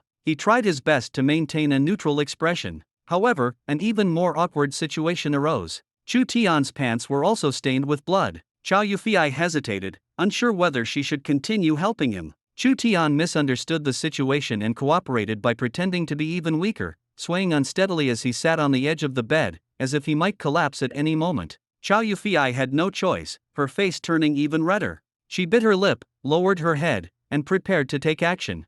Her hands trembling slightly, Chow Yufei slowly reached toward Chu Tian's waist. At that moment, Chu Tian's heart was pounding so hard it felt like it might burst out of his chest. He closed his eyes, repeatedly telling himself that she was really approaching him. This was a scene he had fantasized about countless times, and now it was finally becoming reality. But things didn't go as smoothly as he had imagined. Chow Yufei's cheeks were as red as ripe apples. She lowered her head, trying hard to find something around Chu Tian's waist. Her fingers fumbled back and forth at the belt area, but to no avail. In a small voice, she asked, Where's your belt?" Chu Tian couldn't help but laugh awkwardly and replied, "Honey, I'm not even wearing a belt with these pants." This instantly made Chow Yufei even more embarrassed. She had been searching for a belt in vain, and the awkwardness made her wish she could disappear. Summoning her courage, she finally untied the bow on Chu Tian's pants but didn't dare open her eyes, relying only on touch to proceed slowly. The process was an incredibly tense and delicate experience for both of them. Suddenly, Chow Yufei's hand accidentally touched an unfamiliar spot, and her mind went blank. She didn't need to think to guess what she had just touched. Her face burned even hotter than before as she quickly withdrew her hand, pretending nothing had happened. She mustered all her strength to pull off his pants, then hurriedly rushed into the bathroom to splash her face with cold water, trying to calm herself down. Chu Tian couldn't help but mock himself internally. "Hang in there, buddy. One day, you'll reclaim your territory." He tried to maintain his weak appearance and half-jokingly said to Chow Yufei, "Honey, I've got blood on me too. Can you help me take a bath?" Chow Yufei was so shocked she could barely speak, her voice stammering, What? You want me to help you bathe?" She wasn't ready to face such an intimate situation. "I'm really uncomfortable," Chu Tian said, putting on a pained expression that could win an acting award. Chow Yufei's heart raced like a drum, caught in a dilemma. She wasn't ready to be completely open with Chu Tian yet, and just the thought of it left her flustered. "Honey, can you come over and help me?" Chu Tian asked weakly. "Can't you wash yourself?" Chow Yufei was on the verge of tears, her voice trembling. "But I'm not ready yet." Seeing that she was about to cry, Chu Tian felt a pang of guilt. "How about you just get me a towel? I can wipe myself down," he suggested. Chow Yufei, feeling as if she had been granted a reprieve, immediately rushed to the bathroom and brought back a damp towel. Chu Tian began wiping himself, but perhaps he used too much force and accidentally twisted his arm, crying out in pain, "Ah!" Chow Yufei immediately leaned in, concerned. "What happened?" "I twisted my arm." Chu Tian's expression was genuinely pained, and there was a crisp sound from his bones. Chow Yufei quickly took the towel from him. "Turn your back to me. I'll help you wipe." Hearing this, Chu Tian immediately smiled, as if all his pain had vanished in an instant. Chow Yufei's hands trembled slightly as she carefully wiped him down. Her breathing was close to Chu Tian, which felt like a kind of enjoyment to him, but for Chow Yufei, every second was torment, her heart filled with complex emotions and shyness. After finishing, Chow Yufei glared at Chu Tian with a flushed face and carefully helped him back to bed. The night passed quickly, and the atmosphere between them gradually eased. The next morning, Chow Yufei asked Chu Tian with concern, "How are you feeling? Should we go to the hospital to double-check?" Chu Tian had initially planned to continue feigning innocence and stay in bed, but he knew that overdoing it might expose him, making things harder to handle later. I'm almost fully recovered. Don't worry. Chow Yufei, seeing him say this, also breathed a sigh of relief. After giving a few reminders, she hurried off to work at the company. At this moment, Chu Tian was in an excellent mood. He took a sip of soy milk and prepared to drive to school. Just then, a notification sound suddenly echoed in his mind. Ding! Please sign in, host. Chu Tian immediately responded, sign in. The system promptly issued a task. Ding! Today's task. Touch a female's butt. Chu Tian smiled wryly. The system's tasks always seemed to push boundaries. If he'd known earlier, he would have completed it casually just now. After arriving at the classroom, the chubby Zhu Gilai immediately came over, speaking mysteriously, Brother Tian, have you heard? There was a big fight at Jiangcheng Bridge yesterday. Chu Tian pretended not to know, haven't heard. Zhu Gilai recounted the story vividly, as if he were the protagonist himself. Listening to him, Chu Tian almost began to suspect that he had been the audience last night. Chu Tian asked how Zhu Gilai knew the details so well, and Zhu Gilai proudly replied, I was there the whole time, almost joined the fight myself. At that moment, Diana entered the room and rushed to Chu Tian, her face full of concern. Chu Tian, are you okay? Zhu Gilai was puzzled. Brother Tian looks fine, what could have happened? Diana rolled her eyes and said, you don't know? Chu Tian was almost ambushed at Jiangcheng Bridge last night. Zhu Gilai finally realized, his eyes widening as he stared at Chu Tian. The classroom was filled with tension. Just as dawn broke, Chu Tian and Zhu Gilai started bickering. Zhu Gilai, full of disbelief, pressed him, was it really you who did that yesterday? Chu Tian refused to admit it, instead teasing back, if it wasn't me, was it you? The two exchanged words, and the atmosphere instantly became lively. Zhu Gilai puffed out his cheeks, deliberately turning his head away, ignoring Chu Tian. Humph, I won't talk to you anymore. His sulking expression made him look like a child throwing a tantrum. At this moment, Miran Yunkai entered the classroom, her expression serious, and announced, starting today, formal training begins. The first class is a comprehension test. This martial skill is the most basic entry-level technique of Bai Hua. Next, you'll see how quickly you can grasp it to the initial stage. Miran Yunkai's gaze swept across the room, and all the students who had just reached Bronze 1 star unconsciously held their breath. They had never formally learned martial skills before. For them, even entry-level comprehension was difficult, let alone reaching the initial stage. Her gaze lingered particularly on Chu Tian. You've already practiced this martial skill, so you don't need to participate in the test. The surrounding classmates were envious upon hearing this. Everyone knew martial skills could enhance combat power, but the learning process was tedious and challenging. Chu Tian smiled and asked, then what should I do? Miran Yunkai pointed to the side. There's a stone puppet forest here. You can give it a try. If you encounter any questions, feel free to ask me. Chu Tian looked at the stone puppet forest, calculating in his mind. The stone puppets at Baihua Academy should be quite strong. I hope I don't accidentally break them. To avoid misunderstandings, he decided to clarify first. He walked up to Miran Yunkai and asked with a smile, Instructor Yunkai, how much strength can the stone puppet forest withstand? Miran Yunkai seemed a bit puzzled, as if she thought Chu Tian was being overly cautious. But she still answered, you can choose bronze, how many stars? Chu Tian hesitated slightly, let's try silver 1 star. The classroom instantly fell silent, and everyone stared at Chu Tian in disbelief. Even Miran Yunkai couldn't help but freeze. The students present all knew that even if Chu Tian was currently at bronze 9 star, he absolutely couldn't handle the silver 1 star stone puppet forest. Those stone puppets were like a group of emotionless stone soldiers, capable of enduring extremely strong attacks. Even a true silver-level expert might get injured in the bronze 9 star stone puppet forest. Yet Chu Tian immediately wanted to challenge the silver 1 star difficulty. Did he really think he was invincible? Miran Yunkai's expression turned cold. Do you know that those who dare to choose silver 1 star are usually silver 2 star experts?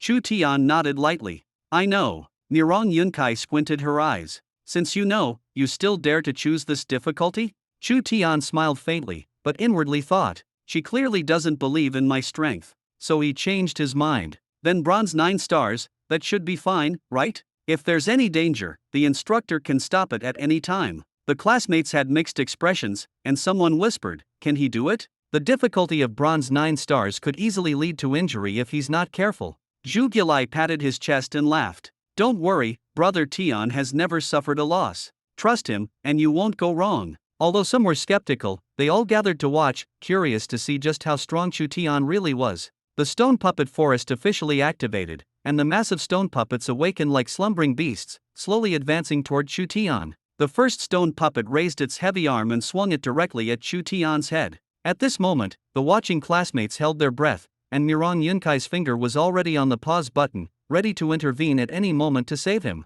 But in the next second, Chu Tian made his move. His figure was as swift as lightning, and with one palm strike, the force of ninefold palm erupted instantly. The first stone puppet was sent flying, crashing into a group of puppets behind it. Everyone was stunned. Zhu Gilai shouted excitedly, "Trust Brother Tian, and you'll live forever." The others were completely won over by Chu Tian's strength. Mirong Yunkai's expression shifted from disappointment to shock. "He's not arrogant. He's genuinely strong," she thought to herself in amazement. At this moment, Chu Tian's palm strikes were like thunder, shattering each stone puppet with every move. In no time, the entire stone puppet forest was swept clean. He wasted no time and didn't drag things out, using absolute strength to completely crush the high-difficulty stone puppet forest. The watching classmates were utterly dumbfounded. At that moment, Chu Tian felt the energy within him stirring restlessly, as if ninefold palm was about to break through to a higher level. Chu Tian immediately shouted, "Instructor Yunkai, hurry and take a look, I think I've made a breakthrough."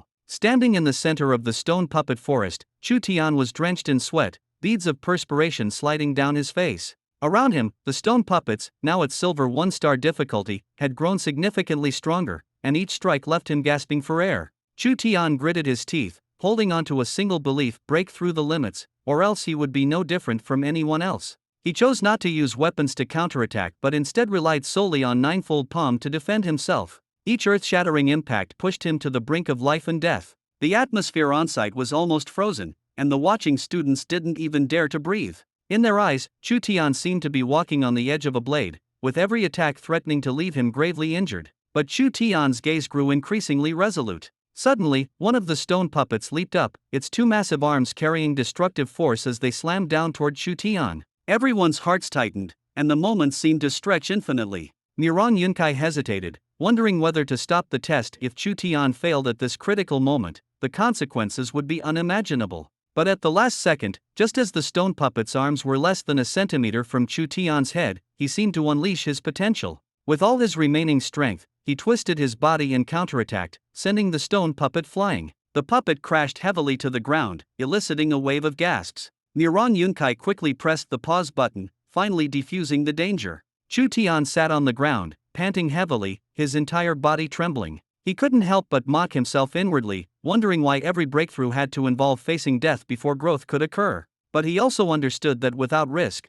there would be no reward. The students below all looked at Chu Tian with genuine respect on their faces. They knew very well that a strong person is not only strong because of talent but also because of persistence and relentless effort. If any one of them were in his place, even knowing that persevering could lead to advancement, they might not have the courage to bet their lives on it. Mirong Yunkai stepped forward and helped the exhausted Chu Tian up. Usually calm and composed, her eyes now carried a hint of warmth. Chu Tian forced himself to say thanks, not even having the strength to lift his hand to take the returning light pill. Weakly, he let his hand drop, accidentally landing on a soft spot behind Mirong Yunkai. Mirong Yunkai's cheeks uncharacteristically flushed red, seemingly unable to hide her shyness in that moment. Just as the situation grew a bit awkward, the mechanical voice of the system rang out. "Congratulations to the host for completing the task. Please draw a reward." Chu Tian had no time to dwell on the untimely incident. His mind was solely focused on the reward. He desperately needed a Black Sky upgrade card to keep his strength on par with his enemies.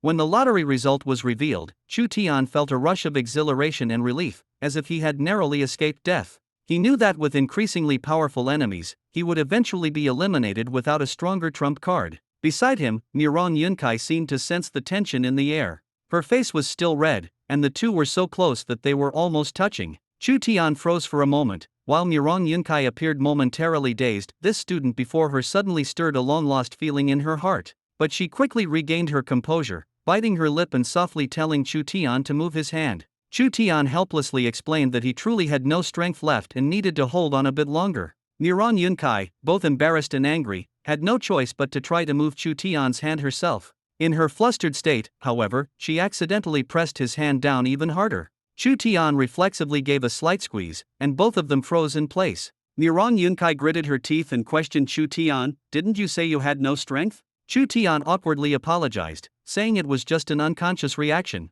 Mortified, Mirong Yunkai flung Chu Tian's hand away and hurriedly walked out, leaving Chu Tian on the ground with a wry smile. Though his voice was soft, Mirong Yunkai still heard Chu Tian mutter, "You pressed it yourself, why are you mad?" The atmosphere in the room grew even more delicate. Zhu Gilai looked at Mirong Yunkai with concern and asked if Chu Tian was okay. Mirong Yunkai, her expression still unsettled, coldly instructed everyone to focus on their training. At that moment, her emotions were more complicated than anyone else's. She felt both worry for her student and an indescribable, fresh emotion. Chu Tian, on the other hand, refocused his energy, preparing to face the next unknown challenge. This time, he had learned an important lesson. Everyone has the potential to break through their limits, but only the brave can truly change their destiny and the fate of the world. By the end of the morning's training, the air was still thick with tension. Aside from Chu Tian, nearly everyone else had been pushed to their limits under Mirong Yunkai's relentless tests. They finally understood why past students would grow solemn at the mere mention of this female instructor.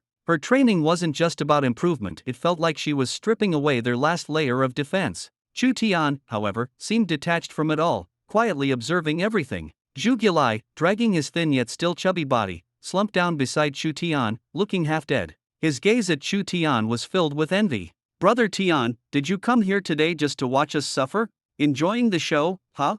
Zhu Gilai complained. Chu Tian shrugged nonchalantly. "Not bad. Why are you so loud? It's not like you haven't been through this kind of torture before." Zhu Gilai couldn't help but grumble. "If I could be like a pig and not think about anything, I'd accept it. At least I wouldn't be so traumatized that I'm even scared of seeing girls now." Chu Tian instinctively leaned back a bit, joking, "Stay away from me. I still prefer girls." When they reached the cafeteria, Zhu Gilai's eyes lit up at the sight of the steaming white rice. He immediately grabbed 5 chicken drumsticks in one go. His actions left the cafeteria lady stunned. She had never seen a student with such an appetite in all her years of work. "Little chubby one, are you sure you can eat all that? Don't make yourself sick," the lady asked with concern. Zhu Gilai, too busy devouring a drumstick, mumbled through a full mouth, "Auntie, as long as the drumsticks fill me up, that's all that matters." The aunt could only be amused by him, not understanding if the school had somehow offended him to make him endure such hardship. Before long, 5 chicken drumsticks were devoured,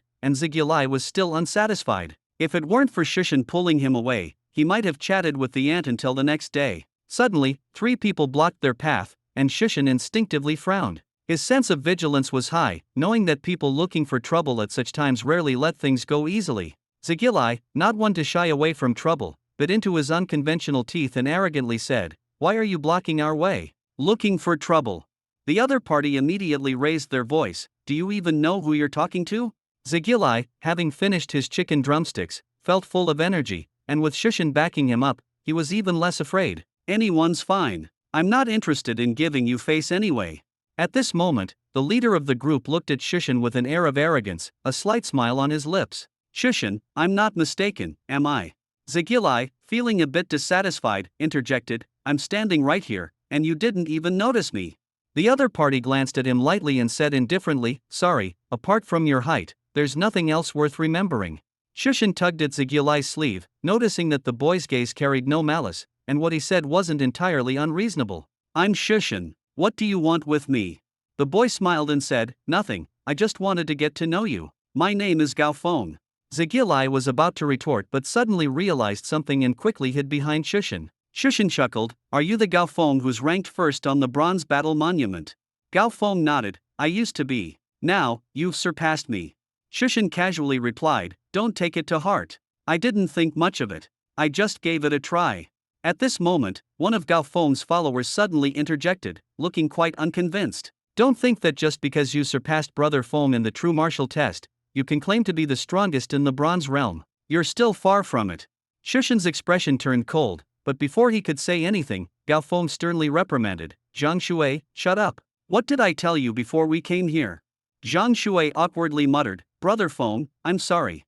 Though reluctant, he gritted his teeth and lowered his head to apologize. Shushan's impression of Gao Feng improved instead. Such people were rare among experts. Despite being surpassed, he could still be so magnanimous and even take the initiative to make friends, showing a broad-mindedness that was admirable. Shushan even felt a bit inspired by Gao Feng's demeanor. This kind of openness from a true strong individual was truly commendable. Gao Feng patted Shushan's shoulder and said, "Zhang Shui is usually impulsive. I hope you won't take it to heart." Shushan smiled generously. Senior Gao, you're too polite. We're all students. It's nothing.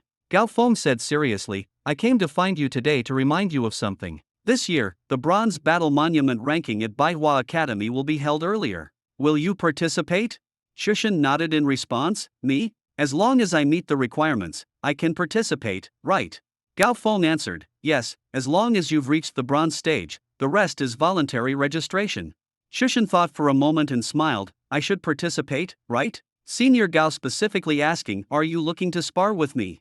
Gao Feng's smile was bright, his eyes filled with fighting spirit. Only by facing a true opponent can you discover your shortcomings and become stronger. I'm looking forward to competing with you. Just as the two finished speaking, a cheerful female voice came from the corner of the cafeteria, Shushan. Shushan turned to look and saw a tall girl in sportswear with a ponytail, her eyes bright as stars. The girl was Li Shaiki, accompanied by a boy, Song Qingfeng, who followed her closely. Li Shaiki's eyes were full of delight as she looked at Shushan, her tone warm and enthusiastic. The long-lost campus life suddenly became tense. Li Shaiki had appeared, she was a legendary girl on campus, and almost everyone had heard her name. Her appearance effortlessly drew everyone's attention. Faced with this confident and energetic senior, Chu Tian couldn't help but feel a slight tension in his heart, yet he responded with a smile, Senior Li, long time no see. She smiled and asked Chu Tian if he had adapted to life at Baihua and whether there was anything he found uncomfortable. Chu Tian politely replied that everything was great and that he liked the atmosphere there. Gao Feng silently observed from the side, feeling both surprised and envious. He knew that Li Shaiki always kept her distance from others. Even though she smiled at everyone, it was merely out of courtesy. But with Chu Tian, Li Shaiki's smile was genuine, and even Gao Feng had to admit that some people naturally inspire admiration and respect.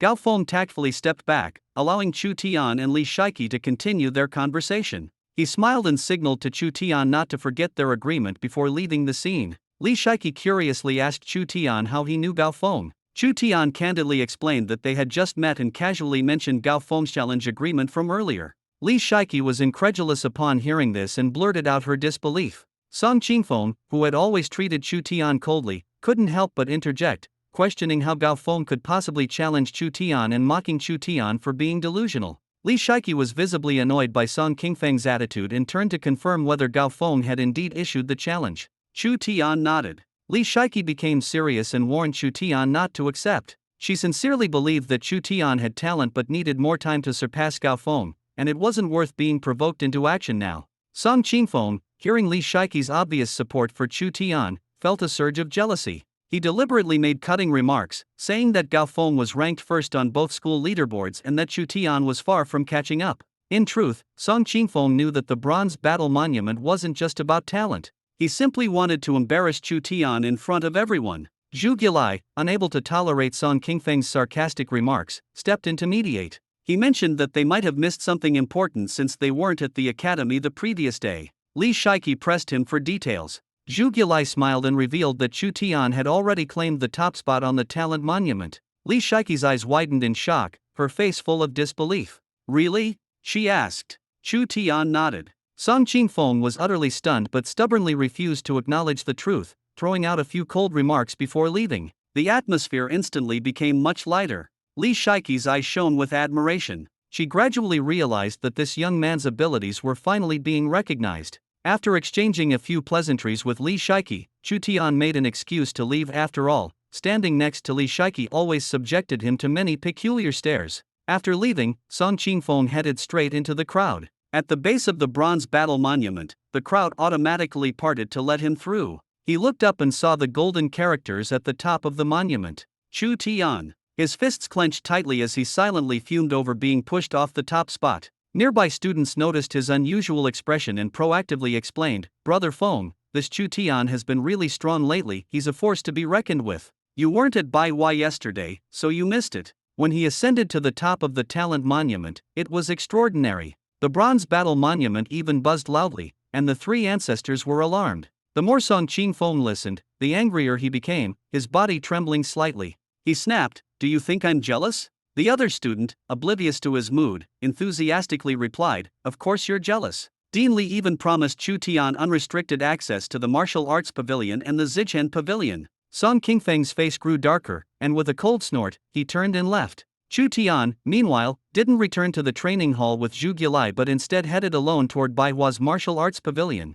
As he reached the entrance, he was stopped by an elderly man sitting in a rocking chair. The old man squinted his eyes and spoke bluntly, "Kid, show me your entry pass." Chu Tian was momentarily stunned and honestly replied, "Senior, I don't have an entry pass." The old man snorted, his voice carrying an undeniable authority. "No entry pass? Then what are you doing at the martial arts pavilion? Planning to replace me?" Chu Tian smiled helplessly and quickly explained that he lacked such abilities, even throwing in a compliment. However, the old man interrupted his defense with a curt "That won't work. Rules were rules, without an entry pass, he couldn't go in." At this point, Chu Tian had no choice but to truthfully explain that Dean Li had personally approved his entry. The old man squinted his eyes and snorted coldly, "Dean Li approved it? Fine, go ask him for an entry pass. Otherwise, have him come and tell me himself." Standing at the entrance, Chu Tian was speechless. Hearing the old man casually refer to the dean as Little Li, his heart skipped a beat. His intuition told him that this old man was no ordinary person, perhaps a hidden big shot. Despite feeling uneasy, Chu Tian suppressed his emotions and patiently explained his identity. "Senior, my name is Chu Tian. I really was approved by the dean to enter." The old man squinted his eyes, staring at Chu Tian with a half-smile, as if testing his patience and sincerity. "Are you Chu Tian or Chu Di? Without a pass, you can't come in." "Wait a minute, did you just say you're Chu Di?" "No, Chu Tian." The old man's eyes suddenly widened, sharp as knives, directly piercing into Chu Tian as if trying to uncover every secret in his heart. Chu Tian felt an immense pressure, causing him to involuntarily take several steps back. At this moment, he fully realized that the old man before him was definitely not ordinary. If he had been more casual earlier, the consequences would have been unimaginable. Even so, Chu Tian braced himself and said, "Senior, I am Chu Tian." The old man's attitude changed dramatically, as if he were a completely different person. He waved with a smile, "You should have said so earlier. Go on in. The real treasures are on the 3rd floor. Whether you can make it up there depends on your own abilities." The sudden change left Chu Tian stunned. He couldn't figure out how the old man, who had just refused him entry, suddenly treated him like a beloved grandson. Just a minute ago, he had been adamantly blocking his way. In fact, Chu Tian's name was already legendary at Baihua Academy, especially regarding the mysterious rumors surrounding the 3rd floor of the martial arts pavilion, which filled him with curiosity. It was said that the 3rd floor housed supreme divine-level martial techniques, the academy's most guarded secret for hundreds of years, accessible only to a few deans. Entering the martial arts pavilion, Chu Tian bowed deeply to the old man. Watching his retreating figure, the old man smiled faintly, thinking to himself, "This kid carries extraordinary fortune. This era might be on the verge of a major shift." Such thoughts he would never voice aloud, but in his heart, he had placed heavy expectations on Chu Tian. The students waiting at the entrance saw the old man suddenly lost in thought and dared not make a sound, forming a long queue. When the old man snapped out of it and noticed the scene, he frowned and barked, "What are you all doing? Just standing there like fools? Can't you call me? If the school leadership sees this and deducts my pay, who's going to take responsibility?" The student at the front quickly whispered, "Elder Long, how could we dare disturb you? Stop spouting nonsense. If you don't call me, and something happens, you'll all be in trouble." Chu Tian ignored the commotion outside and focused his attention on the bookshelves on the 1st floor of the martial arts pavilion. After a quick scan, he found the martial techniques there too basic, offering nothing of interest. Without hesitation, he proceeded to the 2nd floor. Compared to the quiet 1st floor, the 2nd floor was much busier, with people carefully examining various martial techniques, hoping to find a suitable one. When they noticed Chu Tian's arrival, their eyes immediately filled with curiosity and scrutiny. Chu Tian was now a household name at Baihua Martial Academy, the genius who had resonated with the legendary bronze battle monument. Everyone wanted to see what martial technique he would choose. After browsing for a while, Chu Tian found that although the content on the 2nd floor was much more complex than the 1st, it still failed to captivate him. Ultimately, he set his sights on the legendary 3rd floor. The surrounding chatter didn't cease. Chu Tian hasn't found anything suitable after all this time? Maybe he just doesn't understand it, all bark and no bite. Someone else sneered, perhaps the sound of the bronze battle monument was due to a malfunction. Chu Tian paid no attention to these rumors. With a resolute gaze, he walked toward the staircase leading to the 3rd floor. He's heading to the 3rd floor? Even masters at the golden level dare not attempt it, and he, a bronze level student, wants to enter the 3rd floor? The crowd buzzed with discussion, almost no one believing in him. Chu Tian stepped onto the staircase. Boom. He was caught off guard and was forcefully repelled by a powerful energy, his blood surging within, almost causing him to vomit blood. The onlookers all sneered and mocked, as if waiting for Chu Tian to make a fool of himself. Stop trying to show off. Even golden level experts can't make it. You should just give up. Knowing your limits is the real wisdom. Chu Tian took a deep breath, circulated his inner energy, and approached again. This time, he was more cautious, testing each step carefully. The aura of the restriction was merciless, and the fluctuations of energy were so intense they nearly tore through his defenses. But despite the crushing defeat he had just experienced, Chu Tian was not discouraged. This time, he was better prepared. When the restriction suddenly erupted, he swiftly retreated, avoiding harm. After the second failure, the mocking voices around him grew louder than before. Everyone was convinced that this formation was impossible to break through, but Chu Tian's determination only grew stronger. Based on his analysis, the restriction at the staircase wasn't simply designed to block golden-level experts. It adjusted its attack intensity according to the challenger's strength, intelligently identifying their level. Even so, Chu Tian was acutely aware that with his current abilities, brute force was not an option to overcome this challenge. System, help me find a way to break through this restriction, he shouted in his mind. However, the system's response was cold and indifferent. Host, please rely on yourself. This system cannot interfere. Instead of feeling defeated, Chu Tian's fighting spirit was ignited. If brute force wouldn't work, he would try a different approach.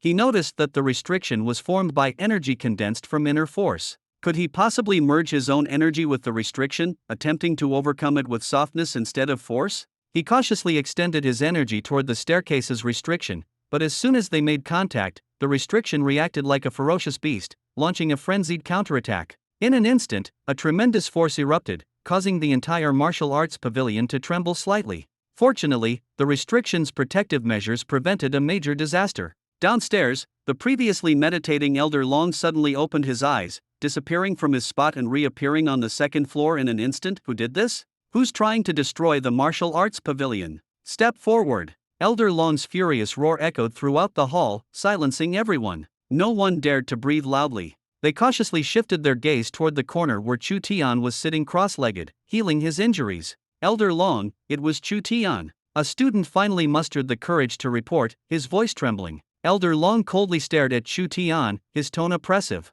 Stop causing trouble. If you make another sound, I'll skin you alive. Everyone, shut your mouths and stay put. To everyone's surprise, Elder Long did not punish Chu Tian but seemed to protect him instead. This unexpected turn of events led the surrounding students to speculate. Could Elder Long value Chu Tian, or was there another reason? But Chu Tian had no time to care about these speculations. He was circulating his inner energy and had just taken a pill, instantly healing his injuries. He was long accustomed to pressure and challenges, refusing to allow himself even a moment of slack. Chu Tian stood up, noticing Elder Long standing nearby with an inexplicable smile. He quickly rose and saluted. Senior, why are you here? Elder Long chuckled lightly. If I hadn't come, you'd have torn down the martial arts pavilion. I see you're just fumbling around, completely clueless? Chu Tian scratched his head, somewhat embarrassed as he admitted, this junior is dull-witted and still hasn't found a way to break through. Elder Long patted his shoulder. Don't rush. Some things might not be ready yet.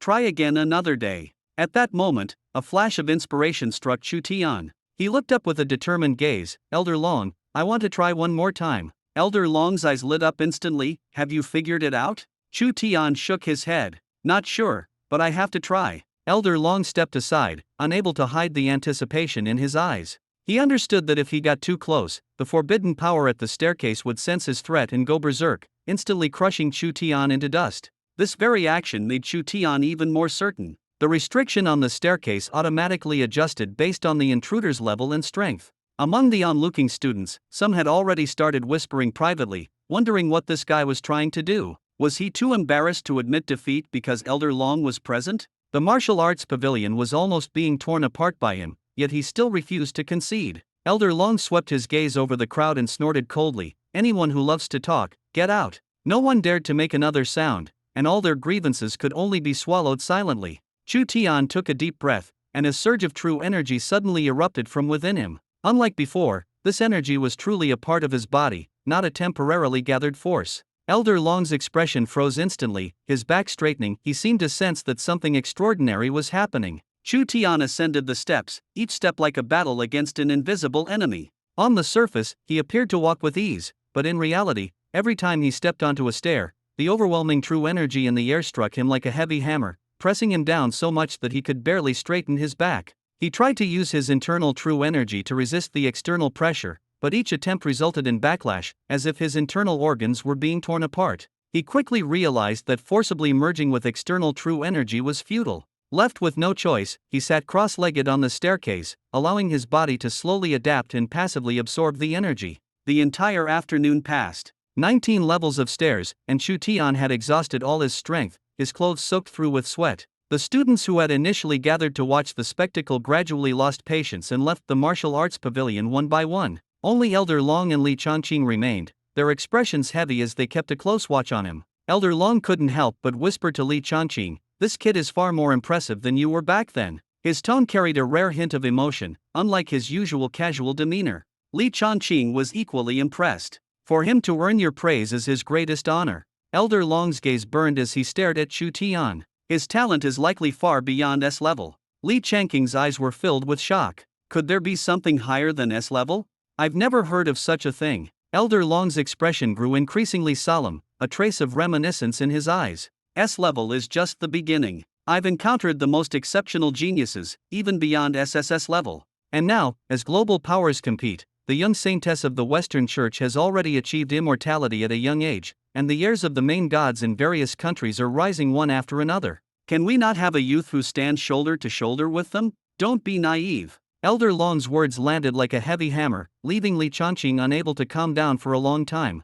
At that moment, the air suddenly turned cold. Li Changqing instinctively shrank back, sensing the hostility emanating from Elder Long. If Elder Long were to leave, the entire situation would be completely upended. Chu Tian's back was drenched in cold sweat, and even his breathing became cautious. The atmosphere was oppressive, and the room was filled with a tense sense of danger. Just then, Elder Long's deep and resolute voice broke the silence. "It's time to leave. Those forces have started acting up again, and we need to teach them a lesson. Moreover, this kid will obtain the ticket to enter that place after the 3rd level, where he'll compete with those young geniuses. Someone must hold the line. Xiaoyi still lacks experience and needs to stay in China to guard it, so I have to go personally this time." Li Changqing's eyes were full of admiration as he bowed respectfully. "No one will ever forget what you've done for China, Elder Long." Elder Long continued to instruct, "Remember, no matter what happens, you must ensure that kid's safety. But don't let him get too comfortable either. Some dangers he must face to grow."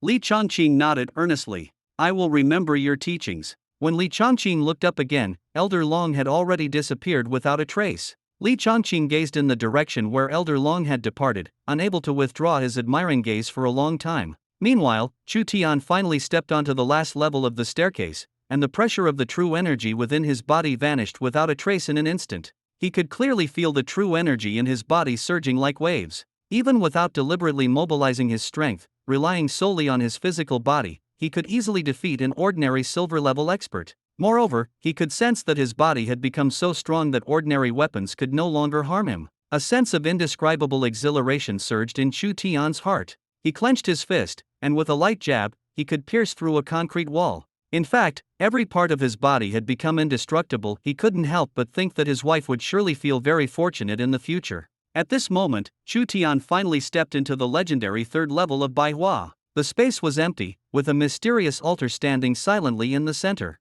Filled with curiosity, he was about to step forward to investigate when a clear and ethereal voice suddenly echoed in his mind. "Congratulations, Challenger, on successfully entering the Hall of Deification." Chu Tian was not startled. Over the years, he had frequently dealt with the system and had encountered all sorts of strange scenarios, so this unexpected situation was nothing new. Instead, he responded with a smile, "What is the Hall of Deification? Is this place going to perform some kind of deification ritual on me?" The voice seemed to chuckle and explained, "The Hall of Deification originates from ancient times. Everyone who passes the test can obtain a ticket to the quasi-divine battlefield. The pass in your hand will grant you the opportunity to compete against the strongest of your era." Chu Tian was unimpressed and smirked. "Sounds decent, but isn't it just a ticket? Be realistic and give me some tangible rewards, will you?" On the altar lies the 9 Revolutions Golden Body Technique, a manual for tempering the physical body, the voice replied. Chu Tian immediately walked up to the altar and indeed saw a manual and a heavy card that appeared to be made of both metal and stone.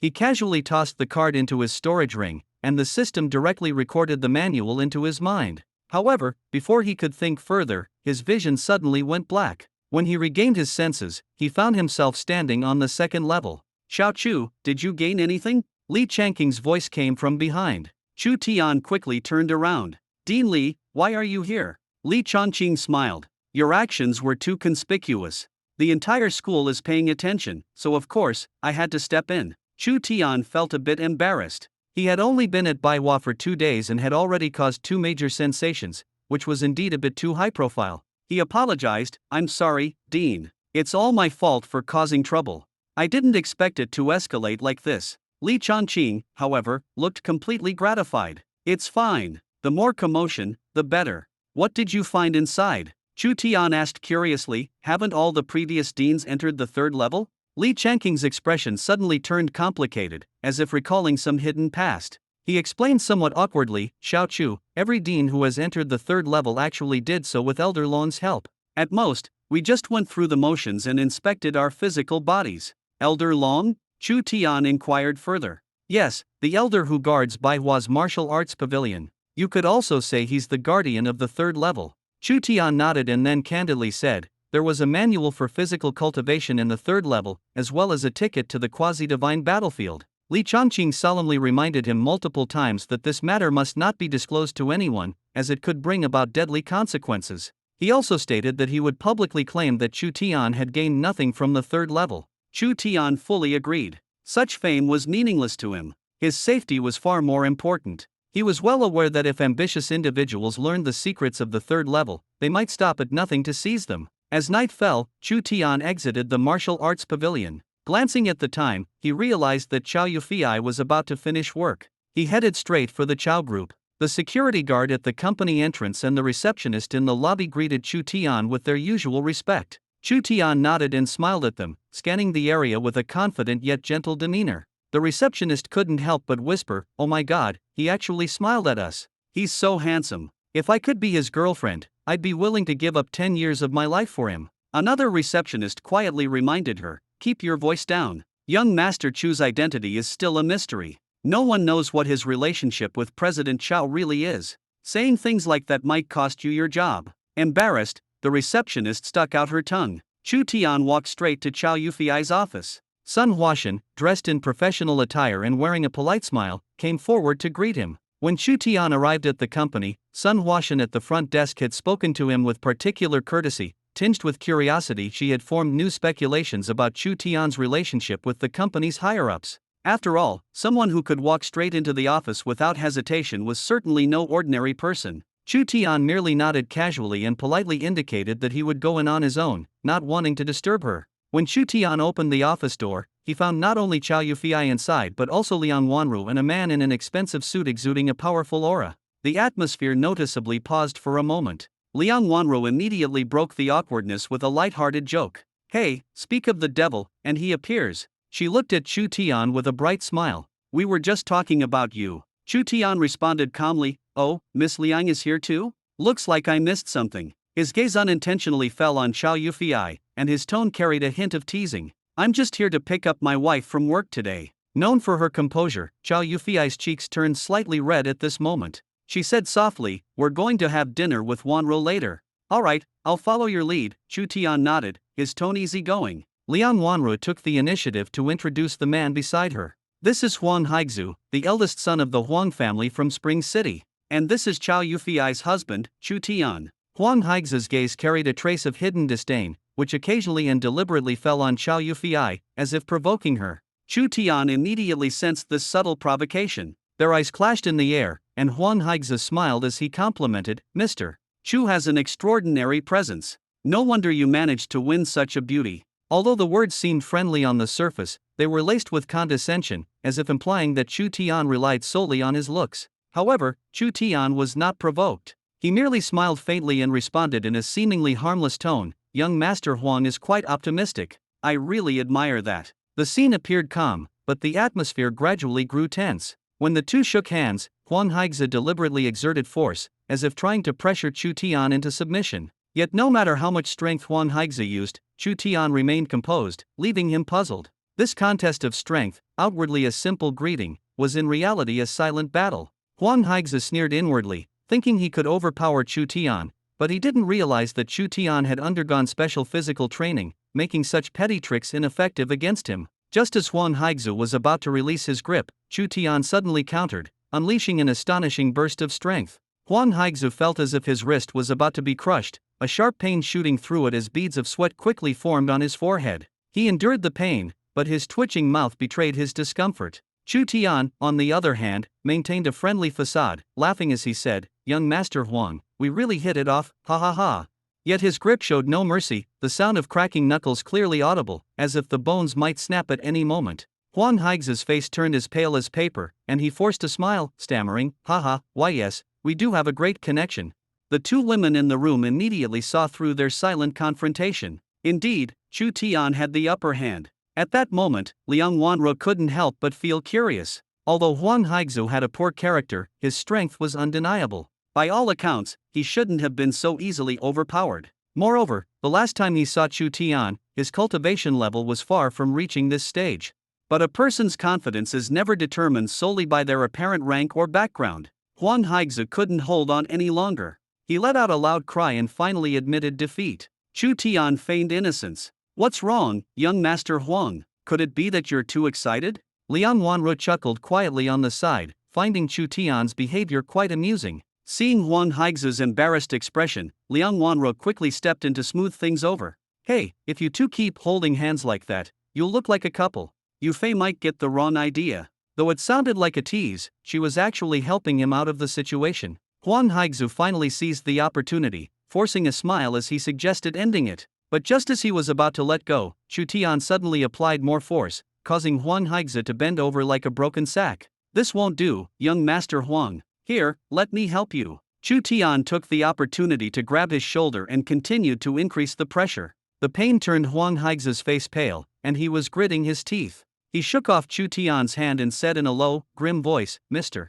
Chu, your enthusiasm is unforgettable. I'll have to learn from you in the future." His words were full of threat. But Chu Tian merely cast him a cold glance, not taking him seriously at all. In Chu Tian's eyes, a mere silver 3-star was far from being a threat. If the other party continued to act foolishly, Chu Tian wouldn't hesitate to deal with him. At this moment, Chow Yufei said coldly, "Let's go, it's time to leave." She took the initiative to link arms with Chu Tian and walked toward the door in front of everyone. Liang Wanru followed closely behind. Huang Haixue, on the other hand, stood there with a gloomy expression, watching them leave, his heart filled with anger and resentment. He clenched his fists tightly, thinking venomously, "Liang Wanru, how dare you mock me in public? And Chu Tian, one day I'll make you pay and force you to watch as I trample on the woman you care about." As they walked along, Chow Yufei muttered under her breath, "Were you doing that on purpose just now?" Chu Tian played dumb.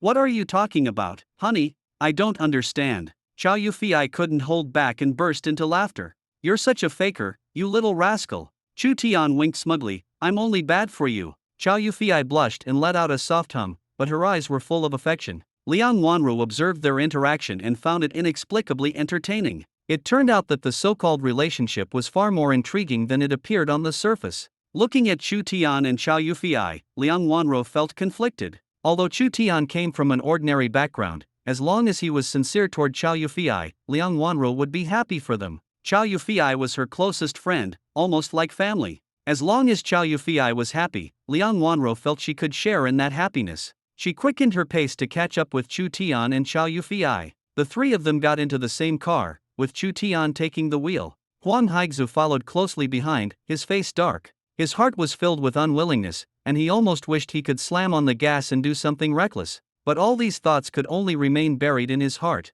He didn't have the courage to act on them. Soon, the four of them arrived at a pre-booked restaurant. Their appearance immediately drew the attention of everyone in the room. The men were handsome, the women beautiful, and each exuded an extraordinary aura, as if they were young masters and ladies from wealthy families. Some diners whispered among themselves, "Look at that guy, he's so lucky to have two stunning beauties by his side. I bet he's the son of some big shot. That imposing guy behind him is probably his bodyguard." These comments reached Huang Haixue's ears, and he immediately stopped in his tracks, his face darkening as if it could drip water. He glared at the people gossiping and said harshly, "What did you just say? The two were so intimidated by Huang Haix's aura that they lowered their heads and didn't dare to speak again. Huang Haixe snorted coldly and turned to leave. After he walked away, the two quietly mocked him, throwing his weight around under someone else's influence. He'll never amount to more than a lackey. Dreaming of a good life? Keep dreaming. Hearing this, Huang Haixe was furious to the point of losing control. But Liang Wanru's voice rang out at this moment. Huang Haixe, over here. Hearing this, he forcibly steadied his emotions. After all, he was in unfamiliar territory, and causing a scene would only put him at a disadvantage. Once inside the private room, Huang Haixe barely managed to regain his composure. He looked coldly at everyone and said, "This meal is on me today. Order whatever you like." Chu Tian, sitting to the side, was completely unbothered. He thought to himself that since someone was treating, he certainly wouldn't hold back. He ate quickly and without any regard for appearances. Huang Haixe shot him a look of disgust, secretly mocking him in his heart. "With that demeanor, you think you're worthy of competing with me?" Halfway through the meal, Huang Haixe took a sip of wine and suddenly spoke up. "Wanru, you should know the reason I came to Jiangqing. Tomorrow, I plan to formally visit your family to discuss matters." Liang Wanru's expression instantly turned cold, and she replied bluntly, "Young Master Huang, just call me by my name. We're not close at all, and I have absolutely no interest in you. There's no need for you to waste your time on me." Only then did Chu Tian understand everything was finally out in the open. It turned out that Huang Haixe had come to propose marriage, which explained why Liang Wanru was so averse to him. Huang Haixe frowned, trying hard to suppress his anger. Young Master Huang," Liang Wanru interrupted him coldly. Her tone made her boundaries crystal clear. Huang Haixe lowered his voice again, but his impatience was evident. "Miss Liang, I just hope you can respect the arrangements made by our family's elders. A marriage alliance benefits both sides." Liang Wanru showed no sign of backing down. "If you want this kind of marriage to happen, go find someone who agrees to it. I will never consent." Huang Haixe was infuriated and no longer bothered to hide his anger. He raised his voice. "Miss Liang, in what way am I not good enough for you? I have money and status. You'd better not push it too far." At this point, Chu Tian couldn't hold back anymore and burst out laughing, breaking the tension. "Sorry, go on. I just choked on my drink." Huang Haixe glared at Chu Tian, gritting his teeth, his patience completely gone. "What are you laughing at? Do you think I'm a joke? Aren't you just a pretty boy living off a woman?" Chu Tian, unfazed by the threat, stood up with a firm stance. "Didn't you say you could take me down with one hand? Well, here's your chance." Huang Haixe was momentarily stunned, not expecting Chu Tian to confront him head-on. But before he could respond, Chu Tian slapped him across the face, leaving both Liang Wanru and Xiao Yufei dumbfounded. Huang Haixe was left dazed, a red handprint immediately appearing on his face. Just as he recovered and tried to retaliate, Chu Tian landed another slap, this time making Huang Haixe stagger. Chu Tian casually wiped his chin and said with mock seriousness, "Now both sides of your face are symmetrical. It looks better this way. Sorry, I have a bit of a quirk. I strive for perfection." Huang Haixe finally lost all composure, his anger boiling over. He tried to channel his inner energy, but his skills were entirely built on resources provided by others, with no real combat experience. Against such an opponent, Chu Tian didn't even feel the need to use his special abilities. Huang Haixe lunged at him furiously, but Chu Tian easily dodged and delivered another slap, turning Huang Haixe into a pig-headed mess. Panic set in for Huang Haixe as he began to retreat in fear. Chu Tian effortlessly grabbed the flustered Huang Haixe and said nonchalantly, "Sorry, my condition's acting up today. I have to fix your symmetry." Huang Haixe, now utterly terrified, could only shield his head and back away repeatedly. But Chu Tian subdued him with ease, not even breaking a sweat. Looking at Huang Haixe's swollen face, Chu Tian clapped his hands with satisfaction. This scene made everyone present realize one thing. Sometimes, fate lies in your choices and courage, not in your family background or appearance. Huang Haixe slumped in his chair, his face so swollen he was almost unrecognizable, yet still carrying a trace of defiant resentment. He pulled out his phone, struggled to press the dial button, and squeezed out a few words through clenched teeth. "Quick! Come! Save me! I'm in Jiangqing. Got beaten up." On the other end of the line came a teasing voice. "Cousin, what's going on with you? Are you practicing ventriloquism, or did someone really knock you down?" Huang Haixe's anger flared as he listened, and he couldn't help but growl, "I'm really in pain. Hurry up and save me. I'm about to die here." The person on the other end replied with disdain, all right, stop panting like that. It's making me uncomfortable. Send me your location, I'll come right away." At this moment, the restaurant was nearly empty, with only a few people left. The atmosphere was so tense it felt as if the air had solidified. The restaurant manager walked over nervously and whispered, "Everyone, if you want to argue or make a scene, could you please not do it here? If this continues, I'll have no choice but to call the police." Chu Tian stepped forward and spoke softly to the manager. The manager glanced at Huang Haixu helplessly, sighed, and decided not to intervene further. Liang Wanren noticed this and couldn't help but ask Chu Tian, "What did you say to the manager?" Chu Tian smiled brightly, "I told him not to worry about the damages. It'll all go on Mr.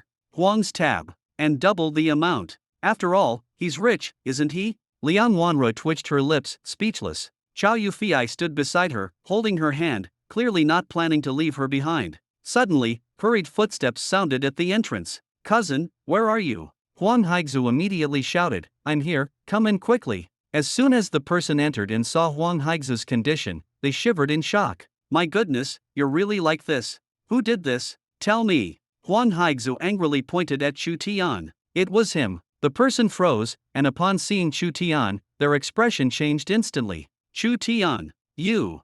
Chu Tian noticed him and greeted with a smile, "Gong Yuan, you're here too. Are you here to avenge your cousin?" Gong Yuan's face turned pale with panic, and he shook his head desperately. No, nothing like that. I wouldn't dare cross you." Liang Wanru was utterly stunned. Gong Yuan, she had heard of him even abroad, was the young master of the Gong family, arrogant and domineering. Yet in front of Chu Tian, he behaved like an obedient schoolboy. Huang Haixu looked incredulous. "You two know each other?" Gong Yuan glared at him darkly and said in a low voice, "Chu Tian is my lifesaver. Do you think we're close or not?" As soon as he said this, Huang Haixu lost all hope, realizing he couldn't count on Gong Yuan to stand up for him. Gong Yuan took a deep breath and said softly, "Chu Tian, could you do me a favor and let this matter go?" Chu Tian smiled warmly, "The problem wasn't started by me. Your cousin insisted on causing trouble for me. I'm the one being bullied here." Gong Yuan's face darkened, and he said sternly, "Cousin, do you want to leave Jiangqing safely? Apologize immediately.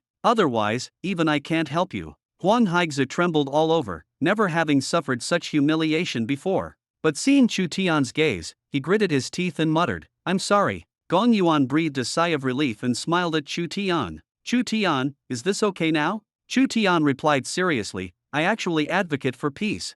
Fighting isn't my style." Everyone present couldn't help but twitch their lips at his words. Gong Yuan quickly led Huang Haixu toward the door. Just as they were about to leave, Chu Tian suddenly called out to them. Gong Yuan instinctively felt uneasy and turned back cautiously. "Is there something else?"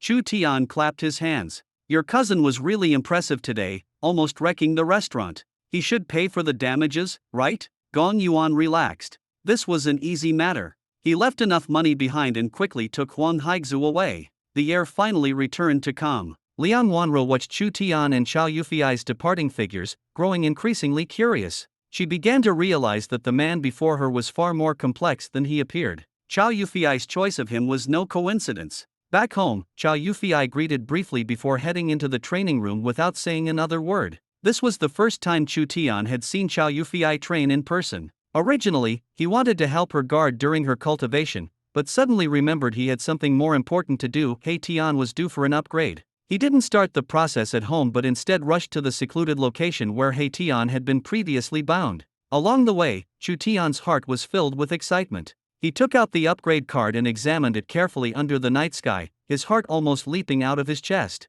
No one had told him how to use the upgrade card, nor provided a tutorial, or even explained where to insert the card. The system showed no response. Chu Tian couldn't help but ask, "System, how do I use the upgrade card?" The system responded mechanically, "Simply place the upgrade card on the launcher." That's it. Chu Tian still felt uneasy about the system's instructions. After all, if he made a mistake at this step, he didn't dare imagine the consequences. But at this critical moment, the system didn't let him down. He followed the instructions and placed the upgrade card into the launcher. The watch screen immediately began displaying a flurry of code, none of which Chu Tian could understand, leaving him feeling overwhelmed. Just as he was wondering what was happening, the battle armor on his body suddenly disappeared. He waited in place for quite a while, but there was no movement at all. Chu Tian grew frustrated. What's going on? Did He Tian turn invisible after the upgrade? He tried punching his chest only to feel a sharp pain that made him cough violently, nearly knocking himself over. "System, where's He Tian?" Are you sure that was an upgrade card and not a self-destruct button? The system replied unhurriedly, please be patient. All major breakthroughs require some effort and waiting. Chu Tian found this response inexplicable. Was this phrase even appropriate here? Was it really talking about equipment upgrades? Just as he was about to complain further, the launcher suddenly began vibrating. A mechanical voice sounded. Attention, He Tian's upgrade is about to complete. Please do not turn off the device. A minute later, the launcher finally announced, He Tian upgrade successful. Would you like to activate it? Chu Tian quickly pressed the green button, and He Tian instantly appeared before him. At first glance, it seemed no different from before. He felt a bit deflated. Why does it look like nothing's changed? The system provided another prompt. Try hitting something. There might be a surprise. Chu Tian, unwilling to give up, activated the equipment. As soon as he exerted force, a terrifying energy beam burst from his chest, slicing off a large chunk of the mountain ahead. The power was several times stronger than before now. Even if he faced a 9-star expert, he'd have a fighting chance. He couldn't help but feel smug. If anyone dares provoke me in the future, let's see how I deal with them. He felt an unprecedented sense of satisfaction. This upgrade not only boosted his attack power but also added 2 brand new features. The first was an acceleration mode, just a step on the ground, and his maximum speed could soar to 100 km per hour. The second feature was even more impressive. He Tian could now directly connect to global satellites, pinpointing locations with an accuracy of 1 meter. As long as the target had a phone or was driving, he could instantly locate them. Chu Tian contentedly stored the equipment and drove home. But as soon as he reached the villa's entrance, his expression changed dramatically. A powerful aura was surging above the rooftop, sending chills down his spine. He became highly alert and cautiously entered the villa, heading straight for the source of the aura. Chow Yufi's cultivation room. Chu Tian didn't dare push the door open recklessly. Interrupting someone at a critical moment could easily lead to a failed cultivation or even permanent damage. He paced anxiously outside the door, unsure of what to do. Suddenly, a sharp cry came from inside, and a powerful wave of energy forced Chu Tian back 2 steps. Moments later, everything returned to calm. He quickly pushed the door open and entered, only to see Chow Yufi drenched in sweat, her figure graceful. But Chu Tian had no time to notice such details. He rushed over immediately. Are you okay? Are you hurt? Chow Yufi opened her eyes and saw Chu Tian's worried expression, feeling a warmth in her heart. She softly reassured him, don't worry, I just broke through. I'm fine. Chu Tian, however, said seriously, next time, you need to let me know in advance. This was too dangerous. Chow Yufi stuck out her tongue, unusually cute. I didn't expect to break through either. I'll definitely tell you next time, don't be mad, okay? Chu Tian rolled his eyes at her helplessly, patted her head, feeling a mix of emotions. He thought that after leveling up, he had finally caught up to Chow Yufi, but unexpectedly, she casually broke through a new barrier. Chu Tian suddenly felt that the road to catching up with his wife was still long. Chow Yufi, drenched in sweat and feeling uncomfortable, quickly went into the bathroom to clean up. Standing at the door, Chu Tian shouted, last time you helped me wash up, this time it's my turn to help you. I hate owing people. Chow Yufi replied in embarrassment and annoyance, no need. Shortly after, she came out wearing black pajamas and saw Chu Tian's flushed face. Curious, she asked, what's wrong with you? Chu Tian stammered nervously, nothing, I'm going to take a shower. With that, he bent down and darted into the bathroom. Chow Yufi suddenly realized her charm might be too overwhelming. Could she be suffocating Chu Tian? She started to feel a bit troubled herself. Late at night, Chu Tian returned to the bedroom with a small sense of doubt and softly asked, honey, are you still awake? Chow Yufi's voice trembled slightly, not yet. Chu Tian said no more, climbed into bed, and prepared to sleep. The night deepened, and the room was silent except for the faint sound of breathing interwoven in the air. Lying on his side, Chu Tian heard Chow Yufi cautiously ask in a soft voice, honey, are you feeling uncomfortable? Chu Tian froze for a moment, his mind unable to process her words immediately. He instinctively replied, uncomfortable. No, why? Chow Yufi, scrolling through her phone, had seen people discussing similar topics online. Nervously, she added in a low voice, the internet says this isn't good for your health. Hearing this, Chu Tian suddenly sat up, his face filled with barely concealed anticipation. Did this mean she might really be willing to take the final step with him? He suppressed the surge of emotions within him and put on a deep, serious expression. Well, it can have some impact on health, but I won't force you. I hope you can make the choice yourself. Hearing this, Chow Yufi's eyes reddened, almost tearing up. She bit her lip and softly said, thank you for understanding me, honey. Let's just get some rest early. Chu Tian felt as if a bucket of cold water had been poured over him, his head buzzing. The hope that had just arisen was instantly shattered, and he wished he could slap himself. He had gained nothing and had instead tied himself up in knots. Seeing Chu Tian's dejected expression, Chow Yufei noticed his emotional shift. She chuckled lightly and teased him on purpose. I was just joking. Actually, I can accompany you, in another way. As soon as she finished speaking, Chu Tian trembled as if struck by lightning, staring at her in disbelief, his eyes wide open. Are you serious? His voice revealed his excitement. Chow Yufei nodded gently, her voice so soft it was almost inaudible. The atmosphere in the room instantly became tense and intimate. Their distance closed, the air filled with a faint tenderness and anticipation. In the darkness, they couldn't see each other's expressions, but their breathing silently conveyed everything. After a brief moment of intimacy, awkwardness and shyness quietly crept onto their faces. Chow Yufei shyly ran into the bathroom to shower, while Chu Tian cleaned himself up and left the room. The two happened to bump into each other in the hallway. Chow Yufei's face turned red like a ripe apple, and she quickly lowered her head and slipped back into the bedroom. Chu Tian returned to bed and couldn't help but explain about his earlier speed. Honey, don't misunderstand. Actually, it was because I was too nervous, and I couldn't control it. Chow Yufei paused, looking at him curiously. How do you know the reason? Have you? Before? Chu Tian felt a bit embarrassed and said, no, really no. It's just.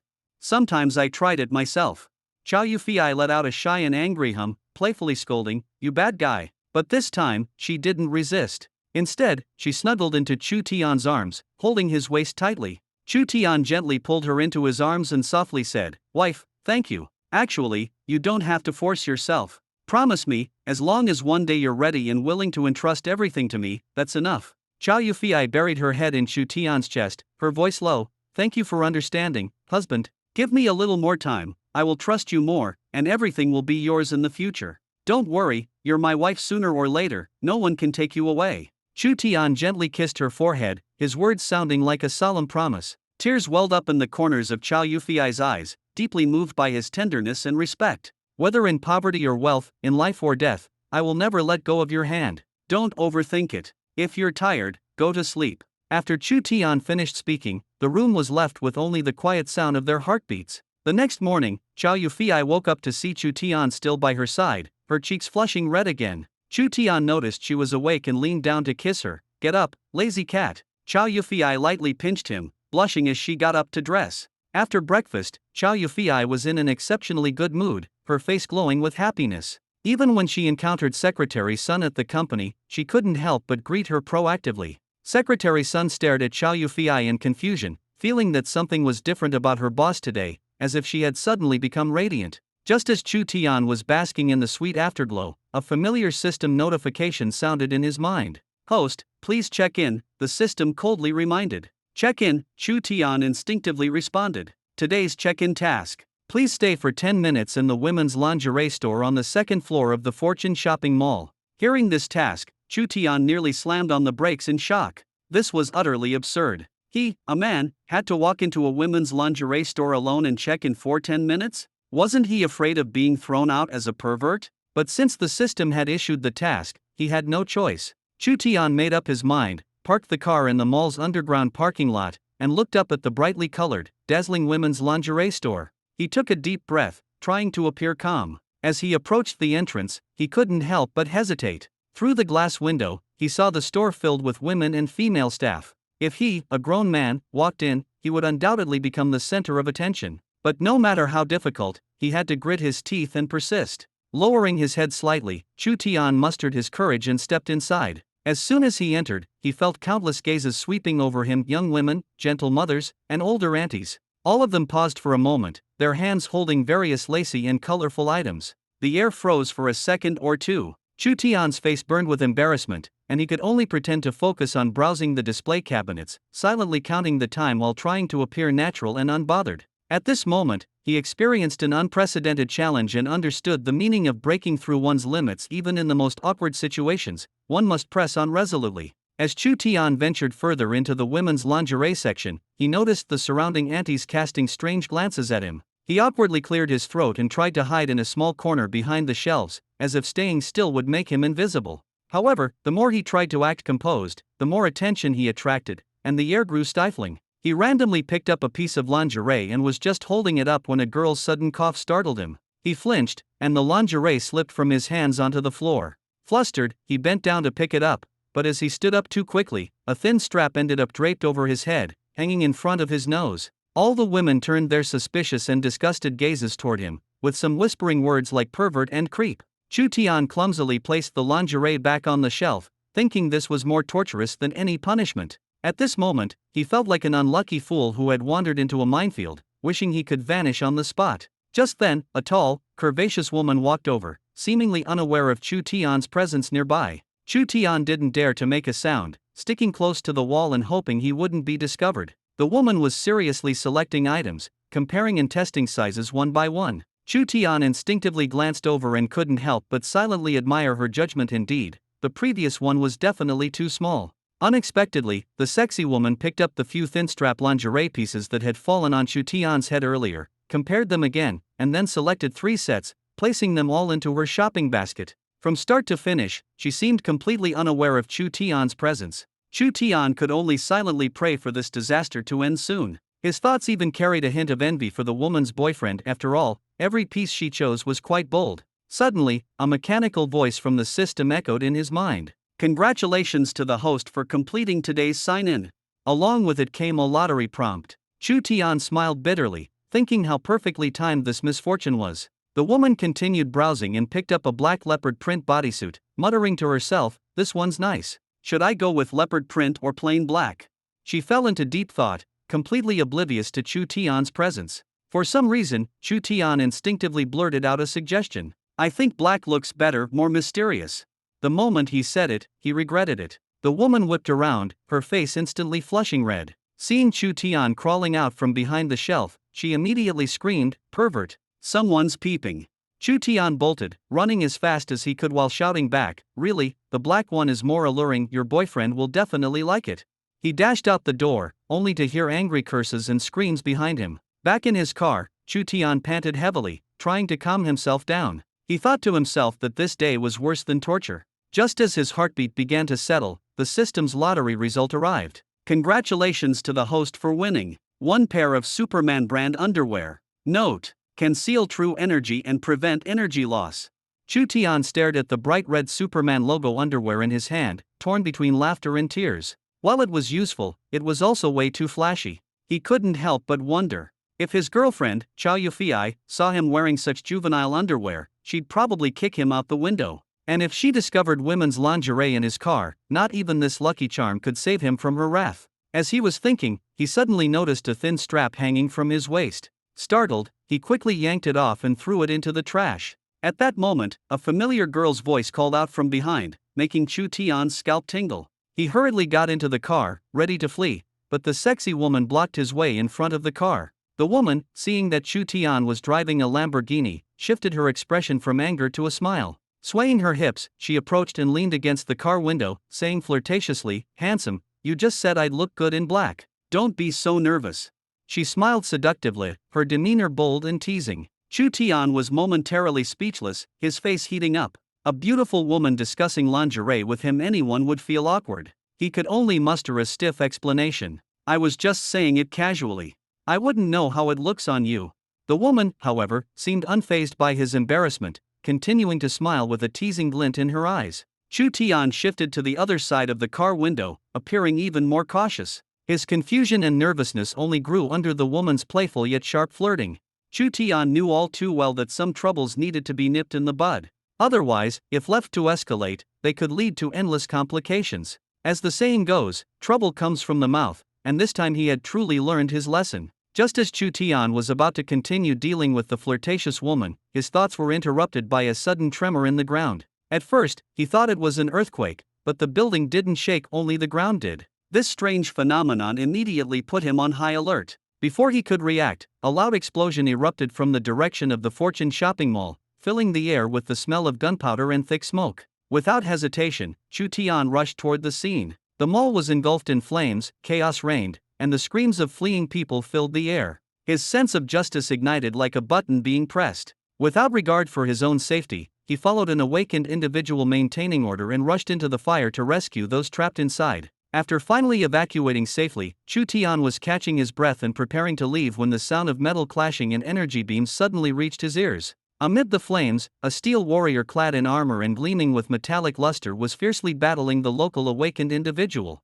Chu Tian immediately recognized the figure as a foreign militant who had come from afar. His heart tightened as he instantly realized that these people were no good, most likely the culprits behind the explosion. The mall was engulfed in flames, and the local awakened individual, limited in strength, was being forced to retreat step by the steel warrior. Exhausted but still fighting desperately to stop the opponent, the local fighter launched a final attack at a critical moment, risking his life to smash the enemy's weapon system with a heavy punch. Both fell almost simultaneously, one coughing up blood and fainting, the other staggering as he tried to escape. Chu Tian sprang into action immediately. With a cold expression, he donned his own armor, named Black Sky, and approached step by step. The steel warrior, upon seeing him, surprisingly called out in delight with a foreign accent, mistaking him for an ally and attempting to escape. But Chu Tian gave him no chance. As soon as he uttered, "I'm your grandpa," he unleashed a fatal attack, instantly ending the opponent's life. Chu Tian quickly found his target on the steel warrior, a chip.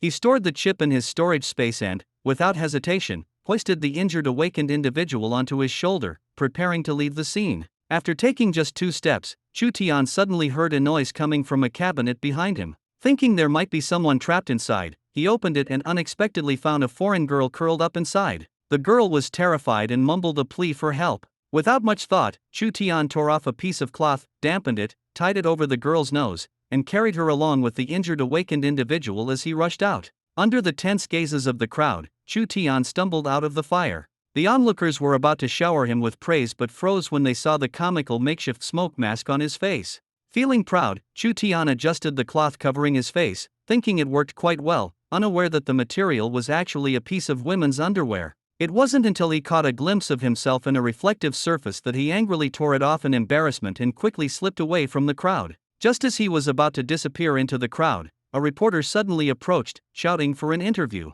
"Underwear hero." The title nearly made him faint with rage, and he bolted in anger. He had no intention of becoming the city's laughingstock over such a misunderstanding. As he reached the street corner, a hand suddenly grabbed him. Chu Tian instinctively tried to shake it off, but when he turned, he saw it was the girl he had saved. The girl looked at him sincerely and said, "Thank you for saving me." "I didn't have to use my own oxygen mask to save you," Chu Tian muttered, frowning at the girl. "All right, no need to thank me. I didn't expect your Chinese to be so fluent." The girl rolled her eyes, took a deep breath, and wiped the black foundation off her face, revealing a clean and delicate complexion. "I'm a local." Chu Tian paused, feeling a bit awkward, and stammered, "I thought your skin was naturally dark. I didn't realize it was all makeup." The girl wanted to ask for Chu Tian's name out of gratitude, but he gave her no chance, turning and walking away. The underground parking lot was sturdy, showing little damage despite the recent fire. Chu Tian kept his head down and quickly made his way back to his car, afraid of being recognized.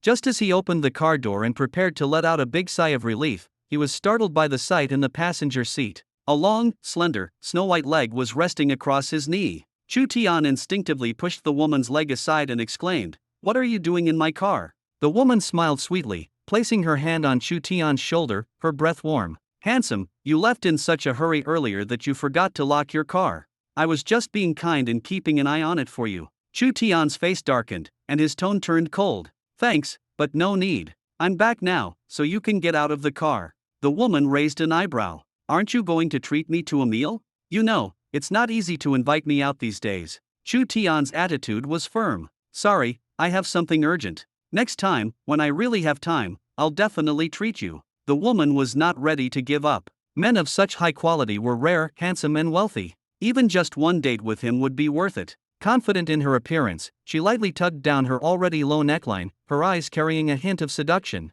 "What's wrong? Not even a little interested?" "Don't worry, I'm good at all kinds of role-playing. I even studied acting." Chu Tian could no longer tolerate it. Without another word, he walked around to the passenger side, opened the car door, and pulled the woman out decisively before slamming the door shut. Turning back, his voice was low and cold. "Stop pestering me. My patience is limited." The woman stomped her foot in anger, but Chu Tian had already started the car and sped off. The sky was growing dark, and the events of the day left Chu Tian feeling irritable. He had originally planned to go to Baihua Academy, but since it was already close to dismissal time, he decided it was better to head home early. More importantly, he had the chip he had just acquired in his pocket, and he was eager to test it out. As soon as he parked the car, his phone rang. "Brother Tian, where are you?" "At home. Did you see the news? There was a fire at the Fortune shopping mall. Someone said the hero who saved people looks a lot like you." Chu Tian was speechless. "You called me just for this?"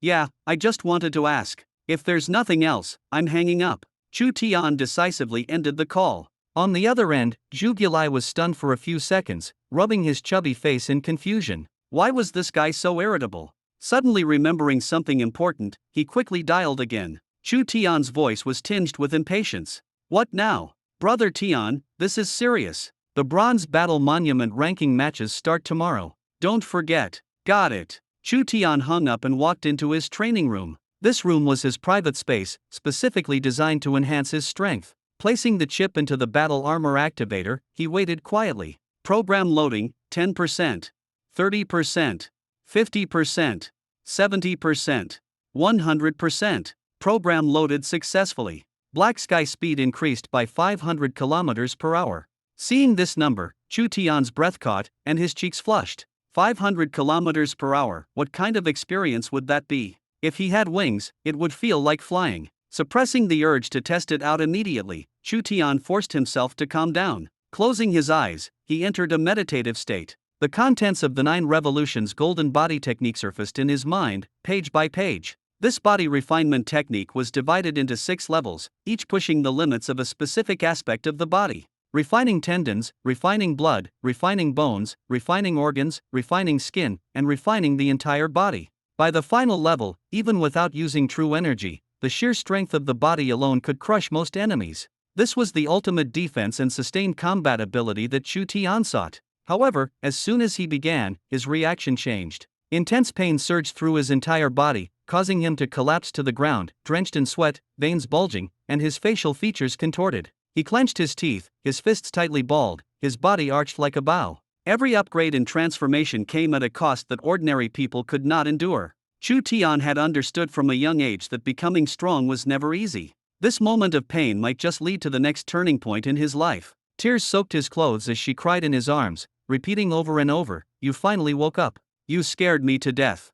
Chu Tian had just regained consciousness, his head still spinning. He felt as though his body had been torn apart, trembling involuntarily. Yet, despite the discomfort, the first thing he did was comfort Xiao Yufei, gently patting her back. "I'm fine, really. Don't cry." In truth, Chu Tian knew deep down that this training session had nearly pushed him past his limits. The 9 Revolutions Golden Body Technique was indeed powerful, but the price it demanded was so steep that he had almost collapsed after just a taste of it. The entire body felt as if it were being scorched by raging flames, waves of pain crashing over him, as though his very marrow was being reshaped. Yet he refused to give up, for he would not allow himself to retreat on the path to becoming strong. Chu Tian had understood from a young age that true strength was never easily attained. He reminded himself that only by enduring such torment could he protect those he cared about and avoid being manipulated by fate. Just as he was on the verge of fainting from the pain, a gentle force seemed to envelop his spirit, giving him a brief respite. It was only then that he managed to hold on with his faint consciousness until the end.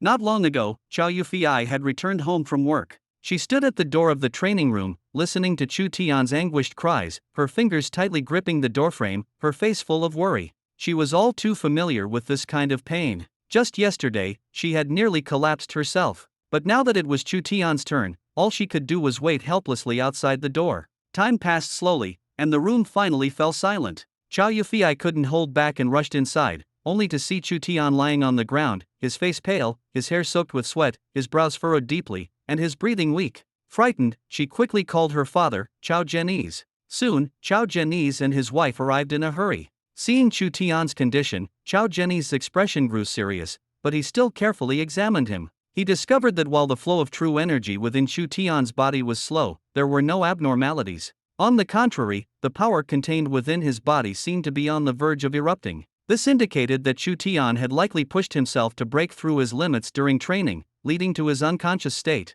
Beside him, Xiao Yufei was filled with guilt and softly asked, "Should we take him to the hospital?" Chao Zhenyiz shook his head firmly. "The hospital can't help him with this. Only a true martial physician can." However, when it came to the true martial physician, Chao Zhenyi's felt a bit helpless. In the entire Jiang city, there was only one elderly man who could truly treat martial artists, but his personality was notoriously eccentric. Whether he would help or not depended entirely on his mood. There had been cases where people had gone bankrupt and begged him desperately, yet he still refused to intervene. One prominent family even tried to force him to save someone using violence, only to be retaliated against, resulting in their ruin. Since then, no one dared to provoke the old man again. Upon hearing about this person, Chao Yufei anxiously said she was willing to try, but Chao Zhenyi could only smile bitterly and shake his head. I still owe him a favor, and asking him for help might not make a difference. The atmosphere in the room grew heavy. Chao Yufei's eyes filled with tears as she held Chu Tian's hand, her anxiety palpable. Unable to bear his daughter's pleading, Chao Zhenyi sat to the side, weighing his options repeatedly. In the end, he decided to take a risk. Feeling both guilty and hesitant, he dialed the old man's number. When the call connected, Chao Zhenyi's heart was tense, and he lowered his voice. "Senior, it's me, Zhenyi. I have a matter I wish to ask for your help with." A hoarse, slightly mocking laugh came from the other end. "You're injured? There aren't many in Jiang City who could beat you to that extent." Chao Zhenyi quickly explained, "It's not me. It's my son-in-law, he." There was a moment of silence on the other end. Chao Zhenyi grew increasingly uneasy. Finally, the voice spoke slowly, "Your son-in-law? Don't worry, he won't die. He's got a strong life force." Before Chao Zhenyi could say anything further, the call abruptly ended. He stared blankly at his phone, his emotions a mix of gratitude and worry. Suddenly, he recalled that Chu Tian had originally come from the old man's place, and perhaps there was some other connection between them. Since the old man had said there was no danger, it was likely true. After the call, Chao Zhenyi suppressed his unease and returned to the room to comfort Chao Yufei, telling her to wait a little longer. If Chu Tian didn't improve by tomorrow, he would personally take him to see the old man. That night, the three of them stayed by the bedside, none of them sleeping. Chao Yufei held Chu Tian's hand tightly, praying incessantly. Her eyes glistened with tears, filled with determination yet unable to hide her fear. She murmured softly, "Husband, you have to hold on." As dawn broke, Chu Tian finally opened his eyes slowly. He looked at the familiar face in front of him and forced a faint smile. "Why are you crying like this? I'm fine, aren't I?"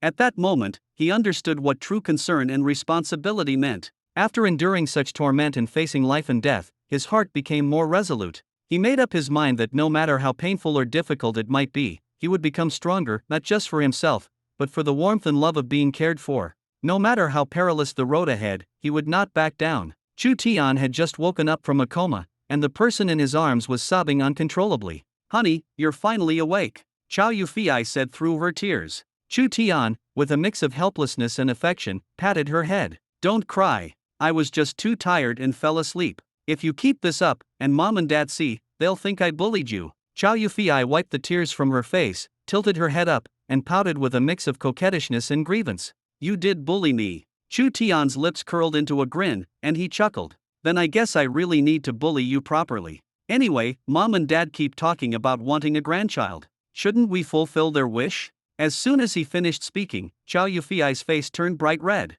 Chu Tian couldn't help but cheer inwardly. Her shy reaction was so adorable to him that he couldn't resist teasing her further. Just as Chu Tian was about to take action, a deliberately drawn-out cough interrupted him. He turned around to see his father-in-law and mother-in-law standing at the door, smiling broadly. Chu Tian's face instantly flushed red, and he stammered a greeting. "Uncle Nan, Aunt Dong, you're here too." Chao Zhenyi looked at the two of them and teased, "Don't worry, we won't interrupt your baby making. We're leaving now. Good luck, Chao Tian." With that, he and his wife left, laughing, leaving behind a young couple sitting there, faces full of embarrassment. Chao Yufei was so mortified she felt like she might evaporate. She muttered, blaming Chu Tian, "It's all your fault. Now Mom and Dad have something to laugh about." Chu Tian quietly defended himself, "Well, you didn't tell me they were at the door." Chao Yufei immediately glared at him. "What did you say?" Chu Tian instantly surrendered. Nothing. Honey, I'm hungry." Chao Yufei sighed helplessly. "How about we have hot pot? Isn't it too late to go out now?" Chu Tian asked, puzzled. Chao Yufei rolled her eyes at him. "We can make it at home." Once the hot pot ingredients were ready, Chu Tian came out of the shower wearing only shorts. His well-defined muscles made Chao Yufei's face flush red again. Chu Tian exaggeratedly sniffed the air. "Ah, this smell is making me hungry already." The two sat down to eat hot pot, and Chu Tian even brought out a bottle of red wine. "Honey, want some?" Chow Yufei nodded. After a toast, Chow Yufei was slumped over the table after just 2 glasses. Chu Tian could only helplessly carry her to bed, thinking to himself that he absolutely couldn't let her drink too much next time. The atmosphere he had imagined was completely absent. However, he did discover that 1 glass was just right, not enough to knock her out, but enough to make her particularly affectionate. That was a useful little discovery. As Chu Tian lay down on the bed, ready to rest, Chow Yufei suddenly turned over and rested her head on his chest.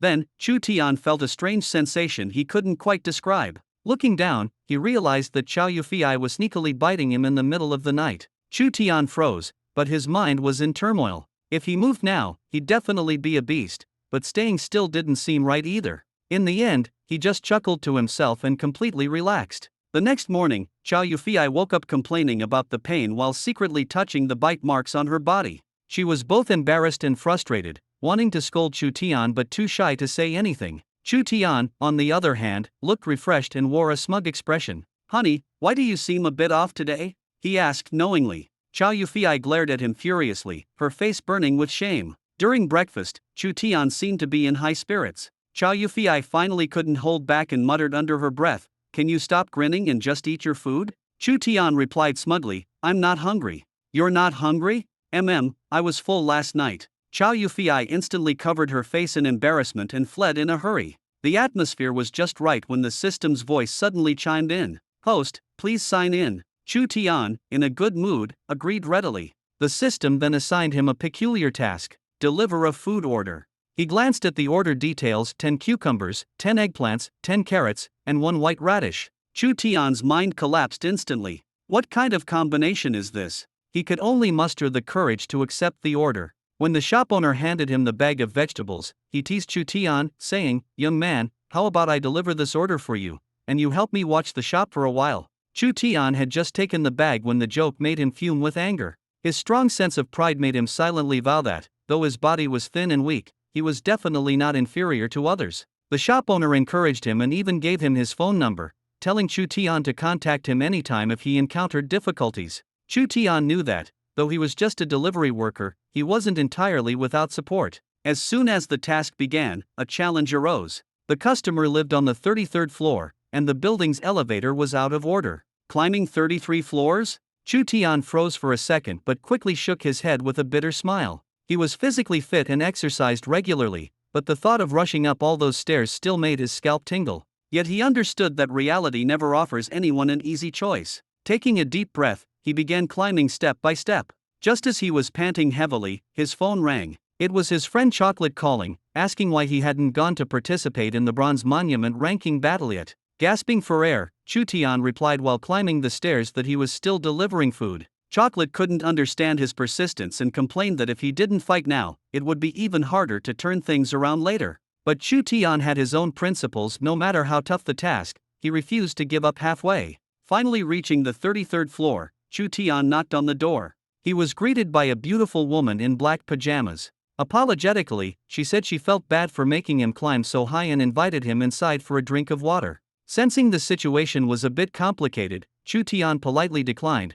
asking her to remember to leave a good review, then turned to leave. At the door, he suddenly looked back and said, "Actually, lotus root is better." The woman froze, and when she realized what he meant, her cheeks flushed red. Wearing his delivery uniform, Chu Tian quickly headed downstairs to rush to his next order. In his haste, he accidentally bumped into a middle-aged woman leading a young boy. Chu Tian immediately apologized, but the woman sneered at him with disdain, saying that people without ability could only deliver food, and warned her child never to end up at the bottom of society like this. If the child hadn't been there, Chu Tian might have argued with her, but he chose to let it go. Not long after, Chu Tian drove his car out of the parking lot and coincidentally ran into the mother and son again. Only then did the woman realize that once Chu Tian took off his delivery uniform, he was driving a flashy sports car. She was stunned, while the child innocently said he wanted to grow up and deliver food to earn money for a nice car. The woman was speechless, her emotions complicated. Chu Tian might not have known that this chance encounter would later change the child's life.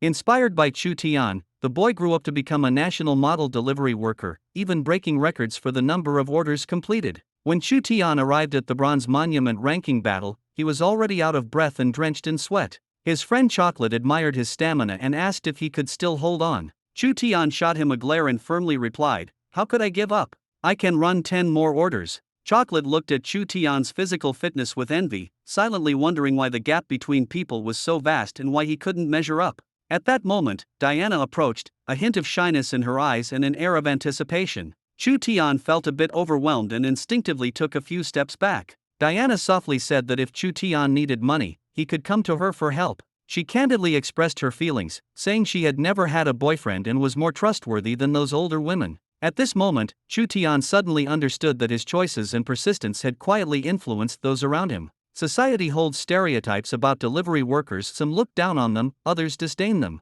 But Chu Tian proved through his actions that every job deserves respect. No matter how insignificant it may seem, hard work always earns recognition from others. His experiences were not just thrilling adventures but also a journey of respect and self-confidence. Wiping the sweat from his forehead, he faced everyone directly. He understood in his heart that even if society looks down on those at the bottom, the opportunity to change one's destiny has always been in one's own hands. "I'll take care of you." Chu Tian's mouth twitched slightly, and he couldn't help but wonder, is it now trendy for women to support men? Do I have a face that makes people want to sponsor me?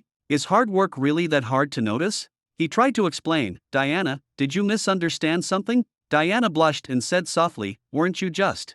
Before she could finish, Chu Tian suddenly felt stifled and turned to glare coldly at Chocolate. Chocolate shivered in fear and instinctively shrank back. He cautiously said, "Brother Tian, I didn't mean to meddle, but when you were on the phone, Diana was right next to me. Otherwise, I wouldn't have said anything." "You won't kill me to silence me, will you?" Chu Tian replied irritably, "Get lost. I was just delivering food earlier, and I was out of breath from climbing stairs too quickly." Diana and Chocolate both opened their mouths in shock. The misunderstanding had grown even bigger now. Chocolate quickly apologized with a smile, "Brother Tian, I'm really sorry. I totally made that up this time." Chu Tian shot back, "Next time you're in the bathroom, be careful not to flush your peanut-sized brain down the toilet." Chocolate's face turned red instantly, and he shouted angrily, "Fine, hit me or scold me if you want, but don't insult my intelligence." Chu Tian smirked, "You have that?" At this moment, at the front of the classroom, Li Chongqing stepped onto the podium and announced loudly, "The annual Bronze Battle Monument ranking competition officially begins today.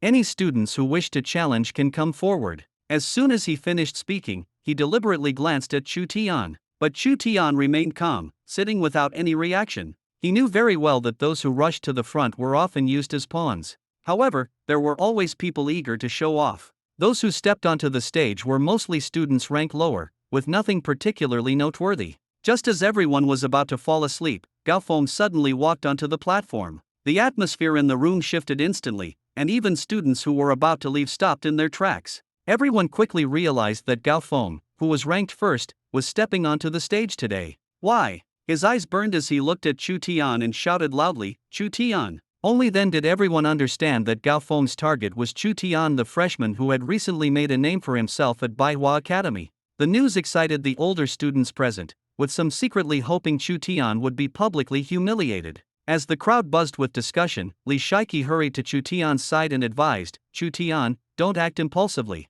Although your talent is amazing, your current strength still can't match Gao Feng's. Wait a little longer, and you might catch up to him." Beside her, Song Qingfeng sneered, "That's right. Don't think that just because you're talented, your strength will automatically follow. Everyone has their fate." Chu Tian looked at Song Qingfeng, who always saw him as a rival, with a playful smile on his lips. He suddenly countered, "How about we go up and spar first?" As soon as he said this, the crowd erupted. Song Qingfeng was completely stunned and asked in disbelief, "What?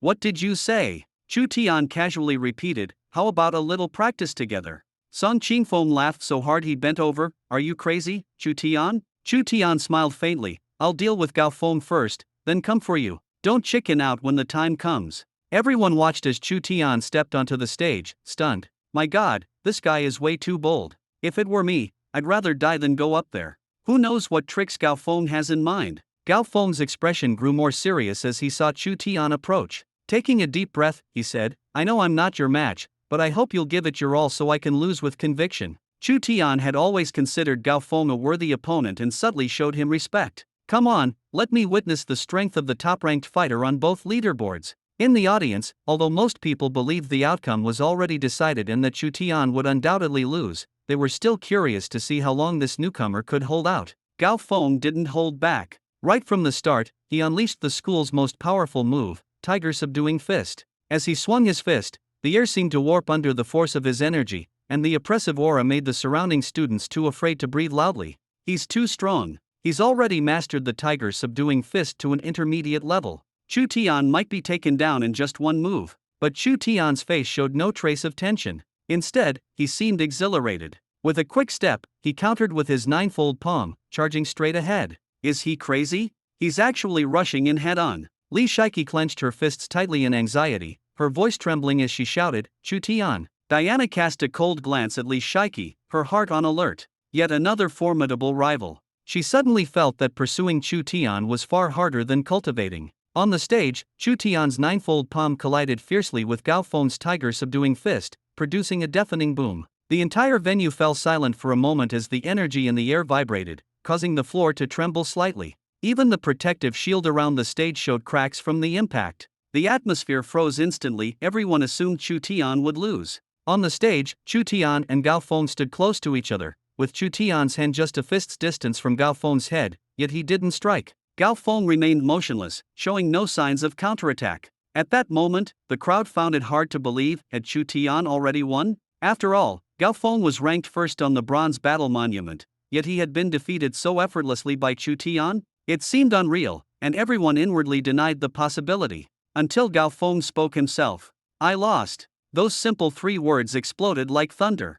His face showed both relief and a hint of liberation. The companions who had previously spoken on Gao Feng's behalf now looked extremely uncomfortable, as if they had swallowed a fly. Chu Tian revealed a faint smile. Thank you, Senior Gao, for yielding. Gao Feng threw his head back and laughed heartily. No need to comfort me. I can handle a minor setback. Otherwise, how could I aim to become stronger in the future? I'm not that fragile. Chu Tian nodded politely. I underestimated you, Senior Gao. Gao Feng waved his hand dismissively. Don't get cocky. I won't give up. I'll challenge you again in the future. Chu Tian responded nonchalantly, you're welcome anytime. This moment marked the changing of the champion on the bronze battle monument. Chu Tian, a freshman who had been at Baihua True Martial Academy for less than a week, had emerged like a meteor, ascending to the top with unstoppable momentum. His name was destined to become a legend, one that would remain unmatched for years to come. At this moment, everyone present looked at him with awe and reverence for his strength. Some students couldn't help but whisper jokingly, why isn't the god coming down yet? Does he really enjoy being worshipped by everyone? If it were me, I'd be reluctant to leave under such admiring gazes too. Others even started to jeer, hey, why don't we all spit at him and see if he runs away? Dean Li Changqing also stared from below the stage. Why is this kid still standing there and not coming down? Finally, Chu Tian turned around and addressed Li Changqing. Dean Li, I have a question I'd like to ask. Li Changqing smiled kindly. Chu Tian, what would you like to ask? At that moment, Song Qingfeng, who was in the audience, suddenly felt a strong sense of unease. He couldn't help but wonder, was Chu Tian about to challenge me? Impossible. Even if he's bold, he wouldn't be this reckless. Chu Tian asked directly, Dean, can a bronze level challenge a silver level? The entire crowd erupted in astonishment. Almost no one could believe their ears. Cross-level challenges are indeed something only geniuses dare attempt. But for someone like Chu Tian, still at bronze 8 stars, to leap across an entire major tier to challenge silver and his target being Song Qingfeng, this was utterly unprecedented. Li Changqing's expression turned serious as he asked Chu Tian earnestly, are you saying you want to challenge Song Qingfeng, who's at silver level? Chu Tian nodded calmly, yes, I want to challenge senior Song Qingfeng. For a moment, the audience collectively gasped. Song Qingfeng was widely recognized as a genius at Baihua Academy, having just broken through to silver 2 stars. With his exceptional talent, he had always been the brightest presence on the Academy's rankings. Someone muttered quietly, I thought I was working hard, but how can there be such a huge gap between people? A girl was completely smitten, saying, if I could find a boyfriend, I'd want someone like him. So cool, and he'd make me feel safe. Weren't you the biggest fan of Song Qingfeng? Ha, who's Song Qingfeng? The atmosphere in the crowd reached a fever pitch. Li Changqing confirmed again, are you sure? Baihua has never seen such an exaggerated cross-level challenge. Do you have confidence? Chu Tian replied calmly, I want to give it a try. The dean finally spoke, all right, you may fight.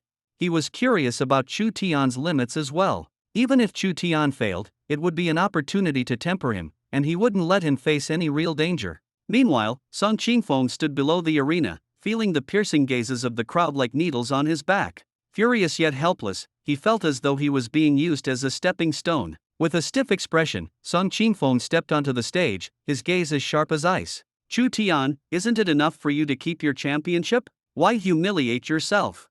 Chu Tian shrugged indifferently, cut the nonsense. Haven't you always wanted to teach me a lesson? Here's your chance, let's see if you've got what it takes. Song Qingfeng's eyes burned with anger as he replied coldly, since you're seeking your own demise, don't blame me for being ruthless. As he erupted with power, the atmosphere of the battle instantly became tense and electrified. Chu Tian stood on the stage, facing Song Qingfeng, who was charging toward him. Song Qingfeng's entire body was enveloped in violent energy, like a rampaging beast, extremely dangerous. The spectators held their breath, anticipating the imminent clash. But then, something unexpected happened. Chu Tian's face showed a hint of focus, and all the energy within his body suddenly vanished. He stood there, seemingly unguarded. The audience immediately broke into an uproar. Why isn't he channeling his energy? What is he thinking? Someone couldn't help but shout, their tone full of confusion and concern. Could he be so nervous that he forgot his skills?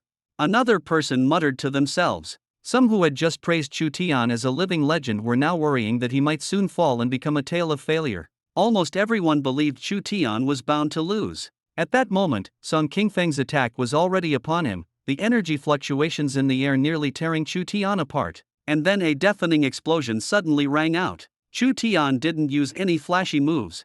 He simply delivered the fastest, most direct punch to meet Song Qingfeng's energy-charged technique head-on. The sheer power of that punch stunned the entire crowd. To everyone's shock, Chu Tian emerged completely unscathed, blocking Song Qingfeng's full-force attack head-on. Song Qingfeng's pride was shattered in an instant. His vaunted technique came to a halt, completely dismantled by Chu Tian's fist. This scene left everyone, both on and off the stage, unable to believe their eyes. How could a human body possess such strength, capable of directly countering energy? Song Qingfeng's expression changed drastically, instinctively retreating to prepare for a second round of attacks. But Chu Tian wasn't about to let him escape so easily. Chu Tian's body lunged forward abruptly, causing the entire arena floor to seem as though it was trembling. He remained expressionless, uttering a phrase that was almost a curse in a calm tone, then lunged forward like a fierce tiger, his fist smashing directly toward Song Qingfeng's head. The punch lacked technique but carried an overwhelming sense of pressure. Song Qingfeng was unable to dodge completely and could only barely avoid a critical hit.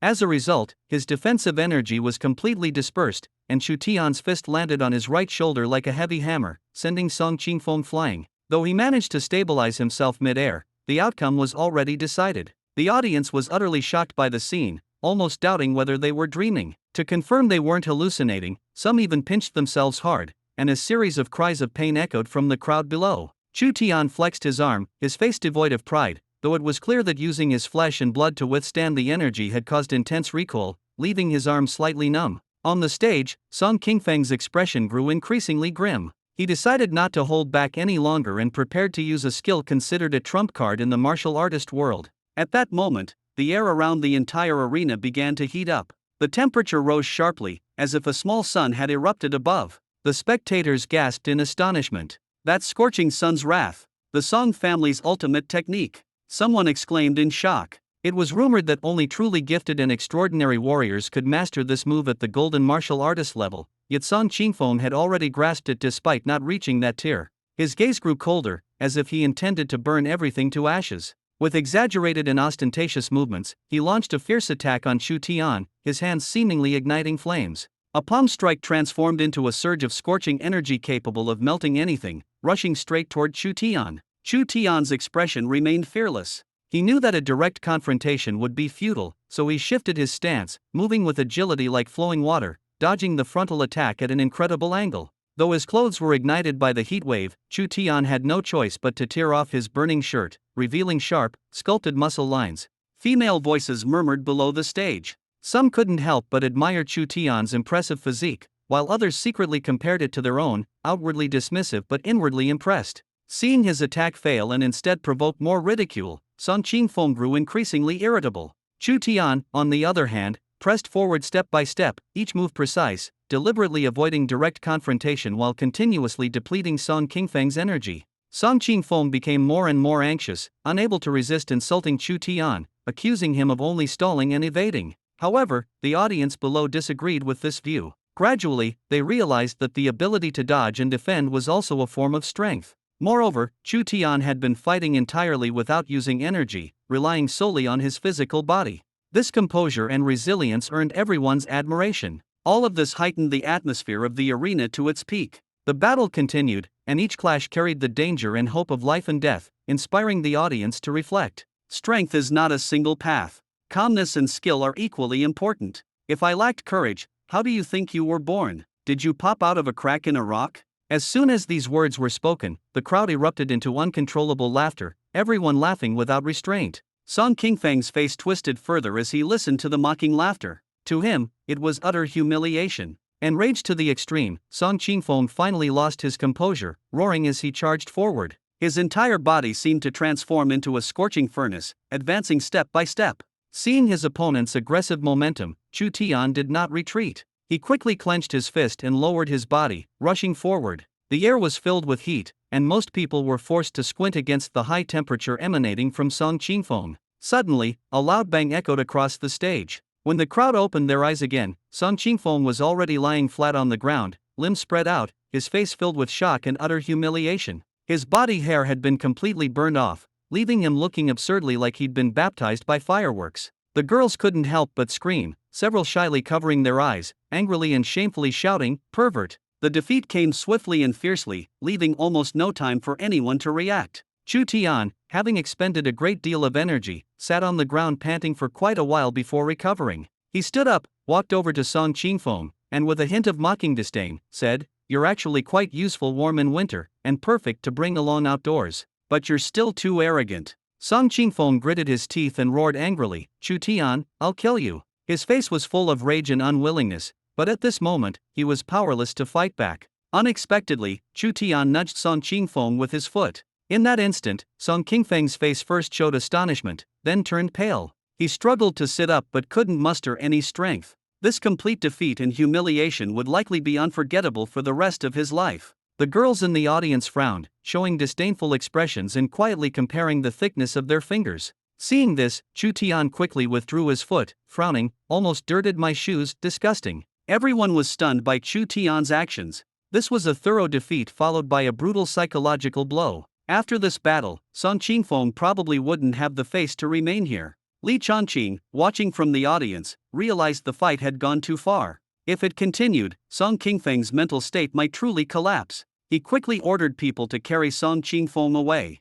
Song Qingfeng, completely naked, was carried off, unsure of what to cover with his hands along the way. In the end, he gave up resisting entirely, his face full of despair. When Chu Tian stepped off the stage, thunderous applause and cheers erupted from the crowd. His display of strength left a deep impression on everyone. Li Shaiqi's eyes lit up. She was acutely aware that this boy's growth was astonishingly fast. She couldn't help but wonder if this was the true power of those with special talents. Zagilai thoughtfully handed over a piece of clothing, but before Chu Tian could take it, he suddenly felt the hostile stares of the surrounding girls, as if he had committed some grave crime. Zagilai cautiously advised Chu Tian, "Bro, you might want to take off the clothes." Chu Tian looked baffled. "Are you crazy? I'm not a pervert." At this moment, Li Shaiqi suddenly asked Chu Tian, "Are you interested in taking on a mission?" Her tone was full of anticipation. Chu Tian wasn't particularly interested. After all, he had his own system, and the daily barrage of strange tasks was already giving him headaches.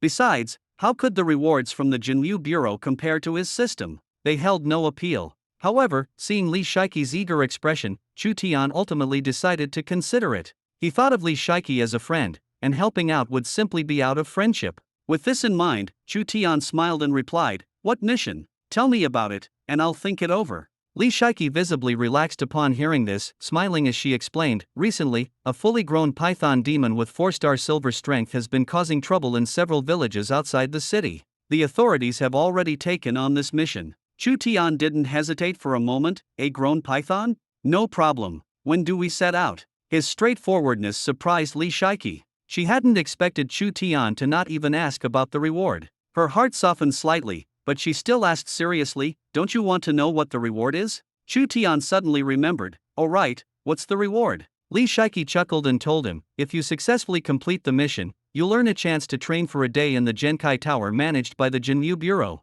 Upon hearing Genkai Tower, Chu Tian immediately perked up. He knew this landmark was no ordinary place. No one could say for sure how long it had existed. It seemed to have stood in Jiangxing since the dawn of humanity, later coming under the management of the Jinmu Bureau. It was said that the tower's 9 levels had an extremely high concentration of Genkai, benefiting individuals of all strength levels and shrouded in mystery. He vaguely understood that the reward was far more valuable than he had initially imagined. As the two discussed the departure time, the entire venue was still immersed in the lingering excitement of the fierce battle just moments ago. For Chu Tian, this mission would be a brand new challenge and an opportunity for the next stage of growth. Entering the True Chi Tower had always been a dream for countless martial artists. This mysterious sacred training ground was originally only open to those who made significant contributions. However, due to the stable situation in recent years, almost no one qualified to enter. Now, the higher-ups of the True Martial Bureau had decided to use the True Chi Tower as a reward for special missions,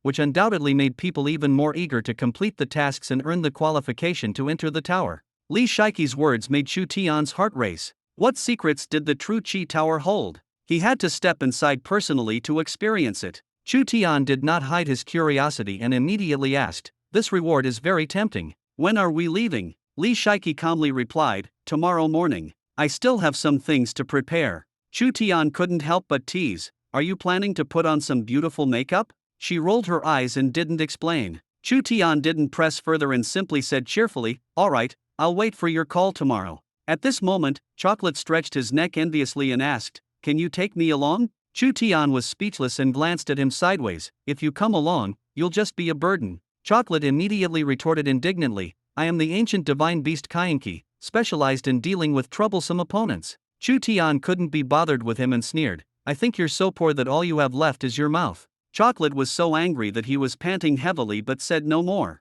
Back in class, Chu Tian could clearly feel the atmosphere around him had changed. Mirong Yunkai was looking at him with a complex expression. In the earlier battle, under the watchful eyes of everyone, Chu Tian, with his bronze 8-star combat power, had completely overwhelmed an opponent with actual combat power of silver 3-star, leaving them unable to fight back. Such a cross-level crushing was simply unbelievable. It made people wonder how Chu Tian had managed to achieve it. At that moment, the system's notification sounded in Chu Tian's mind. "Host, please draw a prize." His heart stirred, and he drew without hesitation. The system responded indifferently, empty-handed, "Better luck next time." Chu Tian scratched his head and could only sigh in self-mockery. During the afternoon training in the Stone Idol Forest, Mirong Yunkai directly adjusted the difficulty to silver 4-star. As soon as Chu Tian entered the field, he immediately realized the situation was bad. One after another, imposing stone figures with overwhelming true chi charged at him, all launching relentless attacks. Chu Tian screamed repeatedly, quickly becoming battered and bruised, without even a chance to catch his breath.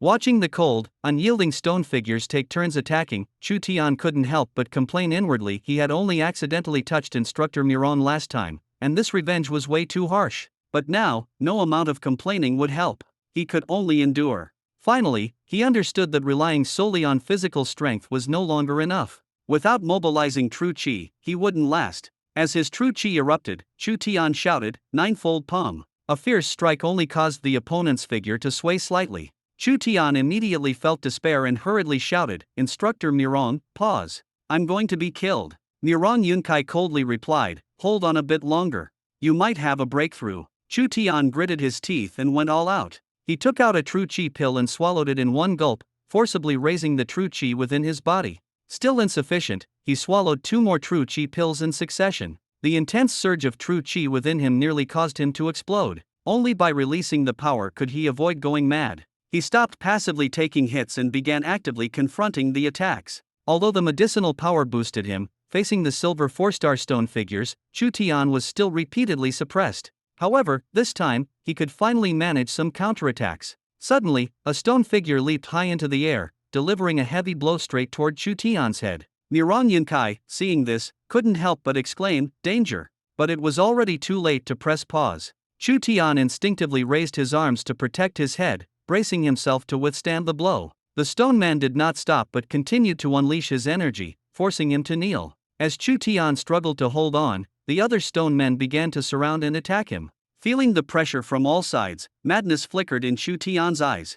He gritted his teeth, his inner energy surging violently, and finally erupted with power at the critical moment. With a roar, he exerted his strength, grabbed a stone man by the waist, spun it fiercely, and used it as a massive weapon to smash the other enemies. Outside the scene, Chocolate was dumbfounded and couldn't help but shout, "It's over." Everyone was confused, not knowing what he meant by "it's over." In the blink of an eye, they saw Chu Tian wreaking havoc in the entire stone statue forest. Broken arms flew everywhere, and the stone men were sent flying one after another, causing the students to scatter and dodge. Chocolate quickly protected his backside and shouted, "Everyone, be careful." Although no one understood why he specifically warned about this, they trusted Chocolate and followed his advice. No one wanted to become the target of unexpected disaster. The girls felt a bit awkward, choosing to hide on the sidelines amidst the chaos, no longer caring about appearances. One girl had a particularly complex expression. Standing among the crowd, she was clearly uncomfortable but forced herself not to show it.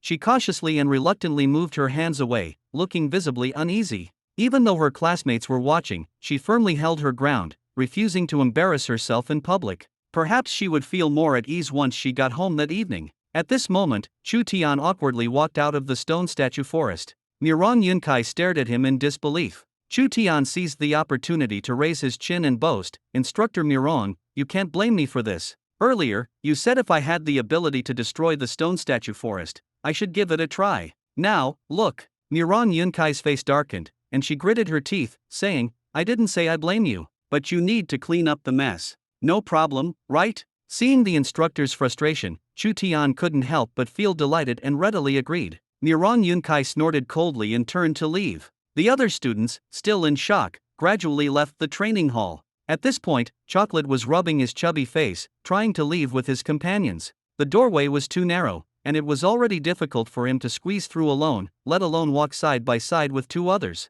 As a result, he got stuck, unable to move, creating an awkward atmosphere. "Chocolate!" Chu Tian called out from behind. Chocolate's mouth twitched, quickly coming up with an excuse. "Brother Tian, my So is about to give birth.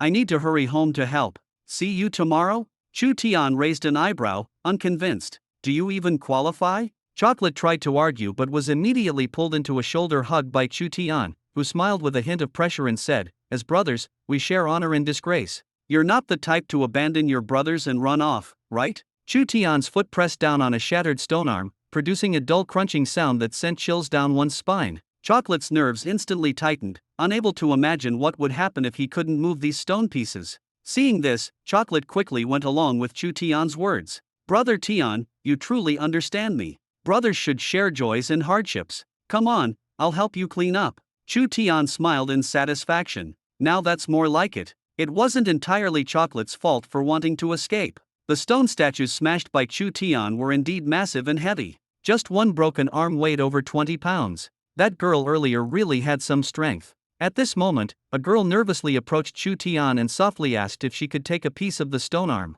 Chu Tian was momentarily stunned, exchanged a glance with Chocolate, and immediately understood that the girl must have her own plans. He casually handed her a stone arm about 5 centimeters thick and teased, "Want to try using this one?" The girl blushed deeply, stammering, "No, I just want to take it home to study." Chu Tian gave her a meaningful look, smiled, and nodded. "Got it. Good luck with your research." The girl turned and ran, while Chu Tian and Zhu Gilai exchanged a smile, marveling at how imaginative and bold girls are these days. With Zhu Gilai's help, Chu Tian finally felt a bit more at ease. After tidying everything up, Zhu Gilai originally wanted Chu Tian to treat him to a meal, but Chu Tian, being frugal as always, casually found an excuse to send him away. That evening, as Chu Tian was driving home, he suddenly noticed in the rearview mirror that a car had been following him. No matter how he turned or sped up, the other car maintained a fixed distance. Frowning, he decided to pull over on a secluded road. The other car quickly stopped as well, and two elderly men got out.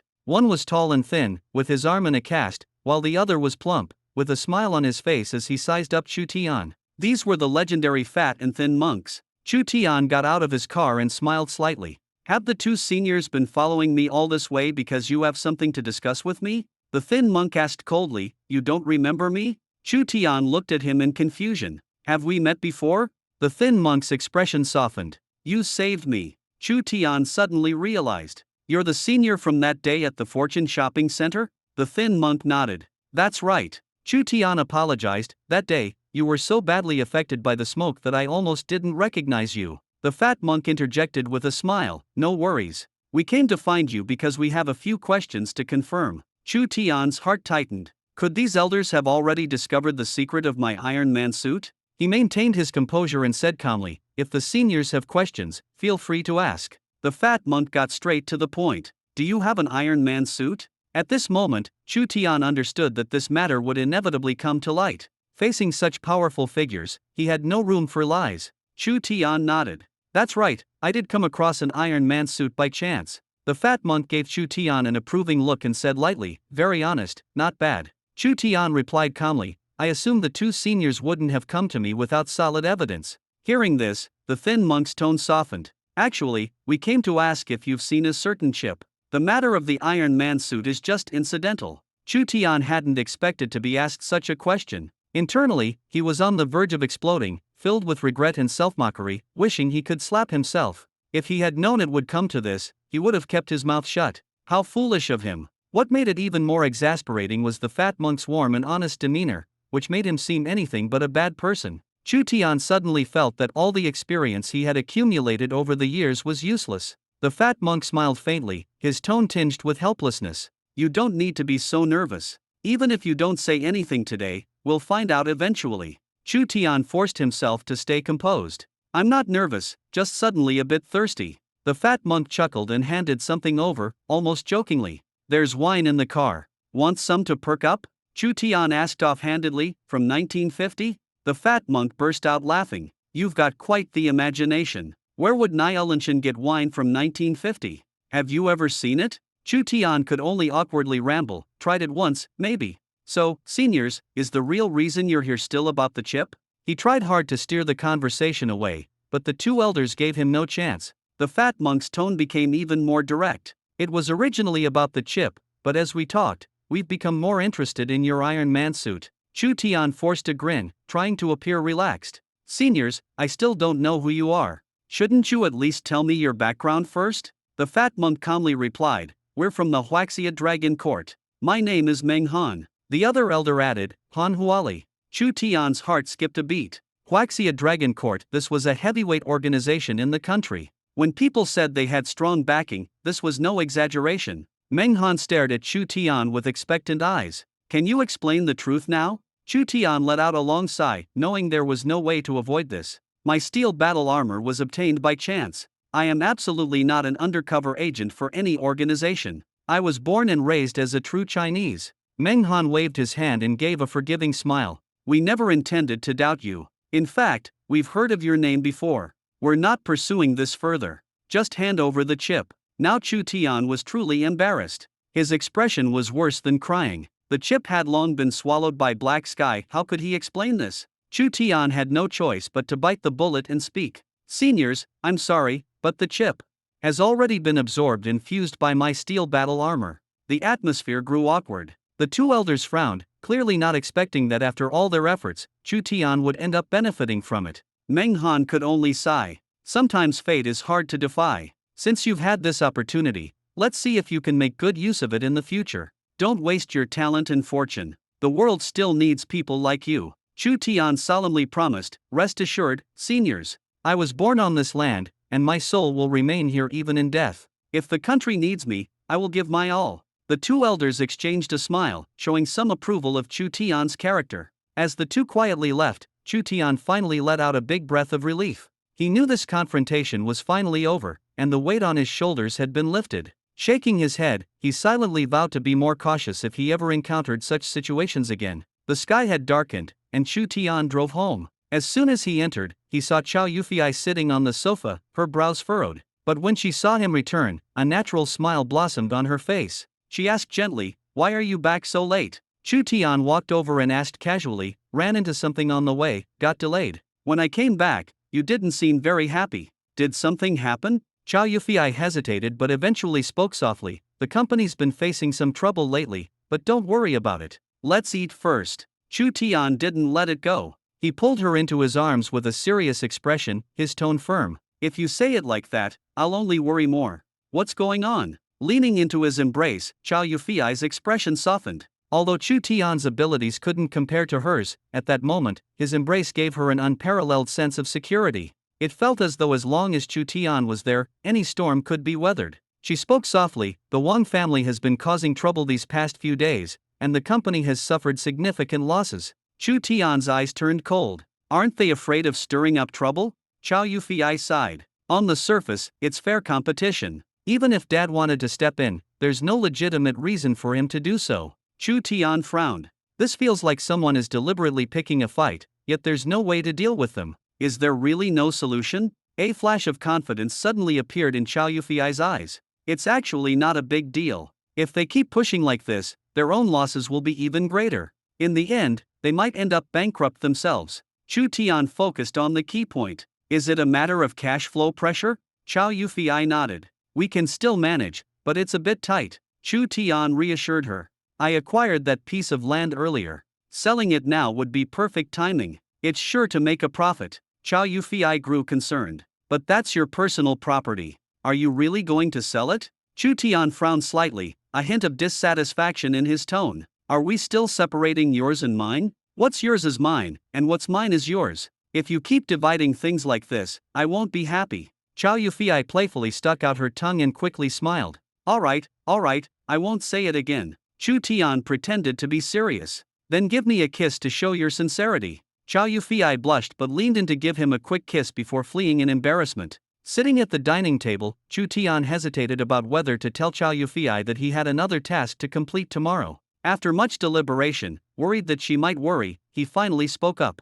"Honey, I might have to take on a mission for the Jinmu Bureau tomorrow." Chow Yufei immediately asked with concern, "Will it be dangerous?" Chu Tian felt a warmth in his heart. "Don't worry, it's actually not that dangerous, just dealing with an adult python." Little did Chu Tian know, this trip would almost cost him his return. That night, the two lay side by side in bed. The air carried a hint of tension. Tomorrow, Chu Tian would embark on a dangerous mission, and Chow Yufei's mind was in turmoil. She even doubted whether they could pass this night peacefully. "Who are you teaming up with this time? Or are you going alone?" Chow Yufei pressed further. Chu Tian hesitated for a moment before cautiously replying, "With a classmate." Chow Yufei's tone carried a hint of suspicion. "A classmate? Male or female? How many people? How many men and how many women?" Chu Tian smiled bitterly to himself.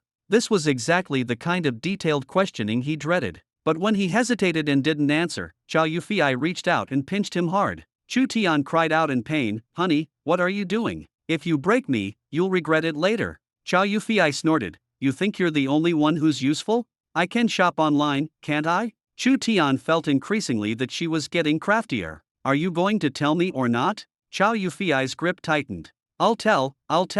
It's just two people, and the other one is a senior from our academy." Chu Tian quickly explained. "A senior? Just the two of you? Are you really going on a mission, or do you have some other plans?" Chow Yufei's eyes locked onto Chu Tian, as if trying to read the secrets in his heart. Enduring the pain, Chu Tian swore earnestly, "Honey, trust me, it's really just a mission, nothing else." Chow Yufei's face suddenly turned red. After a moment of silence, she suddenly said, "No, to be safe, I need to do something." Chu Tian's heart tightened, fearing she might come up with some extreme idea. He quickly tried to dissuade her. "Honey, don't do anything rash. It won't be good for either of us." Chow Yufei responded with a mix of embarrassment and annoyance, "I'm not doing anything." But as her actions unfolded, Chu Tian's face turned red. He finally realized he'd been overthinking. Moments later, Chu Tian lay exhausted, flat on his back, watching Chow Yufei hurriedly leave the room, secretly amused. He knew she just wanted to drain him to prevent him from doing anything out of line. A woman's mind, indeed, was more meticulous than anyone else's.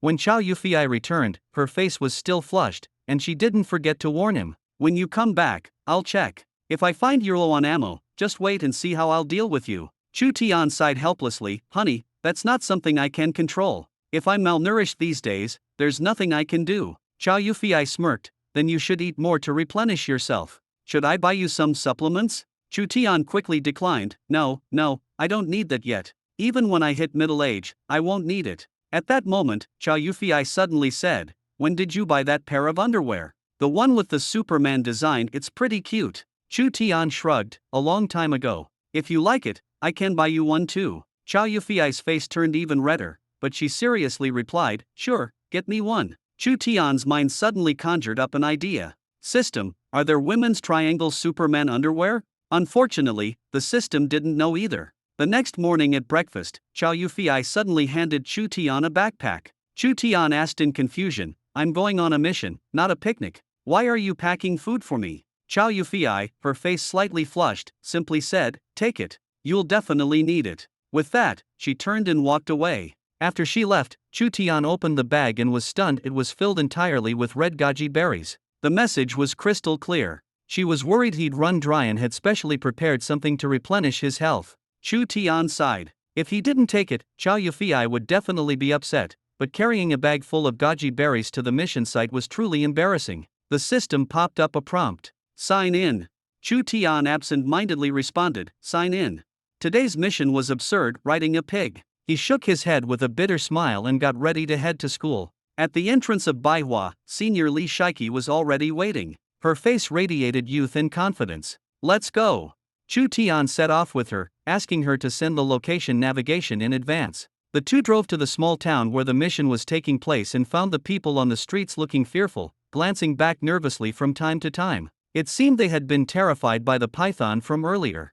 Occasionally, they saw some true martial practitioners carefully searching, but they didn't look like students. Chu Tian frowned. Does this mission allow outsiders to participate? Li Shiki nodded. As long as the mission is issued by the True Martial Bureau, anyone can take it. Not just students, external martial artists can join if they're interested.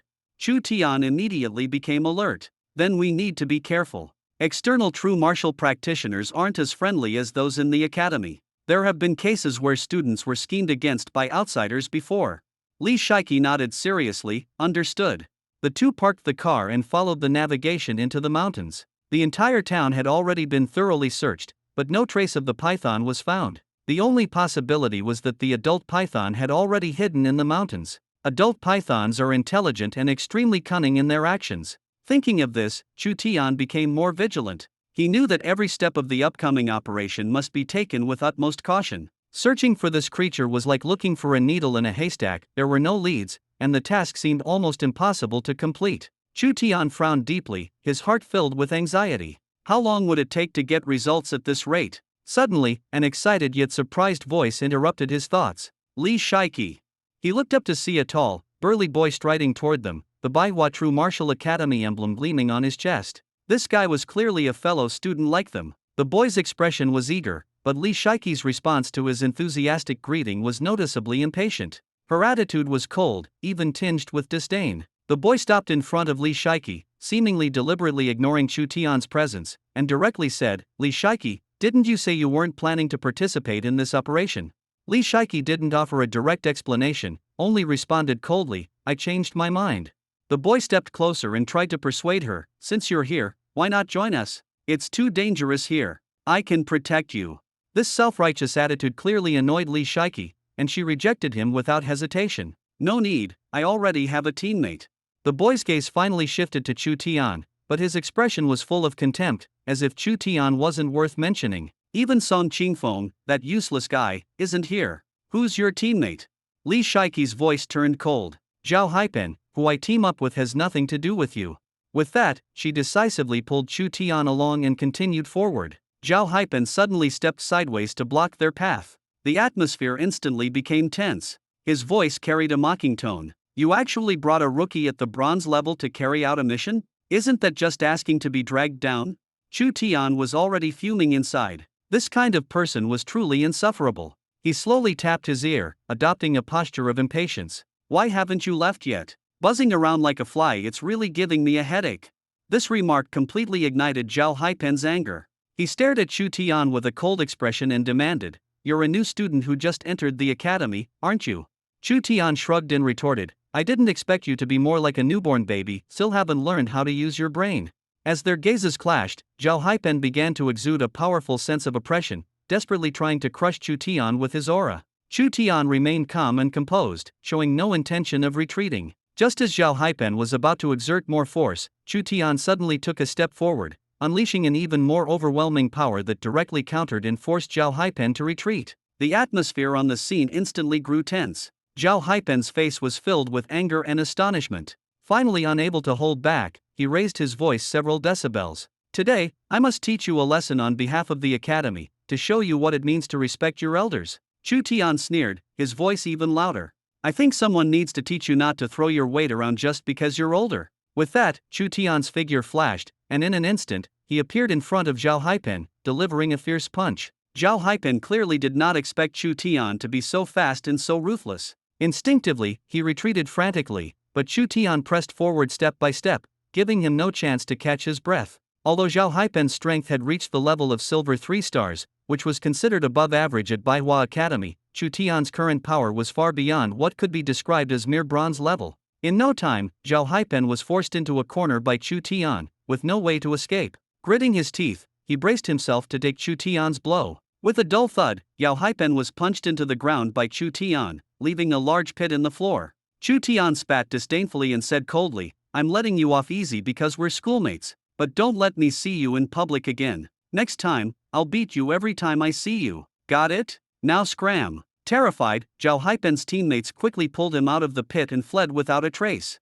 The onlooking students were dumbfounded. They had never seen Zhao Haipen being chased and beaten like this. That unassuming Chu Tian had effortlessly crushed one of the academy's top fighters? It completely shattered their understanding. Li Shiki looked at Chu Tian, her eyes growing brighter, as if she had discovered a whole new side of him. Sensing her gaze, Chu Tian smiled and asked, What is it? Why are you staring? Is there something on my face? Li Shiki's face turned slightly red, and she lowered her head shyly. It's nothing. I just didn't know you were this strong now. Being praised by the girl he liked, Chu Tian couldn't help but feel proud. He raised the corners of his mouth and said, Small fry like that aren't even worth my full strength. The two walked side by side deeper into the mountains. The earlier conflict had completely deterred the troublemakers who had been eyeing Li Shiki. Everyone understood that this was not someone to mess with. Just as they were walking forward, Chu Tian suddenly felt a tightness in his chest, and a strong sense of danger surged over him, causing him to stop in his tracks and cautiously scan his surroundings. Li Shiki immediately picked up on his signal, her face tensing with worry. What's wrong? But the sense of danger came quickly and disappeared just as fast. 2 minutes later, everything around them seemed normal. Chu Tian carefully observed but found nothing unusual. This eerie feeling left him deeply uneasy. He began to reflect. If he had brought Xiaohong along today, Xiaohong, being a hybrid divine beast, would likely have been able to easily pinpoint the source of the danger. Unfortunately, Xiaohong had been sleeping a lot these past few days, waking only to eat, even treating the expensive pills from the Dragon Pool secret realm like candy. Watching this, Chu Tian couldn't help but feel distressed. After all, each small True Chi pill was worth tens of thousands. While others raised cats or dogs, spending only pocket change, he had somehow ended up raising a money-guzzling bird that consumed tens of thousands in one sitting. Chu Tian secretly vowed that if Xiaohong continued this lifestyle of eating and sleeping all day, he would have to hand it over to an alchemy master to recoup some costs. Meanwhile, far away in another location, Xiaohong was sleeping soundly when a sudden sneeze jolted it awake from its dream.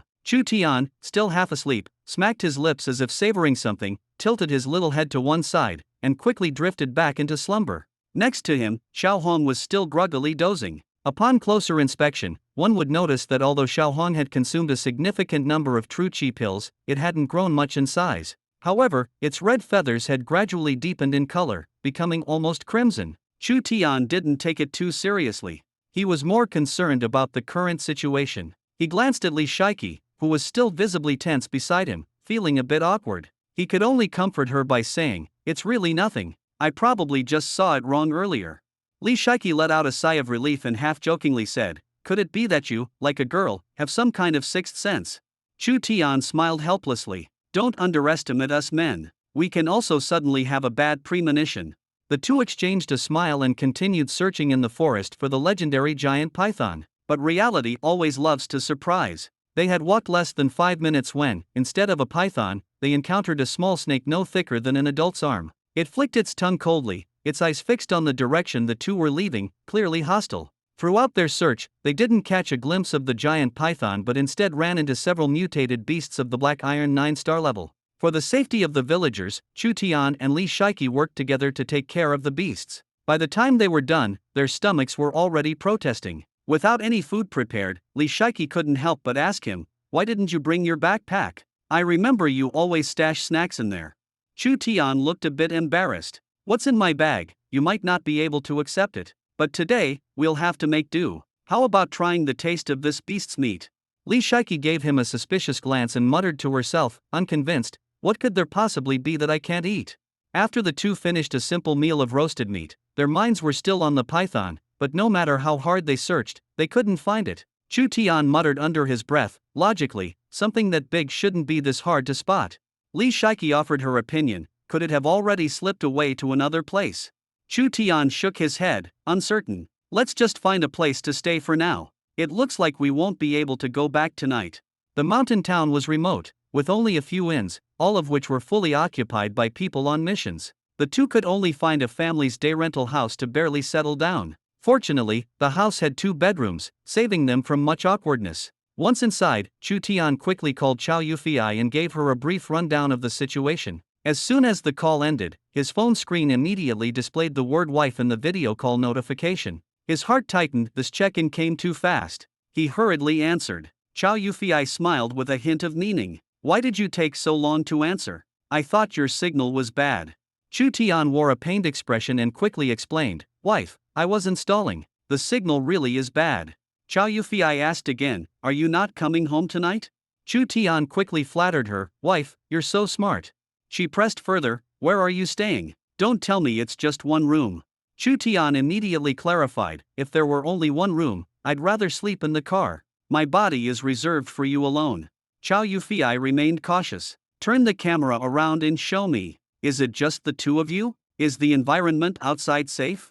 Chu Tian had no choice but to obediently comply, panning the camera around the kitchen, bedroom, and living room. Only then did Chow Yufei feel somewhat reassured, but she still reminded him, make sure to lock the doors and windows tonight. This place isn't safe. Chu Tian quickly promised, of course, don't worry, wife. After her repeated reminders, the video call finally ended. Just as Chu Tian lay down on the bed, ready to rest, the system's electronic voice suddenly sounded in his mind. Attention, host, today's task is not yet complete. Chu Tian let out a bitter laugh and muttered to himself, this system is even more demanding than my wife. He reluctantly got out of bed and knocked on Li Shiki's door. Sister Li, I want to go out for a walk. Do you want to come along? Li Shiki opened the door and nodded. Let me change clothes first. The two walked along the dimly lit streets of the small town. There was hardly anyone around. Occasionally, a few passers-by would glance at them briefly before quickly disappearing around the corner. The atmosphere was clearly tense, as everyone was afraid of encountering the roaming beasts again. The town's businesses were few and far between, and they casually walked into a restaurant with only a few scattered tables. As Chu Tian and Li Shiki entered, the owner immediately noticed them, his face lighting up with excitement, his voice slightly raised. What would you like to eat, young men? Please, come in. Chu Tian responded politely, 2 bowls of noodles, please.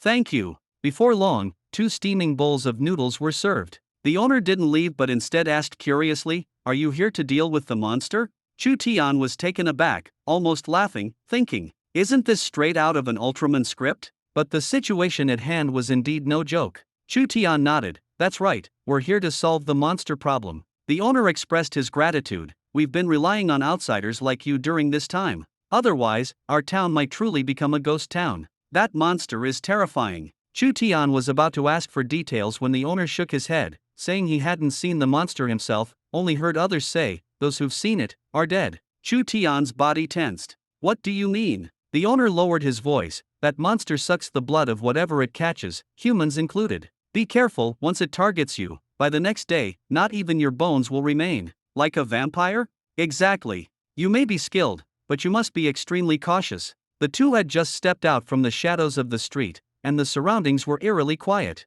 Moonlight spilled onto the empty road, and the distant sound of doors locking and windows shutting echoed faintly. Someone was warning them not to wander around at night. The atmosphere tonight was unusually heavy, as if the air was thick with oppression and an unknown fear. Chu Tian and Li Shiki quickly finished their meal, but the unease in their hearts lingered. They exchanged glances, reading shock and confusion in each other's eyes. The recent rumors of a blood-sucking monster in the town, could it really be related to Western vampires? Or was it something even more terrifying? On the street, the full moon hung like a silver disc. Suddenly, a commotion shattered the silence. Poultry and dogs from the yards rushed madly into the street. Residents locked their doors and windows as quickly as possible. A few martial artists standing in the night grew serious, clearly aware that danger was approaching. As everyone held their breath, A few rogue cultivators eager to make a name for themselves rushed toward the source of the disturbance. Two piercing screams tore through the night sky, and everything fell silent again. At that moment, everyone understood tonight was no ordinary night.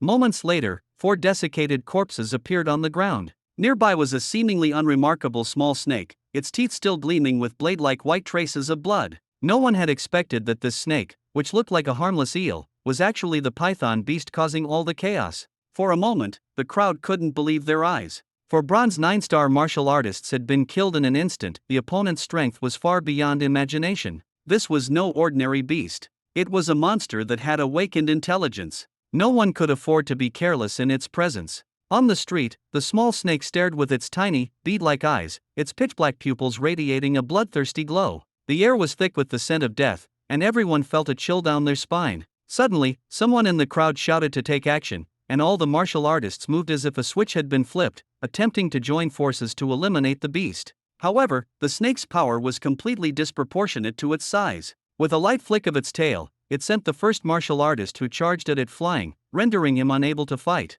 Even more terrifying was the snake's bizarre attack method. It opened its mouth, its sharp fangs sinking deep into the fallen martial artist's neck, and within seconds, the victim was reduced to an unrecognizable dried corpse. This brutal scene stirred immense fear in everyone's hearts, and the shadow of despair closed in from all directions. The snake moved with incredible speed, its shadow almost impossible to track. Another martial artist fell to the ground after a brief, agonized scream. They finally understood that this was not an opponent that could be countered with courage or numbers. The odds of victory were almost zero, and fear and retreat spread among the crowd. Clenching his teeth, Chu Tian pushed Li Shiki to a safe position and shouted loudly, "Senior, get back." He had no time to think further and leaped forward, lunging at the small snake. His fist, fueled by anger, struck the snake's tail hard. The snake recoiled in pain, curling up and halting its movements. Its eyes became even more terrifying in the darkness, locking onto Chu Tian as if searching for its next perfect prey. Chu Tian vaguely sensed that this snake was far more intelligent than they had imagined,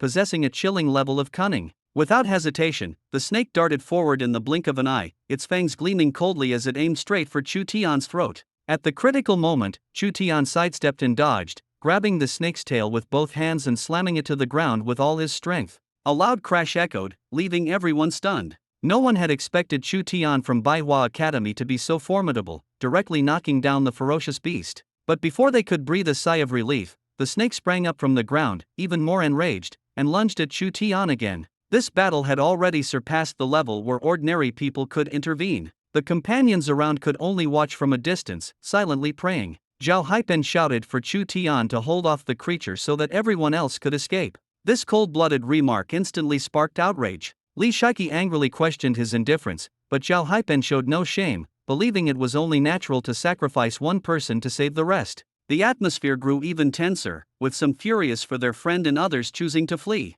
Chaos and fear spread throughout the street. Chu Tian and the snake fought to the limit, every second a contest with death. Sweat dripped from Chu Tian's forehead as he realized that if this continued, he would soon exhaust his true energy and ultimately fall to the monster. At this critical juncture, Chu Tian had a sudden thought, and the Zhanlong Ao appeared in his hand. With a powerful strike, he sent the snake flying. What no one expected was that the snake crashed into Zhao Haipen, who was in the midst of fleeing as if fate itself was playing a cruel joke. Haipen turned abruptly, his face full of anger. He had no idea what had just happened, only that something had suddenly hit him, cutting off his escape route. Instinctively, he grabbed the thing off his back. As he raised his eyes, he froze. What he thought was just a small bug turned out to be a young python flicking its tongue, its sharp fangs exposed. The blood drained from Haipen's face, and terror spread through his body. Just as he was about to scream, the starving young python bit into his neck without hesitation. In mere seconds, Haipen's life was completely drained, and he turned into a withered corpse before everyone's eyes. Chu Tian watched calmly, with no intention of intervening. In truth, he wouldn't have had time to save him even if he wanted to, but ultimately, no one present felt any sympathy for Haipen's fate. In their eyes, his consistently despicable behavior had led to this outcome, and he had only himself to blame. The young python, finally satiated, slowly turned to face Chu Tian. Its tongue flicked continuously, and its eyes grew even more ferocious. At that moment, 4 small claws inexplicably sprouted from beneath its body. This sight left everyone dumbfounded. No one had ever seen a snake grow claws. The young python, after absorbing the essence and blood, seemed to undergo some kind of incredible mutation. Suddenly, it let out a piercing cry, so sharp that everyone present felt dizzy and hurriedly covered their ears. Chu Tian's expression grew grim. At that moment, he finally understood the meaning of a snake transforming into a flood dragon. Witnessing it firsthand was truly shocking. He knew very well that if such a creature were allowed to continue growing, it would become an extremely dangerous existence in the future. Without any hesitation, Chu Tian decisively swallowed a true energy pill. The true energy within his body instantly boiled. Gripping the battle dragon AO tightly, he pushed the 9-turn golden body technique to its limit. The scene escalated abruptly. The small python suddenly stomped the ground with its 4 claws, producing a deafening sound as the ground trembled violently, almost collapsing. In the next moment, the small python lunged at Chu Tian with astonishing speed. Mid-air, its body expanded to a full 1.5 meters, and thick scales appeared on its snake skin, exuding an eerie and dangerous aura. Everyone around Chu Tian was left dumbfounded. They had already sensed the terrifying combat power of this small snake, but now that it had fully evolved, how much more terrifying could it be? The answer was revealed quickly. The massive wave of true energy stirred up by the small python caused it to crash headfirst with such force that it sent a nearby silver 2-star martial artist flying. At this moment, everyone felt fear. Chu Tian was forced back 2 steps, but the small python didn't pause for a moment and continued its fierce assault. Chu Tian gritted his teeth and resisted, pressing one hand firmly on the python's head while using all his strength to swing the battle dragon AO down hard onto its body. The small python, in pain, struggled violently, counterattacking with its tail in a ferocious manner. Chu Tian was knocked back several steps, quickly summoning the god-slaying whip and striking it again, sending the small python flying and spitting blood. For the first time, the crowd saw the small python injured. However, its momentum only surged further, with its true energy raging wildly as it charged at Chu Tian once more. Chu Tian didn't retreat. Instead, he rushed forward to meet it head-on, wielding the god-slaying whip in his left hand and the battle dragon AO in his right, fully unleashing his combat style. The python's scales provided effective protection, and though it didn't completely collapse under Chu Tian's relentless attacks, it was covered in wounds. It let out a wild roar, willing to risk severe injury as it used all its strength to ram Chu Tian, sending him flying. Pain surged through Chu Tian's body, but he forced himself to endure it, quickly swallowing a revival pill to instantly recover. Seizing the moment before the python could react, he leaped into the air and struck down with the god-slaying whip. This time, the python had no chance to dodge and was directly slammed into the ground. As Chu Tian descended, he activated the 9-turn golden body technique again, raising the battle dragon AO high before smashing it down fiercely. A muffled sound echoed as the small python, now utterly exhausted, spat blood but still glared at Chu Tian with a vicious intent, attempting one last counterattack. Chu Tian gave it no chance, sending the god-slaying whip slicing through the air, precisely piercing the python's mouth. With a furious shout, he slashed with all his might. A piercing scream reverberated through the scene, making everyone's scalp tingle. In the next moment, the python's body was split open. Something slid out from within, a crystal-clear, golden orb radiating intense true energy. Anyone could tell this was no ordinary item. It was this orb that had enabled the small python to transform from an ordinary snake into a flood dragon. Without hesitation, Chu Tian stored the golden orb in his storage ring and immediately sat down on the ground. In the brief aftermath, he felt a sense of relief. If the small python had been allowed to grow further, even with his strength, he couldn't guarantee he could suppress it. The surrounding spectators finally breathed a sigh of relief, and a wave of thunderous applause erupted. Whether they were residents of the small town or true martial practitioners who had come specifically for the mission, they all looked at Chu Tian with eyes full of respect. In their view, this young man was the embodiment of a hero. Li Shiki hurried over, her face full of concern, and asked Chu Tian, "Are you okay?" Chu Tian revealed a relaxed smile. "I'm fine, just out of true energy. A little rest and I'll recover. Go ahead and report the mission." Li Shiki glanced at Chu Tian, confirmed he was alright, and then resumed handling her tasks. Chu Tian felt his true energy had mostly recovered, casually took a true energy pill, and instantly felt reinvigorated. He walked to the front of the crowd, and the people around him came forward to express their gratitude. "Thank you for saving us," the townspeople excitedly said to him. "If it weren't for you, our entire town would have been in trouble." Chu Tian waved his hand and forced a smile. He was well aware that he was merely there to complete a task. But regardless of his motives, in the eyes of the townsfolk, Chu Tian was their savior. They were eager to express their gratitude in their own way. A man who seemed to be a person of responsibility in the town walked over and patted Chu Tian on the shoulder. "Young man, we really don't know how to thank you. How about we all have a meal together? My treat." Chu Tian did not refuse. He knew that these simple villagers rarely had the chance to show their appreciation. Soon, an elderly villager returned with a sheep and a live pig. When Chu Tian saw someone herding the pig over, his eyes lit up. The pig had come at just the right time. He quickly ran over in a few strides. The onlookers, seeing Chu Tian staring intently at the pig, became a bit nervous, thinking something might be wrong again. Some even whispered, wondering if the pig might also be a monster. Without much explanation, Chu Tian exchanged a few words with the elderly man and soon became the new owner of the pig. He herded the plump pig to a secluded spot and then plopped himself directly onto its back. The pig, clearly not expecting to be ridden, squealed loudly in protest. Chu Tian grabbed the pig's ears and threatened fiercely, "Stop squealing, or I'll really eat you." Miraculously, the pig quieted down. Chu Tian rode the white, plump pig, galloping joyfully through the mountains. After some fun, he even took a photo with his phone and sent it to his friend, Chocolate. "I found your long-lost relative. Come and claim it." Ding! A system notification sounded in his mind. "Task completed. Please draw a reward." Chu Tian was delighted and immediately chose to draw. The system rewarded him with a bottle of true qi pills. After accepting the reward, Chu Tian rode the pig down the mountain slope, kicking up a trail of dust along the mountain path. When Chu Tian returned to the crowd, leading the panting pig, everyone curiously stared at him and the exhausted pig lying on the ground. Just as Chu Tian was observing the pig's condition, the town butcher seized the moment and swiftly dealt with the pig. Before long, the kitchen brought out a table full of dishes, including stewed pork with vermicelli, braised pork knuckles, cold pig ears, and stir-fried pig intestines. Chu Tian looked at the table full of pork dishes, his mouth twitching in disbelief. The pig he had just been riding through the mountains had now become food on the table. In his heart, he silently apologized, "Old buddy, sorry about this. You've now become our strength." As he was thinking, someone kindly placed a large piece of braised pork knuckle on Chu Tian's plate. Instinctively, Chu Tian picked up a piece and put it in his mouth. The delicious flavor instantly made him unable to stop. As he chewed, he asked, "What kind of meat is this? Why is it so tasty?" Li Shiki, sitting nearby, laughed and replied, "Pork knuckle." Chu Tian froze for a moment before realizing that he was eating the very pig he had just been riding. He smiled bitterly to himself and could only console himself. "Well, now you've become a part of me, and we'll never be apart."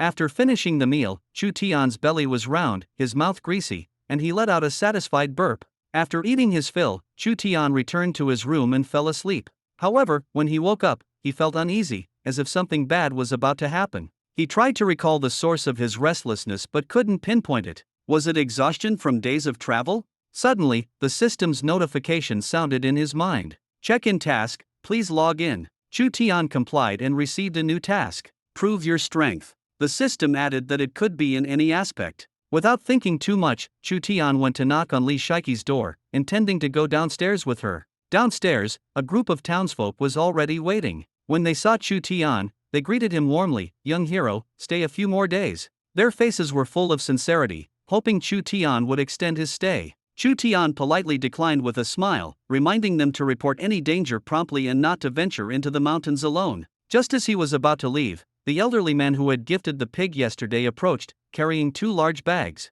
Chu Tian was a bit puzzled and asked, "Grandpa, what's this for?"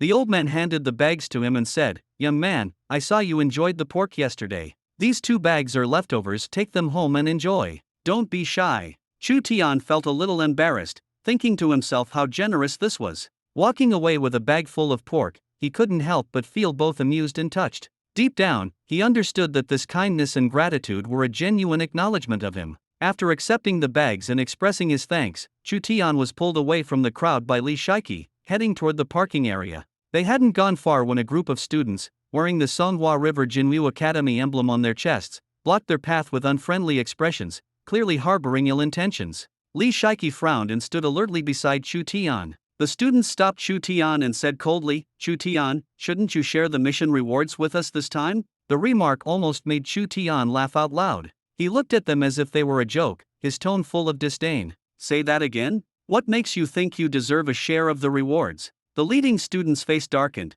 but he repeated stiffly, "I said, the mission rewards should be shared, right?" Chu Tian pretended to dig his ear with his pinky finger, his tone indifferent. "I treat you as human beings, so don't act like something less, okay?" The other party immediately became enraged, raising their voice. "You want to hog all the mission rewards? If it weren't for us holding off the beast, would you have handled it so easily?" Li Shiki sneered, mercilessly exposing their lie. Su Jia, do you really have the nerve to say that? When the beast appeared, weren't you the first to run and disappear? Chu Tian found it utterly ridiculous. These cowards hadn't helped at all, and now they had the audacity to covet his rewards. If they had been too scared to act but at least stayed to witness, it might have counted for something. But they hadn't even left a trace, and now they wanted a share. This level of shamelessness was beyond his comprehension. Chu Tian didn't bother wasting words and directly retorted, "You contributed nothing to the mission, yet you want a share of the rewards. I think you should go to the hospital and check if your brains are waterlogged." The other party's faces turned completely black, and they threatened, "If you don't give us a share today, don't think about leaving." Chu Tian had completely lost his patience. He stepped forward, causing the other party to nervously step back, though they tried to maintain their composure and shouted, "You dare lay a hand on us?" Chu Tian stared at them coldly. "Even hitting you would dirty my hands. If you don't want trouble, leave now. Otherwise, I won't hesitate to throw you all into the mountains to feed the beasts." Su Jia's face turned red with anger, his pride wounded. "You think you're so great? Even if you dealt with the beast, we were just scared at the time. Otherwise, would we have let you play the hero?" He was clearly losing control, and he and his companions slowly closed in, surrounding Chu Tian and Li Shiki. Su Jia's face twisted with rage as he gritted his teeth and shouted, "Brothers, take back what's rightfully ours." The students surrounded them with hostility, their energy radiating outward, clearly prepared to fight. Li Shiki tensed up, warning coldly, "Su Jia, are you insane? Do you even know what you're doing?"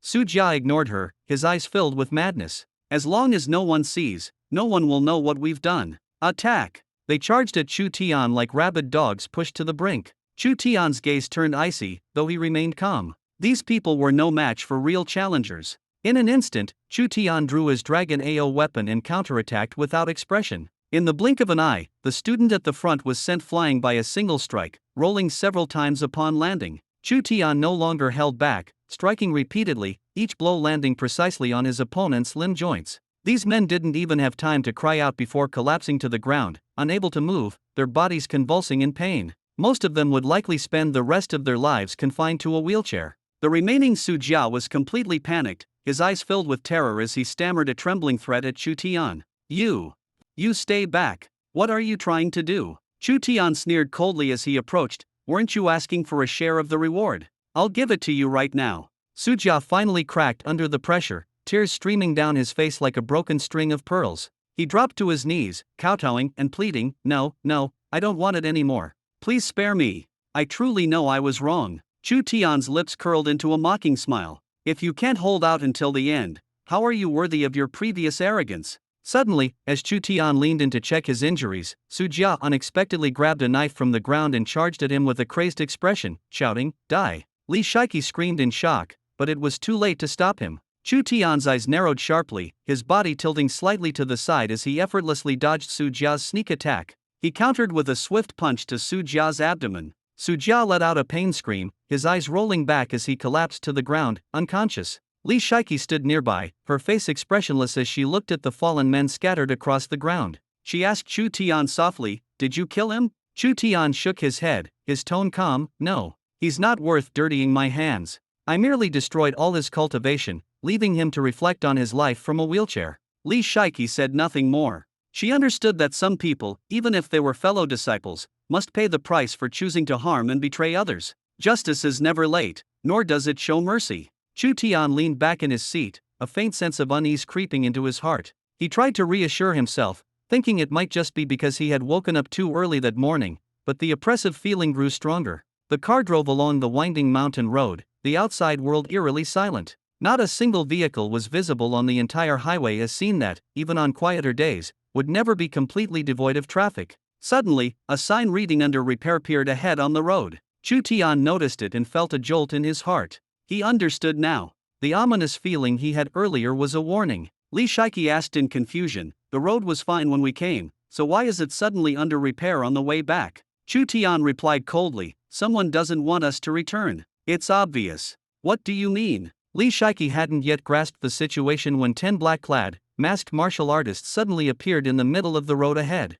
Their faces were expressionless, their bodies emanating intense energy, each one exuding a formidable aura. The leader shouted loudly, "Little girl, stay out of this. If you don't want to die, keep your distance. Today, we're only here for Chu Tian." Get as far away as you can. Without wasting words, the 10 men moved in unison, forming a tight encirclement as they closed in on Chu Tian. Their movements were precise, and the conical military daggers in their hands gleamed coldly, clearly marking them as specially trained assassins. Li Shiki glared at them angrily. What exactly are you trying to do? The assassins ignored her and lunged directly at Chu Tian. Chu Tian calmly turned to instruct Li Shiki, don't move. Leave this to me. As he spoke, his body suddenly leaned back to evade the attack, simultaneously grabbing one assassin's arm and using the momentum to flip himself. The Zhanlong Ao was now in his hand. With immense force, he swung his arm in a wide arc, delivering a devastating blow. There was a loud bang, and the assassin's head instantly exploded, blood splattering everywhere in a gruesome and horrifying scene.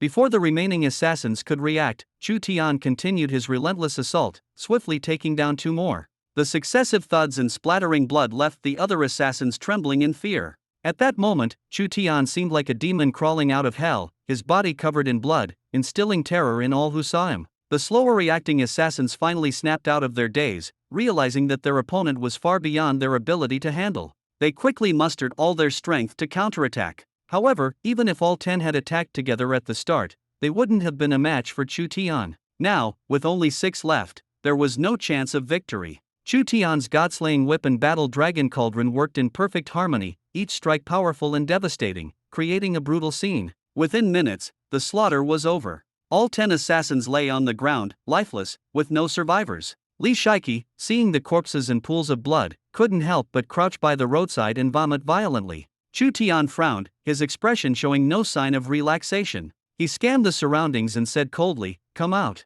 He knew there were definitely more people behind this. Sure enough, an elderly man, who appeared extremely aged, stepped out from the shadows. There was no trace of true energy emanating from him, but Chu Tian's instincts told him that this old man was extremely dangerous. Li Shiki shuddered in fear. She could tell this was no ordinary old man. The elder slowly clapped his hands, smiling faintly as he said, as expected, a young hero. No wonder you possess an S-rank true martial talent. Someone like you, if allowed to grow, will inevitably become a major threat.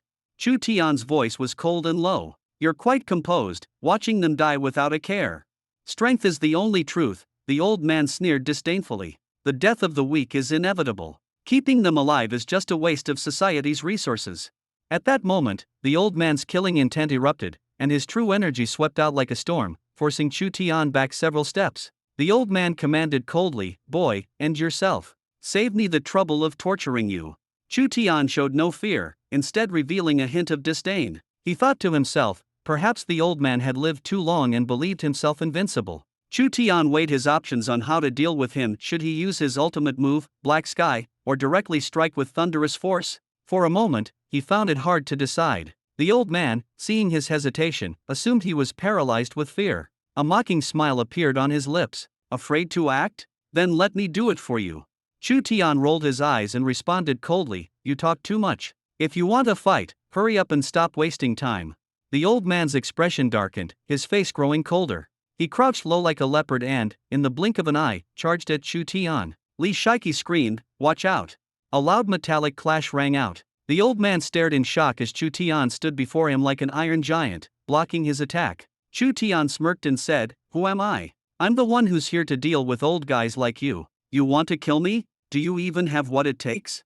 A new battle was inevitable and about to unfold. People didn't know much about the Iron Warrior, having only heard rumors that such technological equipment existed in Star Nation. Now, seeing this powerful armor on Chu Tian, everyone was momentarily filled with doubt. Could he be a spy sent by Star Nation? The old man instinctively raised his voice, his face full of vigilance as he questioned Chu Tian. Chu Tian showed no fear, retorting coldly, "You're the spy. Stop spouting nonsense." Without hesitation, he aimed at the old man, and a beam of light shot out from his chest. Caught off guard, the old man's shoulder was instantly mangled, his face contorted in pain. Fury drove the old man to madness. He roared and charged at Chu Tian, cursing that he would tear him to pieces. Li Shiki, already terrified, quickly retreated to the side. Everyone could feel the surging true energy within the old man, but Chu Tian remained unfazed. At this critical moment, Chu Tian suddenly vanished. The old man's attack hit nothing but air. He searched frantically for Chu Tian's figure, only to hear a cold voice behind him. "Looking for me."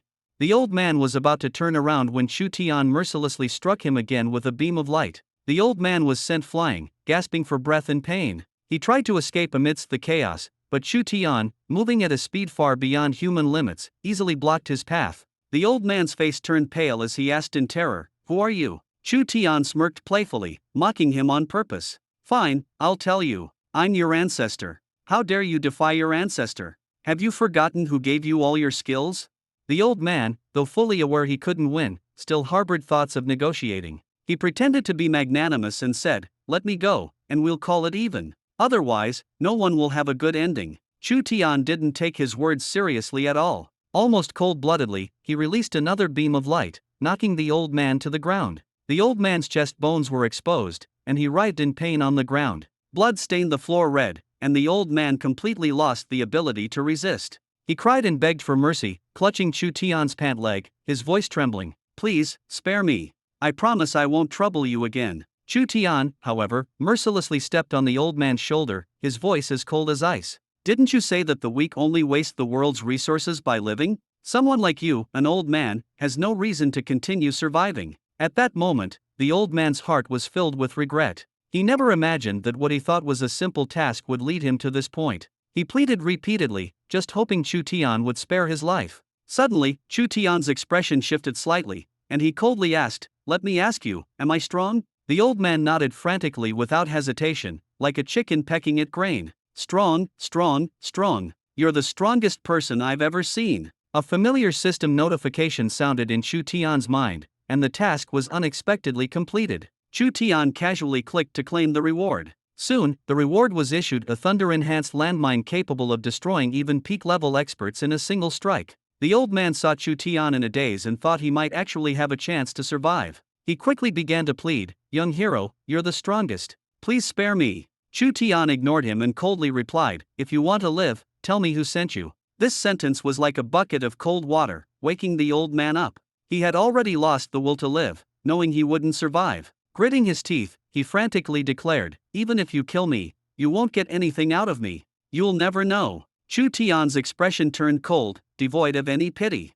He once again directed the laser at the old man's shoulder. The old man let out a piercing scream as his entire arm fell to the ground, blood gushing out. Perhaps due to his advanced age, such an injury caused him to faint directly. But Chu Tian wouldn't let his suffering end. Calmly, he delivered another blow, forcing the old man to continue teetering between pain and death. The old man howled like a madman, his voice hoarse, reduced to frenzied cries. "Just kill me! Kill me now!" Chu Tian's tone was colder than ice. "Want to die? Fine. Tell me who the mastermind is." The old man shook his head wildly, like a lunatic. "If you have the guts, kill me." "I won't tell you." Chu Tian had already guessed the answer. He smiled faintly and said in a low voice, "Was it the Wang family who sent you?" The old man was so furious he almost passed out. He hadn't expected Chu Tian to already know the truth and was merely toying with him. In the end, the old man used his last bit of strength to curse venomously, but before he could finish, Chu Tian decisively ended his life.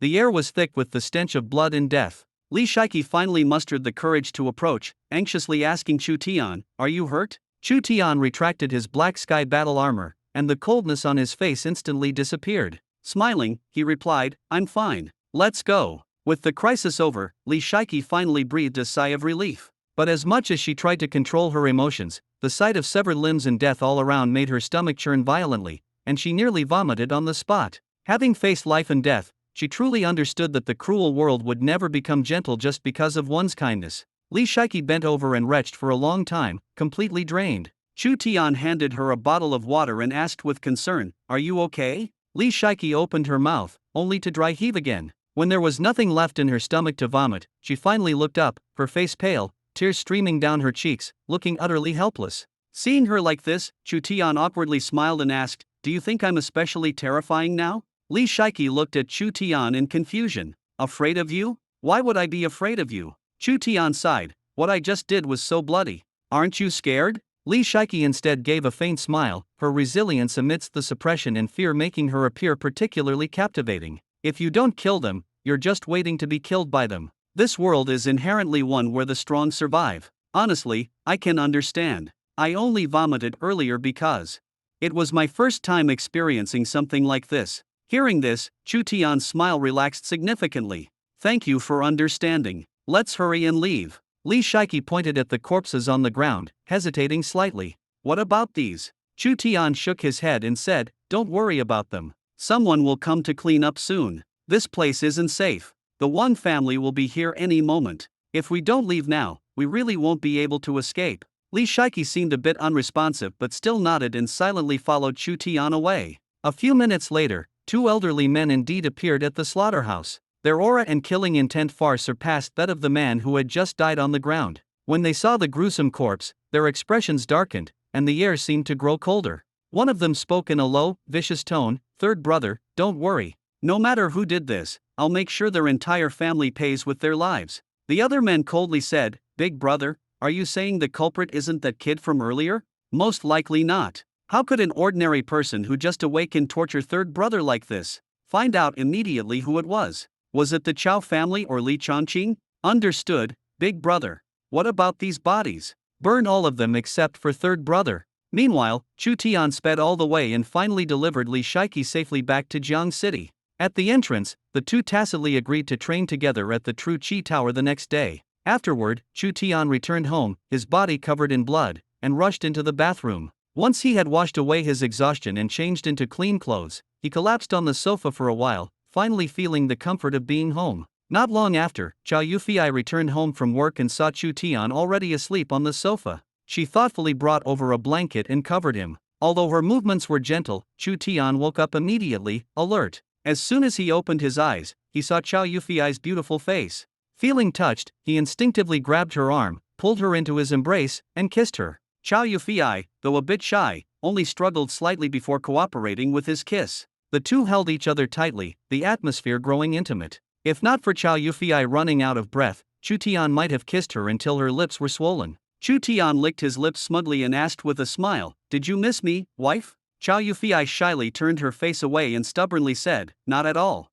I was perfectly fine without you at home." Chu Tian pretended to be hurt, pulling a sad face. "Really? Are you tired of me? Do you not love me anymore?" Chow Yufei was amused by his exaggerated expression and said helplessly, "Stop acting so weird." Suddenly, she wrinkled her nose. What's that smell?" Chu Tian's heart tightened, secretly wondering if he had gotten too close to Li Shiki. But he had been careful to keep his distance. Feeling guilty, he feigned ignorance. "What smell? I don't smell anything." Chow Yufei's expression grew more serious. She suddenly grabbed Chu Tian's hand and examined his clothes closely. Chu Tian's mouth twitched, thinking her excuse was too clumsy. If she wanted to take advantage of him, she could just say so. Chow Yufei touched him here and there, asking, "Are you hurt?" Chu Tian, caught off guard, replied instinctively, "No, no." Ignoring him, Chow Yufei went straight to the bathroom and brought out the bloodstained clothes Chu Tian had changed out of. Seeing the clothes covered in blood, she immediately became anxious. "What's going on? Where are you hurt?" Chu Tian froze for a moment and decided not to hide it anymore. He told her about the Wang family's hired assassins attacking him. At this, a chilling aura emanated from Chow Yufei. Even though Chu Tian was a meter away, he could feel it. Her eyes were filled with intense killing intent, and her voice was so cold it sent shivers down one's spine. "Has the Wang family grown tired of living? They dared to touch my people?" Chu Tian quickly tried to comfort her. "Honey, don't get worked up. Look, I'm fine, aren't I? Nothing happened to me." Chow Yufei pursed her lips, her expression resolute. "If something really happened to you, what would I do? The Wang family must pay the price." With that, she decisively picked up her phone and dialed a number right in front of Chu Tian. Even from a distance, Chu Tian could hear the furious shouting on the other end of the line. As soon as the call ended, Chow Yufei grabbed Chu Tian's hand and walked straight out of the villa. Chu Tian was a bit surprised. "Honey, where are we going?" Chow Yufei's tone was icy, and she uttered just two words. "Revenge." Chu Tian said no more, silently following her steps. He had never forgotten this blood debt. He had been waiting for the right moment, for his strength to grow further, so he could storm into the Wang family alone and twist that old man's head off to use as a ball. But he hadn't expected that Chow Yufei and Chow Zhenyi's anger and concern for him would be far stronger than he had imagined.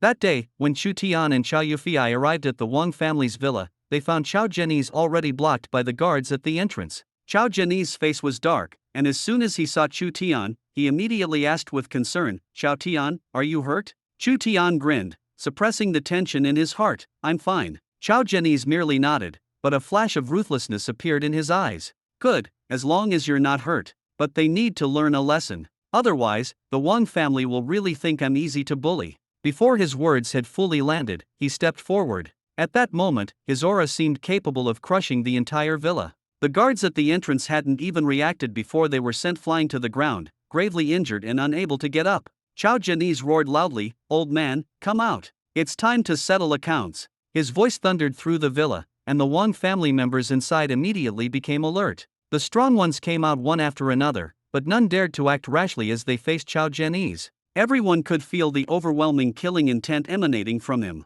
Chao Janice impatiently scanned the Wang family's martial artists, sneering coldly, "Is Wang Qincan hiding and refusing to come out? Afraid to face me?" As he spoke, he suddenly threw a punch, causing the ground to tremble. The two experts standing in front of him didn't even have time to counterattack before they collapsed, lifeless. The hall fell silent, with only the sound of everyone's heavy breathing remaining. Chu Tian stood to the side, witnessing everything, his heart shaken. So this was the true strength of his father-in-law among the Wang family's top fighters. There were only about 10, and 3 had died in a single day. For this family, it was undoubtedly a devastating blow. Just as Chao Janice was about to strike again, an angry shout broke the silence. "Chao Janice, are you insane? How dare you cause trouble at my Wang family?" The Wang family's patriarch, Wang Qincan, appeared with his men, his aura aggressive. Chao Janice unleashed an even more massive surge of energy, completely neutralizing Wang Qincan's pressure. He mocked, "You've lived so many years, but aside from playing dirty tricks, what else can you do?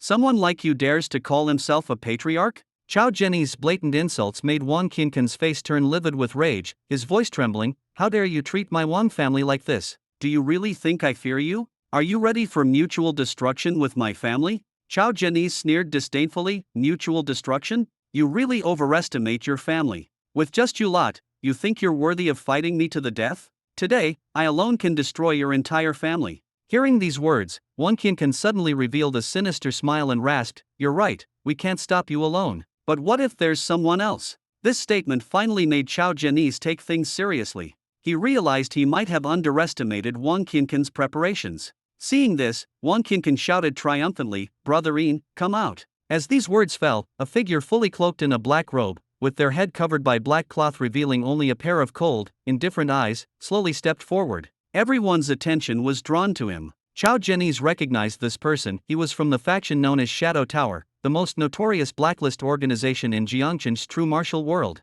This group possessed formidable yet dangerous power. The man in black before them was none other than the master of Shadow Tower, Lu Jianese. Chao Janice's expression turned grim as he asked in a low voice, "Does Shadow Tower also intend to meddle in the affairs of the Chao family?" Lu Jianese's voice was hoarse and grating, laced with mockery. "Master Chao, I naturally have no desire to make enemies with your family. But the price offered by the Wang family is something I simply cannot refuse. It's a fortune, and I'm merely trying to survive." Chao Janice snorted coldly, "Be careful you don't lose your life before spending the money." Lu Jianese, however, remained indifferent. "That's not something you need to worry about. Instead, you should think about how to leave here alive." Chao Janice realized he was in grave danger. Not only had the Wang family dispatched numerous experts, but they had also enlisted the help of Shadow Tower. Although Chao Janice was formidable, the enemies were too many, with hidden assassins lurking in the shadows. On his side, there were only 3 companions at the gold level and 2 at the platinum level.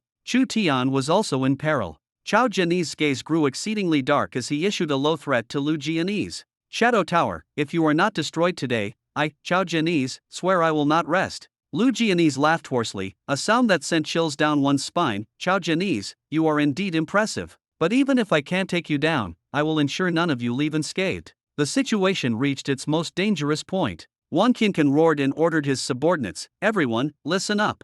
Attack! Kill Chu Tian at all costs." This command was like a fuse igniting chaos, plunging the scene into a fiery battle. Chao Janice was held back by Lu Jianese and Wang Qincan, unable to break free. Chu Tian could only rely on his speed to evade the encirclement of the Wang family and Shadow Tower experts. Chao Yufei, despite her breakthrough in cultivation, was only at the platinum level. Facing so many experts, she quickly found herself overwhelmed, forced into retreat. The Chao family's warriors fought desperately, shielding Chu Tian and Chao Yufei with their lives. However, the Wang family's numerical advantage was overwhelming, and the battle quickly turned brutal. The Chao family's fighters sustained more and more injuries, their clothes soaked in blood, barely able to hold their ground. As danger loomed closer, Chu Tian gritted his teeth, determined to find an opportunity to counterattack. At some point, a reinforced bomb appeared in his hand. The Wang family's confident gold and platinum level experts hadn't yet reacted when he hurled the bomb with force. The ensuing explosion was like the heavens collapsing and the earth shattering. The ground shook violently, and even the two stone lions symbolizing the Wang family's glory at the entrance were toppled and shattered. The distant battle between Qiao Zhenyi's and the other three was forced to pause by the terrifying sound of the explosion. All eyes were immediately drawn to the scene. 3 platinum level and 6 gold level warriors of the Wang family had vanished entirely in the blast, leaving only mangled remains scattered on the ground. At that moment, Wang Qingquan's body trembled, his eyes nearly bursting from their sockets. He had believed the Wang family's trump card to be invincible, yet in an instant, the family's strongest forces were utterly annihilated. This was beyond what he could bear. His lips quivered as he roared in despair and fury, "You've destroyed my Wang family. I will make you pay." Like a madman, he charged at Chu Tian, his eyes bloodshot with hatred. But Qiao Zhenyi's was already standing guard beside Chu Tian. With a single punch, he sent Wang Qingquan flying. Wang Qingquan crashed heavily to the ground, blood spurting from his mouth. His aura completely collapsed, his gaze hollow, as if he had aged 10 years overnight. He fell to his knees, muttering to himself, as though all hope had been utterly crushed. "It's over. The Wang family. It's truly all gone. Everything is finished." Lu Jianese watched all of this unfold, his heart churning tumultuously. The Wang family, once arrogant and domineering, now lay in ruins. He was filled with resentment toward Wang Qingquan for betraying the cause and choosing to abandon it, while faintly realizing that his own situation had become even more precarious. The seeds of revenge took root in his heart as he turned and quietly left. New conflicts were bound to arise in the future. Qiao Zhenyi's, with a calm gaze and sharp tone, warned Wang Qingquan, "If you want revenge, come at me anytime. But if you still intend to rely on those despicable tactics, I guarantee the Wang family will be completely erased from this city's history." Despite holding the upper hand, he chose to leave some room for retreat, refraining from total annihilation. The complex relationships behind the family made him understand that completely destroying the Wang family would only provoke greater backlash. The crowd followed Qiao Zhenyi's as they departed, leaving Wang Qingquan trembling alone in the wind. The light in his eyes was nearly extinguished, yet the flames of hatred still flickered. His heart burned so long as he drew breath. The Wang family's vengeance would never be forgotten. The collapse of honor and the downfall of the family tore a gaping wound in his heart. Wang Qingquan suppressed his grief, ordering the clan members to clear the corpses from the front gate, while he himself returned to the villa like a walking corpse. Those clan members who once revered him as their leader now looked at the despondent patriarch with disbelief and fear. They had no idea what had transpired outside, only that the Wang family's strongest members had failed to return, leaving Wang Qingquan to walk alone. The Wang family's prestige was gone, and the sense of superiority in everyone's heart seemed shattered into pieces. Disappointment, anger, and unwillingness weighed heavily on them. Once proud to call themselves a noble family, they now began to question their future. What right did they have to claim the status of a first-rate family anymore? Wang Jian was especially shaken, his mind in chaos. Moments ago, he had been fantasizing about taking revenge on Chu Tian and Qiao Yufei, but reality had slapped him awake with brutal force. He was nothing more than a clown under the whims of fate. The atmosphere was suffocatingly oppressive. Suddenly, Wang Qingquan issued a command in an icy tone.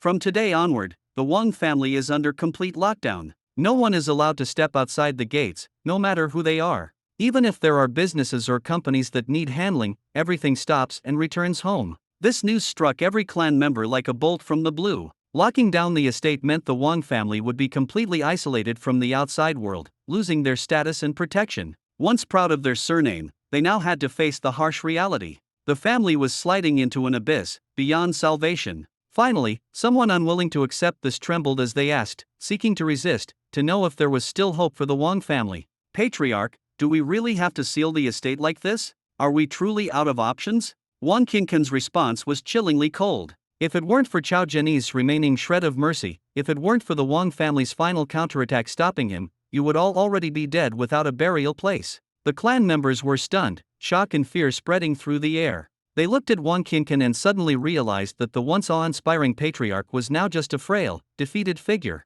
Wang Qingquan turned and shouted harshly, "Wang Jian! Wang Chang!" His words froze the air. Wang Jian and Wang Chang instantly sensed danger, dropping to their knees and trembling all over. The arrogance in their eyes was gone, replaced only by fear and pleading. Wang Qingquan's gaze was as sharp as a blade, his voice devoid of warmth. "All of this is because of you. If not for your stupidity and recklessness, how could the Wang family have fallen to this point? Considering you still carry the Wang family bloodline, I won't kill you, but while you may escape death, you won't escape punishment. From now on, you are no longer part of the Wang family. Get out." These words fell like a thunderous judgment. Hearing that they were to be expelled from the family, Wang Jian and Wang Chang nearly collapsed. At that moment, they finally understood that without the Wang family as their backing, those they had once oppressed could destroy them with a single finger. The collapse of the family served as a profound lesson for everyone. Those who once relied on power and family status to commit evil deeds must face the consequences of their actions once their protection is stripped away.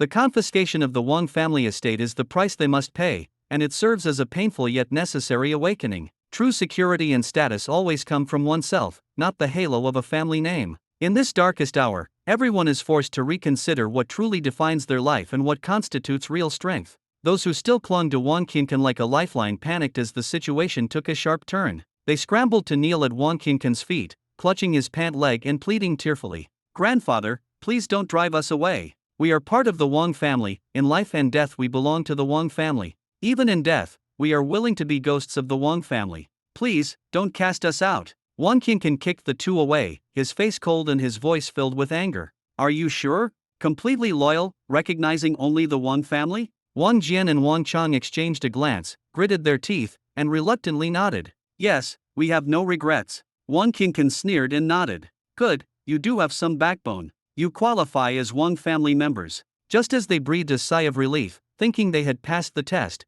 Wang Qincan's tone turned icy. "Since your feelings for the Wang family run so deep, now is the time for you to atone. Redeem your lives for those family members who died fighting for the Wang family and yourselves." The atmosphere froze instantly. These words hit the two brothers like a plunge into an icy abyss, leaving them shocked and unable to believe their ears. "Suicide?" They stepped back slowly in disbelief. Wang Qincan pressed forward. "What's wrong? Didn't you just swear that in life you were Wang family members, and in death you would be Wang family ghosts? Are you afraid to die now?" Wang Jian stammered, "Grandfather, we..." Before he could finish, Wang Qincan suddenly unleashed a powerful aura and struck them both, leaving them gravely injured and barely alive on the ground. "Throw them out. The Wang family doesn't need useless trash," he ordered coldly. The bodyguards dragged them out like dead dogs. Their mother stood trembling nearby, too afraid to plead for them. The Wang family members showed no sympathy, instead glaring at Wang Jian and Wang Chang with hatred. The downfall of the Wang family was entirely due to their stupidity. If not for them offending Chu Tian, the son-in-law of the Chao family, and provoking Chao Zhenyi's, how could the Wang family have brought this disaster upon themselves? As soon as Wang Jian and Wang Chang were thrown out, news of their fate spread quickly. Those who had been bullied by them in the past naturally seized the opportunity to kick them while they were down. The brothers' tragic fate was sealed. By early morning, their tortured and lifeless bodies were found under a bridge. Late at night, Chu Tian had just returned home when he noticed Chao Zhenyi's sharp gaze fixed on him. "Chao Tian, what weapon did you throw out last time? It's incredible it can completely destroy true martial practitioners while having no effect on ordinary people." Chu Tian couldn't help but admire his father-in-law's keen insight, as he had immediately noticed the peculiarity. In truth, the thunderous little mine he had thrown indeed had a special lethal effect on true martial practitioners. Normal bombs couldn't easily take down platinum-level opponents unless they were heavy military-grade explosives. Yet this mine could precisely kill its target without harming anything else, a bizarre technology that greatly intrigued Chao Zhenyi's. Chu Tian smiled and casually replied, "Uncle Nan, that thing is something I picked up in the stone coffin. It's called the thunderous little mine." Chao Zhenyi's couldn't help but twitch his mouth, suspiciously asking, "You didn't come up with that name yourself, did you?" Chu Tian awkwardly scratched his head, tacitly admitting it. In fact, Chu Tian wasn't worried about Chao Zhenyi's uncovering the system's secrets. After all, in a world where even a stone coffin could produce a war god, there was no shortage of absurdities. Moreover, knowing too much might not be beneficial for Chao Zhenyi's. For safety's sake, Chu Tian refrained from revealing too much.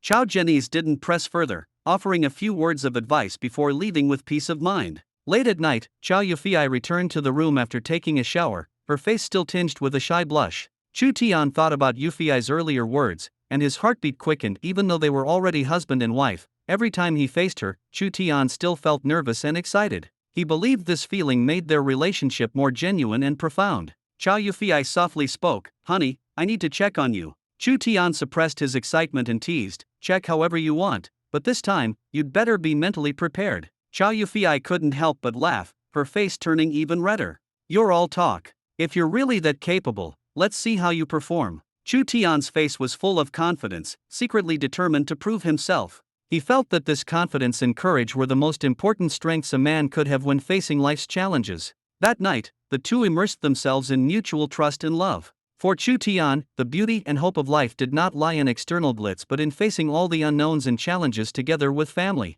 This was the true meaning worth protecting. The morning sunlight streamed into the room through the window. Chu Tian was still not fully awake when he received a call from Li Shaiki. She informed him that the mission had been officially approved by the Jinmu Bureau, and they were to attend the Genkai Tower Challenge promptly at 8 a.m. Upon hearing the news, Chow Yufei specifically reminded him, make sure to aim for the higher levels. The higher you go, the greater the rewards. This could impact your future. Chu Tian nodded, silently resolving to seize this opportunity. Suddenly, the system's voice echoed in his mind again. Ding! Please sign in, host. He quickly responded, sign in. Ding! Today's task. Say you're amazing to everyone you meet. Chu Tian froze. This task sounded less troublesome, even making him feel somewhat relieved. At least he wouldn't have to do those strange and embarrassing things again. This time, he could somewhat act like a normal person. However, the system unexpectedly added, please mind your words. The tasks issued by the system have always been things humans can do.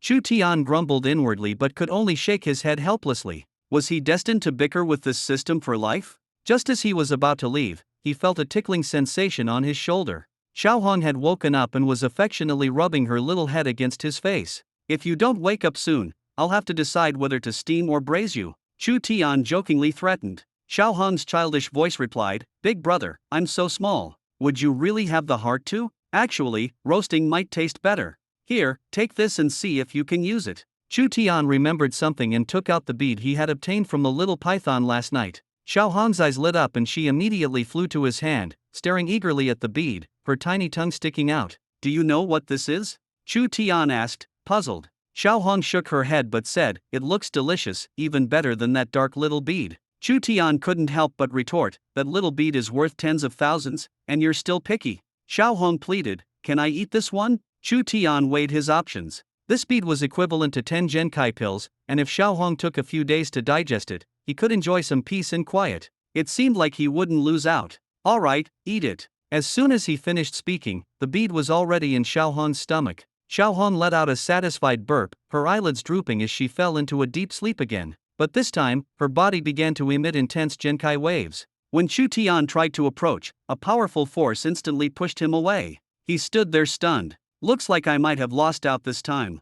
With no other choice, he tossed Xiaohong into the cultivation room, praying she wouldn't tear the house apart. After tidying up, Chu Tian drove to the Genkai Tower. At a red light, he turned his head and saw an elderly man on a bicycle also waiting for the light. Rolling down the car window, Chu Tian flashed a friendly smile. Sir, you're amazing. The old man looked at him in confusion and muttered to himself, what's gotten into this kid? Being mistaken for a weirdo, Chu Tian sighed helplessly. These days, goodwill is really hard to understand. As the green light turned on, he hit the gas and drove off, leaving a cloud of exhaust that sprayed right into the old man's face. The old man immediately started coughing and cursing behind him, you brat. If I see you again, I'll teach you a lesson. After parking his car, Chu Tian specifically sent a message to Li Shaiki to let her know he was safe. Suddenly, the sound of an argument came from nearby. He turned his head and saw a young couple quarreling fiercely on the street. The girl was emotional and intense, while the boy sighed helplessly. Finally, the boy gritted his teeth, threw up his hands, and shouted angrily, fine, let's break up. The next one will be even better. The girl froze for a moment but quickly chased after him, grabbing his arm tightly. Chu Tian secretly thought this was a good opportunity to make an impression. Just as the girl caught up to the boy, he quickly stepped forward, patted the boy on the shoulder, and said, brother, well done. A man should stick to his principles. The boy was startled by his sudden action and looked at Chu Tian warily, mistaking him for one of those online scammers trying to sell something. His expression instantly turned cautious. At that moment, the girl also caught up, clinging to the boy's arm and looking at Chu Tian in confusion. What's his deal? She asked. The boy, looking both aggrieved and embarrassed, explained softly, it's nothing, probably just someone with a screw loose. The girl sighed and shook her head regretfully, such a shame for such a handsome face. If you looked like him, I wouldn't even have the heart to get mad at you every day. Chu Tian felt extremely awkward after hearing this, as if life had pinned him to the ground and rubbed his face in it. He had intended to be a good Samaritan, but instead, he became a mere background character in this farce. He suddenly realized that the world wasn't as simple as he had imagined. What he needed wasn't just the sense of accomplishment from completing system tasks, but also understanding and trust in human interactions. At that moment, his resolve grew stronger. The two boys' gazes became increasingly hostile, even carrying a deliberate malice. They looked at Chu Tian as if he were a troublemaker who could cause problems at any moment. Chu Tian felt uncomfortable and instinctively frowned. However, in the next second, his suppressed emotions suddenly erupted, and he seemed to exude a strong sense of oppression. The two boys' faces changed drastically, and they turned around in panic, sprinting away. As they ran, they shouted, "Run! This lunatic is going to hit us!" Chu Tian stood in place, his emotions teetering on the edge of collapse. He hadn't intended to act violently, but since they had run off, he didn't bother to explain further. After a while, Li Shiki finally arrived at the scene. She looked around as if searching for something. Li Shiki asked with some confusion, "Where's the lunatic?" Chu Tian's mouth twitched, thinking to himself, "Isn't that so-called lunatic me?" He tried to rein in his emotions, forcing a faint smile and pretending to be nonchalant. "What lunatic are you talking about?" Li Shiki replied earnestly, "I just ran into a couple who said there was a lunatic here trying to hit people. They were so scared they were almost crying." Chu Tian sighed and couldn't help but retort, "They're the lunatics. Don't mind them." At that moment, he suddenly blurted out a compliment, "You're pretty impressive." Li Shiki clearly didn't understand his meaning and froze. The compliment came so unexpectedly that she even thought Chu Tian was blaming her for being late. For a moment, the atmosphere became awkward. Li Shiki widened her eyes and asked softly, "Are you blaming me for being late?" Chu Tian realized the misunderstanding and quickly explained, "That's not what I meant. I was just casually complimenting you. All right, let's go inside." After finishing his sentence, Chu Tian said no more and headed straight for the entrance of the Tru Chi Tower. Li Shiki watched his back, biting her lip, feeling both aggrieved and confused. She didn't understand that the seemingly indifferent boy was simply too overwhelmed by his emotions to express his troubles. The two of them passed through the entrance checkpoint together and stepped into the Tru Chi Tower. As soon as he entered, Chu Tian felt his body enveloped by a violent surge of energy, crashing against him like relentless waves. It was his first time entering, and even breathing became difficult. His face quickly flushed red, and his body trembled slightly. Not far away, Li Shiki softly reminded him, "Don't panic. Calm yourself and regulate your breathing in your own way. Don't actively absorb the true energy in the tower. Just let it flow into your body naturally." Chu Tian immediately tried to follow her advice, and the effect was indeed noticeable. Li Shiki added, "Take your time to adapt. I'll wait for you on the third level." She had faith in Chu Tian's talent even for a first challenge. She was confident he could reach the third level. Chu Tian nodded, sat cross-legged, and focused on calming his mind to cultivate. However, he couldn't stop breathing, and with each breath, a large amount of true energy entered his body. The more he struggled to control it, the faster the true energy accumulated inside him, as if he were on the verge of exploding. After a few minutes, his face grew increasingly pale, and he felt the energy within him nearing its limit. At this moment, the surrounding cultivators noticed his predicament and seized the opportunity to mock him. "Look at this kid. He must be new here, completely clueless about preparing in advance. Did you hear his girlfriend say she'd wait for him on the third level? How overconfident. In his current state, forget the third level, he probably won't last long on the first. Let's make a bet. I wager he won't last more than half an hour. I'll give him one more minute, 31 minutes tops before he collapses." After their remarks, the group closed their eyes and resumed their cultivation, ignoring Chu Tian. Chu Tian gritted his teeth and forcibly controlled the true energy within him, compressing it while maintaining a balance with the external fluctuations. He silently pondered, comparing the sensation to placing a small cup filled with water into the ocean. The water in the cup wouldn't spill out, and the ocean's water wouldn't flow in. Once he grasped the technique, a triumphant smile appeared on his face. "My reaction is quick, I've got this." As he continued compressing the true energy within him, the energy on the first level soon became insufficient to pressure him. Without hesitation, he stood up and headed directly to the second level. As soon as he left, the cultivators who had mocked him earlier opened their eyes and sneered. "See? I told you he wouldn't last half an hour. Newbies coming to a place like this are just wasting opportunities. He should have sold his reward ticket to make some money instead. His girlfriend's on the third level. Maybe we should head up later and join the fun."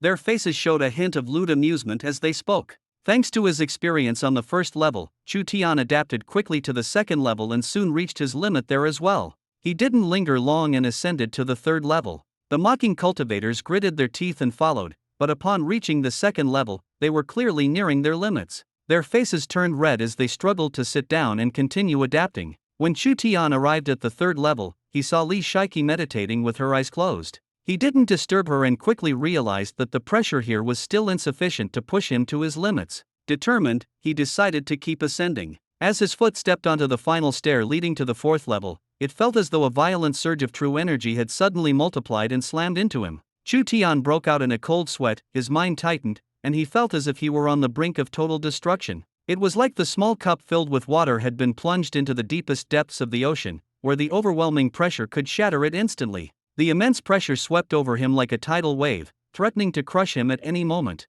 With each step forward, he felt his body being torn apart, but he knew he couldn't stop now. My name is Chu Tian, and this true energy tower will only remember the strong who leave alive. Gritting his teeth, he charged into the fourth level. Using every ounce of strength, he collapsed onto the ground, completely indifferent to whether he was blocking anyone's path. In this hellish place, no one cared about appearances, only willpower and strength mattered. At this moment, the true energy within my body had become so intense that it was almost impossible to compress further. Just one final push, and I could break through. Yet, one misstep could lead to utter ruin. Someone noticed me. Their gaze pierced like a blade. I could feel their jealousy, and beneath it, a trace of fear. Who would have thought that a mere bronze-level individual could ascend to the fourth floor? They whispered among themselves, some speculating that the tower's true energy might have diminished. But when they tried to resist the energy within the tower, they nearly exploded. In that instant, their attitude toward me completely changed. Their previous disdain was replaced by profound respect. To reach this point as a bronze-level cultivator, both my realm and my willpower signified the potential to become a peak powerhouse. They understood that I might very well be the most formidable competitor of the new generation. But for me, any praise at this moment was meaningless. Every nerve in my body was stretched taut like steel wire. True energy surged madly into me, and I was on the verge of stepping into the silver realm, yet I couldn't take that final step. It was as if an invisible force was suppressing me, preventing me from advancing. The pain reached its peak, and I could barely breathe. If this stalemate continued, I might even die from the rampaging energy within me. Break through! I gritted my teeth and roared. It felt as though the heavens trembled, and a strange force erupted violently.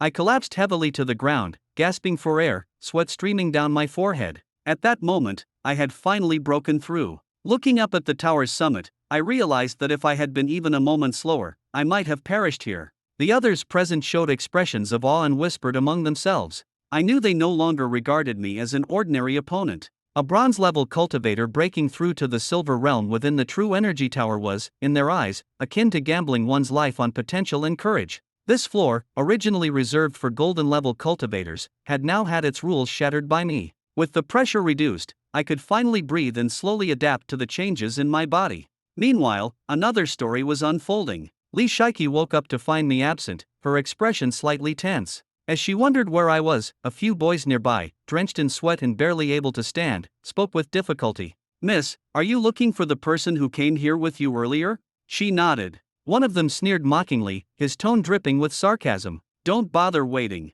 He couldn't hold on and has already left." Li Shiki's eyes turned cold, her disdain for such insults evident. She knew that Chu Tian would never give up so easily. She turned back and said icily, "If you can't hold on, just leave. Stop pretending to be strong here." The boys trembled with anger, but their endurance had already reached its limit, and Li Shiki's words were an undeniable reflection of reality. Under the intense energy suppression of the fourth floor, I quickly stabilized my silver one-star realm. Taking a deep breath, I felt an unprecedented surge of power, and the aura emanating from me was enough to make the surrounding golden-level cultivators' expressions change. Everyone understood that this outlier no longer belonged to the category of ordinary cultivators here. Slowly, I stood up, my gaze fixed on the staircase leading to the fifth floor. Even approaching it, I could feel the suffocatingly terrifying energy fluctuations emanating from there. Seeing my actions, the people around me were dumbfounded. They had never seen anyone attempt to challenge the fifth floor immediately after breaking through.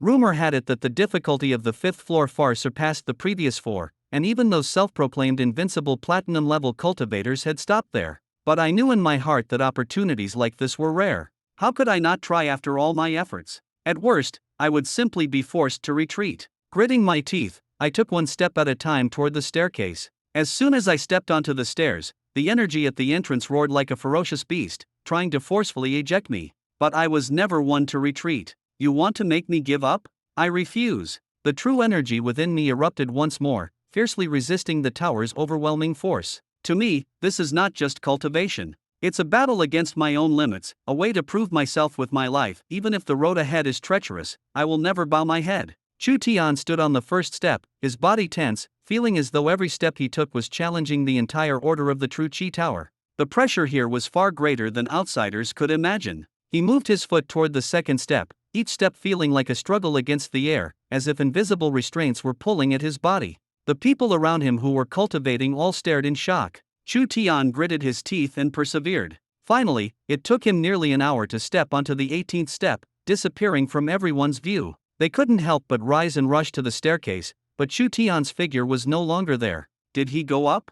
Yes, it seems he really reached the 5th level. Everyone whispered in amazement. Such a thing had never happened before. The 5th level, just one step away from an entirely new world. Yet this final step was like an insurmountable chasm. Chu Tian's face showed determination. He gritted his teeth, and the true qi within him erupted completely. He could hear the piercing sound of qi flowing, like high-voltage currents surging through his veins. With a roar, he forced his body into the 5th level. But before he could catch his breath, an even more terrifying qi surged from all directions, pressing him down instantly. He fell to his knees with a thud, spitting out a mouthful of blood. Fortunately, there was no one else on this level. Otherwise, he would have been utterly humiliated. Chu Tian understood that the first 4 levels provided harmless qi, like automatic auxiliary power, but the 5th level had already reached the skill level of active attacks. To absorb the qi here, the purity of one's own qi had to surpass that of the true qi tower itself, something almost impossible. After all, the tower's existence predates the city itself. But Chu Tian had no choice. Without hesitation, he sat cross-legged and began frantically compressing the qi within him, making it increasingly pure. The surrounding qi seemed to be drawn by an invisible vortex, gradually pouring into his body. As time passed, the aura around Chu Tian grew stronger, and eventually, the purity of his qi completely approached the level of the 5th floor. In his current state, although Chu Tian was nominally only at silver 1 star, the density of qi within him had long surpassed that of an ordinary silver 3 star. He knew this was the true secret power of the 5th level of the True Qi Tower. Suddenly, the qi fluctuations around Chu Tian became extremely violent, and the qi of the 5th level surged into his body like a flood. Without hesitation, he opened his mouth and absorbed it fiercely. In an instant, he advanced to silver 2 star. This breakthrough brought him little excitement. Instead, it left him wanting more. Chu Tian stretched his body lightly, savoring the pleasure of qi flowing through him. Now, the 5th level felt like a springboard to him, allowing him to jump as high as he wanted. Brimming with confidence, he slowly walked to the staircase connecting the 5th and 6th levels. Standing before the stairs, he frowned. Unlike before, the entrance from the 5th to the 6th level had no qi fluctuations, which was unusual. Chu Tian instinctively sensed danger, but he did not retreat. Instead, he took a deep breath, assumed a sprinting posture, and tried to charge up in one go. He ran with all his might, but strangely, he remained stuck on the first step, unable to move forward. It was as if he were trapped on a conveyor belt. No matter how hard he struggled, he stayed in place. Frustrated, he stopped and tried to catch his breath, but suddenly, a massive pressure exploded from the steps, sending him flying off the staircase. Chu Tian refused to give up.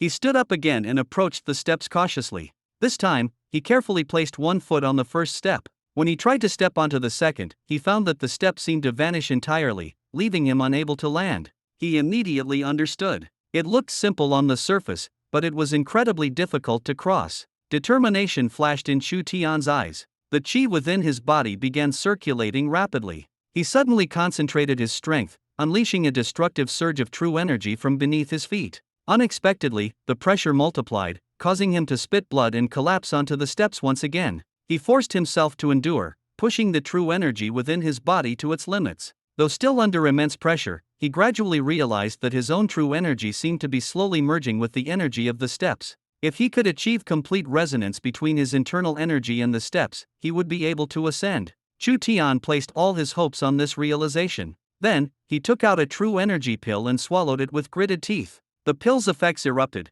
and the energy within his body surged even more violently. With a loud boom, the second step finally became clearly visible. Without hesitation, Chu Tian stepped onto the new level. In the next moment, the entire true energy tower seemed to tremble slightly, as if stirred by his energy. Inside the tower, the martial artists' expressions changed drastically, and they scrambled for cover. They thought it was an earthquake, but soon realized that something unusual was happening deep within the tower. Meanwhile, at the True Martial Bureau, several figures flashed to the front of the tower in an instant. 5 elders stood still, exchanging complex glances. "Did you feel it?" one of them asked in a low voice. The others nodded in agreement, and the atmosphere grew tense. It seems someone has truly reached the 6th level. In this era of increasingly scarce true energy, for someone to be acknowledged by the True Energy Tower is a miracle in itself.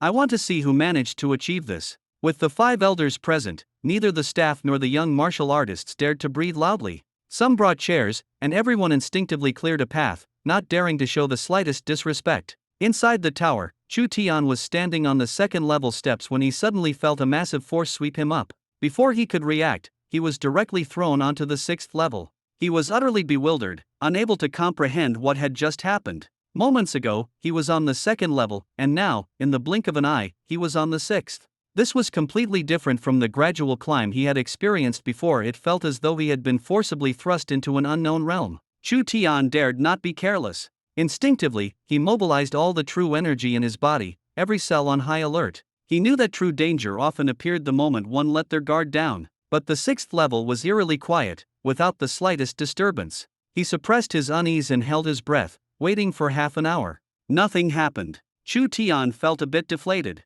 After fighting his way up, the lack of any challenge here made his earlier tension seem pointless. Muttering to himself, he sat down, feeling rather disappointed. Was this it? Just as he was about to relax, an overwhelming surge of true energy suddenly struck, like a mountain flood, slamming him hard against the wall. The taste of iron filled his mouth as he coughed up a mouthful of blood. Chu Tian struggled to get up, his anger flaring instantly. This setup was downright sadistic. But as he calmed down, he quickly understood. The True Energy Tower, this mysterious structure, was not merely a tool for martial artists to break through their limits. It was more like a machine for screening and refining. As long as the true energy within one's body was pure enough, one could pass through each level unimpeded. And every impact was actually a test, honing one's inner resilience and pushing the limits of physical endurance. He began absorbing the scattered pure energy of the 6th level, feeling the layers of true energy within his body being purified. A barrier that had previously felt like an impenetrable wall began to loosen.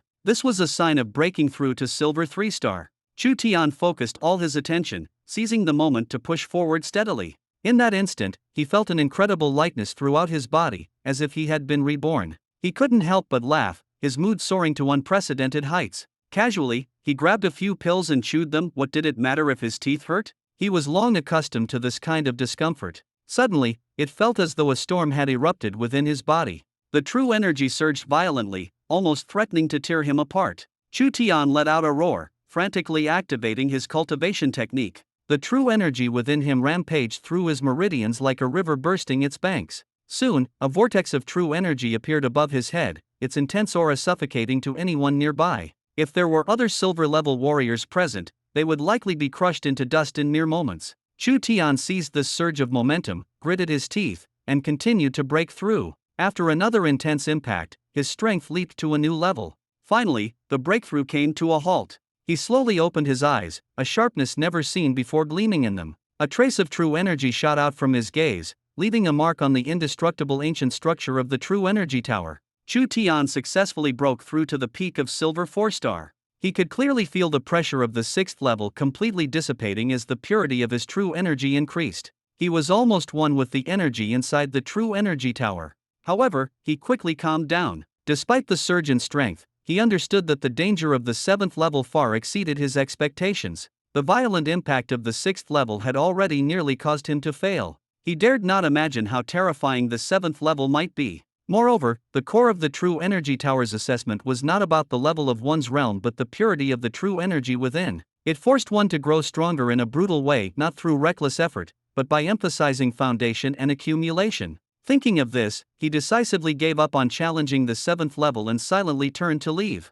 Outside the tower, a massive crowd had already gathered. Initially, people had only heard rumors that a silver-level warrior had reached the 5th level, which sounded as unbelievable as a ghost story to them. Silver level?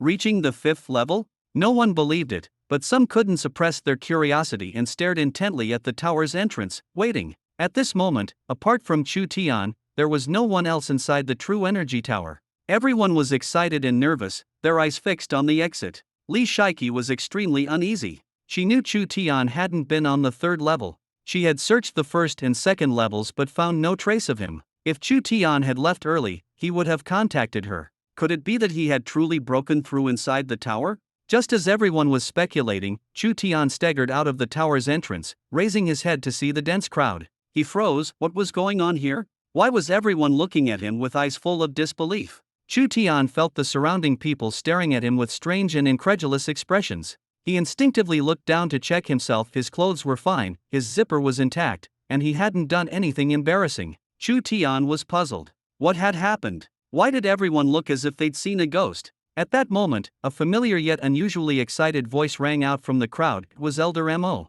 Chu Tian recognized him and quickly walked over, tentatively asking, Elder Mo, why are you here? Elder Mo's eyes were exceptionally fervent, filled with an indescribable excitement and concern. He grabbed Chu Tian's hand, repeatedly stroking it in excitement, his voice trembling slightly. Little Chu, I have something to ask you. Chu Tian felt goosebumps all over from the grip, his heart tightening as he wondered what Elder Mo was up to. Just as Chu Tian was considering whether he should find a way to slip away, suddenly, 4 elders who appeared even older than Elder Mo emerged on the scene. They also surrounded Chu Tian with smiles on their faces. The sight made Chu Tian uneasy. Why had so many senior figures suddenly appeared? What had he done to warrant these prominent individuals coming to see him personally? The elder seated in the center spoke. Are you Chu Tian? Chu Tian took the opportunity to withdraw his hand and respectfully replied, Yes, senior, I am Chu Tian. The elder nodded in satisfaction and continued to ask, Did you break through to the 6th level? The crowd erupted in astonishment.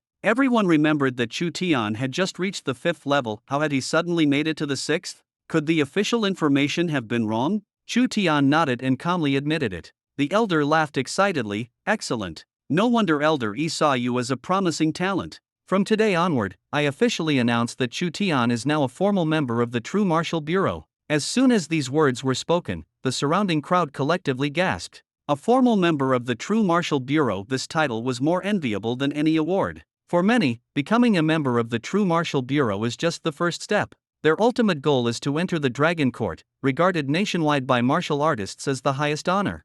Fame and titles are unimportant. Only the Dragon Court truly symbolizes the pinnacle and glory. Chu Tian immediately bowed solemnly and expressed his gratitude. Thank you, senior, for your guidance. I will not let everyone down. The elder observed Chu Tian's earnest yet humble demeanor, his expression growing increasingly satisfied. He spoke with heartfelt sincerity. The future of China belongs to young people like you. Train diligently, grow quickly, and contribute to the nation. Chu Tian firmly agreed. Then, the elder took out a badge and handed it to Chu Tian. The badge was engraved with a lifelike, majestic purple gold dragon, exuding an aura of awe-inspiring power. Chu Tian received the badge with both hands and solemnly pinned it to his chest. At that moment, he felt a surge of energy spreading from his chest, commanding respect from everyone present. The surrounding elders exchanged astonished glances as they noticed the resonance between Chu Tian and the purple gold badge. It seemed that Elder Yi's decision to give him this badge was no coincidence but rather a destined choice.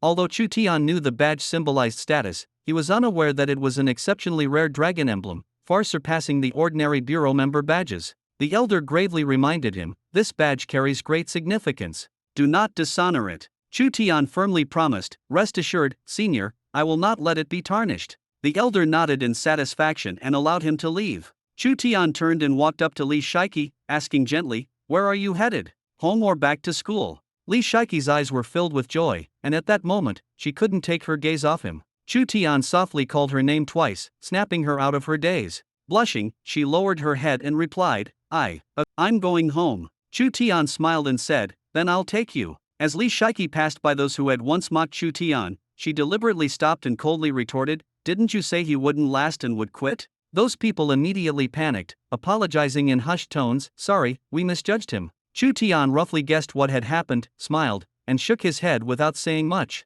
With his current status, a single word from him could completely ruin their chances of redemption. The group didn't dare lift their heads. Instead, Chu Tian casually teased them, You guys are quite amusing. As soon as he finished speaking, the group was so frightened that their legs gave out, and they knelt on the ground, pleading in terror. Chu Tian found it both funny and exasperating, urging them helplessly, Stop kneeling. I'm not asking you for money. Get up quickly. but they dared not move and continued kneeling nervously. Chu Tian had no choice but to turn to Li Shiki and say, "Senior, let's go." Li Shiki cast a cold glance at them before following Chu Tian away. It was only after the two disappeared into the crowd that the kneeling group finally felt relieved, collapsing to the ground, drenched in cold sweat. They finally understood that in this era, anyone's fate could change overnight. Today, Chu Tian had completely altered their worldview with his strength and opportunity. Cold sweat had soaked Chu Tian's back. As he stepped into his home, he noticed that besides his parents, a familiar elder, Chao Zhenese, was also in the living room.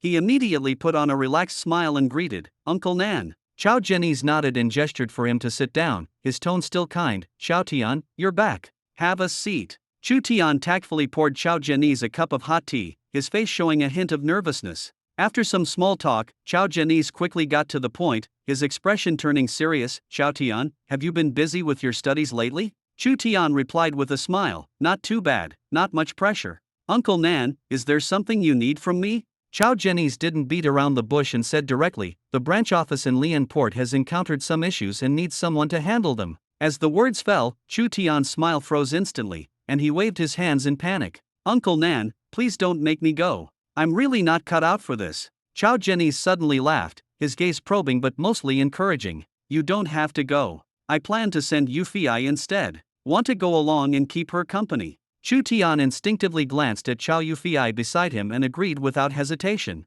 "Of course I'll go. I wouldn't feel at ease letting Yufei go alone." Chao Zhenese nodded at Chu Tian, clearly satisfied with the response. "All right, then get ready. You'll set off early tomorrow morning." Chu Tian was overjoyed, partly because he could finally get closer to Chao Yufei, and partly because his mind was racing with all sorts of thoughts. A new environment, a new opportunity, he might be able to use this chance to deepen their relationship. Who knows, in a new city, at a new hotel, there might be some unexpected sparks. Just thinking about it made him chuckle to himself, even fantasizing about Chao Yufei shyly lying on the bed, beckoning him over. Chao Yufei noticed the strange smile on Chu Tian's face and felt a chill run down her spine. Her intuition told her he was definitely thinking about something improper. She immediately glared at Chu Tian and questioned him indignantly. "What are you thinking about?" Chu Tian quickly feigned ignorance. "Nothing at all. By the way, this trip to Lian Harbor could count as a short honeymoon for us, right?" Chao Yufei's cheeks flushed slightly. "Stop talking nonsense. This is a work trip." Chu Tian, however, didn't take it seriously and excitedly added, "Honey, do you know? Lian Harbor is a great place, sunshine, the sea, the beach." Better than he was about to continue when he noticed Chao Yufei's dangerous look. Swallowing hard, he quickly changed his words. "Better than here." Chao Yufei's lips curled into a cold smile. "You were about to say bikinis, weren't you?" Chu Tian shook his head frantically, afraid that saying one more word might destabilize the plane. If she really got angry, she might just throw him into the sea. He quickly straightened up and said seriously, "Honey, don't worry. If I dare look at other women in bikinis, I'm not a man. I only want to see you wearing one." Chao Yufei's face turned bright red, her gaze carrying a mix of shyness and pride. "We'll see how you behave." Chu Tian was so excited he almost jumped off the sofa, his heart pounding like a drum. He even doubted whether he had heard her correctly and stammered, "Honey, are you serious?" Chao Yufei got up in a bit of a panic, pretending to be calm as she said, "It depends on your behavior. It's not impossible." Chu Tian immediately began fantasizing about a beautiful future, his heart ignited with new hope. But reality quickly pulled him back. He suddenly remembered his system task was still incomplete. He hadn't told enough people you're amazing today. The system's cold prompt sounded. Reminder. The host has failed to say you're amazing to 3 people today. Task failed. Chu Tian was both angry and anxious, silently praying for a chance to make up for it. The system offered a second chance. The host can choose one of 3 people recently encountered to make up for it. One is old Mo, another is an elder from the True Martial Bureau, and the last is your father-in-law. Chu Tian's scalp tingled as he thought it over. Choosing the least awkward option, he had no choice but to sacrifice Uncle Nan. Bracing himself, he called Chao Zhenese. On the other end, Chao Zhenese was exercising and answered the call, panting. "Xiao Chu, what's up?" Chu Tian took a deep breath. "Uncle Nan, you're amazing." Without daring to explain, he quickly hung up the phone. On the other end, Chao Zhenese was left puzzled, and his wife Dongqing noticed. The two started teasing each other. Dongqing laughed and said, "Why did Xiao Tian suddenly praise you today, saying you're amazing?" Chao Zhenese was still trying to process it when Dongqing continued joking. "With your health? Drink your goji berries. Starting tomorrow, you'll have goji soup for all 3 meals. Chao Janice was furious. He stormed over and picked up Dongqing, shouting loudly, "I'll show you whether I can or not." The two exchanged words back and forth, the atmosphere growing increasingly ambiguous. Determined not to lose his momentum, Chao Janice vowed to prove himself on the spot. But Dongqing shyly clung to him, whispering a warning, "Don't go overboard, or you'll regret it." Chao Janice paused for a moment but remained defiant. Tonight was destined to be a long battle with no winner. Meanwhile, Chu Tian was completely unaware of all this. Holding his phone, his face was a mix of envy and confusion as he wondered if he might someday share such intimacy with his wife, just like Uncle Nan and his partner. At that moment, the system finally chimed in. "Congratulations, host, for completing today's task. Please proceed to the lottery draw." Chu Tian snapped back to reality, his thoughts already wandering far away, and instinctively said, "Draw." With a ding, the system announced that the task reward had been issued. When I opened the storage ring, I was surprised to find a pair of women's underwear inside, printed with a smiling cartoon image of Chibi Mariko-chan, looking incredibly cute. Just as I held up the underwear to examine it, Chao Yufei, fresh from her shower, walked in. She saw the underwear in my hand, her cheeks slightly flushed, and shyly asked, "Did you buy this especially for me?" For a moment, I was stunned, unsure how to respond. If she asked so directly, I couldn't possibly tell the truth and say it wasn't for her, could I? Denying it would undoubtedly lead to a whole mess of trouble. I grinned and nodded, "Of course, it's for you. Do you like it, Xiaofei?" Chao Yufei lowered her head and softly replied, "It's pretty cute. Thank you." She carefully put the underwear away, and though she seemed a bit embarrassed, it was clear she was happy. I handed the item to her and said, "Go try it on in your room. I need to request some time off later." Chao Yufei nodded, holding the adorable Chibi Mariko-chan underwear as she walked back to her bedroom. I didn't say much else and stepped out of the room, pulling out my phone to request leave from work. Internally, I couldn't help but complain to the system, "Next time, could you pick something less girly? Maybe something with thin straps?" The system mechanically replied, "Thin straps cannot prevent energy dissipation, which affects the essence's aura." I rolled my eyes in exasperation, thinking, "You really love being pedantic." As if sensing my silent grumbling, the system added, "The system strives for perfection." After requesting leave, I was about to return to the bedroom to check on what Chao Yufei was up to when I suddenly received a call from Zigilai. "Chu Tian, I've got amazing news. Want to hear it?" Zigilai's voice was unusually excited. "Hurry up, keep it under 2 minutes," I replied impatiently. "Today, I got a scam call. The person said it was my birthday, and if I transferred money to them, they'd send me the latest smartphone."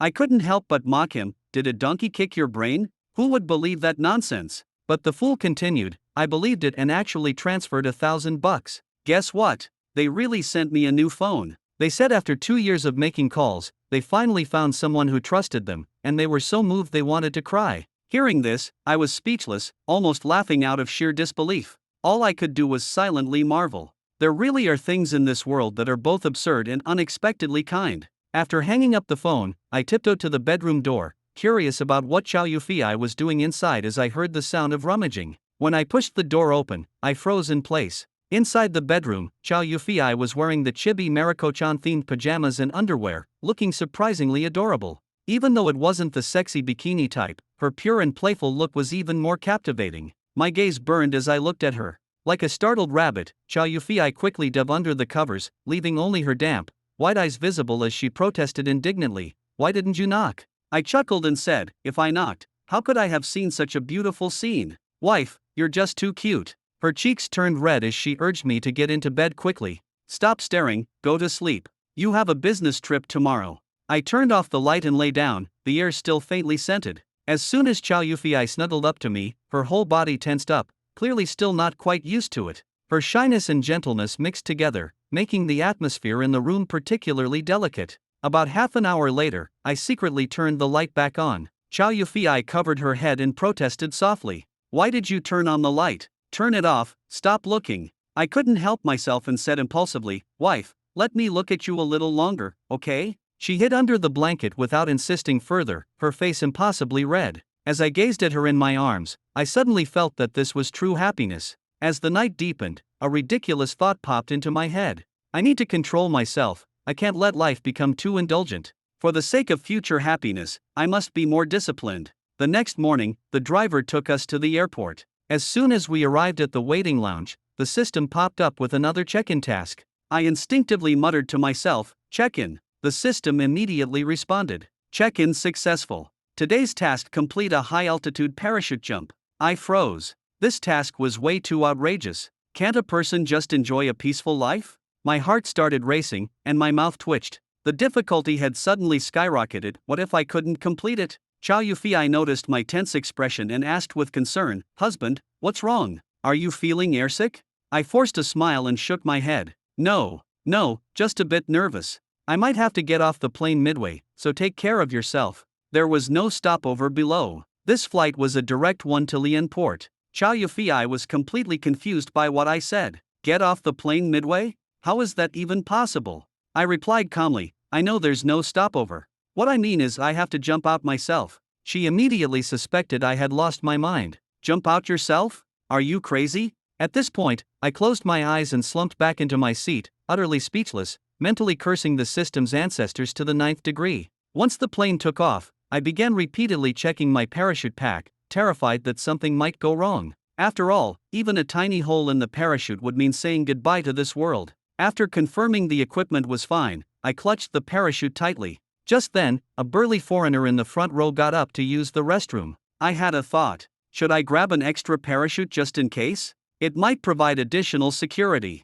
Taking advantage of the fact that another foreigner nearby was resting with his eyes closed, I casually took the parachute pack from the front row seat and replaced it with my own backpack. This feels much safer, I muttered to myself. But before I could relax, a cold voice suddenly broke the silence in the cabin. Sit down, don't move. This is a hijacking. Hand over your cash and bank card passwords. The cabin erupted into chaos. The foreigner who had just gone to the restroom was now wearing a stocking over his head and holding a gun, pointing it at me and Chow Yufei. I froze, momentarily thinking he was acting. Is this a movie? A new plot for Fast Furious? Did they cast you as the lead? Before I could finish speaking, the gun barrel was pressed against my head, sending chills down my spine. This was the real deal. I quickly and obediently handed over my phone and some loose change. The hijacker was clearly dissatisfied and shouted, "Hand over everything." My face turned bitter. Brother, that's really all I have. I only brought this much. At this moment, the hijacker's gaze shifted to Chow Yufei, his intentions clearly malicious.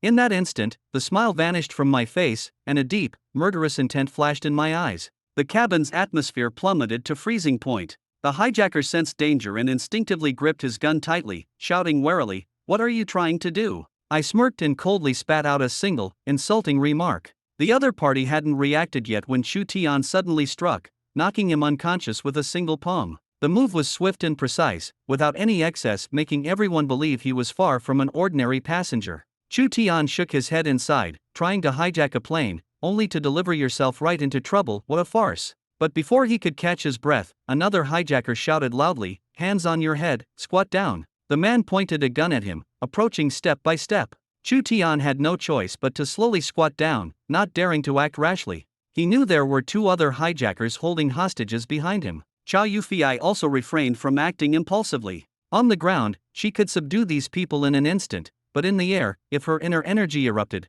no one could predict the consequences. Ultimately, the hijackers sensed danger from Chu Tian and Chow Yufei and decided not to provoke them further. They stuffed the stolen money into bags, strapped on parachutes, and shouted to all the passengers, "Prepare to jump." The three quickly organized their gear and, under everyone's watchful eyes, jumped directly out of the cabin door. Once the chaos subsided, Chu Tian had just sat down when a desperate scream suddenly echoed through the cabin. "Ah, where's my parachute bag?" He tried to remain calm, but inwardly he was both amused and exasperated. This whole situation felt like a preordained mess. After the panic, a flight attendant stood up to reassure the passengers, "Everyone, please don't panic. We are safe now." Immediately, someone jeered, "Safe? What about our money? The airline needs to compensate us." The flight attendant could only comfort them, "Rest assured, we will provide everyone with a reasonable answer." Chu Tian, having witnessed the dramatic ups and downs, found his mindset surprisingly calm. Those who had been scared out of their wits moments ago were now confidently pointing fingers and making demands.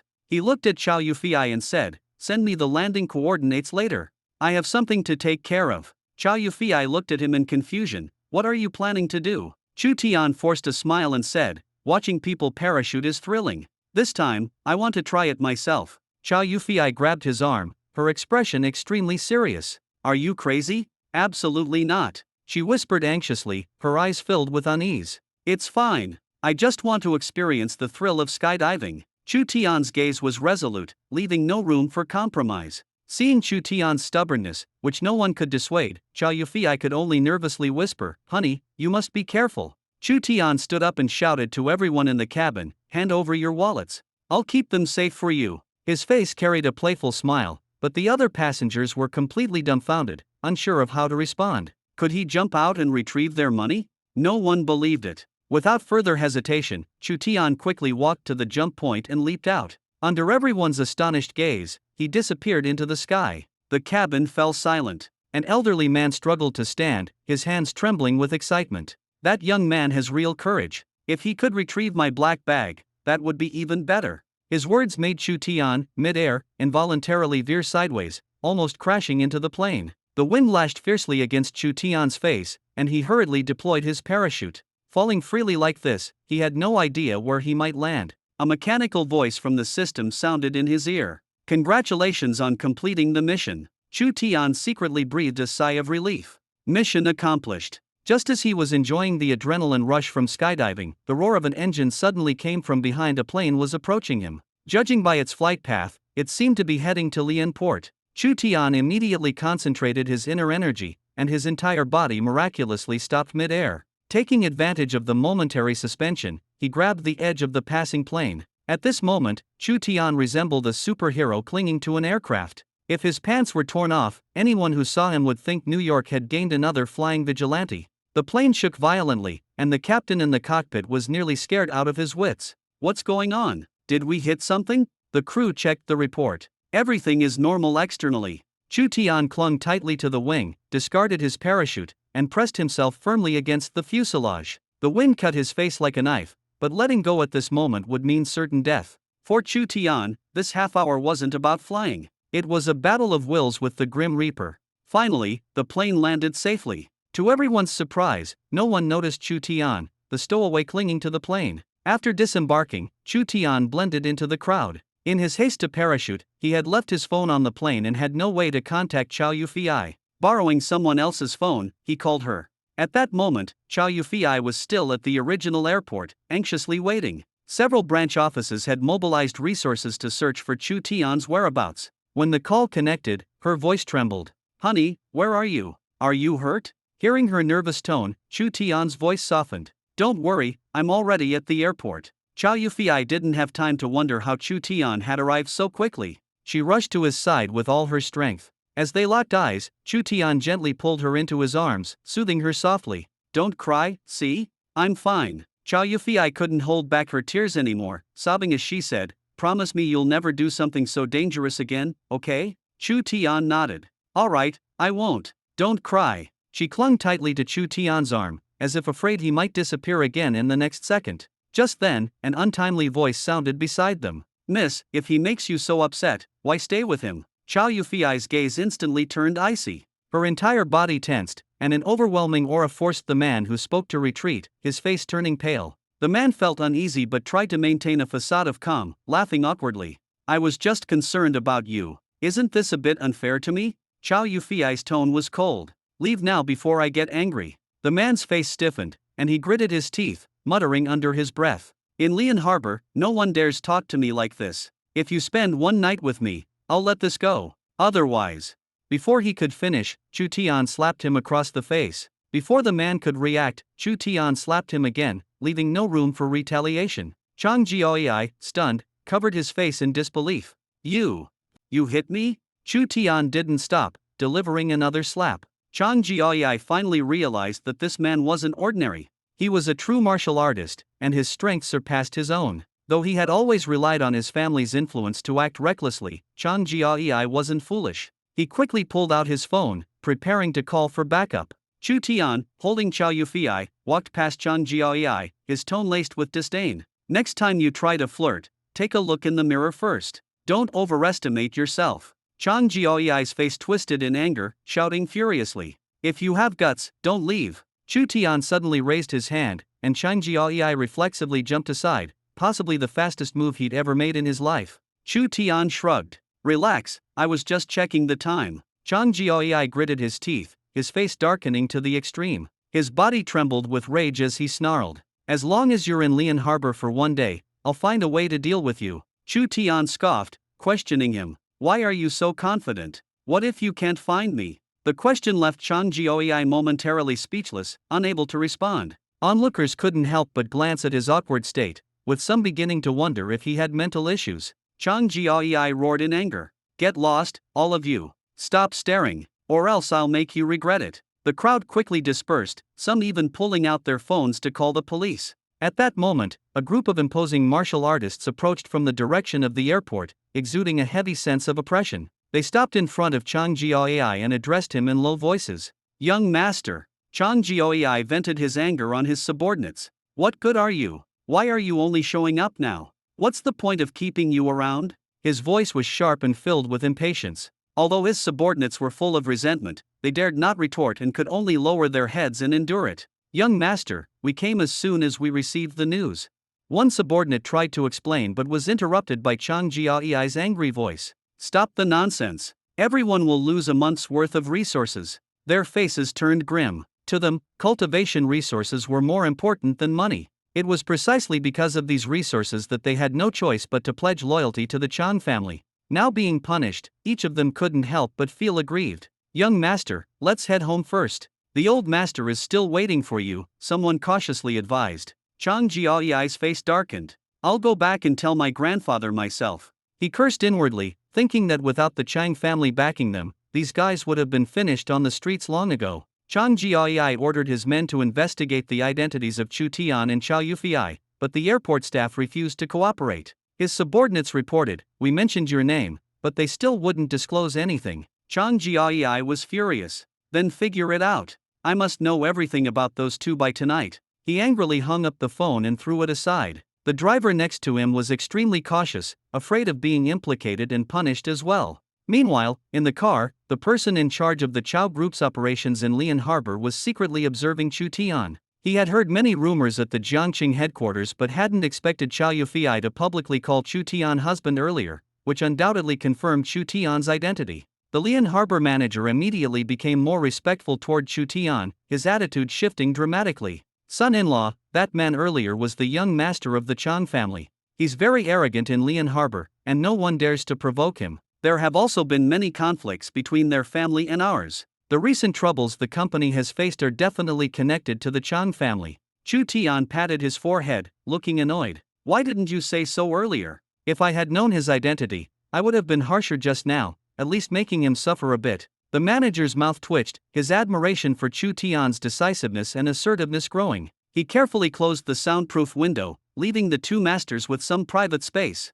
The car smoothly entered the city, and Chu Tian smirked mischievously. "Should we get a room?" Chow Yufei's cheeks flushed slightly as she softly replied, "I have a house in Lian Harbor. Let's just go to my place." After getting out of the car, Chu Tian was a bit surprised. He had expected an ordinary apartment but found that Chow Yufei's house was actually a 4-story standalone luxury villa in Lian Harbor's most expensive residential area, complete with staff to manage it. Chow Yufei, who had been working in Jiangqing, rarely stayed in Lian Harbor, so the villa was more like a home for the staff. The interior decor of the villa was almost identical to the one in Jiangqing, warm and luxurious. Chu Tian had just sat down when a servant brought him tea, and he couldn't help but sigh. This was the life. Most of the servants in the villa were young, beautiful women with outstanding temperaments. Chu Tian joked to himself, wondering if the house in Jiangqing should be modeled after this one to make life more comfortable. Just as he was lost in thought, Chow Yufei came out in casual homeware, clearly not planning to work anymore. Chu Tian, already exhausted, thought back to the airport incident. If he hadn't held back, Chang Jioi would have been kicked at least 100 meters away. Chow Yufei glanced at the servants and, in a calm yet commanding tone, said, "You may all leave now." The room instantly fell silent. Chu Tian quickly composed himself, sitting upright and focusing on Chow Yufei, wondering what would happen next. The color of the tea leaves in the cup seemed to have lightened. This detail was insignificant but perfectly reflected the subtle tension between the two at that moment. Chow Yufei suddenly asked, "Do you think they're pretty?" Chu Tian was taken aback and instinctively nodded. "Yeah, they're quite pretty." She looked at him with a teasing expression, her tone laced with ambiguity. "Should I call them all back so you can take a good look?" Chu Tian froze, immediately panicking as he explained, "Honey, don't misunderstand. I was talking about the tea, it looks nice. Chow Yufei stared at him intently, her expression a mix of skepticism and curiosity. Oh, not because of those long legs? Chu Tian immediately sat up straight, trying to appear serious. How could I be that kind of person? Superficial beauty means nothing to me. Her gaze made Chu Tian feel as if he were sitting on pins and needles, and the atmosphere suddenly became ambiguous and tense. Chu Tian quickly put down his teacup, pretending to focus on the night view, but his heartbeat refused to calm down. Night gradually fell. The lights of Port City began to illuminate the skyline. As a famous tourist destination, its night scenery always brought a sense of joy. Chu Tian suddenly smiled. Honey, shall we go for a walk? Chow Yufei nodded, a rare look of relaxation appearing on her face. This was a moment of togetherness they hadn't had in a long time, and she cherished every second of it. The two strolled quietly along the street, with Chow Yufei gently leaning on Chu Tian's shoulder. Under the streetlights, the chirping of insects and the rustling of leaves created a sense of tranquility. Chow Yufei took a deep breath, feeling a long-lost sense of safety and happiness. Chu Tian asked softly, Honey, are you cold?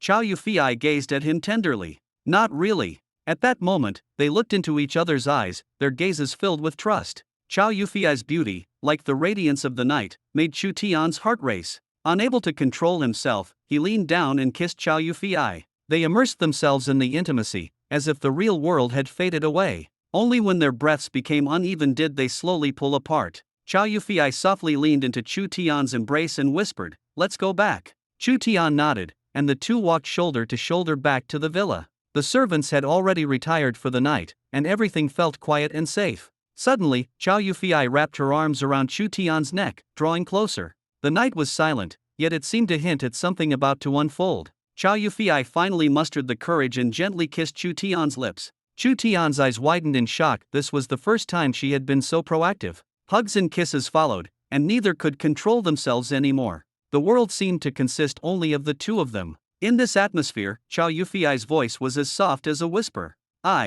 I'm ready. Chu Tian froze completely. His heart raced as he replayed her words in his mind, unable to believe they were real. Honey, are you saying you're really ready? His voice trembled. Chow Yufei nodded, her cheeks flushed. The mix of a girl's shyness and a woman's commitment made Chu Tian unable to contain his excitement. He instinctively pressed her down onto the sofa. Suddenly, Chow Yufei softly reminded him, Wait. Chu Tian's movements froze instantly. He looked flustered. Are you having second thoughts? Chow Yufei shook her head and said gently, To the bedroom. Hearing this, Chu Tian's tone and emotions relaxed. He scooped her up and headed straight for the bedroom. At that moment, he felt an unprecedented sense of happiness and responsibility. The lighting was soft, and the atmosphere became solemn yet tender. Chu Tian asked gently, Honey, are you really ready? Chow Yufei gripped the bedsheet tightly, recalling their journey together. Although this wasn't their first time, this moment was her fully conscious and joyful choice. She nodded and whispered, Promise you'll always treat me well. Chu Tian silently vowed that no matter how difficult the future might be, he would never betray this woman's trust and courage. Late into the night, as the passion subsided, Chow Yufei lay in Chu Tian's arms, breathing softly. She whispered, Let's take it slow. Next time will be even better. Chu Tian gently pinched her damp little nose and smiled. Then let's go take a bath. Chow Yufei wrapped her arms around Chu Tian's neck, her voice full of reliance and happiness. Take me there. The morning sunlight streamed into the room, and they had slept until noon. This sense of security and warmth was a happiness they had learned to treasure after weathering so many storms. The two quietly embraced, feeling each other's heartbeat and the promise of a new life. This time, they had truly found each other. No one wanted to disturb the peaceful life of Chu Tian and Chow Yufei. However, life is never always calm and uneventful. Chow Yufei suddenly felt a sharp pain, her whole body tensing up. Chu Tian immediately noticed, and the frown on her face made his heart ache. What's wrong? Are you feeling unwell? Chu Tian's voice was gentle but tinged with concern. Chow Yufei tried to appear relaxed. It's just a bit of pain, nothing serious. Chu Tian immediately decided, Don't do anything today. Just rest at home. But Chow Yufei firmly shook her head. We can't delay any longer. The issue at the company must be resolved quickly. If this drags on, it will only become more disadvantageous for us. Chu Tian tried to persuade her, but your body can't handle it right now. It's really nothing serious. Maybe it's just because I just woke up. I'll feel better in a bit. Chow Yufei slightly curved her lips into a smile, trying to reassure him. If you really feel unwell, you must tell me. I'll go make you breakfast. Chu Tian's care was meticulous. At that moment, a familiar system notification sounded in Chu Tian's mind. Host, please complete today's check-in. Chu Tian immediately responded, check-in. Following that, the system unexpectedly announced, given the host's consistent 100% task completion rate, today's task is directly cancelled. You may proceed to the lottery draw. This information left Chu Tian momentarily stunned, thinking that today might be his lucky day and that everything was heading in a positive direction. He teased the system, "You're doing well today. Keep it up." The system unexpectedly retorted, "Too much chatter. Do you need a task assigned? Lottery draw." Chu Tian couldn't wait. However, the system coldly replied, "Empty. Better luck next time." In an instant, Chu Tian felt the atmosphere shift. The earlier streak of good luck was clearly just an illusion. Soon, the two of them pulled themselves together and headed to the headquarters of the Chow Group in Lianport. Although this company was a foreign enterprise, it held significant influence locally. The headquarters building stood tall in the city center, its grandeur rivaling that of the local conglomerates. Thinking of this, Chu Tian couldn't help but admire his father-in-law. No wonder he never took the local elite families seriously. Upon arriving at the company, the two entered the meeting room surrounded by a group of senior executives. The air was thick with tension, and everyone cautiously observed the young female CEO, whose commanding presence was almost suffocating. The middle-aged leader who had hosted Chu Tian the previous day spoke carefully, "President Chow, the issues we're facing this time are mainly concentrated on the large-scale construction of the new project, the Jinmu Training Hall." Chow Yufei nodded, signaling him to continue. The leader added, "Our Jinmu facilities are advanced, and as soon as we opened, we caused a significant impact on the local competitors. They've suffered heavy losses, and the competition has become extremely fierce." Chu Tian curiously interjected, "Can you explain in detail? What kind of losses are we talking about?" His sudden question startled all the executives present. Everyone was speculating about the identity of this young man who was so close to President Chow. The leader immediately responded with the same respect he showed Chow Yufei, "Young Master Chu, they have started sending local young talents to our training hall to cause trouble, even deliberately damaging equipment." Chu Tian's expression instantly turned cold. "Is there no way to stop these people?" The leader replied in a low voice, "We currently don't have an effective solution." "Doesn't the Jinmu Management Bureau intervene?" Chu Tian pressed further. "On the surface, they all pay the normal fees to enter and train, so the Jinmu Bureau has no grounds to step in," the leader said, sounding helpless. Chu Tian smirked slightly. "If that's the case, we can retaliate in the same way. If they dare to cause trouble here, we can send people to challenge their halls." Some of the executives present couldn't help but shake their heads, and some even thought Chu Tian's suggestion was too naive.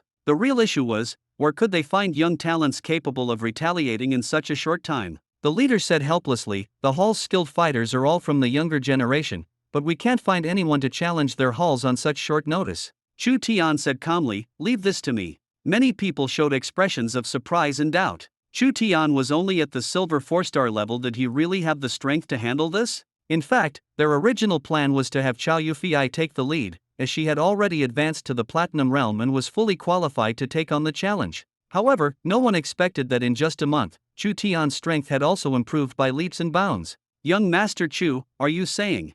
The person in charge asked tentatively. "Take us to another Jinmu training hall." "I need to understand the situation," Chu Tian replied. The person in charge immediately looked at Chow Yufei, as she was the real decision-maker. Chow Yufei's gaze was firm. "Let's go. We must settle this account." Their first stop was a training hall under the Chang family. As soon as the two entered the venue, the large space instantly fell silent. Everyone's attention was drawn to them. Chow Yufei's demeanor was cold and stunning, while Chu Tian exuded confidence. Their arrival signaled the possibility of a real confrontation ahead. The atmosphere was tense, filled with anticipation and unease. To an American reader, moments like these are pivotal. Every choice made could influence the future situation. Both Chow Yufei and Chu Tian were ready to face the challenge. Chu Tian walked into the training hall, standing shoulder to shoulder with Chow Yufei. All eyes were on them. Their striking appearances and perfectly matched temperaments made them the center of attention. For a moment, almost everyone in the hall couldn't help but steal a few more glances. Some couldn't help but think to themselves how biased fate seemed. This pair was practically a perfect combination, making everyone else look like hastily assembled background characters by comparison. The receptionist at the front desk approached them proactively, her gaze shifting back and forth between Chu Tian and Chow Yufei, clearly unsure whom to address first. After a moment of hesitation, she ultimately chose Chu Tian, her voice soft and sweet. "Sir, how can I assist you?" There was a hint of professional flirtation in her tone. Chu Tian chuckled lightly and teased, "What else can you do at a training hall? Do you offer any special services?" The receptionist was momentarily stunned, her face slightly flushed, and she instinctively replied, "Maybe. We could." But she quickly noticed the intense chill emanating from Chow Yufei, and her heart tightened. She immediately straightened her tone. "Apologies, sir. This is a proper training hall. Please follow me for a cultivation assessment." Chu Tian gently patted Chow Yufei's hand and said softly, "Honey, why don't you wait for me outside?" Chow Yufei nodded and left the lobby. She understood that staying there would only draw more attention. The gazes from the men made her very uncomfortable, and she didn't want to cause a scene out of impulse. As soon as Chow Yufei left, the receptionist grew bolder. She stepped closer to Chu Tian and whispered, "Sir, training can be exhausting. Would you like someone to assist you?" Chu Tian frowned, wondering if this place was a training hall or some shady business. Still, he maintained his politeness and firmly declined, "No, thank you." The receptionist looked a bit disappointed but still led him to the testing equipment, showing him how to operate it step by step. They stood very close, and she was practically leaning against his arm. After a brief awkward moment, Chu Tian urged her with a wry smile, "Miss,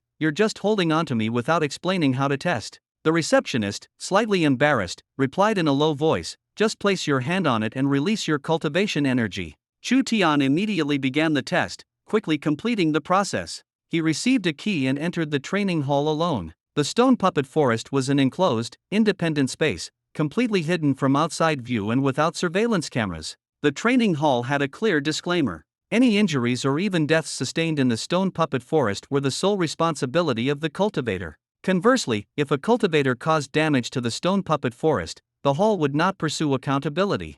For most cultivators, this was merely a formality, as few could truly damage the stone puppet forest. Of course, Chu Tian was an exception. Chu Tian entered the training area and pressed the start button. As soon as the silver 4-star stone puppet appeared, Chu Tian's lips curled into a cold smile. Unlike the previous 2 times when he held back, he immediately dove forward and unleashed a barrage of attacks on the stone puppet. The stone puppet forest was left in utter disarray, with shattered limbs scattered everywhere, a shocking sight. He held nothing back, indulging in destruction and fully unleashing his power.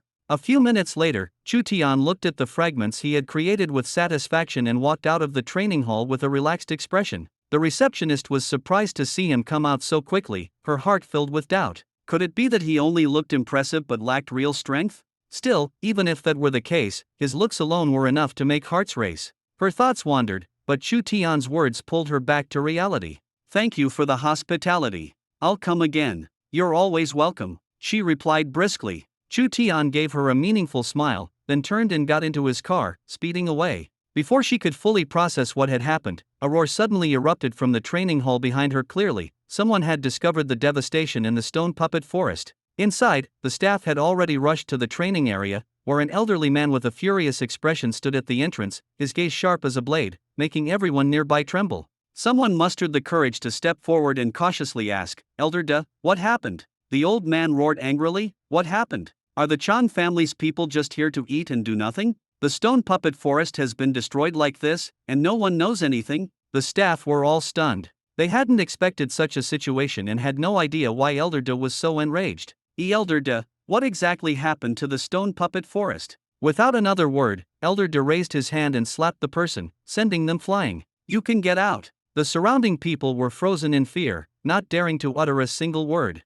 The atmosphere suddenly became oppressive, and the silence was so heavy that even breathing was barely audible. Elder De, his face full of fury, shouted, "Show me what happened to the stone puppet forest." The crowd finally moved aside, their gazes falling on the stone puppet forest. They immediately understood why Elder De was so angry. This training area, worth nearly $1 million, was now a complete wreck. The stone puppets were utterly destroyed, beyond repair. Everyone gasped inwardly. How had that imposing young man managed to do this? Did he really possess such destructive power? The staff lowered their heads in silence, their bodies trembling slightly, none daring to meet Elder De's gaze. Elder De said coldly, "Pull up the surveillance footage. The rest of you, handle this yourselves. Get out." The receptionist quickly handed over the surveillance footage, while the others quietly retreated. The footage showed 2 unfamiliar faces, Chu Tian and Chow Yufei. Elder De's brows furrowed tightly. He knew that anyone capable of such destruction was no ordinary person, yet he had never seen these two before. Without hesitation, he immediately ordered his subordinates to investigate Chu Tian and Chow Yufei's backgrounds thoroughly. In the car, Chu Tian said casually, "Where to next? We can't keep circling the same place. Otherwise, they'll be prepared next time, and it won't be as easy." The person in charge replied, "Then let's head to the Zhao family's true martial training hall." Chu Tian nodded, "All right, I'll follow your lead." For the rest of the day, Chu Tian visited nearly 10 training halls under the Chang and Zhao families. At each location, he issued challenges, causing damage to the stone puppet forests with losses totaling over 10 million. While this wasn't enough to cripple the two families financially, the impact on their reputation was another matter. With 10 training halls consecutively targeted, not only did they suffer monetary losses, but outsiders would begin to question whether their training facilities were subpar or even deceptive. If such doubts spread, the future customer flow would be significantly affected. The heads of the Chang and Zhao families were so furious they nearly smashed their tables. The two sat together, their imposing presence filling the room, their emotions suppressed to the extreme. It's confirmed it was Chow Zhenyi's daughter and son-in-law who did this. Has Chow Zhenyi lost his mind? Sending two young people to cause trouble? Do they think we have no one here?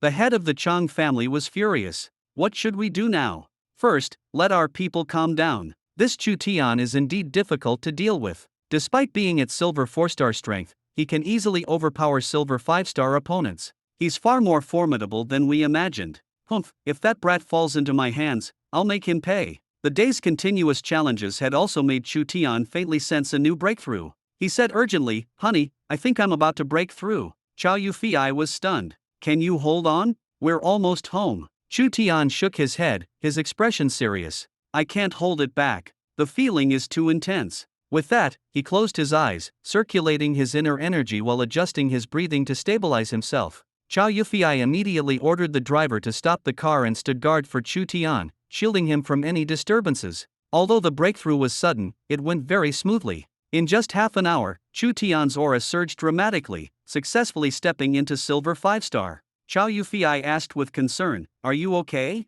Chu Tian shook his head with a smile. "I'm fine. Luckily, the car is sturdy enough.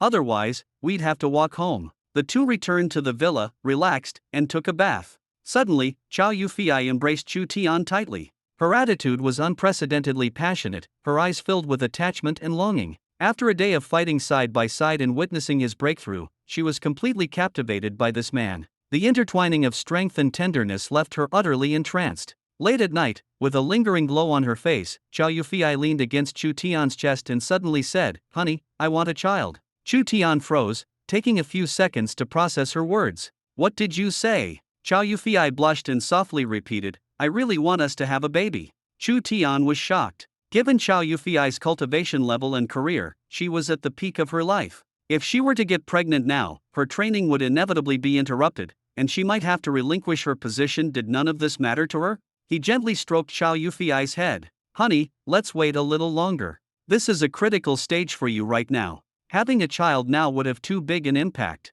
Chow Yufei looked up at him with tender determination. "What I truly want is you and a family. Nothing else matters." Chu Tian's heart tightened as he pulled her into a firm embrace. This woman always knew how to touch the softest part of his heart at the most crucial moments. Chow Yufei whispered again, "Let's really have a baby." Feeling her trust and love, Chu Tian no longer hesitated. He resolved to dedicate himself more to this small family. Perhaps this was their true growth and responsibility. The next morning, just as dawn broke, Chu Tian received a call from Chow Zhenyi. Chow Zhenyi was genuinely caught off guard this time. Chu Tian's power had surged to such an extent that he was momentarily overwhelmed. Wiping the corner of his mouth, he was filled with disbelief. Just a day ago, this was still a young man who needed his guidance, but now he was forcing him to take things seriously. Chow Zhenyi suddenly realized that Chu Tian's growth rate had completely exceeded the bounds of normalcy. When Chu Tian charged at him again, Chow Zhenyi instinctively elevated his cultivation to gold 2-star, barely managing to fend off Chu Tian's ferocious attack. The air was thick with tension. Chu Tian's breathing grew heavier, his eyes filled with pain and a desperate desire to break free from his constraints. He knew very well that if he couldn't fully release this power, the only outcome awaiting him was death by self-destruction. For a moment, he even felt that he was no longer fighting for himself but desperately grasping at the only path to survival.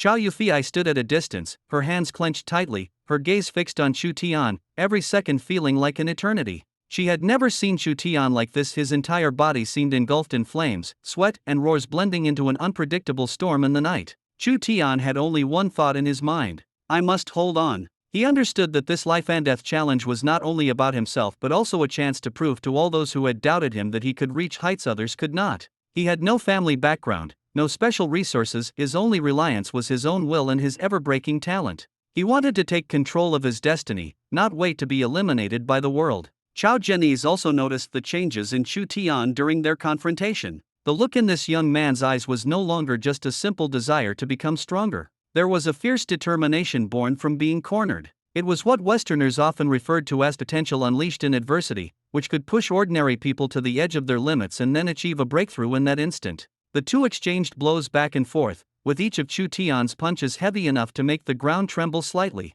Chao Zhenese tried to maintain balance but had to repeatedly increase his strength to cope with his opponent's changes. Finally, after a series of continuous attacks, Chu Tian's body trembled violently, and the true energy within him seemed to find an outlet, bursting forth in an instant. The energy between heaven and earth seemed to converge on him, and within a few seconds, Chu Tian's aura stabilized abruptly, and the power within him became smooth and surging. He had finally broken through, successfully stepping into the realm of Silver 9 stars. At that moment, his expression transformed from extreme pain to complete ease, as if he had been reborn. Chow Yufei rushed over immediately, throwing herself into Chu Tian's arms, her voice trembling with relief. You scared me to death. Chu Tian, gasping for breath, smiled and comforted Chow Yufei, his heart filled with gratitude. He understood that without his family's support and his own determination to persevere to the end, he would never have made it through this ordeal. Chao Zhenese patted Chu Tian's shoulder, his tone finally carrying recognition and affirmation. Kid, this time you really showed me what you're capable of. Remember, don't push yourself to the brink, leave some room. You'll need it someday. Chu Tian let out a long breath, his heart brimming with strength. He knew that with only a few days left until the true martial tournament, this life and death breakthrough not only allowed him to seize the opportunity to advance but also reaffirmed the simple yet crucial principle of never give up. A few days later, the joint examination of the 3 true martial academies in Jiangchen was held as scheduled, and the atmosphere throughout the school became particularly tense and lively. All the participating students were giving their all for their dreams and futures. Chu Tian stood at the edge of the arena, his gaze resolute. He knew that the real challenges and honors were just beginning. Chao Zhenese felt his blood and energy surging within him, almost losing control, but with years of endurance, he forcibly swallowed that stifled breath. The atmosphere in the room instantly became tense. His gaze sharpened, and his aura surged, filling the entire living room with pressure. He had intended to act directly and teach his troublesome son-in-law a harsh lesson. But before he could make a move, his daughter Chow Yufei's voice, filled with urgency and concern, rang out. Dad, no. If you use such strong power, what if you hurt Chao Tian? She hurried over, her eyes full of worry. Chao Zhenese suppressed his frustration, dodging Chu Tian's fierce attacks while angrily shouting at his daughter, Fei, you only know how to protect your husband. Haven't you noticed your old dad is about to be beaten to the ground by him? Dad, just hold on a little longer. Chow Yufei responded nervously. Chu Tian's attacks grew increasingly fierce, forcing Chao Zhenese to dodge awkwardly time and again. He cursed inwardly. If this continues, today might end in disaster. This brat is hitting way too hard. Just as Chao Zhenese was about to elevate his power to the next level for the second time, Dongqing interrupted him directly. Old man, what are you trying to do? What's wrong with enduring a little suffering? Aren't you the one who always boasts about being tough-skinned? Taking a few hits won't make you lose a chunk of flesh, will it? Stop acting. Chao Zhenese felt utterly miserable. His daughter didn't care about him, and even his wife was watching the show from the sidelines. While gritting his teeth and persevering, he shouted, Honey, I'm your husband. Can you really bear to see me beaten like this?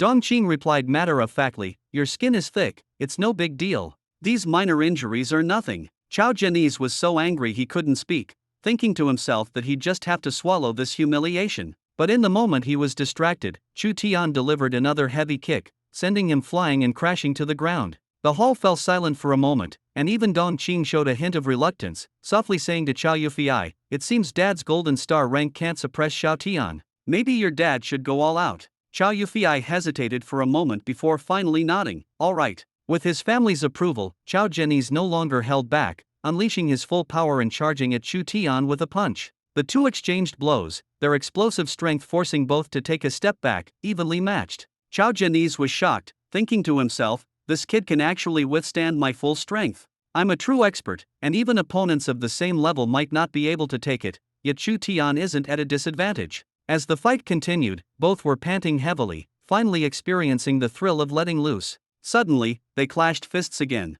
Chu Tian roared, "Break for me." His inner energy surged dramatically, clearly reaching a new height. However, at this moment, Chu Tian regained his senses and didn't lose control further. Seeing this, Chao Jeniz finally breathed a sigh of relief, collapsing onto the ground and gasping for air. Chu Tian smiled slightly, a bit embarrassed, and said, "Uncle Nan, I really made you suffer." Chao Jeniz glared at him, half jokingly and half seriously complaining, "Suffer? I'm injured. My body aches, and my heart feels even worse." Chu Tian scratched his head awkwardly. Although the fight had been intense, he knew he hadn't held back, and looking at Chao Jeniz now, he couldn't help but feel a bit guilty. Dongqing came over, helped Chao Jeniz up, and smiled gently, "Don't take it to heart. Chao Tian is fine, and you're not really hurt either." Chao Jeniz huffed angrily, blowing his beard and glaring. At this moment, Chao Yufei hurried over, her face full of concern. "Honey, are you okay?" Chao Jeniz became even angrier upon hearing this, saying, "Fei, can't you see I'm the one who really got beaten up here?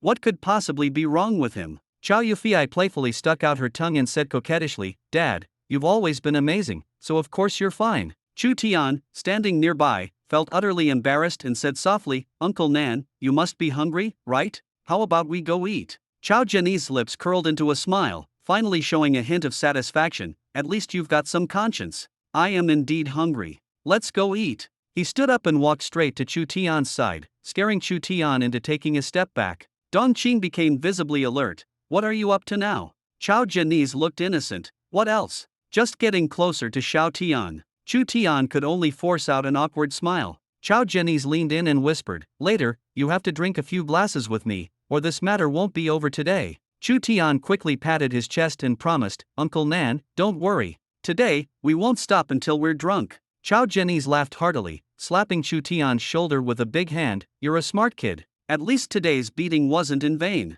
The four of them went to a restaurant together, and Chu Tian cheerfully ordered 2 bottles of good wine. This time, Dongqing didn't stop him, as if compensating for her husband's wounded pride. The two drank and ate, and somehow the topic of forming a soccer team came up again. Chu Tian said confidently, "Uncle Nan, don't worry. In the future, you'll lead our soccer team to the World Cup, and we'll definitely win the championship." Chao Jeniz laughed as well. "Great. I'll personally be the coach then." Hearing the two men's increasingly outrageous conversation, Chao Yufei and Dongqing couldn't help but blush, wishing they could switch seats. It was truly embarrassing. The surrounding restaurant patrons also glanced over, clearly drawn by their exaggerated remarks. Chu Tian, who had just awakened his true energy, stood among the crowd, his aura not yet fully restrained. The sharpness of it was like a freshly unsheathed sword, making everyone present feel his extraordinary presence. As for Chao Jeniz, even after drinking quite a bit, he still exuded an air of control over the entire situation, with every movement carrying the confidence and authority of a leader.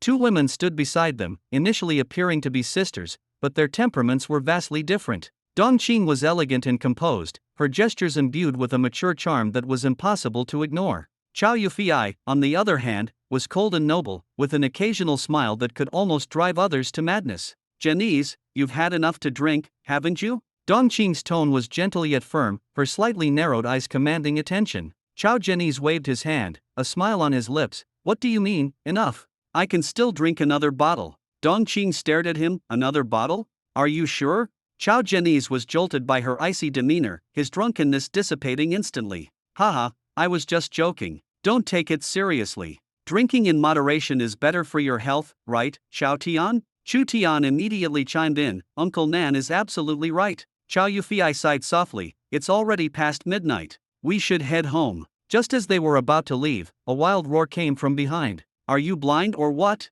Chu Tian frowned, thinking, "In Jiangqing, someone dares to insult Chao Jeniz like this?" Chao Jeniz turned around, his expression cold and sharp as he looked at the man. "What did you say?" The young man, his face flushed and neck thick from drinking, showed no signs of backing down. He pointed at Chao Jeniz and cursed, "I said you're not just blind, you're stupid."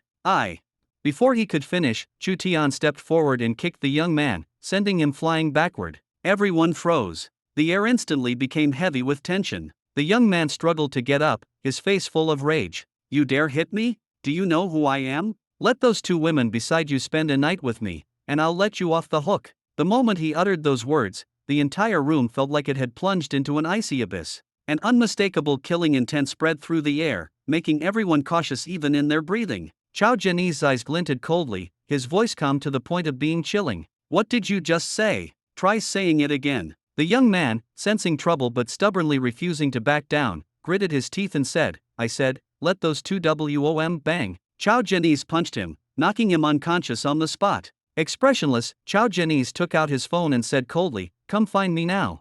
He sat back down, and the entire restaurant fell silent. Everyone was both shocked and terrified by his punch. The restaurant owner hurried over, wearing a forced smile. Sir, I deeply apologize for disturbing your meal. Chao Zhenyi waved him off impatiently, don't bother. Whatever the damages are, I'll pay for them. The owner leaned in and whispered, that man is the district chief's son. Please, don't act impulsively. Chao Zhenyi snorted disdainfully, his tone indifferent. District chief? Even if he were the mayor's son, I'd still hit him for being so rude. These words might sound like the ravings of a madman from someone else, but coming from Chao Zhenyi, they felt like ironclad truth. At that moment, the sound of urgent police sirens came from outside. The diners exchanged sympathetic glances. While the punch was satisfying, it seemed trouble was now inevitable. The police rushed into the restaurant, heading straight for the unconscious young man and waking him up. The young man, now awake, gritted his teeth and roared, arrest them, take all of them away. The officers frowned, understanding the gravity of the situation but also feeling awkward about the young man's blatant arrogance.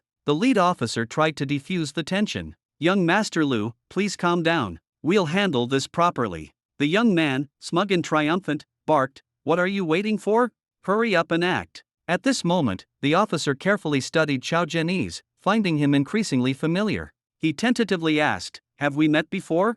Chao Zhenyi cast a sharp glance at him and calmly retorted, do you even have the qualifications to meet me? His words were so direct that the atmosphere in the restaurant froze once again. Everyone felt a ripple of shock in their hearts. This man actually dared to embarrass the police face to face. The officer's pride was wounded, and he barked, do you know who you're talking to? Chao Zhenyi remained indifferent. Don't forget your role. You're here to serve the people, not to flaunt your authority. Do you think you're so impressive? Who gave you the arrogance? The officer was left speechless, and the tension in the room grew heavier. Soon, he cleared his throat and forced himself to sound stern. You just committed an assault in public. You must come with us to the station for investigation. Chao Zhenyi replied unhurriedly, without a trace of panic, if you have the guts, go ahead and arrest me. His composure completely disrupted the officer's rhythm, but the latter had no choice but to carry out his duty. Meanwhile, a young man at the scene continued shouting, do something. What are you even here for? As the situation teetered on the brink of eruption, everyone held their breath. The tension had reached its peak, and all eyes were on what would happen next. Take him away. The officer was about to act when suddenly, an angry voice rang out from the restaurant entrance. Everyone froze. A middle-aged man wearing gold-rimmed glasses strode in, followed by a group of agile martial artists. The officer's heart skipped a beat as he recognized the newcomer and immediately approached him with a respectful expression. Mr. Chao, good day. But the middle-aged man didn't even spare him a glance, walking straight to Chao Zhenyi and bowing deeply in front of him with utmost respect. Patriarch. The air seemed to solidify. The officer's face turned pale, his body swayed, and his mind went blank. This man, he was actually the head of the Chao family, Chao Zhenyi? A heavyweight figure known to almost everyone in Jiangqing. Everything suddenly made sense. Chao Zhenyi's earlier words were neither bluff nor arrogance. Even a low-ranking officer like himself was unworthy of standing on equal footing with such a prominent figure. The district chief's son, standing nearby, wasn't foolish either. He hadn't fully recognized Chao Zhenyi's identity, but seeing so many people gathered around him, did he even need to guess? This was clearly someone he couldn't afford to provoke. He immediately lowered his head and prepared to slip away. Stop right there. Chao Zhenyi's cold voice rang out, his gaze fixed on the district chief's son, Chao Yang. Chao Yang quickly responded, Patriarch. Chao Zhenyi said indifferently, send him back, and while you're at it, tell that district chief if this happens again, don't blame me for being merciless. With that, Chao Zhenyi left the restaurant with his entourage. The atmosphere instantly became oppressive and silent. No one dared to make a sound. Back home, Chu Tian finally let out a sigh of relief, took a hot shower, and relaxed completely. At this moment, the cold and stunning goddess in the hearts of countless men in Jiangqing Chow Yufei was gently sitting astride him. Her soft, slender hands were massaging his back with expert technique. Her shy yet alluring face was tinged with a blush as she lowered her voice to ask, "Honey, does this feel good?" Chu Tian felt as though all the fatigue in his body was being driven away by her hands, and he wished he could stay immersed in this tenderness forever. He nodded and couldn't help but smile. "It feels great. You can press harder. I can handle it." "Alright." Chow Yufei's voice grew even softer, and the atmosphere between them became increasingly intimate. For the sake of his dreams and promises, Chu Tian knew he had to keep striving. Suddenly, he flipped over, locking eyes with Chow Yufei, their emotions silently flowing between them. No words were needed. Their actions spoke volumes. Love needed to be felt and expressed tangibly. Chow Yufei finally stopped suppressing the feelings in her heart, responding to Chu Tian's deep affection with her actions. The battle was about to begin. Before Chu Tian could fully sit up, Chow Yufei's arms forcefully pushed him back onto the bed. She gently loosened the belt of her robe, the scene so suggestive it made one's heart race uncontrollably. Chu Tian's mind went blank in an instant, all reason replaced by emotion and instinct. That night, the two gave it their all, neither willing to admit defeat. As a platinum-level martial artist, Chow Yufei's stamina and endurance were far beyond ordinary people. Chu Tian, too, summoned all his energy, responding to her without reservation. The sun slowly rose, ushering in a new day. Exhausted, the two collapsed on the bed, unable to move. Suddenly, Chu Tian's system popped up. "Ding! Host, please check in." He gasped for breath and gritted his teeth, saying, "Check in." "Ding! Check-in successful. Today's task: use Fifth Sister once." Chu Tian almost burst into tears. Helpless, he could only ask Chow Yufei for help, an awkward request that even made Chow Yufei's confidence waver. Was she not attractive enough? But on second thought, maybe Chu Tian just didn't want to overexert himself. After completing the task, the system delivered the reward: a bottle of happy couch potato water. Drinking it will make you forget all your troubles and become a carefree fool. But Chu Tian was too drained to enjoy it. He just wanted to sleep deeply. It wasn't until the next evening, when hunger struck, that the two groggily woke up. They ate a simple meal and fell back asleep again. In the morning, sunlight streamed through the window. Chu Tian woke up feeling refreshed. Chow Yufei stretched her long, slender legs, lazily rubbed her eyes, and softly said, "Honey, did we sleep too long? We were so exhausted. Let's not go overboard next time." Chu Tian nodded with a smile. "Yeah, luckily you didn't push me further, or I'd be completely wiped out." Chow Yufei's face turned even redder, and she asked in a low voice, "Am I too fat?" Chu Tian shook his head. "Fat? You're so slim already. If you get any thinner, how will we form a soccer team?" Chow Yufei rolled her eyes at him and playfully asked, "So, what are your plans for today?" Chu Tian smiled faintly. "I'll train at home today and head to Baihua tomorrow." Chow Yufei walked over, smiling. "Then I won't go to the office today either. I'll stay home with you." She had always been the type to prioritize work, so it surprised Chu Tian that she was willing to make an exception for him today. He could clearly sense that her concern carried a hint of nervousness and care. At that moment, the system's voice echoed in Chu Tian's mind again. "Check in."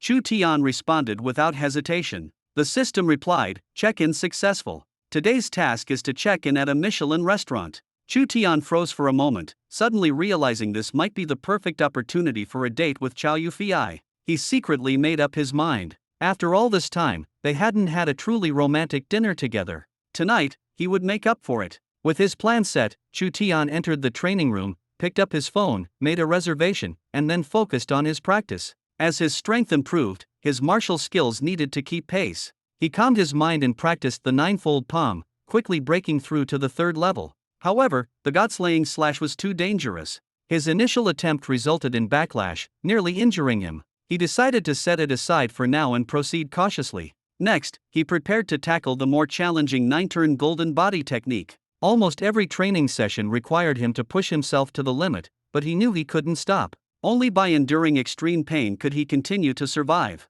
With this thought, Chu Tian immediately entered the zone. Waves of intense pain surged through him, his bones feeling as if they were shattering, his muscles burning as if on fire. But this agony was something he had to endure. Outside, Chow Yufei was doing yoga. Suddenly, she heard Chu Tian's heart-wrenching screams. She immediately stopped, her face full of worry, but could only wait outside the door. She understood that in this world of extraordinary beings, the glory of true strength was accompanied by unimaginable sacrifice and brutality. While Chu Tian's talent and power made others envious, how many knew that every step of his progress came with the torment of flesh and blood? In the cultivation room, Chu Tian's body temperature was like boiling water. His skin was flushed red, his clothes soaked with sweat, his lips cracked, and his mouth filled with blood. His consciousness began to blur, but his will remained incredibly strong. He kept telling himself to hold on a little longer, to endure just a bit more, and he would get through it. He knew very well that if he relaxed now, all his efforts would be in vain.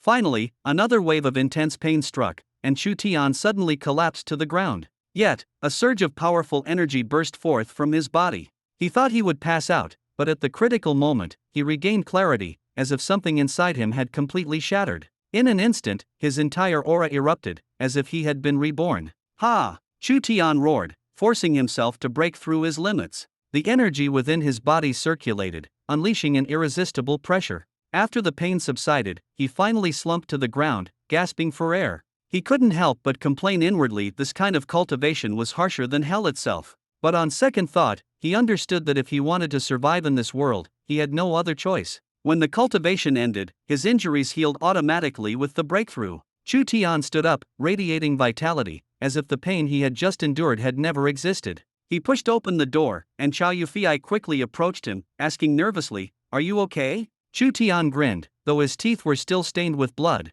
making him look a bit disheveled yet exuding determination. "I'm fine, absolutely fine. I'm in better shape now than ever before. I could fight hundreds of battles in a row." He deliberately spoke lightly, hoping to ease Chow Yufei's worries. Chow Yufei's face flushed, and she said with a hint of reproach, "You always joke around. If it's serious, you should go to the hospital for a checkup." Chu Tian shook his head, knowing deep down that she had already sensed the strong vitality and aura emanating from him. "I'm going to take a shower, and then we can have a nice meal together," he said before quickly heading to the bathroom. When he came out, Chu Tian found Chow Yufei busy in the kitchen. He looked at her with some curiosity and asked, "Honey, what are you doing?" The sound of pots and pans clashing came from the kitchen. Chow Yufei was focused on her work, and Chu Tian slowly approached her with a hint of mischief. "Are you making dinner?" "I just learned how to cook noodles. I wanted to make a bowl for you to try." A sly smile flickered in his eyes. "Didn't we already have noodles yesterday?" His words carried a deeper meaning, making one involuntarily recall the previous day. Chow Yufei froze for a moment, puzzled, and asked, "We did? I don't remember." But as Chu Tian's smile grew more obvious, she suddenly realized what he meant, and her face turned crimson. She scolded him in embarrassment, "You're so bad. I'm not talking to you anymore." Chu Tian reached out and pulled her into his arms, whispering something softly in her ear. Chow Yufei instantly went limp in his embrace, lightly pounding his chest, unable to even muster the strength to scold him. Chu Tian felt a bit nervous. He knew Chow Yufei was skilled, and if she unleashed her energy, he would definitely be in trouble, but he just couldn't resist teasing her. Thinking quickly, he grabbed her hand and suggested with a smile, "Honey, let's go out to eat." Chow Yufei gave him a sidelong glance. "What, you don't trust my cooking?" Chu Tian quickly raised his hands in surrender. No, my wife's noodles must be delicious. But today, I want to treat you to a feast." Chow Yufei playfully pushed him. "You have such a sweet tongue, always so glib." Chu Tian raised both hands in surrender again. "I won't say anything anymore, really. Go change your clothes, and I'll take you out." Chow Yufei smiled faintly and turned to leave. At that moment, Chu Tian seized the opportunity to lightly pat her on the back and even gave her a playful pinch. Chow Yufei let out a startled cry, turned back with an even redder face, and quickly ran off. Chu Tian stood in place, muttering softly, getting shy over such a small thing. Yesterday was way more intense. Saying this, he felt a bit embarrassed himself but couldn't help laughing. Chow Yufei was naturally beautiful, confident even without makeup when stepping out. She didn't spend much time tidying herself up, simply tying her hair into a ponytail and dressing casually to head out with Chu Tian. They drove to a famous Michelin restaurant in the city. Expecting it to be crowded, they were surprised to find the place unusually empty. Outside, staff were politely turning away guests, as the restaurant was reserved exclusively for the two of them. Chow Yufei felt a bit uneasy. "Honey, it seems like the restaurant isn't open today. Should we go somewhere else?" Chu Tian smiled and took her hand. "Let's go in and take a look. I don't believe such a big place would just close like that." As they pushed open the door, the restaurant manager and a line of staff stood neatly at the entrance, bowing in unison to welcome them. "Welcome, Mr. Chu and Miss Chow. We are here to provide you with exclusive service." The mystery was revealed. Chow Yufei immediately understood that this was a little surprise Chu Tian had prepared for her. Her cheeks flushed deeper, her eyes filled with happiness and emotion. They were led to the central table, where a pianist softly played soothing melodies, creating a warm and romantic atmosphere. Chow Yufei held Chu Tian's hand and said gently, "Thank you, honey." Chu Tian shook his head with a smile. "No need to be so formal with me." His humor broke the romantic mood, making Chow Yufei burst into laughter. Chu Tian ordered a table full of dishes. "I wasn't sure what you like best, so I ordered a bit of everything." Chow Yufei was both amused and exasperated. "Do you think I'm a pig? Why did you order so much?" Chu Tian laughed. "You just eat what you want. I'll take care of the rest." By the end of the meal, Chow Yufei was already full, leaving Chu Tian to devour the remaining food like a whirlwind. The table was piled with empty plates, and even the restaurant staff cast curious glances at them. A few male servers whispered among themselves, sneering at Chu Tian's eating habits. To them, he seemed like an uncultured nouveau riche, flaunting wealth without taste. But Chu Tian didn't care. All he wanted was to make Chow Yufei happy, regardless of what others thought. After the meal, the two didn't rush home. Chow Yufei increasingly enjoyed taking evening strolls with Chu Tian, finding it peaceful and giving her a sense of belonging. Just then, a voice suddenly echoed in Chu Tian's mind. "Congratulations, host, for completing today's task. Please draw a reward." He casually muttered, "Draw," while letting out a satisfied burp. The mechanical voice sounded again. "Task reward. Thunder Boom Enhanced Mini Landmine, 2 units. Chu Tian discreetly pulled a small black landmine and half a bottle of True Energy pills from his pocket, handing them to Chow Yufei. She stared at the items in her hand, puzzled. "What are these? They look a bit scary." Chu Tian, looking both proud and cautious, explained, "This is the weapon I used last time against the Wang family martial artists. It's quite powerful." Chow Yufei immediately recalled the scene from that day. Looking at Chu Tian, she said seriously, "You should keep it for yourself." "I don't need it." Chu Tian shook his head. "You take it for self-defense. I still have more." This time, she didn't refuse and put the items in her pocket. "And this pill?" she asked. Chu Tian explained, "It's a treasure I got from the Dragon Pool secret realm. It can enhance true energy and could save your life in a critical moment. Be careful when you use it, and don't make any mistakes." Chow Yufei nodded in satisfaction, fully appreciating Chu Tian's thoughtfulness. She had witnessed his growth and achievements along the way. Each experience brought them closer, teaching them the true meaning of standing side by side and growing stronger together. Chu Tian rolled his eyes and said, "I'm not an idiot."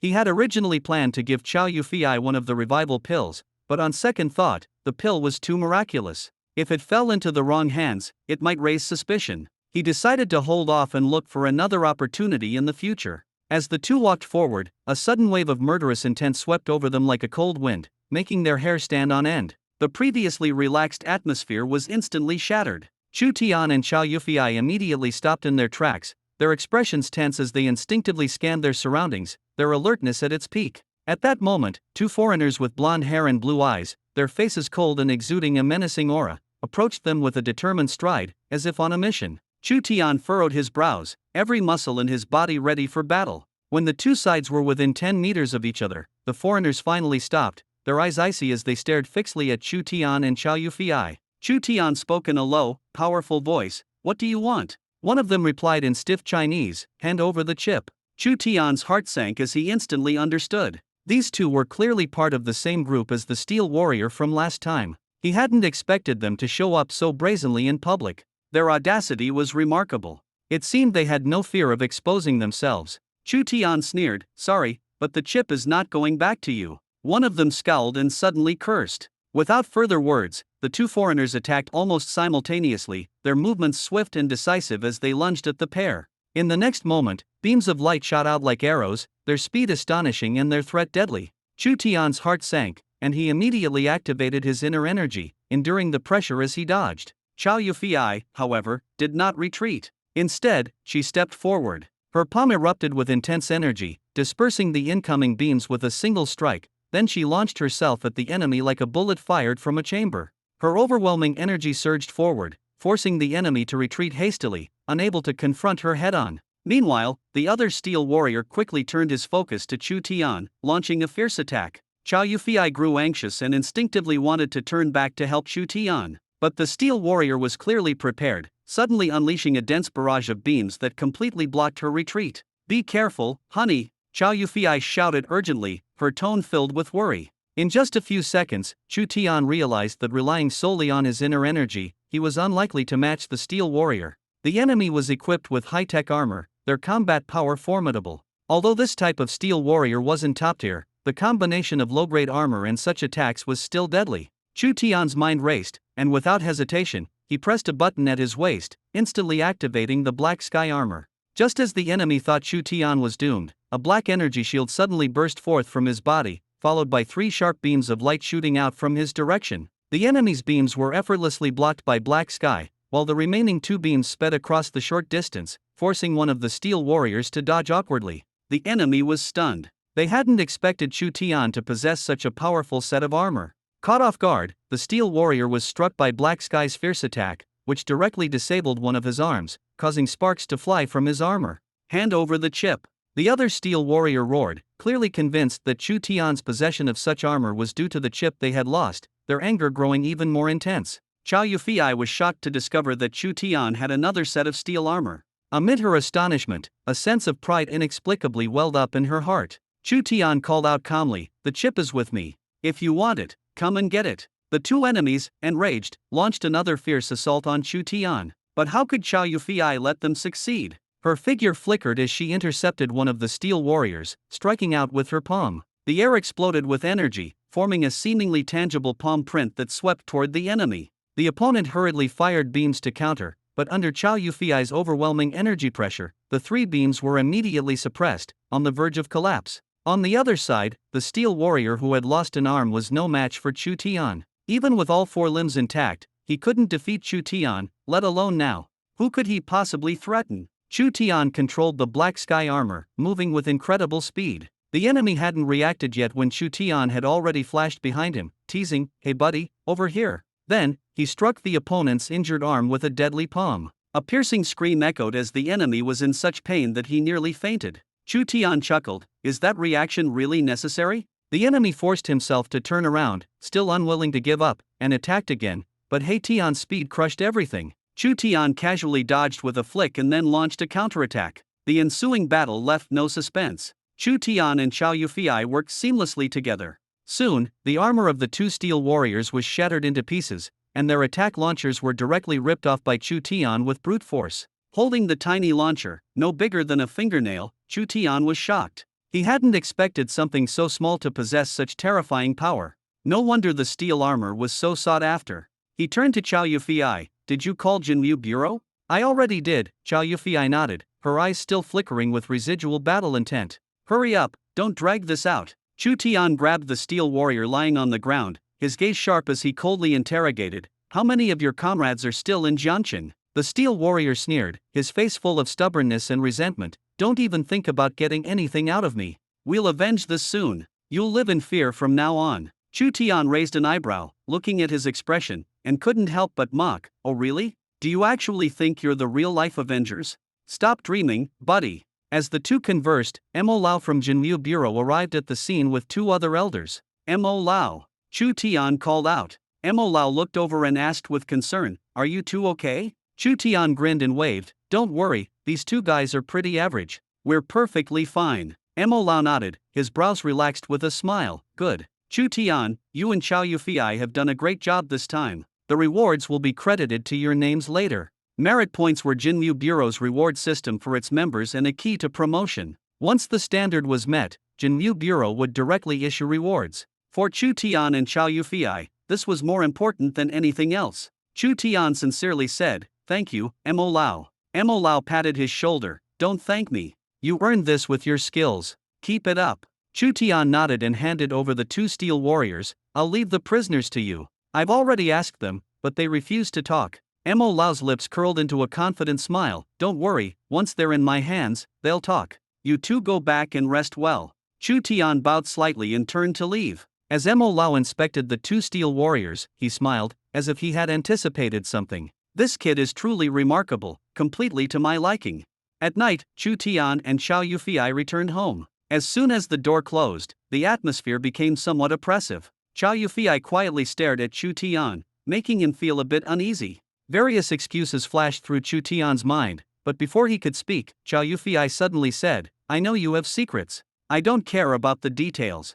I just want you to remember one thing. No matter how many secrets you have, you must protect yourself. Because I can't live without you." Chu Tian's heart trembled, struck by her candidness. He almost blurted out the truth about his system, but in the end, he restrained himself. It wasn't that he didn't trust Chow Yufei, but the secret was too strange, and revealing it would only be a burden. He replied earnestly, "Honey, thank you for understanding. I'll be careful, and I value my life." Chow Yufei turned and smiled, suddenly saying, "Didn't you just take the Steel Warrior's attack device with you?" Chu Tian's expression froze. Had she noticed? He thought his actions were discreet, yet he couldn't hide them from his wife's eyes. What was more troubling was that if even Chow Yufei could tell, Mo Lao might have noticed too. If he'd known this earlier, he might as well have taken it openly. Chu Tian said awkwardly, "You noticed?" Chow Yufei nodded with a smile. "Of course, you deliberately let me see it, didn't you?" This left Chu Tian speechless. Being seen through like this was truly embarrassing.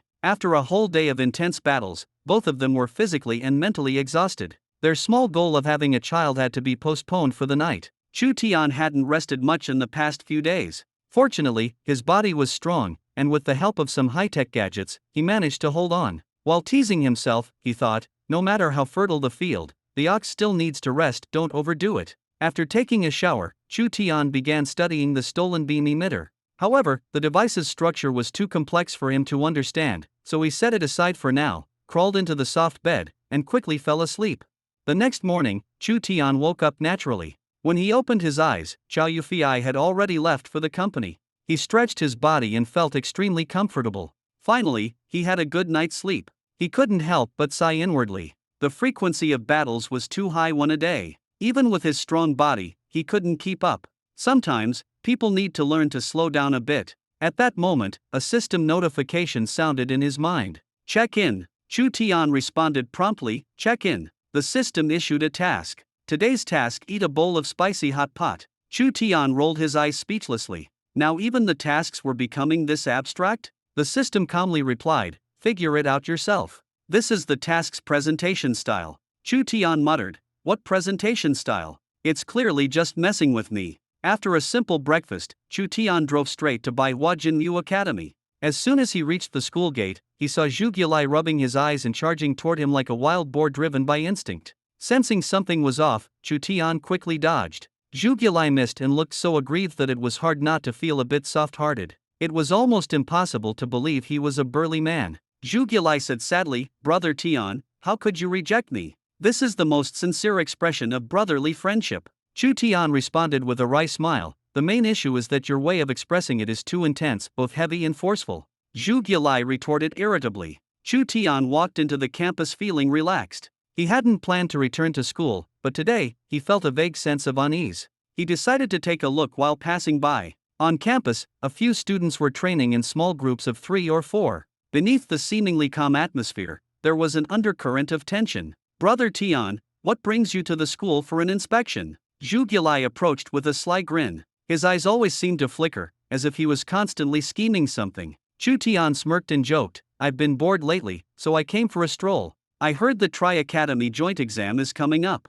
Is anyone from Bai Hua participating?" Zhu Gilai's expression immediately turned excited. "Brother Tian, this time it's a big deal. Unlike the last time with the Longtan Secret Realm, this event isn't closed off. Any Jinmu practitioner below the gold rank in Jiangchen can register, including rogue cultivators, black iron, bronze, and silver ranks, everyone." This scale completely broke past limitations. Chu Tian was stunned. In previous Secret Realm selections, only a very small number of elites could participate. Now, tens of thousands of practitioners could try their luck. This meant that the final slots for the decisive battle, only 20, were unimaginably competitive. Even more terrifying was the fact that rogue cultivators, though lacking systematic training, often survived on the edge of life and death. Their experience and ferocity were unmatched by students raised in a sheltered environment. Then there were the family scions, each with one-on-one guidance from top experts and resources so abundant it was enviable. Chu Tian suddenly realized that this competition was no joke. At any moment, a monstrous genius could emerge, making it 100 times harder to stand out among the crowd. Inevitably, a trace of doubt surfaced in Chu Tian's heart. Could he really rise to the top in this brutal competition? However, the harder the challenge, the more it highlighted the brilliance of victory. "If I could trample everyone underfoot, the sense of accomplishment would be 100 times more thrilling than the last time in the Dragon Pool secret realm. Just as Chu Tian was weighing his options in his heart, Chocolate suddenly stared at him, his eyes full of mischief and gossip. Brother Tian, why are you suddenly smiling so slyly? Are you thinking about girls? Chu Tian rolled his eyes at him, too lazy to respond, and countered, are you going to participate? Chocolate nodded without hesitation. Of course. How could I miss such a lively event? Chu Tian smiled faintly and shook his head as if helpless. If you're participating, this trial probably won't be interesting. I won't go. Chocolate was completely caught off guard by Chu Tian's retreat and froze. You're not participating. Chu Tian continued to tease, if even you can participate, it means it's not much of a challenge. I'm out. Chocolate panicked. Don't. Jiang City has gathered so many strong players this time. This is your chance to make a name for yourself. In this kind of situation, so intense, if you're not there, who else can dominate them? Chu Tian raised an eyebrow, his smile carrying a hint of mystery. Even if I participate, I won't team up with you. You're too much of a liability. I can't carry you. Hearing this, Chocolate instantly panicked. He wanted to join the selection but was actually planning to tag along with Chu Tian. If Chu Tian didn't participate, venturing into the Vermilion Bird secret realm alone would be like walking into a death trap, becoming someone else's stepping stone. Recalling the experience in the Dragon Pool secret realm last time, Chocolate shivered. The danger this time would only increase. Monsters were terrifying, but human nature was even harder to predict. If someone targeted him, he wouldn't even know how he died. But giving up would mean missing out on such a great opportunity. Especially since last time, he only leveled up once, and now, having just broken through to Silver 1 star, his progress was pitifully slow. Chocolate knew deep down that only by teaming up with Chu Tian did he stand a chance. So he tried his best to put on a pitiful expression. Brother Tian, you wouldn't be so heartless, would you? With me by your side, I can definitely make you happier. Chu Tian deliberately put on a stern face. I'm quite happy even without you. Chocolate immediately drooped his head, looking more dejected than someone who had just been dumped. Chu Tian couldn't help but laugh. This guy, though mischievous, did add a lot of fun to the journey. He cleared his throat and put away his joking expression. Do you really want to team up with me? Chocolate seized the opportunity, his eyes full of anticipation. I do. I dream about it. Brother Tian, let me be your sidekick. Chu Tian looked at his chubby figure and teased, forget it. You're so heavy. Following me wouldn't be a sidekick but carrying a pig. Chocolate gritted his teeth, not caring about the insult. A pig is fine. As long as I can follow you, anything goes. Amid the laughter, the atmosphere finally lightened up. Chocolate then suggested, Brother Tian, it's almost noon. Let's go eat. My treat. With the chance to get a free meal, Chu Tian wouldn't refuse. He suddenly remembered the mission and muttered to himself, could the task be to get a bowl of spicy hot pot? Let's go. There's a new spicy hot pot place near the school gate. Let's go there. Chocolate's eyes widened in disbelief. Brother Tian, are you serious? Just spicy hot pot. He had been prepared to splurge, but Chu Tian chose the most affordable lunch option. He couldn't help but wonder if there was some hidden agenda behind this. Chu Tian simply smiled calmly, as if he had already planned his next move. In the air, beneath the relaxed surface, a storm was quietly brewing, everyone was gearing up, and opportunities and dangers were creeping closer unnoticed. Chu Tian and Chocolate stood by the roadside, the atmosphere subtle. Chocolate wanted to curry favor with Chu Tian and said grandly, Brother Tian, we can't just settle for something casual today. Tonight, we need to have a proper feast. These small eateries don't match your status. Seafood buffet is the way to go.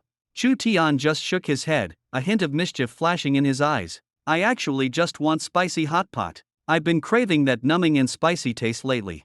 Chocolate was a bit stunned upon hearing this, but still managed to squeeze out a smile and go along with Chu Tian's suggestion. Mala soup works too. We'll go deluxe, add all the toppings, and I'll make sure the chili is maxed out for you. The two laughed as they pushed open the door and entered the shop. Just as they sat down, Chocolate's expression suddenly changed. He clutched his stomach and dashed into the restroom. Chu Tian stood alone at the ordering counter, his mind racing as he debated whether to go for a tangy flavor. At that moment, a familiar electronic prompt echoed in his mind. Host, order a bowl of Jukai Mala soup. It can be for yourself or for someone else. Chu Tian's mouth twitched slightly as he thought, eat that myself? Do I look stupid? Some opportunities are meant to be shared with a brother. Without hesitation, he shouted to the owner, give me a bowl of Jukai. His shout startled several classmates and the shop owner. The owner looked at Chu Tian with a complicated expression, as if trying to persuade him to reconsider. Are you sure you want to order Ju Kai? Ever since this dish was introduced,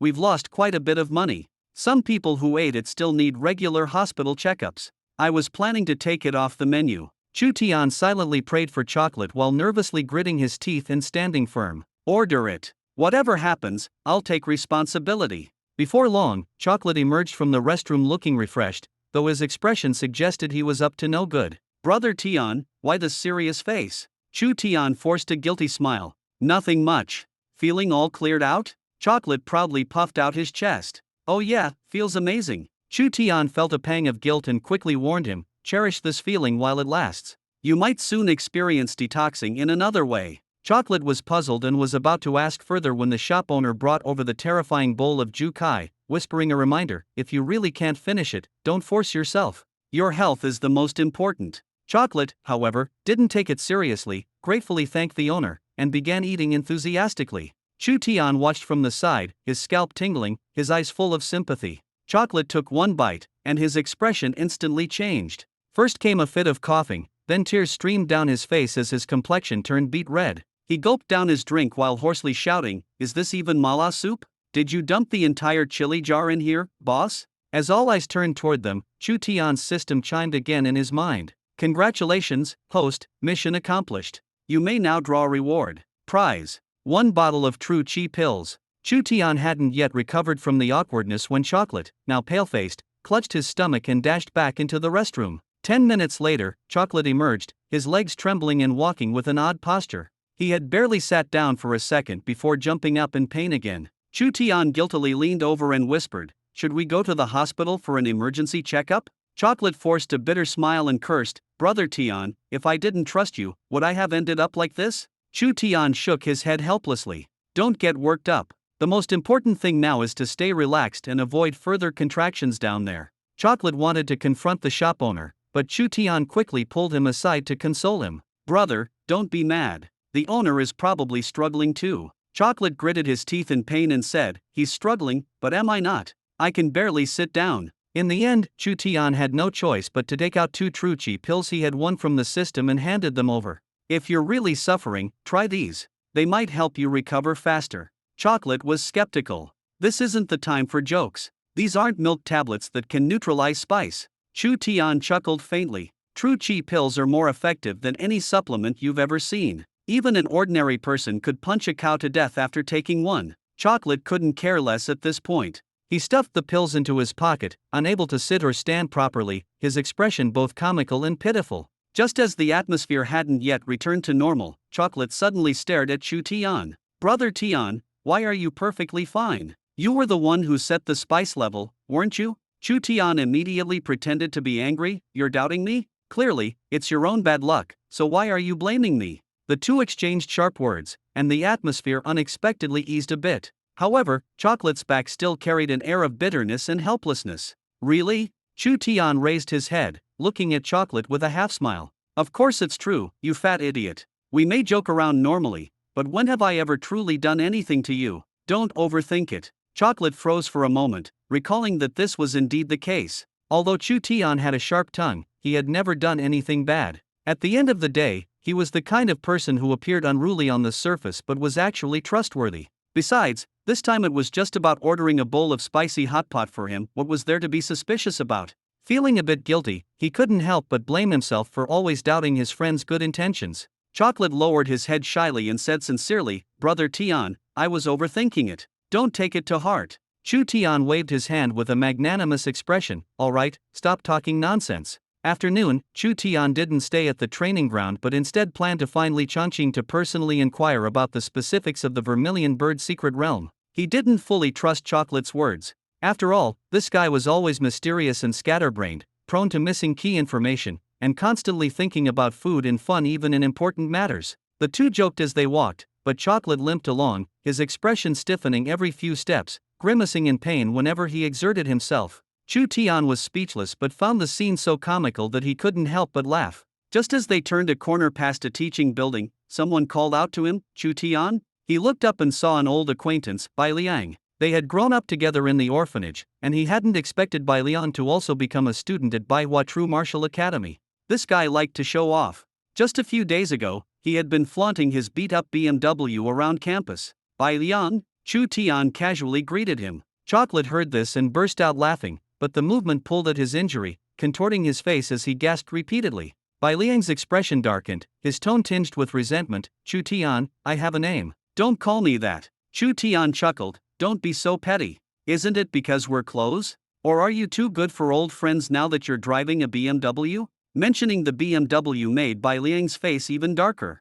He snorted coldly. Chu Tian, I didn't expect you to get into Baihua. But just because you ranked first on the Bronze Battle Monument, you think you're something? It's just the Bronze Realm. Chu Tian nodded calmly. Yeah, do you have something important to say? Bai Liang had thought he could provoke Chu Tian into losing his composure, but Chu Tian remained unperturbed, which only made Bai Liang angrier. Don't you know you should respect your elders? You didn't even greet me properly. Chu Tian's expression turned cold, his voice chilling as well. What kind of elder are you pretending to be in front of me? Keep it up, and I won't mind putting up a plaque to worship you. This remark made Bai Liang's face turn as red as pig liver. Losing control of his emotions, he unleashed his true energy and charged at Chu Tian aggressively. Chocolate was so frightened that he quickly warned, Brother Tian, watch out. But in the next second, as Bai Liang approached, Chu Tian grabbed his wrist effortlessly. Chu Tian showed no sign of external true energy, yet he firmly locked Bai Liang in place, rendering him unable to break free no matter how hard he struggled.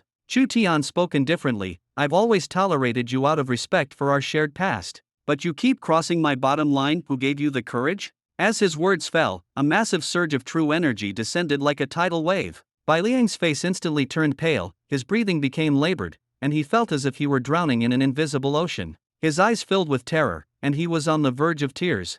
How are you this strong? Chu Tian sneered. It's not that I'm strong, it's that you're too weak. If this happens again, I'll cripple your legs and send you back to the orphanage to start over. Got it? Now get lost. As the last word fell, Chu Tian suddenly swung his arm, and Bai Liang was thrown several meters away like a rag doll, landing heavily on the ground with blood at the corner of his mouth before fleeing in embarrassment. The students watching were all stunned, and the air became so quiet that even the sound of a pin dropping could be heard. They all knew that while Bai Liang might not be extraordinarily talented, he was still a silver 4-star expert among his peers. Yet, in front of Chu Tian, he couldn't even withstand a single move. And Chu Tian hadn't done anything, he had defeated Bai Liang solely with his aura. The girls looked at Chu Tian as if he were a superhero. Some were so excited that they made heart gestures on the spot, exclaiming, oh my god, he's so handsome. I want to have his babies.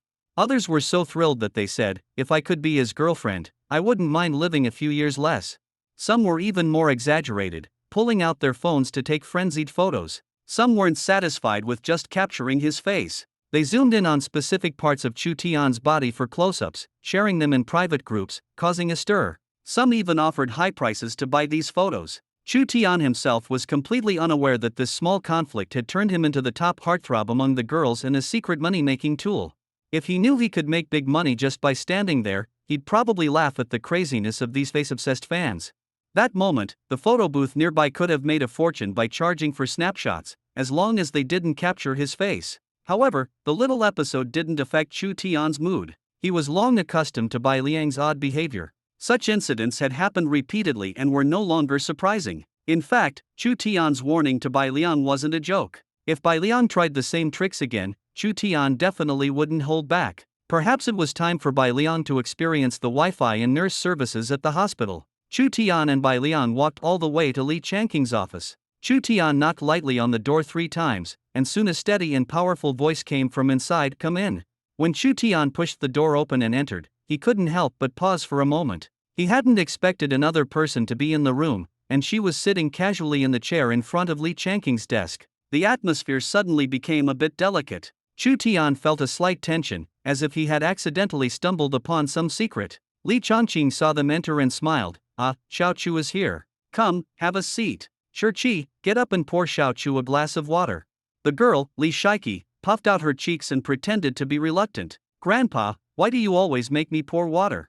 Li Changqing's tone carried a hint of reprimand. I told you to do it, so do it. Why so much nonsense?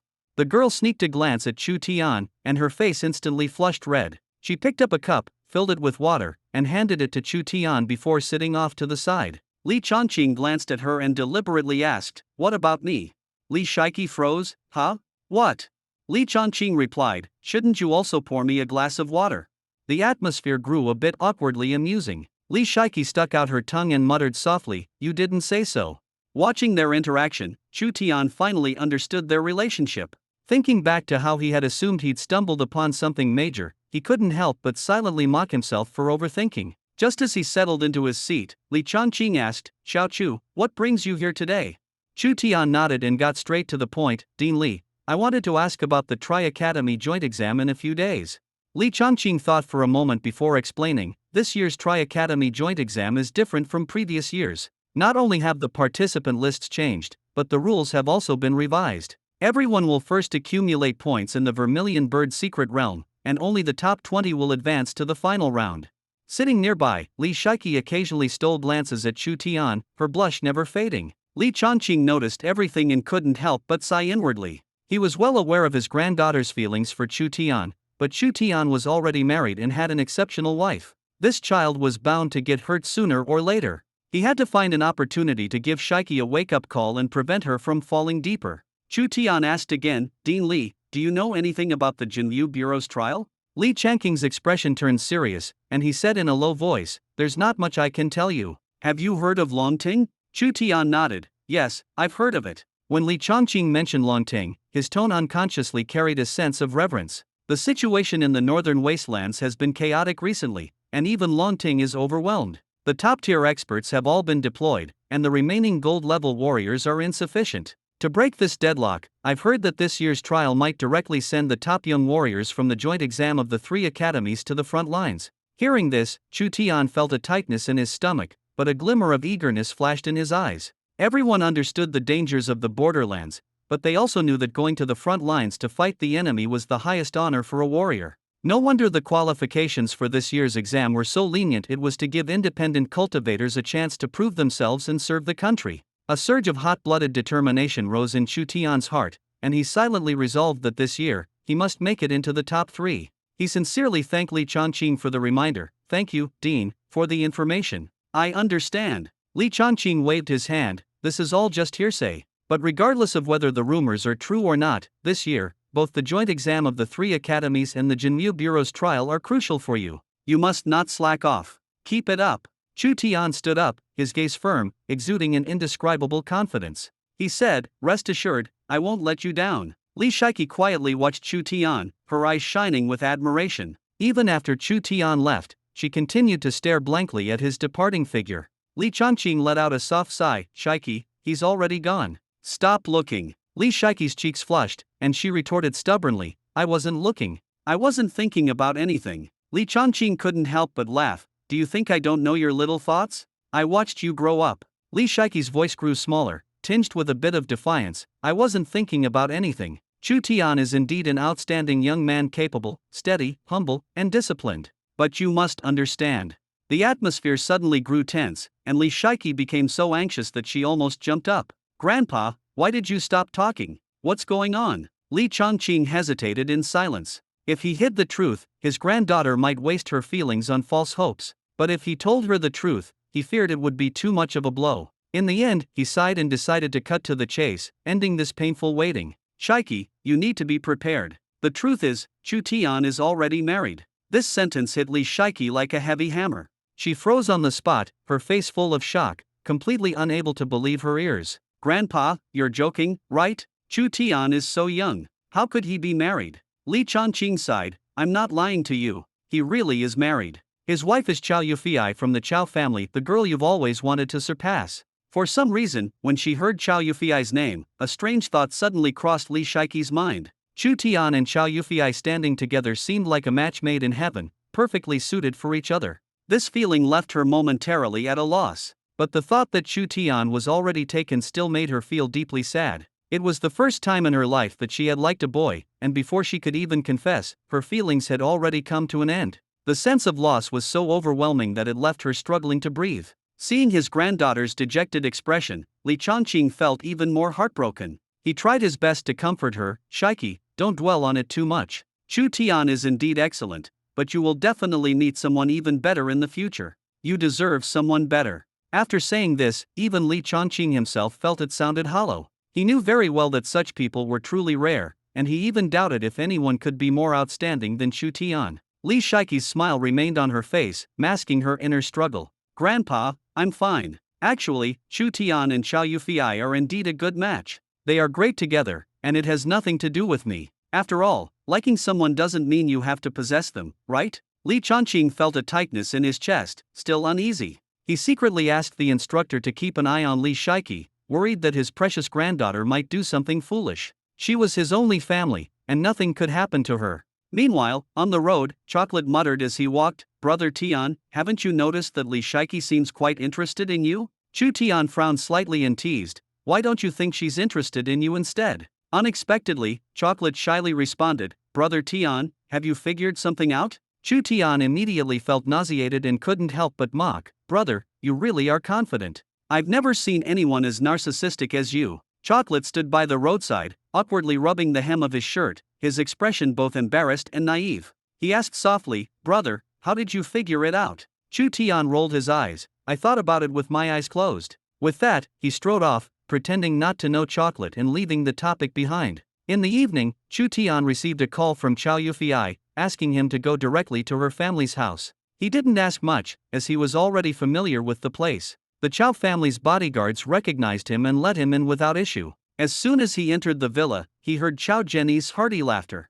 Upon seeing Chu Tian, the old man warmly greeted him, "Xiao Tian is here, come in and sit." Chu Tian smiled and greeted him, then took a seat, noticing two other people in the room. One was Wu Jin, whom he had met before, and the other looked somewhat similar to him, exuding an extraordinary demeanor likely Wu Jin's father, Wu Renbei. Chao Zhenyi's introduced, "This is your uncle Wu Renbei, and this is Wu Jin." Chu Tian stood up to greet them. Wu Renbei smiled faintly, with a hint of meaning, "Xiao Chu, your name has been coming up quite often around me lately." Chu Tian responded gracefully, "Uncle Wu, you're too kind. Brother Wu, we meet again." Chao Zhenyi looked puzzled, "You two know each other?" Chu Tian nodded, "Quite well. Brother Wu has helped me a lot before." His words left Wu Jin feeling awkward. Despite their cold relationship, he had to maintain a facade of cordiality. Wu Jin forced a stiff smile, "Not at all, Brother Chu, you're too generous." Both Chao Zhenyi and Wu Renbei were seasoned veterans, instantly sensing the tension between the two. However, neither exposed it, silently observing instead. At that moment, Xiao Yufei walked in, her demeanor noble and aloof. Wu Jin's eyes lit up with fervor. From the first time he met Xiao Yufei, he had been deeply enamored with her. No matter how many times they crossed paths, her beauty and elegance continued to captivate him. Yet, upon entering, Xiao Yufei merely greeted Wu Renbei indifferently before walking straight to Chu Tian and sitting beside him, without sparing Wu Jin a glance. Wu Jin's face instantly darkened, his head bowed in silence. The feeling of being ignored oppressed him to the extreme. He stared at Chu Tian with a burning intensity, silently vowing that one day, he would make Chu Tian understand that some things cannot be obtained through mere luck and coincidence. Wu Renbei, however, maintained a composed smile, though the atmosphere grew subtly tense. Xiao Yufei appeared even more radiant and outstanding, as if Chu Tian was facing pressure and new challenges. Chu Tian calmly held Xiao Yufei's hand and smiled, "The pressure is indeed significant, but I'm curious, what exactly made you choose me?"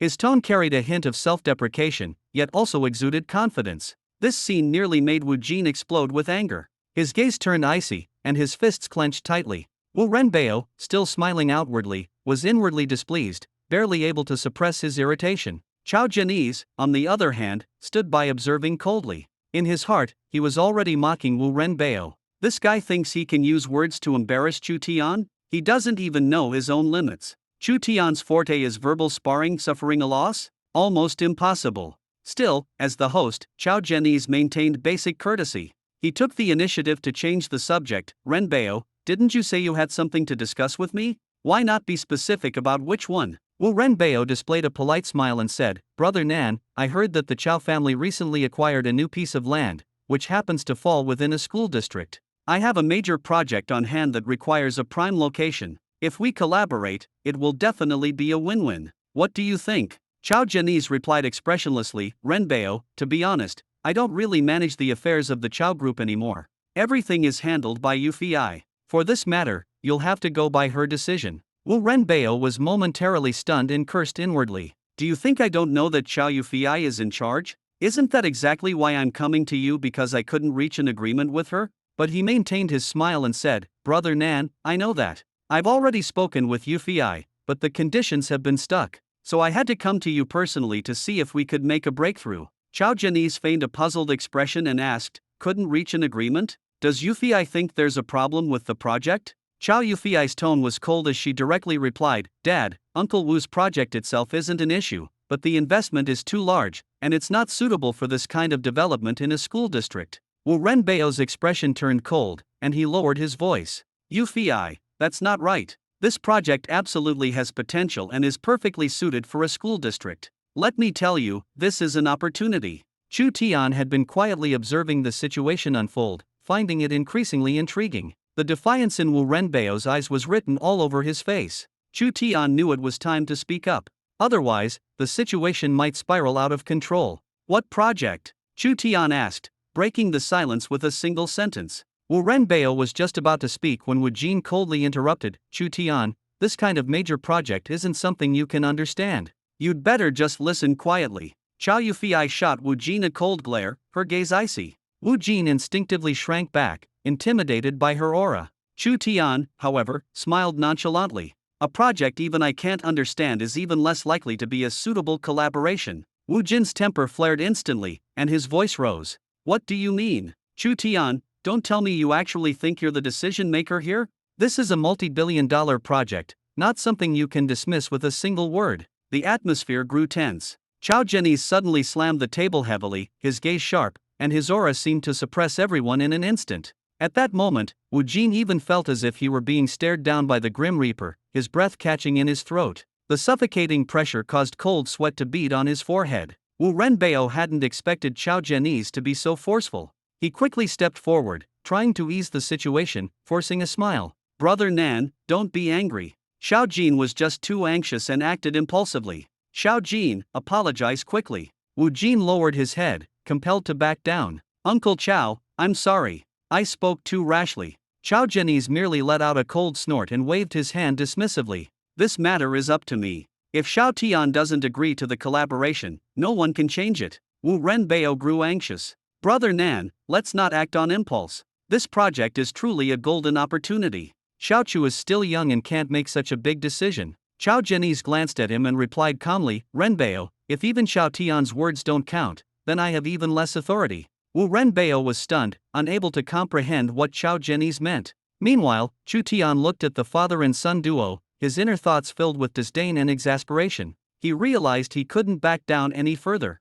It was time to assert his true influence. Chu Tian maintained a composed expression. Perhaps you all don't know yet, but that piece of land was purchased by me. How it's used is up to me. Wu Renbao and Wu Jin were completely dumbfounded. They had thoroughly investigated Chu Tian's background, down to the color of his underwear in the past. Where did he get the money to buy that land? Wu Jin sneered and retorted, stop joking. A piece of land of that caliber, how could it possibly fall into your hands? Chu Tian remained calm. Brother Wu, have you forgotten? Last time, you gifted me tens of millions for free. I should thank you for that. Wu Jin's expression instantly turned ashen, his temples bulging. Chu Tian picked up his tea and took a slow sip. The tea's not bad. Chao Jianese almost couldn't hold back his laughter, thinking to himself that this Chu Tian really had a knack for infuriating people. Wu Renbao suppressed his anger but was still unwilling to give up.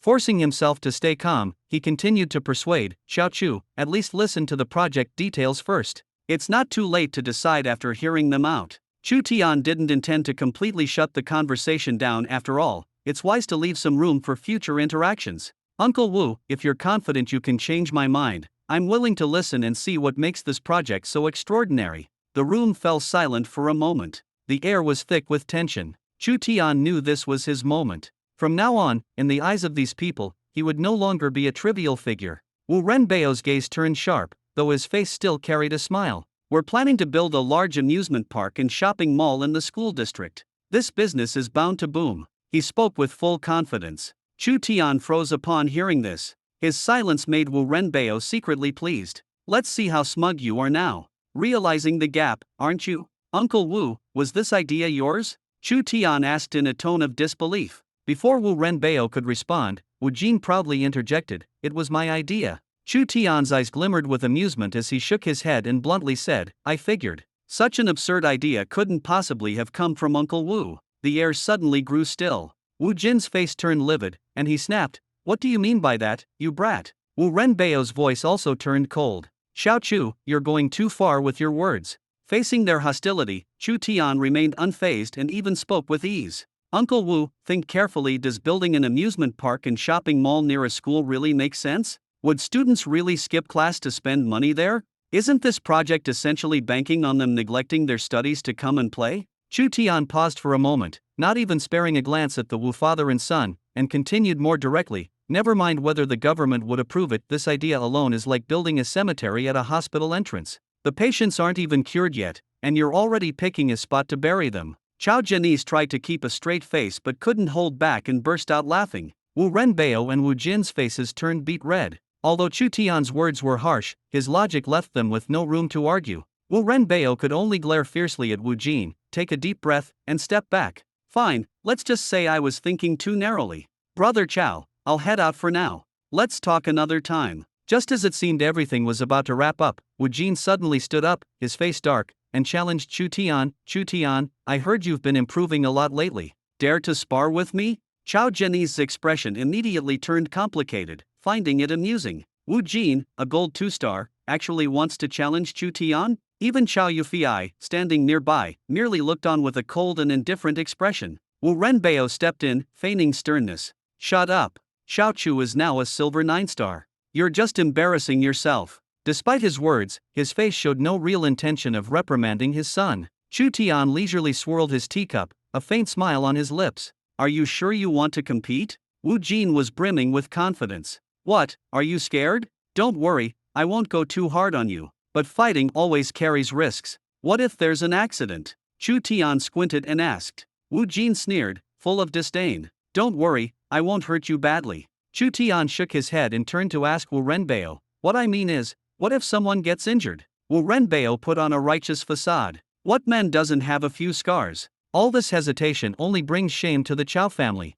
Chu Tian chuckled and nodded. All right, Uncle Wu, since you put it that way, I have no objections. Seeing Chu Tian agree so easily, Wu Jin was momentarily stunned, swallowing the taunts he had prepared. He looked at Chu Tian as if he were a lamb walking into a lion's den, convinced that this pretty boy was about to meet his doom. With a hint of malice, he glanced at Chao Yufei, thinking to himself that he would show her just how useless this man really was. Chao Jianese led a group of people to the training ground. Before going on stage, he patted Chu Tian's shoulder and whispered, Take it easy, don't cripple him. It'll be hard to explain to Uncle Nan. Chu Tian gave him a mischievous smile. Don't worry. The two stepped onto the ring, and the atmosphere instantly grew tense. Wu Jin raised his voice. Chu Tian, don't think that your recent progress makes you impressive. In my eyes, you're still a minor character. Chu Tian disdainfully dug at his ear, his face full of contempt. Please, stop trying to assert your presence here. I've never liked letting mediocrity pollute my world. Wu Jin finally couldn't hold back anymore.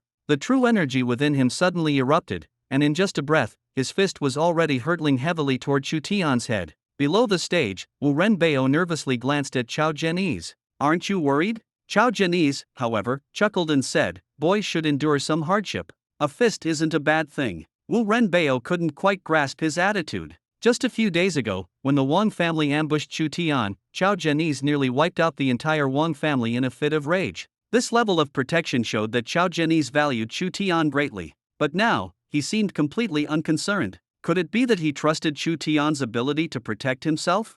On the stage, Chu Tian could clearly feel the power of Wu Jin's punch. This was the strength of a golden-level true martial artist, truly formidable. But Chu Tian didn't retreat. In an instant, his true energy surged, and his palm technique struck like a rapid wave, meeting the attack head-on. Bang! Both took a step back, and Wu Jin's expression changed immediately. He hadn't expected that what he thought would be an easy victory would result in his opponent holding his ground, completely resisting his offensive. Taking advantage of Wu Jin's brief moment of distraction, Chu Tian discreetly swallowed a true energy pill, causing his inner energy to explode instantly. Without giving Wu Jin any time to recover, Chu Tian suddenly leaned in and delivered a fierce ninefold palm strike. Wu Jin was caught off guard, forced into a hasty defense, retreating repeatedly without any chance to counterattack. Chu Tian grew more and more aggressive, his true energy surging like a tide, forcing Wu Jin to retreat step by step. Finally, Wu Jin, driven to the brink of fury, braced himself, his true energy swelling as he prepared for a desperate counterattack. But just as he steadied his stance, Chu Tian unleashed another powerful palm strike. Bang! With a dull thud, Wu Jin's entire body was sent airborne, landing near the edge of the ring. Though he managed to escape Chu Tian's onslaught temporarily, he couldn't help but spit out a mouthful of blood. At this moment, Wu Renbao's confident expression finally crumbled, replaced by shock. He had never imagined that Chu Tian, whom he had always dismissed, could beat his son to such a state, completely outclassing him. The tension in the air was almost suffocating. Everyone's eyes were fixed on Chu Tian and Wu Jin. No one could believe what had just happened. Wu Jin, the nearly invincible genius of Jiangqing, had been beaten to the point of spitting blood by Chu Tian, an opponent with only 9-star silver-level strength. The crowd erupted in chatter. Many instinctively thought something must be amiss. After all, in Jiangqing, apart from a few top-tier monsters, Wu Jin was practically the pinnacle of the younger generation. How could he lose so miserably? The person who found this reality hardest to accept was none other than Wu Renbao. His pride and expectations had now turned into shock and disbelief. Wu Jin himself couldn't accept it either. Wiping the blood from the corner of his mouth with his sleeve, his expression twisted as he stared at Chu Tian with hatred and unwillingness. His hoarse voice carried a mix of resentment and frustration. Chu Tian, I never thought I'd be injured by you one day. He let out a strange laugh, trying to mask his embarrassment with bravado. Chu Tian couldn't be bothered to argue with him, merely curling his lips in disdain. His tone was full of mockery. Enough already. Still pretending? Do you need me to find a grinder to sharpen your teeth? These words stung Wu Jin, making his face even darker. His aura suddenly surged, as if he was on the verge of losing control. Unexpectedly, he began unbuckling his belt. The scene briefly fell into confusion. Chu Tian froze for a moment, while Chao Yufei awkwardly turned her face away. No one could guess what he was about to do next.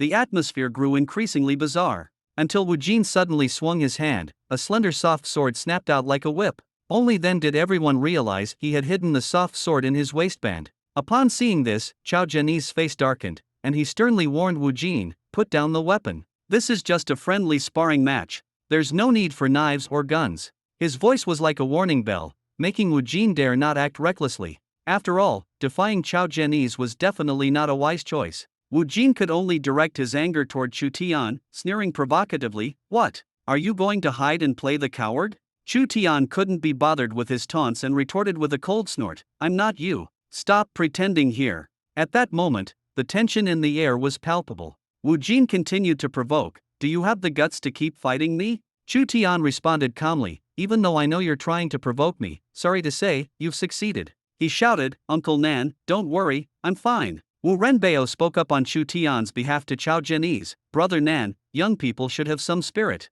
Let them have a good fight." His words sounded casual, but they essentially gave tacit approval for a fair duel between the two. Chu Tian added with a cold smile, "Uncle Wu, swords aren't like fists and feet. If your son gets hurt, don't blame me." Wu Renbao waved dismissively, raising his voice, "As long as you can win, I have nothing to say." His response heightened the tension once again. The scene grew so quiet it felt as if time had stopped. At this moment, a peculiar-looking battle dragon walk suddenly appeared in Chu Tian's hands. Except for Chao Yufei, everyone else was baffled, unable to discern what was special about this weapon. But no one had the time to ponder. The most important thing now was the fight. Wu Jin's eyes turned cold, and with a flick of his soft sword, a sharp killing intent erupted. His figure flashed, transforming into a blur as he charged straight at Chu Tian. The soft sword danced unpredictably like a venomous snake, its attack angles cunning and ruthless. The sharp blade closed in on Chu Tian's chest, life and death hanging by a thread. Chu Tian reacted swiftly, a glint of cold light flashing in his eyes as he instantly raised the battle dragon walk to block in front of his chest.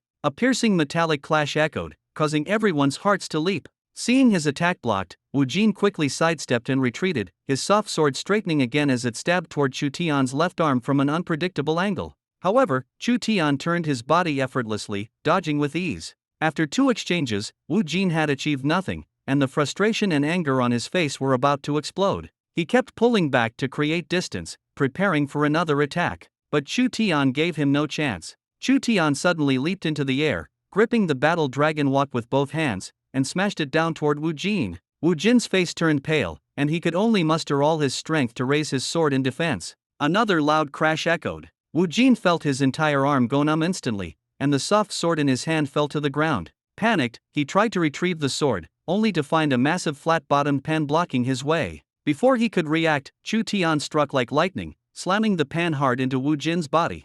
Wu Jin's body was sent flying, tracing a line of blood through the air. As soon as he hit the ground, Chu Tian pounced like a leopard, raising the battle dragon Wok high and smashing it down again. The heavy blow knocked Wu Jin to the ground, the special material of the platform groaning under the impact. If not for the Chao family's prior preparations, the platform might have been shattered. Wu Jin lay on the ground, coughing up blood desperately, unable to speak. Chu Tian showed no hesitation, continuing to press forward. He planted his feet firmly, bent down, and once again raised the battle dragon Wok high. Stop, stop! Wu Renbao cried out in alarm. But before his words could fully land, another heavy blow struck. Wu Jin was pinned under Chu Tian's feet, completely losing the ability to resist. Wu Renbao hurried forward, stuffing a pill into Wu Jin's mouth in an attempt to save his once prized son. The entire venue fell silent. This battle had taught everyone a harsh truth. True strength and courage never deceive in moments of crisis. I suddenly raised my head, my eyes blazing with fury, staring intently at Chu Tian.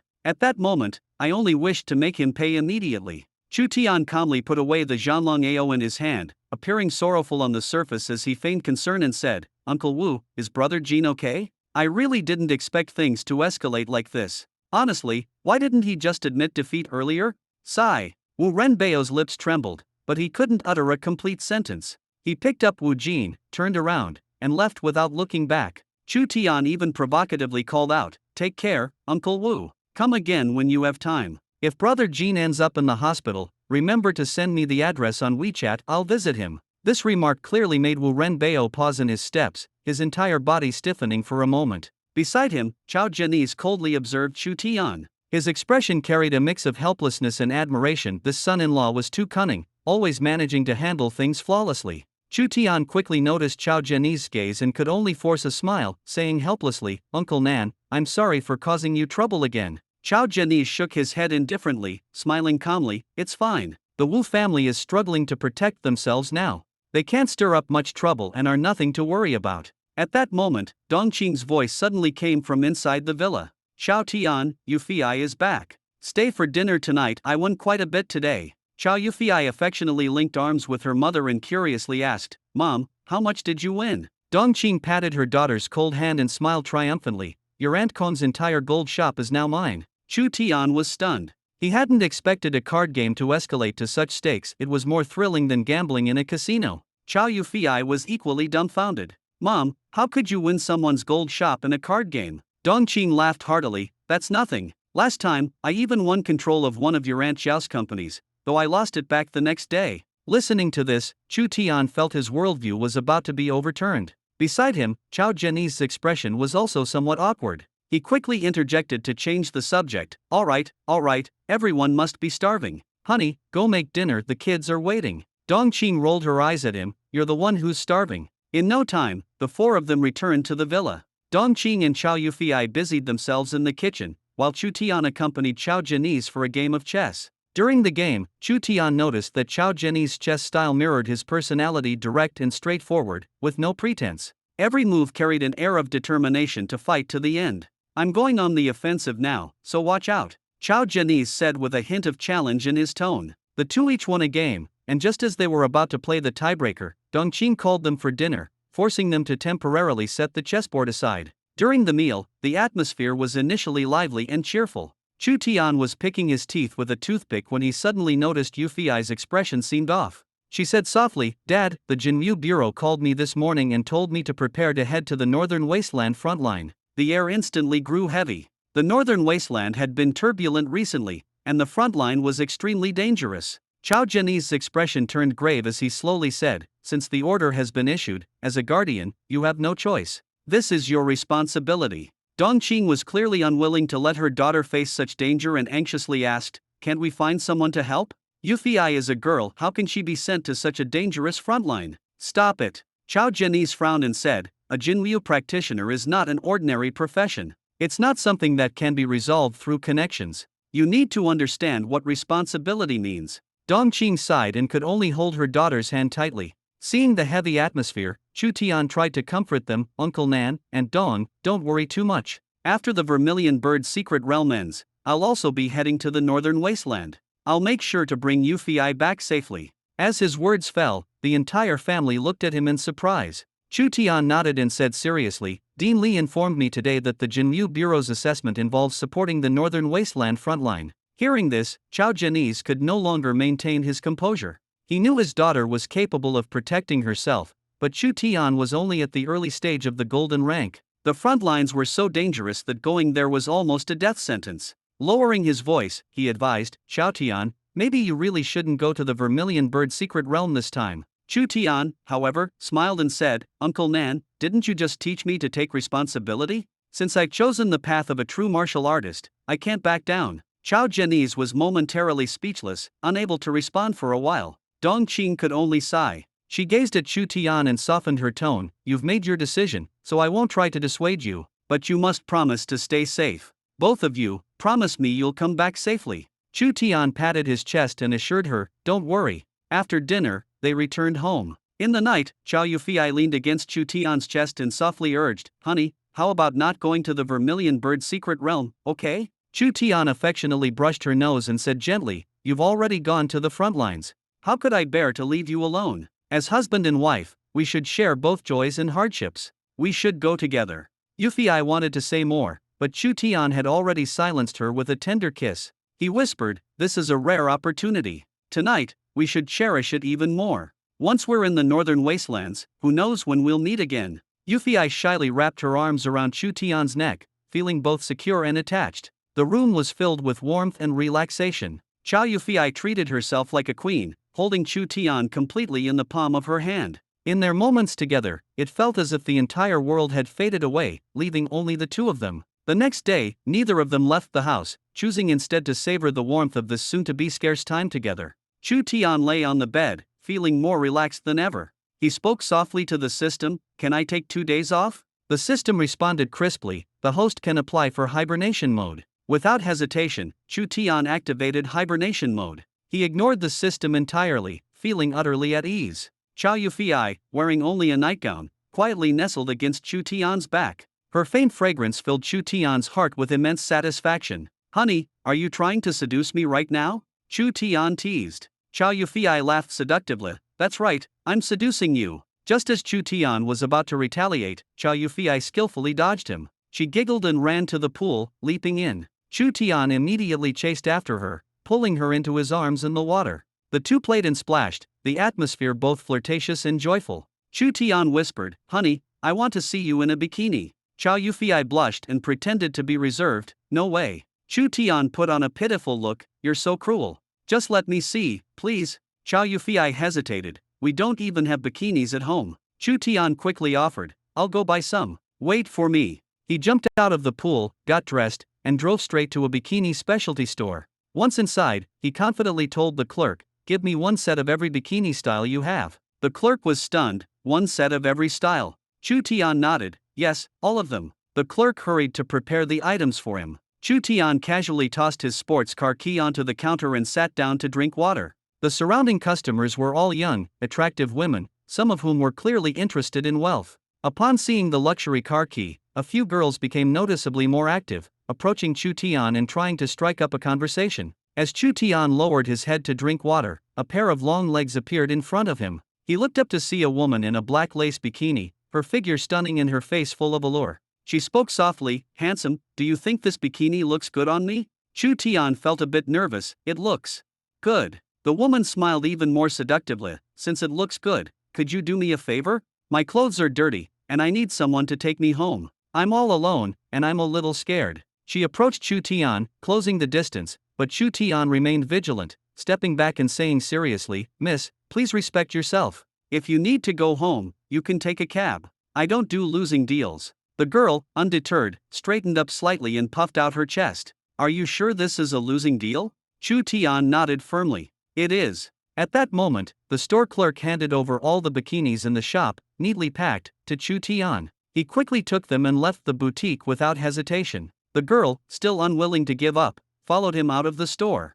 Watching Chu Tian drive away, she could only stomp her feet in frustration. Standing at the store entrance, she became the focus of onlookers' curious and heated gazes. Several men even made teasing remarks. The girl retorted disdainfully, What are you looking at? Don't think you can get anything just by staring. The men shot back sarcastically, and the two sides bickered on the spot, creating an awkward yet somewhat comical scene. Back home, Chu Tian handed 2 large bags of bikinis to Chow Yufei. Staring at the bed now piled high with bikinis, Chow Yufei was utterly shocked and incredulous. Honey, did you empty out the boutique? While organizing his bikini collection, Chu Tian specifically picked out an especially eye-catching swimsuit for Chow Yufei. Handing it to her with a serious tone, he said, "Wife, this is truly artistic, really. Don't overthink it, go try it on." Blushing furiously under his gaze, Chow Yufei hesitated for a long time before gritting her teeth and heading into the room to change into the striking swimsuit. Chu Tian sat nervously on a chair, his eyes glued to the doorway.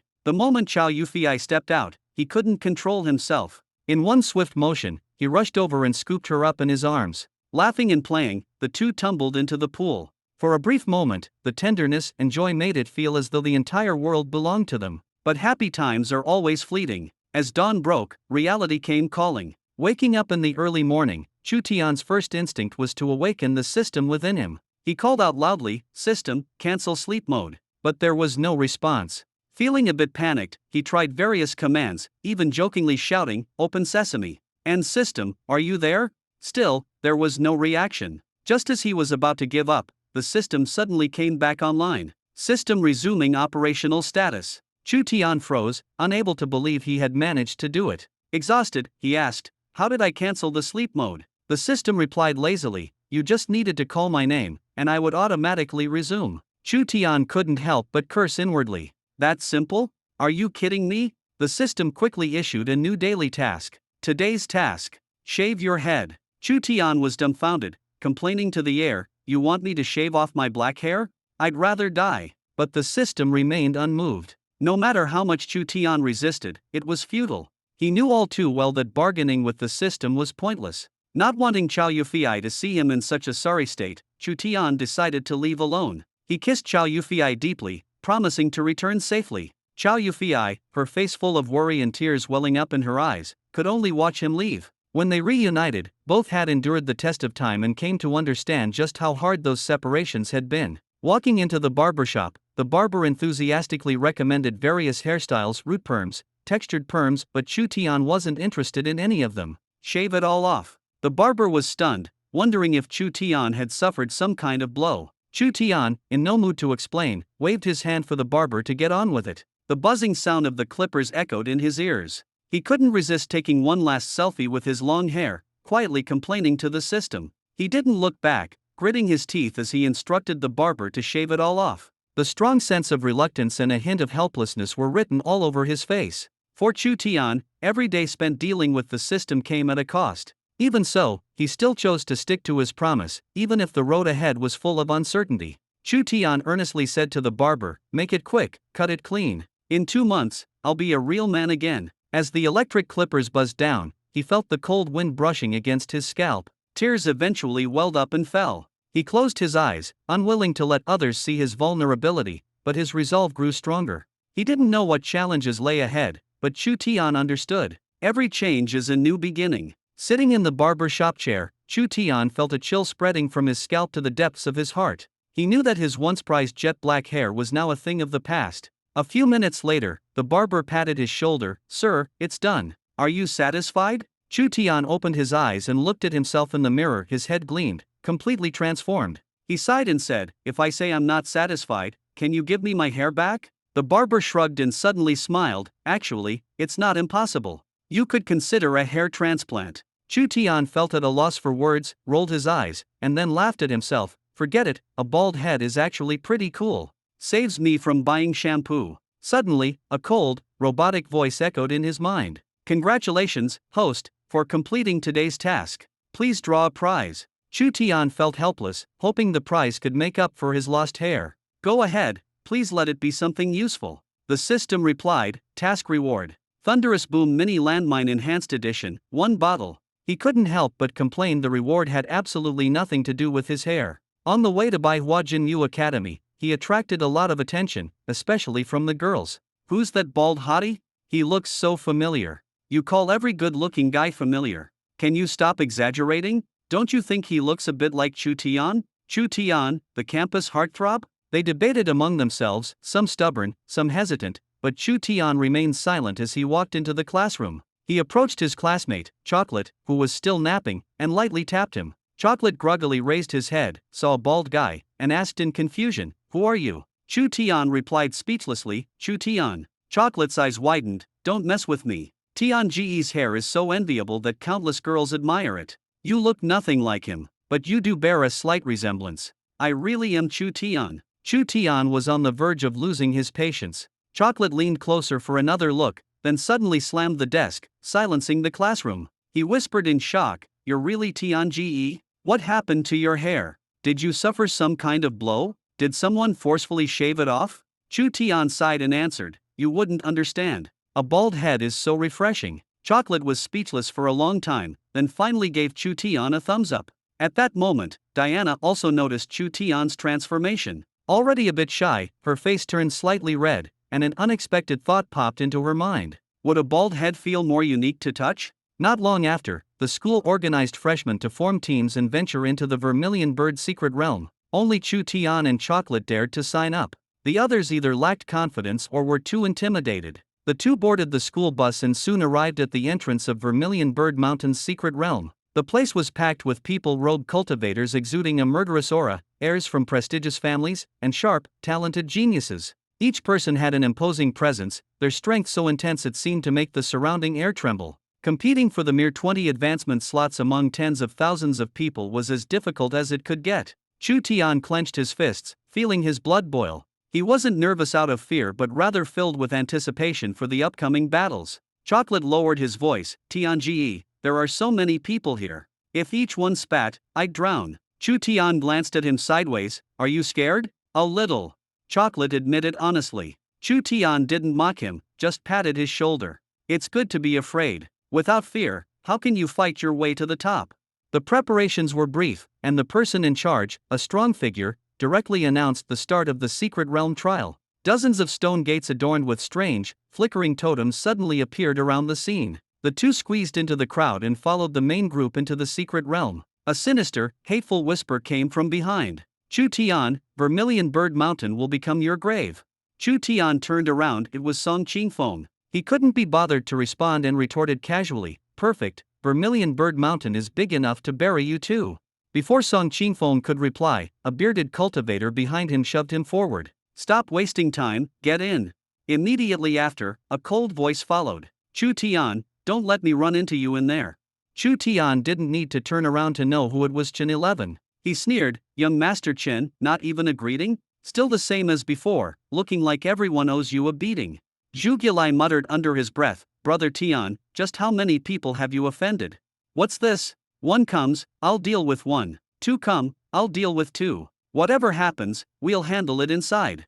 With that, Chu Tian kicked the still hesitant Zhu Gilai into the secret realm. Upon entering the Vermilion Bird secret realm, they were greeted by a desolate landscape of ruins and decaying corpses. The air was thick with the stench of blood and death. Every step reminded them of the dangers lurking here. Suddenly, a ferocious roar shattered the silence. Dozens of savage beasts charged out from the towering forest, filled with madness and killing intent, pouncing on the newly arrived true martial practitioners. The weaker warriors lost their lives instantly upon facing the beasts head-on. Chu Tian watched the blood-soaked beasts, his heartbeat quickening. He knew the real battle was just beginning. Zhu Gilai suddenly felt his bladder tighten, his face pale with fear. He grabbed Chu Tian, looking for a chance to escape. Chu Tian, fully focused on the scene ahead, his eyes filled with determination and responsibility, said in a low voice, "Fatty, find a safe place to hide. I'll go help them."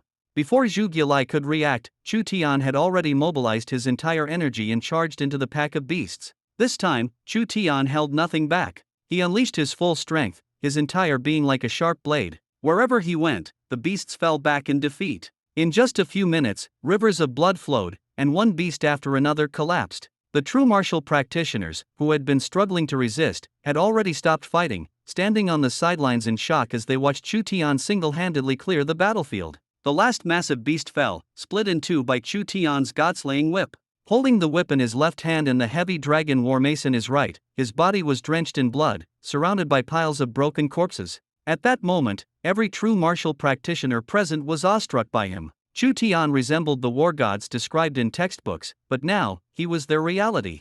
Everyone stared at Chu Tian in disbelief, feeling a newfound sense of reverence. Soon, a unified voice of gratitude echoed throughout the secret realm. "Thank you, Prodigy, for saving our lives. We will never forget this." The resounding thanks even scared off the beasts still lurking nearby. Zhu Gilai stood at the back of the crowd, watching as over 100 true martial practitioners collectively bowed to Chu Tian. His heart was overwhelmed with emotion. Such a scene was something he had only ever seen on television, but today, it was happening right before his eyes. Chu Tian brushed off the blood on his body and humbly said, "We're all on the same side. If I can help, I will. Please, rise." The true martial practitioners silently stood up, but their grateful gazes remained fixed on him. The respect and awe they felt were beyond words. After exchanging a few words with Zhu Gilai, Chu Tian quickly left the battlefield. Behind him, the surviving warriors stood in a daze, bowing once more in respect. "Brother Tian, you're amazing. Even those guys who usually don't get along with anyone bowed to you today," Zhu Gilai chattered excitedly along the way. But Chu Tian only gave a cold smile and said nothing more. Meanwhile, changes were unfolding in the outside world. On the massive LED screen outside the Vermilion Bird Mountain secret realm, Chu Tian's mission score skyrocketed instantly. Some people who didn't know Chu Tian exclaimed, "Who is this guy? He just entered, and his score has already surpassed 1,000? Could he be a monster?"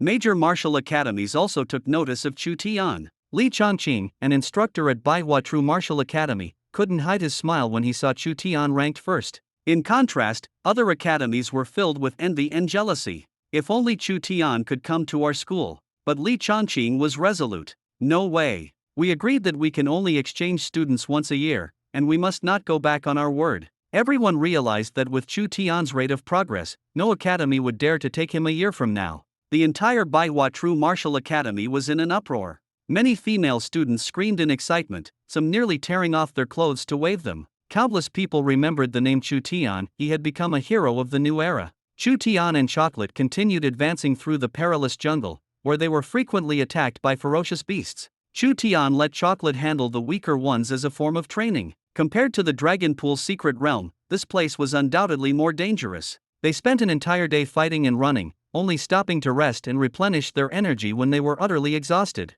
Suddenly, Chu Tian remembered the little red creature in his storage ring. His heart tightened. Could something have happened to Little Red inside? With a thought, Little Red appeared directly on the ground, lying on its back, looking half dead. Chocolate jumped in fright when he saw the fire-spitting bird suddenly appear and shouted, "Brother Tian, there's a fire-spitting bird here. Should we roast it and eat it?" As he spoke, he grinned mischievously and reached out to grab Little Red. But as soon as his hand touched Little Red, it suddenly flipped over and stood up, spewing a burst of flames. Chocolate had no time to dodge and was instantly engulfed in fire, rolling on the ground in a panic while screaming, "Brother Tian, save me!" Chu Tian stifled his laughter, extinguished the flames, and saw that Chocolate had turned into a charred figure. Unable to hold back, he burst into laughter. Chocolate, panting heavily, was completely stunned. When Little Red lunged at him again, Chocolate immediately ran behind Chu Tian, crying out in fear, "Don't come near me! Brother Tian, save me!" Chu Tian waved his hand, "All right, Little Red, he's suffered enough. Don't make it harder for him." Reluctantly, Little Red perched on Chu Tian's shoulder and grumbled angrily, "Fatty, you still dare to eat me?" Chocolate kept his distance, no longer daring to approach. He silently vowed never to provoke this little troublemaker again in his life. Chu Tian began chatting with Little Red about recent developments. "What level are you at now?" His tone was casual but carried a hint of anticipation. Little Red puffed out its chest proudly, "Golden 5-star." Chu Tian was shocked upon hearing this and recalled the mysterious orb he had given to Little Red, forming a vague suspicion in his mind. That orb was no ordinary item. It contained genuine dragon energy. "I only absorbed a small amount, and my current strength can no longer continue to devour it. If I could fully refine it, I might directly step into the legendary immortal realm, or even beyond." Chu Tian was at a loss for words, feeling he might have been too reckless. After all, he wasn't sure if humans could truly absorb such energy. A series of questions flooded Chu Tian's mind. "If you completely swallow the dragon orb, would you become a hybrid of 3 different beasts?" he asked tentatively. His companion, Little Red, nearly lost its balance and slid off Chu Tian's shoulder, angrily retorting, "What nonsense are you talking about? I only absorbed the essence of the dragon orb, not the dragon's blood. How could I possibly become a hybrid beast?" Chu Tian forced an awkward but friendly smile, "Don't mind me, I was just saying it casually." He swallowed a true chi pill, instantly restoring the depleted energy in his body and even faintly sensing signs of a breakthrough. But Chu Tian knew very well that now was not the time for a reckless advancement. This breakthrough is of great significance, involving a higher threshold. If it fails, the consequences are unpredictable. He decided to wait until he was better prepared. Beside him, Chocolate regained his composure and moved closer to Chu Tian. No matter what, being near a strong person gave him a sense of security. Xiao Hong saw Chocolate's timid demeanor and opened his mouth wide, pretending to scare him. Chocolate trembled, his chubby face shaking, and clasped his hands together, stammering as he begged for mercy. "Boss, spare me, don't scare me." Xiao Hong raised his head proudly and decided not to bother with Chocolate anymore. Chocolate let out a sigh of relief and quickly sat next to Chu Tian, seizing the time to recover his true energy. At night on Vermilion Bird Mountain, the roars and screams of wild beasts came in waves, making it impossible to sleep. Everyone had to stay vigilant, not daring to relax for even a moment. The next day, before dawn, Chu Tian suddenly heard a sign-in prompt in his mind. Sign in. Today's task. Kill 100 ferocious beasts, no level restrictions. Chu Tian, along with his two companions, set out on their journey again. No matter what kind of demonic beasts they encountered, the three of them and the bird showed no hesitation, killing them all. Soon, a group of opportunistic true martial practitioners followed behind them. Pretending to join the team, they would step in to finish off nearly dead beasts, hoping to claim a share of the spoils. Chu Tian maintained his full energy throughout. At this moment, he understood that he had to stay alert at all times, not only guarding against the beasts but also keeping an eye on these malicious companions. Having killed so many ferocious beasts, the value he carried was bound to attract greed, and sooner or later, someone would target him. Chocolate's energy was nearly depleted. For safety, Chu Tian led the team to shake off the true martial practitioners trailing them and hid in a concealed cave to lay low. Chocolate looked guilty. "Brother, I'm sorry for holding you back." Chu Tian tossed him a pill and said impatiently, "Stop talking nonsense and recover quickly." Chocolate stopped rambling, swallowed the pill immediately, and sat cross-legged to absorb energy. Chu Tian took the opportunity to prepare for breaking through to a higher realm. Xiao Hong guarded the cave entrance, alert to any movement. Suddenly, Xiao Hong heard faint footsteps. "Big brother, someone's coming." Chu Tian opened his eyes, a cold glint flashing in them. He whispered, "Don't alert them. Let them come closer." Xiao Hong quietly perched above the cave entrance, remaining motionless. Soon, four sneaky middle-aged men approached the cave. Seeing Chu Tian and Chocolate with their eyes closed, they looked delighted. "Boss, why don't we see that bird?" One of them whispered. "Just a bird, what's there to fear? Get ready to act." The leader sneered. Hearing this, Xiao Hong's body instantly ignited with blazing flames. Chu Tian immediately stopped her with a glance. These men were weak, but the task points they carried couldn't be wasted. If Xiao Hong dealt with them directly, the experience would be lost. At this critical moment, the four men suddenly attacked in unison, attempting to take Chu Tian down while he appeared to be meditating. At that moment, danger struck, and the situation took a sharp turn. Chu Tian, who had seemed defenseless with his eyes closed, suddenly opened them just before the attack. His aura surged, and he blocked all four attacks barehanded. In a calm yet intimidating voice, Chu Tian asked, "What do you mean by this?" This unexpected resistance left the four men terrified. They quickly forced smiles and said, "Young hero, we came to protect you. We wouldn't dare harbor any ill intentions." Chu Tian's lips curled into a cold smile, but his gaze grew sharper. "Protect me? But I clearly sensed your killing intent. Are you sure you're here to help me?" At this, the four exchanged guilty glances and pretended to look around angrily. "Who's there? Show yourself. Someone's trying to harm the young hero." A cold light flashed in Chu Tian's eyes. He said no more, his expression a mix of mockery and menace. In the next instant, he struck with lightning speed, delivering a palm strike that instantly killed the silver-haired 9-star expert leading the group. The remaining three were utterly terrified, their fear reaching its peak. They dropped to their knees with a thud, frantically kowtowing and begging for mercy. "Young hero, he forced us. We had no choice, please spare our lives." Their words were incoherent, and even they lacked confidence in what they were saying. Chu Tian looked down at them from above, his tone indifferent. "Finished talking? Ha!" The three hadn't even processed what was happening when Chu Tian acted without hesitation, effortlessly dispatching them one by one as if crushing 3 ants. Chu Tian completed another wave of mission kills, and the information on his wrist updated accordingly. His score was skyrocketing, nearing the 2,000 mark. At this moment, Xiao Hong landed back on Chu Tian's shoulder, her eyes filled with a chilling anger. "Brother, leave them to me." Chu Tian raised an eyebrow. "You want to eat the corpses?" Xiaohong scoffed disdainfully. Eat them? I wouldn't dirty my stomach with that. I want to burn them to ashes. Chu Tian waved his hand. Suit yourself. At this point, Zhu Gilai woke up, just in time to see Xiaohong erupt in blazing flames, engulfing the corpses on the ground. In mere seconds, the 4 bodies vanished into nothingness, leaving the ground spotless, not even a trace of ash remaining. Zhu Gilai's scalp tingled, and alarm bells rang in his mind as he instinctively scooted backward. He repeatedly warned himself never to provoke this seemingly cute but terrifying little ancestor in the future. She was practically a god of death in human form.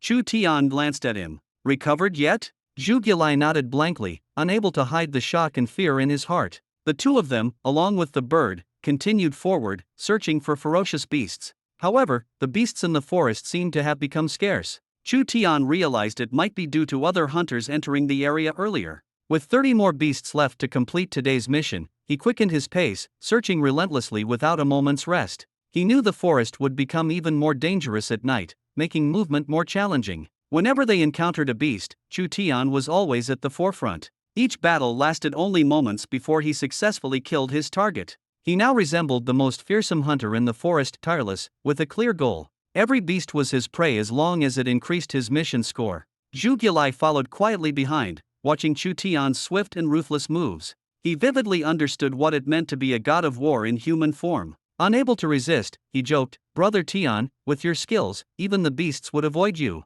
I feel like I should take you as my master." Chu Tian rolled his eyes and casually kicked him. Caught off guard, Zhu Gilai let out a yelp, only to feel something soft beneath him. Before he could react, he looked up and froze. Right in front of him, a massive black bear covered in dark fur was staring down at him with a calm yet disdainful gaze. Zhu Gilai's survival instincts kicked in, and he screamed in terror, falling back onto the ground and scrambling away. "Brother Tian, save me!" His voice cracked with despair. Chu Tian quickly looked up, his eyes locking onto the black bear. The bear stood over 2 meters tall, its muscular body faintly glowing with a golden light. Chu Tian instantly realized this was a powerful golden tier beast, and it had even awakened intelligence, making it even more dangerous. The black bear let out a deep roar, its vibrations shaking the air. Chu Tian barely maintained his composure, though his eardrums buzzed painfully.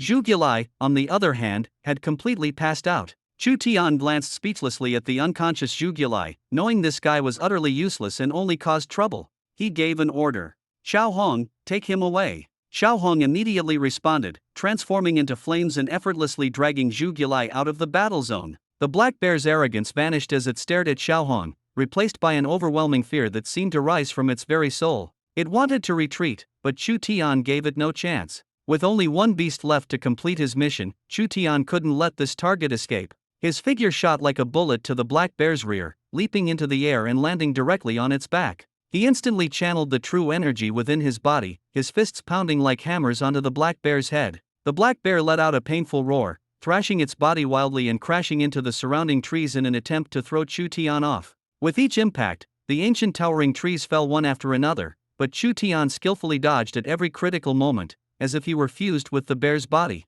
The black bear was thoroughly enraged, but no matter how it rolled or thrashed, it couldn't shake Chu Tian off. Chu Tian, however, was well aware that every battle was a life and death struggle, and his goal was singular, becoming stronger, no matter what. The fight between the two grew increasingly intense, and the jungle became eerily silent as a result. Chu Tian had no way to retreat. Gritting his teeth, he chose to face the challenge head-on, leaping off the black bear's back. The black bear's eyes burned with fury as it let out a deafening roar, then charged at Chu Tian like an out-of-control tank. This was no ordinary battle. Chu Tian chose not to use his true energy but instead gripped his weapon tightly, War Dragon AO, preparing for a true hand-to-hand fight with the black bear. He wouldn't easily pass up the chance to pit flesh and blood against a beast. Each collision produced a dull, bone-crunching sound, like a hammer striking the earth, sending chills down one's spine. The black bear, usually impervious to blades and bullets, now felt a piercing pain. Its anger drove it to madness. It launched a deadly attack on Chu Tian, only to be forcefully blocked.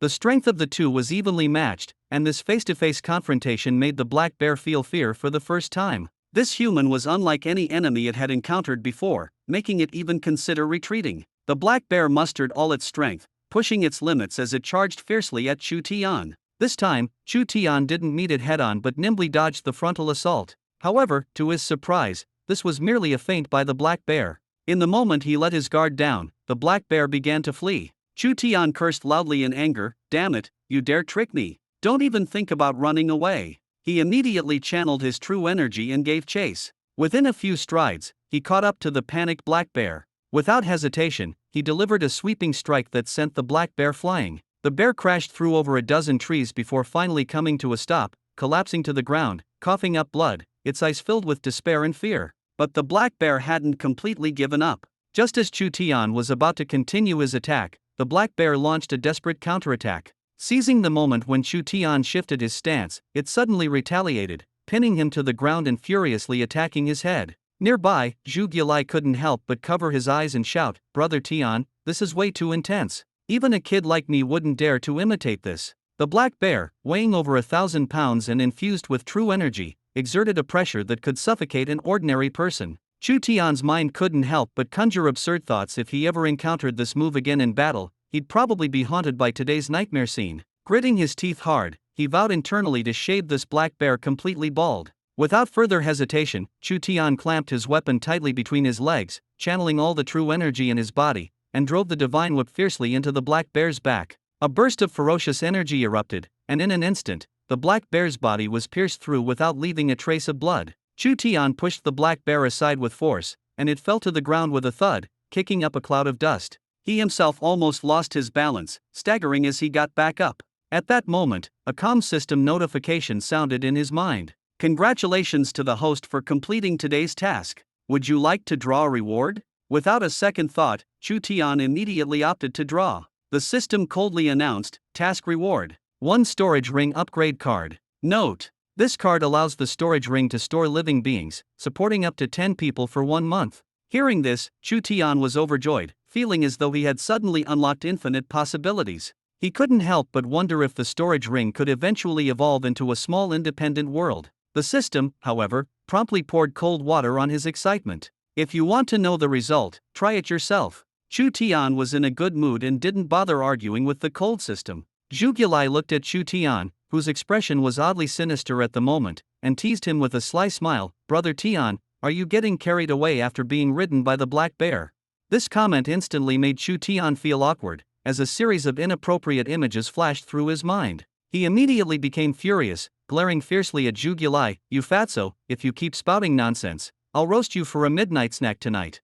Xiao Hong immediately jumped onto Chu Tian's shoulder, as if ready to carry out the order at any moment. Zhu Gilai quickly hid behind a tree, pleading with a hint of fear, "No, I was just joking." Surely joking is allowed, right? Just as Chu Tian was about to retort with a few more jabs, he suddenly felt a wave of coldness sweep over him. His entire body stiffened, his pores contracted, and he realized he couldn't move. His entire body, except for his eyes, was completely encased in ice. Zhu Gilai was also affected, trembling all over as if he had been turned into an ice sculpture. Xiao Hong curiously jumped onto Chu Tian's shoulder, asking, "What's wrong with you two? What kind of martial skill is this? It's amazing." Clearly, Xiao Hong was unharmed. Chu Tian was astonished. "Why aren't you frozen?" Xiao Hong innocently replied, "I'm perfectly fine." Chu Tian quickly shouted, "Xiao Hong, use fire to melt the ice on me." Xiao Hong hesitated, "Won't that burn you? How about I try it on that fat guy over there first, as practice?" If Chu Tian could move at this moment, he would probably hug Xiao Hong tightly and give her a big kiss. Such a clever little companion was truly heartwarming. Xiao Hong immediately ignited herself in blazing flames, ready to begin the rescue. Under Zhu Gilai's panicked gaze, the ice on his body began to melt rapidly.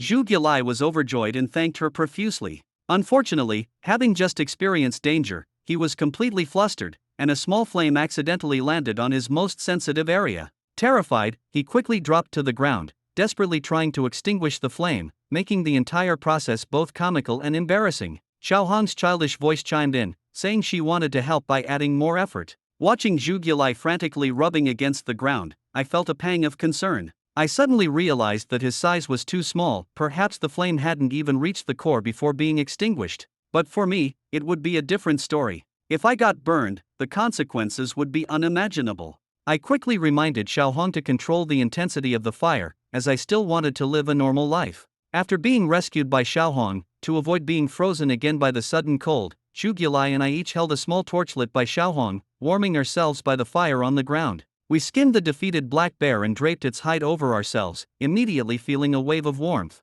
The trees in the area were also covered in thick ice, clearly indicating that this extreme weather was due to environmental changes rather than targeting us specifically. Just moments ago, the area had been as warm as spring, but now it had turned into deep winter, making the world feel unpredictable. After warming up for a while, I reminded Zhu Gilai that we couldn't stay here too long and needed to leave quickly. He had long had enough of the harsh weather here, especially since his pants now had a hole burned in them, making him look a bit ridiculous like a child. We continued forward, walking about 1,000 meters before the temperature finally returned to normal. Both of us, draped in the heavy bear hide, were sweating profusely. I took off the bear hide and stored it in my storage ring, preparing to find a safe place to rest. Xiao Hong could now freely enter and exit the storage ring, which meant we could take turns resting to conserve energy, giving us a greater sense of security. The next morning, I stretched and woke up Zhu Gilai, who was still snoring. Suddenly, the system's notification sound rang out, prompting me to check in. I grumbled internally, thinking how inconvenient it was to find a river to bathe in this wilderness. It was practically asking the impossible. My mind was filled with worries about whether being seen accidentally would cause unnecessary emotional trouble. As we continued forward, the sound of intense fighting suddenly came from afar. Moreover, the sound didn't resemble a struggle between a beast and its prey. It was more like a confrontation between humans. Chocolate said in confusion, "I feel like one of them looks familiar." I immediately realized it was Gao Feng. Upon hearing this, Chocolate's expression changed. He understood that Gao Feng must have been targeted by someone. Gao Feng had always been someone I respected, and in times like this, encountering him in trouble meant I couldn't just stand by. I told Chocolate not to follow me to avoid causing more chaos. He wanted to argue back, but I shut him down with a blunt "You're a burden." I walked forward and took the initiative to speak, asking Gao Feng if he needed help. My voice startled all three of them. Gao Feng immediately seized the opportunity to retreat and stood beside me. His face was full of anger as he explained that the two men had been eyeing his task points, stalking him for a while, and ambushed him while he was cultivating. The two men were clearly wandering rogue cultivators, exuding a menacing aura. One of them loudly threatened me, claiming they were part of the Rogue Cultivator Alliance and warning me not to meddle. I remained indifferent. Such so-called alliances were nothing more than a rabble. Gao Feng explained that several factions had formed within Vermilion Bird Mountain. The strongest was the Rogue Cultivator Alliance, with the most people and considerable individual strength. Besides them, there was the Genius Alliance of major families, the forces of the 3 true martial academies, and freelancers like us who belonged to no organization. The two men's expressions grew fiercer, threatening us to hand over our points if we wanted to be spared. My temper flared, and I mocked them with a disdainful tone, saying their name was ridiculous, like a bunch of second-rate thugs. The two were completely enraged and attacked on the spot. I told Gao Feng to step aside and let me handle these two small fry. My figure flashed, true energy surged, and I struck the leading rogue cultivator to the ground with a single palm. The other hadn't even had time to react before I took him down as well. In just one move, I easily defeated these two silver 7-star cultivators. Gao Feng stood behind me, stunned. He hadn't expected my strength to far exceed his imagination. In fact, he admitted to himself that if this continued, he might not even have the chance to spar with me. He had always thought his cultivation speed was decent, but compared to me, it was laughable. I walked up to the two fallen men. Seeing the approach, they immediately became timid and stammered, "What are you doing? Don't do anything rash. Killing is against the law." The air grew tense. Chu Tian's gaze turned cold, his figure flashed, and he swiftly dealt with the two cultivators who had attempted to ambush him. His task points counter displayed new numbers. Each enemy served as a constant reminder that his path was not a solitary challenge but an endless life-and-death competition. After the battle, Chu Tian turned to his companion and directly asked, "Where do you plan to go next?" Gao Feng hesitated, scratched his head, and seemed a bit awkward yet hopeful. "How about we team up? I mean, I'm alone anyway, and it'd be perfect." Unexpectedly, Chocolate suddenly jumped out as if alarmed, scanning Gao Feng nervously. "Hey, don't think you can steal Tianji away from me. What are you up to? Don't even think about taking him from my side." Chocolate's words sounded like a joke, but there was a hint of genuine emotion and tension in his tone. The bond between him and Chu Tian had already surpassed that of ordinary companions, and he instinctively wanted to protect this friend. Chu Tian couldn't help but rub his temples. He hadn't expected a scenario where two grown men would be fighting over teaming up with him. The atmosphere carried a strange sense of humor, but it also reflected a sliver of humanity in an extremely tense environment. No matter how perilous the situation, people instinctively sought safety, formed alliances, even if the process was a bit absurd. He coughed helplessly, breaking the awkwardness. Alright, can you two stop messing around? Is there any point in arguing? Can't three men solve things together? The three of them widened their eyes at each other, momentarily speechless. The atmosphere was both comical and warm. In the end, it was Gaofeng who couldn't hold back, switching from defense to offense. Suddenly, his smile faded, and his expression turned serious. Chu Tian, I actually have some bad news. Chu Tian's expression shifted slightly as he instinctively prepared himself mentally to face a crisis. He knew that anything serious enough to make Gaofeng act this way wouldn't be trivial. Go ahead. Ever since we came to the Vermilion Bird Mountain's secret realm, I haven't heard any good news. Gaofeng glanced at the other two and lowered his voice. The Genius Alliance is now conducting a massive search for you. They've issued a public bounty. Anyone who reports your whereabouts will be rewarded with 100 task points. As soon as the news was out, the atmosphere grew heavy. Chu Tian's face darkened, and he slapped his thigh, almost jumping up. 100 task points? Are you kidding me? Selling me out for that? I'm worth at least 1,000. They're seriously underestimating me.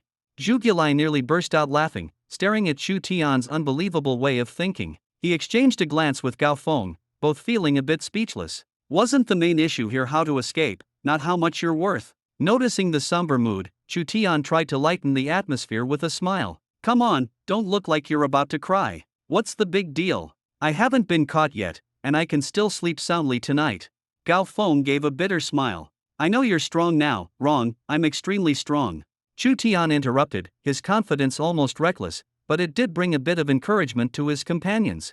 Zhu Gilai looked at him, half amused and half exasperated. Gaofeng still shook his head, steering the conversation back to the main point. But the three leaders of the Genius Alliance are all extremely powerful opponents at the Gold 1-star level. If they really make a move, don't underestimate them. Chu Tian met his gaze. It doesn't matter who comes. If they dare to come, I'll make them regret it. For a moment, Gaofeng was almost convinced by his overwhelming confidence, but he quickly snapped back to reality. Lowering his voice, he added, actually, there's something else. Our academy seems to be involved as well. Chu Tian raised an eyebrow in confusion. Baihua Academy is targeting me. Gaofeng sighed bitterly. Not entirely. The academy is now split into two factions. One faction advocates handing you over to the Genius Alliance for benefits, while the other faction is determined to protect you. Zhu Gilai scratched his head anxiously. Gaofeng, can't you just say everything at once? Stop dragging it out, it's killing me. Gaofeng shot him a glare. If you interrupt again, I'll leave you out of this entirely. After a brief moment of tension, Gaofeng finally continued. Everything actually ties back to Song Qingfeng. He was the one pulling strings behind the scenes, pushing all the decisions against you. And this time, the person Baihua Jinmu Academy sent to the Dragon Pool secret realm is none other than Song Qingfeng's uncle. Chu Tian frowned. Song Qingfeng's uncle? Gaofeng nodded. Yes, the rumored illegitimate son that the Song family patriarch had in his later years. So even though he's an uncle, he's only 2 years older than Song Qingfeng. He's also a peak gold 1-star expert. Zhu Gilai clicked his tongue in amazement. The Song family patriarch must be nearly 70, right? To have a child at that age, what incredible stamina. That's just insane. He shrank back awkwardly under the complex gazes of the other two, realizing that now wasn't the time to discuss someone else's family dynamics. The real issue was how to deal with the looming threat. Gaofeng spoke gravely. The situation is dire. We have the Genius Alliance hunting us from the front and a divided academy behind us. If these developments reach the rogue cultivator groups, today might, it seems Vermilion Bird Mountain may no longer be a safe haven for us. Gaofeng sighed, his bitter smile tinged with helplessness. Chu Tian shrugged and raised an eyebrow slightly. You knew all this, so why were you still willing to wade into this mess with me? The corners of Gaofeng's mouth lifted into a carefree smile. Losing my head would just leave a scar. Honestly, if you hadn't shown up in time, I might have already been chopped into pieces. Anyway, staying alive is already a bonus. Chu Tian patted Gaofeng on the shoulder, his gaze firm. Don't worry, this won't end so easily. If those guys dare to mess with me, they'll have to pay the price. Let's see who gets the last laugh. His heart was filled with determination. The rules of this world had already changed. It was hard to survive by going solo. Suddenly, a thought struck him, why not form his own faction? Most of the true martial artists in the Vermilion Bird secret realm were controlled by a few large organizations, but there were always some lone wolves who hadn't been recruited. If he could unite these people, they could form a new force. Even if some were considered useless, as long as their character was decent, Chu Tian was willing to take them in. After all, no one here cared if you formed a gang. Everything was free and chaotic. Chu Tian stopped in his tracks, his tone low but full of anticipation. I have an idea. Do you want to hear it? Gao Feng's eyes immediately lit up. Spit it out. How about we form our own faction? Chu Tian suggested with a smile. Gao Feng blinked and studied Chu Tian's expression carefully. Are you serious? Chu Tian grinned. Do I look like I'm joking? Chocolate, standing nearby, nodded innocently and was about to add something, but Chu Tian kicked him before he could. Chu Tian laughed and said, Don't mess around. It's more fun to play along with them. Hearing this, Gao Feng's eyes burned with ambition. If others can form groups and dominate, why can't we? Chocolate rubbed his backside as he shuffled over, full of doubt. Just the three of us forming a faction? Dream on. Chu Tian and Gao Feng completely ignored him and instead became even more engrossed in their discussion. Chu Tian pondered, so, how do we proceed? Gao Feng stroked his chin, thinking for a moment before a spark of inspiration flashed in his eyes. We could start with those at Baihua True Martial Academy who already support you and get them to join us. Chu Tian had thought of this too, but the problem was obvious.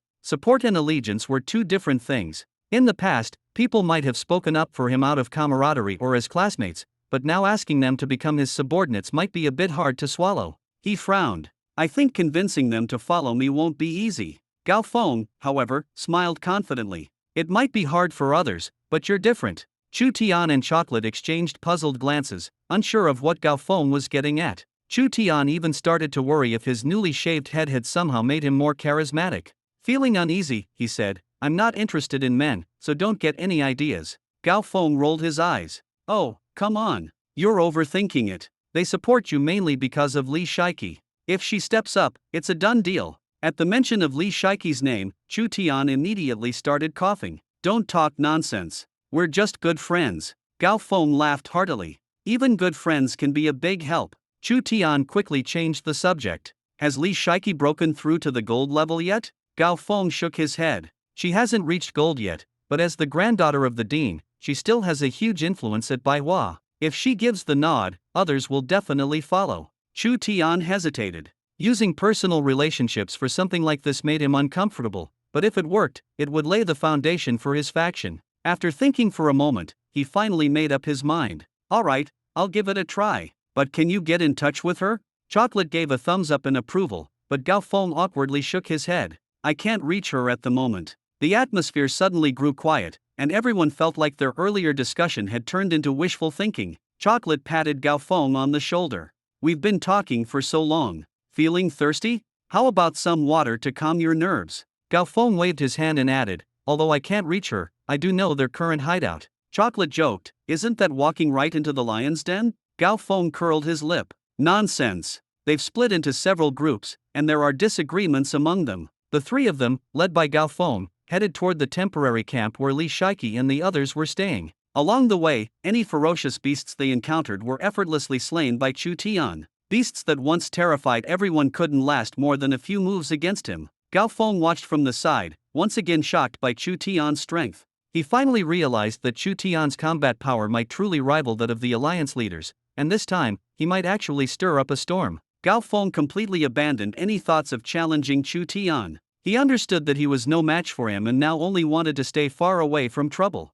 As they continued, Chu Tian, looking excited, found a clear stream ahead. Streams like this were not uncommon in the wild, but the bloody smell on his body, which even he found unbearable, made him suggest, let's take a bath. I can't stand this smell anymore. Chocolate smirked mischievously and teased, Brother Tian, be honest. Are you trying to clean yourself up so Li Shiki will kiss you? Don't think I don't know what you're up to. He winked at him with a suggestive look. Chu Tian rolled his eyes and, without hesitation, kicked Chocolate straight into the river. Splash! Water splattered everywhere as Chocolate flailed around, shouting for help, help! I can't swim. He panicked, struggling to stay above water, while Chu Tian and Gao Feng stood by, completely ignoring him. Chu Tian couldn't hold back and shouted, can't you just stand up? Chocolate froze for a moment, then slowly stood up only to find the water barely reached his waist. The air fell silent, and his face turned bright red. The anger he had been holding in had nowhere to go. Glaring at Gao Feng, who was laughing on the riverbank, he climbed out and suddenly pulled Gao Feng into the water as well. All three of them ended up in the river, and the scene quickly turned into a playful scuffle, filled with laughter. Chocolate got a bit carried away, even mimicking swimming strokes as he splashed around. Suddenly, he screamed, "Brother Tian, look! Am I flying?" Chu Tian's pupils contracted as he realized the danger and immediately shouted a warning, "Watch out!" Chocolate looked down and saw a giant catfish with its jaws wide open beneath him, its sharp teeth glinting ominously under the water. He was so scared he almost made a fool of himself again. At that moment, Chu Tian acted decisively. A streak of purple light slashed through the air toward the catfish. The giant catfish instinctively darted deeper into the water, disappearing in the blink of an eye. Chocolate fell back into the river with a loud splash, creating a huge wave, and hurriedly scrambled back to the shore in a sorry state. The three of them stood naked by the riverbank, warily watching the water, not daring to let their guard down. Still indignant, Chocolate picked up a rock and hurled it into the river, cursing loudly, "Come out if you dare! Stop hiding in the water!" Just then, the river suddenly erupted with noise. A massive fish tail swept out, sending the rock Chocolate had thrown flying back with precision, nearly hitting him in a sensitive spot. Terrified, he fell back onto the ground, his heart pounding. The catfish monster finally revealed itself, its enormous tail slamming into the water as it leaped onto the shore. Its target was clear, it charged straight at Chocolate. Chocolate was utterly terrified, frantically crawling backward. But reality was harsh. The catfish moved surprisingly fast on land, closing in on him. Just as it was about to bite down, Chocolate, in his panic, let out a stream of urine straight into the catfish's mouth. The catfish, enraged, seemed to have flames in its eyes. Its furious roar carried a powerful sonic wave, and in the next moment, all three of them felt their eardrums ache and their heads buzz with pain. The catfish monster grew even more irritable, swinging its body around to pounce again. At this moment, Chocolate was so terrified that he froze completely, his entire body stiff as if he had lost all instinct for survival, helplessly watching death approach. Just a second before the giant mouth bit down, everything came to an abrupt halt. Death and hope were separated by a single step. At the critical moment, Chu Tian let out a thunderous shout, instantly breaking Chocolate's paralysis. "Run, you fat idiot!" Chocolate snapped back to reality, scrambling backward in a panic. Chu Tian braced himself and charged forward, gripping the catfish monster's massive jaws with both hands. The sharp teeth were less than 10 centimeters from his face, and every breath the monster took carried a nauseating stench that churned Chu Tian's stomach. Unable to bear it any longer, he vomited directly. Unfortunately, everything he threw up ended up in the monster's mouth. The catfish monster struggled violently, its immense strength quickly overwhelming Chu Tian, forcing him to retreat. The monster's mouth churned with stomach acid, on the verge of vomiting, but it held back. If it had actually thrown up, no one in the area would likely survive. The tension was palpable. Seeing this, Chu Tian suppressed his nausea and, in the instant the monster opened its mouth, rushed forward and punched with all his might, slamming its jaw shut. Asterisk smack. Asterisk. The catfish monster let out a loud belch. The air froze for a moment. A second later, the monster flew into a rage, completely ignoring the stench and discomfort, and charged at Chu Tian. Chu Tian gripped his weapon tightly, delivering a fierce blow and clashing violently with the monster. However, the scales on the catfish monster's body were like steel. Despite the impact, it caused almost no real damage. The monster suddenly flipped upright, and with a powerful thrust of its massive tail, it launched itself at Chu Tian. Chu Tian's eyes instantly sharpened with vigilance. Without hesitation, he darted backward, creating distance between himself and the ferocious catfish monster. The danger was far from over. The monster clearly had no intention of letting Chu Tian go, charging at him like an out-of-control truck. The atmosphere grew tense. At this moment, Chu Tian stood his ground, unmoving. The monster's eyes gleamed with malice as it opened its massive mouth to bite down on Chu Tian. Gao Feng and Chocolate couldn't help but shout, "Chu Tian, watch out!" At the critical moment, Chu Tian struck. His whip pierced through the side gill of the catfish monster with precision, and blood sprayed out instantly. He felt a surge of power erupt within him, gripping the whip handle tightly and completely impaling the monster. The ground shook violently. The massive body of the catfish monster crashed to the ground, creating a large crater. Chu Tian felt utterly drained, collapsing to the ground and gasping for air, barely able to stand. Gao Feng and Chocolate immediately rushed over to help him up, asking with concern, "Are you okay?" Chu Tian was about to insist he was fine but could only manage a bitter smile and shake his head. "Let me rest for a bit. I'll be fine soon." Chocolate walked over to the dead catfish monster, kicking its head angrily. "You ugly thing, you actually dared to try to eat me? If you've got the guts, get up and try again. Come on, I'm right here, make your move." Suddenly, the monster's body twitched. Chocolate screamed and jumped behind Chu Tian, his face full of fear. "Brother Tian, this thing isn't completely dead, is it?" Chu Tian was startled too but quickly realized it was just the monster's muscles reacting naturally. He said irritably, "Don't panic. Its nerves haven't completely died yet. It won't move again." Chocolate finally calmed down, staying close to Chu Tian and not daring to approach the monster again. Chu Tian teased him, "Fatty, you're way too confident about certain things." Chocolate froze, completely confused. Chu Tian raised his pinky finger with a mischievous grin. "With your limited skills, you still dare to act tough?" Suddenly, a cold wind blew past. Chocolate glanced down and quickly pulled his clothes tighter, running to the riverbank to put them on, his face as red as a ripe apple. After a brief rest, Chu Tian's strength gradually returned. At that moment, a mechanical voice echoed in his mind. "Today's mission completed. Host has earned a chance to draw a prize." Chu Tian's heart stirred. "A lottery." The system replied, "You have obtained one breakthrough pill." Nearby, Chocolate's stomach suddenly growled. Embarrassed, he looked at everyone and said, "Brother Tian, shouldn't we find something to eat?"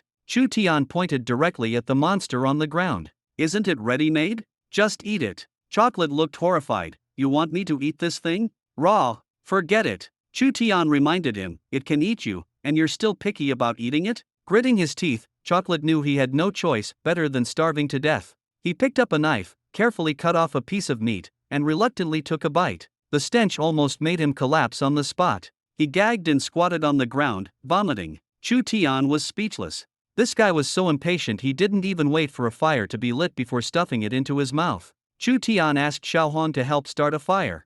He said, "Xiaohong, help me light a fire. I'll make something tasty." At the mention of food, Xiaohong immediately perked up, flapping her little wings a few times, and a flame appeared, like a natural stove. Chu Tian then instructed, "Gao Feng, help gather some firewood." Gao Feng glanced at Chocolate, who was still vomiting, and felt sorry for him. Clearly, there was fire, yet he insisted on eating raw. What a blunder. Chu Tian carefully cut some meat from the tail of the catfish monster, skewered it on a branch, and roasted it over the fire. Only then did Chocolate realize he'd been tricked again. He complained to Chu Tian, "Brother Tian, did you do this on purpose to mess with me?" Chu Tian laughed and retorted, "Don't talk nonsense. You were the one impatient to eat. Who forced you to eat it raw? There was fire, but you didn't use it. You're something else." Chocolate was speechless, unable to find a rebuttal. He could only snatch the freshly roasted fish skewer from Chu Tian. The aroma was enticing, but he still hesitated to take the first bite. At this moment, the group's bond seemed to grow closer. They not only learned to cooperate but also understood the importance of caution. In this dangerous new world, trust and calm thinking were essential for survival. Once the fish was cooked, Xiaohong excitedly flapped her wings and eagerly took a bite, eating with great joy. Everyone was starving, and soon the entire monster was reduced to just bones. After a life-and-death battle, the true energy within Chu Tian's body had qualitatively improved. He felt he was on the verge of a breakthrough, ready to step into the legendary Golden Realm at any moment. Chocolate and Gao Feng watched Chu Tian's imminent breakthrough with envy and amazement. Everyone knew this moment marked a new beginning and greater challenges ahead. In this unfamiliar world full of dangers, Chu Tian and his friends had learned unity, courage, and resilience. This was the true path to strength. After eating her fill, Xiaohong volunteered to guard Chu Tian during his cultivation. Chu Tian gave her a grateful look and then focused back on his training. Swallowing a true energy pill, the energy within his body began to surge wildly as he attempted to break through the bottleneck and reach the Golden Realm. However, the invisible barrier was far more stubborn than he had anticipated. 3 attempts ended in failure. Chu Tian did not lose heart and directly took out the breakthrough pill, swallowing it in one gulp. Moments later, a rumbling erupted from within his body, the sound so deep it resembled an earthquake. Chocolate tilted his head in confusion. "Brother Tian is hungry again? Why does his stomach sound like thunder?" Gao Feng's previously tense expression instantly relaxed, suddenly understanding why Chu Tian always kept someone like Chocolate, a big guy, by his side. He was the spice in Chu Tian's otherwise rigid life. It wasn't just about cracking jokes. Chu Tian needed someone to bring a light-hearted atmosphere. After all, facing endless cultivation, who wouldn't want a bit of fun now and then? Chu Tian wasn't anyone's clown, but if he wanted to joke around, he would never let himself become someone else's punchline. The power of the breakthrough pill quickly spread throughout Chu Tian's body, his aura surging dramatically. The fluctuations in his true energy were so intense that Gao Feng and Chocolate were forced to retreat, unable to get even half a step closer. Chu Tian furrowed his brows tightly, his veins visible all over his body, and the intense pain almost drove him to collapse. But he knew that if he gave up now, all his efforts would be in vain. He could only grit his teeth and persevere. "Open for me," he roared. In the next second, terrifying true energy erupted from his body like a storm, toppling a large area of surrounding trees. Gao Feng and Zhu Gilai sensed the danger and bolted, not daring to linger. This lasted for about 10 minutes before finally calming down. Chu Tian slowly opened his eyes, his gaze sharp as a blade, his entire being like a freshly unsheathed sword, exuding an imposing aura. Zhu Gilai cautiously poked his head out of the ditch and called out, "Brother Tian, are you okay now?" Chu Tian didn't respond, so Zhu Gilai retracted his head and muttered under his breath, "Why isn't it over yet?" Gao Feng shook his head with a feigned air of wisdom, "You don't understand. Breaking through to the Golden Realm isn't something that happens easily." Zhu Gilai rolled his eyes, "If you're so knowledgeable, why haven't you broken through yourself?" Gao Feng opened his mouth but had no reply. Knowing is one thing, achieving it is another. As the two were talking, faint footsteps sounded. Zhu Gilai peeked out and bumped right into Chu Tian, who had just crouched down. "Oh my! Brother Tian, you scared me to death." Chu Tian sighed helplessly and pulled the two of them out of the ditch. Gao Feng looked envious. "Did you break through?" Chu Tian nodded and advised, "You have talent too. Your time will come. Don't rush." Gao Feng took a deep breath and loudly encouraged himself, "I won't give up. I can do it." Deep down, he knew that setting Chu Tian as his benchmark was asking for trouble. With his aptitude, breaking through wasn't the issue. It was just a matter of taking longer than others.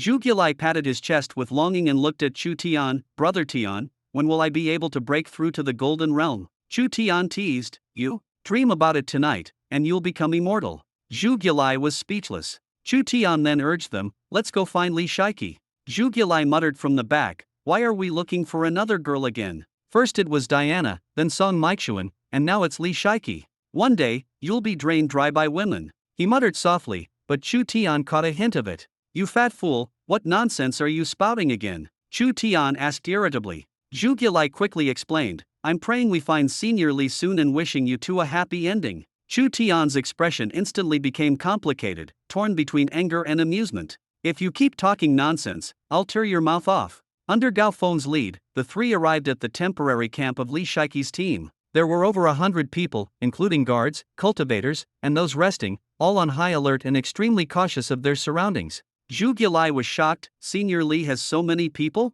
Gao Feng explained indifferently, "Is this a lot?" Two major organizations, the Genius Alliance and the Loose Cultivator Brigade, each have over 1,000 members. This number isn't even enough to fill the gaps between their teeth. Hearing this, Zhu Gilai was stunned and started to reconsider. "Old Gao, maybe we shouldn't get involved. Let's just stay safe and be ourselves, forget about forming alliances." Chu Tian's tone turned serious. "If we want to win, we can't rely on just the three of us. We must unite everyone to have a chance. Otherwise, facing thousands of martial cultivators, there's no way out, only a dead end." Zhu Gilai gritted his teeth, his face resolute. "Fine, I'll risk it. Worst case, I'll come back in 10 years. Enough with the jokes." "Enough with what?" "I swear, the way you ended up in this life, it's probably because the judge of the underworld accidentally threw your soul into the wrong body." "Shut up. Who's there? Show yourselves." Their banter quickly grabbed the attention of the guards from the North Huajinmu Academy. Annoyed, one of the guards shouted at them, demanding they reveal themselves. Out from the shadows stepped three figures: Chu Tian and his companions, with hands raised and awkward smiles, clearly trying to look harmless. The tension broke the moment the patrol recognized them. Li Shiki broke from the group and ran straight for Chu Tian, throwing her arms around him. "Chu Tian, what are you doing here?" she blurted, nearly knocking the wind out of him. Thick, broken only by Chocolate's unimpressed sigh. "Really? So much for just being friends." Chu Tian awkwardly cleared his throat. "Li Shija, could you let go? I can't really breathe right now."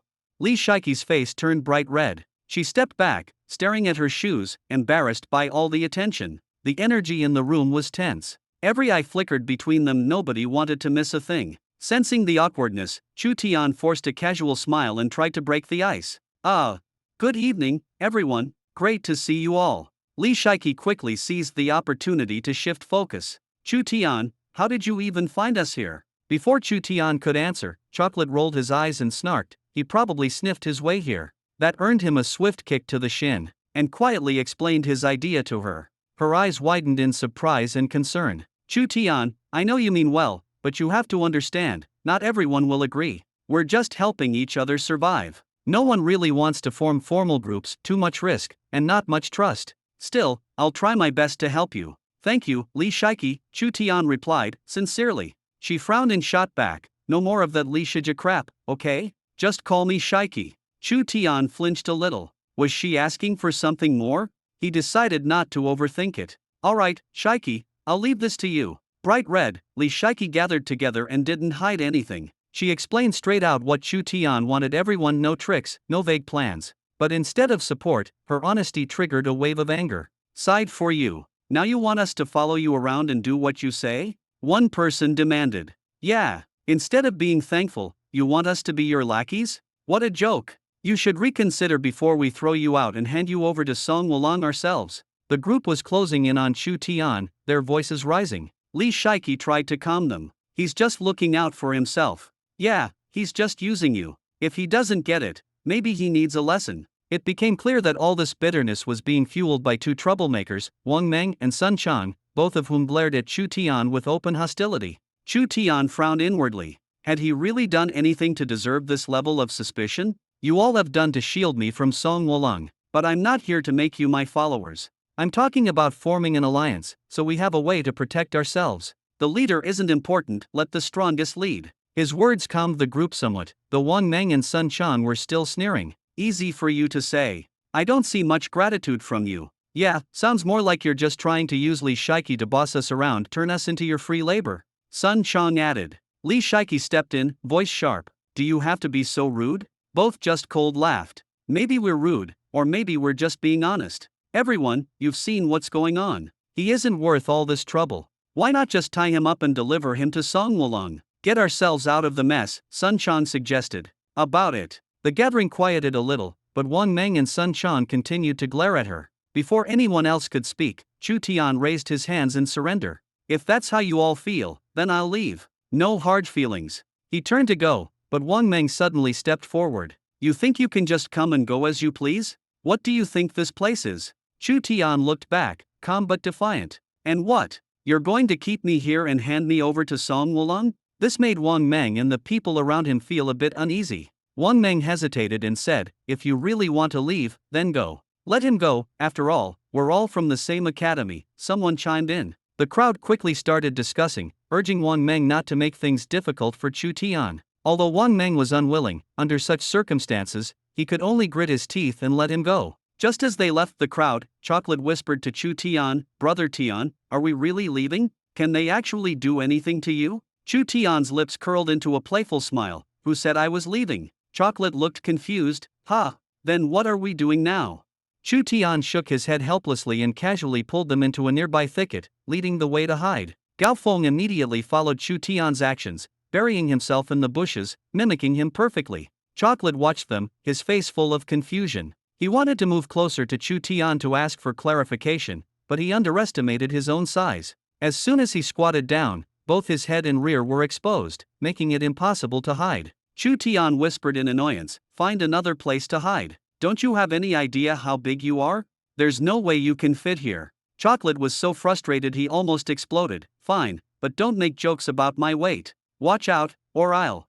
Before he could finish, Chu Tian suddenly covered his mouth and pressed him to the ground. Just as Chocolate was about to struggle, a chaotic sound of footsteps came from afar. The voices of the group grew closer, and the ground trembled under their steps. Chocolate held his breath in fear, not daring to make a sound, his whole body frozen in place. His mind went blank, thinking, what is going on? Could it be like those ghost soldiers in horror novels? After a few minutes, the large group of people marched away. The three of them finally exhaled quietly. Chocolate whispered in complaint, Brother Tian, can you get up now? This position is really uncomfortable.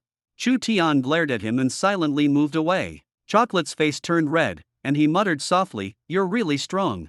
Chu Tian heard this and almost lost his composure, thinking, did this fat guy just get impressed by me? Chocolate, still shaken by the large group earlier, asked with a terrified expression, that group just now, they weren't ghost soldiers, were they? Chu Tian couldn't help but roll his eyes. Have you ever seen ghost soldiers that cheerful? Their faces were full of mischievous smiles. Chocolate froze, really? I thought I had walked into a horror novel. Then why were you so tense earlier? Before he could finish speaking, a commotion suddenly erupted ahead. It turned out that the group had run into Li Shiki and her team, and the atmosphere instantly became tense. Li Shiki spoke coldly, questioning, Song Qingfeng, What are you doing here? Song Qingfeng squinted his eyes, revealing a cruel smile. What am I doing here? Don't you already know? Li Shiki forced herself to reply, I don't know. Song Qingfeng sneered, stop pretending. Hand over Chu Tian, or don't blame me for being ruthless today. The scene was on the verge of erupting, and the air grew oppressive. Someone tried to mediate. Song Qingfeng, Chu Tian has already left.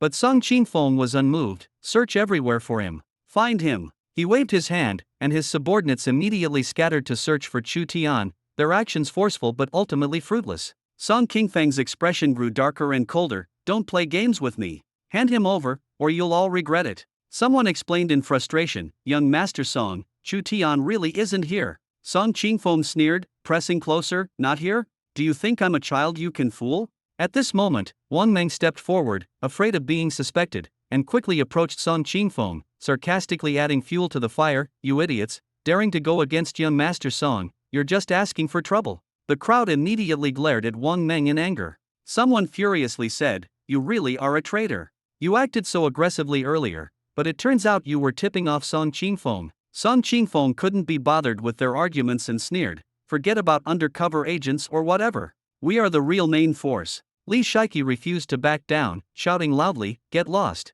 There's no place for you here. Song Qingfeng laughed even more arrogantly, since the person isn't here, I can't leave empty-handed. Li Shiki, I've had my eye on you for a long time. Today, I'm taking you with me. Li Shiki glared at him coldly, her tone icy, if you dare touch me, even the Song family won't be able to protect you. A hint of madness flashed in Song Qingfeng's eyes. This is the Vermilion Bird secret realm. The rules of the outside world don't apply here. Even if I touch you, what can you do? What if you end up falling for me? Li Shiki trembled with rage, shouting, you're insane. Song Qingfeng chuckled softly, that's right, I'm crazy for you. Go, take action. At his command, the two groups instantly erupted into a chaotic battle. Violent energy surged wildly, scaring the hidden beasts and the surroundings into fleeing in all directions. Li Shiki's group was vastly outnumbered and was quickly overwhelmed.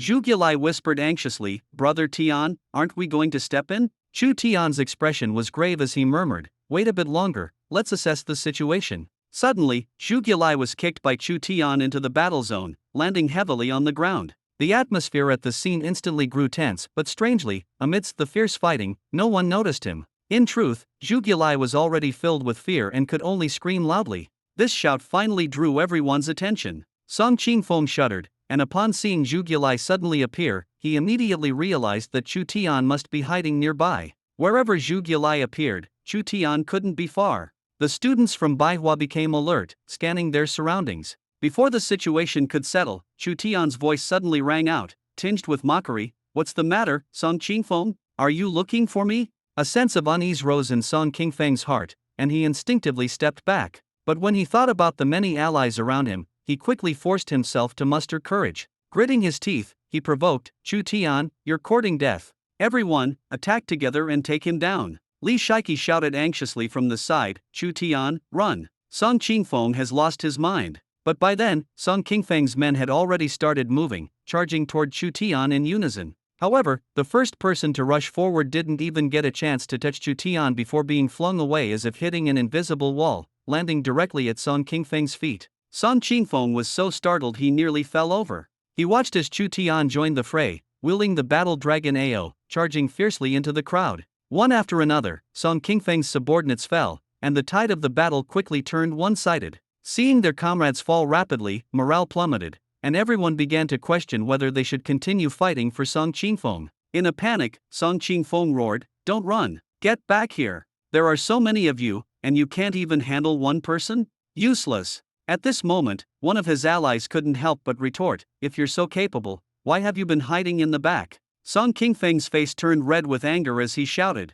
what did you say? Chu Tian observed the scene and calmly said, we're all classmates. There's no need to escalate things to this point. If you put down your weapons now, I promise not to harm you. For a moment, the chaotic battlefield fell silent. Someone took the lead in dropping their weapon, and soon, more people followed suit. Song Qingfeng, seeing the situation spiraling out of control, became furious and yelled, who told you to drop your weapons? Pick them up. But no one paid him any attention. Instead, someone shouted back, we've had enough of you. We don't want to risk our lives anymore. Go home and serve your uncle yourself. With someone taking the lead, the rest also laid down their weapons. Seeing the situation completely out of his control, Song Qingfeng finally collapsed to the ground, his face filled with fear. Chu Tian surveyed the surroundings and said calmly, "Don't worry. As long as you don't oppose me anymore, we're still classmates. Now, let me have a word with Song Qingfeng." Chu Tian stepped closer to the fallen Song Qingfeng, one step at a time.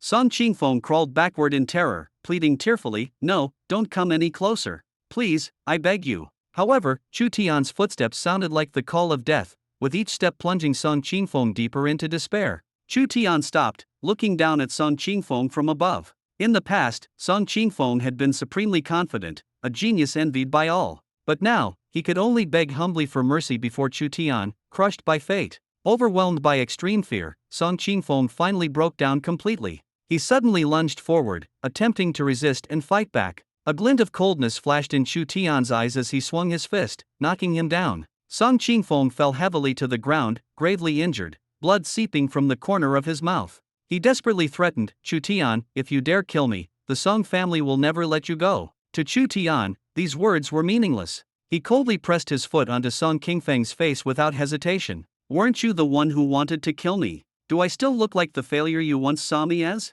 Song Qingfeng completely broke down, crying and pleading, "Chu Tian, spare me, I beg you, I won't dare again." Chu Tian's face remained expressionless as he said icily, "It's too late." As his words fell, Chu Tian mercilessly kicked Song Qingfeng's head. Blood splattered everywhere, creating a gruesome scene. Everyone was stunned by the sight, with some even covering their mouths, on the verge of vomiting. Chu Tian's extreme methods and cold demeanor instilled deep fear in everyone. Those classmates who had once opposed Chu Tian didn't even dare to breathe loudly, terrified of becoming the next target. The conflict made one thing clear to everyone. Sometimes, cowardice and compromise only lead to deeper disaster. In the face of violence and injustice, only unity and awakening are the paths to survival. Wang Meng and Sun Chang, who had once schemed and backstabbed, now knelt down directly when Chu Tian cast a cold glance their way, frantically begging for mercy. "Chu Tian, we had no choice, we were forced. Please spare us, we'll do anything as long as you let us go." Chu Tian's lips curled into a cold smile.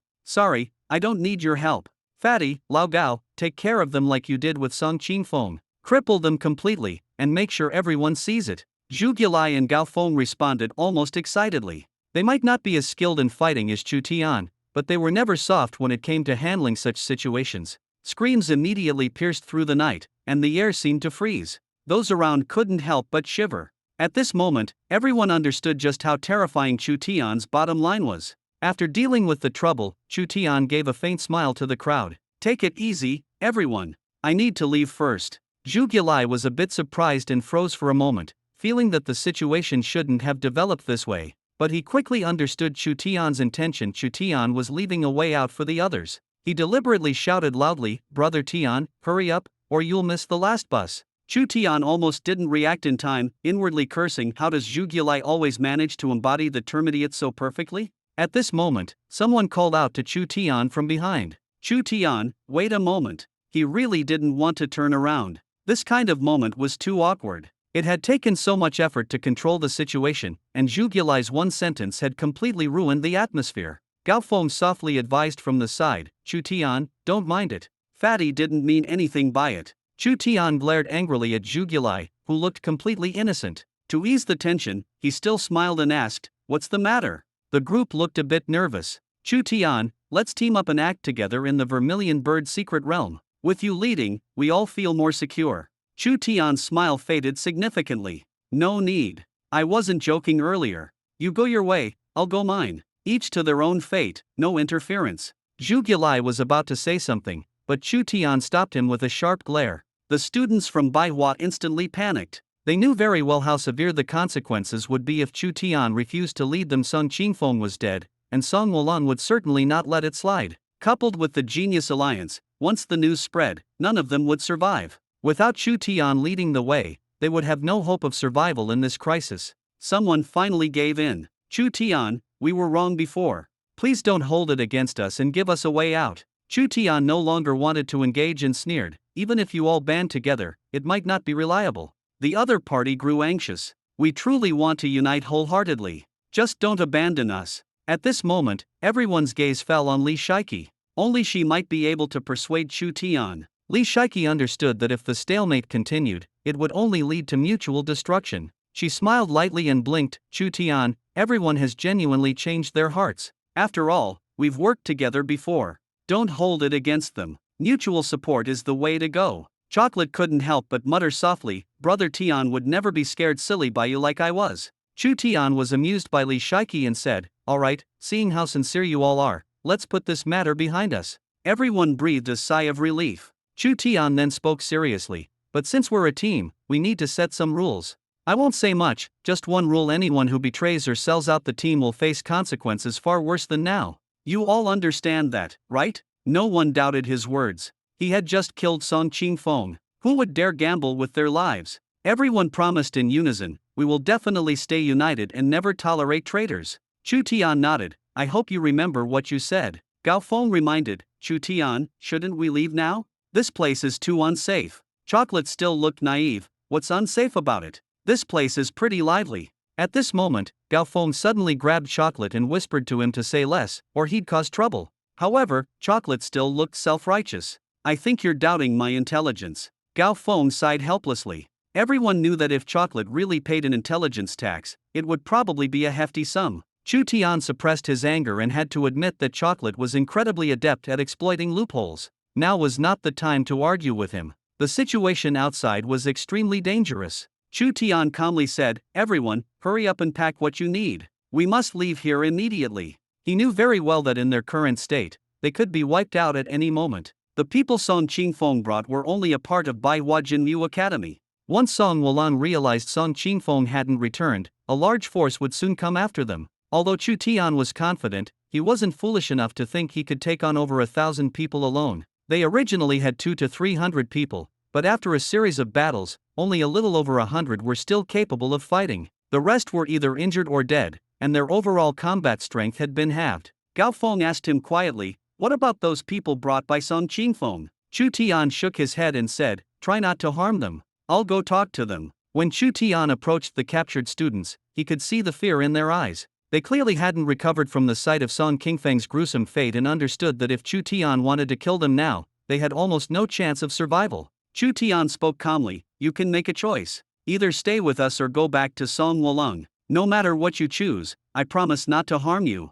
We're just schoolmates, and I have no interest in killing people. As soon as he finished speaking, many showed expressions of disbelief. After all, trust was a luxury in times like these. But soon, a boy stepped forward and mustered the courage to say, I'm willing to stay. Song Wulang doesn't even treat us like humans. All the mission points were taken by him and Song Qingfeng. Going back is worse than dying. His words broke the deadlock, and more people echoed, I'll stay too. Me too. Only 2 or 3 chose to return, as their families and girlfriends were still with Song Wulang. Chu Tian did not stop them, decisively fulfilling his promise and letting them leave without any trouble. Gao Feng, standing nearby, secretly made a throat-slitting gesture, hinting whether they should eliminate them, but Chu Tian shook his head. In his view, 2 or 3 people couldn't stir up much trouble, and there was no need to go to extremes. In fact, this approach was noticed by others, instantly elevating Chu Tian's image. He was a man of his word, decisive in action, and completely different from leaders like Song Wulang,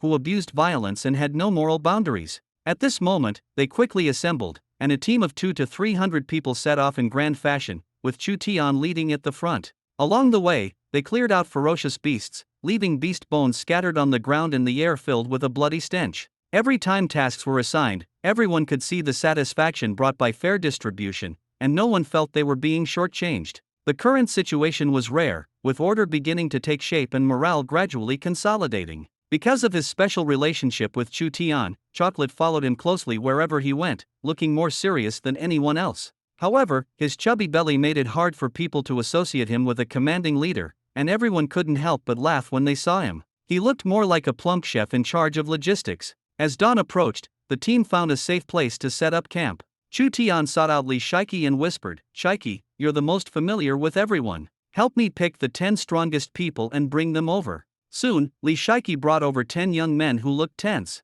They all nodded and bowed to Chu Tian in unison, saying, Boss, do you need something from us? Chu Tian felt slightly awkward. Everyone had been debating what to call him, and eventually, they simply started calling him boss, which Chu Tian didn't bother to correct. He smiled and gestured for them to sit down. Take a seat. I have something to discuss.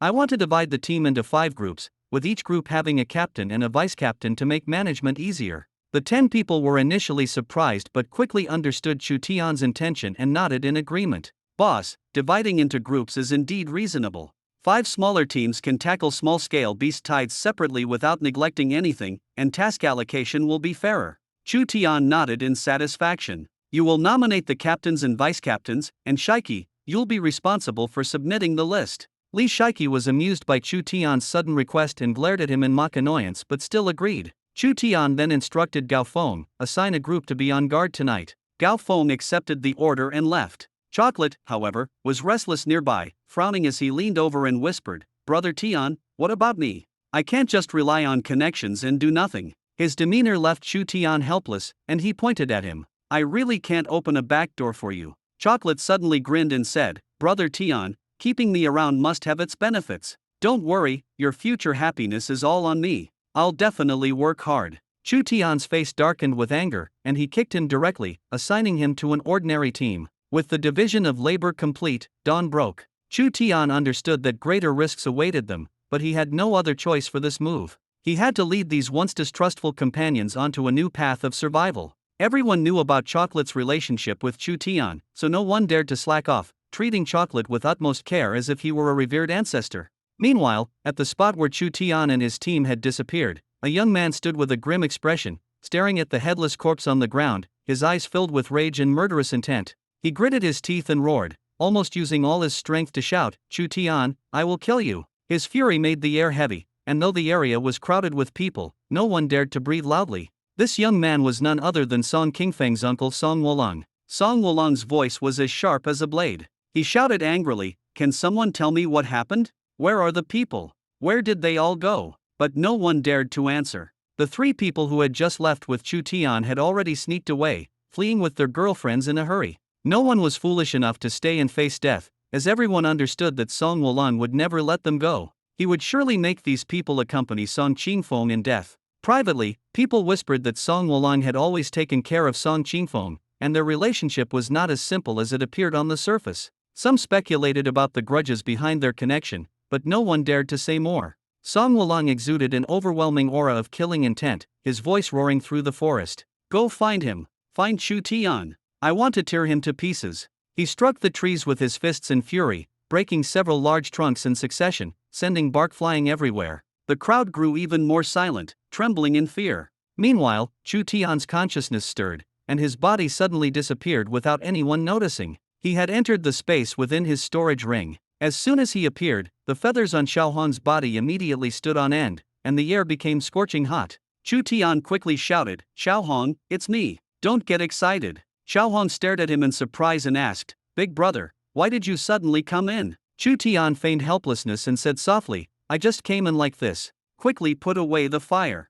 I'm about to be roasted. Only then did Xiaohong calm down, fluttering her wings and landing on Chu Tian's shoulder. Chu Tian let out a long breath and relaxed completely in this quiet space with Xiaohong. He found a comfortable position and fell asleep. The storage ring was quiet and safe, allowing him to finally rest peacefully. He didn't know how much time had passed, but when the outside world began to brighten, Xiaohong woke up and started nibbling on Chu Tian's eyelashes. When Chu Tian woke up, he found Xiaohong playing gleefully with his eyes. He couldn't help but laugh and cry, looking at the fallen eyelashes on the ground but unable to bring himself to scold Xiaohong. He could only grimace and gently remove her from his head. After waking up, Chu Tian worried about whether entering and exiting the ring might place him in a different location. If there were any mishaps, it would be quite ridiculous. Fortunately, his movements in and out of the ring did not attract anyone's attention. At that moment, the system's notification sounded in his mind, prompting him to check in. He agreed, and today's task turned out to be simply writing his name on a tree. At first, Chu Tian thought it was a joke and even confirmed it with the system multiple times. The system emphasized that the task was simple, but he could request to increase the difficulty if he wanted. Faced with such an easy task, Chu Tian quickly stepped forward and carved Chu Tian was here on a large tree. He carefully wrote each stroke, engraving his small presence into the forest. Unfortunately, he wrote in an additional language, and the system reminded him that only the Chinese version was necessary. He had to rewrite it again. After completing the task, the system sent him a reward, a golden threaded battle robe. The robe could withstand extremely strong attacks and could transform into various styles, from formal wear to sportswear, and even included some bizarre outfit options. When Chu Tian tried it on, one of the strange designs made his face flush red with embarrassment. Zhu Gilai walked over and asked curiously if he was constipated. Chu Tian quickly shouted for him to leave, and Zhu Gilai muttered in a low voice that it was probably too dry. Chu Tian finally switched the battle robe back to a normal casual style. The fabric was light and smooth, feeling as comfortable as the softest touch on the skin. The team consisted of 200 to 300 people, but no one dared to send everyone out to hunt fierce beasts and complete tasks. A large target would expose their whereabouts. If discovered by Song Wulang or the Genius Alliance, the consequences would be unimaginable. Everyone cautiously sent out only a small squad to scout the situation and plan based on the findings. Each person understood that survival required vigilance and constant readiness to face sudden storms. Chu Tian no longer had to fight alone as he did before. He now had his own team, resources, and intelligence, allowing him to more efficiently track and combat the swarms of disaster beasts. The team's goal was now clear: not scattered monsters, but large-scale beast hordes. Only by doing so could they complete tasks faster and achieve growth. Moreover, he no longer had to fight alone. He could allocate roles and command effectively, ensuring everyone's safety to the greatest extent possible. That day, Chu Tian lay casually on a tree, a blade of grass in his mouth. He was enjoying a rare moment of relaxation, but it was soon interrupted. "Boss, there's something ahead." A teammate's shout pulled Chu Tian out of his leisure. He immediately flipped down from the tree, his expression changing as he asked seriously, "What's the situation?" The person, panting, replied, "About 200 meters ahead, there's a beast tide of roughly 300 creatures. The weakest among them are at silver 7-star level, and there might be stronger golden level monsters hiding in the shadows." Upon hearing the weakest or silver 7-star, Chu Tian's face grew solemn. Monsters of this level were far stronger than ordinary humans. If they acted rashly, someone could easily get injured or killed. However, when his teammates looked at him, their eyes were full of trust. The reason they followed him was their belief that he could lead them to survive. Thus, he couldn't make decisions arbitrarily. He had to consult everyone. Chu Tian said in a deep voice, "Everyone, gather around." Soon, everyone had assembled around him. He spoke loudly, "We've discovered a beast tide of over 300 monsters, with the weakest at silver 7-star level. The operation carries significant life risks, so I'll leave the final decision to you." His words brought silence to the scene, and the atmosphere instantly grew tense. Some had only recently broken through to the silver level and had never faced such a battle. Chu Tian deliberately refrained from urging them, allowing them to choose freely. He understood that this was a tough battle where anyone could perish, but it was a necessary path for growth. Finally, Li Shiki was the first to speak, her tone firm. "I agree." Seeing this, others began to express their stance one after another. Some hesitated but ultimately raised their hands. Among the team were individuals like Zhu Gilai, whose strength was relatively weak and who felt apprehensive. He was only at silver 1-star, and such a battle could easily cost him his life rather than earn him any merit. But he knew that if he backed down, it wouldn't just be his own reputation at stake. Even Chu Tian's authority might be questioned. For this reason, he gritted his teeth and silently raised his hand. Looking at their faces, Chu Tian felt a surge of pride. He solemnly announced, "This battle is truly unpredictable. Those below silver level should stay behind and avoid unnecessary risks. Trust me, you will all return safely." The remaining teammates at silver level and above mostly gritted their teeth and persisted. Chu Tian smiled and said to them, "Those staying behind, prepare dinner and roast the meat. Wait for us to return victorious." As night fell, Chu Tian led the team forward. The others watched them leave, unable to suppress their admiration. Based on the scouts' information, they soon discovered the giant beasts in the valley, gnawing on the corpses of their kind. The atmosphere on site instantly grew heavy. No one spoke, but fear and tension were written all over their faces. Only Chu Tian showed a flash of decisiveness in his eyes. He picked up a specially made shock grenade and hurled it fiercely into the beast horde. Boom! A deafening explosion sent the monsters into chaos, with severed limbs and blood flying everywhere. At that moment, everyone was almost stunned, but Chu Tian had already charged into the beast horde. With a divine whip in hand, he unleashed his sharp edge, slaying several disaster beasts in succession. His charge ignited the fighting spirit of the others. The teammates behind him shouted and rushed into the fray, forgetting their fear. The monsters, realizing what was happening, roared furiously and counterattacked. The valley echoed with terrifying growls, growing stronger and stronger as the scene turned into a heated battle. However, the number of monsters not only failed to decrease but seemed to grow. Clearly, other nearby beast hordes had been drawn in, and more disaster beasts joined the fight. The danger continued to escalate, and Chu Tian knew that the real test was just beginning. He charged forward personally while keeping a close eye on the entire battlefield, ready to rescue teammates in danger at any moment. Whenever someone was in peril, he would appear immediately, decisively eliminating threats. Even in the face of bloodshed and death, Chu Tian remained calm. He understood that this battle was not just about victory but also about the growth and survival of the team. Only unity and courage could carve out a path to survival. Everyone was already exhausted, their energy nearly depleted. For all of them, failure was only a matter of time. Chu Tian shouted loudly, "Everyone, follow my command, retreat immediately." His voice carried urgency, knowing that if they didn't retreat now, they would all perish here. The group quickly fell back, no one daring to hesitate. Chu Tian didn't stop. He swiftly pulled out a lightning grenade that sparkled with electric light and hurled it toward the pursuing beast horde. Boom! The explosion echoed through the night sky, mixed with the enraged howls of the beasts. The bloody scent caused the beasts to halt, growling angrily but not daring to advance further. This brief respite allowed Chu Tian and his teammates to regroup and recover their strength. They knew the truly brutal test was still ahead. However, just then, a ferocious roar suddenly tore through the night sky. Chu Tian and everyone else immediately felt dizzy, their bodies almost uncontrollably collapsing to the ground. They looked ahead in terror. A massive monster was approaching. It stood a full 10 meters tall, humanoid in shape but clearly not human. Each step it took made the earth tremble. Its eyes were filled with murderous intent, fixed firmly on Chu Tian and his companions. Another roar erupted, forcing everyone to cover their ears in haste. The monster opened its enormous mouth, nearly a meter in diameter, revealing gleaming fangs that seemed to freeze the air itself. Chu Tian frowned, gripping the dragon battle halberd and the divine whip tightly. He understood that the chaotic energy emanating from the monster indicated it had been in secluded cultivation. Clearly, the earlier battle had disturbed it. Now, the monster was in a state of rage, its power comparable to that of a gold-tier warrior. Even more terrifying, its intelligence had fully awakened. It let out a low growl, and the beast horde retreated in unison as if receiving an order. Everyone was puzzled, unable to understand the monster's intentions. Could it be seeking peace? Impossible. They all knew this monster would only kill every threat before it. The monster's head-sized eyes locked onto Chu Tian.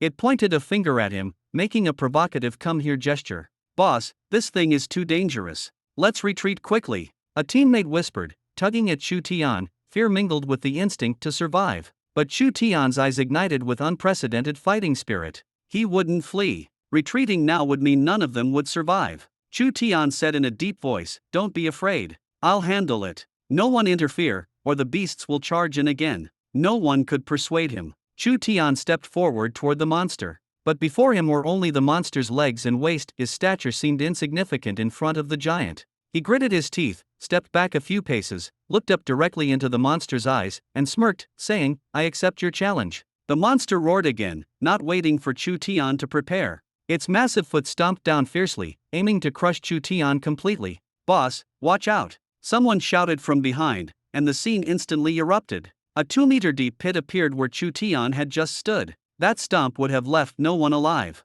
But there was no blood or flesh in the pit. Under everyone's shocked gaze, Chu Tian was clinging tightly to the monster's leg. The divine whip in his hand danced, piercing into the monster's skin. Ordinary weapons couldn't harm this giant beast, but the whip was exceptionally sharp, instantly breaking through its skin. The monster let out a piercing howl of pain. Blood splattered, but Chu Tian held on even tighter. The monster violently shook its left leg, trying to throw Chu Tian off or crush him into the ground. Chu Tian's entire body was tense. He knew that even a moment of slack would result in him being crushed into pulp.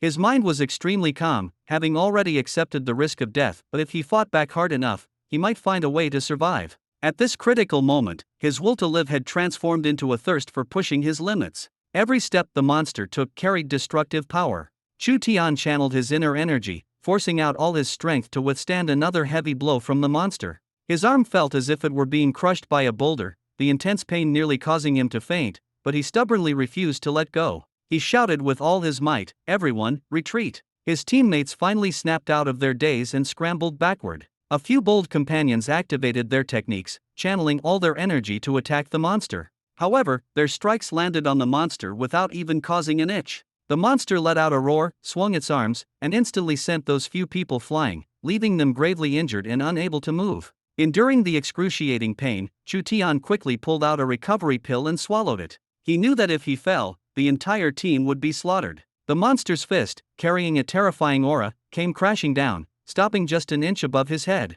The air was thick with oppression, making it hard for everyone to breathe.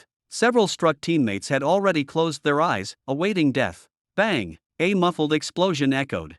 A loud noise reverberated through the air, and suddenly, the monster's arms were forcibly stopped. Just as it was about to tear two teammates to shreds, Chu Tian suddenly unleashed a speed and strength he had never experienced before, pulling the two back from the brink of death. At that moment, even the monster froze for an instant. It hadn't expected this thin figure to erupt with such astonishing power under its full force attack. A trace of astonishment flashed in its eyes, but it quickly sneered, as if mocking Chu Tian's overestimation of his abilities. Taking advantage of the monster's brief hesitation, Chu Tian decisively grabbed his two companions and hurled them toward safety. He knew staying in place would only lead to death. Immediately, the monster lunged again, but this time Chu Tian moved faster and more precisely, narrowly dodging its attack. At this life-or-death juncture, a sudden realization struck him. He remembered he was wearing the golden thread battle armor, which, by all logic, should have been able to block the monster's fatal blow. So why had he still been injured earlier? Could the armor have failed? But now was not the time to be distracted.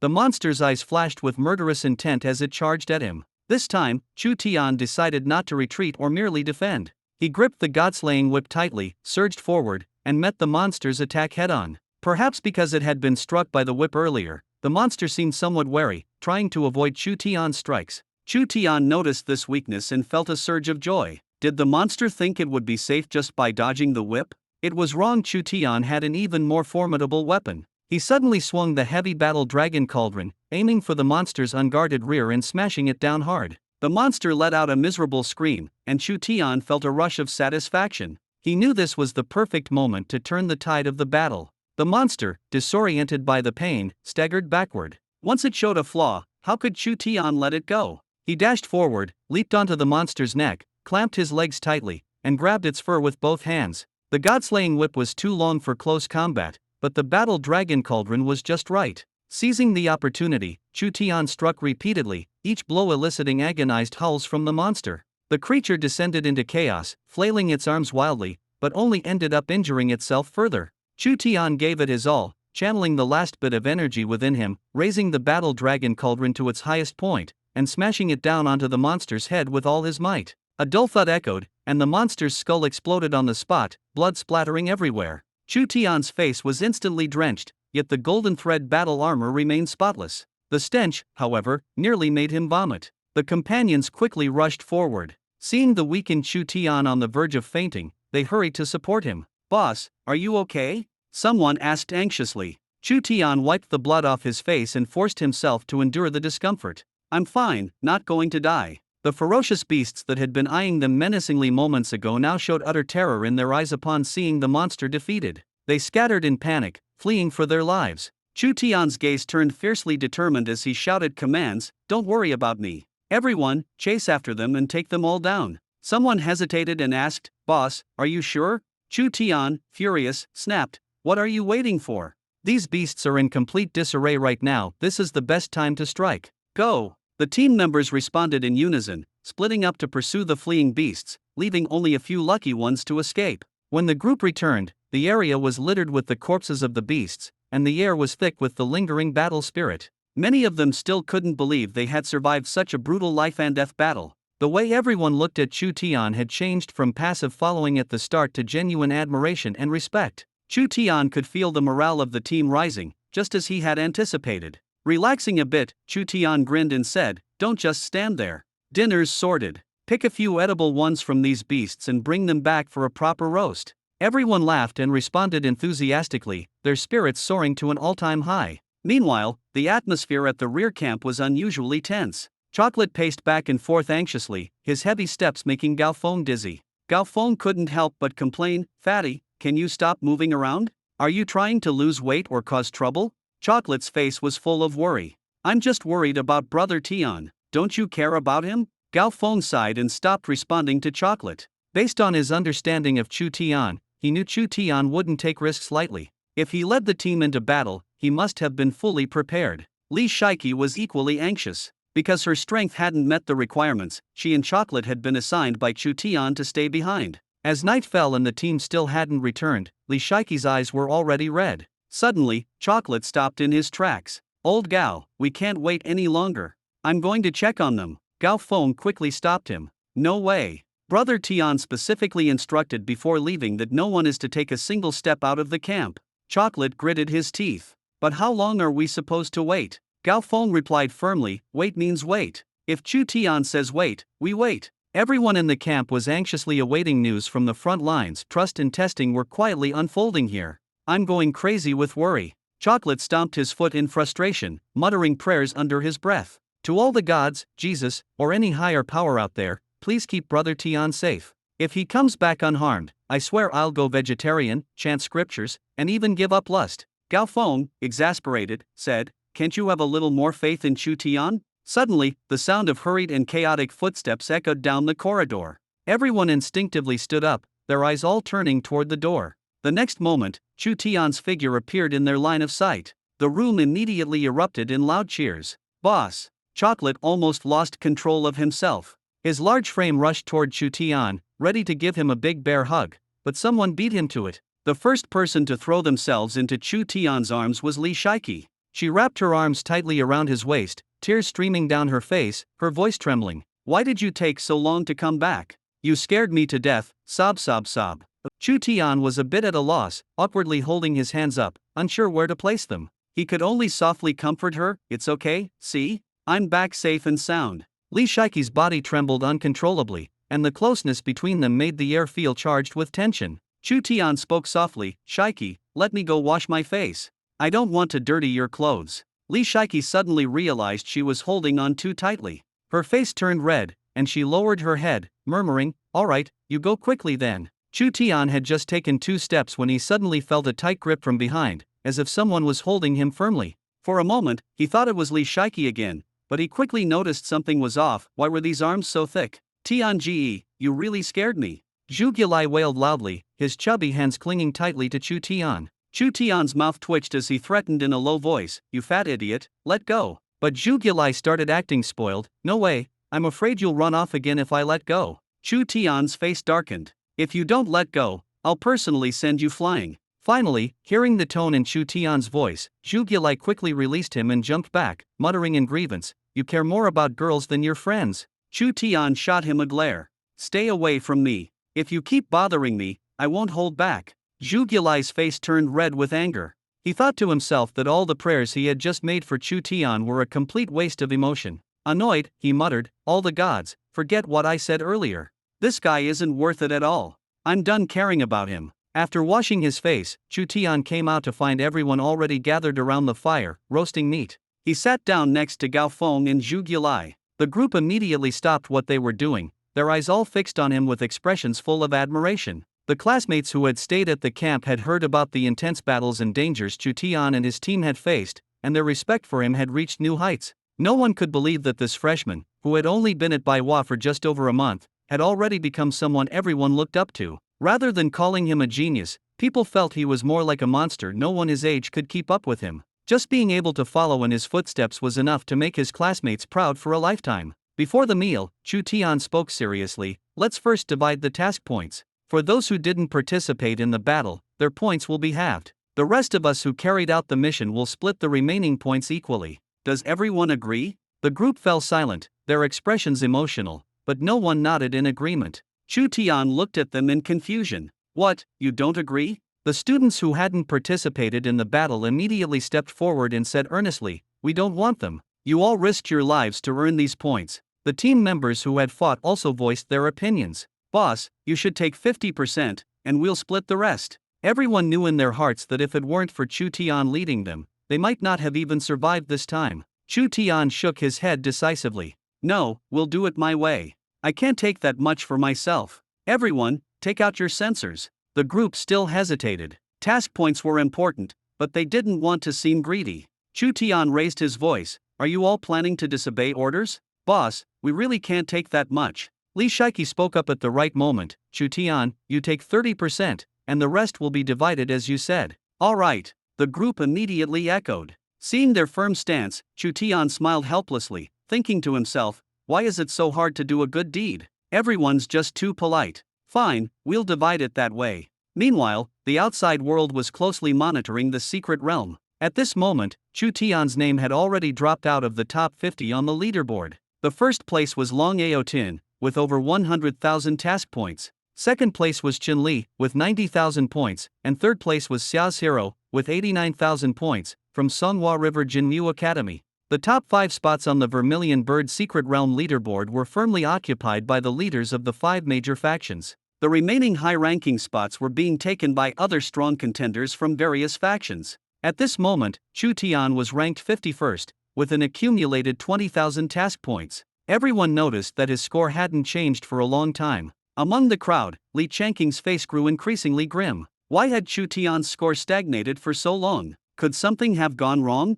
He felt a vague sense of worry, trying to stay calm but unable to hide his anxiety. This mission conference attracted the attention of all major clans in Jiangxing, with the heads of each family personally attending the event. Inside the venue, discussions were rife. What's the background of Long Ao Tin? Who knows? He seems to have appeared out of nowhere. There's no way to find any information on him. A lone wolf who can surpass the direct descendants of major families and the strongest figures from Jinmu Academy, this guy must be a monster. As the crowd debated, an attack quietly unfolded. Old Li, the score of that S-class genius Chu Tian from your Baihua Academy hasn't moved at all. Could it be that he's done for?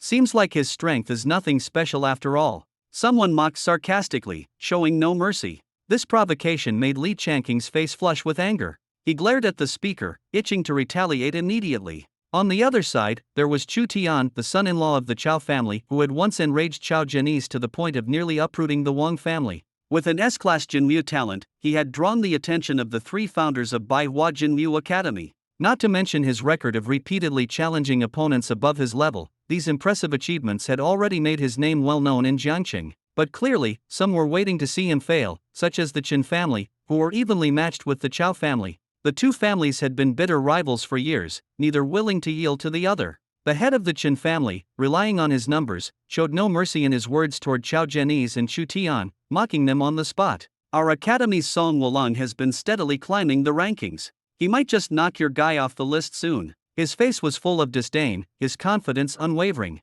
Li Changqing trembled with anger and was about to retort when a hearty laugh suddenly came from outside the venue. Even from this far, I can hear an old dog barking. Uncle Li, did you hear it just now? Chao Zhenese strode into the venue, his voice booming with mockery. The Qin family head's face instantly darkened, his true energy surging. The oppressive aura of a high-level immortal realm swept across the venue, causing everyone's expressions to change. Li Changqing, however, was unfazed and responded with a laugh. Of course I heard it. It almost bit me. Uncle Li, be careful. Rabies vaccines are expensive these days. Chao Zhenese retorted without hesitation. This intense confrontation gradually ignited the atmosphere of the entire venue. The Qin family head's gaze turned icy, and he suddenly launched an attack. As their fists clashed, the Qin family head was forced back several steps, while Chao Zhenese stood firm like a rock, unmoving. You've broken through? The Qin family head finally noticed the change, his tone incredulous. Chao Zhenese merely sneered. I told you, you're getting old.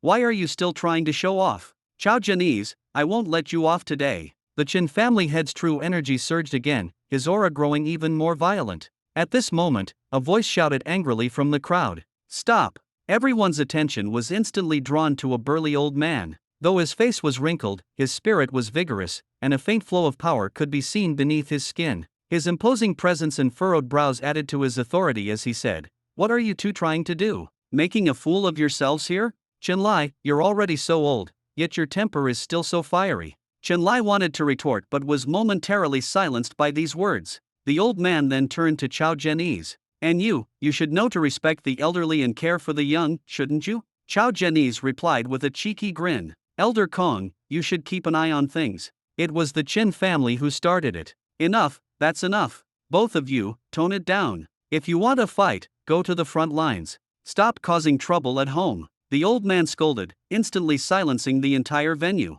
Qinlai snorted coldly, flung his sleeves, and left, holding back his anger. Just as the atmosphere began to calm down, someone in the crowd suddenly shouted excitedly. Look, the rankings have changed. The old man hadn't yet had time to get angry when his peripheral vision was drawn to the rankings. He was about to tell everyone not to make a fuss, but when he turned to look, he froze. All the Immortal Realm experts stared intently at the rankings, and the atmosphere instantly became oppressively tense. Chu Tian's. Chu Tian's name had suddenly shot to the top of the list, with mission points accumulating to a staggering 200,000. Li Changqing's face was flushed red, unable to contain his inner joy, and he burst into loud laughter. Amazing, absolutely amazing. Well done, Li Changqing shouted excitedly. At this moment, Chen Lai's face felt as if it were burning. Just moments ago, he had been mocking Chu Tian, saying his strength didn't match his talent. Unexpectedly, the tables turned so quickly, and reality slapped him hard in the face. Chao Zhenyi's, looking at Chu Tian's task points, was deeply shocked. Had this guy wiped out an entire army of fierce beasts? His performance was simply dazzling. He deliberately glanced at Chen Lai with a hint of disdain. This is what you call S-level talent. Do you see it clearly now? The people around, seeing Li Changqing and Chao Zhenyi's smug expressions, couldn't help but feel they were somewhat shameless. However, at this moment, everyone's impression of Chu Tian had completely changed. He was not someone to be underestimated. Once he made a move, he would surely amaze everyone. Even if he kept a low profile for a while, it was only to return as a king and utterly crush his opponents. Inside the Vermilion Bird secret realm, after the task points were distributed, the atmosphere became much more relaxed, and everyone began preparing for a meal. For some, they might not excel in battle, but when it came to eating, they were always at the forefront. The lively crowd in front of him made Chu Tian subconsciously lower his guard. Gao Feng approached him. Boss, we've received news that Chen Li from the Genius Alliance has made significant progress in his strength. He's now at Gold 3-star, and his combat power can even rival Gold 4-star. Chu Tian responded confidently and calmly, there's nothing to worry about. Any other news? Gao Feng, infected by Chu Tian's composure, couldn't help but twitch the corner of his mouth. But he continued, there's a leader among the rogue cultivators who's even more formidable. He's already reached Gold 5-star. Although his exact strength is unclear, it's said that he single-handedly killed a Gold 6-star fierce beast. Hearing this, Chu Tian's eye showed a hint of interest. Gold 5-star, single-handedly killing a Gold 6-star beast? Such a powerhouse, even with his current strength, might not be able to achieve that without external help. Do we have any specific information about this person? Chu Tian asked. Gao Feng shook his head. No clues at all. He seems to have suddenly appeared in the Vermilion Bird secret realm. No one had heard of him before. His name is Long Aotian. Long Aotian? Chu Tian firmly etched this name into his memory. He had a strong premonition that this person would undoubtedly become his greatest rival. Sooner or later, there would be a decisive showdown between them. Gao Feng then asked, should we prioritize helping our members improve their realms next? Chu Tian nodded. Yes, go and compile a list of those who can break through in the short term. Let them train within the camp. Those who don't have immediate opportunities for breakthroughs will continue to carry out tasks with me. Gao Feng nodded in understanding but suddenly remembered something. By the way, shouldn't we come up with a name for our faction? Chu Tian was taken aback, not paying much attention to this issue. He felt that once everyone left the secret realm, there would hardly be any chance to cooperate again. Was a name really necessary? However, Gao Feng was very serious about it. It's absolutely necessary. A name not only gives everyone a sense of belonging but also enhances unity. Chu Tian calmly thought about it. Although he couldn't fully relate, it seemed to make some sense. He gathered everyone together. Has everyone eaten their fill? Yes, we're full. The most energetic Zhu Gilai shouted loudly, afraid others wouldn't hear him. Chu Tian smiled. I have an idea and want to hear everyone's opinions. Boss, as long as it's your command, we'll definitely follow it. It's not a command. This time, I want everyone to help come up with ideas for a name for our team. Everyone was immediately stumped, saying they weren't very cultured and couldn't come up with good names. Zhu Gilai was the first to shout, let's call it the Skyblasting Gang. That name is cool and sounds powerful. Chu Tian frowned in annoyance. My name is Chu Tian, and you insist on coming up with a name that mocks me? Zhu Gilai blinked and quickly changed his suggestion. Then how about the Heaven Equal Gang? Chu Tian interrupted directly, shut up. At this moment, Li Shiki offered a suggestion. How about calling it Ling Tian Palace? The name made Chu Tian's eyes light up. Rising to the heavens, soaring high, its meaning was excellent. He sought everyone's opinion, and everyone agreed that it sounded particularly imposing. However, Zhu Gilai was unimpressed and deliberately tried to undermine it. Ling Tian Palace sounds like some kind of additive-free milk powder. Chu Tian glared at him, say one more word and I'll throw you out. In the end, everyone unanimously decided to name the team Ling Tian Palace. No one could have predicted that this hastily chosen name would one day become a sharp sword, striking fear into countless enemies. Early the next morning, the group resumed their intense mission mode, beginning their search for beast packs. A system notification sounded in Chu Tian's mind. "Host, please sign in." Chu Tian responded decisively. "Sign in. Would you like to rest?" Chu Tian thought for a moment. If he missed the chance now, there might not be another opportunity later. Since the system actively suggested it, it would be unreasonable not to rest. "Alright, I'll rest this time." Not long after, Zhu Gilai approached Chu Tian with a serious expression. "Brother Tian, is there anything I can do?" Chu Tian stared at Zhu Gilai incredulously and said earnestly, "Your most important task is to eat." Zhu Gilai rolled his eyes, his tone full of dissatisfaction.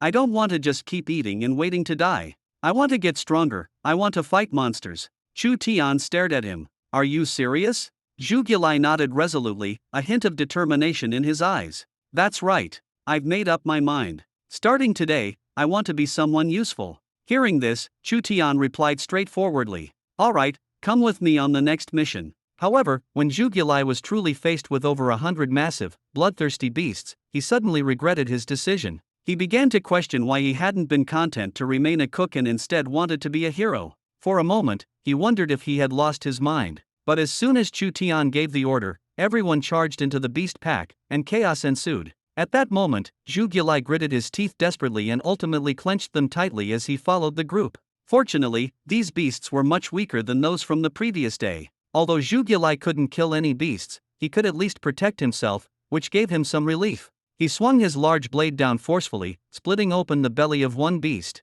After his first success, his confidence soared. Just as he was about to find his next target, he noticed out of the corner of his eye a piece of beast hide beneath the beast he had just killed. Zhu Gilai quickly walked over, picked it up, and before he could examine it, the hide vanished without warning. He stared at his hands in confusion, wondering if he was so nervous that he was hallucinating. Before he could think further, a sharp headache struck him, causing him to crouch on the ground and cry out in pain. Chu Tian noticed something was wrong and quickly ran over, asking with concern, "What's wrong? Don't scare me." But Zhu Gilai couldn't hear a word, only writhing on the ground in agony. Chu Tian had no choice but to drag him to a safe place, quickly finish the battle, and then rush back to help Zhu Gilai up, asking anxiously, "What's going on with you? Say something." At that moment, Zhu Gilai's pain suddenly disappeared. He opened his eyes, and an uncontrollable excitement burst forth in his gaze, his chubby face turning bright red. Seeing Zhu Gilai's unusual expression, Chu Tian thought he was on the verge of death and became emotional.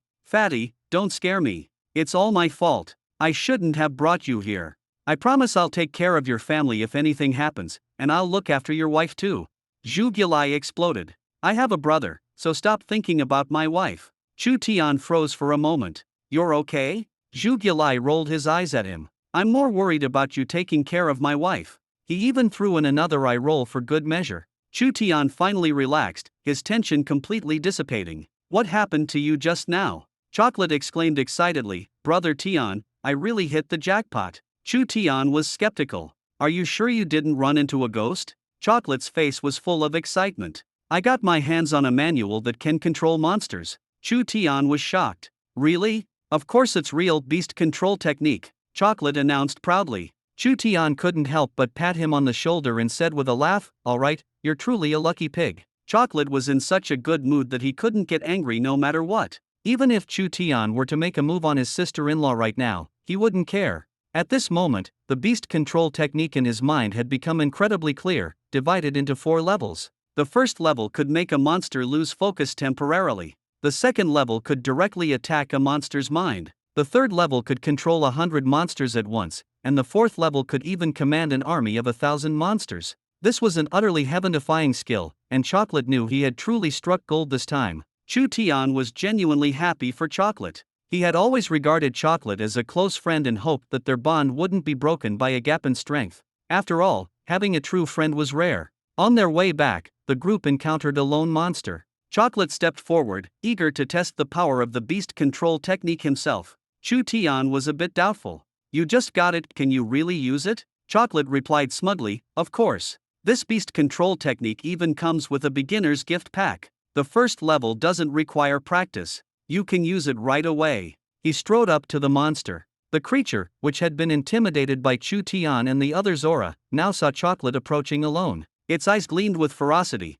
and it lunged at him instantly. Chocolate shouted, "Stop right there." To everyone's surprise, the monster's body visibly froze. Chocolate was both shocked and delighted. He raised his broadsword and charged forward, yelling, "Die." However, unexpectedly, the monster suddenly rammed him with great force. Chocolate was sent flying and landed heavily on the ground. He let out a cry before passing out. Everyone was dumbfounded, exchanging bewildered glances. The scene was so baffling that the atmosphere fell into silence. Chu Tian, startled, rushed forward to slay the monster and quickly dragged Chocolate back to the camp. Once they were in a safe place, Chocolate slowly regained consciousness after a while. Looking dejected, Chocolate asked, "Brother Tian, is this beast control technique fake? Why did it suddenly stop working?" Chu Tian spread his hands. "You're asking me? Who should I ask?" Unconvinced, Chocolate muttered, "I must not have mastered the trick yet. I need to study it more carefully." Chu Tian gave a few brief instructions to Gao Feng, then focused his mind and entered his storage ring. Sitting cross-legged, he began circulating his true energy. After the perilous battles of the past 2 days, he felt he was on the verge of a breakthrough. In this vermilion bird's secret realm, the weak could die at any moment. Whether it was the ferocious beasts or the scheming human factions, everything made Chu Tian realize that only by growing stronger could he survive. This sense of pressure left him no choice but to push himself to the limit. He swallowed a true energy pill, and instantly, the energy within his body became wild and turbulent. Chu Tian closed his eyes, his expression calm. He knew that with his talent, advancing to Gold 2-star should be as easy as drinking water. But just as he was about to break through the final barrier, he suddenly noticed that the true energy within his storage ring was becoming increasingly sparse. Chu Tian frowned, his heart tightening. Was he about to fail at the last moment? Such a situation could ruin all his efforts. At that moment, a surge of immense true energy spread out. He looked over in confusion and saw Xiaohong desperately releasing her own energy. Xiaohong shouted anxiously, "Big brother, stop hesitating and break through now." There was no time to hesitate. Chu Tian quickly closed his eyes and frantically circulated his energy, launching an all-out assault on the Gold 2-star level. Boom!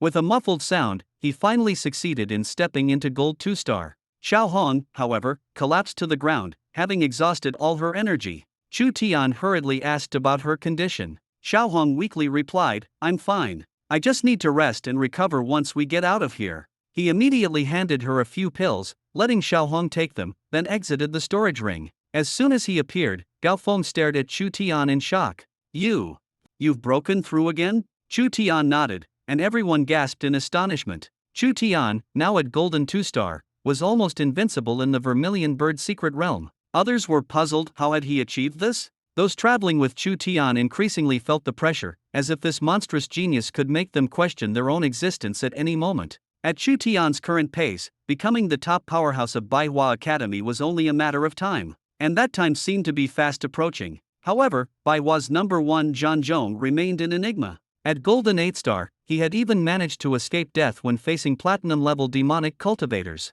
Now, he had reached the peak of Golden 9-star, and no one knew his limits. Rumor had it that Zhan Zhong could break through to platinum at any moment, but he was deliberately solidifying his true energy and not rushing. He was widely recognized as Baihua's current number 1. Some believed that Chu Tian was even more formidable than Zhan Zhong had been in his prime. Zhan Zhong had never alarmed Baihua's 3 patriarchs, yet Chu Tian had drawn their attention as early as the bronze stage. All 3 patriarchs held him in high regard. However, others argued that Chu Tian and Zhan Zhong were actually on the same level. After all, with Zhan Zhong's cultivation speed, by the time Chu Tian caught up to him, Zhan Zhong might have already broken into a new realm. Regardless, a clash between the two seemed inevitable, a rising genius versus an experienced king. Who would emerge victorious? Would Chu Tian shatter Zhan Zhong's undefeated legend in one fell swoop, or would Zhan Zhong maintain his unbeaten streak? Everyone was watching with bated breath. That night, Chu Tian did not re-enter the storage ring. He knew the true energy inside was nearly depleted and would take several days to recover. This experience taught him a lesson. In the future, he should avoid attempting major breakthroughs inside the storage ring. As night fell, the sound of snoring echoed intermittently, making Chu Tian chuckle. No wonder no beasts dared approach, this noise was probably enough to scare them off. Thinking of his injured companion, Zhu Gilai, Chu Tian went to check on him, only to find Zhu Gilai sleeping soundly, his clothes soaked with drool. Chu Tian couldn't help but laugh and cry at the sight. In the middle of the night, Chu Tian suddenly heard faint, chaotic footsteps. He became alert and immediately woke up Zhu Gilai, who was sleeping deeply. Zhu Gilai, still dreaming of gnawing on a pork knuckle, was annoyed at being woken up, but when he saw it was Chu Tian, he quickly calmed down. Brother Tian, what's the matter? I was just eating my knuckle. Chu Tian gestured for him to be quiet and said in a low voice, go wake everyone up. I think something's wrong. Zhu Gilai's expression changed, and he quickly tiptoed around to wake the others. Some were irritated at being disturbed and nearly lashed out, but seeing it was an emergency, they suppressed their emotions. At that moment, the team member responsible for night watch ran over in a panic, his face full of worry. Boss, something big has happened. Chu Tian immediately asked, have you identified which faction they belong to? The team member, panting, replied, they're from our academy. Chu Tian instantly understood, the internal strife within the academy had finally begun. Under the pressure of life and death, could these students, once comrades, truly bring themselves to harm one another? The suspense reached its peak. In this team, many of the students had originally been close friends. Now, with two groups at odds, everyone was forced to confront each other, making it hard to imagine an immediate fight breaking out. Someone in the group whispered, don't scare them, let them come in. The leader quickly responded, understood, boss. Chu Tian stood at the center of the crowd, everyone watching him with solemn expressions, waiting for his decision. For Chu Tian, this was an unforeseen test, he had to quickly choose his stance. He knew that many of his teammates were longtime friends who had fought side by side for years. This conflict was not just about force but also a test of humanity. Everyone, stay calm, Chu Tian loudly reassured the group. I will do everything I can to prevent classmates from killing each other. Despite his inner anxiety, he displayed confidence. He understood the pain and struggles of everyone here. However, a man beside him sighed and said, boss, don't hesitate. Since these people dared to come after us, it means they're no longer one of us. When facing enemies, we can't afford to be soft-hearted. Chu Tian didn't argue, only giving a bitter smile. I understand what you mean, but if we can avoid fighting, I hope everyone stays safe. As he spoke, the sound of footsteps outside grew closer, and a large group of people surrounded Chu Tian and his team. The air instantly became tense, and every face was filled with confusion and suppression. They had originally been students from the same academy, but today, they had to guard against one another. Suddenly, the crowd parted, and a boy with a cold demeanor and murderous intent in his eyes stepped forward. His name was Song Wulang, the younger uncle of Song Qingfeng, and he was notorious for being ruthless. Song Wulang spoke with a mocking tone, you're Chu Tian, right? Chu Tian stood straight, unafraid. Yes, I am Chu Tian. The killing intent in Song Wulang's eyes grew stronger. Was it really you who killed Song Qingfeng? Chu Tian nodded, admitting without hesitation, yes, it was me. Are you here for revenge? Song Wulang's eyes widened, and he finally lost control, shouting, I want you to die with Qingfeng. Don't hold back, attack. He frantically commanded his men to charge forward. The crowd stirred, and Chu Tian quickly shouted, calm down. Don't let this lunatic manipulate you, don't act impulsively. But Song Wulang continued to incite emotions. What are you waiting for? Attack! Chu Tian no longer hesitated and rushed forward, throwing a punch that landed on Song Wulang's chest. Song Wulang reacted quickly. Though he was injured, he managed to withstand the blow. Furious and hateful, he roared, you dare sneak attack me. Everyone, attack. Chu Tian responded swiftly, Song Wulang, are you even human? Do you really want classmates to kill each other?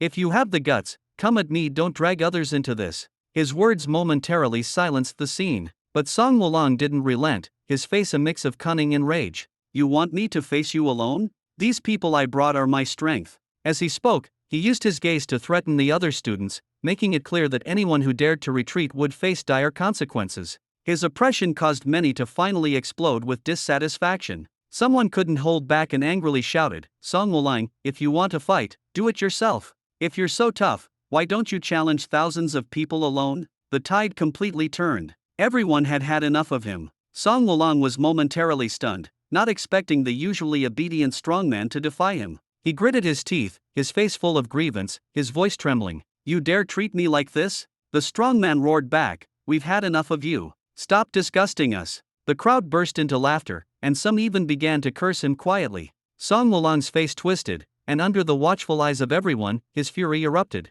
His entire body surged with energy as he lunged at the strongman. Just as he was about to strike, Chu Tian intercepted him. The two exchanged punches, and Song Wulang was forced back several steps, while Chu Tian remained unmoved. The difference in strength was clear. But Song Wulang completely lost his mind, continuing to charge at Chu Tian despite knowing he couldn't win. Everyone, attack! Chu Tian shouted loudly, "Everyone, fall back." No one dared to delay, quickly retreating to a safe distance. Only a few of Song Wulong's men stepped forward to fight to the death alongside him. Song Wulong crazily promised them rewards. "Take down Chu Tian, and I'll let you enjoy wealth and glory." His subordinates immediately echoed, "Don't worry, young Master Song, we will follow you to the death." The atmosphere was suffocating, and a fierce battle was on the verge of breaking out. Chu Tian's companions behind him shouted, "Shameless! Bullying us because you think we're weak? Let's take this guy down together." But Chu Tian sternly stopped them. "Don't interfere, I'll handle this myself."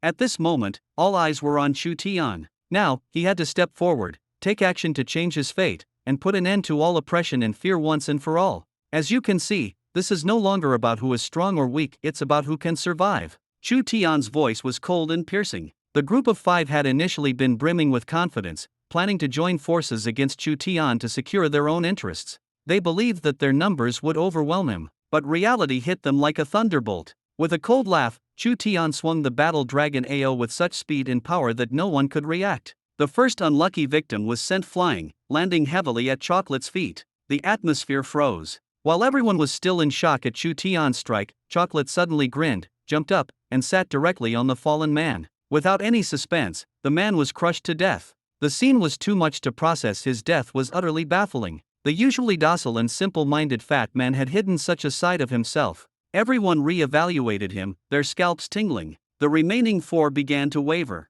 They tried to focus their attacks on Chu Tian but found they couldn't even scratch him. On the contrary, every time they got close, they narrowly escaped death. They finally realized how naive their initial plan had been. They were no match for Chu Tian. They had hoped to prop up Song Wulong as their leader and seize control, but now they were just trying to survive. The situation had reversed too quickly. The 4 had no choice but to exchange glances and retreat swiftly. 3 of them seized the opportunity to abandon Song Wulong and fled without a second thought for his fate. Chu Tian ignored them, focusing solely on the opponent in front of him. "You still dare to be distracted?" he said coldly, delivering a punch. Caught off guard, Song Wulong was sent flying. The 3 former allies, seeing this, immediately dropped to their knees and begged for mercy. "We were wrong, Chu Tian. For the sake of our being classmates, spare us." But before they could finish, a sharp blade sliced through the air. When they looked down, their chests were already soaked in blood. Struggling to turn their heads, they saw the cold smiles of Chocolate and Gaofeng. Blood trickled from their mouths, and before they could say another word, they collapsed and died one after another. "These people are born troublemakers. Keeping them alive would only harm others," Chocolate said calmly, wiping the blood off his face. The surrounding students felt a chill in their hearts. Although Chocolate and Gaofeng were usually low-key, their decisiveness in killing was terrifying. They had truly acted without hesitation. Chu Tian nodded at the 2 of them. When dealing with villains, one must strike ruthlessly. Seeing his subordinates completely wiped out, Song Wulong was on the brink of despair. But he refused to accept defeat and didn't want to die so pathetically. With a crazed expression, he roared at Chu Tian, "Do you think you've won? I'll take you all down with me." Blazing Heart. Chu Tian was slightly taken aback. He had seen Song Qingfeng use this move before, and its power was indeed impressive. But Song Wulong's aura was clearly even stronger. In an instant, the surrounding grass and trees ignited, turning to ash in the blink of an eye. The heat waves from the flames were suffocating. Song Wulong, like an ignited engine, charged at Chu Tian with murderous intent. But Chu Tian remained unfazed, not even bothering to dodge. "Come on," he said, standing tall. As Song Wulong closed in, everyone thought Chu Tian would be burned, but instead, they saw Song Wulong himself being sent flying, landing on the ground in a disheveled heap. Chu Tian, on the other hand, remained spotless, not even a speck of dust on him, as he stood there with a calm smile. After a moment of dead silence, the crowd erupted. No one could believe that the Song family's secret technique had no effect on Chu Tian and had instead humiliated Song Wulong. The Song family's ultimate move had become a joke. People couldn't help but wonder. In the Song family's history, what was this so-called family heirloom technique even used for? Why did it always seem to result in self-harm? The girls in the crowd showed expressions of disdain, their gazes at Song Wulong filled with disgust. They seemed to understand that such a personality would inevitably lead to his downfall. Chu Tian frowned, unwilling to look any longer, feeling utterly repulsed. At this moment, Song Wulong lay on the ground, his breath weak, his face twisted in a grimace. He gritted his teeth and said, "If you dare kill me, I guarantee everyone around you will die with me." Chu Tian sneered coldly, "Someone like you try being a real man in your next life." With that, he lashed out without hesitation, putting an end to Song Wulong's struggles. He was dead. After the silence, Song Wulong's accomplices, who had originally come with him, felt a chill in their hearts. Chu Tian's methods were both decisive and ruthless, making everyone cautious and fearful. Chu Tian glanced around and said, "Don't be afraid. If anyone wants to leave now, just go. I won't stop you or harm you." But no one dared to move. Everyone had the same thought. Acting rashly in front of Chu Tian might lead to an even worse death. Moreover, strength and a sense of security were practical considerations. Following Chu Tian was the only way to survive in this dangerous world and perhaps gain more opportunities. Seeing that no one left, Chu Tian smiled faintly. "Since you've all chosen to stay, I have only one request moving forward." Chu Tian sat alone at the mountaintop, gazing into the distance toward home. His heart was in turmoil, and the image of Chow Yufei, the woman he foolishly missed, floated in his mind. For a moment, he couldn't determine what she was doing now or whether she was thinking of him as he was of her. As he was lost in thought, the scene shifted to outside the Vermilion Bird's secret realm. Chow Yufei was also sitting alone on a mountaintop, looking toward Jiangqing and softly murmuring to herself, "Husband, are you doing well now? I really miss you." At that moment, Chu Tian sneezed on the mountaintop, almost simultaneously with Chow Yufei, who was thousands of miles away. It was as if their hearts were connected, their emotions pulling them back to reality. Chu Tian shook his head to calm himself down. He stood up and returned to his base camp, where men and women were gathered, making the place livelier than ever. When the girls saw Chu Tian for the first time, their eyes were filled with admiration and curiosity. Some whispered among themselves, "Not only is he handsome, but he's also so strong. What kind of woman does he like? Don't even think about it. He definitely wouldn't like someone like you." Another girl retorted directly, "What do you know? Chu Tian looks like a man with strong opinions. He must like independent women. Give it a rest. What does it matter to you what he likes?" The girls went back and forth, and the argument almost turned into a quarrel, making the atmosphere tense. As Chu Tian passed by and overheard their dispute, he nearly stumbled.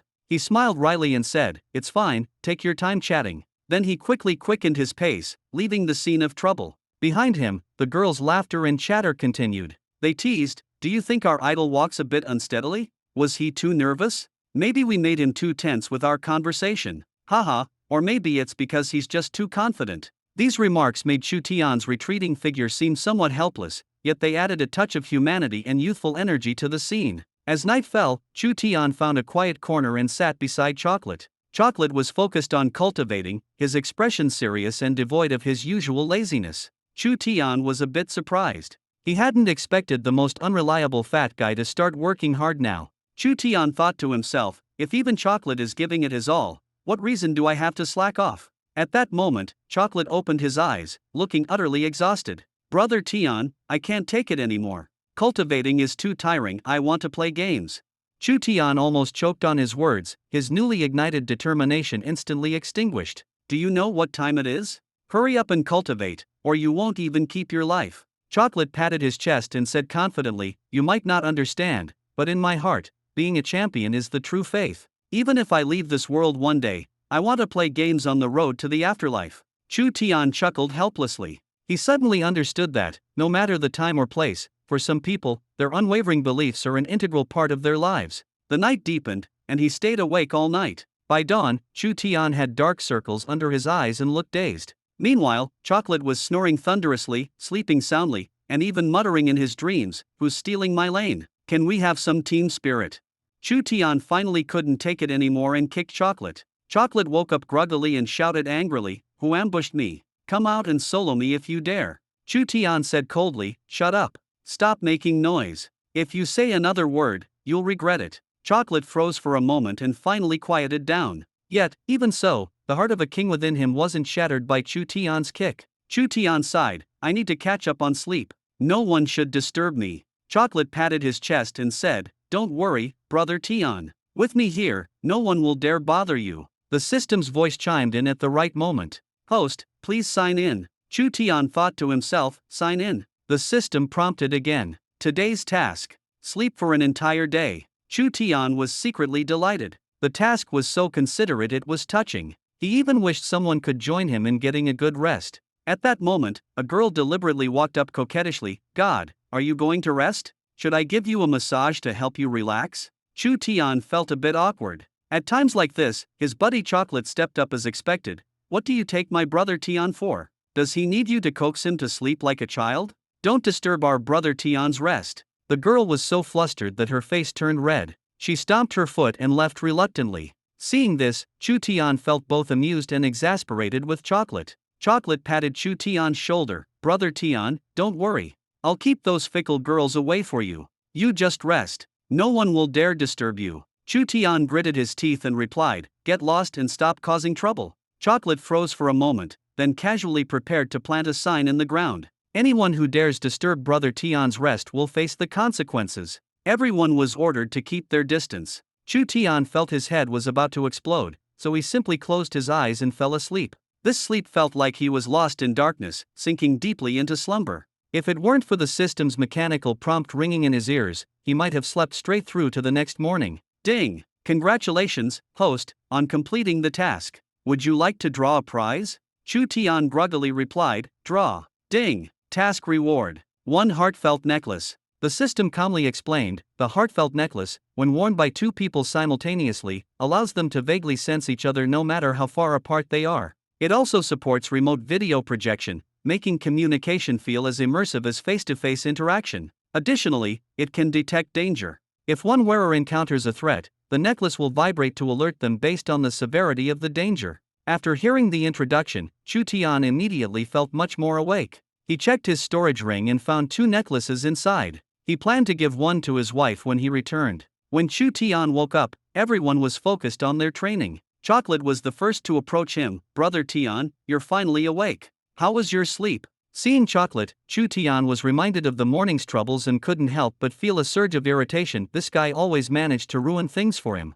Chocolate proudly rushed to take credit. You have no idea. While you were sleeping, 2 girls tried to sneak up on you with bad intentions. Luckily, I spotted them in time and stopped them. Chu Tian could hardly believe his ears. He was speechless. This guy actually considered it a heroic deed. Gao Feng, standing nearby, noticed Chocolate's increasingly boastful tone and felt a pang of worry for him. Sensing Chu Tian's suppressed anger, Gao Feng quickly changed the subject. Brother Tian, we have new clues. Chu Tian took a deep breath and coldly glanced at Chocolate. Speak. Gao Feng quickly pushed Chocolate aside, secretly exchanged a glance, and continued with a smile. Our intelligence team discovered an ancient tomb of a powerful figure. It seems that various factions have sent people to explore it. Should we go take a look too? Chu Tian immediately nodded in agreement. Gao Feng promptly went to arrange the specific actions. Chocolate blocked Gao Feng in dissatisfaction. Why did you push me just now? Gao Feng sighed. I was trying to smooth things over for you. Can't you tell Brother Tian was about to explode with anger?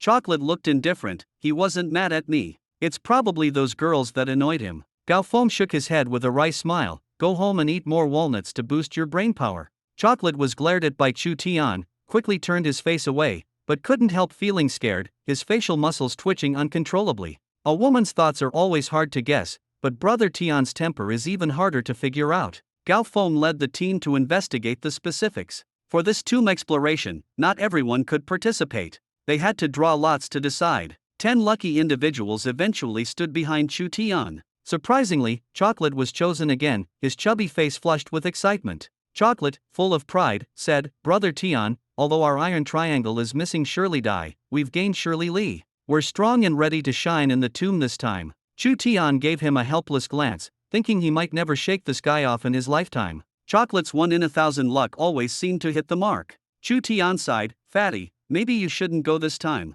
It's too dangerous. Chocolate immediately straightened up. The more dangerous the place, the more I need to go. With me around, all ghosts and monsters will steer clear. Chu Tian couldn't help but tease, with your face, any ghost would be scared away. Chocolate shrugged, jokes are fine, but don't make fun of my looks. Chu Tian laughed and scolded him, then led the team to travel overnight. Time was tight, and they had to act quickly. A fierce confrontation was about to erupt in front of the ancient tomb. Before dawn, the group arrived at the tomb. Various factions had already gathered, numbering in the thousands. Everyone stood in an orderly manner, with an undercurrent of tension in the air. As soon as Chu Tian and his team appeared, they were immediately noticed. The atmosphere toward Chu Tian was hostile, as the more people involved, the smaller the share of benefits for everyone. Someone approached and questioned, Who are you people? Chu Tian remained calm. Bai Hua, Ling Tian Hall. Bai Hua. Song Wulang didn't come in person? Just sent a few nobodies to make up the numbers.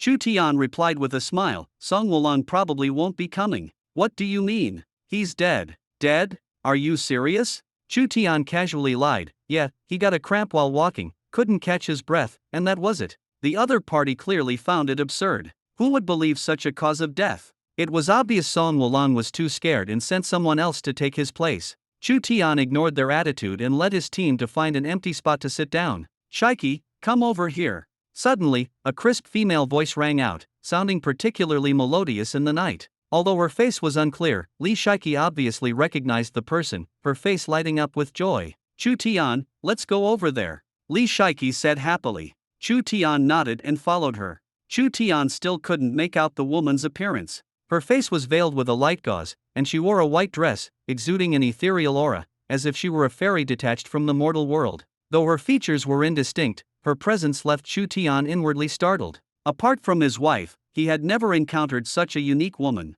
Li Shaiki quickly walked up to the girl, took her arm, and spoke affectionately, Sisters Hero, you're here too. The woman nodded gently, her voice soft yet filled with concern, I came to see you. I've been looking for you for a long time and was quite worried. Li Shaiki smiled, thank you, Sisters Hero, for your concern. Let me introduce you. This is Chu Tian. She then introduced the woman to Chu Tian. Chu Tian, this is Xia's Hero from Songhua River Academy. The two exchanged brief greetings, but Chu Tian couldn't shake off a strange feeling in his heart. He felt an inexplicable sense of familiarity, as if he had seen Xia's Hero somewhere before, and an indescribable sense of danger strongly warned him that this woman was far from as simple as she appeared. Her supposed golden two-star rank seemed far from her true strength. Xia's Hero glanced at Chu Tian briefly, a flicker of complex emotion flashing in her eyes, though she quickly masked it. She began chatting casually with Li Shaiki, who seemed somewhat distracted. Li Shaiki was all too aware of her friend's excellence. Not only was Xia's Hero stunning in appearance, but her abilities were also top-notch. Any man who saw her would undoubtedly be drawn to her. Even someone as confident as Li Shaiki couldn't help but feel a pang of inferiority when standing next to Xia's Hero. She couldn't stop herself from wondering, would Chu Tian also fall for Sister's Hero? Shaiki, Shaiki. Ha, oh, nothing. Go ahead, Sister's Hero. Xia's Hero gave Li Shaiki a puzzled look and casually said, once we enter the ancient tomb, stick with me. Li Shaiki instinctively shook her head. Sister's Hero, I have my own team. How about we form an alliance instead? The moment the words left her mouth, she regretted it. Forming an alliance would only create opportunities for Chu Tian and Xia's Hero to grow closer. Wasn't she just shooting herself in the foot? She tried to reassure herself, thinking that Xia's Hero had always been a lone wolf and probably wouldn't agree. But to her surprise, Xia's Hero smiled and said, sure, an alliance sounds like a good idea. Li Shaiki blurted out, what did you say? An alliance? Her reaction drew the attention of those around her, and everyone looked at her curiously. After all, wasn't she the one who had suggested the alliance? Xia's Hero replied gently, you were the one who brought it up first. Li Shaiki was momentarily speechless and could only turn to Chu Tian, frantically winking at him in an attempt to signal him to refuse. However, Chu Tian completely missed the hint. In truth, he didn't want to form an alliance with Xia's Hero either. This woman made him feel distinctly uneasy. But to avoid embarrassing Li Shaiki, he still nodded with a smile and said, sure, the more people, the stronger we are. Li Shaiki's face immediately fell, and she glared at Chu Tian fiercely, leaving him utterly baffled. Chu Tian couldn't understand. He had agreed to her suggestion, so why was she upset? Xia's Hero extended her hand, her voice cool yet gentle. Looking forward to working together. When Chu Tian shook her hand, a cool sensation instantly spread through him, causing his mind to momentarily blur and lose focus. Just then, Zhu Gilai quietly reminded him, Brother Tian, that's enough. Don't get too carried away. Chu Tian snapped back to reality,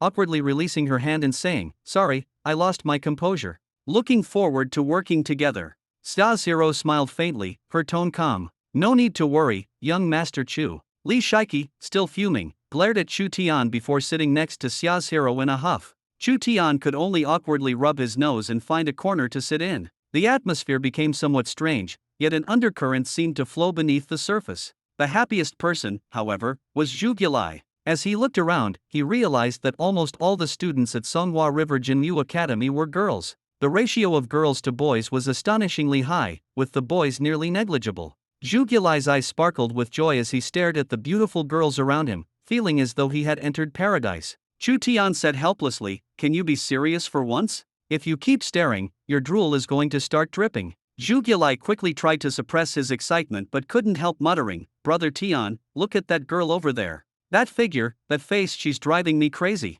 If I could date her, I'd be willing to gain another 100 pounds. Chu Tian couldn't help but laugh, thinking that Zhu Gilai must have truly fallen for this girl. Otherwise, he wouldn't have made such an outrageous vow. He patted Zhu Gilai's shoulder and said, "Don't worry, brother.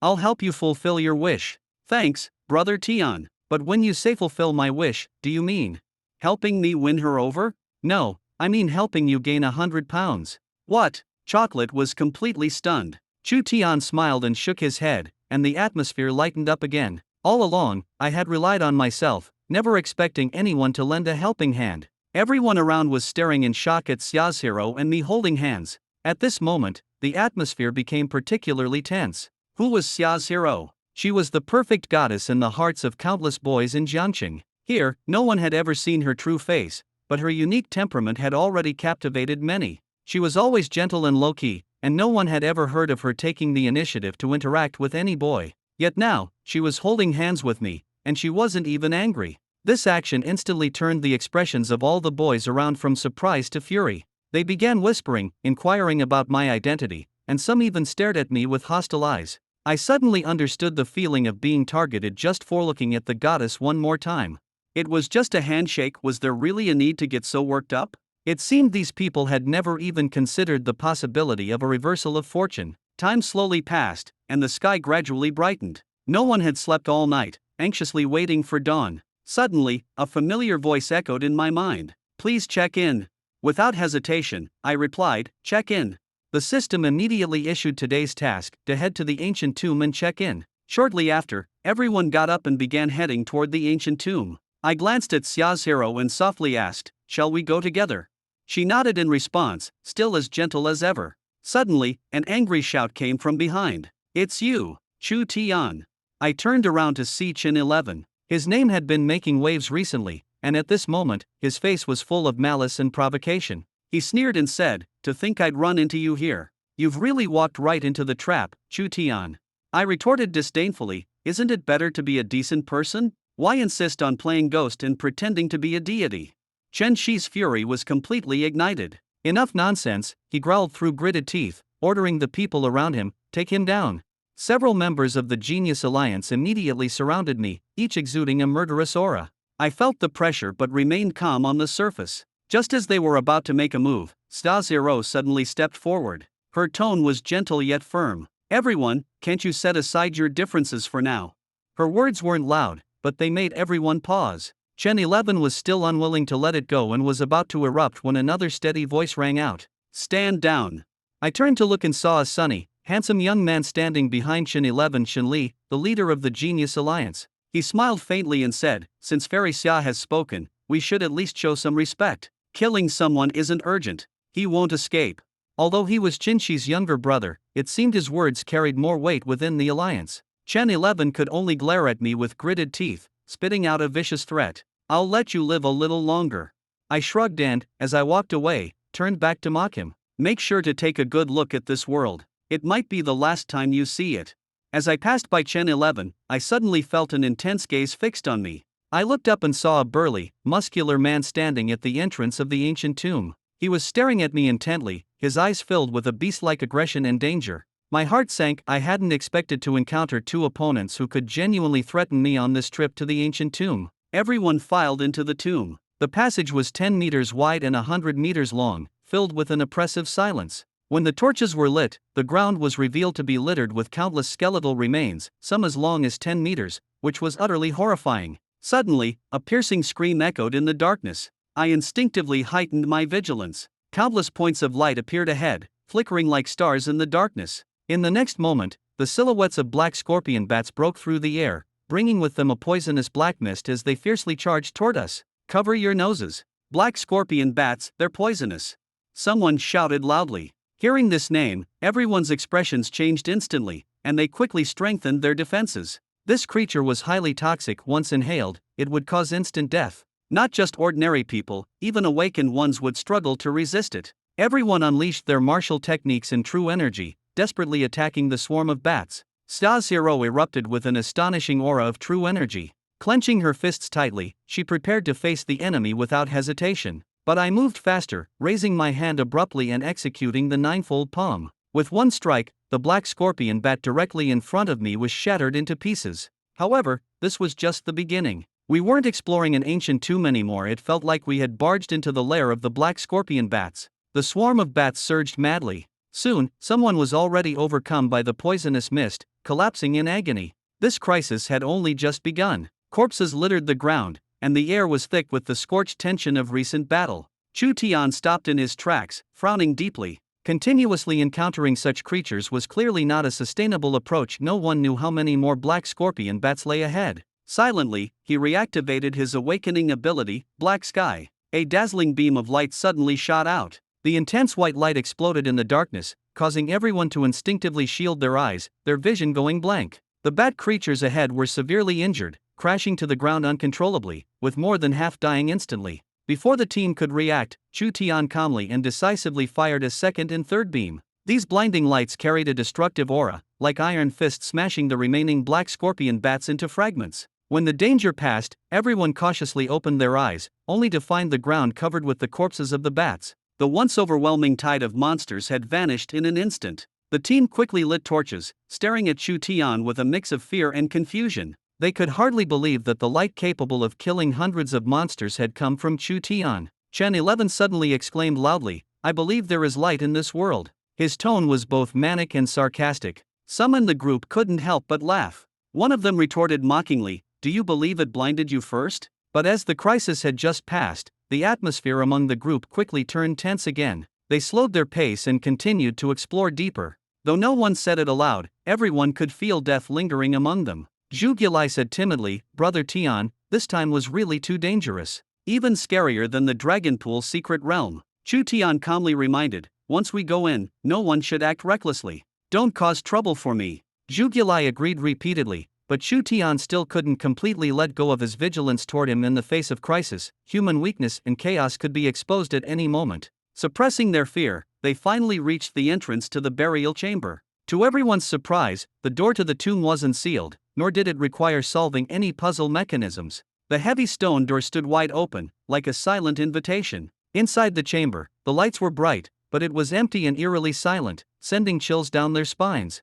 No one dared to step in rashly. The black scorpion bats from earlier had taught everyone to be cautious. Everyone knew that the quieter and stranger a place seemed, the more likely it was hiding a greater danger. Chu Tian didn't say much. He stepped toward the door. Chen 11 sneered sharply from behind, "If you don't stop courting death, you might not get another chance to die for us to see." Chu Tian suddenly stopped, turned around, and struck with a palm. Chen 11, caught off guard, was sent flying and crashed heavily to the ground. If Chen Li hadn't intervened in time, he might have suffered a fatal injury. Chen Li's gaze turned icy as he stared at Chu Tian, his voice low and threatening. "You're courting death." At the same time, Chen 11 shouted furiously, "Second brother, kill him for me." Chen Li's entire body erupted with an overwhelming aura. True energy surged through him, but after clashing fists with Chu Tian, he was forced back several steps, while Chu Tian remained completely unmoved. This scene left the other faction leaders present utterly stunned. It was not until now that they truly realized that Chu Tian's so-called S-level talent was far from an empty title. The power he possessed far exceeded anyone's imagination.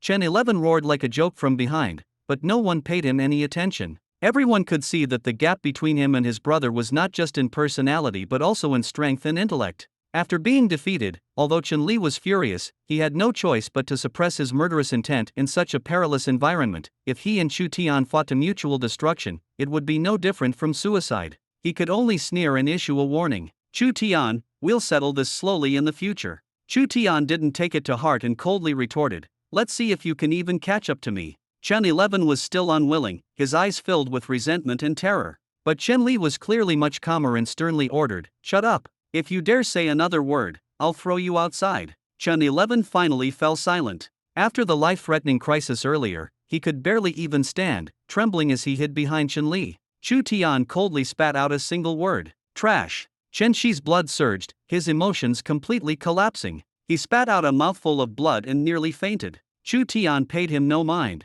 He carried the hope of everyone searching and bore the pressure of even greater dangers. He was the first to step into the burial chamber, encountering no obstacles or attacks. His experience told him that they were not the first to arrive. There were still traces left on the ground, along with some corpses that had long since gone cold. He quickly became alert, silently warning himself. The real test likely awaited them further ahead. He had to be ready to face any possibility at any moment. More important than strength were clarity and judgment. In this world full of dangers and temptations, only those who could distinguish friend from foe and seize the right opportunities could lead everyone out of this desperate situation. The atmosphere was almost frozen, the tomb eerily silent. Everyone strained their ears, fearing even the faintest sound. There were no rotting corpses, nor any signs of danger. The only exit in the tomb was the stone door they had just entered through. For now, it seemed to be a dead end. Just moments ago, everyone had breathed a sigh of relief when Chu Tian passed through the mechanisms unscathed. They then swarmed into the burial chamber, beginning to search everywhere for switches or hidden doors. They dared not confront Chu Tian directly. His overwhelming strength still lingered vividly in their memories. Jealousy, helplessness, and even a bit of anger simmered within them, but they could only suppress it. An hour passed, and they still found nothing. The rumors of a great opportunity hidden here now seemed like a farce. No one knew where the information had come from, nor could anyone guarantee its authenticity. One day, news had simply spread that there was an ancient tomb here, and hopeful people quickly gathered. Zhu Gilai whispered, "Brother Tian, aren't you going to give it a try? At a critical moment, it still has to be you." In the deathly still and oppressive burial chamber, his words were unusually clear. Everyone turned to look at Zhu Gilai in unison, their gazes as cold as ice, making him shrink his neck and curl up like a timid ball. Inwardly, he cursed them, thinking that one day he would trample them all underfoot. But Zhu Gilai's sly words had already forced Chu Tian to step in. Even if it was just for show, he had no choice but to brace himself and act. He stood up and was just about to move when suddenly, from the seamless stone wall deep within the burial chamber, came the sound of a faint scraping. Everyone instinctively held their breath. Without any warning, a stone door silently appeared. Everyone stared at Chu Tian, their eyes filled with astonishment, doubt, and even a hint of reverence. It felt like watching some kind of magic trick. Clearly, all he had done was stand up, and the mechanism had automatically activated. Could it be that this stone door recognized people? Chu Tian felt a bit awkward as well but forced himself to remain calm, touching his nose. Seeing this, Zhu Gilai immediately added fuel to the fire. "Brother Tian, don't smile, you have to keep up the aura." Chu Tian quickly suppressed his smile, putting on a mysterious and unfathomable demeanor. Calmly, he said, "Stop staring at me. This little trick is nothing worth mentioning. Please, go ahead." Everyone had no choice but to glare at him in dissatisfaction before filing through the stone door. Xia's hero quietly watched Chu Tian, a peculiar glint flashing in her eyes. She whispered, "You really are surprising, Steel Warrior." The weight of her words was immediately apparent to Chu Tian. Did this girl know his secret? But the extreme interplay of darkness and light, logically, no ordinary person should be able to perceive it. Unable to figure it out, he could only follow behind Xia's hero into the new burial chamber. This chamber was deeper, and the group stopped 10 meters from the entrance. The ground was littered with bones, and everyone's expressions instantly grew tense. They looked to Chu Tian, hoping he could once again pull off a miracle and lead them out of the predicament. Chu Tian's head began to ache, and he couldn't help but grumble inwardly, "I'm just an ordinary person." But no one could hear his internal complaints. Suddenly, the previous stone door crashed down with a thunderous noise that echoed throughout the tomb. The group took a step back, and all their confidence dissipated in an instant. The escape route was completely sealed, and the atmosphere plummeted to freezing point. Long Aotian frowned and said, "Chu Tian, come take a look." His tone carried an undeniable pressure. Chu Tian shot him a cold glare and replied, "Such a complex mechanism can't be understood at a glance." Chenlia sneered, "Why don't you take a few steps forward and show everyone?" Chu Tian retorted impatiently, "Stop with the sarcasm, or shut up, no one will mistake you for a mute." Chenlia's face turned pale with anger, and he could only grit his teeth and look away. But now, no one wanted to waste any more time. In the sealed space, with no water or food and the air growing thinner, everyone began to feel uneasy and suffocated. Just as the tension was about to break, one person finally couldn't withstand the pressure and dashed madly toward the center of the chamber. For a moment, nothing happened. He turned back excitedly and shouted, "It's fine, come on over." Perhaps the joy of victory made him oblivious to the odd sensation on his body. Soon, he noticed his hair was wet, with water droplets continuously falling. Instinctively, he looked up, and his entire body froze, paralyzed with terror. A blood-curdling scream shattered the silence. Everyone stared in shock as a monstrous creature descended from above, a beast covered in black fur, with the head of a wolf and the body of a snake. With one bite, it crushed the man's skull, blood splattering everywhere. The sharp sounds of biting and cracking bones echoed eerily in the darkness. Faced with this horrifying reality, the group instantly fell apart, retreating in all directions, only to find that every escape route was firmly sealed. Their only option was to keep their eyes fixed on the monster. Chu Tian instinctively clenched his fists, knowing that their only chance of survival lay in unity and cooperation. The sound of grating friction filled the air, and in the dim chamber, everyone felt their hair stand on end. The massive wolfsnake devoured a team member in front of everyone, blood dripping from its jaw onto the ground, the air thick with the metallic stench of blood. The brutal scene before them filled everyone with fear. At this moment, all they wanted was to make it home alive. Suddenly, Long Aotian roared, his voice cutting through the chaos with startling clarity. "Everyone, attack together. Otherwise, we'll all die here." His shout was like a lightning bolt, breaking through the suffocating atmosphere and rallying the group's will. They quickly gathered their energy, unleashing their most powerful attacks on the wolfsnake. However, the creature's strength far exceeded their expectations. Its scales were as hard as steel, and their attacks left only faint marks on its body. Faced with such feeble resistance, the wolfsnake's fury was fully ignited. It let out a deafening roar and charged at the group with swift and ferocious movements. Chu Tian immediately shielded Zhu Gilai and the others, leading them in a rapid retreat. But the wolfsnake swooped down with ease, taking the lives of over a dozen people in an instant. Fear nearly crushed the survivors' will. "This is a monster we can't possibly handle," someone murmured helplessly.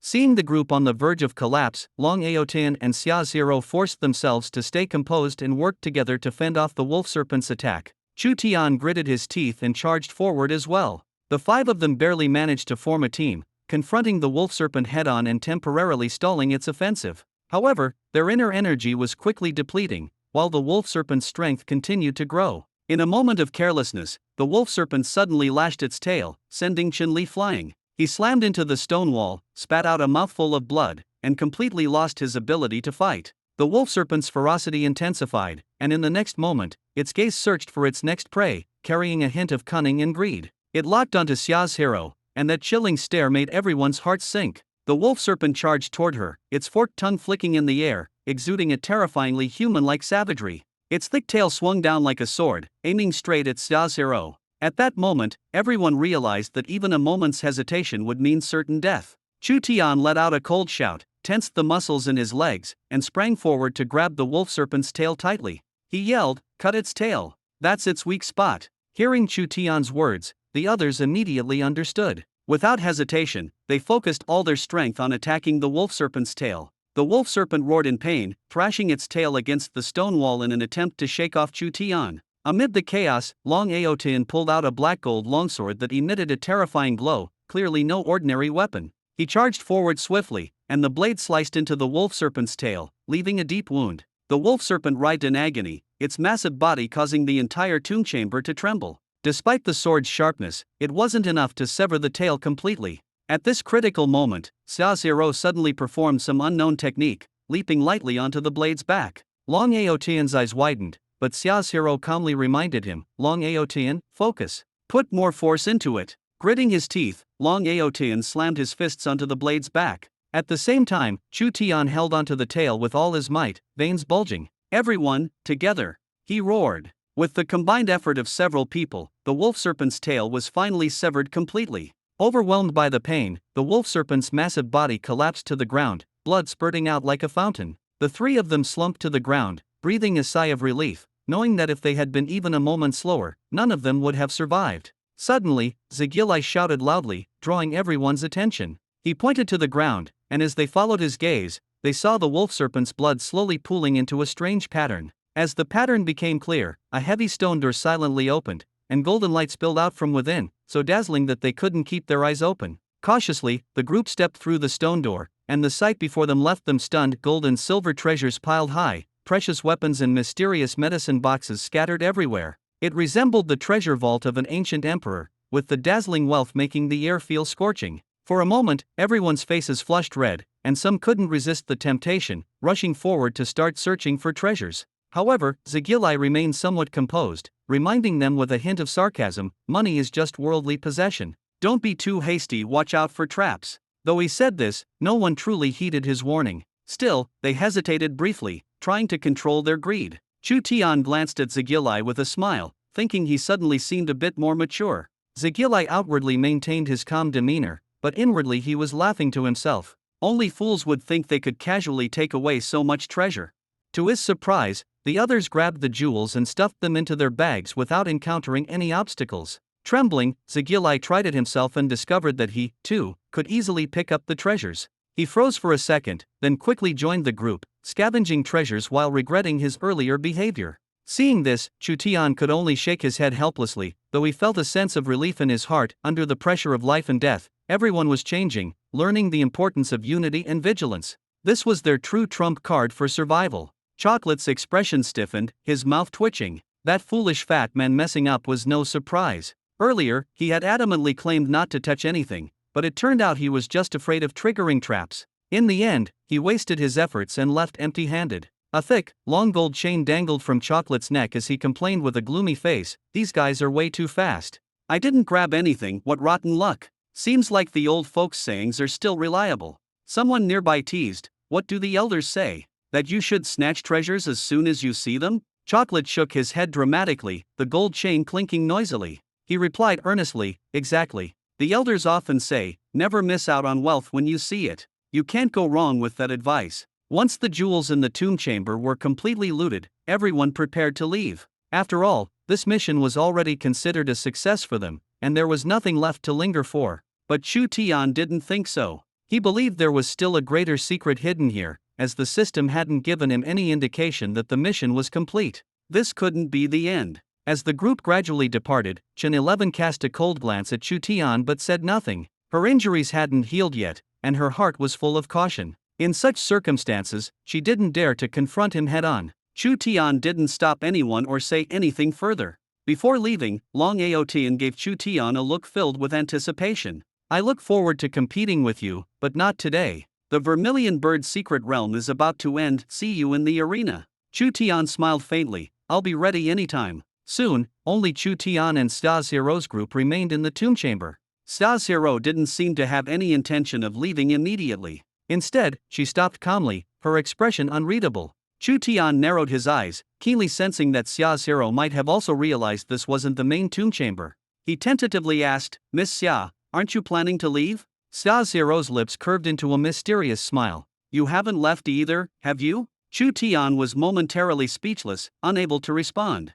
Feeling a bit awkward, he could only touch his nose and mutter softly, "I just have a feeling this isn't the main tomb chamber." SSSSS-Hero's gaze was resolute as she nodded, "You're right, it isn't." Chu Tian was infected by her confidence and couldn't help but ask, "How can you be so sure?" SSSSS-Hero's eyes suddenly turned distant, and she murmured softly, "If I said it was intuition, would you believe me?" Chu Tian fell silent. He couldn't say whether he believed her or not, but he had a vague sense that SSSSS-Hero was hiding secrets. This girl was extraordinary. He even couldn't help but wonder if he could pull off her veil. Would he finally see the legendary fairy-like beauty that the outside world spoke of? Was it true or just a myth? But he restrained himself. That foolish fat man, Chocolate, had once whispered to him that rumors said SSSSS-Hero had declared she would marry whoever could remove her veil. No one had taken it seriously, but in this situation, it didn't seem like a mere joke. Chocolate had been preoccupied with the idea of becoming the goddess's groom the entire time. To be honest, what man wouldn't want to marry a strong, perfectly shaped beauty?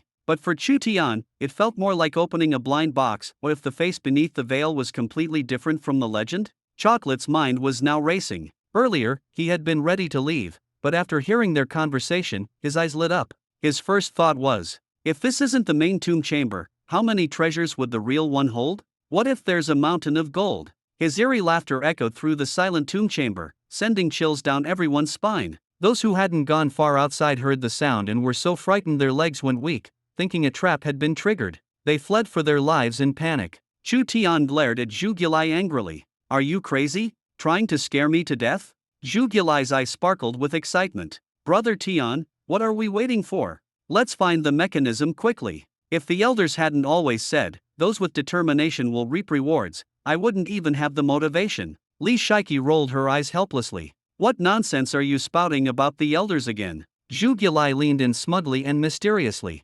"Think about it. Hard work brings great rewards. That's the creed of real men." Chu Tian couldn't help but kick him, almost sending him into the stone coffin. Zhu Gilai was about to lose his temper, but when he caught sight of the skeleton inside the coffin, he immediately jumped back in fright, clasping his hands together in apology. "Senior, it was unintentional. Please continue to rest in peace. This junior will take his leave." His reverent demeanor was so extreme it seemed as if he truly regarded the skeleton as his own ancestor. At that moment, Zhu Gilai began fiddling with the stone coffin again, drawing everyone's attention. Chu Tian hurried over, afraid Zhu Gilai might randomly press a mechanism and trigger a trap that would bury them all. "Don't touch anything," Chu Tian shouted. But his warning came too late. Zhu Gilai had already pressed a slightly raised button on the stone coffin with his middle finger. "Why the middle finger?" "Ask him," he said. "It was a habit." The next second, the entire tomb chamber began to shake violently, as if it might collapse at any moment. The stone coffin vanished instantly, revealing a bottomless black hole where it had been. With danger imminent, Chu Tian didn't have time to think.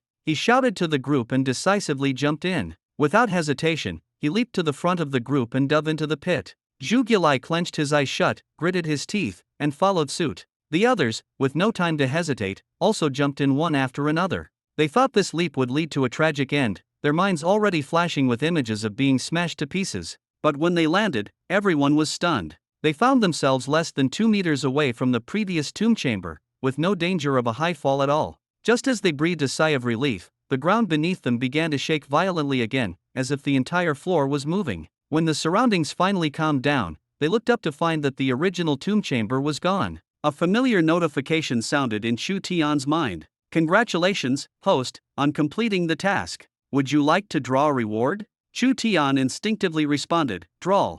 The system's voice came again. "Task reward. 1 bottle of revival elixir." Everyone was stunned by the scene before them. They couldn't believe their eyes. This was no ordinary tomb chamber, it was an entire ancient palace complex. A massive, majestic palace gate stood before them, flanked by neatly arranged stone statues. Each statue had sharp eyes and a solemn expression, exuding an aura that sent chills down their spines. As the group slowly approached, the palace gate creaked open, revealing the scene inside a mysterious and terrifying sight. Enormous ferocious beasts lay prostrate on the ground, and powerful warriors knelt on one knee. Yet all of them were worshipping the empty throne at the top. Why was no one seated on the throne? This question exploded in everyone's minds. Xiaoxiro's gaze suddenly became vacant, as if drawn by some unseen force. She began walking slowly toward the throne, her steps controlled by something beyond her will. Chu Tian instinctively tried to grab her, but an invisible, overwhelming force pushed him back. No matter how hard he tried to gather his energy, he couldn't get close. Anxiety and fear surged in his heart as he shouted, "Xiaoxiro, wake up!" But Xiaoxiro gave no response. Her figure grew blurry, her presence increasingly ethereal. Under everyone's watchful eyes, Xiaoxiro sat down on the throne. Almost the instant she took her seat, a deep, resonant voice, like the toll of an ancient bell, echoed throughout the palace. At that moment, all the stone statues seemed to come to life, their auras erupting even more intensely than before. Their reverence and devotion exuded an overwhelming sense of oppression. A massive surge of energy poured frantically into Xiaoxiro's body, as if she were undergoing an excruciating transformation. But soon, her body visibly began to collapse at a speed discernible to the naked eye. Struggling in pain, she cried out, "Chu Tian, come up." The urgency and despair in her voice left no room for hesitation. Chu Tian knew that if he delayed even a moment, Xiaoxiro would be consumed by the power and lose her life completely. Gritting his teeth, he pushed forward, channeling his inner energy with all his might, braving the oppressive force that surged toward him, and forcing his way toward the throne.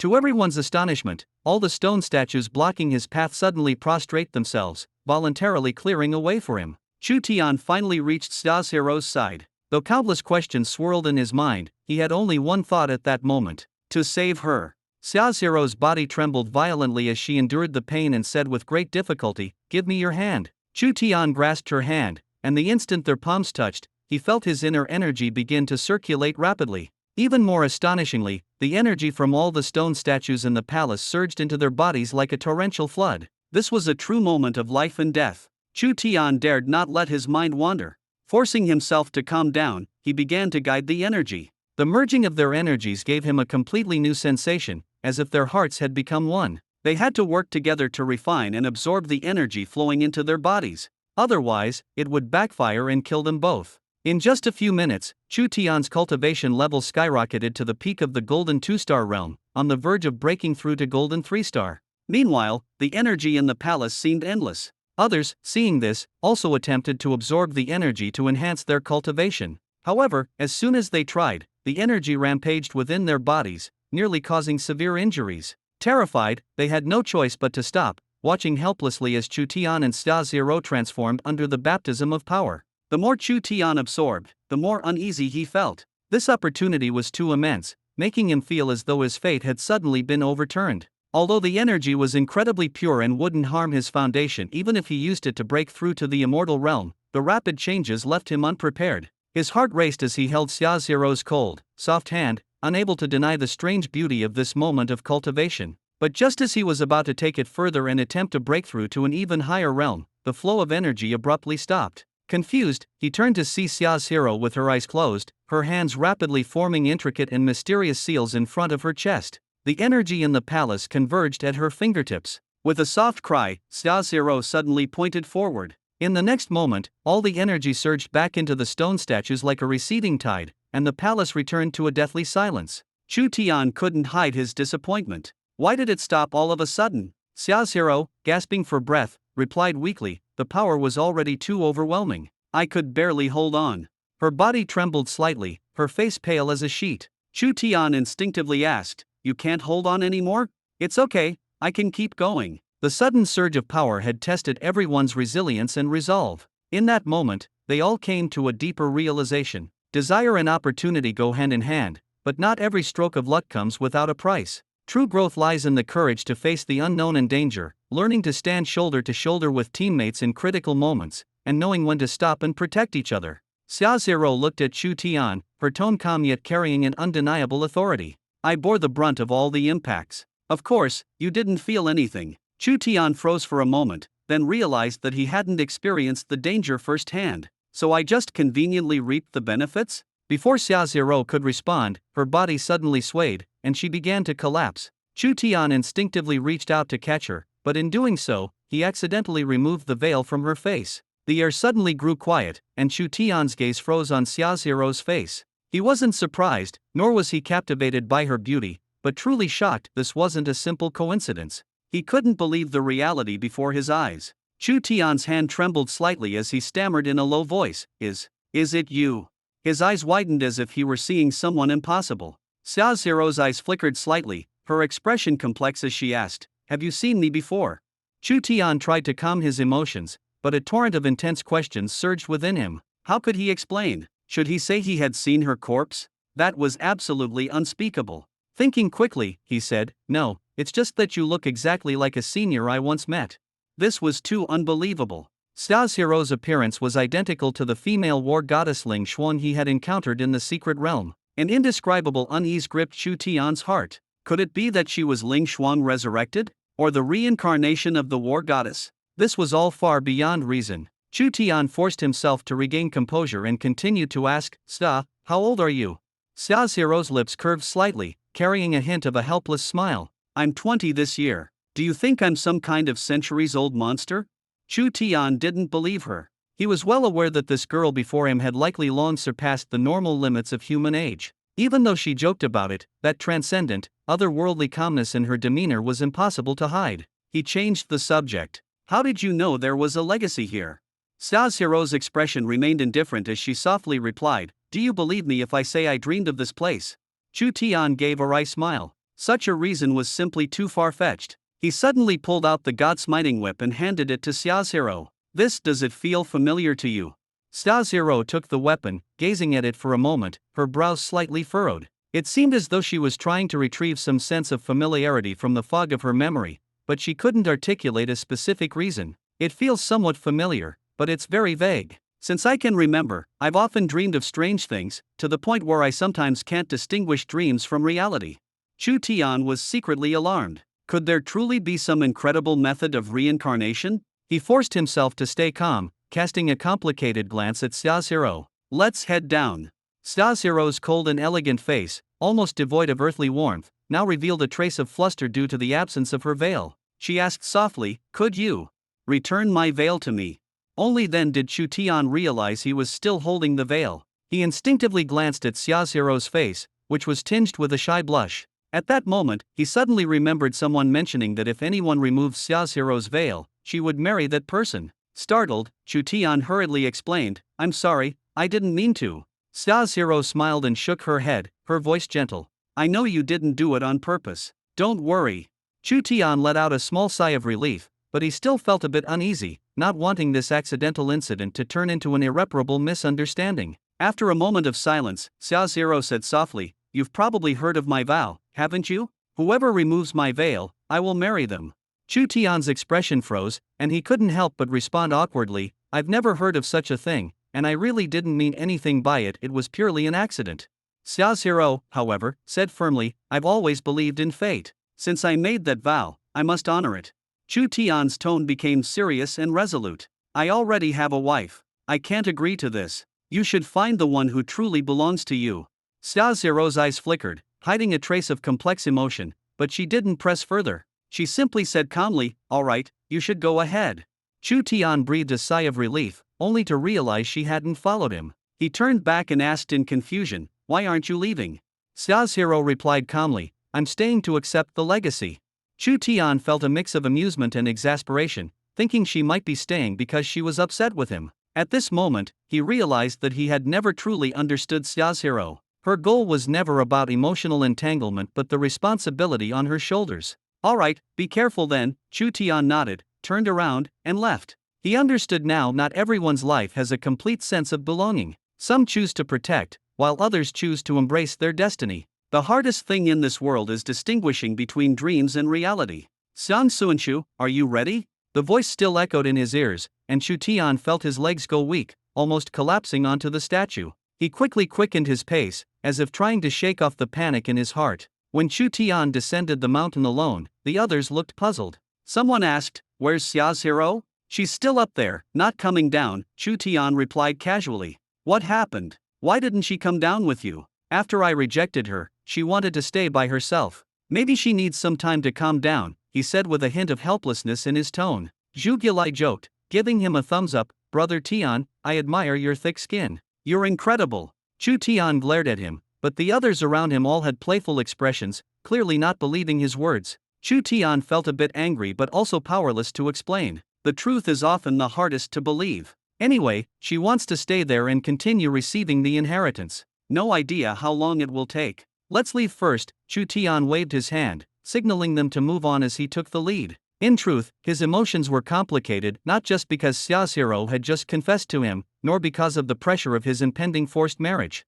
His real confusion lay in the question, is Xiaohiro truly the frost goddess of war? Even if he told others, no one would believe it. No matter how strong a person is or how resilient their life force, living for 1,000 years is almost impossible. Chu Tian recalled the scene in the frost goddess's stone coffin. At that moment, he could clearly feel that Ling Xuan's corpse was indeed there. It wasn't a statue, nor an illusion. So the question arose, if Xiaohiro really is the frost goddess of war, then what is the deal with her current body? A clone? Or a reincarnation? Everything was too bizarre, almost unbelievable.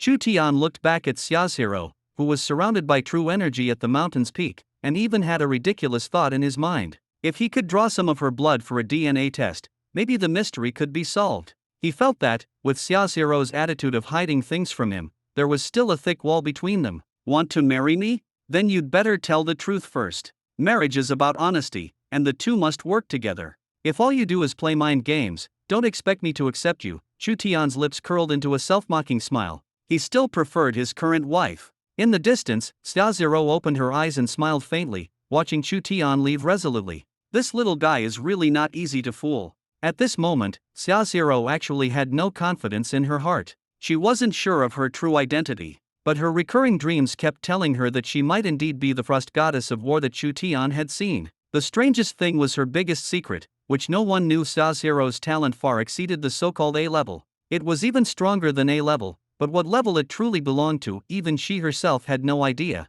No one in the world understood her limits. Perhaps when she finished receiving the entire inheritance, these answers would naturally emerge. Chu Tian led the others away from the ancient tomb, and the girls from Songhua River Jinyu Academy also bid farewell one after another. Without Xiaohiro, their pressure would increase significantly, but fortunately, the Vermilion Bird secret realm was about to close. If there's any danger, come find me anytime. Chu Tian left them with a promise. Zhu Gilai came up again, trying to curry favor. How about I go take care of them? There should be a man around to keep them safe. Chu Tian laughed sarcastically. You? If I send you over, those girls probably won't be able to sleep at night. You just end up causing trouble for them. Zhu Gilai looked aggrieved. Am I really that bad? Chu Tian couldn't be bothered to respond. At present, Chu Tian has just broken through to the golden 5-star level, making him undoubtedly the strongest in the team aside from Xia Zero. He has been relentlessly slaying exotic beasts, causing his mission points to skyrocket as if riding a rocket. Meanwhile, outside the Vermilion Bird secret realm, various factions noticed Chu Tian's points far ahead of everyone else, all showing expressions of shock. 500,000 points, this score has left all the other geniuses far behind, making him the center of attention. Chu Tian's name once again became the focus, and everyone understood clearly that such a figure must not be provoked lightly. Even the mentors secretly sighed to those around them, saying that having a student like this was truly a source of pride. Upon returning to camp, Chu Tian immediately went into seclusion for training. After advancing his realm, he knew that only stronger martial techniques could double his strength. The ninefold palm and godslaying slash were still short of breakthroughs, and the 9-turn golden body technique also needed refinement. He trained tirelessly through the night, pushing the ninefold palm to the 4th level, achieving minor success with the second form of the godslaying slash, and advancing the 9-turn golden body technique to the bone refining stage. Everything was progressing smoothly, and Chu Tian felt confident about the arena battles after the secret realm concluded. At dawn, the system's notification sounded right on time. Host, please sign in. Sign in. Today's task. Head to the depths of the Vermilion Bird secret realm and find a fire tree. Fire tree? What kind of thing is that? Chu Tian couldn't help but complain. Did you mispronounce it? Maybe you meant fruit tree. The system angrily corrected him. It's a fire tree, as in fire. So, I just go find a tree and set it on fire. Your comprehension skills are really worrying. The fire tree isn't for you to burn the mountain down. Alright, don't get worked up. I'll go right away. Chu Tian casually called out to his teammates, you guys handle the tasks here today. I'm heading to the depths of the Vermilion Bird secret realm to take a look. His heart pounded like a drum, every step feeling like walking on the edge of a blade. The Vermilion Bird secret realm, a legendary perilous land where even top-tier experts would retreat, now seemed to open its bloodthirsty maw, ready to swallow him whole. Are you crazy? The Vermilion Bird Mountain's secret realm has top-tier ferocious beasts. Going there is suicide. Li Shiki's worry was written all over her face, her voice trembling. Zhu Gilai also shouted, no way. We absolutely won't let you go. Chu Tian showed no intention of backing down, his expression as resolute as iron. If there's danger, I'll retreat immediately. You mustn't act recklessly. Protect yourselves, leave some markers, and wait for me to return. His instructions carried a hint of finality. Chu Tian understood his mission. He couldn't back down because of danger. This action might very well determine everyone's survival. No one could dissuade Chu Tian. He ventured alone into the secret realm, the surrounding air seeming to grow heavier. Along the way, the ferocious beasts he encountered became increasingly savage. Even the weakest ones possessed astonishing combat power. Chu Tian showed no mercy, cutting them down like a whirlwind. Whenever his energy was depleted, he consumed pills to replenish it. He kept himself in peak condition at all times, knowing that any mistake here could cost him his life. But as he ventured deeper, Chu Tian's doubts grew. He had expected to encounter stronger enemies, yet the further he went, the fewer ferocious beasts he saw. Their strength was even less than half of what he had faced earlier. This was too unusual. Any anomaly could conceal a massive danger, and Chu Tian began to consider whether he should retreat. He only needed to find the fire tree to complete the task. Why take such a huge risk? Just as he hesitated, Xiaohong suddenly emerged from his storage ring. The little creature's eyes sparkled, her tone excited yet puzzled. Big brother, I smell a familiar scent. It feels like something is calling me. It seems to be just ahead. Chu Tian frowned involuntarily. Are you sure you're not mistaken? Have you been sleeping too much lately? But Xiaohong was unusually persistent. Her feeling was unprecedentedly strong, so strong that Chu Tian had no choice but to believe her. Alright, but keep your eyes open. If anything seems off, let me know immediately. Knowing full well he was heading into danger, Chu Tian gritted his teeth and pressed forward. He forced a bitter smile to himself. There was no turning back now. The air grew increasingly scorching, and the surrounding rocks were hot enough to burn through the soles of his shoes. Everything signaled that this place was extremely dangerous. Xiaohong, are you sure about this? I really feel like I'm about to turn into roasted meat. Sweat dripped from Chu Tian's chin, and the soles of his shoes were nearly melting. Xiaohong, however, grew more excited, waving her claws and pointing ahead. It's really just up ahead. We're almost there. Gritting his teeth, Chu Tian pressed on. He knew there was no point in retreating now, having come this far. Giving up would render all his efforts meaningless. When the legendary fire tree finally appeared amidst the flames, Chu Tian felt both astonished and overjoyed. He quickened his pace, nearly reducing his shoes to 2 strips of molten material by the time he reached the tree. Sweat poured off him like a stream. Ding! Congratulations to the host for completing the mission. The system's voice exploded in his mind. Before Chu Tian could celebrate, a dazzling light rose from the fire tree. The flames converged, revealing an elderly man engulfed in fire, exuding an aura of unfathomable majesty. Even a single glance from him made Chu Tian feel as though his life was hanging by a thread. Immediately after, the system rewarded him with a pair of golden-threaded battle boots. Chu Tian put them on without hesitation, not daring to relax for even a moment. Bowing his head respectfully, he began, "Senior, I."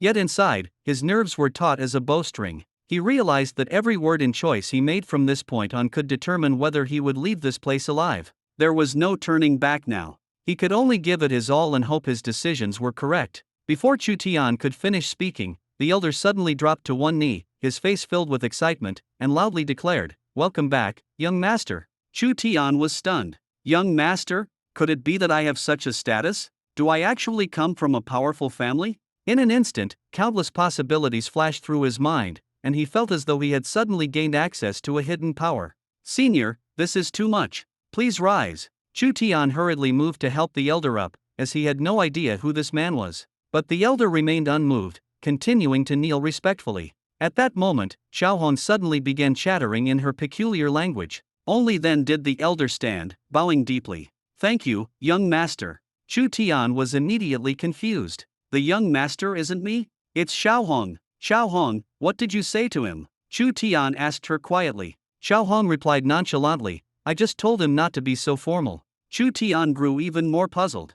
"You know him?" "I don't, but he has the same aura as me," Xiaohong said seriously. The elder bowed again. "I humbly request the young master to return to the clan with this old servant." Xiaohong let out another string of incomprehensible sounds. The elder's expression grew even more excited. Suddenly, with a wave of his hands, boom! A flaming stone gate appeared out of thin air beneath the fire tree. Chu Tian was about to step through when the elder stopped him. "Young hero, this is the forbidden land of the Vermilion Bird Clan. Humans are not allowed to enter." At that moment, Xiaohong flew directly toward the elder and spat out a ball of fire. The elder stood still, allowing the flames to envelop him. Xiaohong continued her chattering, and the elder lowered his head, visibly trembling with fear. "Please forgive me, young master," he pleaded. Xiaohong let out a short chirp. The elder then turned to Chu Tian, bowing his head. "Young hero, I beg you not to blame this old servant. Please, come in with us." Chu Tian secretly breathed a sigh of relief and couldn't help but marvel at how Xiaohong still had his back at such a critical moment.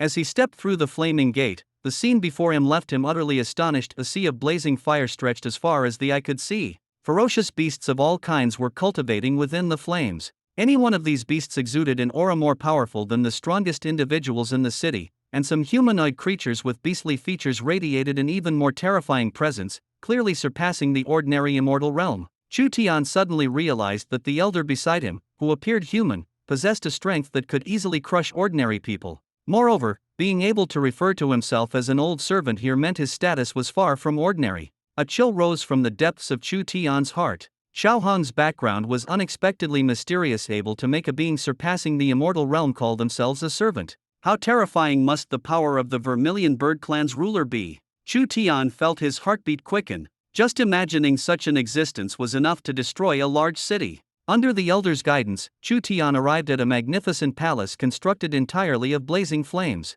The powerful figures seated on either side cast casual glances his way, making Chu Tian feel as though needles were pricking his back. He was acutely aware of his insignificance in their presence. Some ferocious beasts that still retained their vermilion bird forms exuded an aura even stronger than the others, showing no intention of transforming into human shapes. At that moment, Xiaohong flew off Chu Tian's shoulder and landed on the throne at the center of the palace. Instantly, all the powerful figures on both sides dropped to one knee and shouted in unison, "Welcome back to the clan, young master. We pay our respects to the young master." Each shout was like a thunderclap, and the atmosphere in the palace became solemn in an instant. Xiaohong looked at the crowd and then perched atop the throne's peak. Chu Tian instinctively stepped aside to stand properly. For a moment, the tiny Xiaohong and the massive throne formed a stark contrast, but as soon as she took her seat, the entire palace lit up. Intense flames surged high, forcing Chu Tian to shield his eyes with his arm. When the blinding light gradually faded, the Xiaohong before him had transformed. She had become a giant bird 10 meters long, her entire body ablaze with flames, her crimson feathers swaying in the wind, and her gaze exuding unparalleled majesty. Chirp! She opened her massive beak, releasing a terrifying burst of flames, as if heralding the end of the world. At this moment, Xiaohong was undoubtedly one of the 4 ancient divine beasts, the true ruler of the Vermilion Bird clan. The powerful figures in the hall knelt once more, fervently shouting, "We pay our respects to the young master." The flames illuminated every face filled with excitement. Xiaohong's enormous head turned toward Chu Tian, her gaze carrying a newfound majesty that made his heart skip a beat. He even briefly doubted whether this was truly the Xiaohong he knew or if she had completely transformed into the legendary Vermilion Bird King. He realized that Xiaohong had awakened all the talents and memories of the Vermilion Bird clan, possibly forgetting all her past experiences. Suddenly, Xiaohong opened her massive beak again, and flames surged forth. A scorching southern bright flame shot straight at Chu Tian, leaving him no time to react as his body was enveloped in fire and lifted into the air. He instinctively closed his eyes, thinking it was the end for him. But when he opened them again, he found himself seated on a chair below the throne. The seat beneath him was wide and solid, and Chu Tian could clearly feel the focus of countless gazes on him. He even caught a fleeting flash of anger in the eyes of a few powerful figures below. Chu Tian tentatively called out, "Xiao Hong." He lowered his voice. Xiao Hong's voice suddenly softened. "Big brother, what did you just call me?" Chu Tian's heart leaped with joy, and he quickly replied, "Do you still remember me?" "Of course. How could I ever forget you?" Xiao Hong's tone carried the familiar warmth. Chu Tian finally let out a deep sigh of relief. She hadn't changed. She was still the Xiao Hong he knew. He tried to steady his inner shock, but sitting on this grand and imposing throne, under the watchful eyes of countless powerful figures in the hall, he felt a pressure stronger than ever before. The hostile gazes crisscrossing the hall made Chu Tian break out in a cold sweat. His instincts were screaming if someone here decided to act recklessly and strike first, disregarding Xiao Hong's authority, he wouldn't last more than a few seconds. It was too dangerous. He couldn't afford to let his guard down. Chu Tian lowered his voice and said to Xiao Hong, "I think I'll wait for you outside. Call me when your meeting is over." Xiao Hong smiled and asked in return, "Why? Isn't sitting here good enough?" Chu Tian couldn't help but speak frankly, "No, sitting here makes me uneasy, like my seat is about to catch fire." He joked with a smile, trying to ease the tense atmosphere. Xiao Hong blinked in confusion, burning butt. "Why didn't I feel anything?" Before he could continue explaining, a deep yet authoritative voice suddenly came from the audience below. "Young master, what right does this human have to sit on the Vermilion Bird's divine throne?" It was a massive Vermilion Bird, speaking aloud, stunning everyone present. Flames surged from Xiao Hong's body, her aura instantly overwhelming like a mountain pressing down. "Silence! How dare you question my choice?" Her fury was undeniable, and even though Chu Tian couldn't understand everything being said, the oppressive atmosphere and everyone's expressions made it crystal clear to him. Chu Tian hurriedly tried to stand up and leave, but before he could act, Xiao Hong's enormous wings gently yet irresistibly pressed him back into his seat. "Sit down. You're mine here, and no one can harm you." Her soft words carried an undeniable authority. The Vermilion Bird that Xiao Hong had rebuked lowered its body to the extreme, appearing utterly humble and terrified. "Young master, please calm your anger. I dare not offend again." Xiao Hong coldly replied, "If it happens again, you'll face punishment in the purgatory yourself." The Vermilion Bird quickly nodded, not daring to utter another word. Then, Xiao Hong turned to the entire audience, her voice suddenly icy. "He has already signed a symbiotic contract with me. From now on, his safety is my safety. Anyone who dares to harm him is challenging me." The Vermilion Birds in the hall were all shocked, even furious. Xiao Hong was their acknowledged ruler, the hope of the purest bloodline, while Chu Tian was merely a tiny human. Any member of their race would find this unacceptable and unforgivable disgrace. The elderly Vermilion Bird guarding the door couldn't hold back, narrowing its eyes and questioning in a low voice. "Young master, this contract is too absurd. Please reconsider and annul it." Xiao Hong coldly cut him off. "I've said before, I don't want to hear this again." The elderly Vermilion Bird was suppressed by her sharp gaze to the point of struggling to breathe, forced to retreat with gritted teeth. Yet his heart was full of resentment and anger. How could this insignificant human be worthy of coexisting with the young master? Xiao Hong continued to command all the Vermilion Birds. "I'm going to accept the inheritance. For now, you are to protect him. If anything happens to him, your entire clan won't be spared." Her voice was cold and merciless, each word like a nail piercing the hearts of the clan members. No one dared to refute her, and they could only submit to her authority, sending her off with respectful words. Wishing the young master a successful return, Xiao Hong turned to Chu Tian with a gentle smile. Brother, I'm going to accept the inheritance. Wait for me, I'll be back soon. Chu Tian's heart tightened, but he forced a relaxed expression and spoke with a panicked tone. Xiao Hong, how about I wait for you outside? The way these guys are looking at me, I feel like they're ready to chop me into minced meat at any moment. Xiao Hong patted his shoulder, her touch both tender and firm. Don't worry, they don't have the guts to do anything to you. With that, her figure disappeared in a dazzling blaze of fire. After Xiao Hong left, Chu Tian struggled to stand up, awkwardly smiling at the room full of vermilion birds. You all go about your business, don't mind me. I'll just stay here by myself. The elderly vermilion bird at the door remained expressionless, wishing he could strangle this lucky human, but remembering the contract between Chu Tian and Xiao Hong, he couldn't act. He could only glare at him with hatred, saying nothing more. If I can't kill you, I'll torment you slowly. Suppressing his anger, the old servant coldly said, Young Master Chu, please follow me. The young master instructed me to take care of you. Chu Tian felt a bitter smile rise in his heart. Now that Xiao Hong was gone, he instantly lost all confidence and could only respond with a forced smile. Thank you for your trouble, elder. He was led into a stone cave filled with the aura of flames. The old servant calmly gave instructions. Everything you need is here.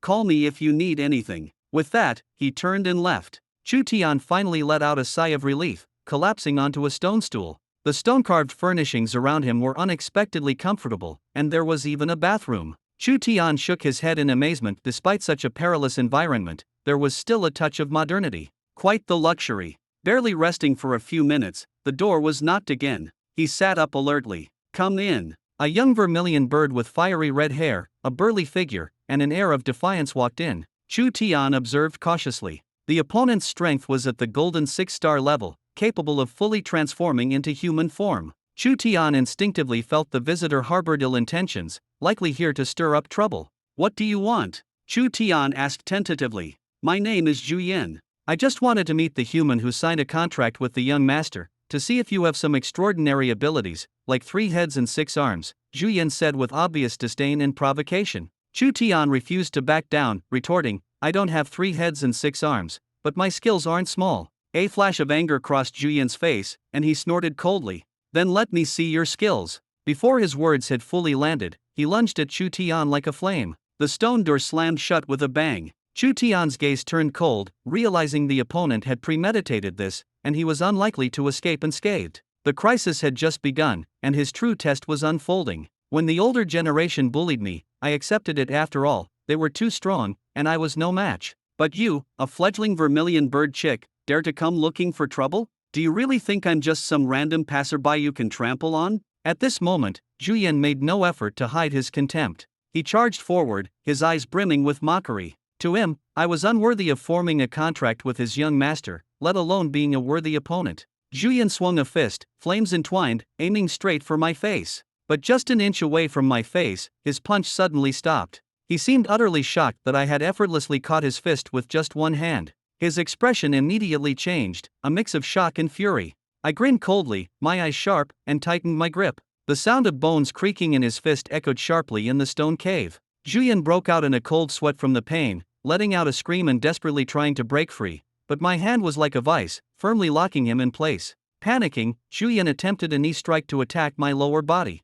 I was forced to let go and step back, creating some distance between us. Freed, Zhu Yen shook his wrist fiercely, his hostility and anger even more evident. He issued a threat. You've successfully angered me. The next second, he tilted his head back and let out a fierce cry, flames enveloping his entire body as he transformed into his vermilion bird form. A massive vermilion bird appeared before me, its gaze icy cold. Outside the cave, several strong members of the vermilion bird clan were observing the duel through a special device. When they saw Zhu Yen forced into his true form, their faces were filled with disbelief. Since Zhu Yen had consumed the transformation herb, no one had ever forced him to reveal his true form. Yet today, he was genuinely enraged by a mere human. They began to discuss among themselves, with some believing I was merely lucky and that once Zhu Yen unleashed his true form's power, he would be unstoppable. No one thought I could hold out. Zhu Yen's true form dove down, a claw aiming directly for my vital points. The sheer momentum tightened the air around us.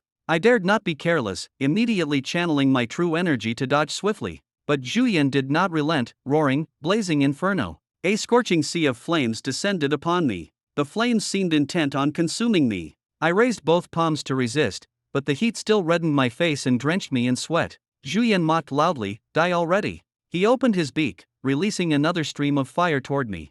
Under the pressure of the flames, my legs began to bend slowly, each second of endurance feeling like a race against death. Just as everyone thought I was about to fall, a flash of determination appeared in my eyes, and I roared, "Get lost." My legs erupted with power, forcefully pushing the sea of flames upward. Zhu Yan froze in shock at my counterattack, completely unprepared for this outcome. In his moment of distraction, I unleashed my strength, lunging at him and striking with a palm as powerful as a collapsing mountain. Ninefold palm. The sea of flames was instantly shattered. I took advantage of the momentum to leap onto Zhu Yan's back, my fists raining down on his body like a violent storm, each punch delivered with all my strength. His body trembled violently under my blows, blood streaming from his wounds. He struggled furiously, trying to throw me off, but I grabbed hold of him with an unyielding grip. Zhu Yan roared, "You're courting death." But my eyes were filled only with cold determination as I transformed my fists into beastly claws, aiming directly for the tendons on his wings. At that moment, the expressions of the powerful figures outside the cave changed.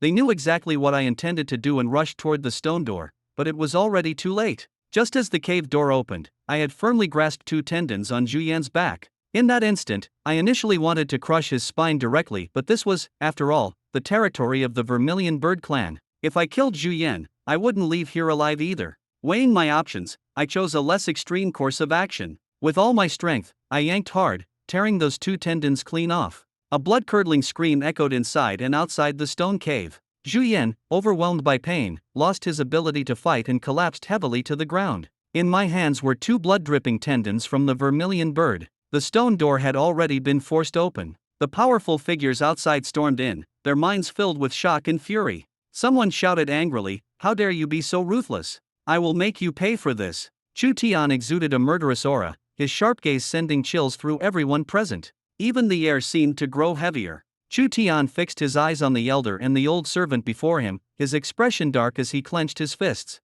But before he could act, the old servant stepped forward to intervene. "Enough!" The old servant barked angrily. Though furious, he remained composed. He then suppressed the oppressive aura emanating from Chu Tian. "Chu Tian, you went too far." Chu Tian quickly put on an innocent expression. "Senior, you've got me all wrong." He suddenly charged in and attacked me. How was I supposed to know he wasn't a traitor to the Vermilion Bird clan? If I hadn't defended myself, wouldn't that have betrayed your trust in me? Chu Tian's explanation left the powerful figures who had been secretly observing speechless. He wasn't wrong. Anyone with less composure would have been caught off guard by such a sudden attack. This kid had a sharp tongue and was clearly being deliberately provocative. Nearby, the severely injured Zhu Yan was pale as a sheet, stammering, "The tendons.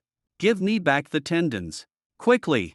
Suppressing his inner rage, the old servant gestured to Chu Tian. "This is all a misunderstanding. Return the Vermilion Bird tendons to him." Chu Tian glanced at the tendons in his hand, furrowed his brow, and casually tossed them to the ground. Scratching his head with an awkward smile, he said, "Sorry, I got carried away and forgot. Can these still be reattached?" At that moment, everyone rushed to tend to Zhu Yan, fearing that even a second's delay would seal his fate. Once the crowd had left, leaving only Chu Tian and the old servant, Chu Tian looked at the old servant's face, which was twisted with frustration, and felt a deep sense of satisfaction. He knew that from start to finish, the old servant had been trying to set a trap for him. But unfortunately for them, Chu Tian was not someone to be trifled with. He silently vowed that as long as he lived, he would never let himself be easily manipulated. The old servant glanced at Chu Tian, his expression complicated, and sighed. In the end, he had to admit that Chu Tian was a tough opponent. He even began to wonder if perhaps the contract between Chu Tian and the young master might not be such a bad thing after all.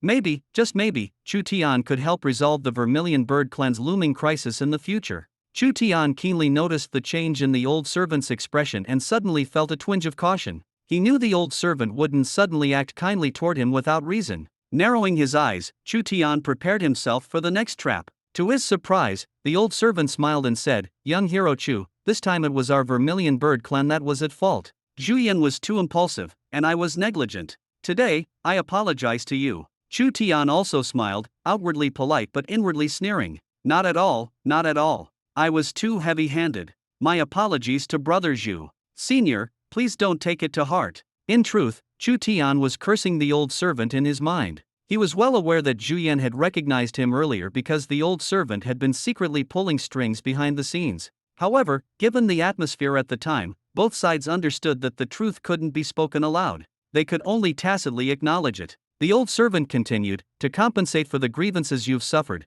I have granted you special permission to enter the Vermilion Bird Clan's secret realm for training as an outsider human. This is a rare opportunity, and I hope you won't refuse." Chu Tian was on high alert, wondering if there was a new trap hidden in this offer. He instinctively declined. "Senior, you're too kind. I'm fine quietly waiting in the stone cave." The old servant smiled, his sincerity even more evident. "The fiery energy within the Vermilion Bird secret realm will greatly benefit your cultivation and might even help you advance further. Rest assured, this time you won't be placed in danger again. Otherwise, I wouldn't have the face to confront the young master." Chu Tian looked at the old servant, half believing and half doubting. "Since Senior has said so, it would be rude of me to refuse. I thank you in advance, Senior." According to the rules, even if the old servant brought someone into the secret realm, it still required multiple layers of approval. Once the gates of the secret realm opened, Chu Tian stepped into the Vermilion Bird Clan's most mysterious training ground. Scorching flames churned in the air, a sea of fire raged, and the fluctuations of fiery energy seemed to melt the very air. Every step he took made him feel immense pressure. The old servant explained calmly, "The flames here can temper your body.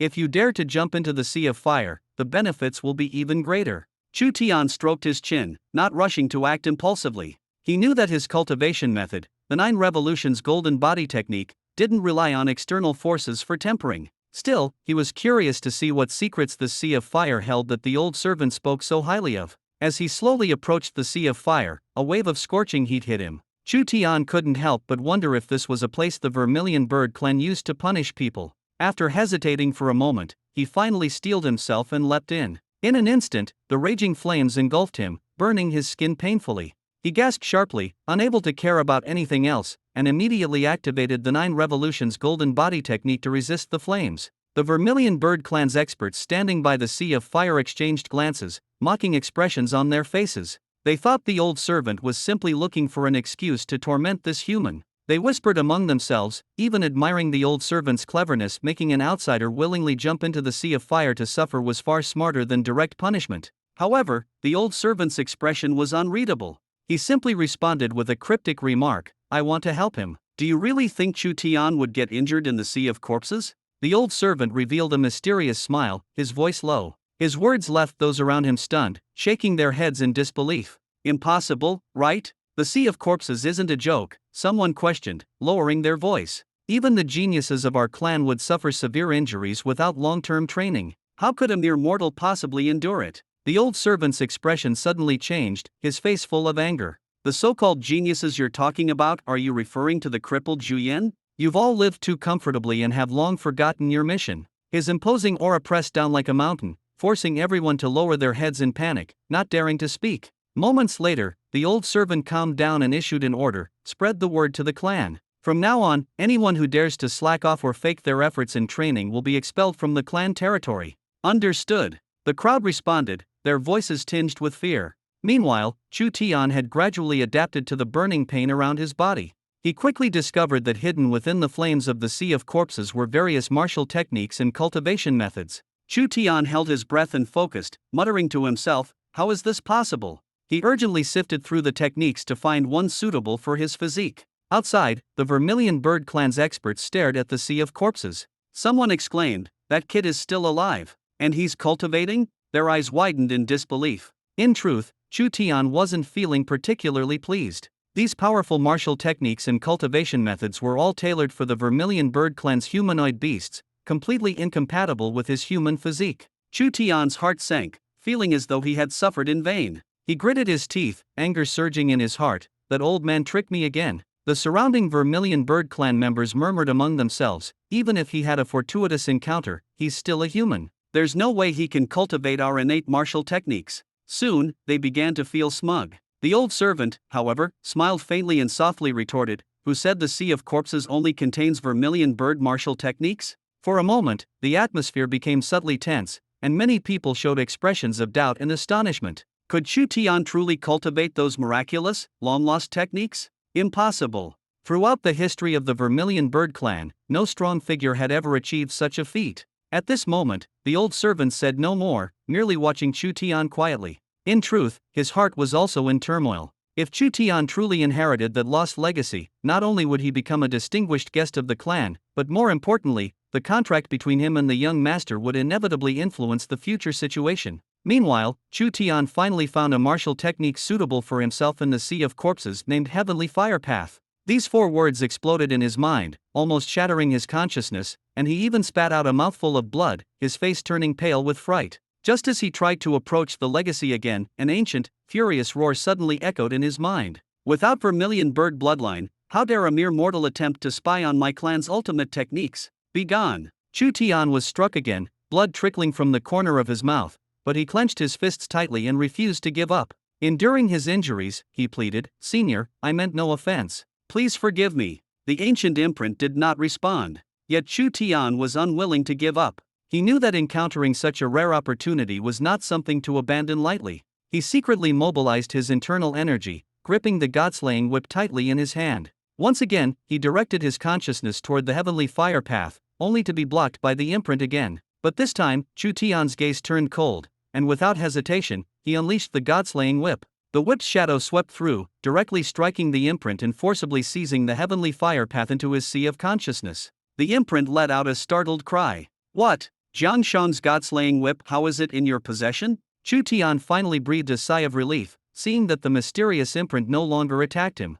He tried to keep his tone calm and explained, "Senior, I obtained this godslaying whip by chance. My actions earlier were reckless. I hope you won't take offense." To Chu Tian's surprise, the imprint burst into hearty laughter, seemingly amused by Chu Tian's boldness. "Haha, interesting. You just whipped me, and now you want me not to mind? You sure know how to talk. Tell me, does the Vermilion Bird clan still exist today?" Chu Tian quickly replied, "Yes, Senior. I am currently in the Vermilion Bird clan's secret realm." He dared not show any disrespect, as he was well aware that the imprint before him was no ordinary entity. "Then how did you enter this secret realm?" The imprint continued to question. Chu Tian answered truthfully, "An elder guided me here to seek opportunities." The imprint snorted lightly and did not pursue the matter further. "I see. Very well, since your sea of consciousness can withstand my Heavenly Fire Path, it must be fate. Do as you wish." Chu Tian's heart raced wildly. The Heavenly Fire Path was a legendary, heaven-defying technique, and the first requirement for cultivation was a sea of consciousness strong enough to bear the immense information and power it contained. Many of the Vermilion Bird clan's geniuses throughout history had failed at this very step, but Chu Tian was different. His sea of consciousness had been tempered by 2 lifetimes, far surpassing that of ordinary people. Because of this, when the imprint saw that he could directly bear the Heavenly Fire Path, it couldn't help but take an interest. Though his bloodline was human, perhaps this was destiny's arrangement. Chu Tian was overwhelmed with excitement. If this imprint had intended to kill him, he might not have been able to escape. He could already sense that the entity behind this imprint must be an ancient, terrifying powerhouse. Facing it head-on, he stood no chance. Chu Tian quickly bowed in gratitude. "Thank you, Senior, for granting me this opportunity." The mark was indifferent, offering a reminder. "Don't celebrate too soon. Whether you can cultivate it or not depends on your fate." Although the Heavenly Fire Avenue doesn't impose any special restrictions on humans, it requires Vermilion Bird Essence Blood as the key.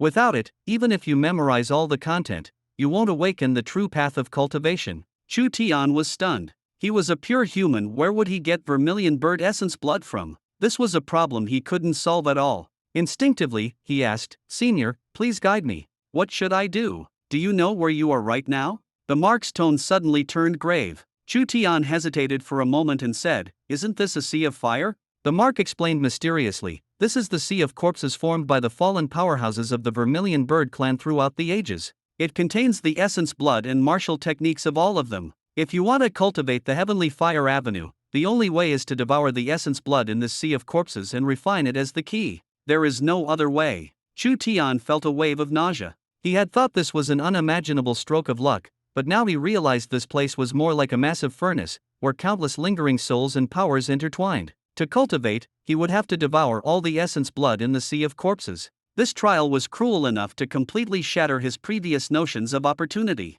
Chu Tian weighed his options for a long time, but he was already in the thick of it, with no way to escape. Since everything was irreversible, he could only face it bravely. He solemnly promised the mark, "Thank you for your guidance, Senior. I will remember your teachings. If you ever need my help, just say the word, and I will do my best." He thought he was just being polite, but unexpectedly, the mark chuckled. "Since you said that, I can't let your promise go to waste." Chu Tian's heart sank, silently cursing himself for speaking too much. If he had known, he wouldn't have made such a rash vow. But now that the words were out, he could only grit his teeth and agree. The mark spoke earnestly, "You have inherited my legacy and are about to devour the essence blood of the Vermilion Bird clan. From now on, you can be considered one of us. I only ask that if the Vermilion Bird clan faces trouble in the future, you lend a helping hand." Chu Tian smiled bitterly. Being roped into becoming half a member of the Vermilion Bird clan like this was something he could only accept. But on second thought, even without today's events, just based on his relationship with Xiaohong, if the Vermilion Bird clan were ever in trouble, he wouldn't stand idly by. So, he responded sincerely, "Rest assured, Senior. If the Vermilion Bird clan faces a crisis in the future, I will not stand by and do nothing." The mark nodded in satisfaction. "Very well. I will now lend you a hand." As soon as the words fell, the flames of the sea of corpses surged violently, quickly enveloping Chu Tian. The raging fire poured all its power and essence blood into his body. Chu Tian instantly felt as if he were drifting in an endless ocean, small and fragile, constantly on the verge of being swallowed by the overwhelming power.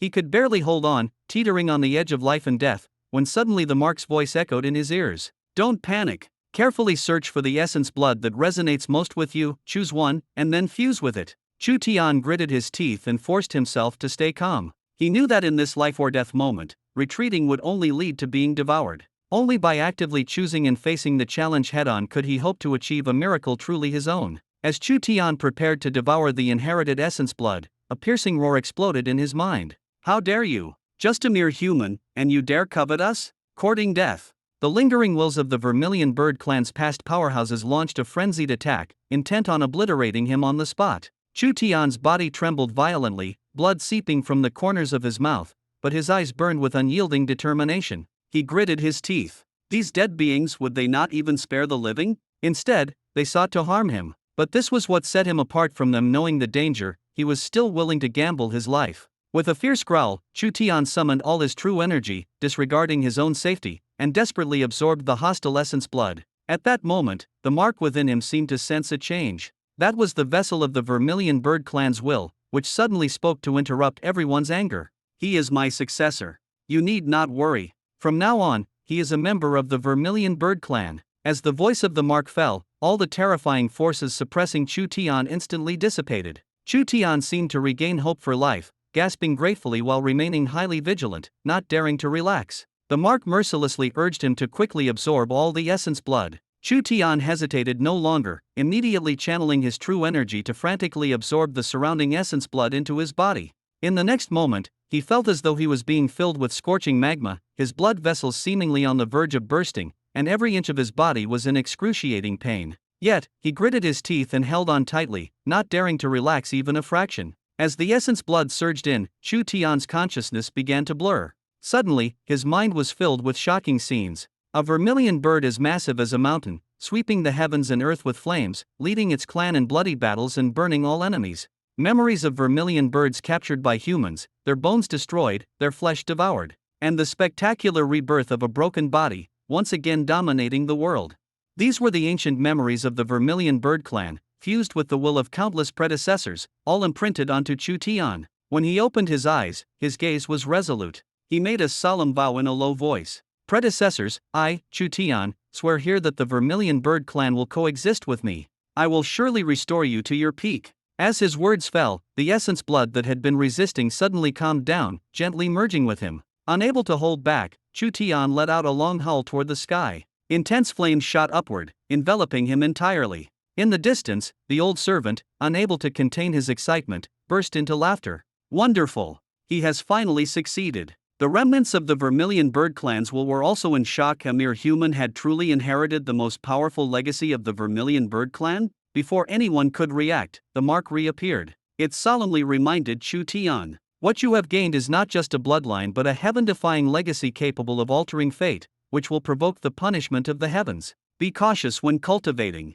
Now, I will formally teach you the heavenly fire path." Chu Tian couldn't help but feel a surge of gratitude in his heart. He wanted to say something light-hearted to ease the pressure but ultimately bowed deeply in thanks. In the next moment, all the profound truths of the heavenly fire path were directly imprinted onto his soul. The monk's voice grew weak. I have never taken a disciple. Now that you possess my entire legacy, you are considered my disciple. Call me master. Without hesitation, Chu Tian immediately knelt and kowtowed with utmost respect. Master above, please accept your disciple's bow. The monk seemed to smile in satisfaction, its voice growing fainter. Remember your promise to me. We shall meet again if fate allows. Before Chu Tian could react, the monk disappeared, leaving only a faint sense of loss in his heart. Though their interaction had been brief, the master had shielded him from all hostility. Without the master's help, he might have already been devoured. Chu Tian lowered his head and knelt, sincerely bidding farewell. Master, safe travels. Taking a deep breath, Chu Tian sat cross-legged again amidst the sea of bones.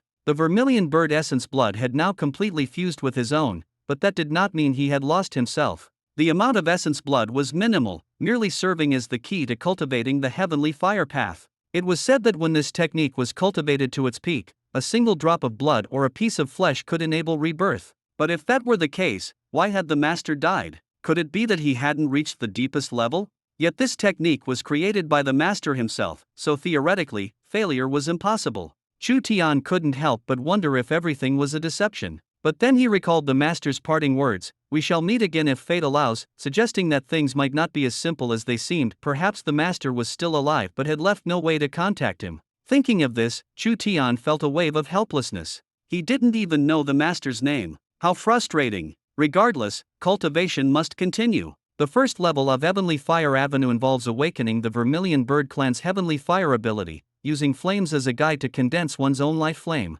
Chu Tian focused all his attention and began to try. However, the unprecedented difficulty made him realize that mastering this cross-species power was far harder than he had imagined. No matter how hard he tried, there was no sign of flames within his body. This sense of failure left Chu Tian deeply frustrated. He had never given up easily before, but the current challenge seemed insurmountable. Crossing species really is tough, Chu Tian half-jokingly mocked himself. Yet he did not give up, continuously attempting to stimulate the vermilion bird's bloodline with his true energy. Finally, during one careful attempt, a small cluster of flames suddenly ignited within him. Chu Tian was both shocked and delighted, quickly guiding the flame to his fingertip and then operating the technique of Heavenly Fire Avenue. The flame at his fingertip began to dance joyfully, its color rapidly changing. First pale yellow, then bright red, soon evolving into a deep blue, becoming increasingly condensed and intense.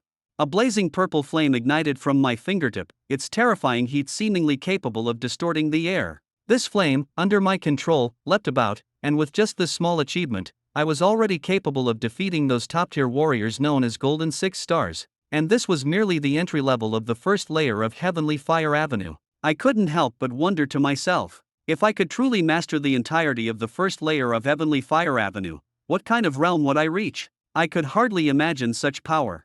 Reality pulled me back to the training ground as time ticked by. I was already deeply immersed in cultivating Heavenly Fire Avenue, almost forgetting the passage of time. Suddenly, I felt a tingling sensation in my ear, as if something was gently touching it. I opened my eyes slightly and froze. Standing before me was a 5 or 6-year-old girl. She wore a red dress, had bright, watery eyes, round cheeks, and 2 dimples. Her mischievous smile was irresistibly charming. A wave of tenderness surged in my heart. This adorable little one. Could I be dreaming? Could she be my future daughter? Before I could react, my hand instinctively reached out to pinch her soft cheek. Ouch! Don't pinch me, it hurts, the little girl protested in a sweet, childish voice. I froze for a moment, then suddenly realized her voice sounded familiar, just like Xiaohong's. The little girl angrily broke free from my hand, pouting as she said, "Stupid brother, I am Xiaohong." I was stunned, almost doubting whether I was imagining things. But when I instinctively pinched myself, the sharp pain reminded me this wasn't a dream. "Xiaohong, you really?" My face was full of disbelief. "Hee, it's me." Xiaohong grinned widely, clearly enjoying my shocked reaction. My surprise quickly turned into joy, and I reflexively hugged her tightly. "You? How did you turn into a little girl?" Xiaohong proudly puffed out her chest and explained, "I received the inheritance, so I can take human form now." Hearing this answer, I couldn't help but laugh. She seemed to enjoy being held by me, rubbing her head against me affectionately. A long-lost sense of familial love and protectiveness enveloped me. We walked out of the training ground, and as soon as we appeared before the crowd, the expressions of the Vermilion Bird Clan's strong warriors instantly turned shocked and complicated. They looked at me holding Xiaohong, their faces showing disbelief and anger. After all, in their eyes, Xiaohong was the future leader of the clan, and how could she be held by an outsider like me? But none of them dared to express their dissatisfaction openly. The clan's elder servant, however, remained much calmer. He solemnly knelt on one knee and respectfully said, "Congratulations to the young master for receiving the inheritance and emerging from seclusion." The other Vermilion Bird Clan warriors immediately followed suit, kneeling and loudly proclaiming, "Congratulations to the young master for receiving the inheritance and emerging from seclusion." The atmosphere around the dragon bone suddenly became solemn and formal. Xiaohong, for a moment, also put on a serious face, waving her hand to signal everyone to rise, looking particularly earnest and adorable. I couldn't hold back and laughed again, which made her roll her eyes and wave her fist at me in protest. "No laughing, you humans are so annoying." I wanted to pinch her cheek, but she pretended to be angry, her little fist swinging with vigor as if she really intended to attack me. I resisted the urge to kiss her, just a fleeting thought, because if I actually dared to do it, the elders of the Vermilion Bird Clan nearby would probably immediately see me as an enemy. Meanwhile, the old servant in the distance, his eyes full of expectation, looked at me seriously and asked, "Young Master Chu, did you also obtain the inheritance?" All eyes turned to me, and I could tell that many of them still harbored doubts. It was hard for them to accept this reality. They wouldn't believe it until they saw solid evidence. Without saying much, I directly began to circulate my true energy, activating the newly acquired heavenly fire within me. Instantly, a flame rose in my palm, so intense that even the strongest members of the Vermilion Bird Clan couldn't help but feel their scalps tingle. The air suddenly fell silent. Was this the heavenly fire? Their reactions said it all. I nodded to confirm, "That's right, I received the senior's inheritance and officially became his disciple." The old servant unexpectedly knelt down again, his voice trembling with excitement as he shouted, "Greetings, young ancestor." His exclamation made all the other strong members understand immediately. Gritting their teeth to suppress their unwillingness and anger, they all knelt on one knee without hesitation, uniformly saluting and shouting, "Greetings, young ancestor." This sudden turn of events left me dumbfounded. I was momentarily at a loss. This ancestor status.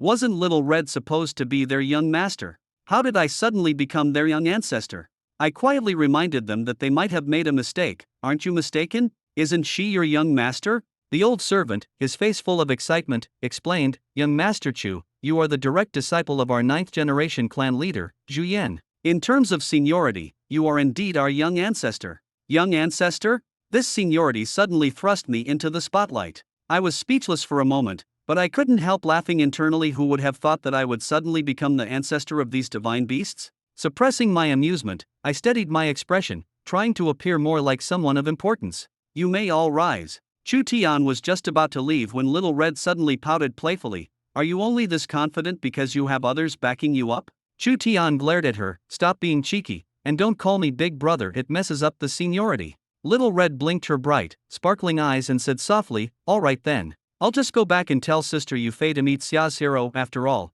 you're the one who told me not to call you that." Chu Tian's expression suddenly froze, and he forced himself to look serious. "Little Red, you've become so sly now. You're nothing like the innocent little girl you used to be." Little Red looked aggrieved. "Well, you're always bullying me." Chu Tian quickly waved his hands. "I was just teasing you, don't be mad. How could I not be your brother?" The Vermilion Bird Clan members watching their back and forth had mixed expressions. To them, this conversation didn't seem like a joke between friends but more like an absurd farce. Who would easily accept someone with no blood relation to them becoming the new ancestor of their entire clan? They only felt a headache coming on. Chu Tian finally turned to Little Red and said in a low voice, "Have you finished your business? If so, let's head out." Little Red nodded, "All done, let's go." Just as they were about to leave, the old servant suddenly blocked their way, hesitating before speaking. "Young ancestor, young master, are you really leaving?" Chu Tian nodded, "That's right." The old servant seemed to be holding back something, but he finally mustered the courage to ask, "Young ancestor, after you leave, when will you return?"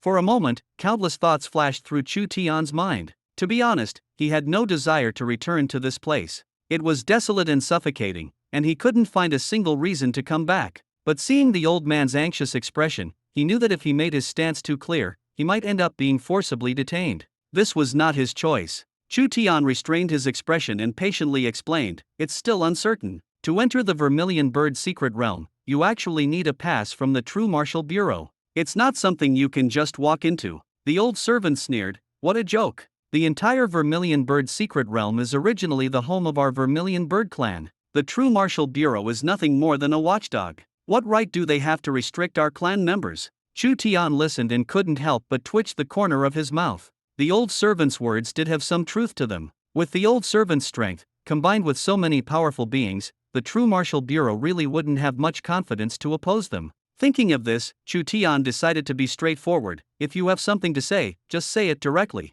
Since I promised the senior, I will naturally fulfill my commitment. The old man's face immediately lit up, and he eagerly said, a year from now, the 4 beast clans will hold a grand competition. I hope the little ancestor and the little master can represent our Vermilion Bird clan in the battle. Chu Tian's heart stirred, and he didn't hesitate. All right, a year from now, by then my strength might even surpass yours. The old man was full of gratitude upon hearing such a straightforward response, as if all the burdens had been lifted. However, he was still somewhat uneasy.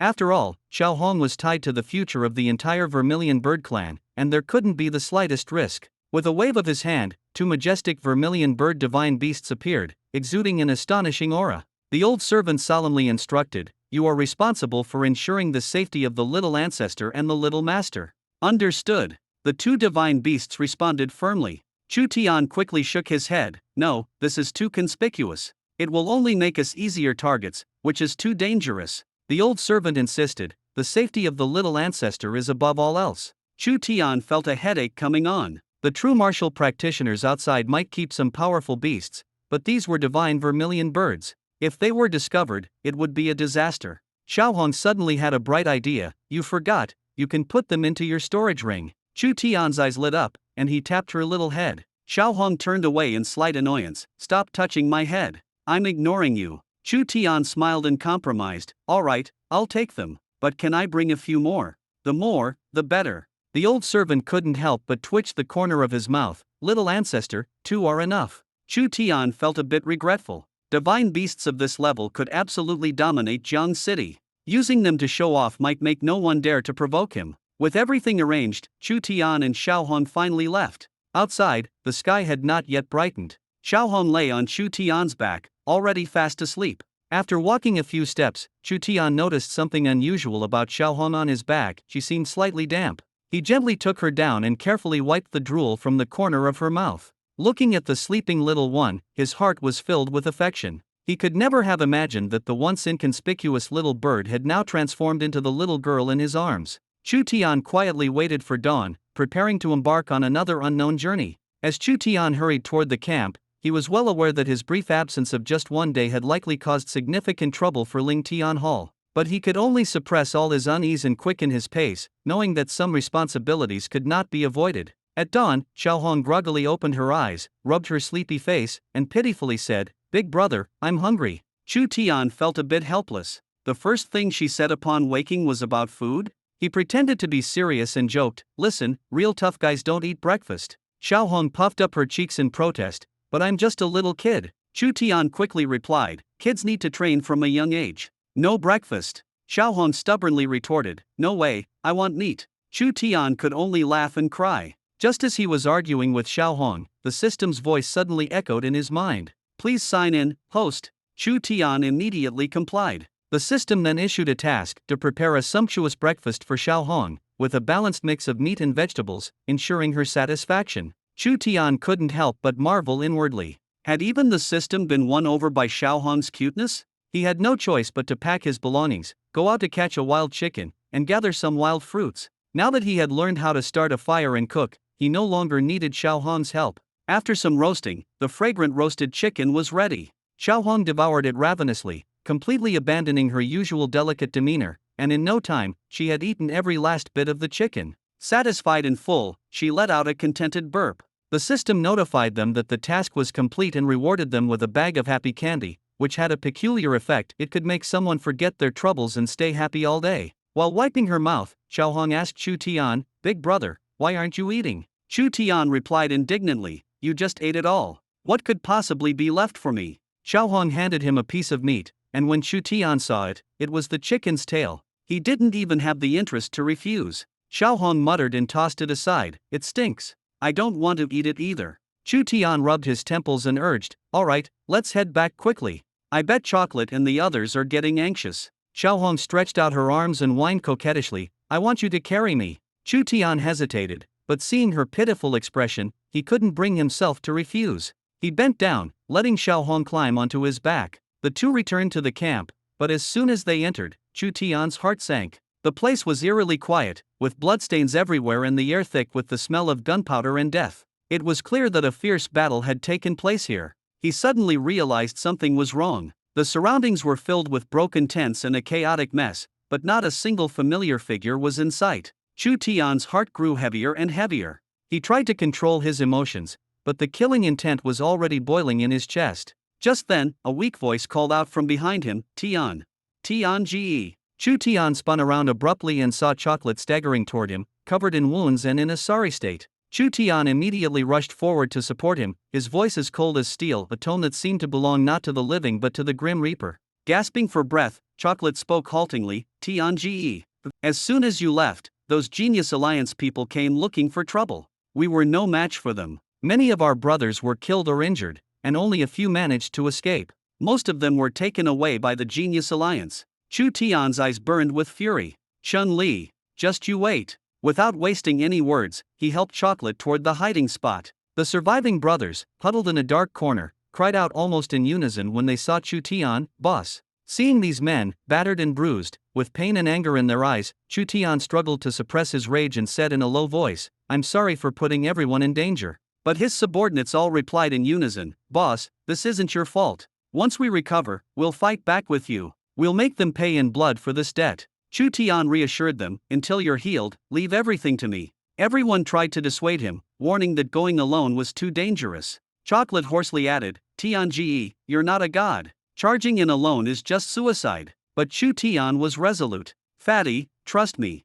Stay here and take care of everyone. I'll bring back every single person they took, safe and sound." With that, he turned decisively and strode out of the camp. Xiaohong chased after him, her childish voice asking, "Big brother, are we really going to kill people?" Chu Tian nodded as he walked. "That's right. Are you scared?" Xiaohong clenched her little fists and said firmly, "Not at all. Anyone who dares to bully you is my enemy. I'll burn them all to ashes." Chu Tian couldn't help but laugh. He picked her up and began striding quickly toward the Genius Alliance's base. Meanwhile, the atmosphere at the Genius Alliance's temporary stronghold was grim. Gao Feng and the others were tied roughly to a large rock, their bodies covered in blood, with bones exposed. Chen 11 held a sharpened stick, repeatedly jabbing it into Gao Feng's wounds as he sneered and threatened, "You little punk, just curse Chu Tian once, and I'll let you go." Gao Feng struggled to lift his head. There was no submission in his eyes, only disdain and hatred. He burst into laughter. At this moment, all the pain was cast aside.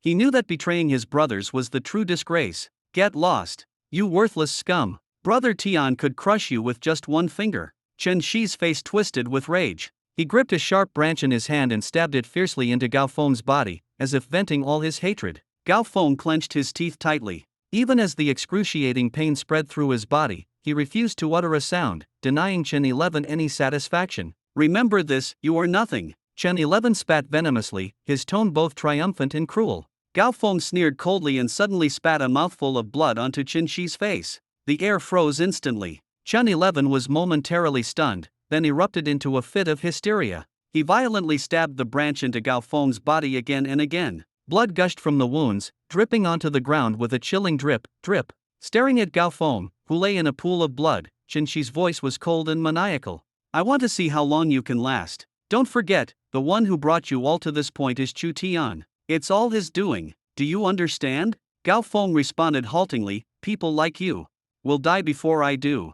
Chen 11 gnashed his teeth and screamed like a madman, "You're going to die here today." With that, he raised the branch and aimed it at Gao Feng's head, ready to strike. But in the next second, his movement was firmly stopped by a powerful hand. Chen 11 froze and turned to look beside him. When he saw the person standing there, his eyes instantly filled with fear and disbelief. Chu Tian, how are you here?" Chu Tian's gaze fell on the barely breathing Gao Feng. In that moment, a murderous intent burned within him like a raging fire. He grabbed Chen 11 by the neck and knocked him out with a swift, decisive blow. Without any hesitation, Chu Tian immediately pulled out a revival pill from his pocket and fed it to Gao Feng. Then, one by one, he rescued the others who had been imprisoned. Looking at his bloodied and battered brothers, Chu Tian slowly walked up to them, bowed his head solemnly, and said with a firm voice, "I'm sorry. I failed to protect you all." "Boss, don't say that. We're the ones who dragged you into this." Gao Feng's voice was hoarse but filled with guilt. Chu Tian took a deep breath and looked at everyone.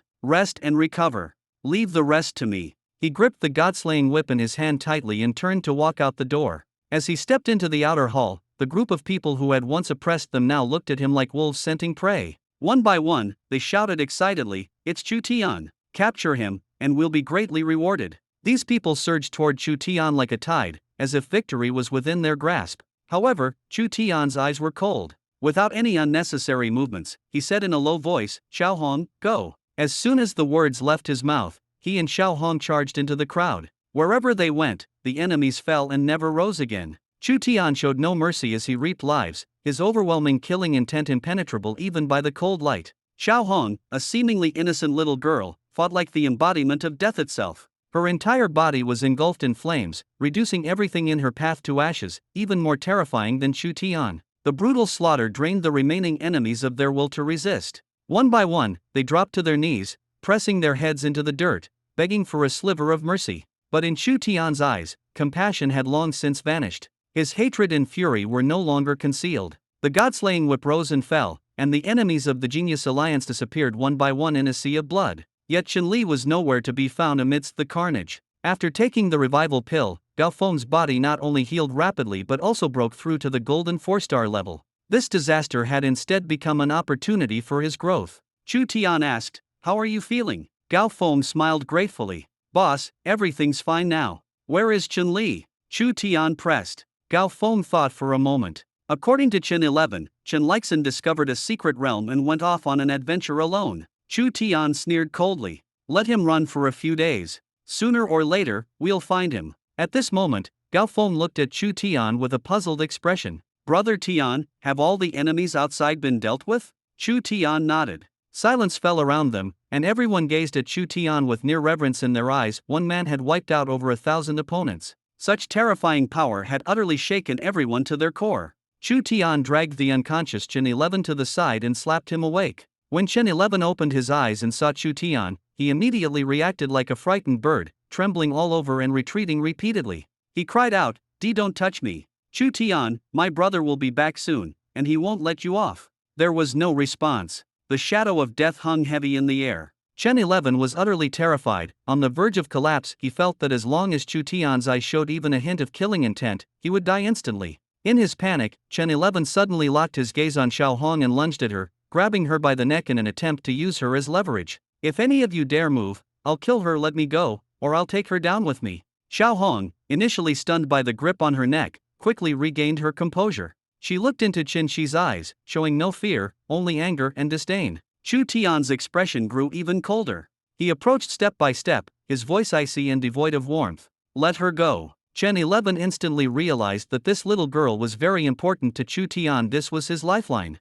He screamed and tightened his grip. "Chu Tian, if you don't let me go, I'll really kill her." Xiao Hong turned her head, her eyes flashing with a dangerous light. Just as Chen 11 was feeling triumphant, he suddenly felt searing pain. His hands were engulfed in flames, and the fire spread wildly along his arms. "Ah!" Chen 11 screamed in agony, collapsing to the ground and rolling frantically in an attempt to extinguish the flames. But no matter how hard he tried, the fire only grew fiercer. Everyone watched coldly, their faces showing contemptuous smiles. This was nothing more than what he deserved. At this moment, Chu Tian's world was consumed by hatred and resolve. He hesitated no longer, staring coldly at Qin Shi's struggling figure, making it clear to everyone. Evil deeds would not go unpunished. Chen 11 had completely lost all hope of survival. In his despair, he slammed his head against a nearby rock, trying to end his life. But in that instant, Chu Tian rushed forward and forcibly stopped him, preventing his suicide. The flames gradually consumed the surroundings, the intense heat and searing pain spreading everywhere, mingling with the acrid smell of burning flesh in the air.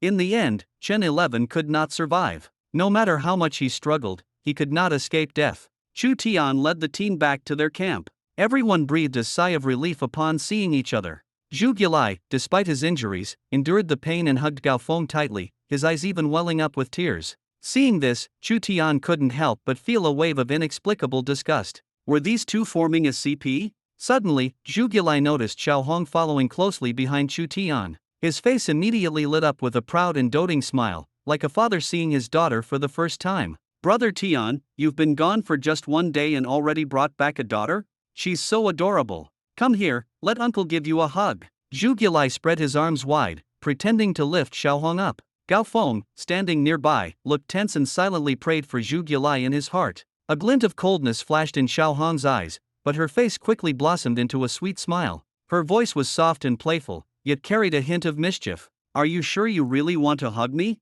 Zhu Gilai, seeing Xiao Hong's expression, was almost melted by her cuteness and nodded fervently. Yes, come on, let uncle hold you. Gao Feng couldn't help but interject loudly, Fatty, if you want to live a few more days, don't touch her. Zhu Gilai waved dismissively. Nonsense. If I had such an adorable daughter, I'd die happy right now. Chu Tian reminded from the side, Xiao Hong, don't mess around. Xiao Hong blinked her big eyes and slowly walked toward Zhu Guli. Zhu Guli was so excited that he kept his hands half raised, his face full of anticipation. Suddenly, a flash of fire shot over, and before Zhu Guli could react, he directly caught a ball of fire in his arms. Ah! He screamed, his chest scorched black, and the fur on his chest was gone. Zhu Guli stared at Xiao Hong in horror, instantly recognizing the heat. It was that fire-breathing little bird. Xiao Hong smiled mischievously and asked, Do you still dare to hug me? No, I don't dare. Zhu Guli waved his hands repeatedly, firmly refusing. At that moment, he felt Xiao Hong was even scarier than Neza from fairy tales.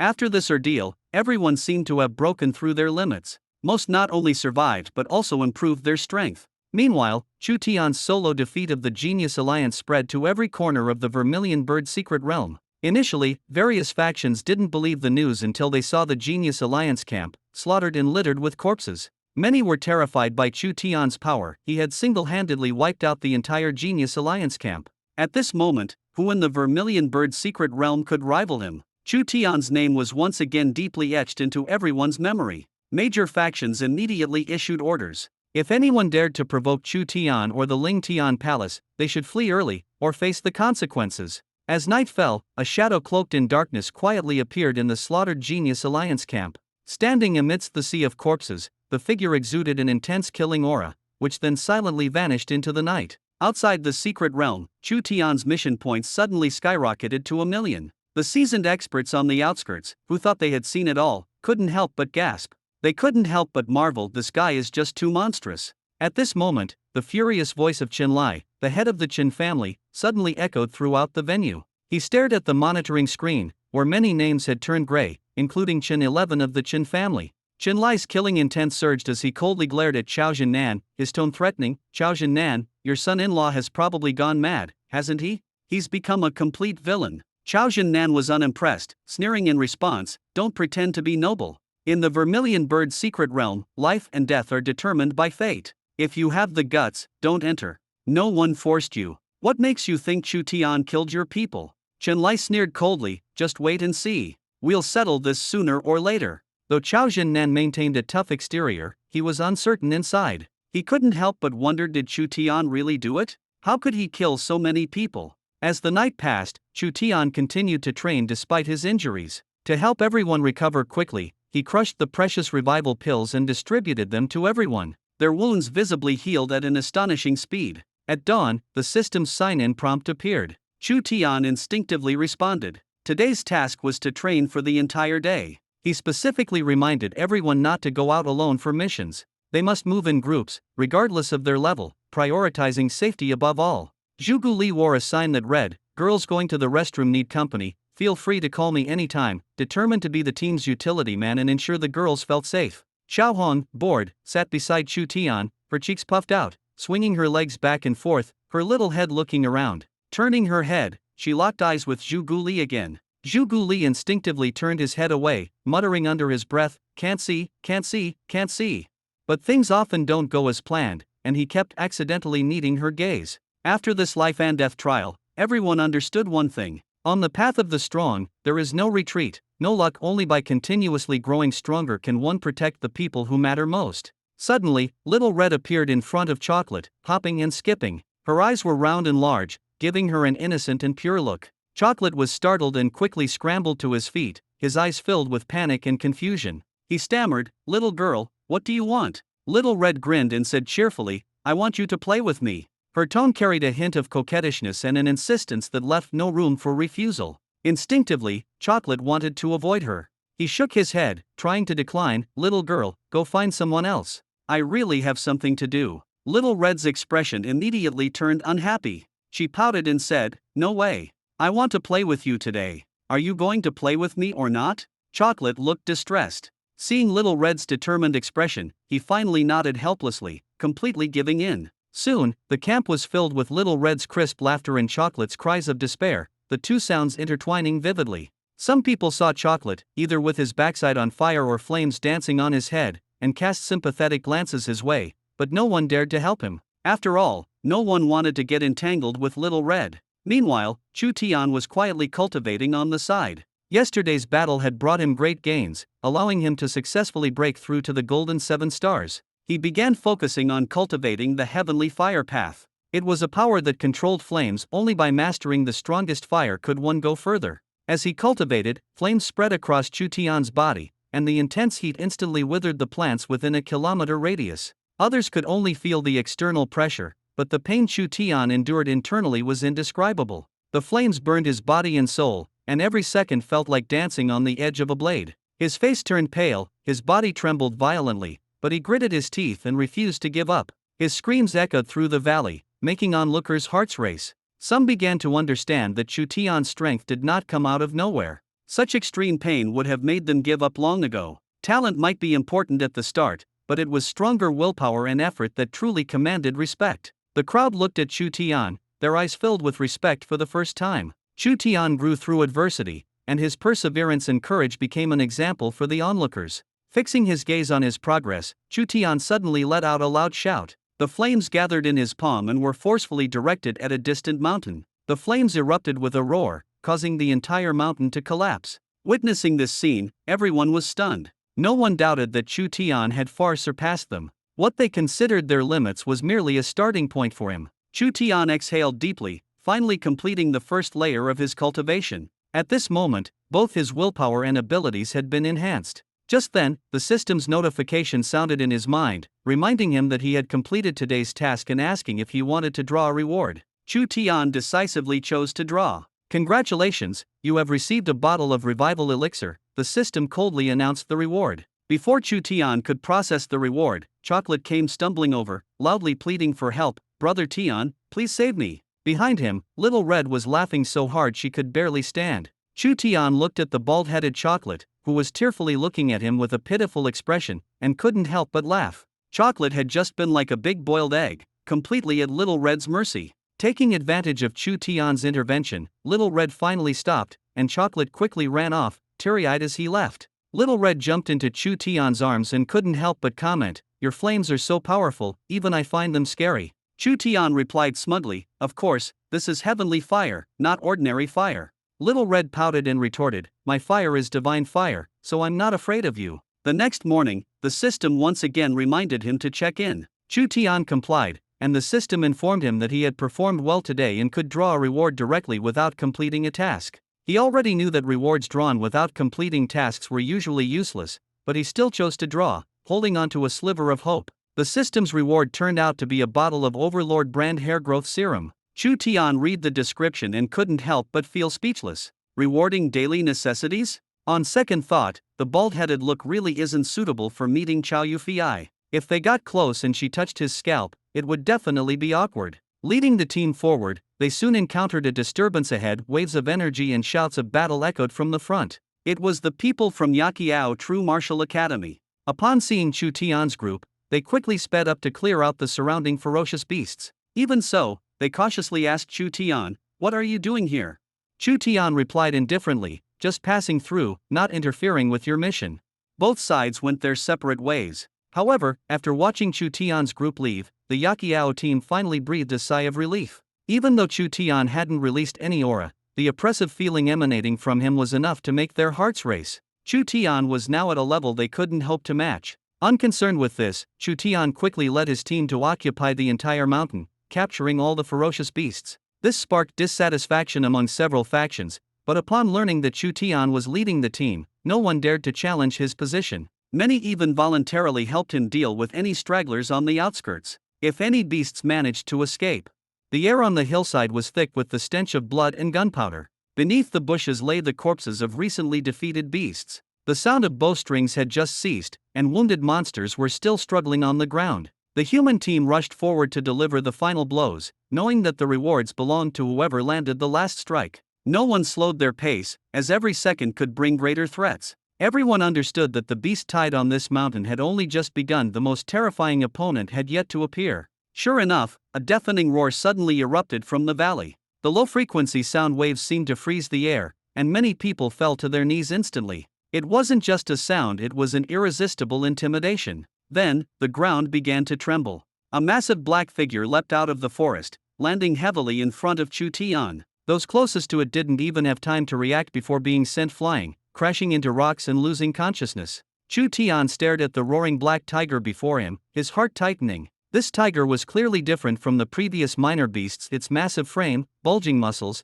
and eyes filled with disdain and fury made it a formidable presence. Everyone instinctively felt fear. No one dared to meet its gaze. After all, when faced with a top predator, humans are innately terrified. The black tiger roared, its wild aura sweeping across the scene, freezing the atmosphere. But Chu Tian didn't back down. He rubbed his ear and loudly mocked. "What are you roaring for? Think you're impressive just because you're loud? Fatty, help me teach it a lesson." His teammate, Chocolate, trembled in fear and quickly shrank back. At this moment, he was inwardly lamenting. This black tiger could swallow him whole with one bite. There was no chance of resistance. The black tiger's eyes flashed with a strange light. It clearly understood Chu Tian's provocation, and the audacity of someone daring to insult its dignity enraged it. Lowering its head, it let out a threatening growl, preparing to strike. Chu Tian's expression turned cold. He wasn't intimidated by the roar. Instead, his anger flared. "Humph, you think you're so great? Big cat, looks like you need to be taught a lesson," he retorted. The onlookers couldn't even focus on their own fear, half admiring and half worrying as they watched Chu Tian. Who had ever seen someone call a beast King Kitty? The black tiger finally lost its patience, opening its massive jaws and lunging at Chu Tian. Its attack carried the weight of a mountain. Chu Tian showed no fear, his body launching forward like a spring, leaping straight into the tiger's maw. His fist slammed into the tiger's forehead. "Stunned, aren't you?" That strike was swift and fierce, causing the tiger's body to sway. But with its formidable defense, it managed to stabilize itself. Chu Tian didn't stop, immediately closing in again to engage the tiger in fierce hand-to-hand combat. Each clash of fists and claws sent shockwaves of energy rippling through the air. The young spectators retreated far away, afraid of being caught in the energy waves. The black tiger was forced back by a punch from Chu Tian. Just as it was about to retaliate desperately, it saw flames surging from Chu Tian's palm. This was his newly improved technique, compressing the scorching heavenly fire into runes and integrating it into the impact of each strike. "Let me show you real power," Chu Tian roared, and the heavenly fire, combined with the energy of his ninefold palm, surged straight toward the black tiger. The black tiger wanted to retreat, but it wasn't fast enough. Its black fur was instantly ignited by the terrifying heat. It let out a miserable scream, rolling frantically on the ground, but the high-temperature burns left its tiger hide completely scorched and bare. The onlookers were dumbfounded. The Beast King, who had always stood at the top of the food chain, was reduced to a naked cat by a single move from Chu Tian. The scene before them was so shocking that it left them unable to laugh, even if they wanted to. So many geniuses and powerful warriors had fallen to the black tiger's claws, and no one had expected it to be defeated so utterly at this moment. However, the black tiger had not completely surrendered. It roared and leaped up again, as if relying on its last shred of dignity to go down fighting. But Chu Tian was faster. His fist struck accurately at its neck. Bang! The black tiger fell to the ground once more. Chu Tian seized the opportunity to flip onto its back, raining down punches like a storm. Even though the black tiger's hide was as tough as armor and his fists were nearly numb with pain, Chu Tian forced himself to endure through sheer willpower. At that moment, the war dragon cauldron appeared in his hand. The dull sound of metal colliding with flesh and bone echoed through the mountains, and the black tiger let out a despairing wail that gradually weakened. Chu Tian, panting heavily, wiped the blood off his face with a wave of his hand and sneered, "Keep screaming. Weren't you howling quite loudly just now?" The black tiger opened its eyes one last time, a mix of anger and humiliation in its gaze. Gathering the last remnants of its strength, it arched its body and sent Chu Tian flying. This was its final counterattack. Chu Tian reacted quickly upon landing, swiftly unleashing another ninefold palm. The heavenly fire surged like a sea, completely engulfing the black tiger. Boom! With that strike, the black tiger's aura vanished. True death had arrived. Its massive body collapsed powerlessly, unable to even let out a final roar, leaving only the charred smell of its roasted flesh. The valley fell silent. The onlookers held their breath, unable to utter a word for a long time. The once dominant Tiger King, who had commanded the entire scene, had died just like that at Chu Tian's hands. No one dared to approach. Many cast fearful glances at Chu Tian, sensing an unfamiliar and intimidating aura that made them reluctant to get close. Chu Tian paid no attention to them and left calmly. The members of the Ling Tian Hall silently withdrew as well, leaving the stunned crowd behind.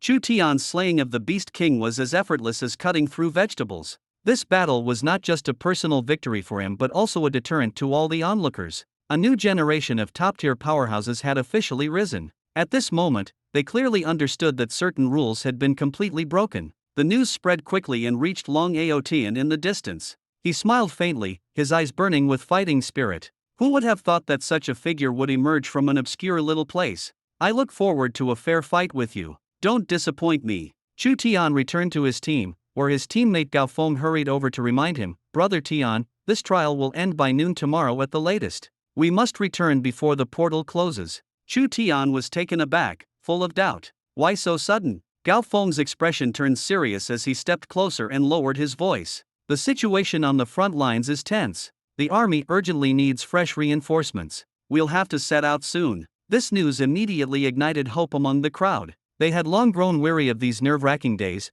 where they were either hungry, sleepless, or constantly worried about being snatched away by monsters. To them, the outside world was almost like paradise. Even if it was full of dangers, it was still better than the despair of being trapped here. Excitement kept everyone awake all night. Early the next morning, they all gathered, full of energy, ready to leave through the teleportation portal. At that moment, Chu Tian heard the mechanical voice of the system echoing in his mind. Sign in. He immediately responded, sign in. Soon, the system issued a new task. Today's task. Smile. Chu Tian couldn't help but grin, an exaggerated smile appearing on his face. Seeing this, Chocolate suspiciously leaned in and whispered, Brother Tian, why are you grinning like an idiot? Chu Tian pretended to be relaxed and said, I'm happy. Chocolate frowned, your smile is so fake, it looks off. Chu Tian burst into laughter, teasingly saying, how did you figure it out? If you keep teasing me, do you believe I'll make you cry? The more Chu Tian laughed, the more exaggerated it became.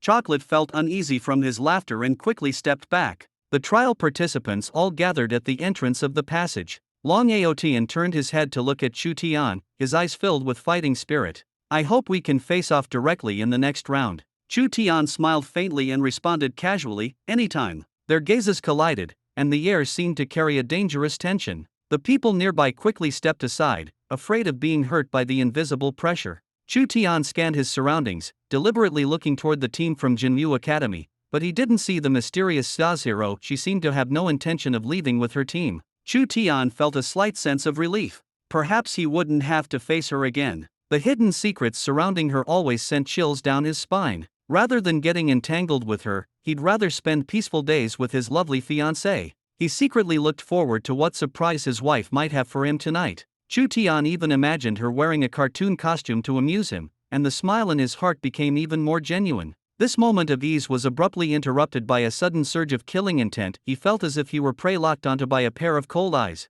He quickly searched for the source of the threat. In the distance, a mysterious figure dressed entirely in black, with a black scarf covering their face and only their eyes exposed, was staring at him intently. The chilling danger emanating from this person was even more intense than Long Aotian's. Chu Tian was certain that, in his hazy memories, he had never crossed paths with this person, but his instincts told him he knew them. Forcing himself to relax, Chu Tian casually applied some Overlord hair regrowth water to his hair, exuding confidence that was almost written on his face. He believed he was always the most handsome. Without a mirror, he wasn't worried at all. Before the passage opened, he tossed Little Red into his storage ring. The little creature rolled its eyes at him. In the next moment, dazzling light engulfed everyone, and they instantly disappeared from the Vermilion Bird's secret realm, leaving behind only silence. In the distance, a woman stood quietly atop a mountain peak. She gazed coldly in the direction where they had just left, her icy demeanor deterring anyone from approaching. Soon, a hunched old man appeared silently and said in a low voice, Master, shall we depart?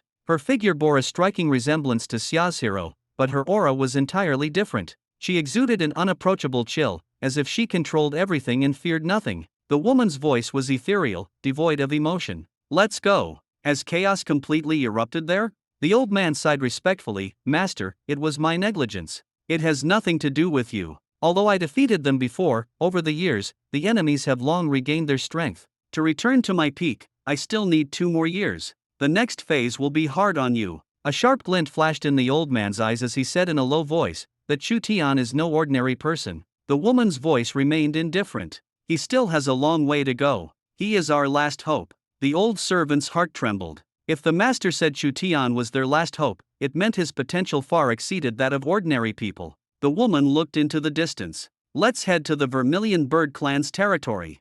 Thanks to the clan's secret technique back then, I was able to survive that calamity." The two figures vanished in a flash, as if they had never existed. Meanwhile, Chu Tian and the others finally opened their eyes, returning to the long-lost land. Everything felt surreal. Before they could even process their emotions, a familiar shout rang out nearby. "Xiao Tian, over here." Chu Tian turned around and saw Uncle Nan, Xiao Jianese, striding over with a smile. He pulled Chu Tian into a hug, saying, "Good lad, you're finally out. Come over and take a rest." However, Chu Tian felt a bit disappointed. The person he most wanted to see hadn't shown up, leaving him with a sense of loss. He couldn't help but mutter, "My father-in-law is here, but where's my wife? Doesn't she know I'm getting out today?" A wave of frustration suddenly surged in his heart, and he swore to himself that he would make her regret not coming to pick him up tonight. Chu Tian suddenly felt a tightness in his chest, his voice trembling slightly. "Ah, no, isn't Yufei still at the company?" Xiao Jianese sighed, his tone tinged with helplessness. "No, Yufei has already gone to the front line." Chu Tian staggered back a step in shock, his voice instantly rising several octaves. "What?" Xiao Jianese patted Chu Tian's shoulder to calm him down. "Don't get worked up yet. Let me finish." The truth was harsh. On the second day after Chu Tian entered the Vermilion Bird's secret realm, Xiao Yufei received orders to be transferred to the northern wasteland frontline for support. Now, she was risking her life, far from home, fighting in the most dangerous place. Chu Tian's hand gradually clenched tighter, his emotions slowly cooling down. He understood very well that no matter how anxious he was, it wouldn't change reality. He could only wait until the arena battles were over before heading to the northern wasteland to find Xiao Yufei. Xiao Jianese patted Chu Tian's shoulder again, trying to instill confidence in him. "Xiao Tian, Yufei is incredibly capable. She'll definitely be able to protect herself." Chu Tian smiled faintly, the corner of his mouth curving into a stubborn arc. "Uncle Nan, don't worry. If anyone dares to harm even a single strand of Yufei's hair, I'll make them regret ever being born into this world." Xiao Jianese laughed heartily. "Good lad, I knew I wasn't wrong about you. Wait for me. We'll go together." The two shared a knowing smile, a genuine promise between men. The flames of war were drawing near, and the northern wasteland front line had become the focus of everyone's attention. Soon, the True Martial Bureau announced the mission points ranking list. The top 20 must join the battle. Everyone already knew Chu Tian's strength and ranking, but when they heard first place, Chu Tian, won 5 million points, the scene fell silent for a moment. A full 500,000 points ahead of second place, such a gap left everyone stunned. Then, a wave of enthusiastic cheers swept through the crowd. Chu Tian's name was indelibly etched into everyone's hearts. Elder Mo stepped onto the stage, his face adorned with a kind smile, and solemnly announced, "The situation in the northern wasteland is dire. I'm giving you 1 night to rest. Tomorrow, the arena battles will begin, and the top 10 will join the army heading to the front line." Before his words had fully settled, a shadow suddenly flashed by.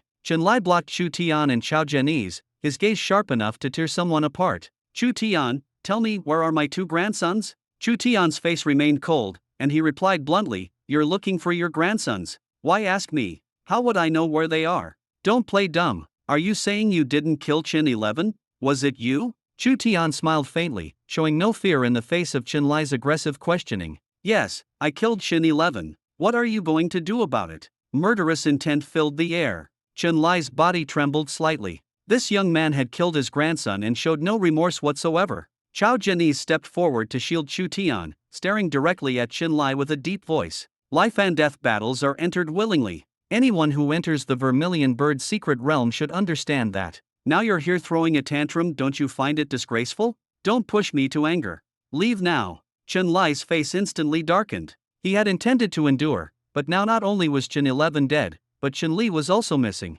Qin was the future hope of the Qin family. If he too met a grim fate, it would spell disaster for the family. Qin gritted his teeth. Kid, if you don't give me an explanation today, don't even think about walking out of here alive. Chao Jianese, if you dare to protect him, you're declaring war on the Qin family. Chao Jianese didn't back down, his words firm and resolute. Go ahead and try. I'd like to see who can't protect whom. The two confronted each other head-on, and the atmosphere instantly became tense to the extreme, as if a conflict would erupt in the next second. Chu Tian glanced at Qin with disdain and said coldly, if you dare to touch me, I'll make your Qin family disappear from this world completely. Qin, enraged, laughed coldly and suddenly exploded, you're courting death. The air seemed to freeze with killing intent. Qin struck, aiming for a fatal blow, but just as he moved, his attack was effortlessly blocked by a single finger. His eyes revealed an incredulous fear. Under that finger, he had no ability to resist. Everyone around was utterly stunned. Who possessed such skill? The man, with a calm expression and star-like eyes, was none other than Elder Yi, who had once crossed paths with Chu Tian. His face showed no emotion as he spoke calmly, that's enough for today. These simple words fell on Qin's ears like a thunderclap. Facing Elder Yi, he abandoned even the pride of an immortal powerhouse and could only nod humbly, yes, Mr. E. Elder Yi turned and, for the first time, showed a rare gentle smile to Chu Tian, you did well. Chu Tian immediately bowed respectfully, thank you for your assistance, senior. Elder Yi waved his hand, it's nothing. This is my duty. This world belongs to the young. You are the future. I look forward to your performance in the northern wastelands. Chu Tian nodded firmly, I will not disappoint you. Elder Yi's gaze flickered, as if he had discovered something, and he suddenly smiled mysteriously, actually, even if I hadn't intervened, you might not have been in any danger, right? Chu Tian froze for a moment, feeling slightly nervous. Had he discovered something? But Elder Yi said no more, giving Chu Tian a deep look before turning to leave. Qin watched Elder Yi's departing figure, then looked at Chu Tian, his face ashen. He gritted his teeth and growled, full of unwillingness and anger, just wait and see. Chu Tian replied coldly, his tone filled with confidence and an unchallengeable threat, try me. Qin's expression changed instantly. He hesitated for a moment, glanced at Chu Tian, and then, as if recalling some terrifying figure, his anger turned to panic, and he quickly walked away. The earlier words, I'll call Elder Yi back to deal with you, echoed clearly in his ears. No one dared to provoke Elder Yi. This minor conflict was witnessed by all the strong figures of Jiang City present. No one dared to underestimate Chu Tian anymore. Even though they still had only a vague understanding of Elder Yi's background, they all knew he was someone not to be trifled with. With such a powerful backing, who would dare to act against Chu Tian lightly? The crowd soon dispersed. Chu Tian was taken into a car by Chao Jianese and headed back. In the car, Chao Jianese looked at Chu Tian with astonishment. Chao Tian, when did you get to know Elder Yi? He truly hadn't expected Chu Tian to have connections with one of Jiang City's top figures. Chu Tian thought for a moment and recounted in detail his previous encounter with Elder Yi. After hearing the story, Chao Jianese couldn't help but laugh heartily, patting Chu Tian's shoulder, good. Well done. Then, he took out a letter from his pocket and handed it to Chu Tian. By the way, this is from Yufei. She asked me to pass it to you. Chu Tian carefully opened the letter. The words inside were brief. Husband, by the time you read this letter, I will already be on my way to the northern wastelands frontline. Don't worry about me. I will return safely. I miss you, and you must miss me too. Love, Yufei. The letter contained only a few sentences, but it was filled with Yufei's tenderness and longing. Chu Tian gently put the letter away, unable to suppress the happy smile on his lips. Back at the villa, he lay directly on the large bed, greedily inhaling the lingering scent of her in the air. At this moment, there was only one voice in his heart. Wife, wait for me. Ding! Congratulations to the host for completing the task. Suddenly, the familiar system voice sounded. Ding! Would you like to draw a reward? Chu Tian replied, drawl. Ding! Task reward. You have obtained one revitalizing pill. This revival pill is a lifeline for those gravely injured and on the brink of death, but Chu Tian knows a more efficient way to use it. Grinding it into powder can save more injured people in time, avoiding wasting the precious medicinal effects of the pill. The night passed without incident. The next morning, the sun rose high, and warm rays filled the room. Chu Tian had stayed in the Vermilion Bird secret realm for so long that he almost forgot the feeling of sunlight. He enjoyed a comfortable breakfast. Ding! Please sign in, host. The system popped up again. Chu Tian casually clicked to sign in. Ding! Today's task. Act, don't talk. Handle matters directly. Chu Tian chuckled softly. It suited his personality perfectly. Suddenly, an angry voice of a girl interrupted, "Big brother, let me out now." Only then did Chu Tian slap his forehead, realizing he'd forgotten Little Red at home while thinking about his wife yesterday. Little Red's identity was special, and releasing her recklessly could cause trouble, so he had to keep her with him for now. Chu Tian comforted her, "Little Red, bear with it a bit longer. I'll let you out when we head to the northern wasteland. Right now, there are too many people around, and if someone recognizes your identity, it'll be a disaster." Little Red pouted in grievance but nodded understandingly. At this moment, Chao Janice was already waiting outside. When they met, he greeted Chu Tian with a mischievous smile. "Had a good time alone last night, huh?" Chao Janice always gave off a buddy-like vibe, without the airs of a traditional father-in-law, making Chu Tian feel at ease. Of course, no matter how good the atmosphere was, he wouldn't dare to call him big brother. "Slept well," Chu Tian replied. Chao Janice humorously reminded him, "Safety first in today's arena battle. With your strength, making it into the top 10 is a sure thing." "Thank you, Uncle Nan, I understand," Chu Tian responded. When Chu Tian and Chao Janice arrived at Jiangqing Square, it was already packed with people. Experts, officials, and wandering martial artists from all over had gathered. They passed through a special passage to reach the arena. Looking at the crowded scene, Chu Tian couldn't help but feel the air was charged with tension and a hint of restlessness.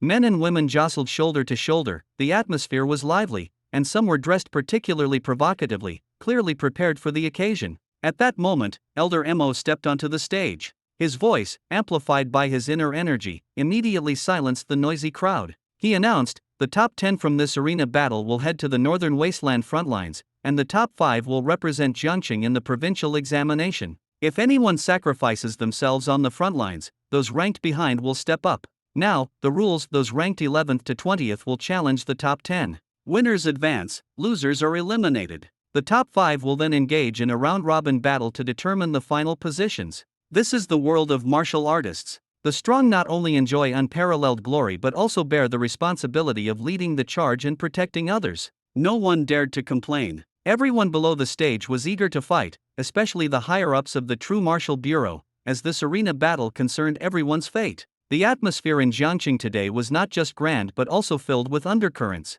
However, the Bureau had been troubled all night by one issue: two top-tier experts in the top 5 had yet to show up. One of them was Chen Li, ranked 3rd. Ranked 5th was Xia's Hero. Both were exceptionally skilled and were the ideal candidates for the northern wasteland frontlines, but they had suddenly disappeared. The only consolation was that they were still alive, their mission sensors were still transmitting signals. This meant they might still be trapped in the Vermilion Bird secret realm. The True Martial Bureau had already sent people to contact the Vermilion Bird clan, requesting assistance in searching for the missing individuals. For now, there was no response, and Elder Mo had no choice but to temporarily cancel their arena battle qualifications, to be reinstated if any news came. Just as Elder Mo announced the missing list, Chen Lai, seated in the Chen family's VIP section, suddenly stood up, his face showing a rare smile. "Elder Mo, why did you directly cancel Xiao Li's qualification?" His tone was slow and deliberate, but there was a hint of persistence in his words. Elder Mo was visibly annoyed. "Chen Li hasn't shown up. Should the spot be given to a ghost?" Chen Lai calmly pointed to a black-clad figure beside him. "No one said my grandson was absent, he's right here." The man in black was wrapped up tightly, his face obscured. Chu Tian raised an eyebrow, a sense of familiarity tightening his chest. Could it really be Chen Li? But why was this kid hiding himself so thoroughly? What was he concealing? Elder Mo showed a hint of doubt. "How can you prove he's Chen Li?" The man in black silently took out a sensor and handed it to Elder Mo. After inspecting it, Elder Mo confirmed it was genuine. This was Chen Li's personal sensor, and biometric identification couldn't be faked.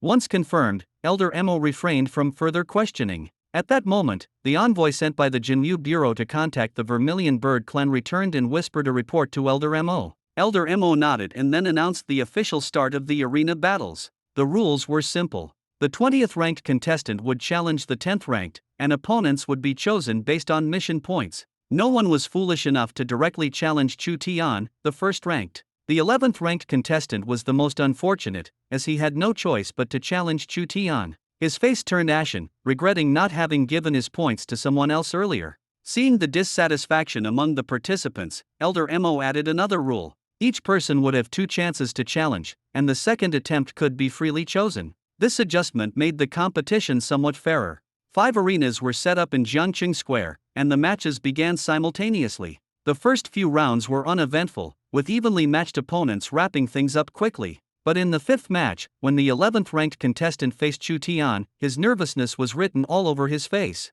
"Chu Tian, don't go too hard on me. I'll just throw a couple of punches and surrender." His voice trembled. Chu Tian's lips curved slightly. "What if you win? Then? What if I die?" The 11th ranked contestant forced a bitter smile, clearly lacking confidence. Summoning his courage, he charged at Chu Tian, but as soon as he got close, an overwhelming pressure made it hard for him to breathe. With a loud bang, Chu Tian sent him flying out of the arena with a single kick. The audience erupted into thunderous applause and cheers. Li Chongqing couldn't hide his shock. What has Chu Tian been through recently? His strength has completely transformed. He's at least at the level of a 5-star gold rank. Chu Tian's move was so swift that no one could tell how much force he had actually used. Meanwhile, the matches on the other arenas also concluded. Long Aotian similarly defeated his opponent with a single move, and their performances made it clear just how far above the ordinary contestants they were. However, the situation on the third arena turned gruesome. The black-clad Chun-Li knocked down his opponent but gave no chance for surrender, launching a frenzied assault that shattered his opponent's head.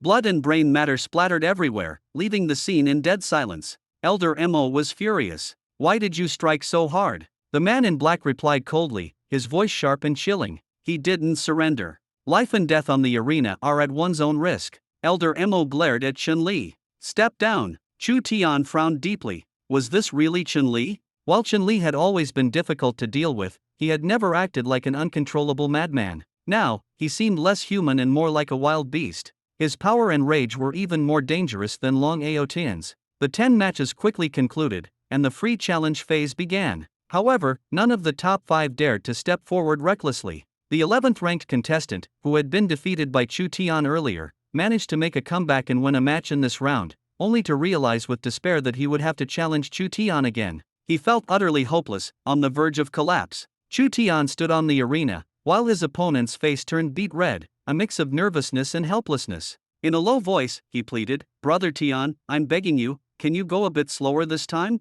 You were too fast earlier, I didn't even have time to react before it was over. I know my skills are lacking, but at least let me feel like I'm participating. Right now, it feels like you're just playing by yourself, and that's not good for your health either." Chu Tian paused, his expression calm as he replied, "If you don't make a move soon, don't blame me for taking action." "Ha!" His opponent panicked, gritted his teeth, and charged at Chu Tian again, shouting as he threw a punch. Overlord Fist. As he struck, a massive fist shadow appeared, enveloping the entire arena with its force. The pressure distorted the air, and the shadow hurtled toward Chu Tian's head with crushing momentum. The audience erupted into commotion, with a few even gasping audibly. "Chu Tian is being careless. Something's going to happen, isn't it? This time he can't just rely on his confidence. Serves him right for always acting so superior. Let's see how he gets out of this one." Just as the shadow of the fist was about to strike Chu Tian, he finally moved. He simply raised his arm lightly and casually delivered a slap. Bang! A muffled, thunderous sound echoed, and the shadow of the fist dissipated into thin air like mist, collapsing instantly. The entire venue fell into a deathly silence. Everyone froze, unable to believe their eyes. Although this opponent was ranked 11th, the momentum and power of that punch just now were absolutely worthy of entering the ranks of the Golden 5 stars, and even in a sneak attack, it would have been undeniably dangerous. Yet Chu Tian had effortlessly neutralized it with a casual slap. The shock on the faces of the audience was unmistakable, and someone instinctively exclaimed, "My God, this is way too strong." The opponent, however, was more shaken and helpless than anyone else. This punch had been his most confident move among all his techniques, the one he had relied on to survive countless life and death situations. Even though he hadn't expected to defeat Chu Tian, he had at least hoped to touch the hem of Chu Tian's garment, proving he wasn't completely powerless. But the result? He hadn't even grazed the hem of his opponent's clothing. His confidence was utterly shattered, his face filled with frustration and unwillingness. For the first time, he felt as though he was merely a sparring partner, completely devoid of presence. Chu Tian looked at the utterly dejected opponent before him and couldn't help but softly say,